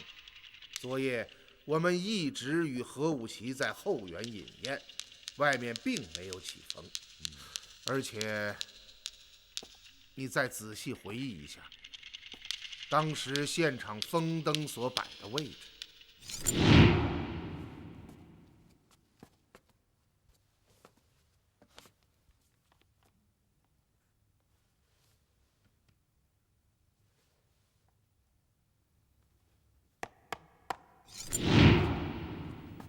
当时的情形是这样的吧？不错。这就怪了，风灯的位置一不在门前，二不在窗旁，而是放在墙边，就是有大风也不可能将其吹灭。而且你看看这个灯罩，是用厚薄围成的，风是根本吹不透的。既然如此，灯又是怎么熄灭的呢？难道有第三人在场？我们先不忙着下结论。第三个疑点，这第三个疑点就是这把杀死严氏的剪刀。剪刀有什么可疑的？这柄剪刀有一个血手印，你注意到了吗？是的，那是一只左手的血手印。问题并不在于这血手印是左手的还是右手的，而在于它的位置非常奇怪。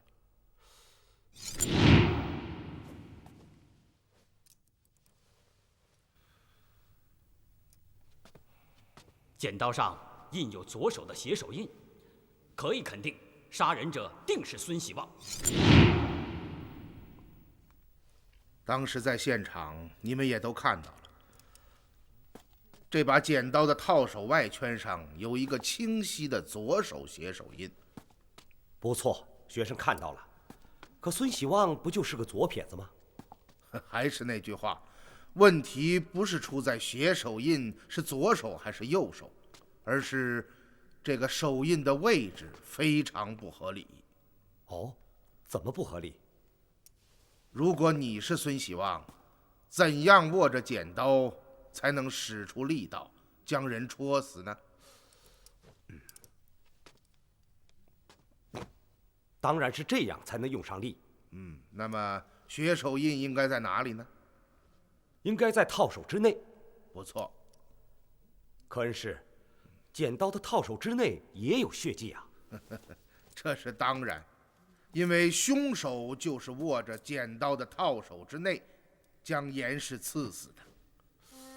我所说的疑点也正在于此。如果凶手真是孙喜旺，他握着套手之内将严氏刺死，可为什么会在套手的外圈上留下一只血手印呢？也许孙喜旺是抓着剪刀的外圈将严氏刺死。那你试一试，看看能不能用上力。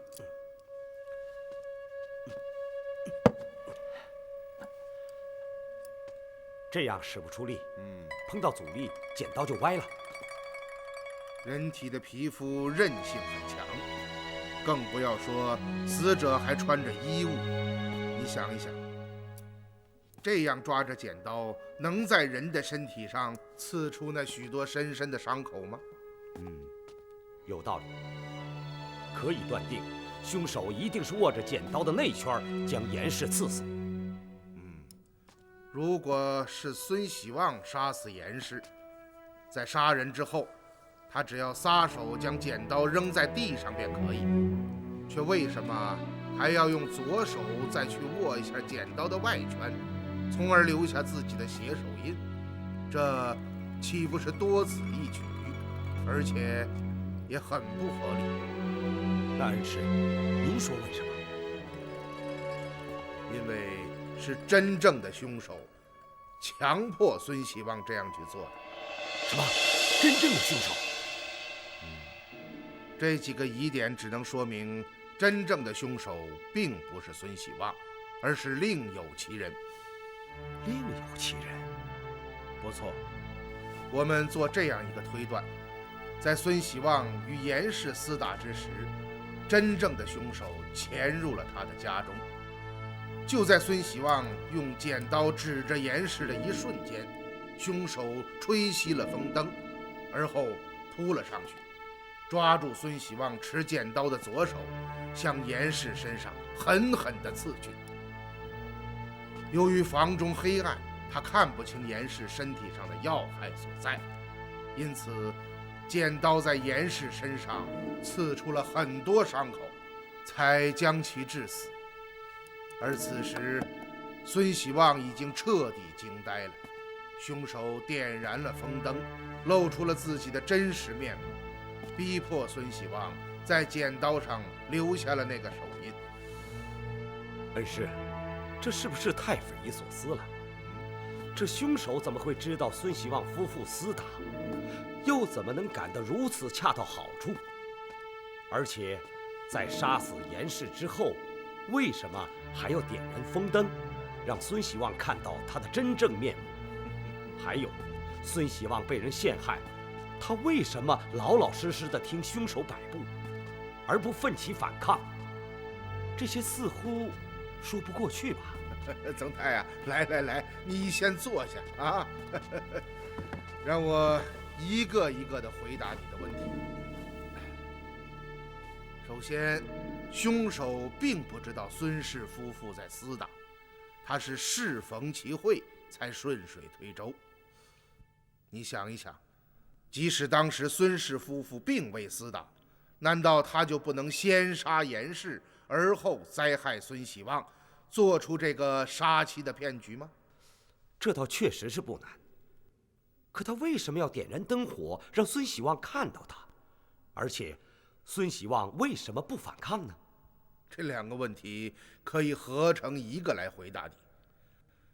凶手之所以点燃灯火，就是为了让孙喜旺看到他，从而产生畏惧。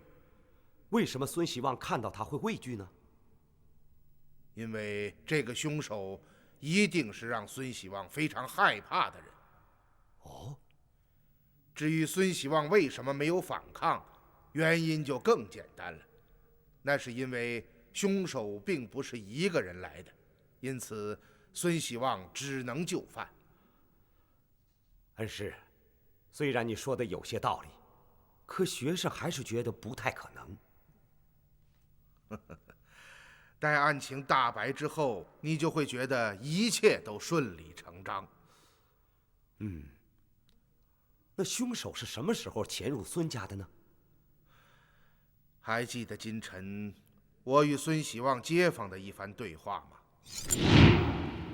你听到孙氏夫妇吵闹是在出京时分？正是。那么听到惨叫之声是过了多长时间？也就是半顿饭的功夫。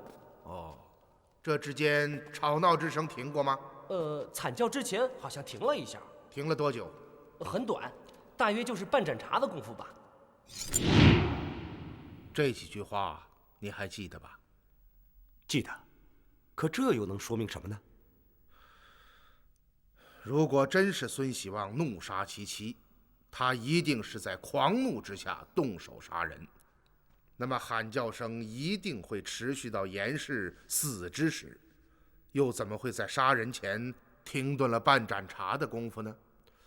恩师，您的意思是，这半盏茶的停顿，就是凶手在黑暗中抓住孙喜旺持剪刀的手，刺向严氏，而最后致命的一下，才令严氏发出了临死前的惨叫。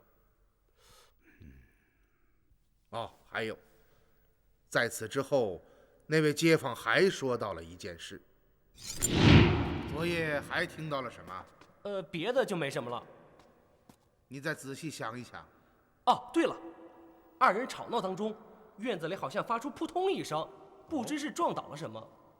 扑通一声。当时现场的情形你看到了，孙氏夫妇所有的行为动作都是在屋内完成的，并没有出门。那么街坊听到的这扑通一声又是什么声音呢？当然是凶手跳墙落地时发出的声音。可恩师，凶手为什么要这么做？他的动机是什么？好像不太充分呐。那个在通衢客栈中错杀春香和田六的凶手，作案的动机是什么？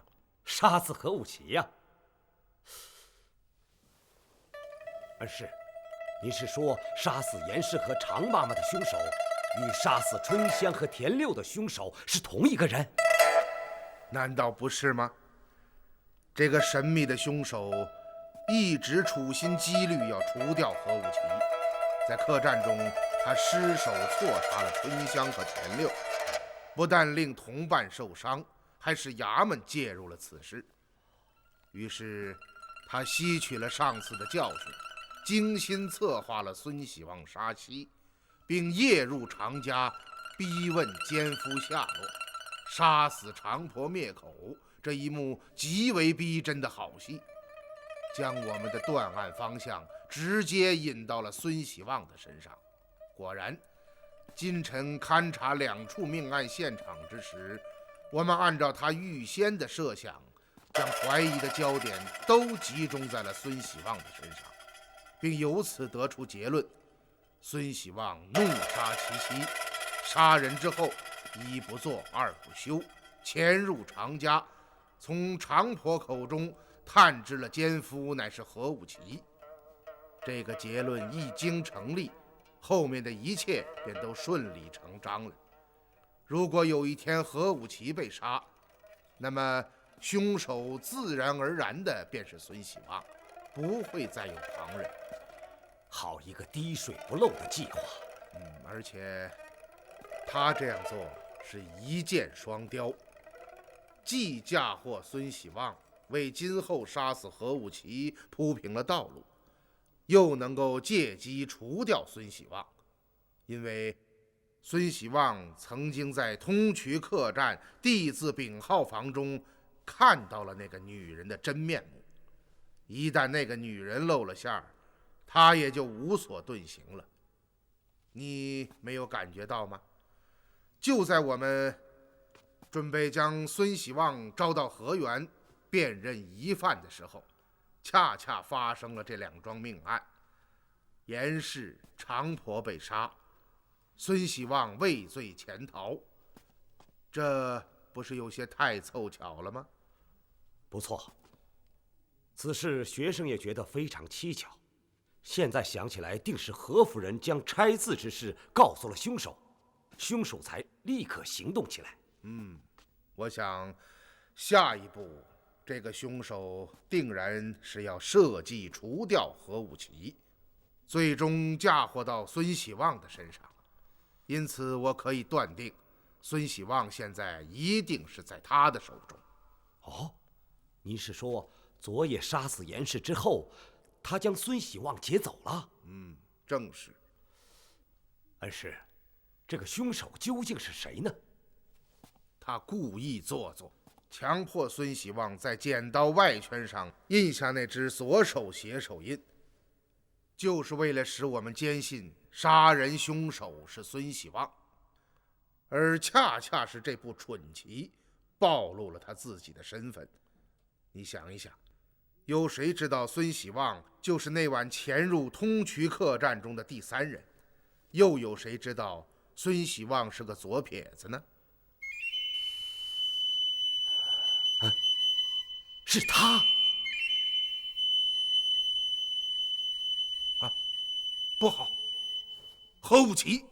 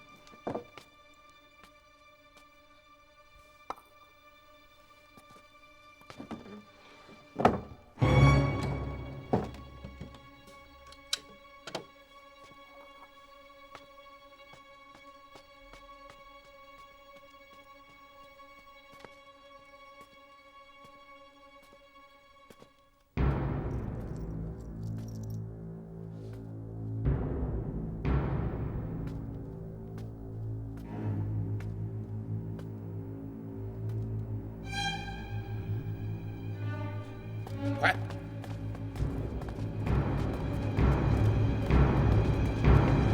坏先生，这么晚有事儿吗？家老爷呢？1个时辰前出去了。去哪里了？小的不知，他只是说去会一个朋友。他一个人去的？正是。不好，我们还是来晚了。坏先生，出什么事儿？狄春呐，在。你立刻叫醒所有的随从，马上出发，全城查找何武奇的下落。是。哎，坏先生，究竟出？何静，你久居河源之中，可曾发现你家夫人有什么不寻常的举动吗？没有啊。你不说实话。小的不敢，确实是没有。你家夫人左肩受伤是怎么回事？啊，先生，您怎么会知道？你的话太多了，回答问题。先生，您说的一点没错。几天前的凌晨，小的发现夫人慌慌张张地从外面奔回房中。过了一会儿，丫鬟春儿跑到管事房中去讨治刀伤的白药。第2天，我暗中询问夫人身旁的小丫鬟，她说夫人是左肩中了刀伤。通衢客栈地字丙号房中的女人果然是她。还有什么发现？我将此事禀告了老爷，他让我千万不要声张，严密监视夫人的动向。就是您在府中饮宴的那天夜里，我发现夫人趁夜来到后园，在角门的太湖石旁与一个男人幽会。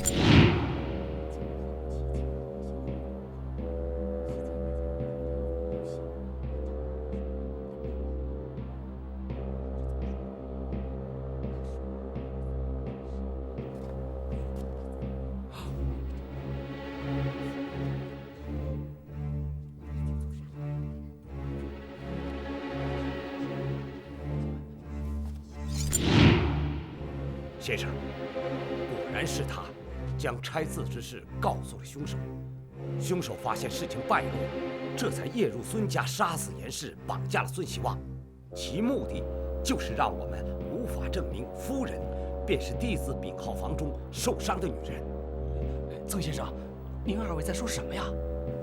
何静，你有没有看清楚与你家夫人幽会的那个男人的脸？他穿着斗篷，没有看清。对了，就在刚刚，我看见夫人悄悄溜出正堂，她怀里还抱着一个灰色的胆瓶。胆瓶？正是。胆瓶？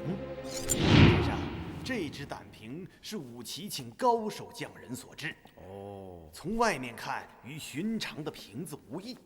然这当中却有2层内胆，靠机关发条开启。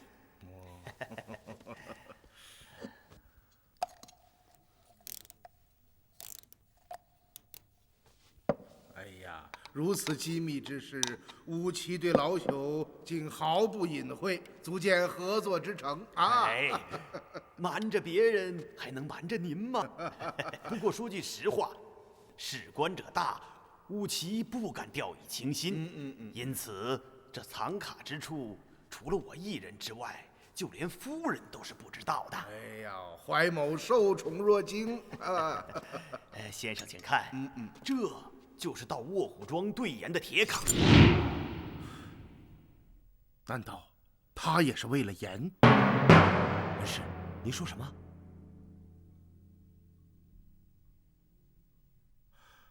赵先生？什么赵先生？走。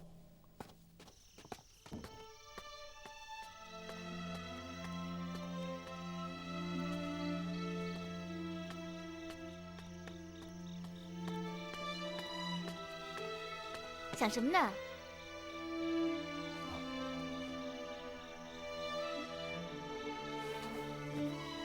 水生，下午从怀先生那里回来以后，你一直心事重重的，是不是有什么不妥啊？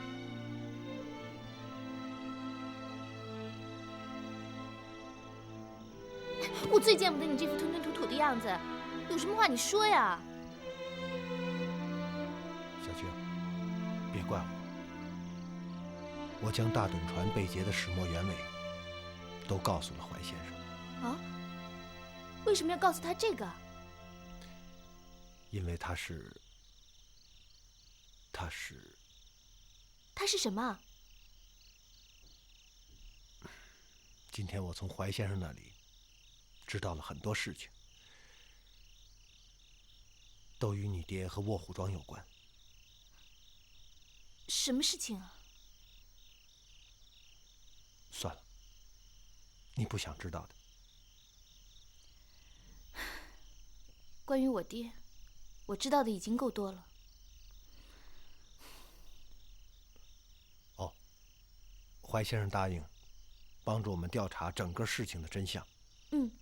怀先生是个很有本领的人，有他帮忙，事情会顺利得多。水生，这不是很好吗？我怎么会怪你呢？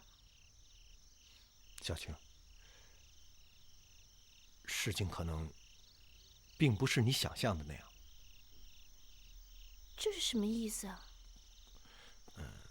水生啊，怀先生，怎么样？怀先生，彭春还好吧？非常好。唐四呢？已经睡下了。来。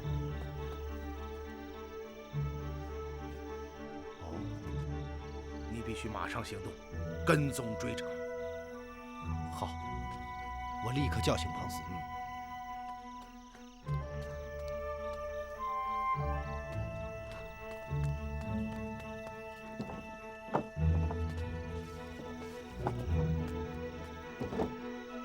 走。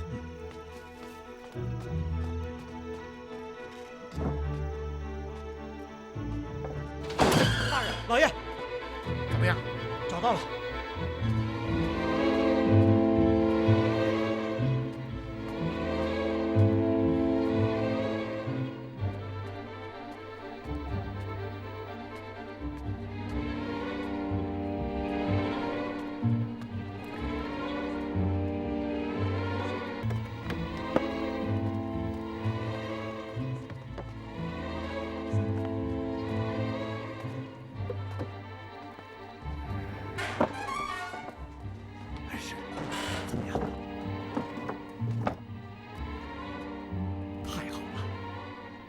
可是我们还是晚了一步。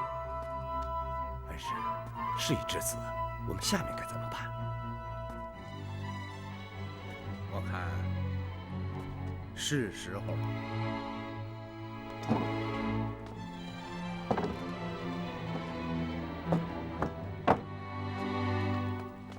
站住！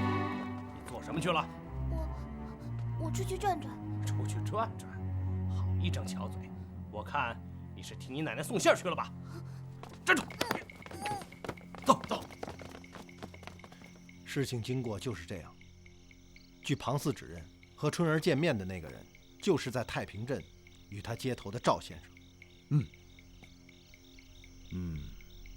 该收网了。先生，何进已将春儿拿住。好，一切照计划行事。是。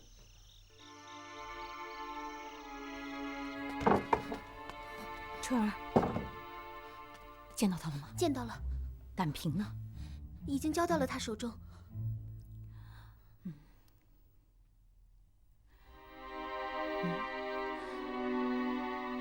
哎，你为什么看起来如此慌张啊？没有啊。对了，夫人，他来了，在老地方等您。哦，您赶快去吧。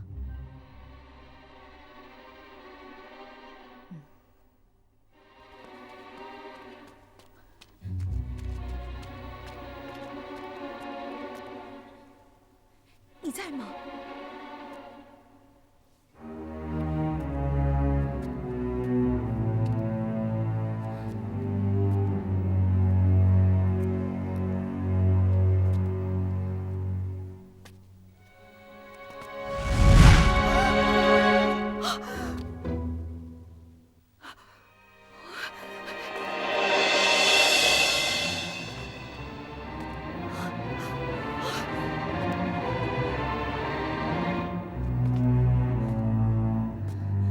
说吧，他到底是谁？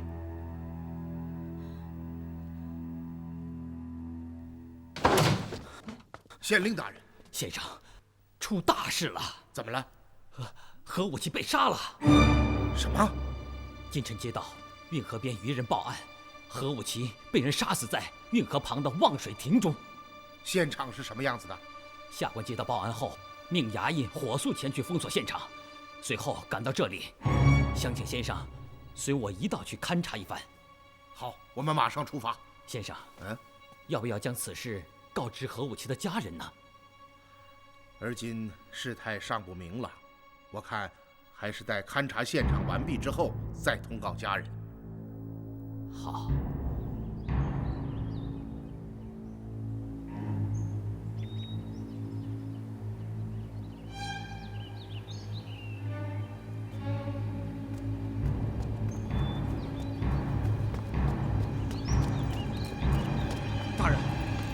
现场在哪里？就在这望水亭中。好，带我们过去。是。请。好，请。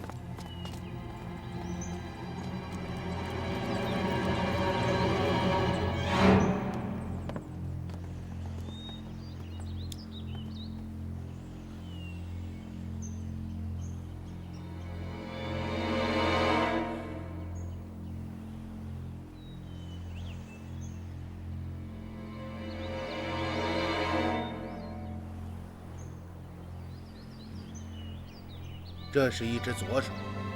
左手。先生，昨日勘察现场之时，您曾经做出了分析。孙喜旺怒杀严氏之后，索性一不做二不休，潜入长婆家中，问出奸夫姓名，而后杀人灭口。他的最终目的就是要杀死奸夫何武奇呀！难道这又是孙喜旺所为？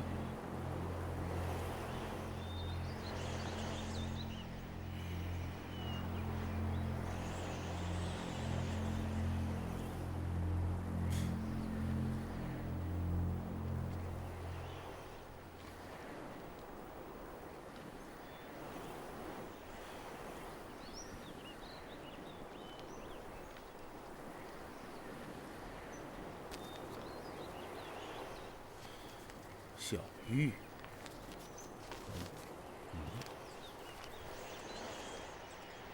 上次盘问严氏之时，他曾经提起，小玉是他未出阁时在娘家用的乳名。哦，明白了。这张字条以严氏的口吻，约何武奇到望水亭见面，而这只金簪很有可能是何武奇送给严氏的，凶手用它做个信物，使何武奇对这张条子的真实性深信不疑。不错，凶手定是用这张字条将何武奇骗到此处，而他则在暗中埋伏，待何武奇一到，便痛下杀手。从目前的状况来看，只有孙喜旺才能够得到严氏的金簪，也只有他才知道严氏的乳名，而且杀死何武奇的钢刀把柄之上有一个左手的血手印。看起来，一切证据全都指向了孙喜旺。不错，而且他也是唯一一个有杀人动机的人。从通衢客栈中的杀人命案，到严氏长婆被杀，再到今日何武奇之死，不难看出，这是一起由同一个凶手制造的连环凶杀案，其最终目的就是要除掉何武奇。哦，县令大人，看来马上就可以定案了。是的，目前案情已经真相大白，只是案犯孙喜旺在逃。请先生放心，下官一定竭尽全力，尽快缉拿杀人凶手孙喜旺到衙。那我们就回去吧。哦，县令大人，你恐怕要亲自将何武奇的死讯告知他的夫人。好，请。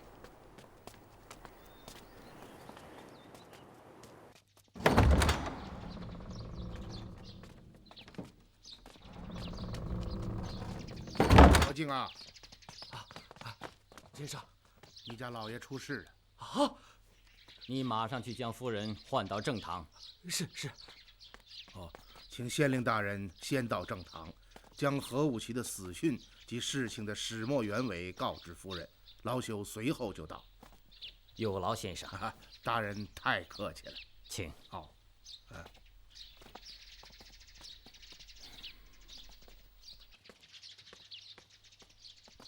大人里面请。请。好了，你下去吧，本县一人进去。是。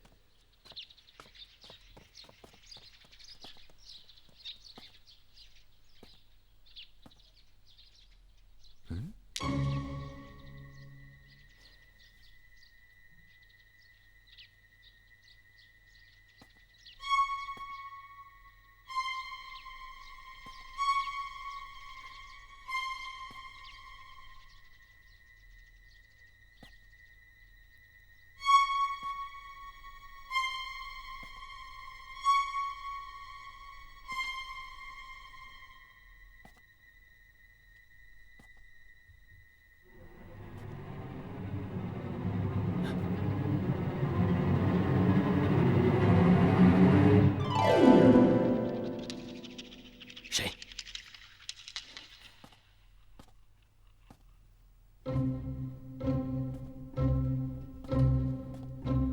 你是谁？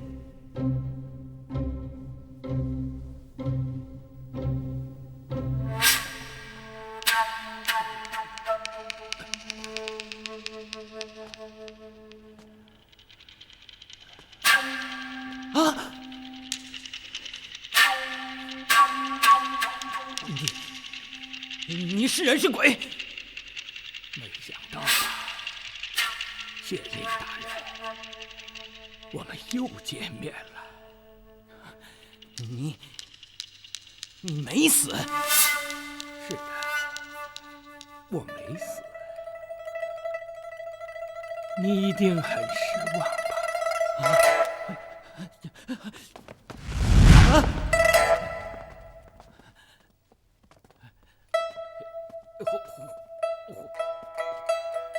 怀先生，这是何意呀？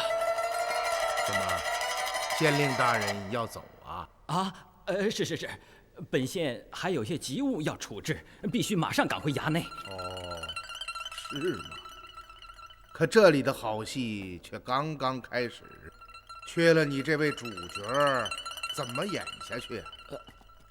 怀先生，说什么文清不明白？你可真是不见棺材不落泪。不明白？好啊，那就让我来告诉你吧。那个在通衢客栈中错杀春香田六，在孙继绸布店及常家暗夜行凶，杀死严氏和常婆，嫁祸孙喜旺，以及昨日以金簪纸条诱骗何武奇夜至望水亭，最终将其杀死的连环命案凶手就是你，文清。不想说说吗，县令大人？哼，怀先生，说我是杀人凶手，有何凭据呀？要凭据很简单，你杀害严氏，乃是孙喜旺亲眼所见，他说的话就是真凭实据。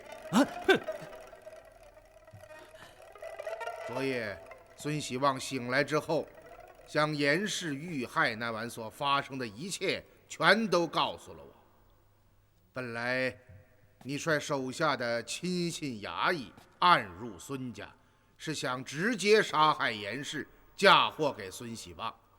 然而更好的机会来了，当你从院墙跳进孙家之后，发现这夫妻二人发生了激烈的争吵，最后竟然动起手来。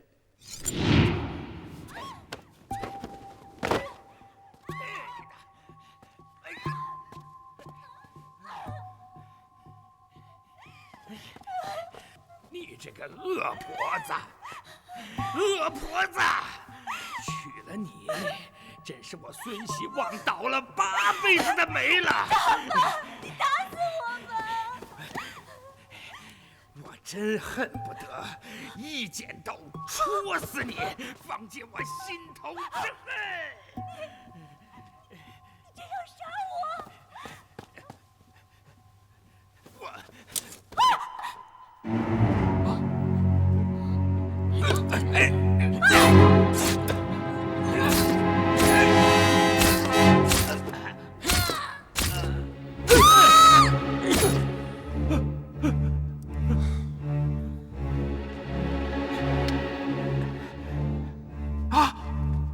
圣玉，啊，县令大人，不错，是我。若不是那位怀先生，我还真不知道，原来在通衢客栈丙号房中与我搏斗的那个人，竟然是你。杀死春香和田六的凶手，是你。说对了。你知道严氏的奸夫是谁吗？何武奇。啊，是他。是的。其实说起来，我们的目的是相同的，那就是要何武奇死。可是就凭你一个平头百姓，就是再混10年，也杀不了他。我说的没错吧？所以你要帮帮我。怎么帮你？哼，很简单。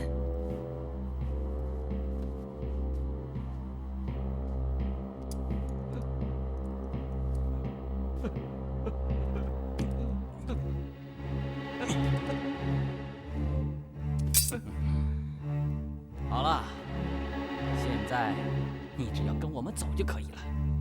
走。孙喜旺，我说的不错吧？大人，一点都没错，当时的情形就是这样的。杀死严氏，劫走孙喜旺之后，你在当天夜里又进行了第2个步骤，那就是将常婆杀死。哦，我为什么要杀死常婆呢？因为你的最终目的是要杀死何武奇，嫁祸给孙喜旺。而孙喜旺当时还并不知道奸夫便是何武奇。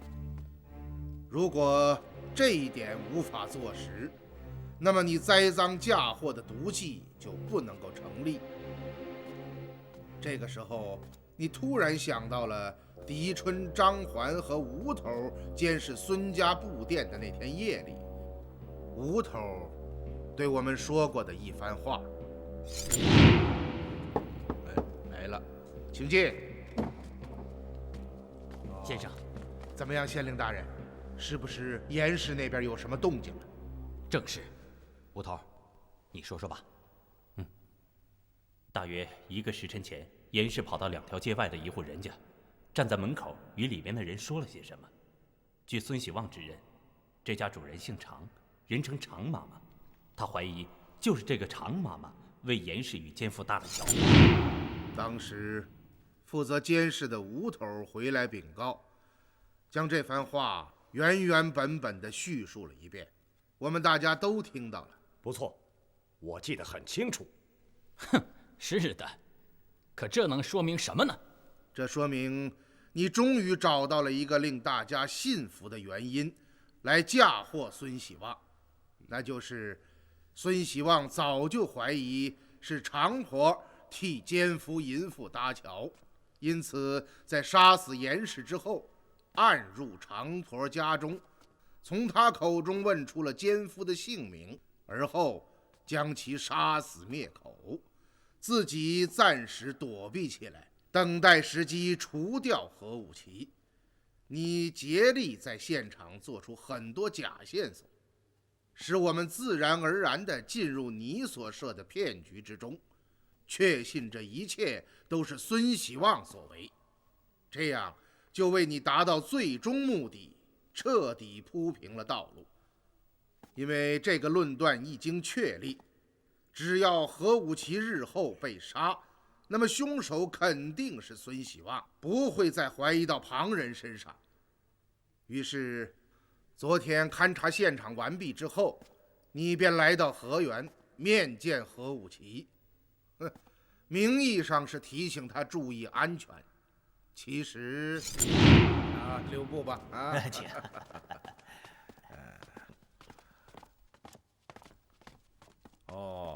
怀先生曾先生县令大人。哎呀，县令大人光临寒舍，真是蓬荜生辉呀！有几句话想与何掌柜说一说那我们就告辞了怀先生请。好，怀先生走好大人请。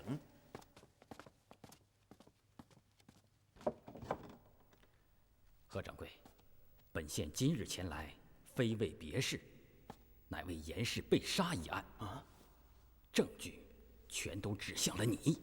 什么？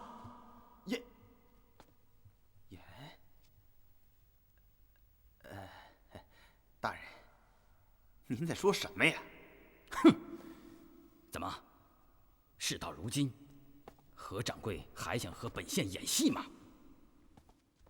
实话告诉你，我来是想帮助你的，否则早就将你锁进衙内问话了。是，大人，不知他是怎么死的？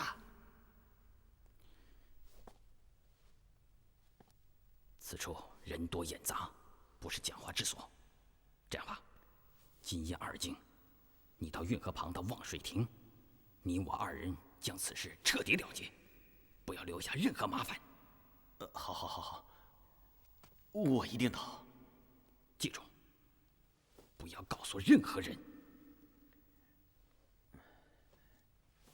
请大人放心。于是入夜之后，何武奇只身离开河源，前往望水亭，而你则带领手下的亲信和孙喜旺，埋伏在亭子的四周。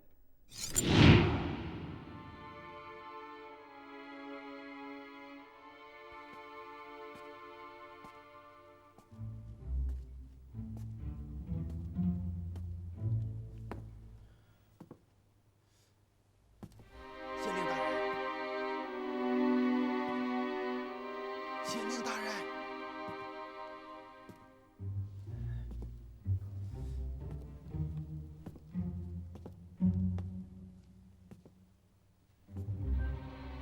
县令大人。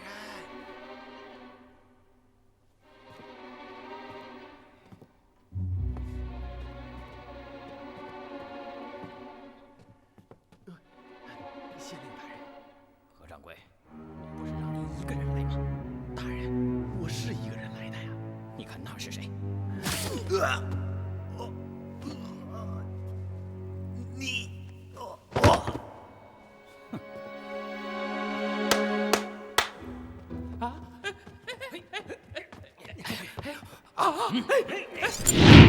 来！哎呦！啊！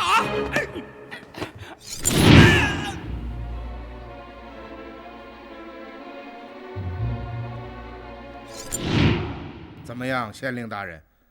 当时的情形是这样吧？哼，怀先生的想象力真是丰富啊！我说的对吧？对，一点不错，一点都没错。然而，你没有想到的是，就在你行凶的同时，我想通了这一切。当然，我也想到了你会对何武奇和孙喜旺下毒手，于是我便派手下全城查找，果然在望水亭找到了他们二人。哦，也就是说，你的人昨夜也到过望水亭？正是。当时狄春检查现场发现何武奇已经死去，而孙喜旺还有一口气，于是他便将孙喜旺抬回了河源。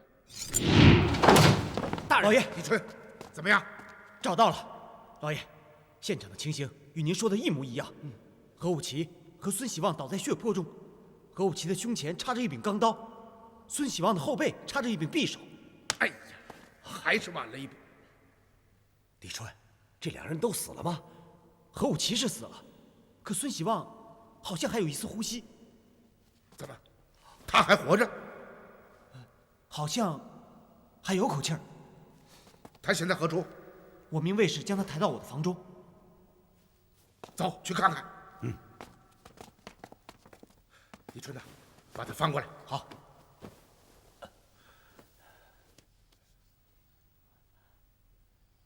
还有口气，马上施救。好。我救活了孙喜旺，他在今天早晨苏醒过来，对我说出了真相。哼，真相？真相就是孙喜旺杀害了严氏、常婆，还有何武奇。哦，我倒想听一听。怀先生，除了孙喜旺的叙述，哼，还有什么能够证明你的这些推断呢？而本县却有大量的物证，证明孙喜旺是个杀人凶犯。大唐永徽律规制，人证为首，物证其次，又首告即为证，因此，只要孙喜旺的证词呈堂，必定认可。可是谁又能够证实孙喜旺证词的真实性呢？难道他没有可能是在陷害本县吗？动机呢？孙喜旺一个平头百姓，与你无冤无仇，在通衢客栈命案发生之前，你们甚至从来没有见过面，他为什么要陷害于你？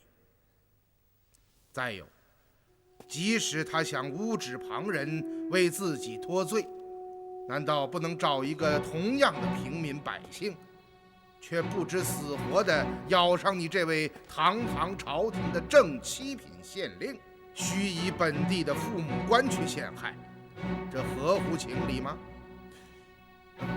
还有，按永徽律，诸诬告人者各反坐，这只是对平民而言。如果他敢诬告上官，那就不仅仅是反坐了，他要付出10倍的代价。一个正常人会这么做吗？太宗贞观律条规，二人相证，是未可知。也就是说，二人是无法相互印证对方说辞的真实性。首先，二人相正所说的二人，指的是两个相互熟识、素有嫌隙之人，因而有可能互相诬指陷害，而不是指两个素不相识的陌路人。其次，你所说的二人相正，是未可知，乃当年太宗朝用于侯君集谋反案中的规条。当时太宗皇帝认为，收告者张亮与侯君集同殿为臣，往从甚密，有可能因嫌生恨，互相陷害，因此才定下了这一条规。换句话说，它只适用于大逆律，并不适用于民间斗讼。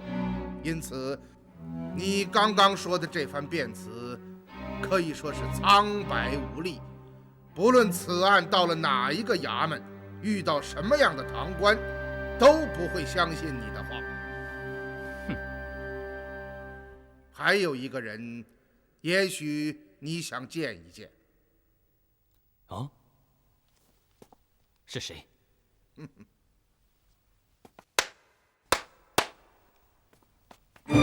进去。你，夫人，将你昨夜所说之事再说上一遍吧。文清，他们都知道了，你就认了吧。是我连累了你。怎么，子君，你把我们之间的事情全都告诉他们了？是的，昨夜春儿到县衙为你送那只装着盐卡的胆瓶，回来的时候在角门被抓。他们命春儿诱我到后角门旁，而等着我的正是怀先生。看来你早就想到了凶手是我。将夫人带到一边。是。不错。当我想通了案情的来龙去脉，便立刻感到何武奇和孙喜旺身处危境之中。于是我立刻命令狄春率手下四处寻找这二人的下落。果然，在望水亭中发现了他们。我想天明时你来到现场，发现孙喜旺的尸体不见了，一定是大吃一惊吧？正是，我当时百思不得其解。我明明杀死了孙喜旺，怎么会他的尸首竟然会不见了呢？那是狄春将他救回了河源。唉，我还以为自己已经做得天衣无缝了，可谁想到……怎么样，县令大人，事到如今，你还有何可说？唉，时也，命也，我无话可说。昨天夜里，夫人对我说，你二人本是仪表兄妹，自小青梅竹马，你因赶考经年未归，回来后才发现，昔日的心爱之人子君已成了他人之妻。正暗自神伤之时，夫人暗中派春儿约你见面，告诉你何武奇使用卑劣的手段，迫使父亲将自己下嫁给他，并在2年前用慢性毒药将老人毒死，自己接管了李继言号。而夫人这些年之所以虚以委蛇，就是在暗中等待时机，杀掉何武奇，为其父报仇。于是，一个复仇的计划便诞生了。首先，你们经过长时间的跟踪，发现何武奇与严氏定期幽会，而且每次都在通衢客栈的 D 字甲号房中。于是几天前的夜里，你二人暗入客栈，准备动手。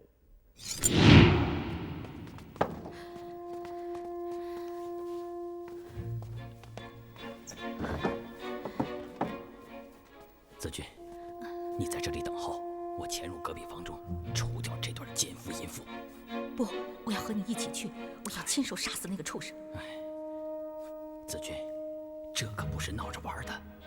一旦你一时手软，杀不了何武奇，令其惊醒，那不光是功亏一篑，咱们两个都得完蛋。听我的话，你在这里等候，待我除掉他们之后，再带你过去，好吧？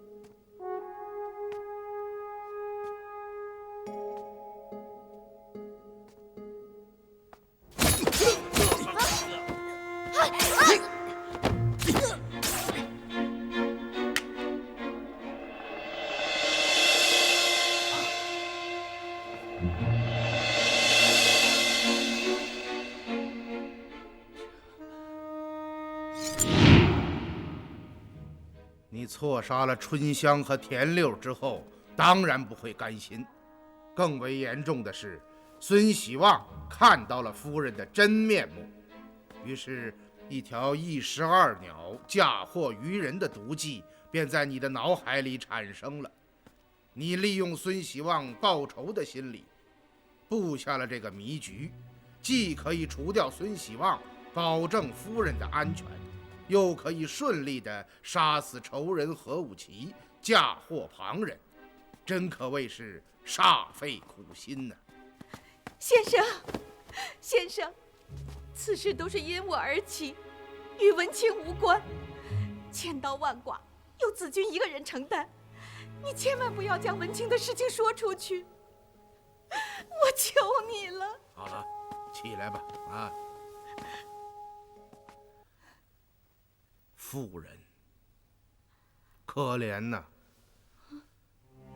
你真的以为文清如此处心积虑地除掉何武奇，是为了替你报仇吗？你好好想一想，他为什么要让你盗取那只装着盐卡的胆瓶？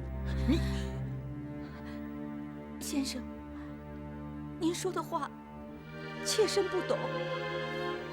文清之所以殚精竭虑，不择手段除掉何武奇，真正的目的是要取而代之，独霸盱眙严氏。而夫人你不过是被他利用的一个工具而已。怎么样，文清？我说的不错吧？我不知道你在说些什么。不知道？我跟你提一个人，你就知道了。谁？到太平镇接盐的赵先生。啊？你是怎么？我怎么知道的，对吧？昨夜我听何静说起，夫人暗入正堂，盗取装盐卡的胆瓶，而这之前，水生和庞四则说，前来送盐的盐枭，竟然是被赵先生带去的官军消灭的。如果官军是在奉命稽查私盐、抓捕盐枭，却为什么不见那些被缴获的私盐呢？这就说明此次行动乃是披着官府外衣的黑吃黑。那么，在盱眙附近能够调动官军的人会是谁呢？当然是你，县令大人。想通了这一点，我让水生和庞四跟踪小丫鬟春儿来到县衙，果然庞四认出了你。县令大人，你便是那位神秘的赵先生。你这是血口喷人！我不是什么赵先生。你可真是不见棺材不落泪。你回过头去看看，看看你身后的人是谁？恶贼！你还认识我吗？你怎么会在这里？你这狗娘养的，杀了我所有的弟兄！我他娘跟你拼了！这不是我的意思，是葛天霸派人给我送信，要我将你们一网打尽，不留活口的。真的是他？是卧虎庄的管家葛彪送来的书信呐。文清，事已至此，你还要狡赖吗？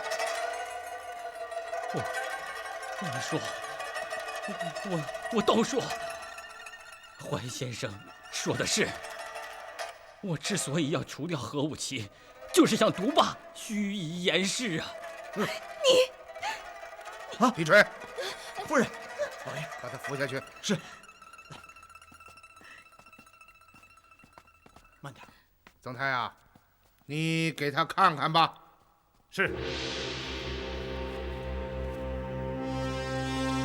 看看这个吧，县令大人。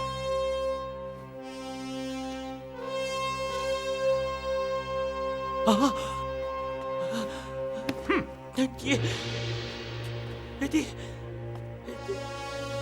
的哥了！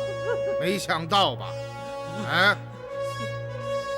这个沽名钓誉的伪君子，内藏奸诈的官藏贼，身为朝廷七品，不思德政，不恤民情，贪婪狡诈，阴险歹毒，国难当头，不思抚民生，还报天恩，千方百计与歹徒合谋，贩卖私盐，谋取暴利。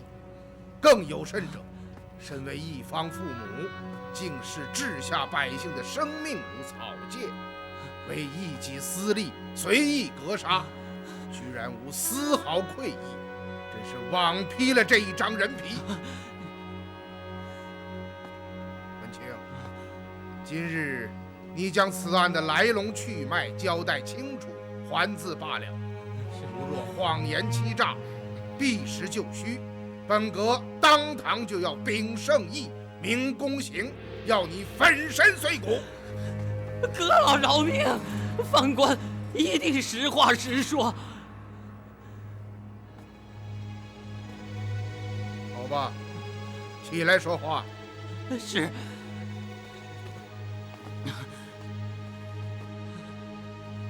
阁老，此事还要从韩沟复船说起。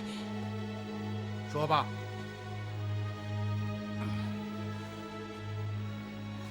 阁老可能知道，韩沟复船之后，漕运梗阻，食盐无法运抵盱眙以北各县，而各县储备的官盐又严重不足，因此盐荒已迫在眉睫。于是，盱眙以北9个缺盐县的县令联名给刺史大人上书，要求陆路运盐。扬州通往淮北的陆路虽然艰涩，中间又有洪泽湖的阻断，但值此危急时刻，只能暂经陆路转运，以解燃眉之急。我曾听这里的百姓说起，州刺史崔亮派出运盐队在洪泽湖区为水匪所劫，自此崔亮便拒绝再为盐荒地区运盐。正是。后来卑职才从卧虎庄葛庄主的口中得知，在洪泽湖中劫夺官盐的便是他手下的水寨头目。哦，葛天霸是怎样得知盐船何时经过湖区呢？据葛庄主讲，是他的上峰派人来传递的消息。他的上峰是谁？这个就不清楚了。你继续说吧。听说刺史大人不再为淮北运盐，各地百姓怨声载道，县令们更是人心惶惶，不知道他究竟打的什么主意。就在此时，刺史府遗文到达各县，命9位缺盐县的县令立即赴扬州议事。刺史大人到。参见刺史大人。罢了。韩沟屡发覆船事件，而今运河梗阻，漕运不兴，食盐无法经运河转运至淮北各县，而陆路狭窄艰难，又有洪泽湖水匪为患，无法保证转运畅通，因此盐运要暂时终止。这怎么没有刺史大人？没有盐，老百姓怎么过日子？是啊，就是再难也要运啊，否则民心不稳，会酿成变乱啊。刺史大人，请您三思而行啊！好了，关于盐运不到淮北，并不是说老百姓就没有盐吃。大人，您的意思是让百姓去购买私盐？文县令此言差矣。盐铁专售自古已然，身为父母官，怎能怂恿百姓购买私盐？是，卑职失言。本州的意思是要各位县令多方筹措，自行解决县内食盐匮乏之事。什么？自行解决？可大人，我们上哪儿去弄盐呢？是啊，大人，您这话究竟是什么意思啊？诸位都是聪明人，我想不用本州把话挑明了。有什么问题，你们可以去问一问文县令。问我？哦，您的意思，可大人，本朝盐法规制，纵卖私盐是要被判死罪的呀。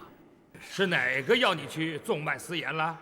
可，本州刚刚已经说过了，要你们自行解决。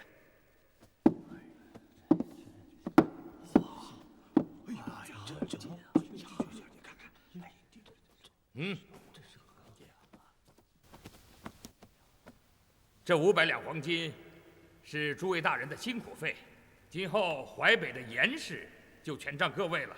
是。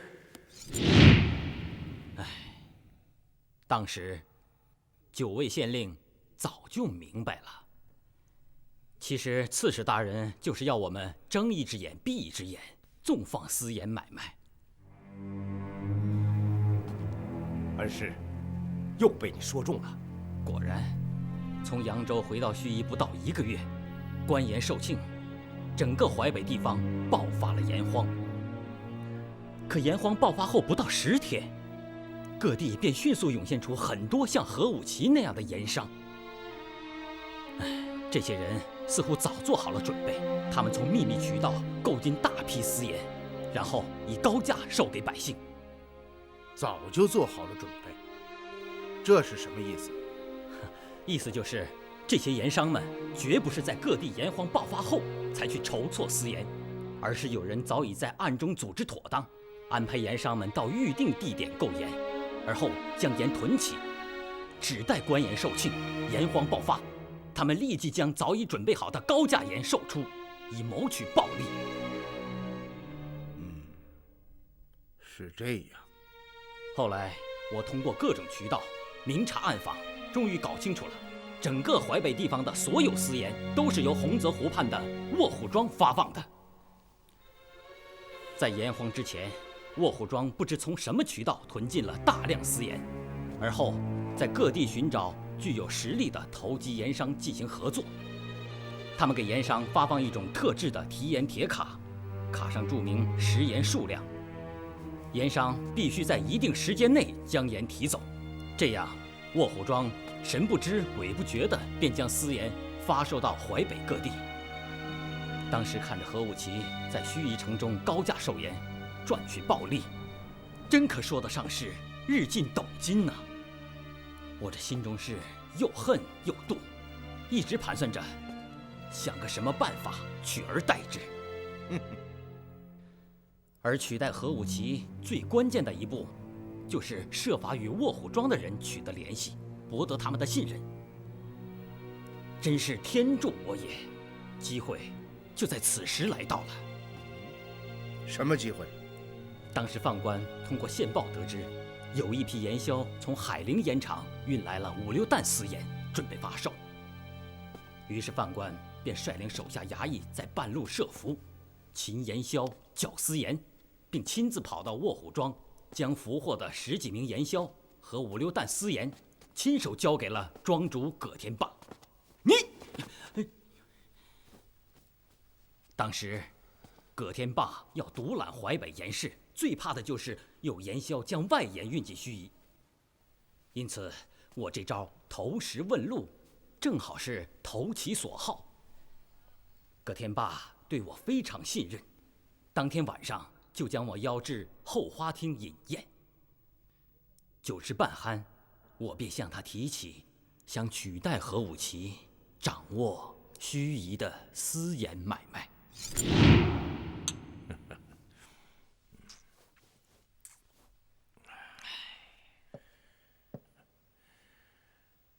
老弟，其实对于我来说，与谁合作都是一样。何武奇不过是个盐商，而你却是官绅，合作岂不更加稳便？是啊，是啊，还望葛庄主费心，欲成此事。老弟，你以为我有盐便是老大吗？哦，葛庄主上面还有人？正是。每一个与卧虎庄合作的盐商都要经过上峰的严格筛选，不能随便更换，除非他死了。哦，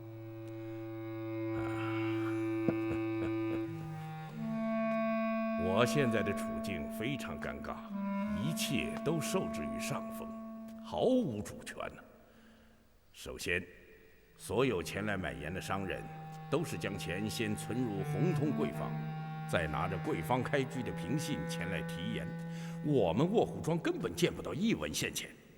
每2个月，我们便要将盐商付给我们的凭信交给位于扬州的红通贵坊，贵坊通过凭信上的钱数计算出我们售盐的数量，在年底给我们兑出一些现钱。可你知道，那些钱少得可怜，对比起如此庞大的私盐贩售量，简直连9牛1毛都算不上。葛庄主为此事出了这么大的力气，得到的回报却是如此微薄，这真是不公之极呀！谁说不是？葛庄主，你想怎么办？过些日子将有一大批盐要到卧虎庄，我想暗中结下，以现在售盐价的1半卖给信得过的人，再由他前去发售。如果老弟有意，我们倒可以联手来做这笔买卖。可是葛庄主，盱眙城中已有了何武奇，按你们的规矩，1个地方只能有1位盐商代销，这该怎么办呢？无毒不丈夫，那你就只有杀了他。哼，以何武奇的势力，杀了他谈何容易啊！哼，那就是你的事情了。杀死何武奇，拿到他的提盐铁卡，我会帮你跟上面活动，取代何武奇的位置。到那时，你表面上的身份是与卧虎庄合作的盐商，而私下经营着我们自己的私盐买卖，这岂不是一举两得？葛庄主，你不用说了，我马上回到盱眙，立刻着手办此事。记住，一定要在盐到之前杀死何武奇，做好一切准备。就这样，我回到了盱眙，开始筹划着除掉何武奇。而恰在此时，子君约我暗中见面，说要杀死何武奇，替父亲报仇。我当时非常高兴，便要他作为内应，2人合力动手除掉何武奇。过个1年半载，子君改嫁给我，这样何武奇的一切便都归我所有了。葛天霸曾屡屡提到，在他之上还有上峰。正是，他不过是替人出力卖命，挣几个散碎银两，而大钱全让上峰拿走了。你还说到了红通贵坊，这个贵坊掌握着卧虎庄所有售盐账目及所得，对吗？正是，葛天霸是这样说的。也就是说，葛天霸想要背着上峰私下里捞一票，这才与你联手。正是。就在临到盱眙2天后，葛天霸派管家葛彪给我送来一封密信，上面说近万担食盐已经运到，问我何时才能解决核武器。我这才决定马上动手。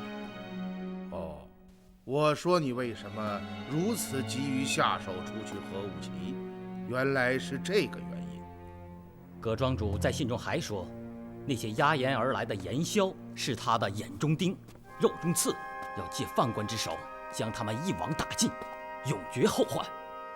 犯官这才请来了官军宋都尉，接盐时在太平镇外的柳林设伏，除掉盐枭，将盐车运走。庞四等人押运而来的近万担食盐，你们藏在了哪里？就在城西废弃的盐里之中存放。文清，下去之后，你要将今日的供述写成供词，签字画押。是。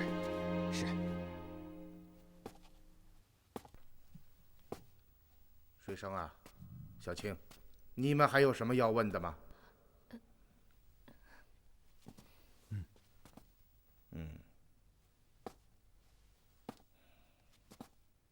来人！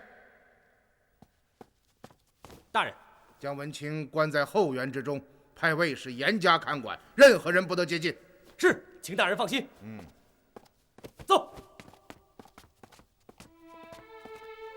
吉英啊，阁老，而今盱眙县令文清被捕，县内不可无主，便由你暂设县令之职。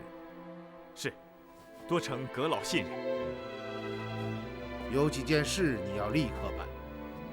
第一，彻查文清同党，使盱眙归治。是。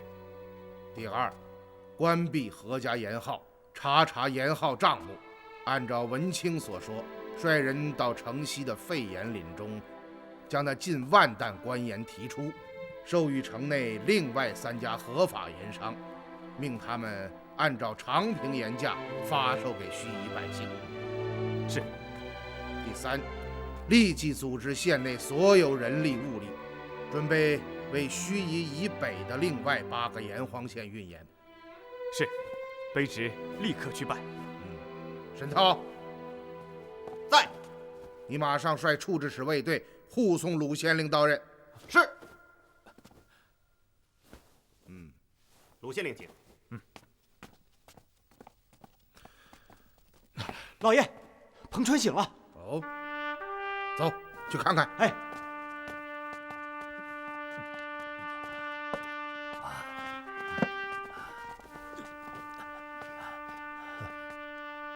小人彭春遭逢大难，幸蒙2位仗义援手，救命之恩永生难忘。不用谢我们，你呀，还是谢谢这位怀先生。若不是他妙手回春，我们恐怕也无能为力。先生大恩，彭春万死难报。哎，好了好了，你重伤未愈，就不必多礼了啊。你，是你，彭兄弟，我也是受人指使，身不由己，你别怪我。我知道，是葛天霸让你这么做的。那天夜里在焦王祠。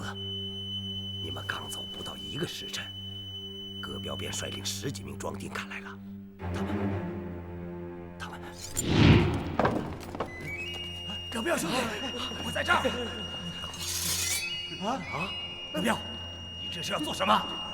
看来你只能做个糊涂鬼了。当我再一次睁开双眼时，我身边所有的人都死了，焦王祠成了一片火海，我拼命的挣扎，爬出火场，这才捡了一条性命。彭大哥，你们为什么要将船停在飞云浦内，而不驶进卧虎庄呢？是葛天霸派葛彪前来传信，说今日风紧，不能进庄，要我们暂时将大盾船停在飞云浦内。第2天，便发生了劫船之事。果真如此，果真如此。看到了吧，你爹早已打定主意要抢劫盐船啊，可却苦于无人下手。用庄里的头目，又怕此事万一传扬出去，被上峰所知，会引来杀身之祸。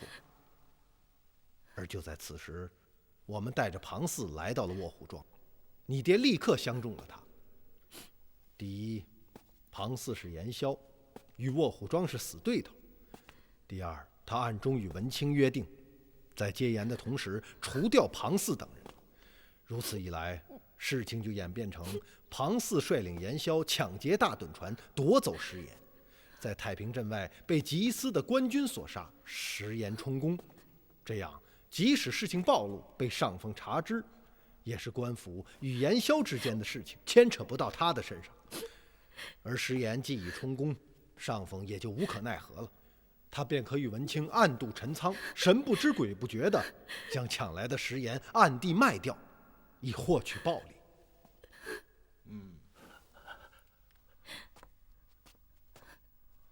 葛天霸是你爹？是的，我的好爹爹。那你们都是卧虎庄的人？彭春，你是北沟大仓的监库林阳的手下，我说的不错吧？你怎么知道？我还知道，你有个弟弟叫彭秋，是北沟大仓护卫队的队长。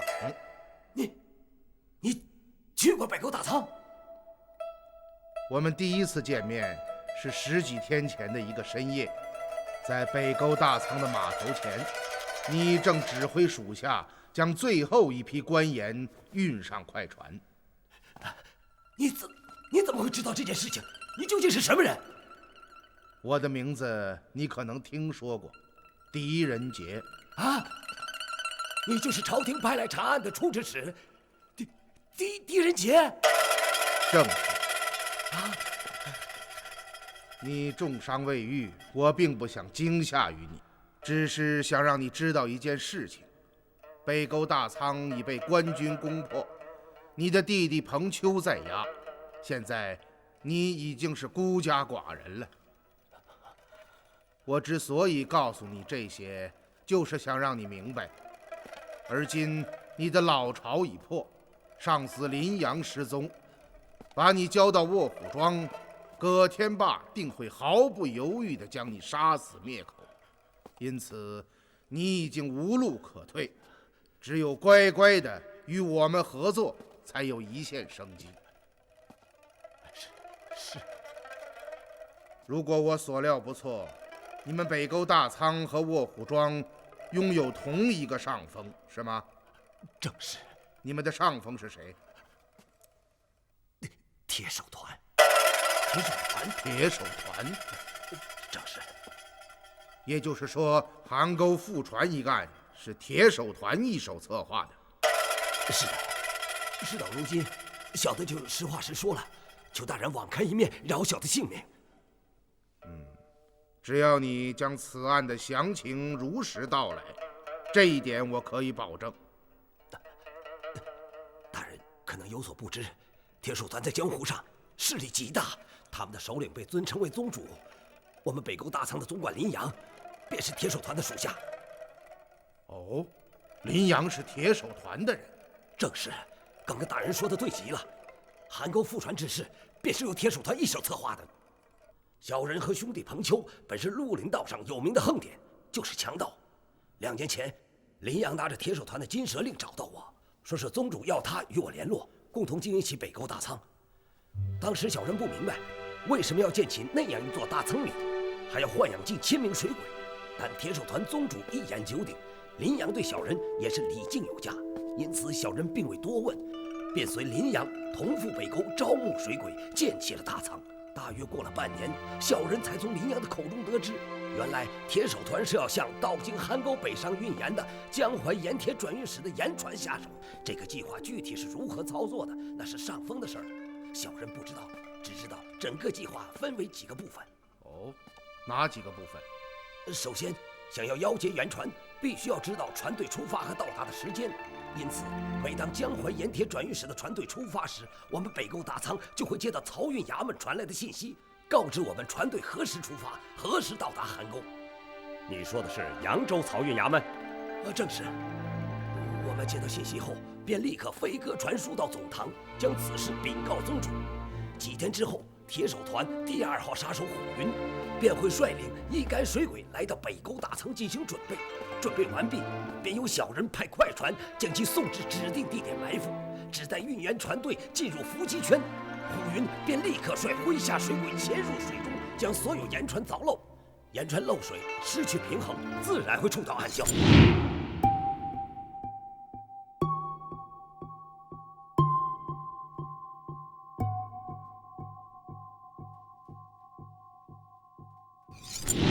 虎云在水下率领水鬼将落水之人全部溺死，而后乘船离开。好一个残忍之辈，真是心如蛇蝎。想不到邗沟覆船的真相竟然是这样。是啊，因每次选择下手的地点不同，但又必须是暗礁丛生、淤泥塞道之处，因此必须要提前进行勘察。此事也是林阳与小人要做的，这便是计划的第1步。北沟大仓不是有很多水鬼吗？这个虎云为什么还要另外带水鬼来？北沟大仓的不过是些普通水鬼，而虎云率领的都是经过严格训练，能够潜入水下几日几夜，生吃鱼虾，且在水中翻刀使杖，水艺精熟之辈。哦，你继续说吧。第2步就轮到了我们北沟大仓，只要虎云率水鬼返回，就说明第1步已经成功了。我便立刻召集北沟所有水鬼，乘船赶往出事地点，将落水的官盐捞起，再用快船运回大仓存放起来。第3步便是葛天霸派来大趸船，将囤积的大仓中的官盐运离扬州，转至卧虎庄。之后的事情小的便不知道了。邗沟覆船之后，运河河道封闭，河面之上昼夜都有巡河官的快船往来巡查，你们的大趸船怎么能够安全通过呢？大趸船上有漕运衙门开出的官凭录引，即使遇到官船，只要出示官府的凭证，便可顺利过关，逃过检查。哦，是这样。恩师，与您推断的完全一致。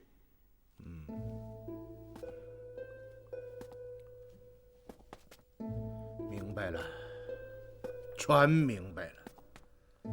现在才可以说得上是真相大白。所谓的邗沟覆船案，乃是江湖巨鳄铁手团纠集官府及绿林各道，联手策划的一个巨大阴谋。首先，铁手团派出杀手虎云，在邗沟将运盐船队凿翻，而后林阳、彭春统领北沟水鬼全体出动，将沉入水中的官盐盗捞而起，存入北沟大仓。紧接着，葛天霸派出大趸船，将盐转运至卧虎庄藏匿起来，而漕运使杨九成则是为私盐转运提供一切便利，开具官凭录引，逃避巡河官的检查。之后，我们的扬州刺史崔亮、长史吴文登2位大人便粉墨登场了。他们利用职权，对淮北各地方官吏威逼利诱，目的就是要千方百计地遏制官盐入淮，人为地造成淮北盐荒。这样，葛天霸的卧虎庄便独霸淮北盐市，明目张胆地将邗沟落水的官盐以高价发售到盐荒各县，以谋取暴利。好一张官匪合谋的大网，真是令人触目惊心，毫无破绽。看来我们可以行动了。淮先生，您刚刚说的是我爹吗？小青啊，我不得不说，你爹是本案的重犯。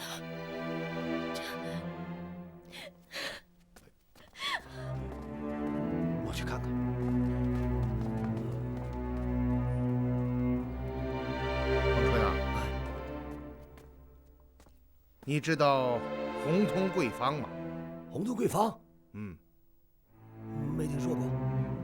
那你看一看，这封信是不是林阳的笔迹？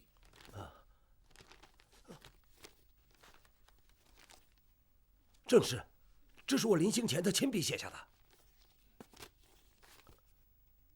你与林阳很熟悉吗？是的。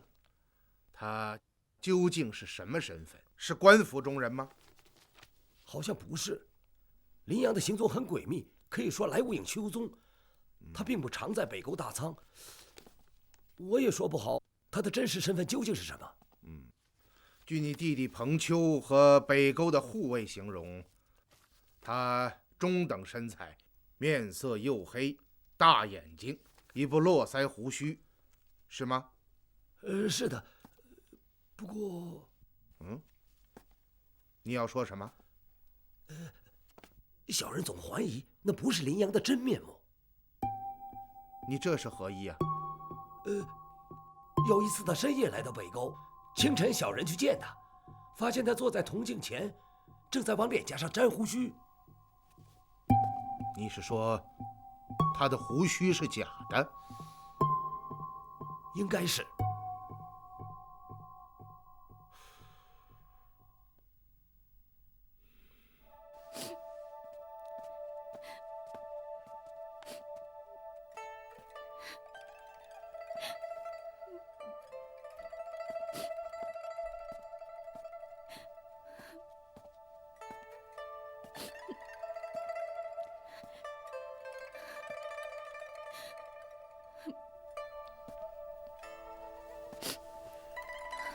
我终于明白了你昨晚说的话。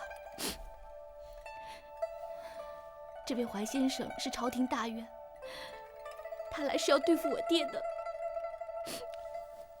他要对付的不光是你爹。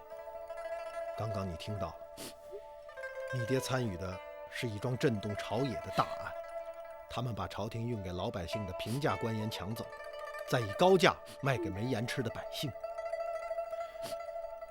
真是伤天害理呀！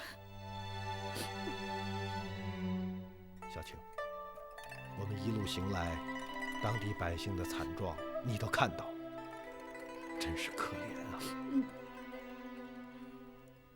有句话，不知当讲不当讲。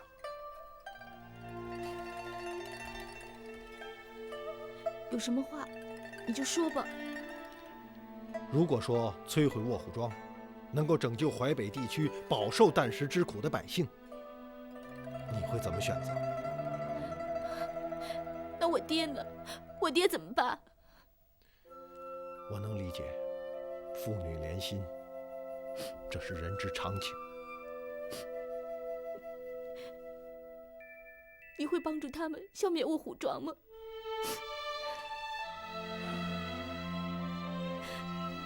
你说实话，我不会怪你的。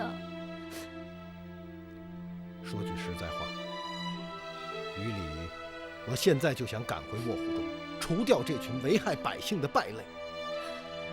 可于情，尤其于你，我也不知道。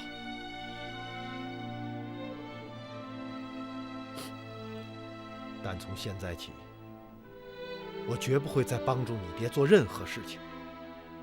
我希望你也不要再助纣为虐。你说的对，我爹做的这些事情，真是伤天害理，禽兽不如。我也恨不得将他绳之以法，可他毕竟是我的生身父亲呢。现在我只有一个愿望，那就是他能够平平安安的，不再为非作歹。如果真的能够这样，我绝不会在乎卧虎庄的锦衣玉食，我宁可陪他沿街乞讨。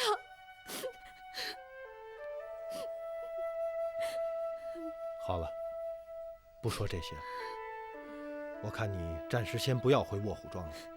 明天我去求求怀先生，看他能不能对你爹网开一面。真的？我骗过你吗？谢谢你，水生。百姓们听着，县令大人有令，自即日起，官府在陈家盐号、曹家盐号和李家盐号发售长平盐，盐价20文一斗，百姓从速购买。山下，这是真的吗？官府真的要卖长平盐？不会是骗我们吧？我们当差的和你们一样，连口盐都吃不上，谁有力气骗你们呢？告诉大家，咱须臾换县令了，这都是真的。真的，快准备家伙买盐吧。哎呀，这个听着，县令大人有令，哎，快，儿子们，对陈家盐号、曹家盐号、李家盐号发售。认字啊！这上面说的什么呀？乡亲们，这告示上说啊，从今天开始，咱须臾呀吃上长平盐了啊！真的呀！不会吧？已经2年了，怎么突然就有了长平盐？这官府告示还能有假？这上面说何家盐号已经关闭，让大家到城里的另3家盐号买盐，原价是20文一斗。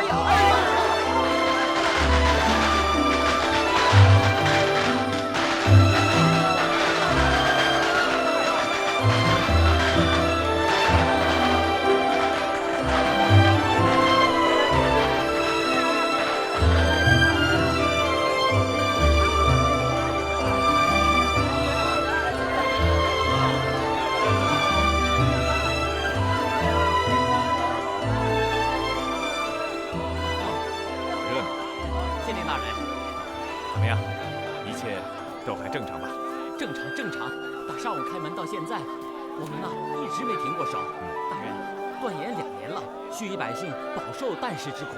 大人今日之举，这可说得上是雪中送炭呢。哎，这可不是我的功劳，你们应该感谢处置史大爷才对。是啊。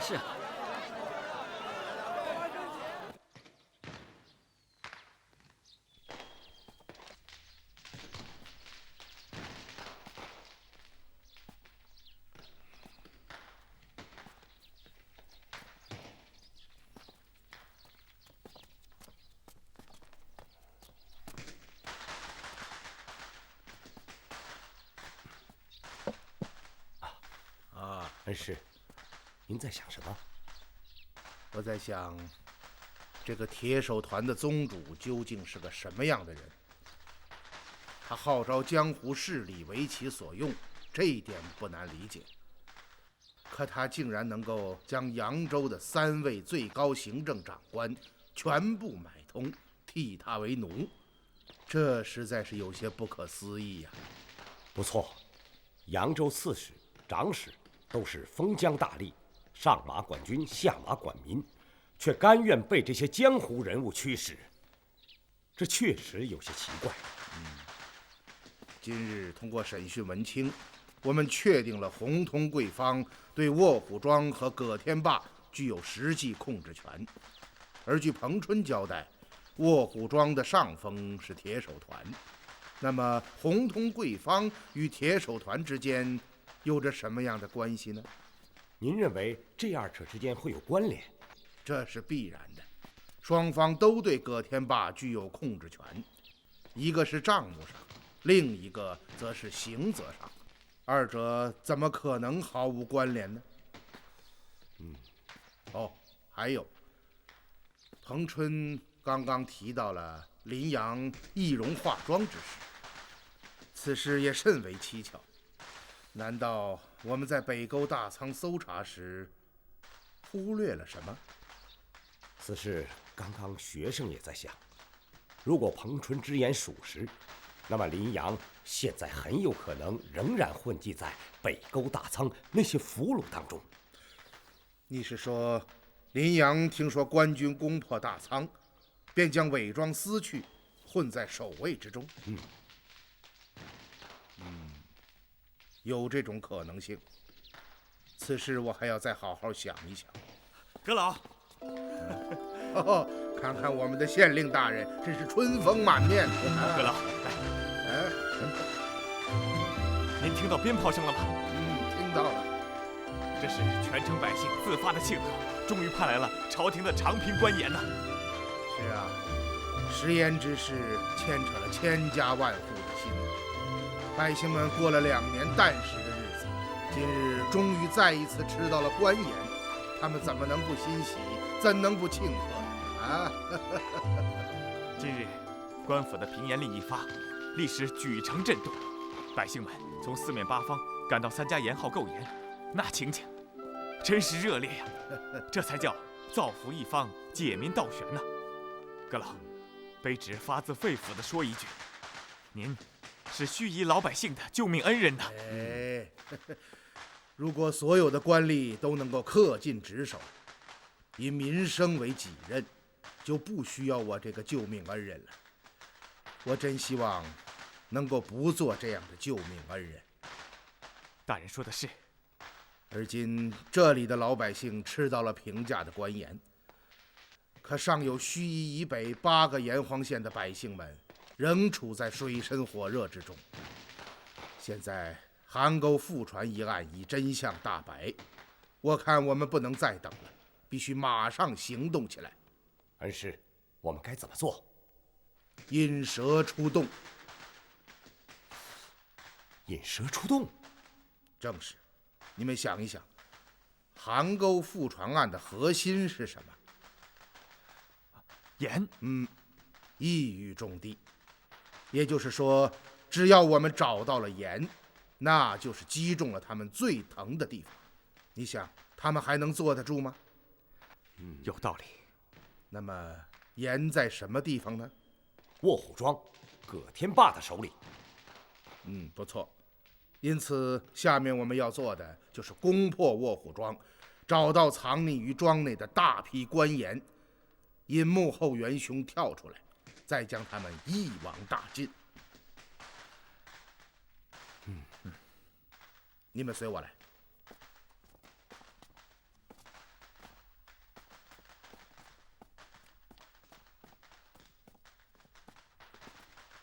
你们看，这里就是卧虎镇。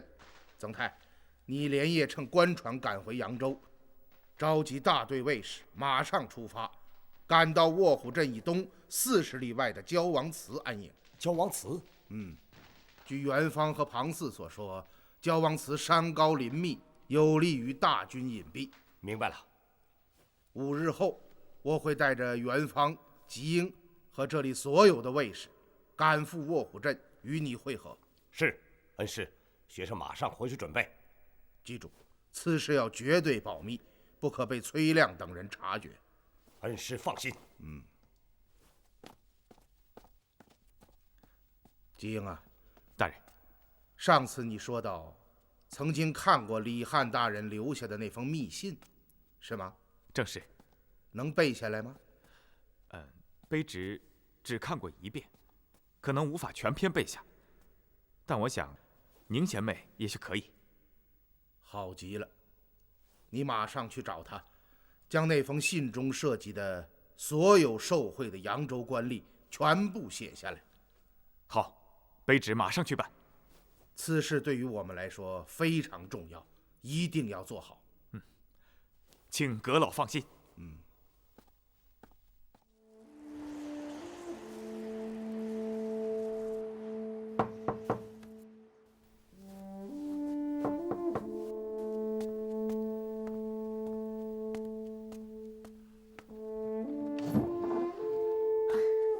贤妹，大哥，多日不见，怎么今天想起小妹来了？我是无事不登三宝殿呐。哦。 听说狄公委你为盱眙县令，正是。今日不宜上任，就忙了个不亦乐乎。哎，贤妹啊，李大人那封密信，你能背得下来吗？怎么忽然问起这个？哦，狄公要惩治扬州的贪官，他要我们将密信中涉及受贿官吏的所有内容抄写下来，交到他的手中。太好了，我早就等着这一天呢。 那封密信我看过很多遍，能够背得下来。好极了，贤妹，你说，我写。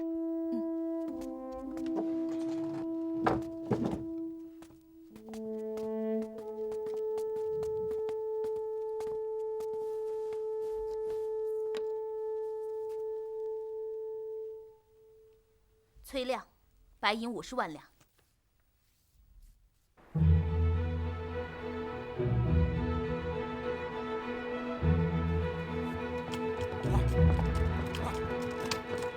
曾大人，立刻起锚。是。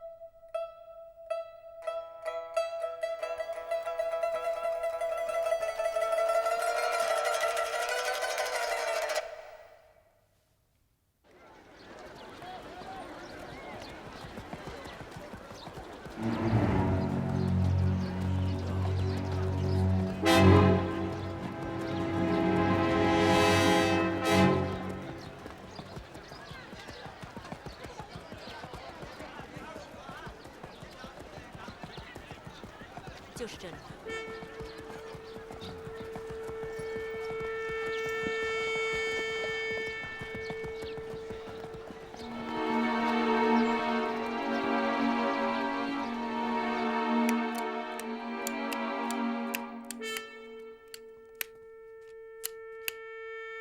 哟，客官，你们住店呢？嗯。柜上有客。好嘞。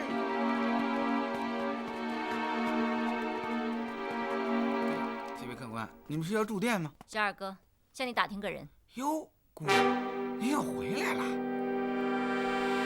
什么又回来？前天，您不是与怀先生一同搬到河源去了吗？怀先生。我正要向你打听这位怀先生呢。他现在还住在店中吗？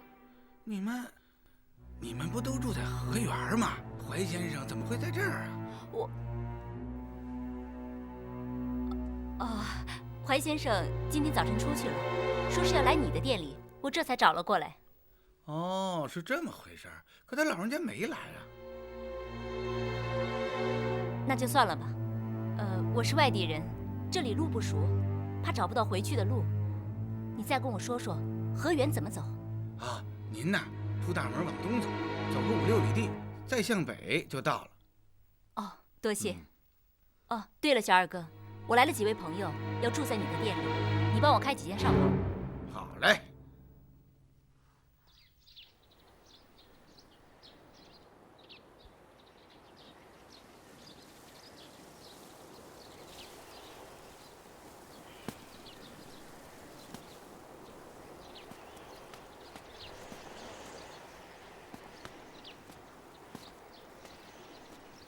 怀先生。哦，远方啊。哦，水生啊，怀先生。哦，应该叫您狄大人。叫什么都一样。你找我有什么事吗？有件事，我想求您。哎，你我之间何用这个求字？说吧，什么事？您是不是准备攻打卧虎庄？你怎么知道？直觉。你的判断依然很准确。是的。这件事说起来，其实若不是为了小青，我是不会来的。你是想和我说葛天霸的事情，对吧？您怎么知道的？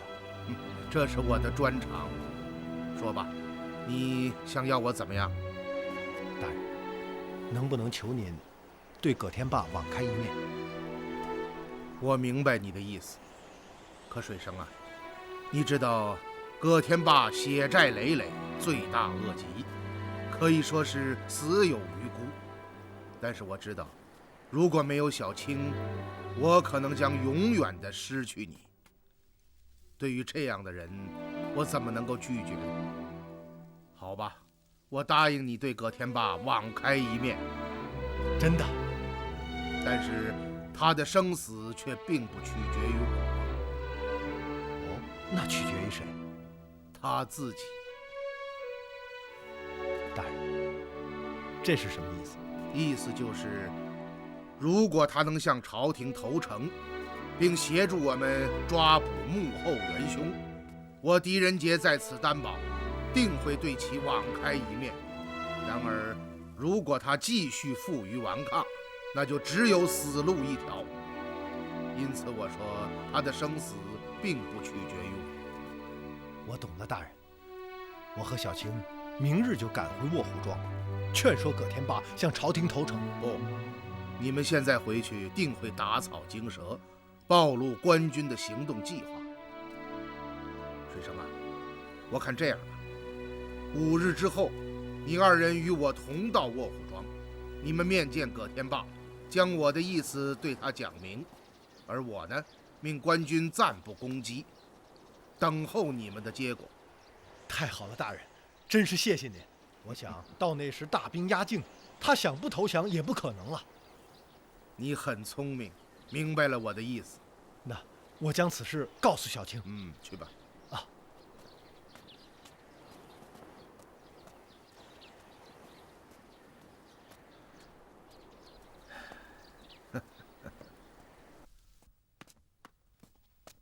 哦，吉英啊，怎么样？阁老，这就是密信的所有内容。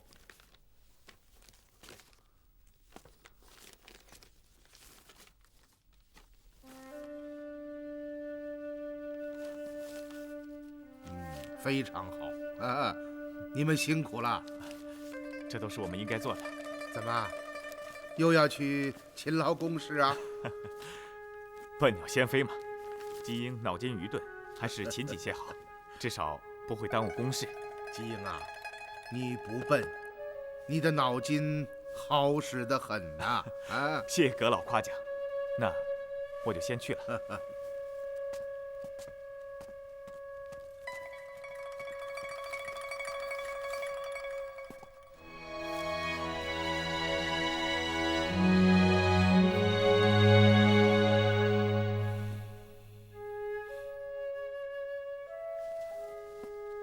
真的？真的。大人已经答应了，只要你爹弃暗投明，他就网开一面。可是如果我爹不愿意投降，那该怎么办呢？放心吧，你爹是个枭雄，很识时务。5日后，官军大兵压境，他一定会乖乖投降。对呀，还是你了解我爹。水生，谢谢你。狄大人之所以这样做，就是真心想帮助我。狄大人真是个好人。唉，老天爷，求你保佑这几天不要再出什么事情了。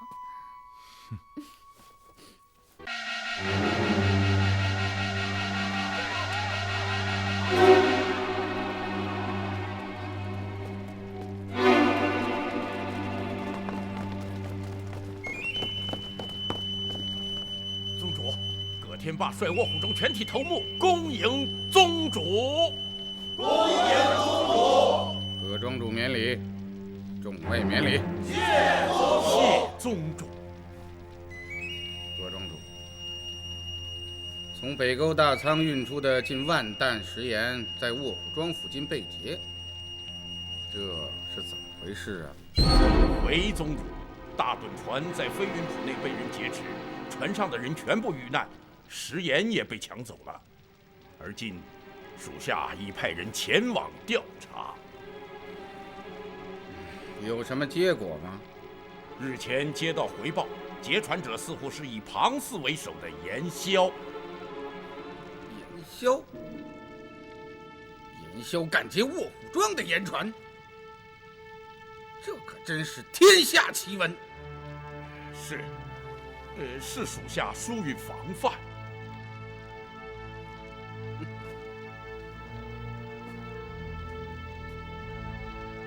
葛庄主，最近本尊听说你对铁手团颇有微词。这话是谁说的？宗主，属下绝无此念。近万担官盐，价值20几万两白银，这可是笔不小的数目。请宗主放心，属下定当尽快查明真相。说得好，铁手团有葛庄主这样忠心耿耿的下属，还有什么事情是做不成的？还有什么事情是不敢做的？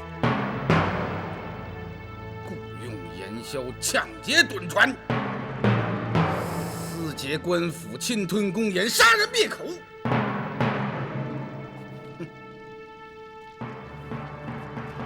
桩桩一件件，都是精心策划，用心良苦。葛庄主，你可真是个人才呀！宗主说什么？属下不明白。不明白？好啊，我会让你明白的。来，走。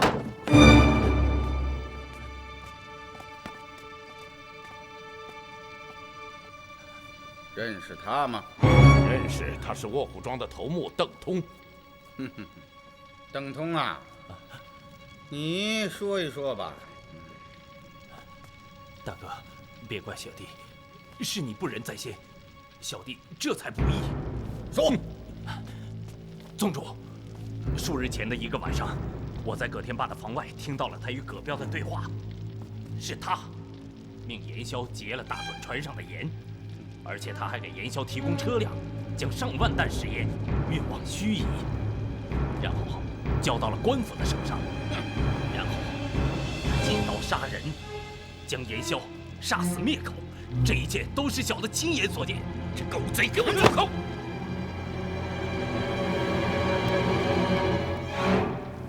怎么，葛庄主，恼羞成怒啊？宗主。邓通因与小女的婚事不成，因此对属下心怀怨恨。他这是血口喷人！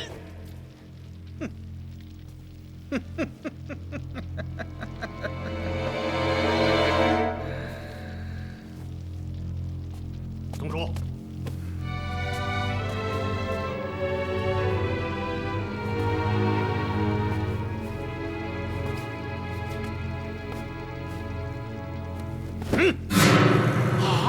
葛彪，葛彪，你，葛彪，你让你的管家葛彪给你的新朋友文清送信，问他盐是不是已经收到，是不是已经把盐枭杀死灭口。可你没有想到，我派人在半路截杀了葛彪。得到了这封信，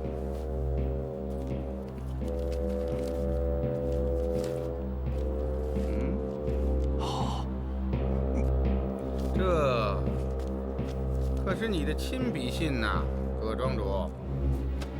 现在你还有何话说？哼，不错，这一切都是老子做的，你想怎么样吧？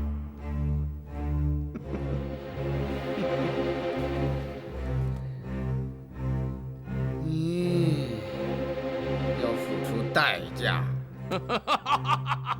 在老子的地盘上，你才要付出代价！弟兄们，动手啊！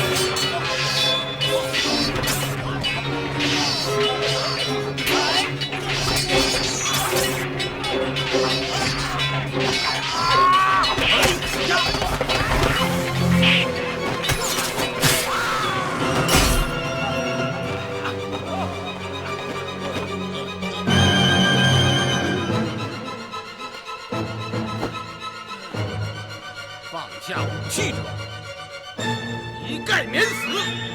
好，放下！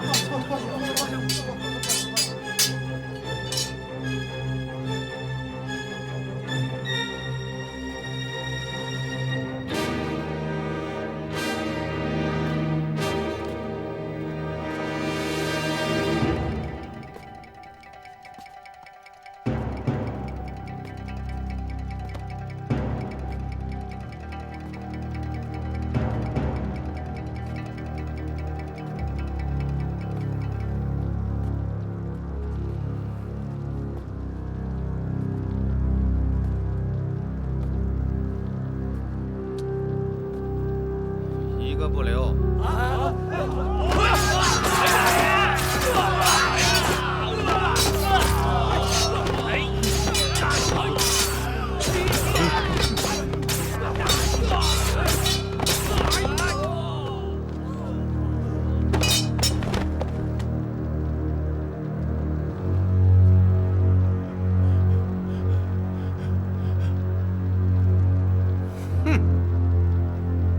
你说的对极了，卧虎庄是你的地盘，可现在我们要接手，因此还需要葛庄主帮忙，这就是你现在还能喘气的原因。今日我的人就要接收卧虎庄的一切，而你要做的就是协助他们做好这件事情。对于你来说，这不是一件很简单的事。记住，做得好就能活命，做不好，哼，你知道我会怎么对付你？还不把葛庄主放下来？是。雕青、狼犬，在。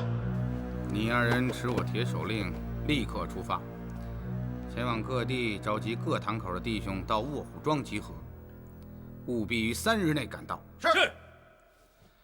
未接到盱眙快报，狄仁杰很快就会来到这里啊，因此我们也要尽早做好准备。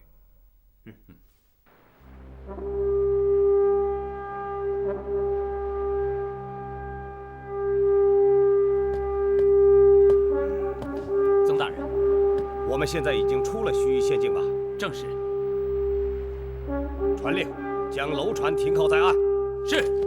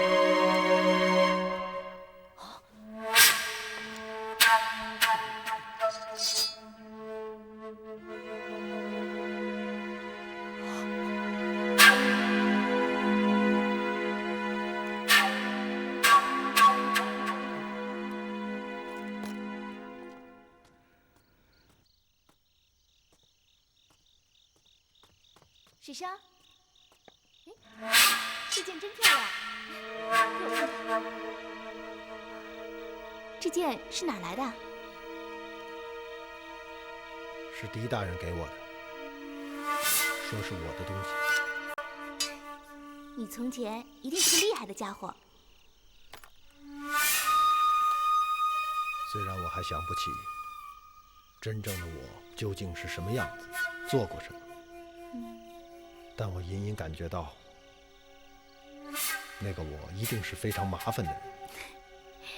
小青，你说的有些道理，忘记从前，也许并不是一件坏事。傻家伙，现在知道我说的对吧？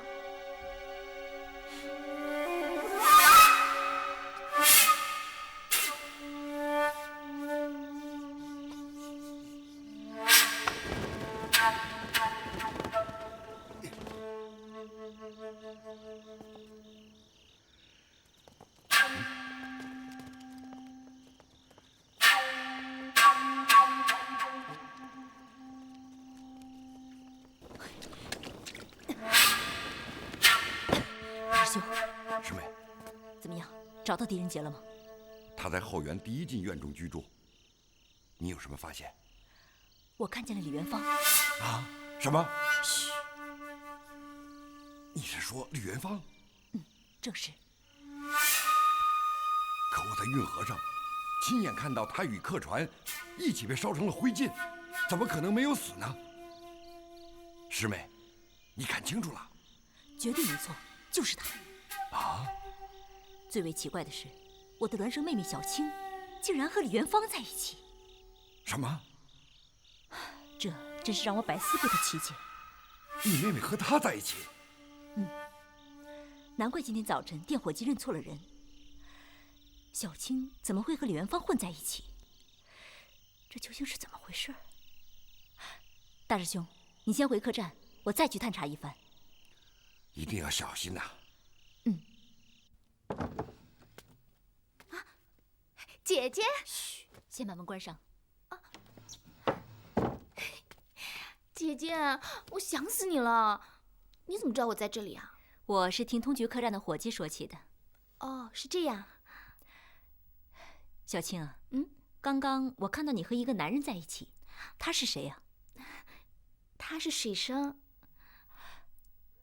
水生？他可是个可怜人，是我从运河中将他救起来的。当时他已经是奄奄一息了，醒来的时候，以前的事情全部都忘了，连自己的名字都忘了。水生这个名字，还是我给他起的。哦，是这样。看起来你喜欢水生是吗？那他呢？他喜欢你吗？我也不知道，也许吧。姐姐，你别问了。好了好了，我不问你了。小青啊，你跟水生为什么要来盱眙？姐姐，你还不知道吧？爹闯下大祸了。什么大祸？他侵吞了铁手团运到卧虎庄的私盐，现在又让朝廷给盯上了。盐真的是他派人去劫的？正是。他觉得上峰铁手团每年分给他的钱太少，因此他决定把这批盐留下，自己捞一票。哎呀，爹真是太糊涂。谁说不是啊？小青，你把最近发生的事情跟姐姐详详细细的说一遍。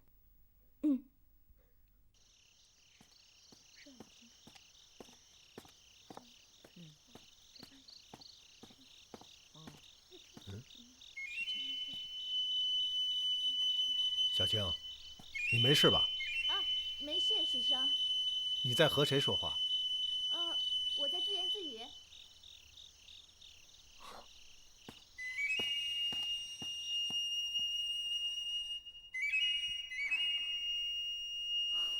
原来事情是这样的。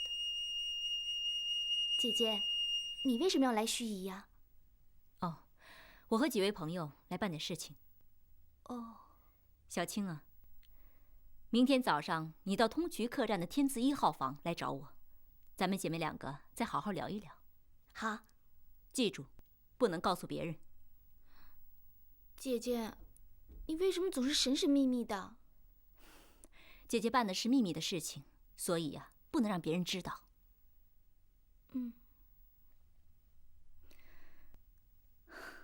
看起来那个水生还挺在意你的。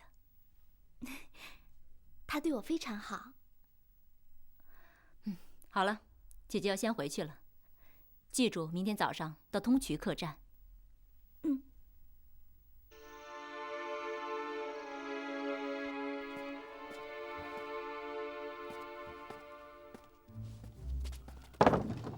哎呀，师妹，你可算是回来了，我一直提心吊胆呢。大师兄，我想到了一个一箭双雕之计。什么一箭双雕之计啊？借李元芳之手，除掉狄仁杰。哦。啊？这能行吗？太危险了。而且，宗主明令，我们此次行动只是探查狄仁杰的行踪，不可轻举妄动啊！宗主，你就知道宗主，他有什么了不起？还不是屡屡败在狄仁杰手中。别让鲍冲他们听见。坐。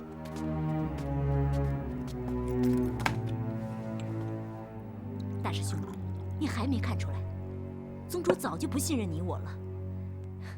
这次他派鲍冲、焦刚和侯强来，就是为了监视你我。我早就看出来了。我们必须要做出几件大事来，否则日后在铁手团就根本无法立足。别说宗主更加不信任我们，就连鲍冲、焦刚这群宵小也会将你我踩在脚下。所以，这次我们一定要搏上一搏。只要能杀了狄仁杰和李元芳，哼，所有的人都会对我们刮目相看。有道理。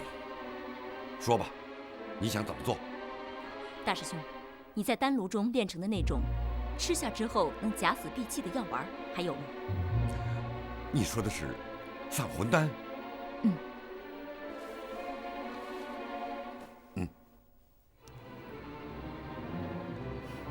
一切全在明日。这个计划要告诉鲍冲他们吗？前半部分不要提及，只要最后要他们协助你我，除掉李元芳。好。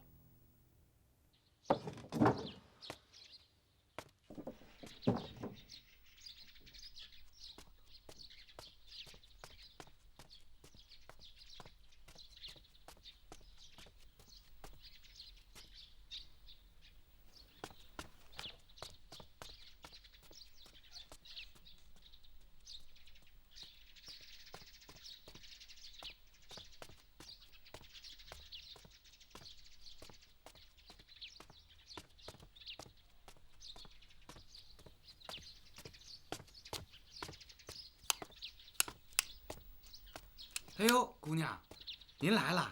嗯。您那几位朋友还没起呢。哦，我知道。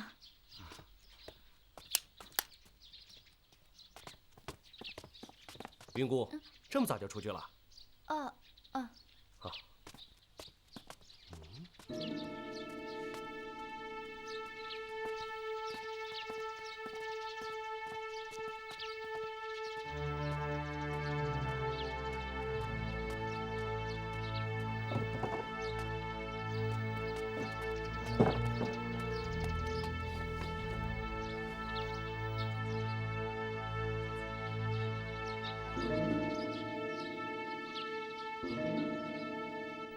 来，小青，喝杯茶去去寒。你没有告诉别人你来这儿吧？没有啊，现在还早，他们都还没起来呢。那就好。姐姐，我头好晕，是不是昨天晚上没睡好？哎，小青。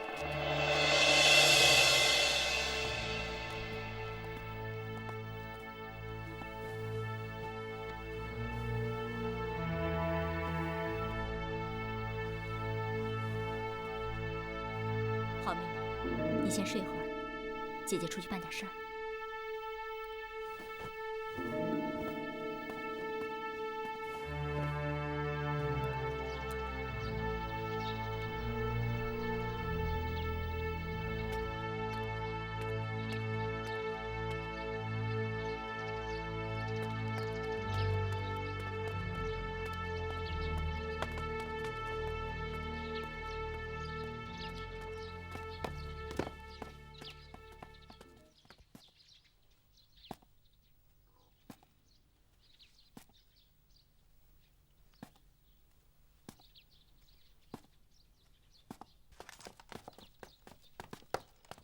大人，宁氏现在堂外，说有要事回禀。哦，请他进来。是。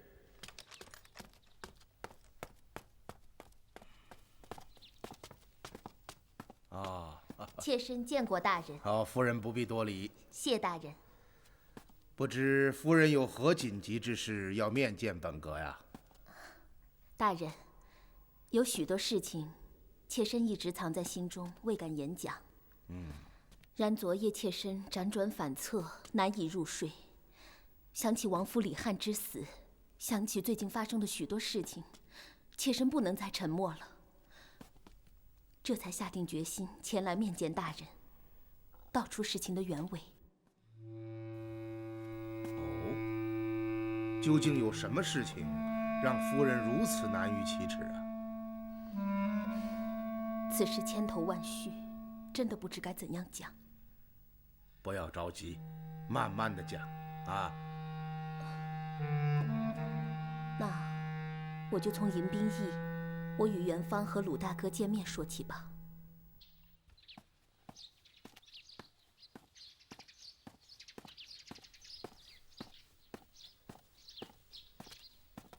哟，小青姑娘，这么早啊？鲁大人啊，你要出去啊？哦，做了这个7品芝麻官，就要到县衙去判事啊。您慢走。啊。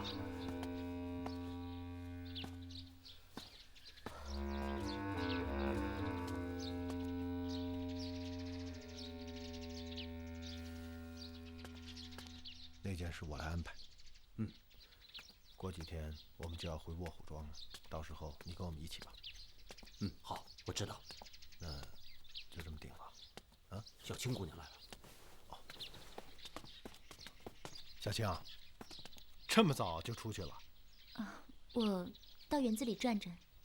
哦，水生，有几句话，我想单独和你说一说。哦，你们说话，我先回房里去了。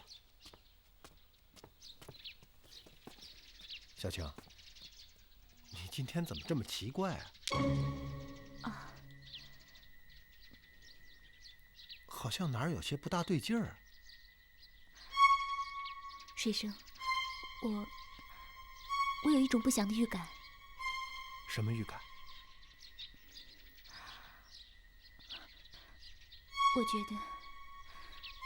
我觉得狄大人不会放过我。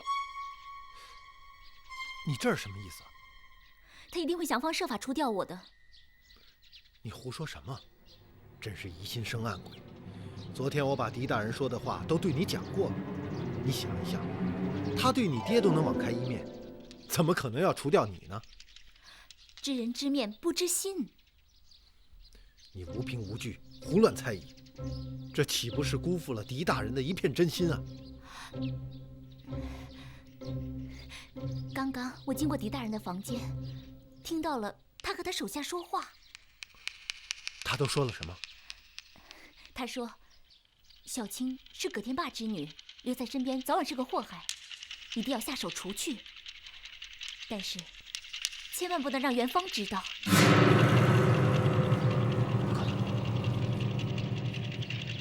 我不相信。我亲耳听到的，还会有假？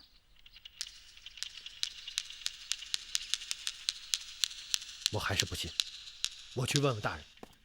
你这不是出卖我吗？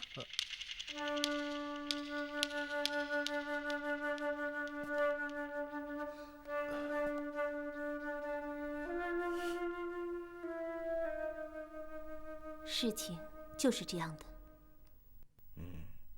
你说的情况很重要，放心吧，夫人，我一定会将此事查个水落石出，还李郎中一个公道。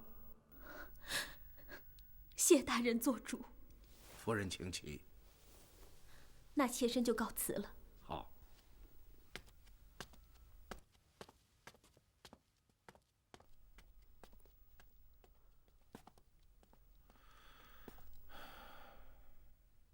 张怀在。大人，去将狄春叫来。是。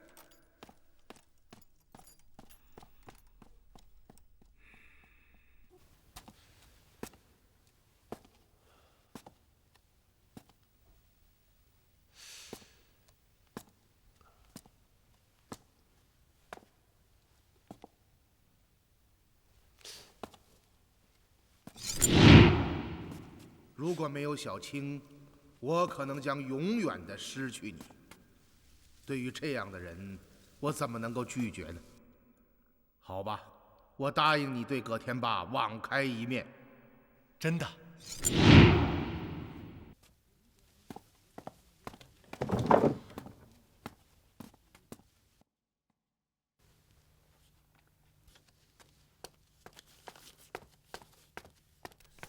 老爷，您叫我。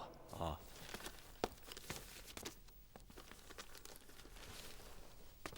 李春呐，啊，你把这个啊查一下。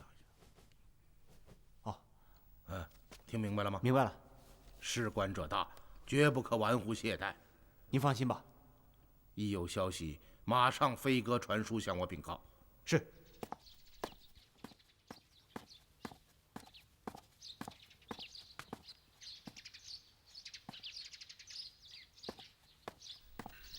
李将军。哦，大人在吗？哦，正在和狄春说话。你记住，此事要严加保密，绝不能让任何人知道。事毕之后立即返回。老爷放心。啊，李将军。哦，要出去啊？是，出去办点事儿。哦，李将军，那我先走了。啊。哎，水生。大人。啊，有事吗？没什么，我只是路过。告辞。啊。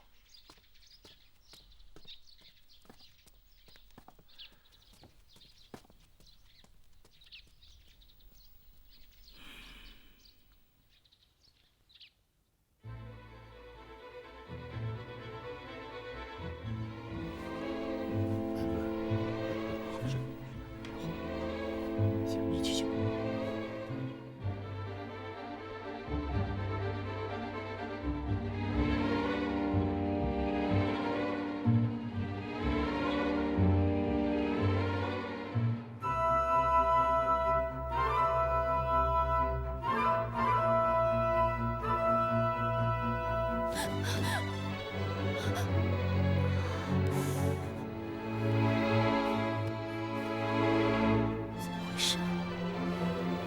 姐姐，姐姐，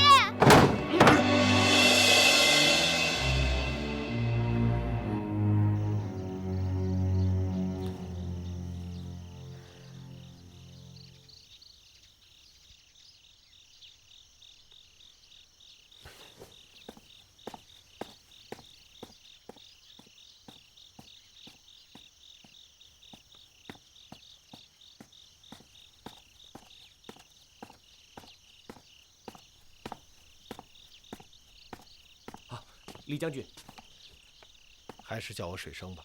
啊，是。大人在吗？大人傍晚时分出去了，现在还没有回来。哦，那我过一会儿再来。好。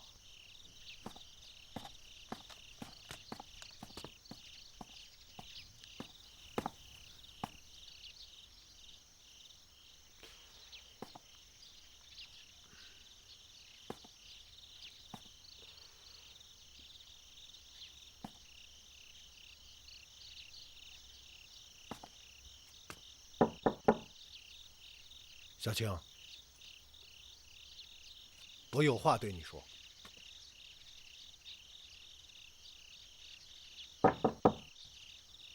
小青，你睡了吗？小青，水生，小青出去了，你不知道吗？出去了？到哪儿去了？一个时辰前，我在院子里碰到他，他说狄大人要他到运河捕头见面。运河捕头？他为什么不叫上我一起去？这我就不知道了，他可能没找到你吧。不好！哎！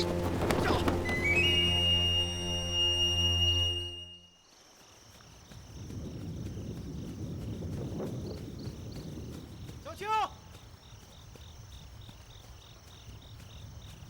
小青！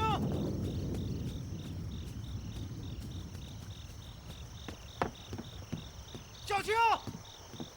小青！水生。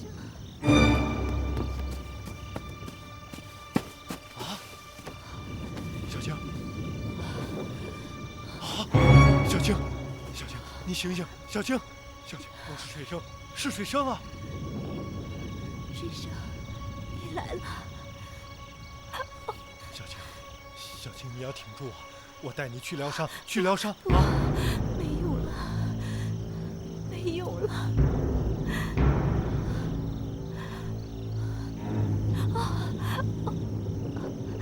是谁干的？别问那么多了。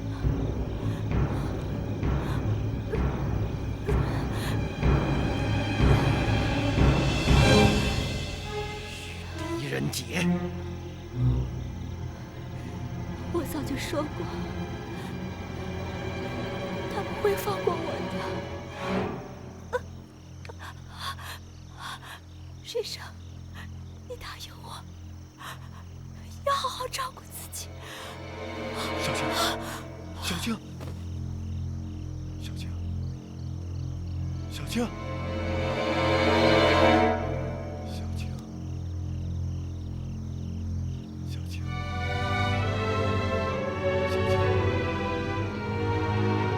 小青，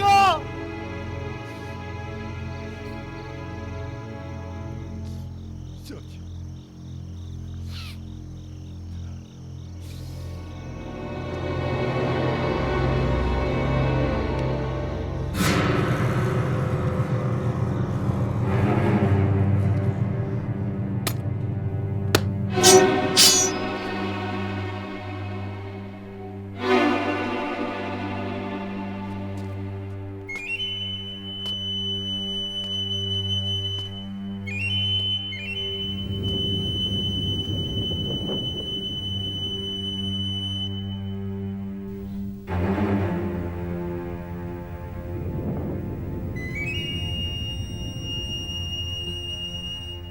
什么人？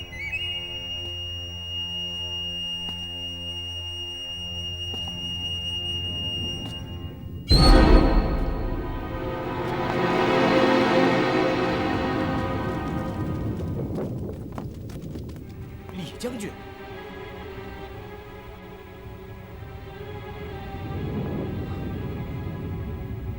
李将军，你这是？闪开！李将军，你要做什么？快拦住他！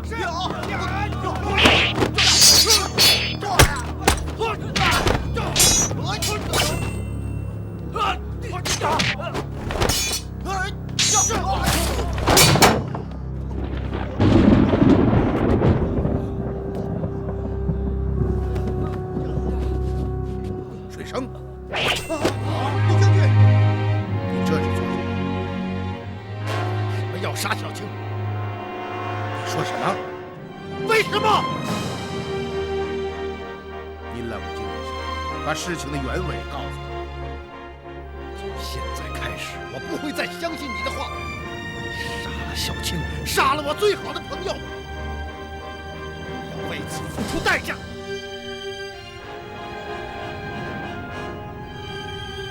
你被仇恨冲昏了头脑。我知道，现在什么解释都是多余的。如果你真的认为是我杀死了小青，那你就动手吧。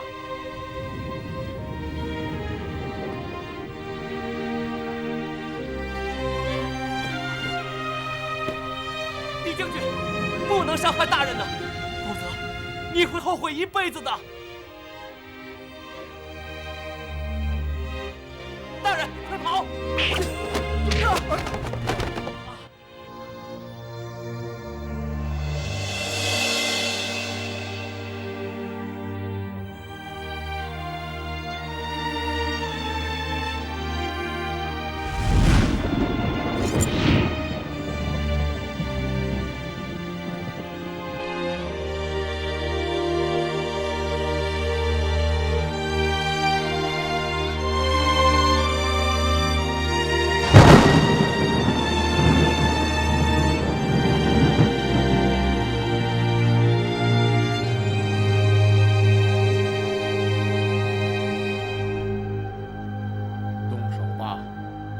不必迟疑。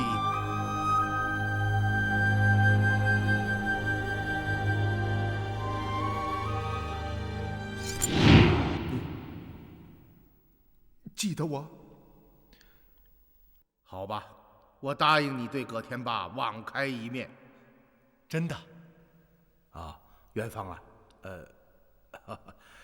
现在应该叫你水生。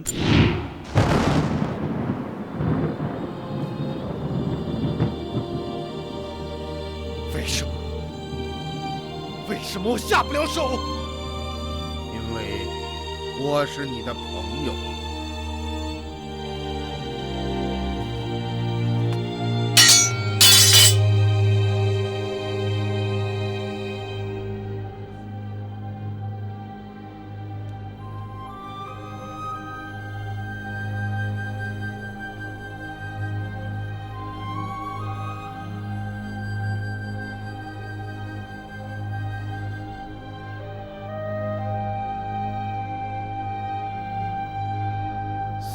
想不起你是谁，可在我心中，已经把你当成我最亲的人。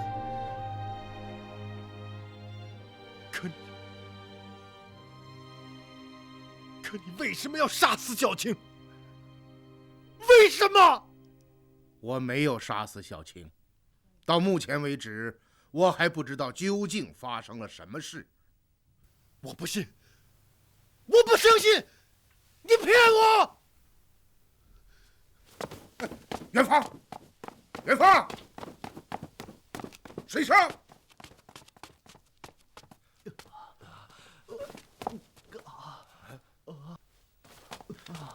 你们怎么样？没事，李将军没下重手，都是一点皮外伤。大人，这到底是怎么回事啊？有刺客！啊，刺客！赵华哪儿啊？怎么回事？别喊了，是李将军。李将军，沈涛啊，去把庞四给我叫来。是。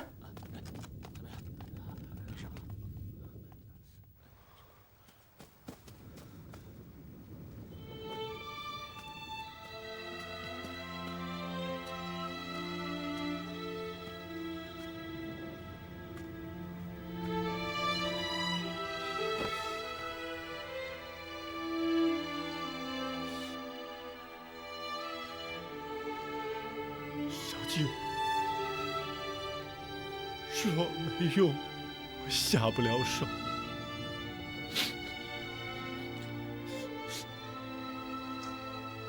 你救了我的命，可我连为你报仇的勇气也没有。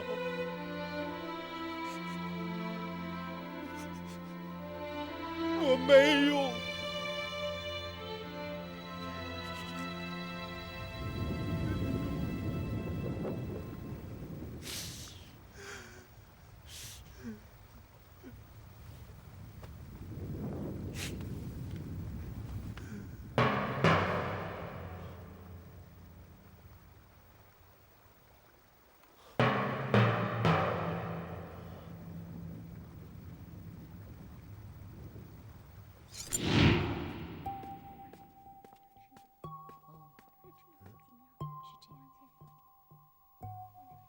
小青，你没事吧？啊，没事，水生。你在和谁说话？我在自言自语。小青，你今天怎么这么奇怪啊？好像哪儿有些不大对劲儿。我没有杀死小青，到目前为止，我还不知道究竟发生了什么事。我姐姐叫云姑，日后你会见到她的。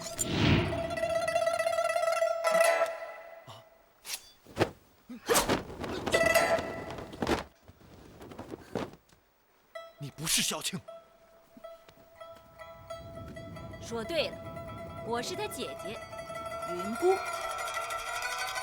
小青在哪里？你为什么要这么做？刚刚我相信了你对小青的真情，那一幕确实很感人，连我都有些不忍心对你下手。但是，敌人就是敌人。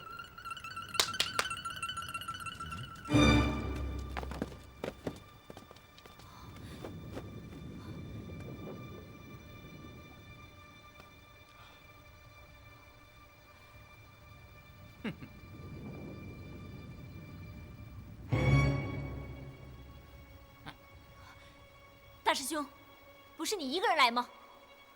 师妹，仅凭你我，是对付不了李元芳的。你知道，你们险些令我错杀了好人。师妹，看来你的计划失败了。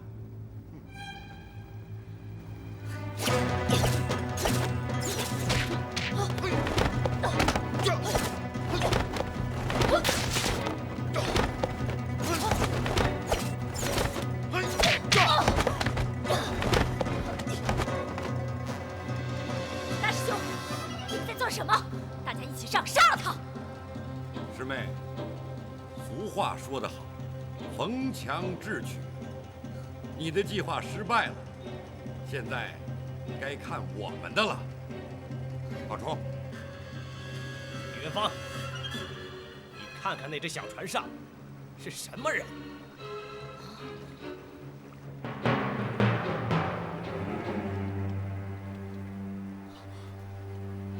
水生，姐姐快救我！小青，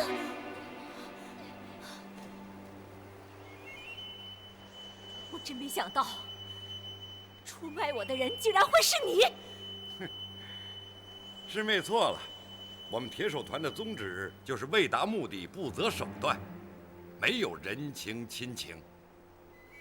大师兄，在你最危难的时候，是谁帮助了你？是谁在宗主面前求情，保住了你的性命？真想不到，你竟会这样对我，用我亲生妹妹的生命做筹码。不错，你确实帮助过我，但你知道吗？如果让宗主得知，牺牲了铁手团8大杀手的性命，却没有除掉李元芳，那我龙峰便难逃一死。因此，用你妹妹的命来换我的命，我认为非常值得。顺便告诉你一声，你也要死，否则秘密便会泄露出去。好了，话已说完，动手！小青啊！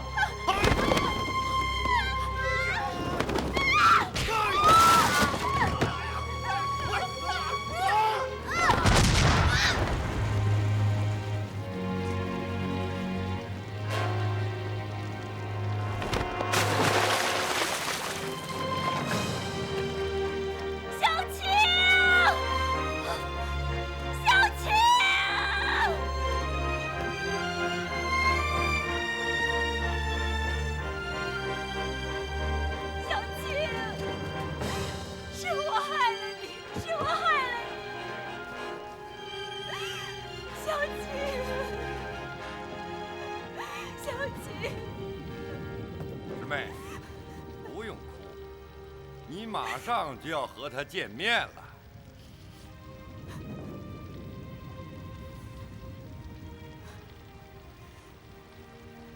现在我终于明白，在铁手团里是没有亲情可言的，所有人都尔虞我诈，相互利用。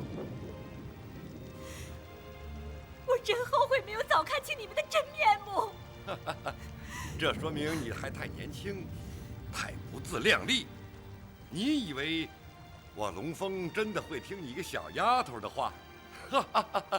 我不过是蛰伏待机，暂且忍耐。等时机到了，便会出手。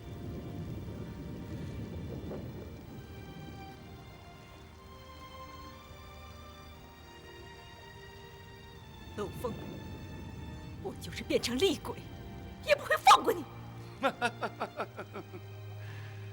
我龙峰连人都不怕，还会怕鬼？好了，师妹，话已经说得够多了，纳命吧！想让我束手待毙，做梦！我就是死也要拉上你们！嘿！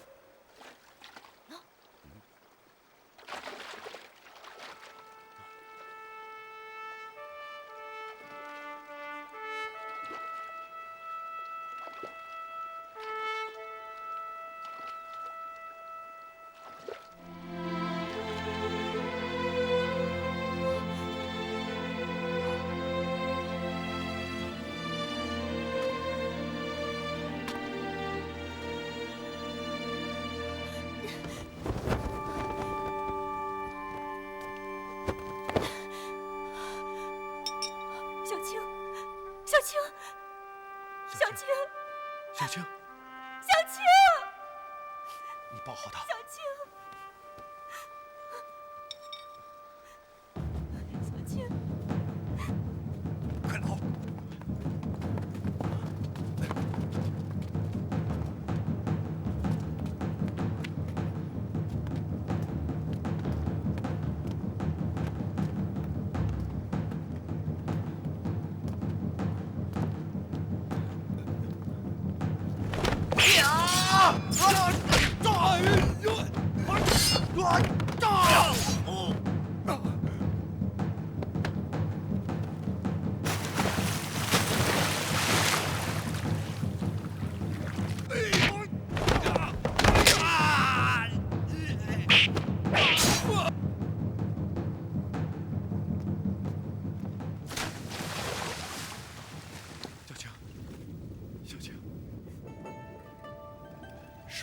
水生啊！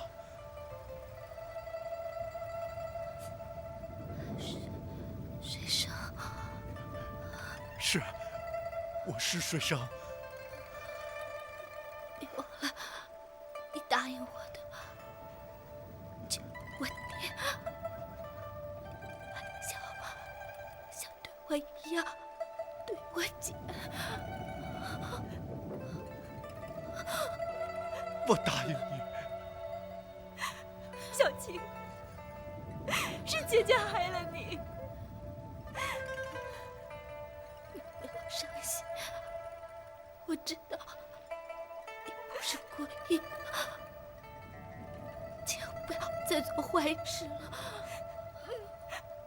我向你发誓，以后绝不做坏事了。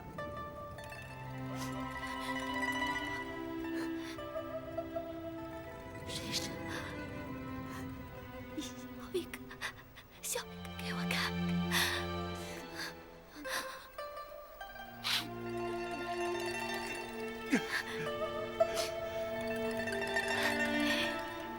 还是笑好看。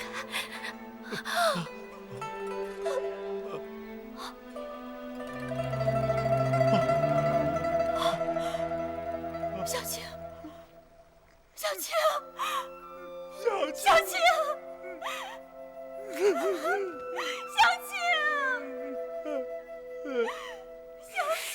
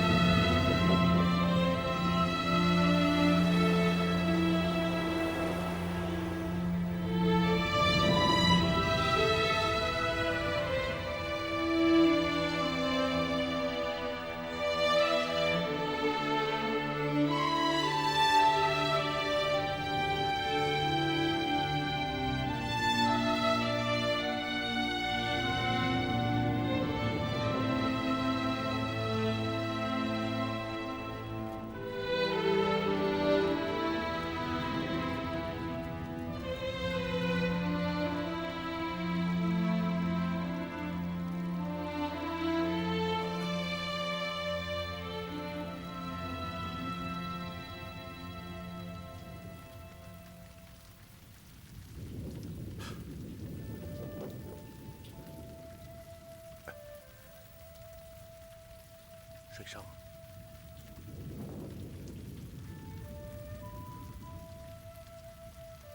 大人，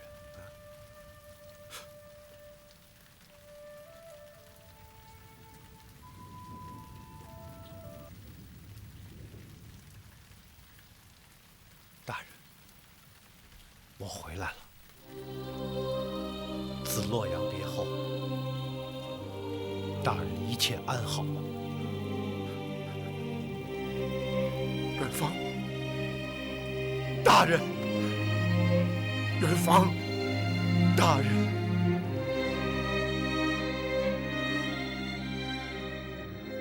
明日我们便出发前往卧虎镇，与曾泰统领的大队人马会合。首先对卧虎庄形成水陆合围之势，待包围完成后，便展开正面的进攻，务求迅速击破卧虎庄，收回失踪的关眼。阁老，盱眙城中的卫队是不是要全部带走？而今盱眙形势未稳，卫队便留在城中，以防不测。阁老，只我们几个人前赴卧虎镇，会不会太危险了？您是全军统帅，一旦遭遇不测，后果不堪设想啊！不入虎穴，焉得虎子？而且曾太的大军目前肯定已经赶到了卧虎镇，因此安全问题不必多虑。记住，此次行动要绝对保密，不能对任何人提起，违令者严惩不贷。是。我想，邗沟覆船案大白于天下之日，已经为时不远了。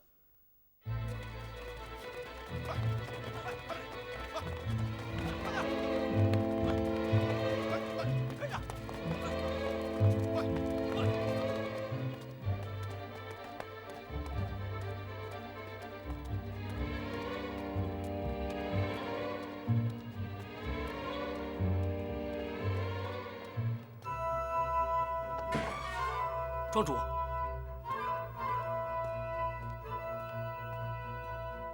刚刚铁手团派人传令，所有卧虎庄的庄丁一律不准在庄内随意走动，违者格杀。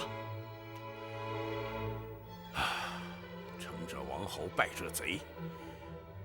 我葛天霸苦心经营的卧虎庄，转眼就归了别人，死之令人痛心。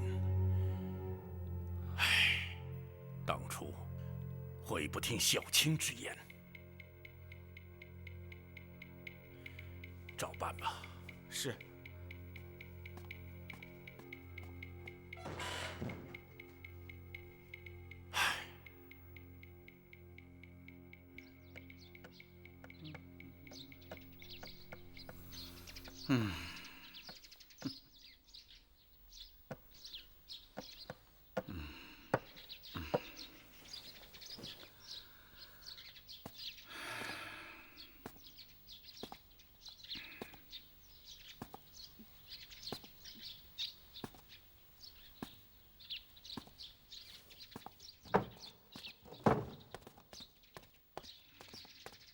宗主，哦，胡云呐，是不是弟兄们都到齐了？正是，而今正将各堂的弟兄引进庄中，布置在各个要隘附近。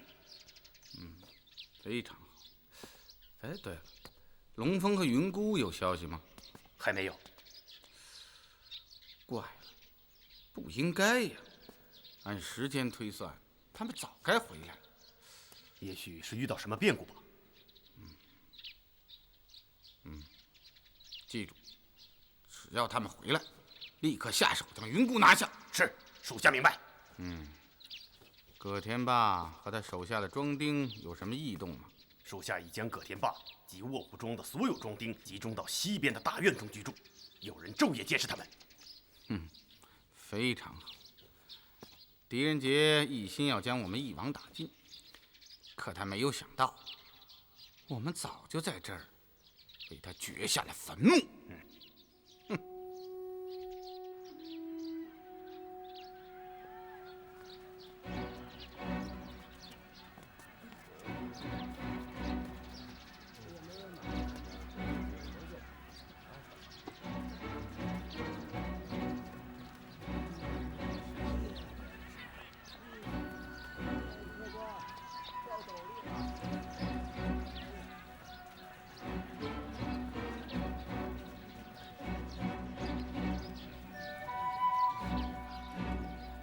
唐四啊，这里就是卧虎镇。正是。卧虎庄在什么位置？由此往南50里。那么焦王祠在哪里？卧虎镇往东40里便是焦王祠。这镇上有没有歇宿的地方？前面不远处有家洪泽客栈。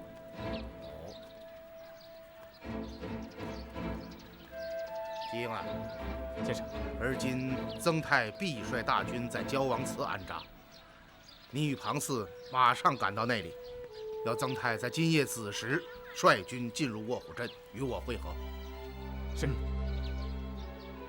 我们就在洪泽客栈之中等候你们的消息。记住，要快去快回。先生放心，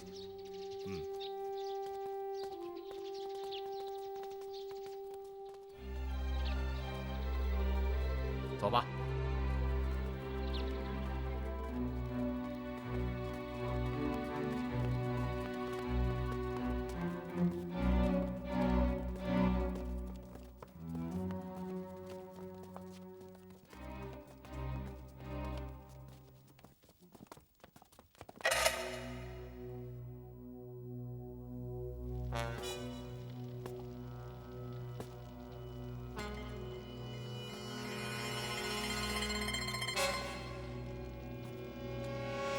宗主，怎么样，虎云？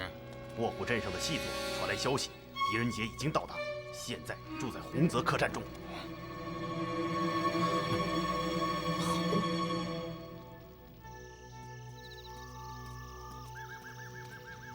就在前面。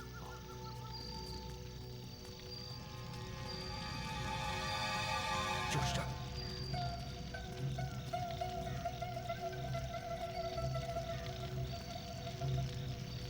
这里就是焦王祠，正是。怎么一点动静也没有？不知道啊。难道说曾大人和大军还没有到？绝不可能。庞四，你会不会是走错路了？陆大人，这焦王祠就是我们严萧的家，怎么可能找错呢？走，到里面看看。好，走。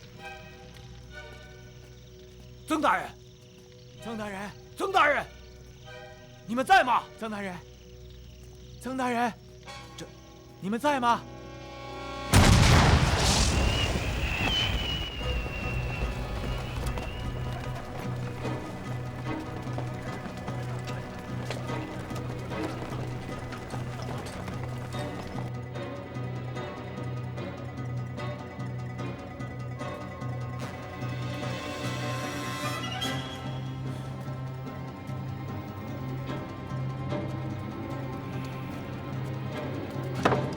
老爷，这怎么样？庞四和鲁基回来了。好极了，走走。好，基英啊，庞四，大人，你们，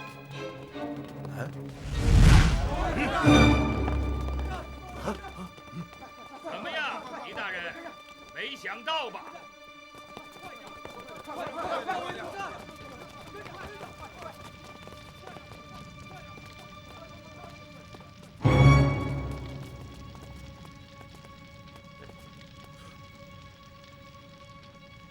是你们？是的，是我们。看来大人很吃惊啊！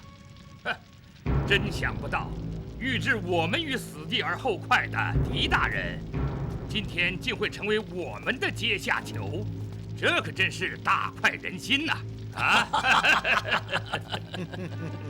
我想，今天来的不只是你们3个吧？准确的判断。狄仁杰就是狄仁杰，你不是一直想要查清邗沟复传案的主谋是谁吗？是的，你马上就会见到他了。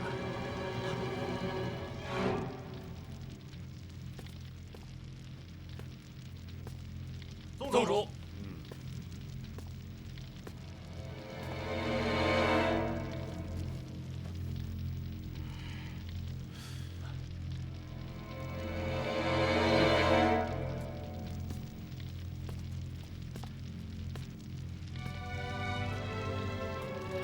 宗主，来呀！在。把这3个人押下去。是。走走走走走走。你就是铁手团的宗主，邗沟复传的主谋。不错。据我所知，铁手团是由南北乱世时期的务必乡部宗习而来，团内杀手如云，行事极其隐秘，几乎没有人知道你们的存在，当然更不会知道你的姓名。狄大人果然渊博，说的一点不错。至于我的姓名，也许对你来说并不陌生。哦，此话怎讲？狄大人，还记得在扬州码头，我曾对你提到过一位世居扬州的朝廷勋略吗？你说的是影王元齐？哼，我就是影王元齐。你就是洪通贵方之主影王元齐？正是。怎么，狄大人没有想到？真想不到，铁手团与洪通贵方是一家人，而主子竟然是皇帝最宠信的臣子应王元齐。这也难怪你能够将扬州3位最高行政长官全部买通，替你为奴。哼，狄大人，你说错了，他们并不是替我为奴，大家是各得其所。你知道，每年由卧虎庄卖到淮北的私盐，总价值便达上千万两白银，而仅仅这3位，便能够分得近100万两。哼，你想一想，这是多么大的诱惑！因此，我们是合作，而并非隶属。我说你们费尽心力，殚精竭思，编织官匪合谋的巨网，精心策划这起震动江南、上达天听的食盐大案，是为了什么？原来真相竟然是这样。是的，韩沟府传案设计之奇，手笔之大，可以说亘古罕有，天下绝伦。最难得的是，将大名鼎鼎、断案如神的宰相狄仁杰转入了彀中，败在了我的手上。这真可以说得上是我元齐有生之年一大幸事啊！你们身为朝廷的王族勋略，封疆大吏，世受天恩，竟然为了一己私利，置百姓的生死于不顾，置国家社稷的安危于不顾，如此行事，与禽兽何异？哼，少来这套假惺惺！话谁都会说，什么百姓生死、社稷安危，与我影王元齐何干？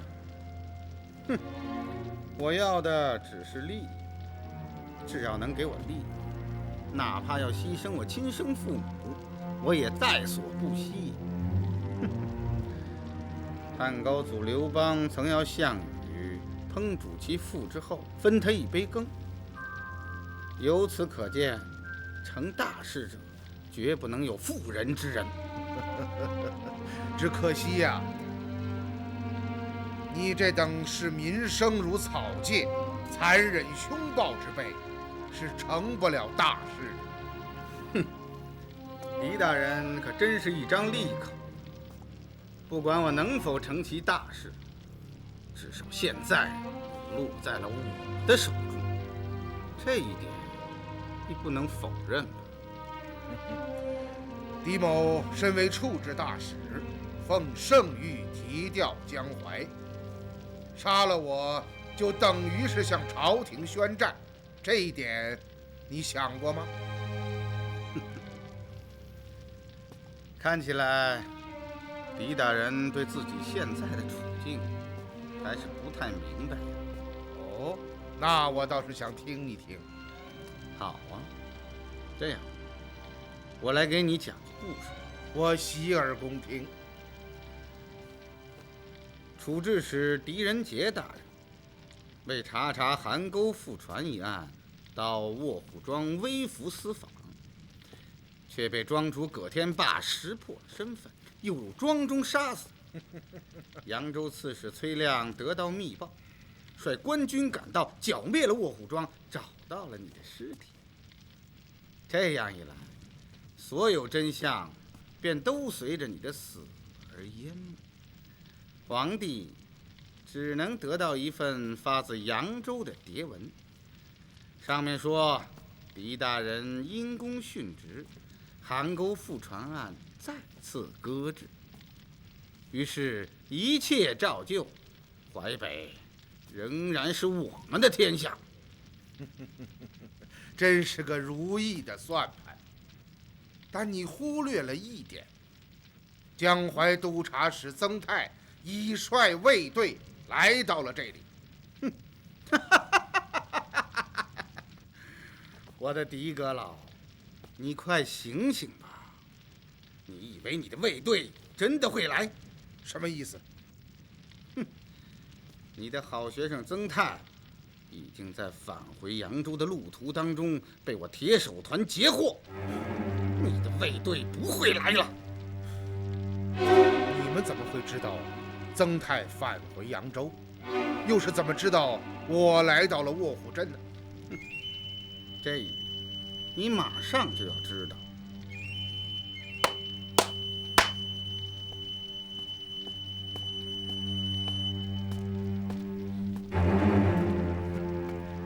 当然，是我传递的消息。你，狄大人，你一直想知道谁是林阳，对吗？不错。我就是林阳。我早就该想到，那天官军袭击北沟大仓时，你被堵在了岛上。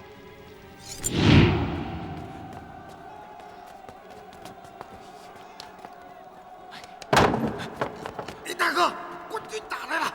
什么？他们人多势众，弟兄们怕是顶不住了。让弟兄们顶住，我马上就到。是，快去！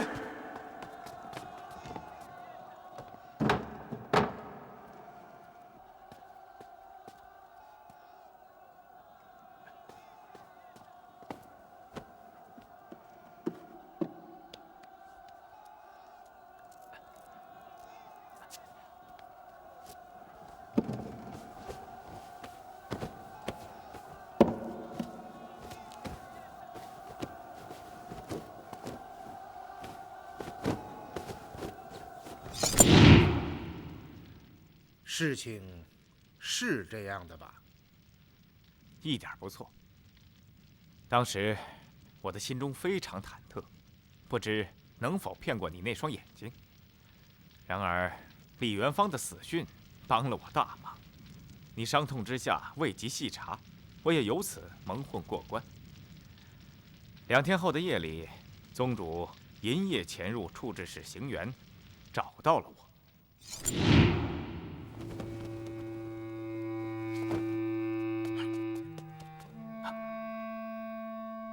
谁？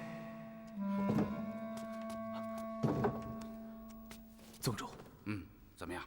你的身份暴露了吗？狄仁杰并没有怀疑我。这就好。那天夜里，宗主命我继续在你身边潜伏，随时将你的一举一动向他禀告。就这样，我留在了你的身边。是这样。你派人到洛阳将宁氏骗出，为的就是骗走那封密信吧？正是。当时曾经有2拨人到宁氏家中，一波是你派出的，而另一波则是云姑，对吧？不错。你们都是铁手团的属下，为什么要派出2拨人呢？云姑不过是疑兵而已。疑兵？正是。宁氏失踪，官府一定会介入调查。之所以派出2拨人，是为了混淆视听，令你们无从查起。不错。当时我们确实觉得非常奇怪，不知这2批人都是属于哪一方的。看来你的目的达到了。然而你们没有想到的是，宁氏识破了你们的诡计，脱身逃走，而李元芳则尾随至迎宾驿中，在你之前见到了宁氏，这样你们的计划便被全部打乱了。不错。当时在外堂，长姑季虎认出了宁氏，我看到与他同桌的还有个男人，于是我决定让云姑杀死李元芳，将我和宁氏带走。到了安全之处，我再向云姑亮明身份。这个主意一打定，我便写了一张字条，附上随身的铁手令，交给季虎，要他在门前等候云姑，将字条交给他。哼，而我，则是混到宁氏和李元芳身边，与这二人同桌饮酒。对不住二位，能说句话吗？请说吧。这堂中已无空位，不知二位能否见容啊？如此甚好，我兄弟正嫌寂寞。叨扰了，请坐。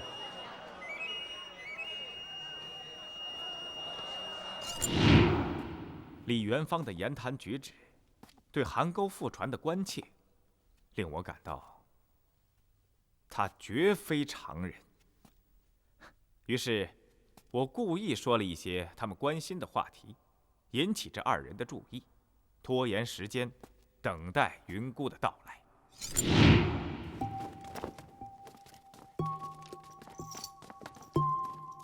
几位是从扬州来的吗？怎么？有没有一个叫云姑的？我就是。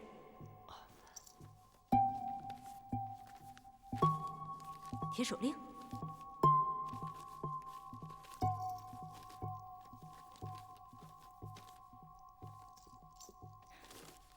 我知道了。然而，我没有想到的是，李元芳的武功出神入化，云姑等人竟然是不堪一击。这样，我便只有继续装下去，等待时机。你和云姑同为铁手团的属下，难道互不相识？在铁手团中，只有宗主一人知道我的真实身份。是这样。那么，你与宁氏和元芳分头行动之后，为什么不对宁氏下手，抢夺密信呢？经过迎宾驿和铁仙观之事后，宁氏变得非常小心。我曾几次暗地搜查他的包裹，却没有找到那封密信。我不知道他究竟将信藏到了哪里，也许并不在他的身上。于是我不敢轻举妄动，只是旁敲侧击，察言观色。终于我们到了山阳，那时你也已到扬州。宗主暗令我不能再等了，于是我将在群仙茶楼等待李云芳之事告诉了宗主。宗主这才派出云姑、龙峰等人追到了山阳，这样才有了茶楼那一幕。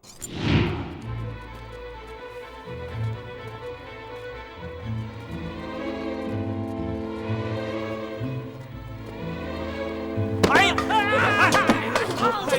你怎么不长眼睛啊你？啊！云姑是谁？是宁氏，追！烫着我怎么办？没事吧？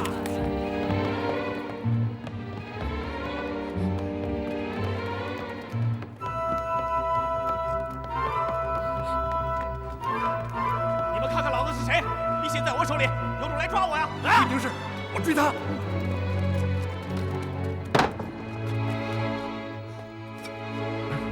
铁手令，你是？对，到县衙后院。哼，龙峰和云姑依着我的指点赶到了县衙，我三人合演了一出苦肉计，终于将那封密信骗到了手。密信既然已经到手，你为什么不将宁氏杀死灭口，却要把他带回到北沟大仓呢？这也是天意。宁氏这个女人非常狡猾，我一直担心她给出的那封密信是假的，于是暂且留下她的性命。本来我想让龙峰和云姑将其带回扬州，交给宗主，但当时你的卫队已经到达，扬州的风声很紧，为保险起见，我决定将她带回北沟大仓。不想这一举动却帮了我的大忙。如果你攻破北沟大仓的那天夜里，只找到了我，而没有宁氏，你一定会起疑的。但我二人同时出现，又有李元芳的遗书，这样才令我顺利过关。原来是这样。如果我所料不错的话，那封陷害李汉大人的绝命书，应该是你的手笔吧？你怎么知道？分析。不错，那是我用李汉的手书剪贴拼凑，最后找高手匠人精心装裱而成的。那么，你能不能给我说一说李汉之死是怎么回事啊？李汉和你一样，不识时务，一心想做个清官，真是死有余辜。他到洋后，不管我怎样利诱，他就是拒不受贿。在扬州2个多月，明察暗访，忽而到千户家中访问，忽而又与刺史府和曹衙官吏面谈。过了几日，竟然查起两衙的过往账目来，弄得我狼狈异常，措手不及。与此同时，我又接到密报，说李汉通过调查掌握了一份各衙门受贿的清单，里面牵扯了很多扬州的官吏。一时之间，两衙的空气陡然紧张了起来。于是我便将此事禀明了宗主，这才决定除掉李汉。本来计划是这样：利用发生在山阳的邗沟覆船事件，杀死李汉，而后做成自缢的假现场。于是，李汉到达山阳，刚一住进行馆，铁手团的杀手便化妆成蒲庸，在鲁吉英的一手安排下，潜入李汉身旁。这些你怎么会知道？还记得我在勘察山阳行馆之时，与你的一番对话吗？当时护卫山阳行馆的卫士都是李汉大人从京中带来的吧？是的，一行一共50人。那么行馆中的蒲庸杂役是从哪里来的？是县里负责安排。哦，是这样。你们杀死李汉，是要做成自缢，因此在案发之时，就绝不能有旁人在行馆之中。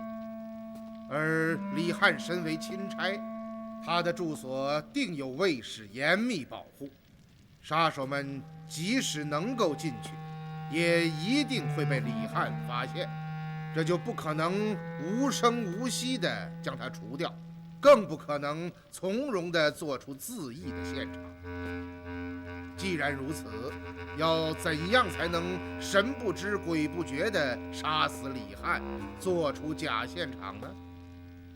当然只能是派遣杀手扮作蒲庸的模样混进行馆，待时机成熟，以端茶送水为名接近李汉，而后出其不意地动手将其杀死。狄大人已身陷危境，竟还能有如此清晰的头脑，真是令人钦佩呀！此外，还有一件事我不太明白，你们为什么要在邗沟覆船之前杀死李汉呢？因为当时李汉已经感觉到了危险，企图逃离山阳行馆。鲁吉英得到行馆蒲庸的密报，万不得已之下，只能按令暴冲，立刻动手。可是既然如此，为什么还要留下那封绝命书？李汉并不知道邗沟覆船就已经死去，却莫名其妙地留下了一封绝命书，这岂不是一个巨大的破绽？唉，这是个失误。哦，失误。正是。本来，鲍冲、焦刚得到的命令是，杀死李翰，做成自缢现场，将绝命书留在桌案上。然而，我突然得知了李翰要跑，仓促之下，决定提前动手，便忘记告诉鲍冲不要再放绝命书。而我到行馆之后，并没有注意到绝命书的事情，而是发现李翰尸体的双脚离翻倒的椅子竟有2尺多远。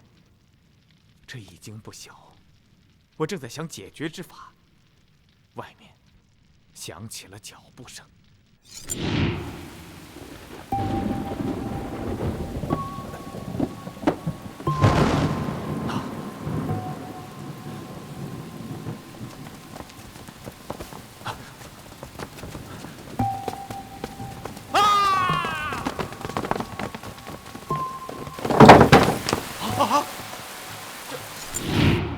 当时我假装昏死，被抬了出去。事后才知道那封绝命书的事情，于是我将此事禀告了宗主。我说崔亮为何不将绝命书随文送达各部？原来是这个原因。宗主给我传信，要我将绝命书扣下，不要上呈，我便照做了。当时我还并不知道鲁县令的真实身份，只是觉得他的行动非常可疑，没想到他竟然是自己人啊！像李翰大人这样忠正耿直、勤劳王室的好官，竟如此惨死在你们这般凶残歹毒的巨贪大恶之手，思之真是令人痛心好啊，就别再发感慨了。事已至此，连自己的性命都难保了，还有功夫替古人担忧？哈，就凭我鲁吉英装成的一副憨态，竟然骗过了大名鼎鼎的狄大人。我看啊，你也不过就是浪得虚名。井底之蛙，夜郎自大。实话告诉你，不要说你鲁吉英一个小小之徒，就是自负智计过人的巨贪大恶，也难逃我狄某这双眼睛。否则，我这把老骨头早就被对头们挫骨扬灰了。狄大人死到临头，竟还能说出这样的话来，可真是令人敬佩呀！死到临头，恐怕死到临头的是你们吧？狄大人这话说的有意思，我倒想听一听。不错，起初我并没有怀疑到你的身上，但是几天前彭春的一番话却令我感到事有蹊跷。你与林阳很熟悉吗？是的。他究竟是什么身份？是官府中人吗？好像不是。林阳的行踪很诡秘，可以说来无影去无踪。他并不常在北沟大仓，我也说不好他的真实身份究竟是什么。据你弟弟彭秋和北沟的护卫形容，他中等身材，面色黝黑，大眼睛，一部络腮胡须，是吗？是的。不过，你要说什么？小人总怀疑那不是林阳的真面目。你这是何意啊？有一次他深夜来到北沟，清晨小人去见他，发现他坐在铜镜前，正在往脸颊上粘胡须。你是说他的胡须是假的？应该是。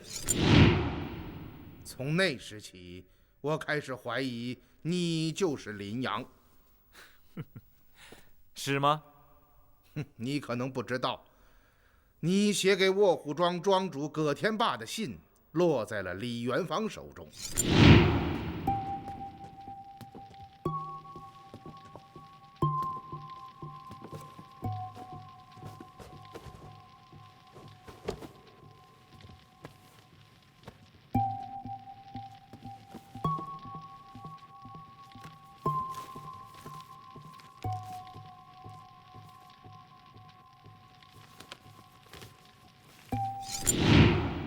而李元芳则将信交给了我。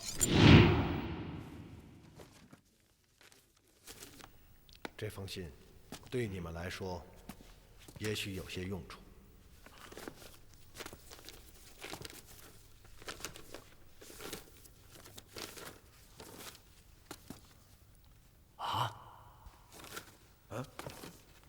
这是林阳写给葛天霸的信，那你看一看，这封信是不是林阳的笔迹？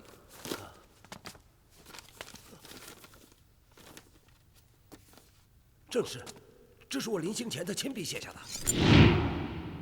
还记得吗？傍晚，我要你将李翰那封密信的内容默写下来。吉英啊，大人，上次你说到，曾经看过李翰大人留下的那封密信，是吗？正是。能背下来吗？卑职只看过一遍，可能无法全篇背下，但我想，宁贤妹也许可以。好极了，你马上去找他，将那封信中涉及的所有受贿的扬州官吏全部写下来。好，卑职马上去办。此事对于我们来说非常重要，一定要做好。请阁老放心。怎么样，阁老？这就是密信的所有内容。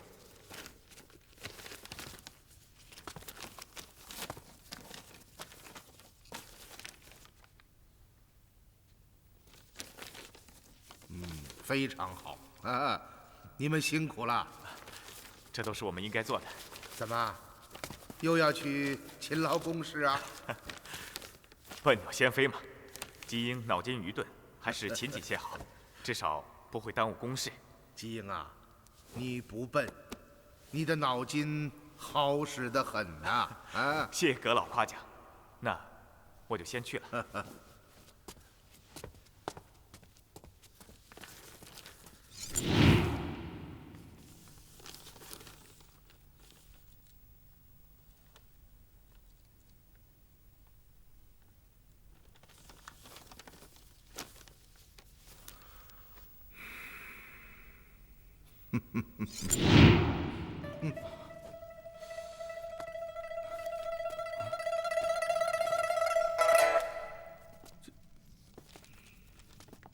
你自己看看吧。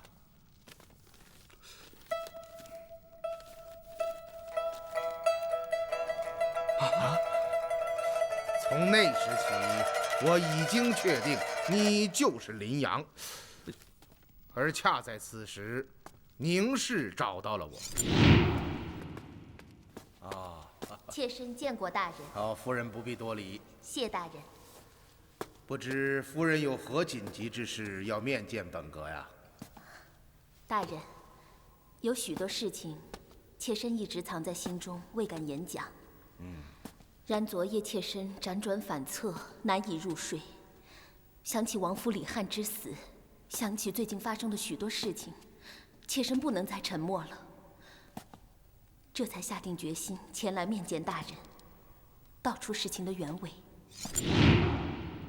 他对我说起了你的很多疑点，比如，既然是李翰让你到洛阳找宁氏取这封密信，你为什么不直接到李府面见宁氏，说明来意，却要将宁氏骗到迎宾驿站？还有，铁手团的杀手龙峰和云姑怎么会找到群仙茶楼的呢？难道这真的是巧合？再有，这二人是从何得知你们住在县衙之中的呢？这一桩桩一件件，都非常的蹊跷，令他感到你绝不像外表看起来的那样简单。他的一番话与我不谋而合，但是为了慎重起见，我命狄春赶到北沟大仓那间发现你的宿房之中再次搜查，果然发现了藏在脚柜之内的假胡须。这除此之外，我还命狄春带着那封假绝命书到山阳访查。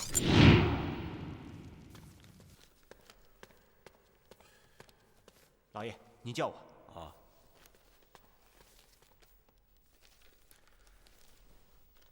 狄春呐，啊，你把这个。啊。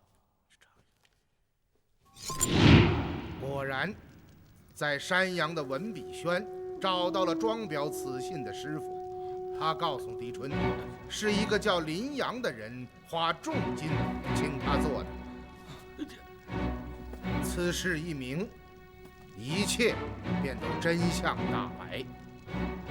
我知道，你一定会将我们的行踪禀告你的主子，而你的主子势必会亲自出马。对于我来说，这正是将你们这般逆贼一网打尽的绝好机会。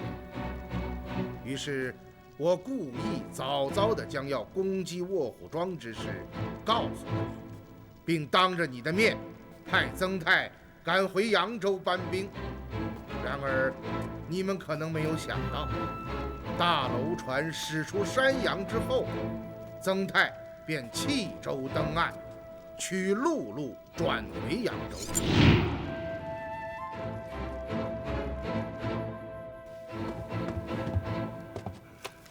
曾大人，我们现在已经出了盱眙县境了。正是。传令，将楼船停靠在岸。是。你们在运河上俘获的，不过是穿着曾泰官服的替身。其实，曾泰早已率大队卫士赶到卧虎镇，神不知鬼不觉地化妆潜伏在镇中的百姓家中。他飞鸽传书，将讯息告知于我，我这才率众人赶到了卧虎镇。到达之后，我故意将鲁吉英支开，而后命张环、李朗、沈涛、萧豹与曾泰取得联系，定下了这个引蛇出洞之计。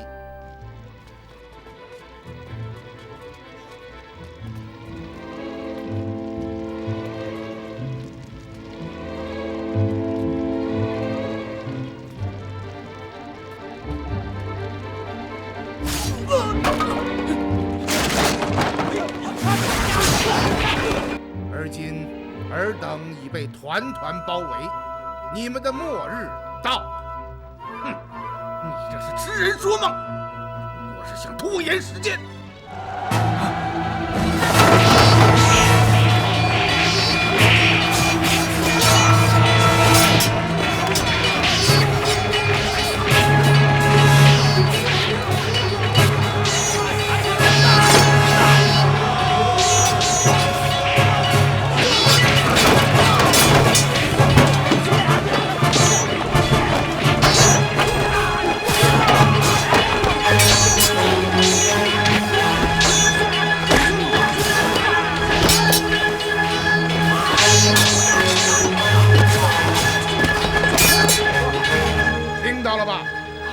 声音便是处置使卫队向你们的杀手发起了最后的攻击。哼，你还在我的手里！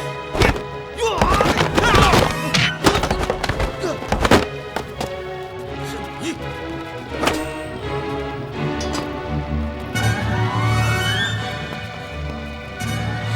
仇旧恨就在这一剑之中。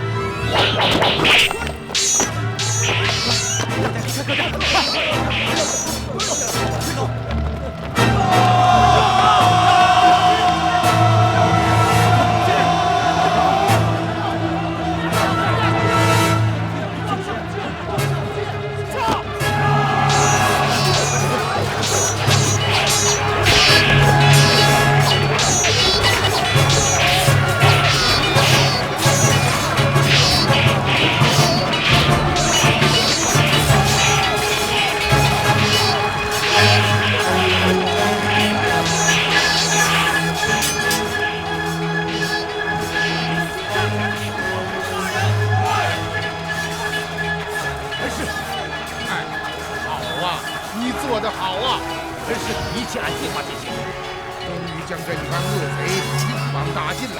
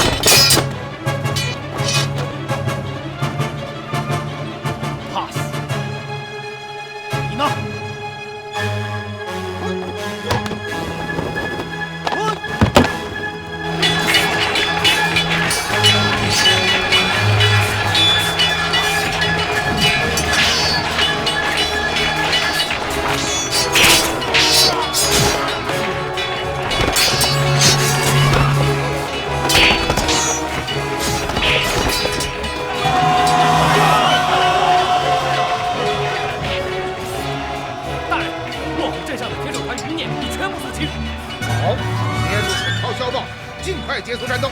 是。走。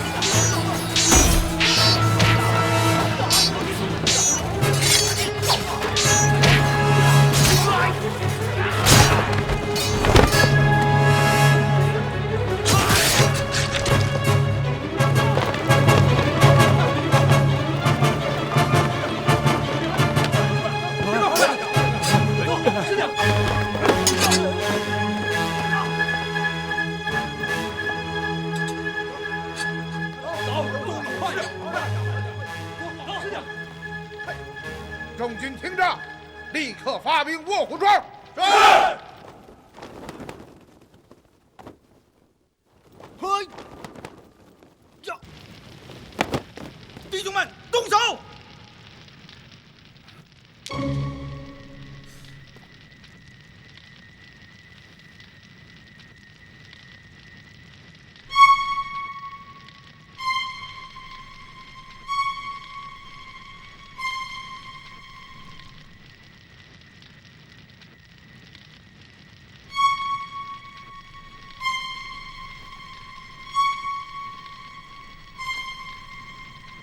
守卫卧虎堂的弟兄们何在？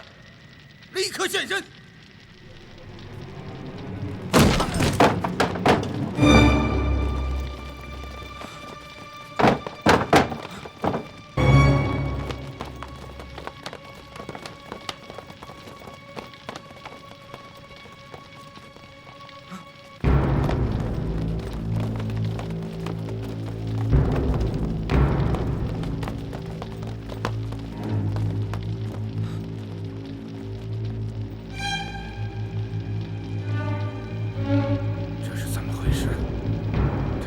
是怎么回事？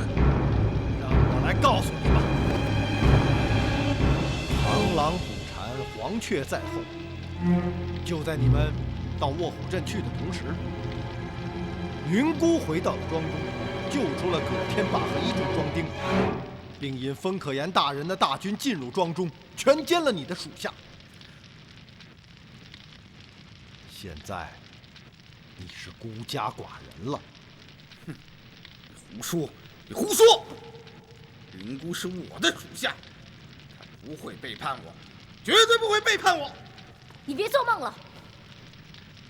从小青死的那一刻起，我就不再是你的属下，而是你的仇人。宗主，好叫你知道，你的亲信龙峰、鲍冲、焦刚、侯强已经被我们杀死在盱眙。今天就是你的末日到了。叛徒，都是叛徒！纳命吧！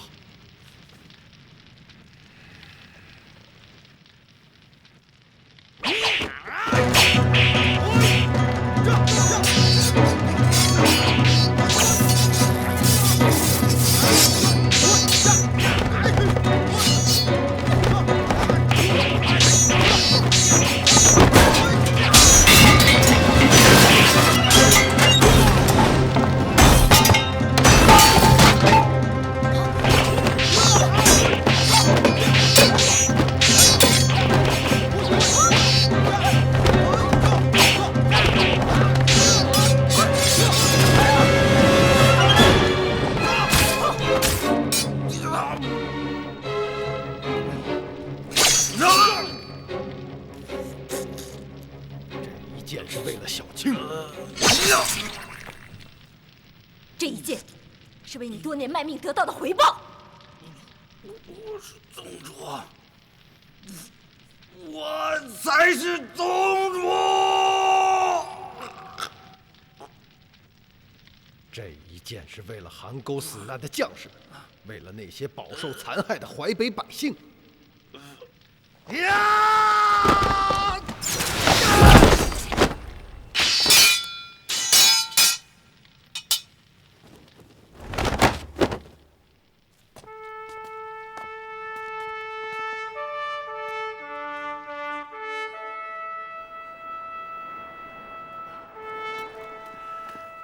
大人，元芳，一切还好吧？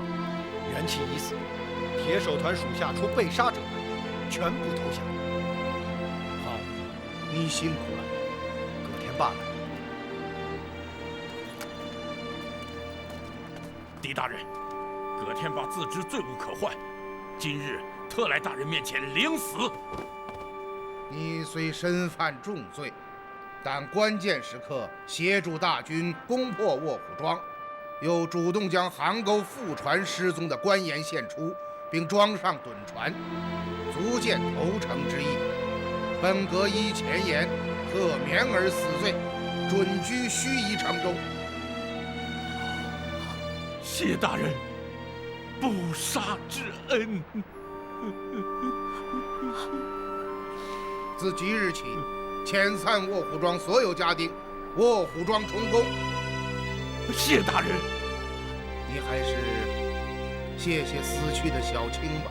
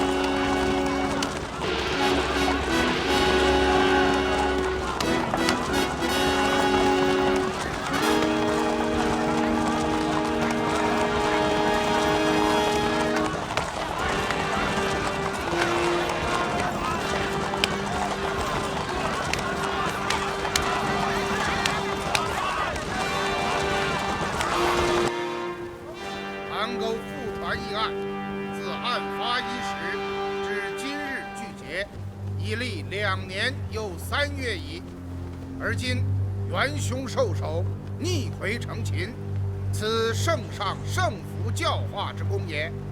今运河归治，漕运宁定，盐运复兴已在须臾之间，此黎民之幸，天下之幸也。今日本阁秉圣意，明公行，将这一干危害百姓、祸乱朝政的巨贪大恶明正典刑。来呀！将崔亮、吴文登、杨九成、鲁吉英、文清押赴法场，斩首示众。是。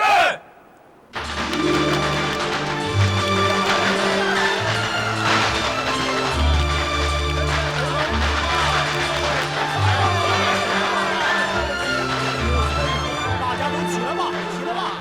马上就要开工疏浚河道了，您是老长工，少不了要您帮忙啊！什么？吃糖？什么吃糖啊？大人跟您说，要您帮忙疏浚河道。哎，大人呐，您这算找对人了。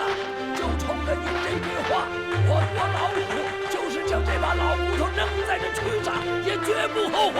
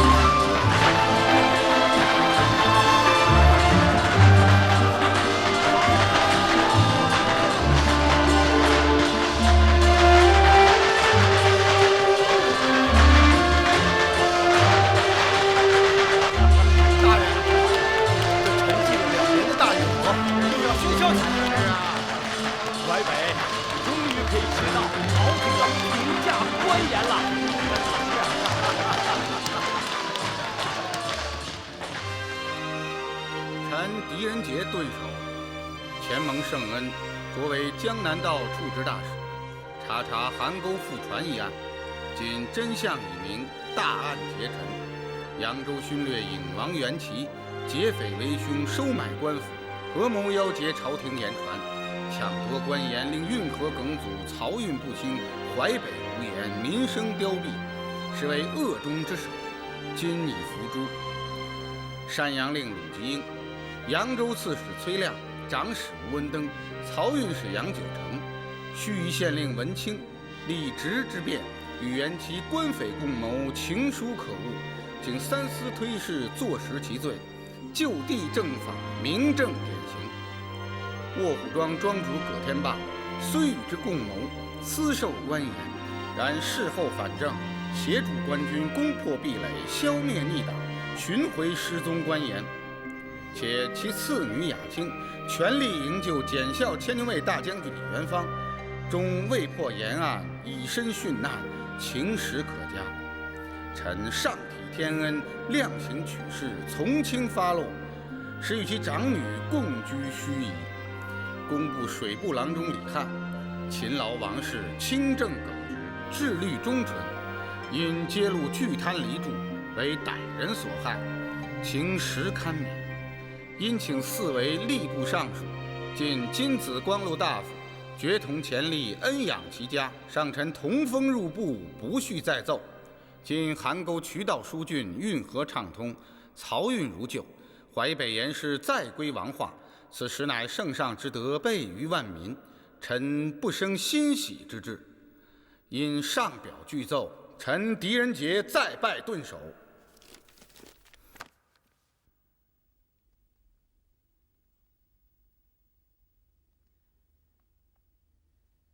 事情竟然是这样，元祁这个逆贼，好，杀得好！像崔亮、吴文登这些巨贪大恶，不杀不足以平民愤。是啊，该杀。邗沟覆船已发2年有余，各部潜力皆不能破。独敌淮阴精诊谋查，俯仰是非，旬月便告功成，真是神乎其能啊！简之，陛下，传旨吏部，狄怀英折中所奏一概照准，无需复议。臣遵旨。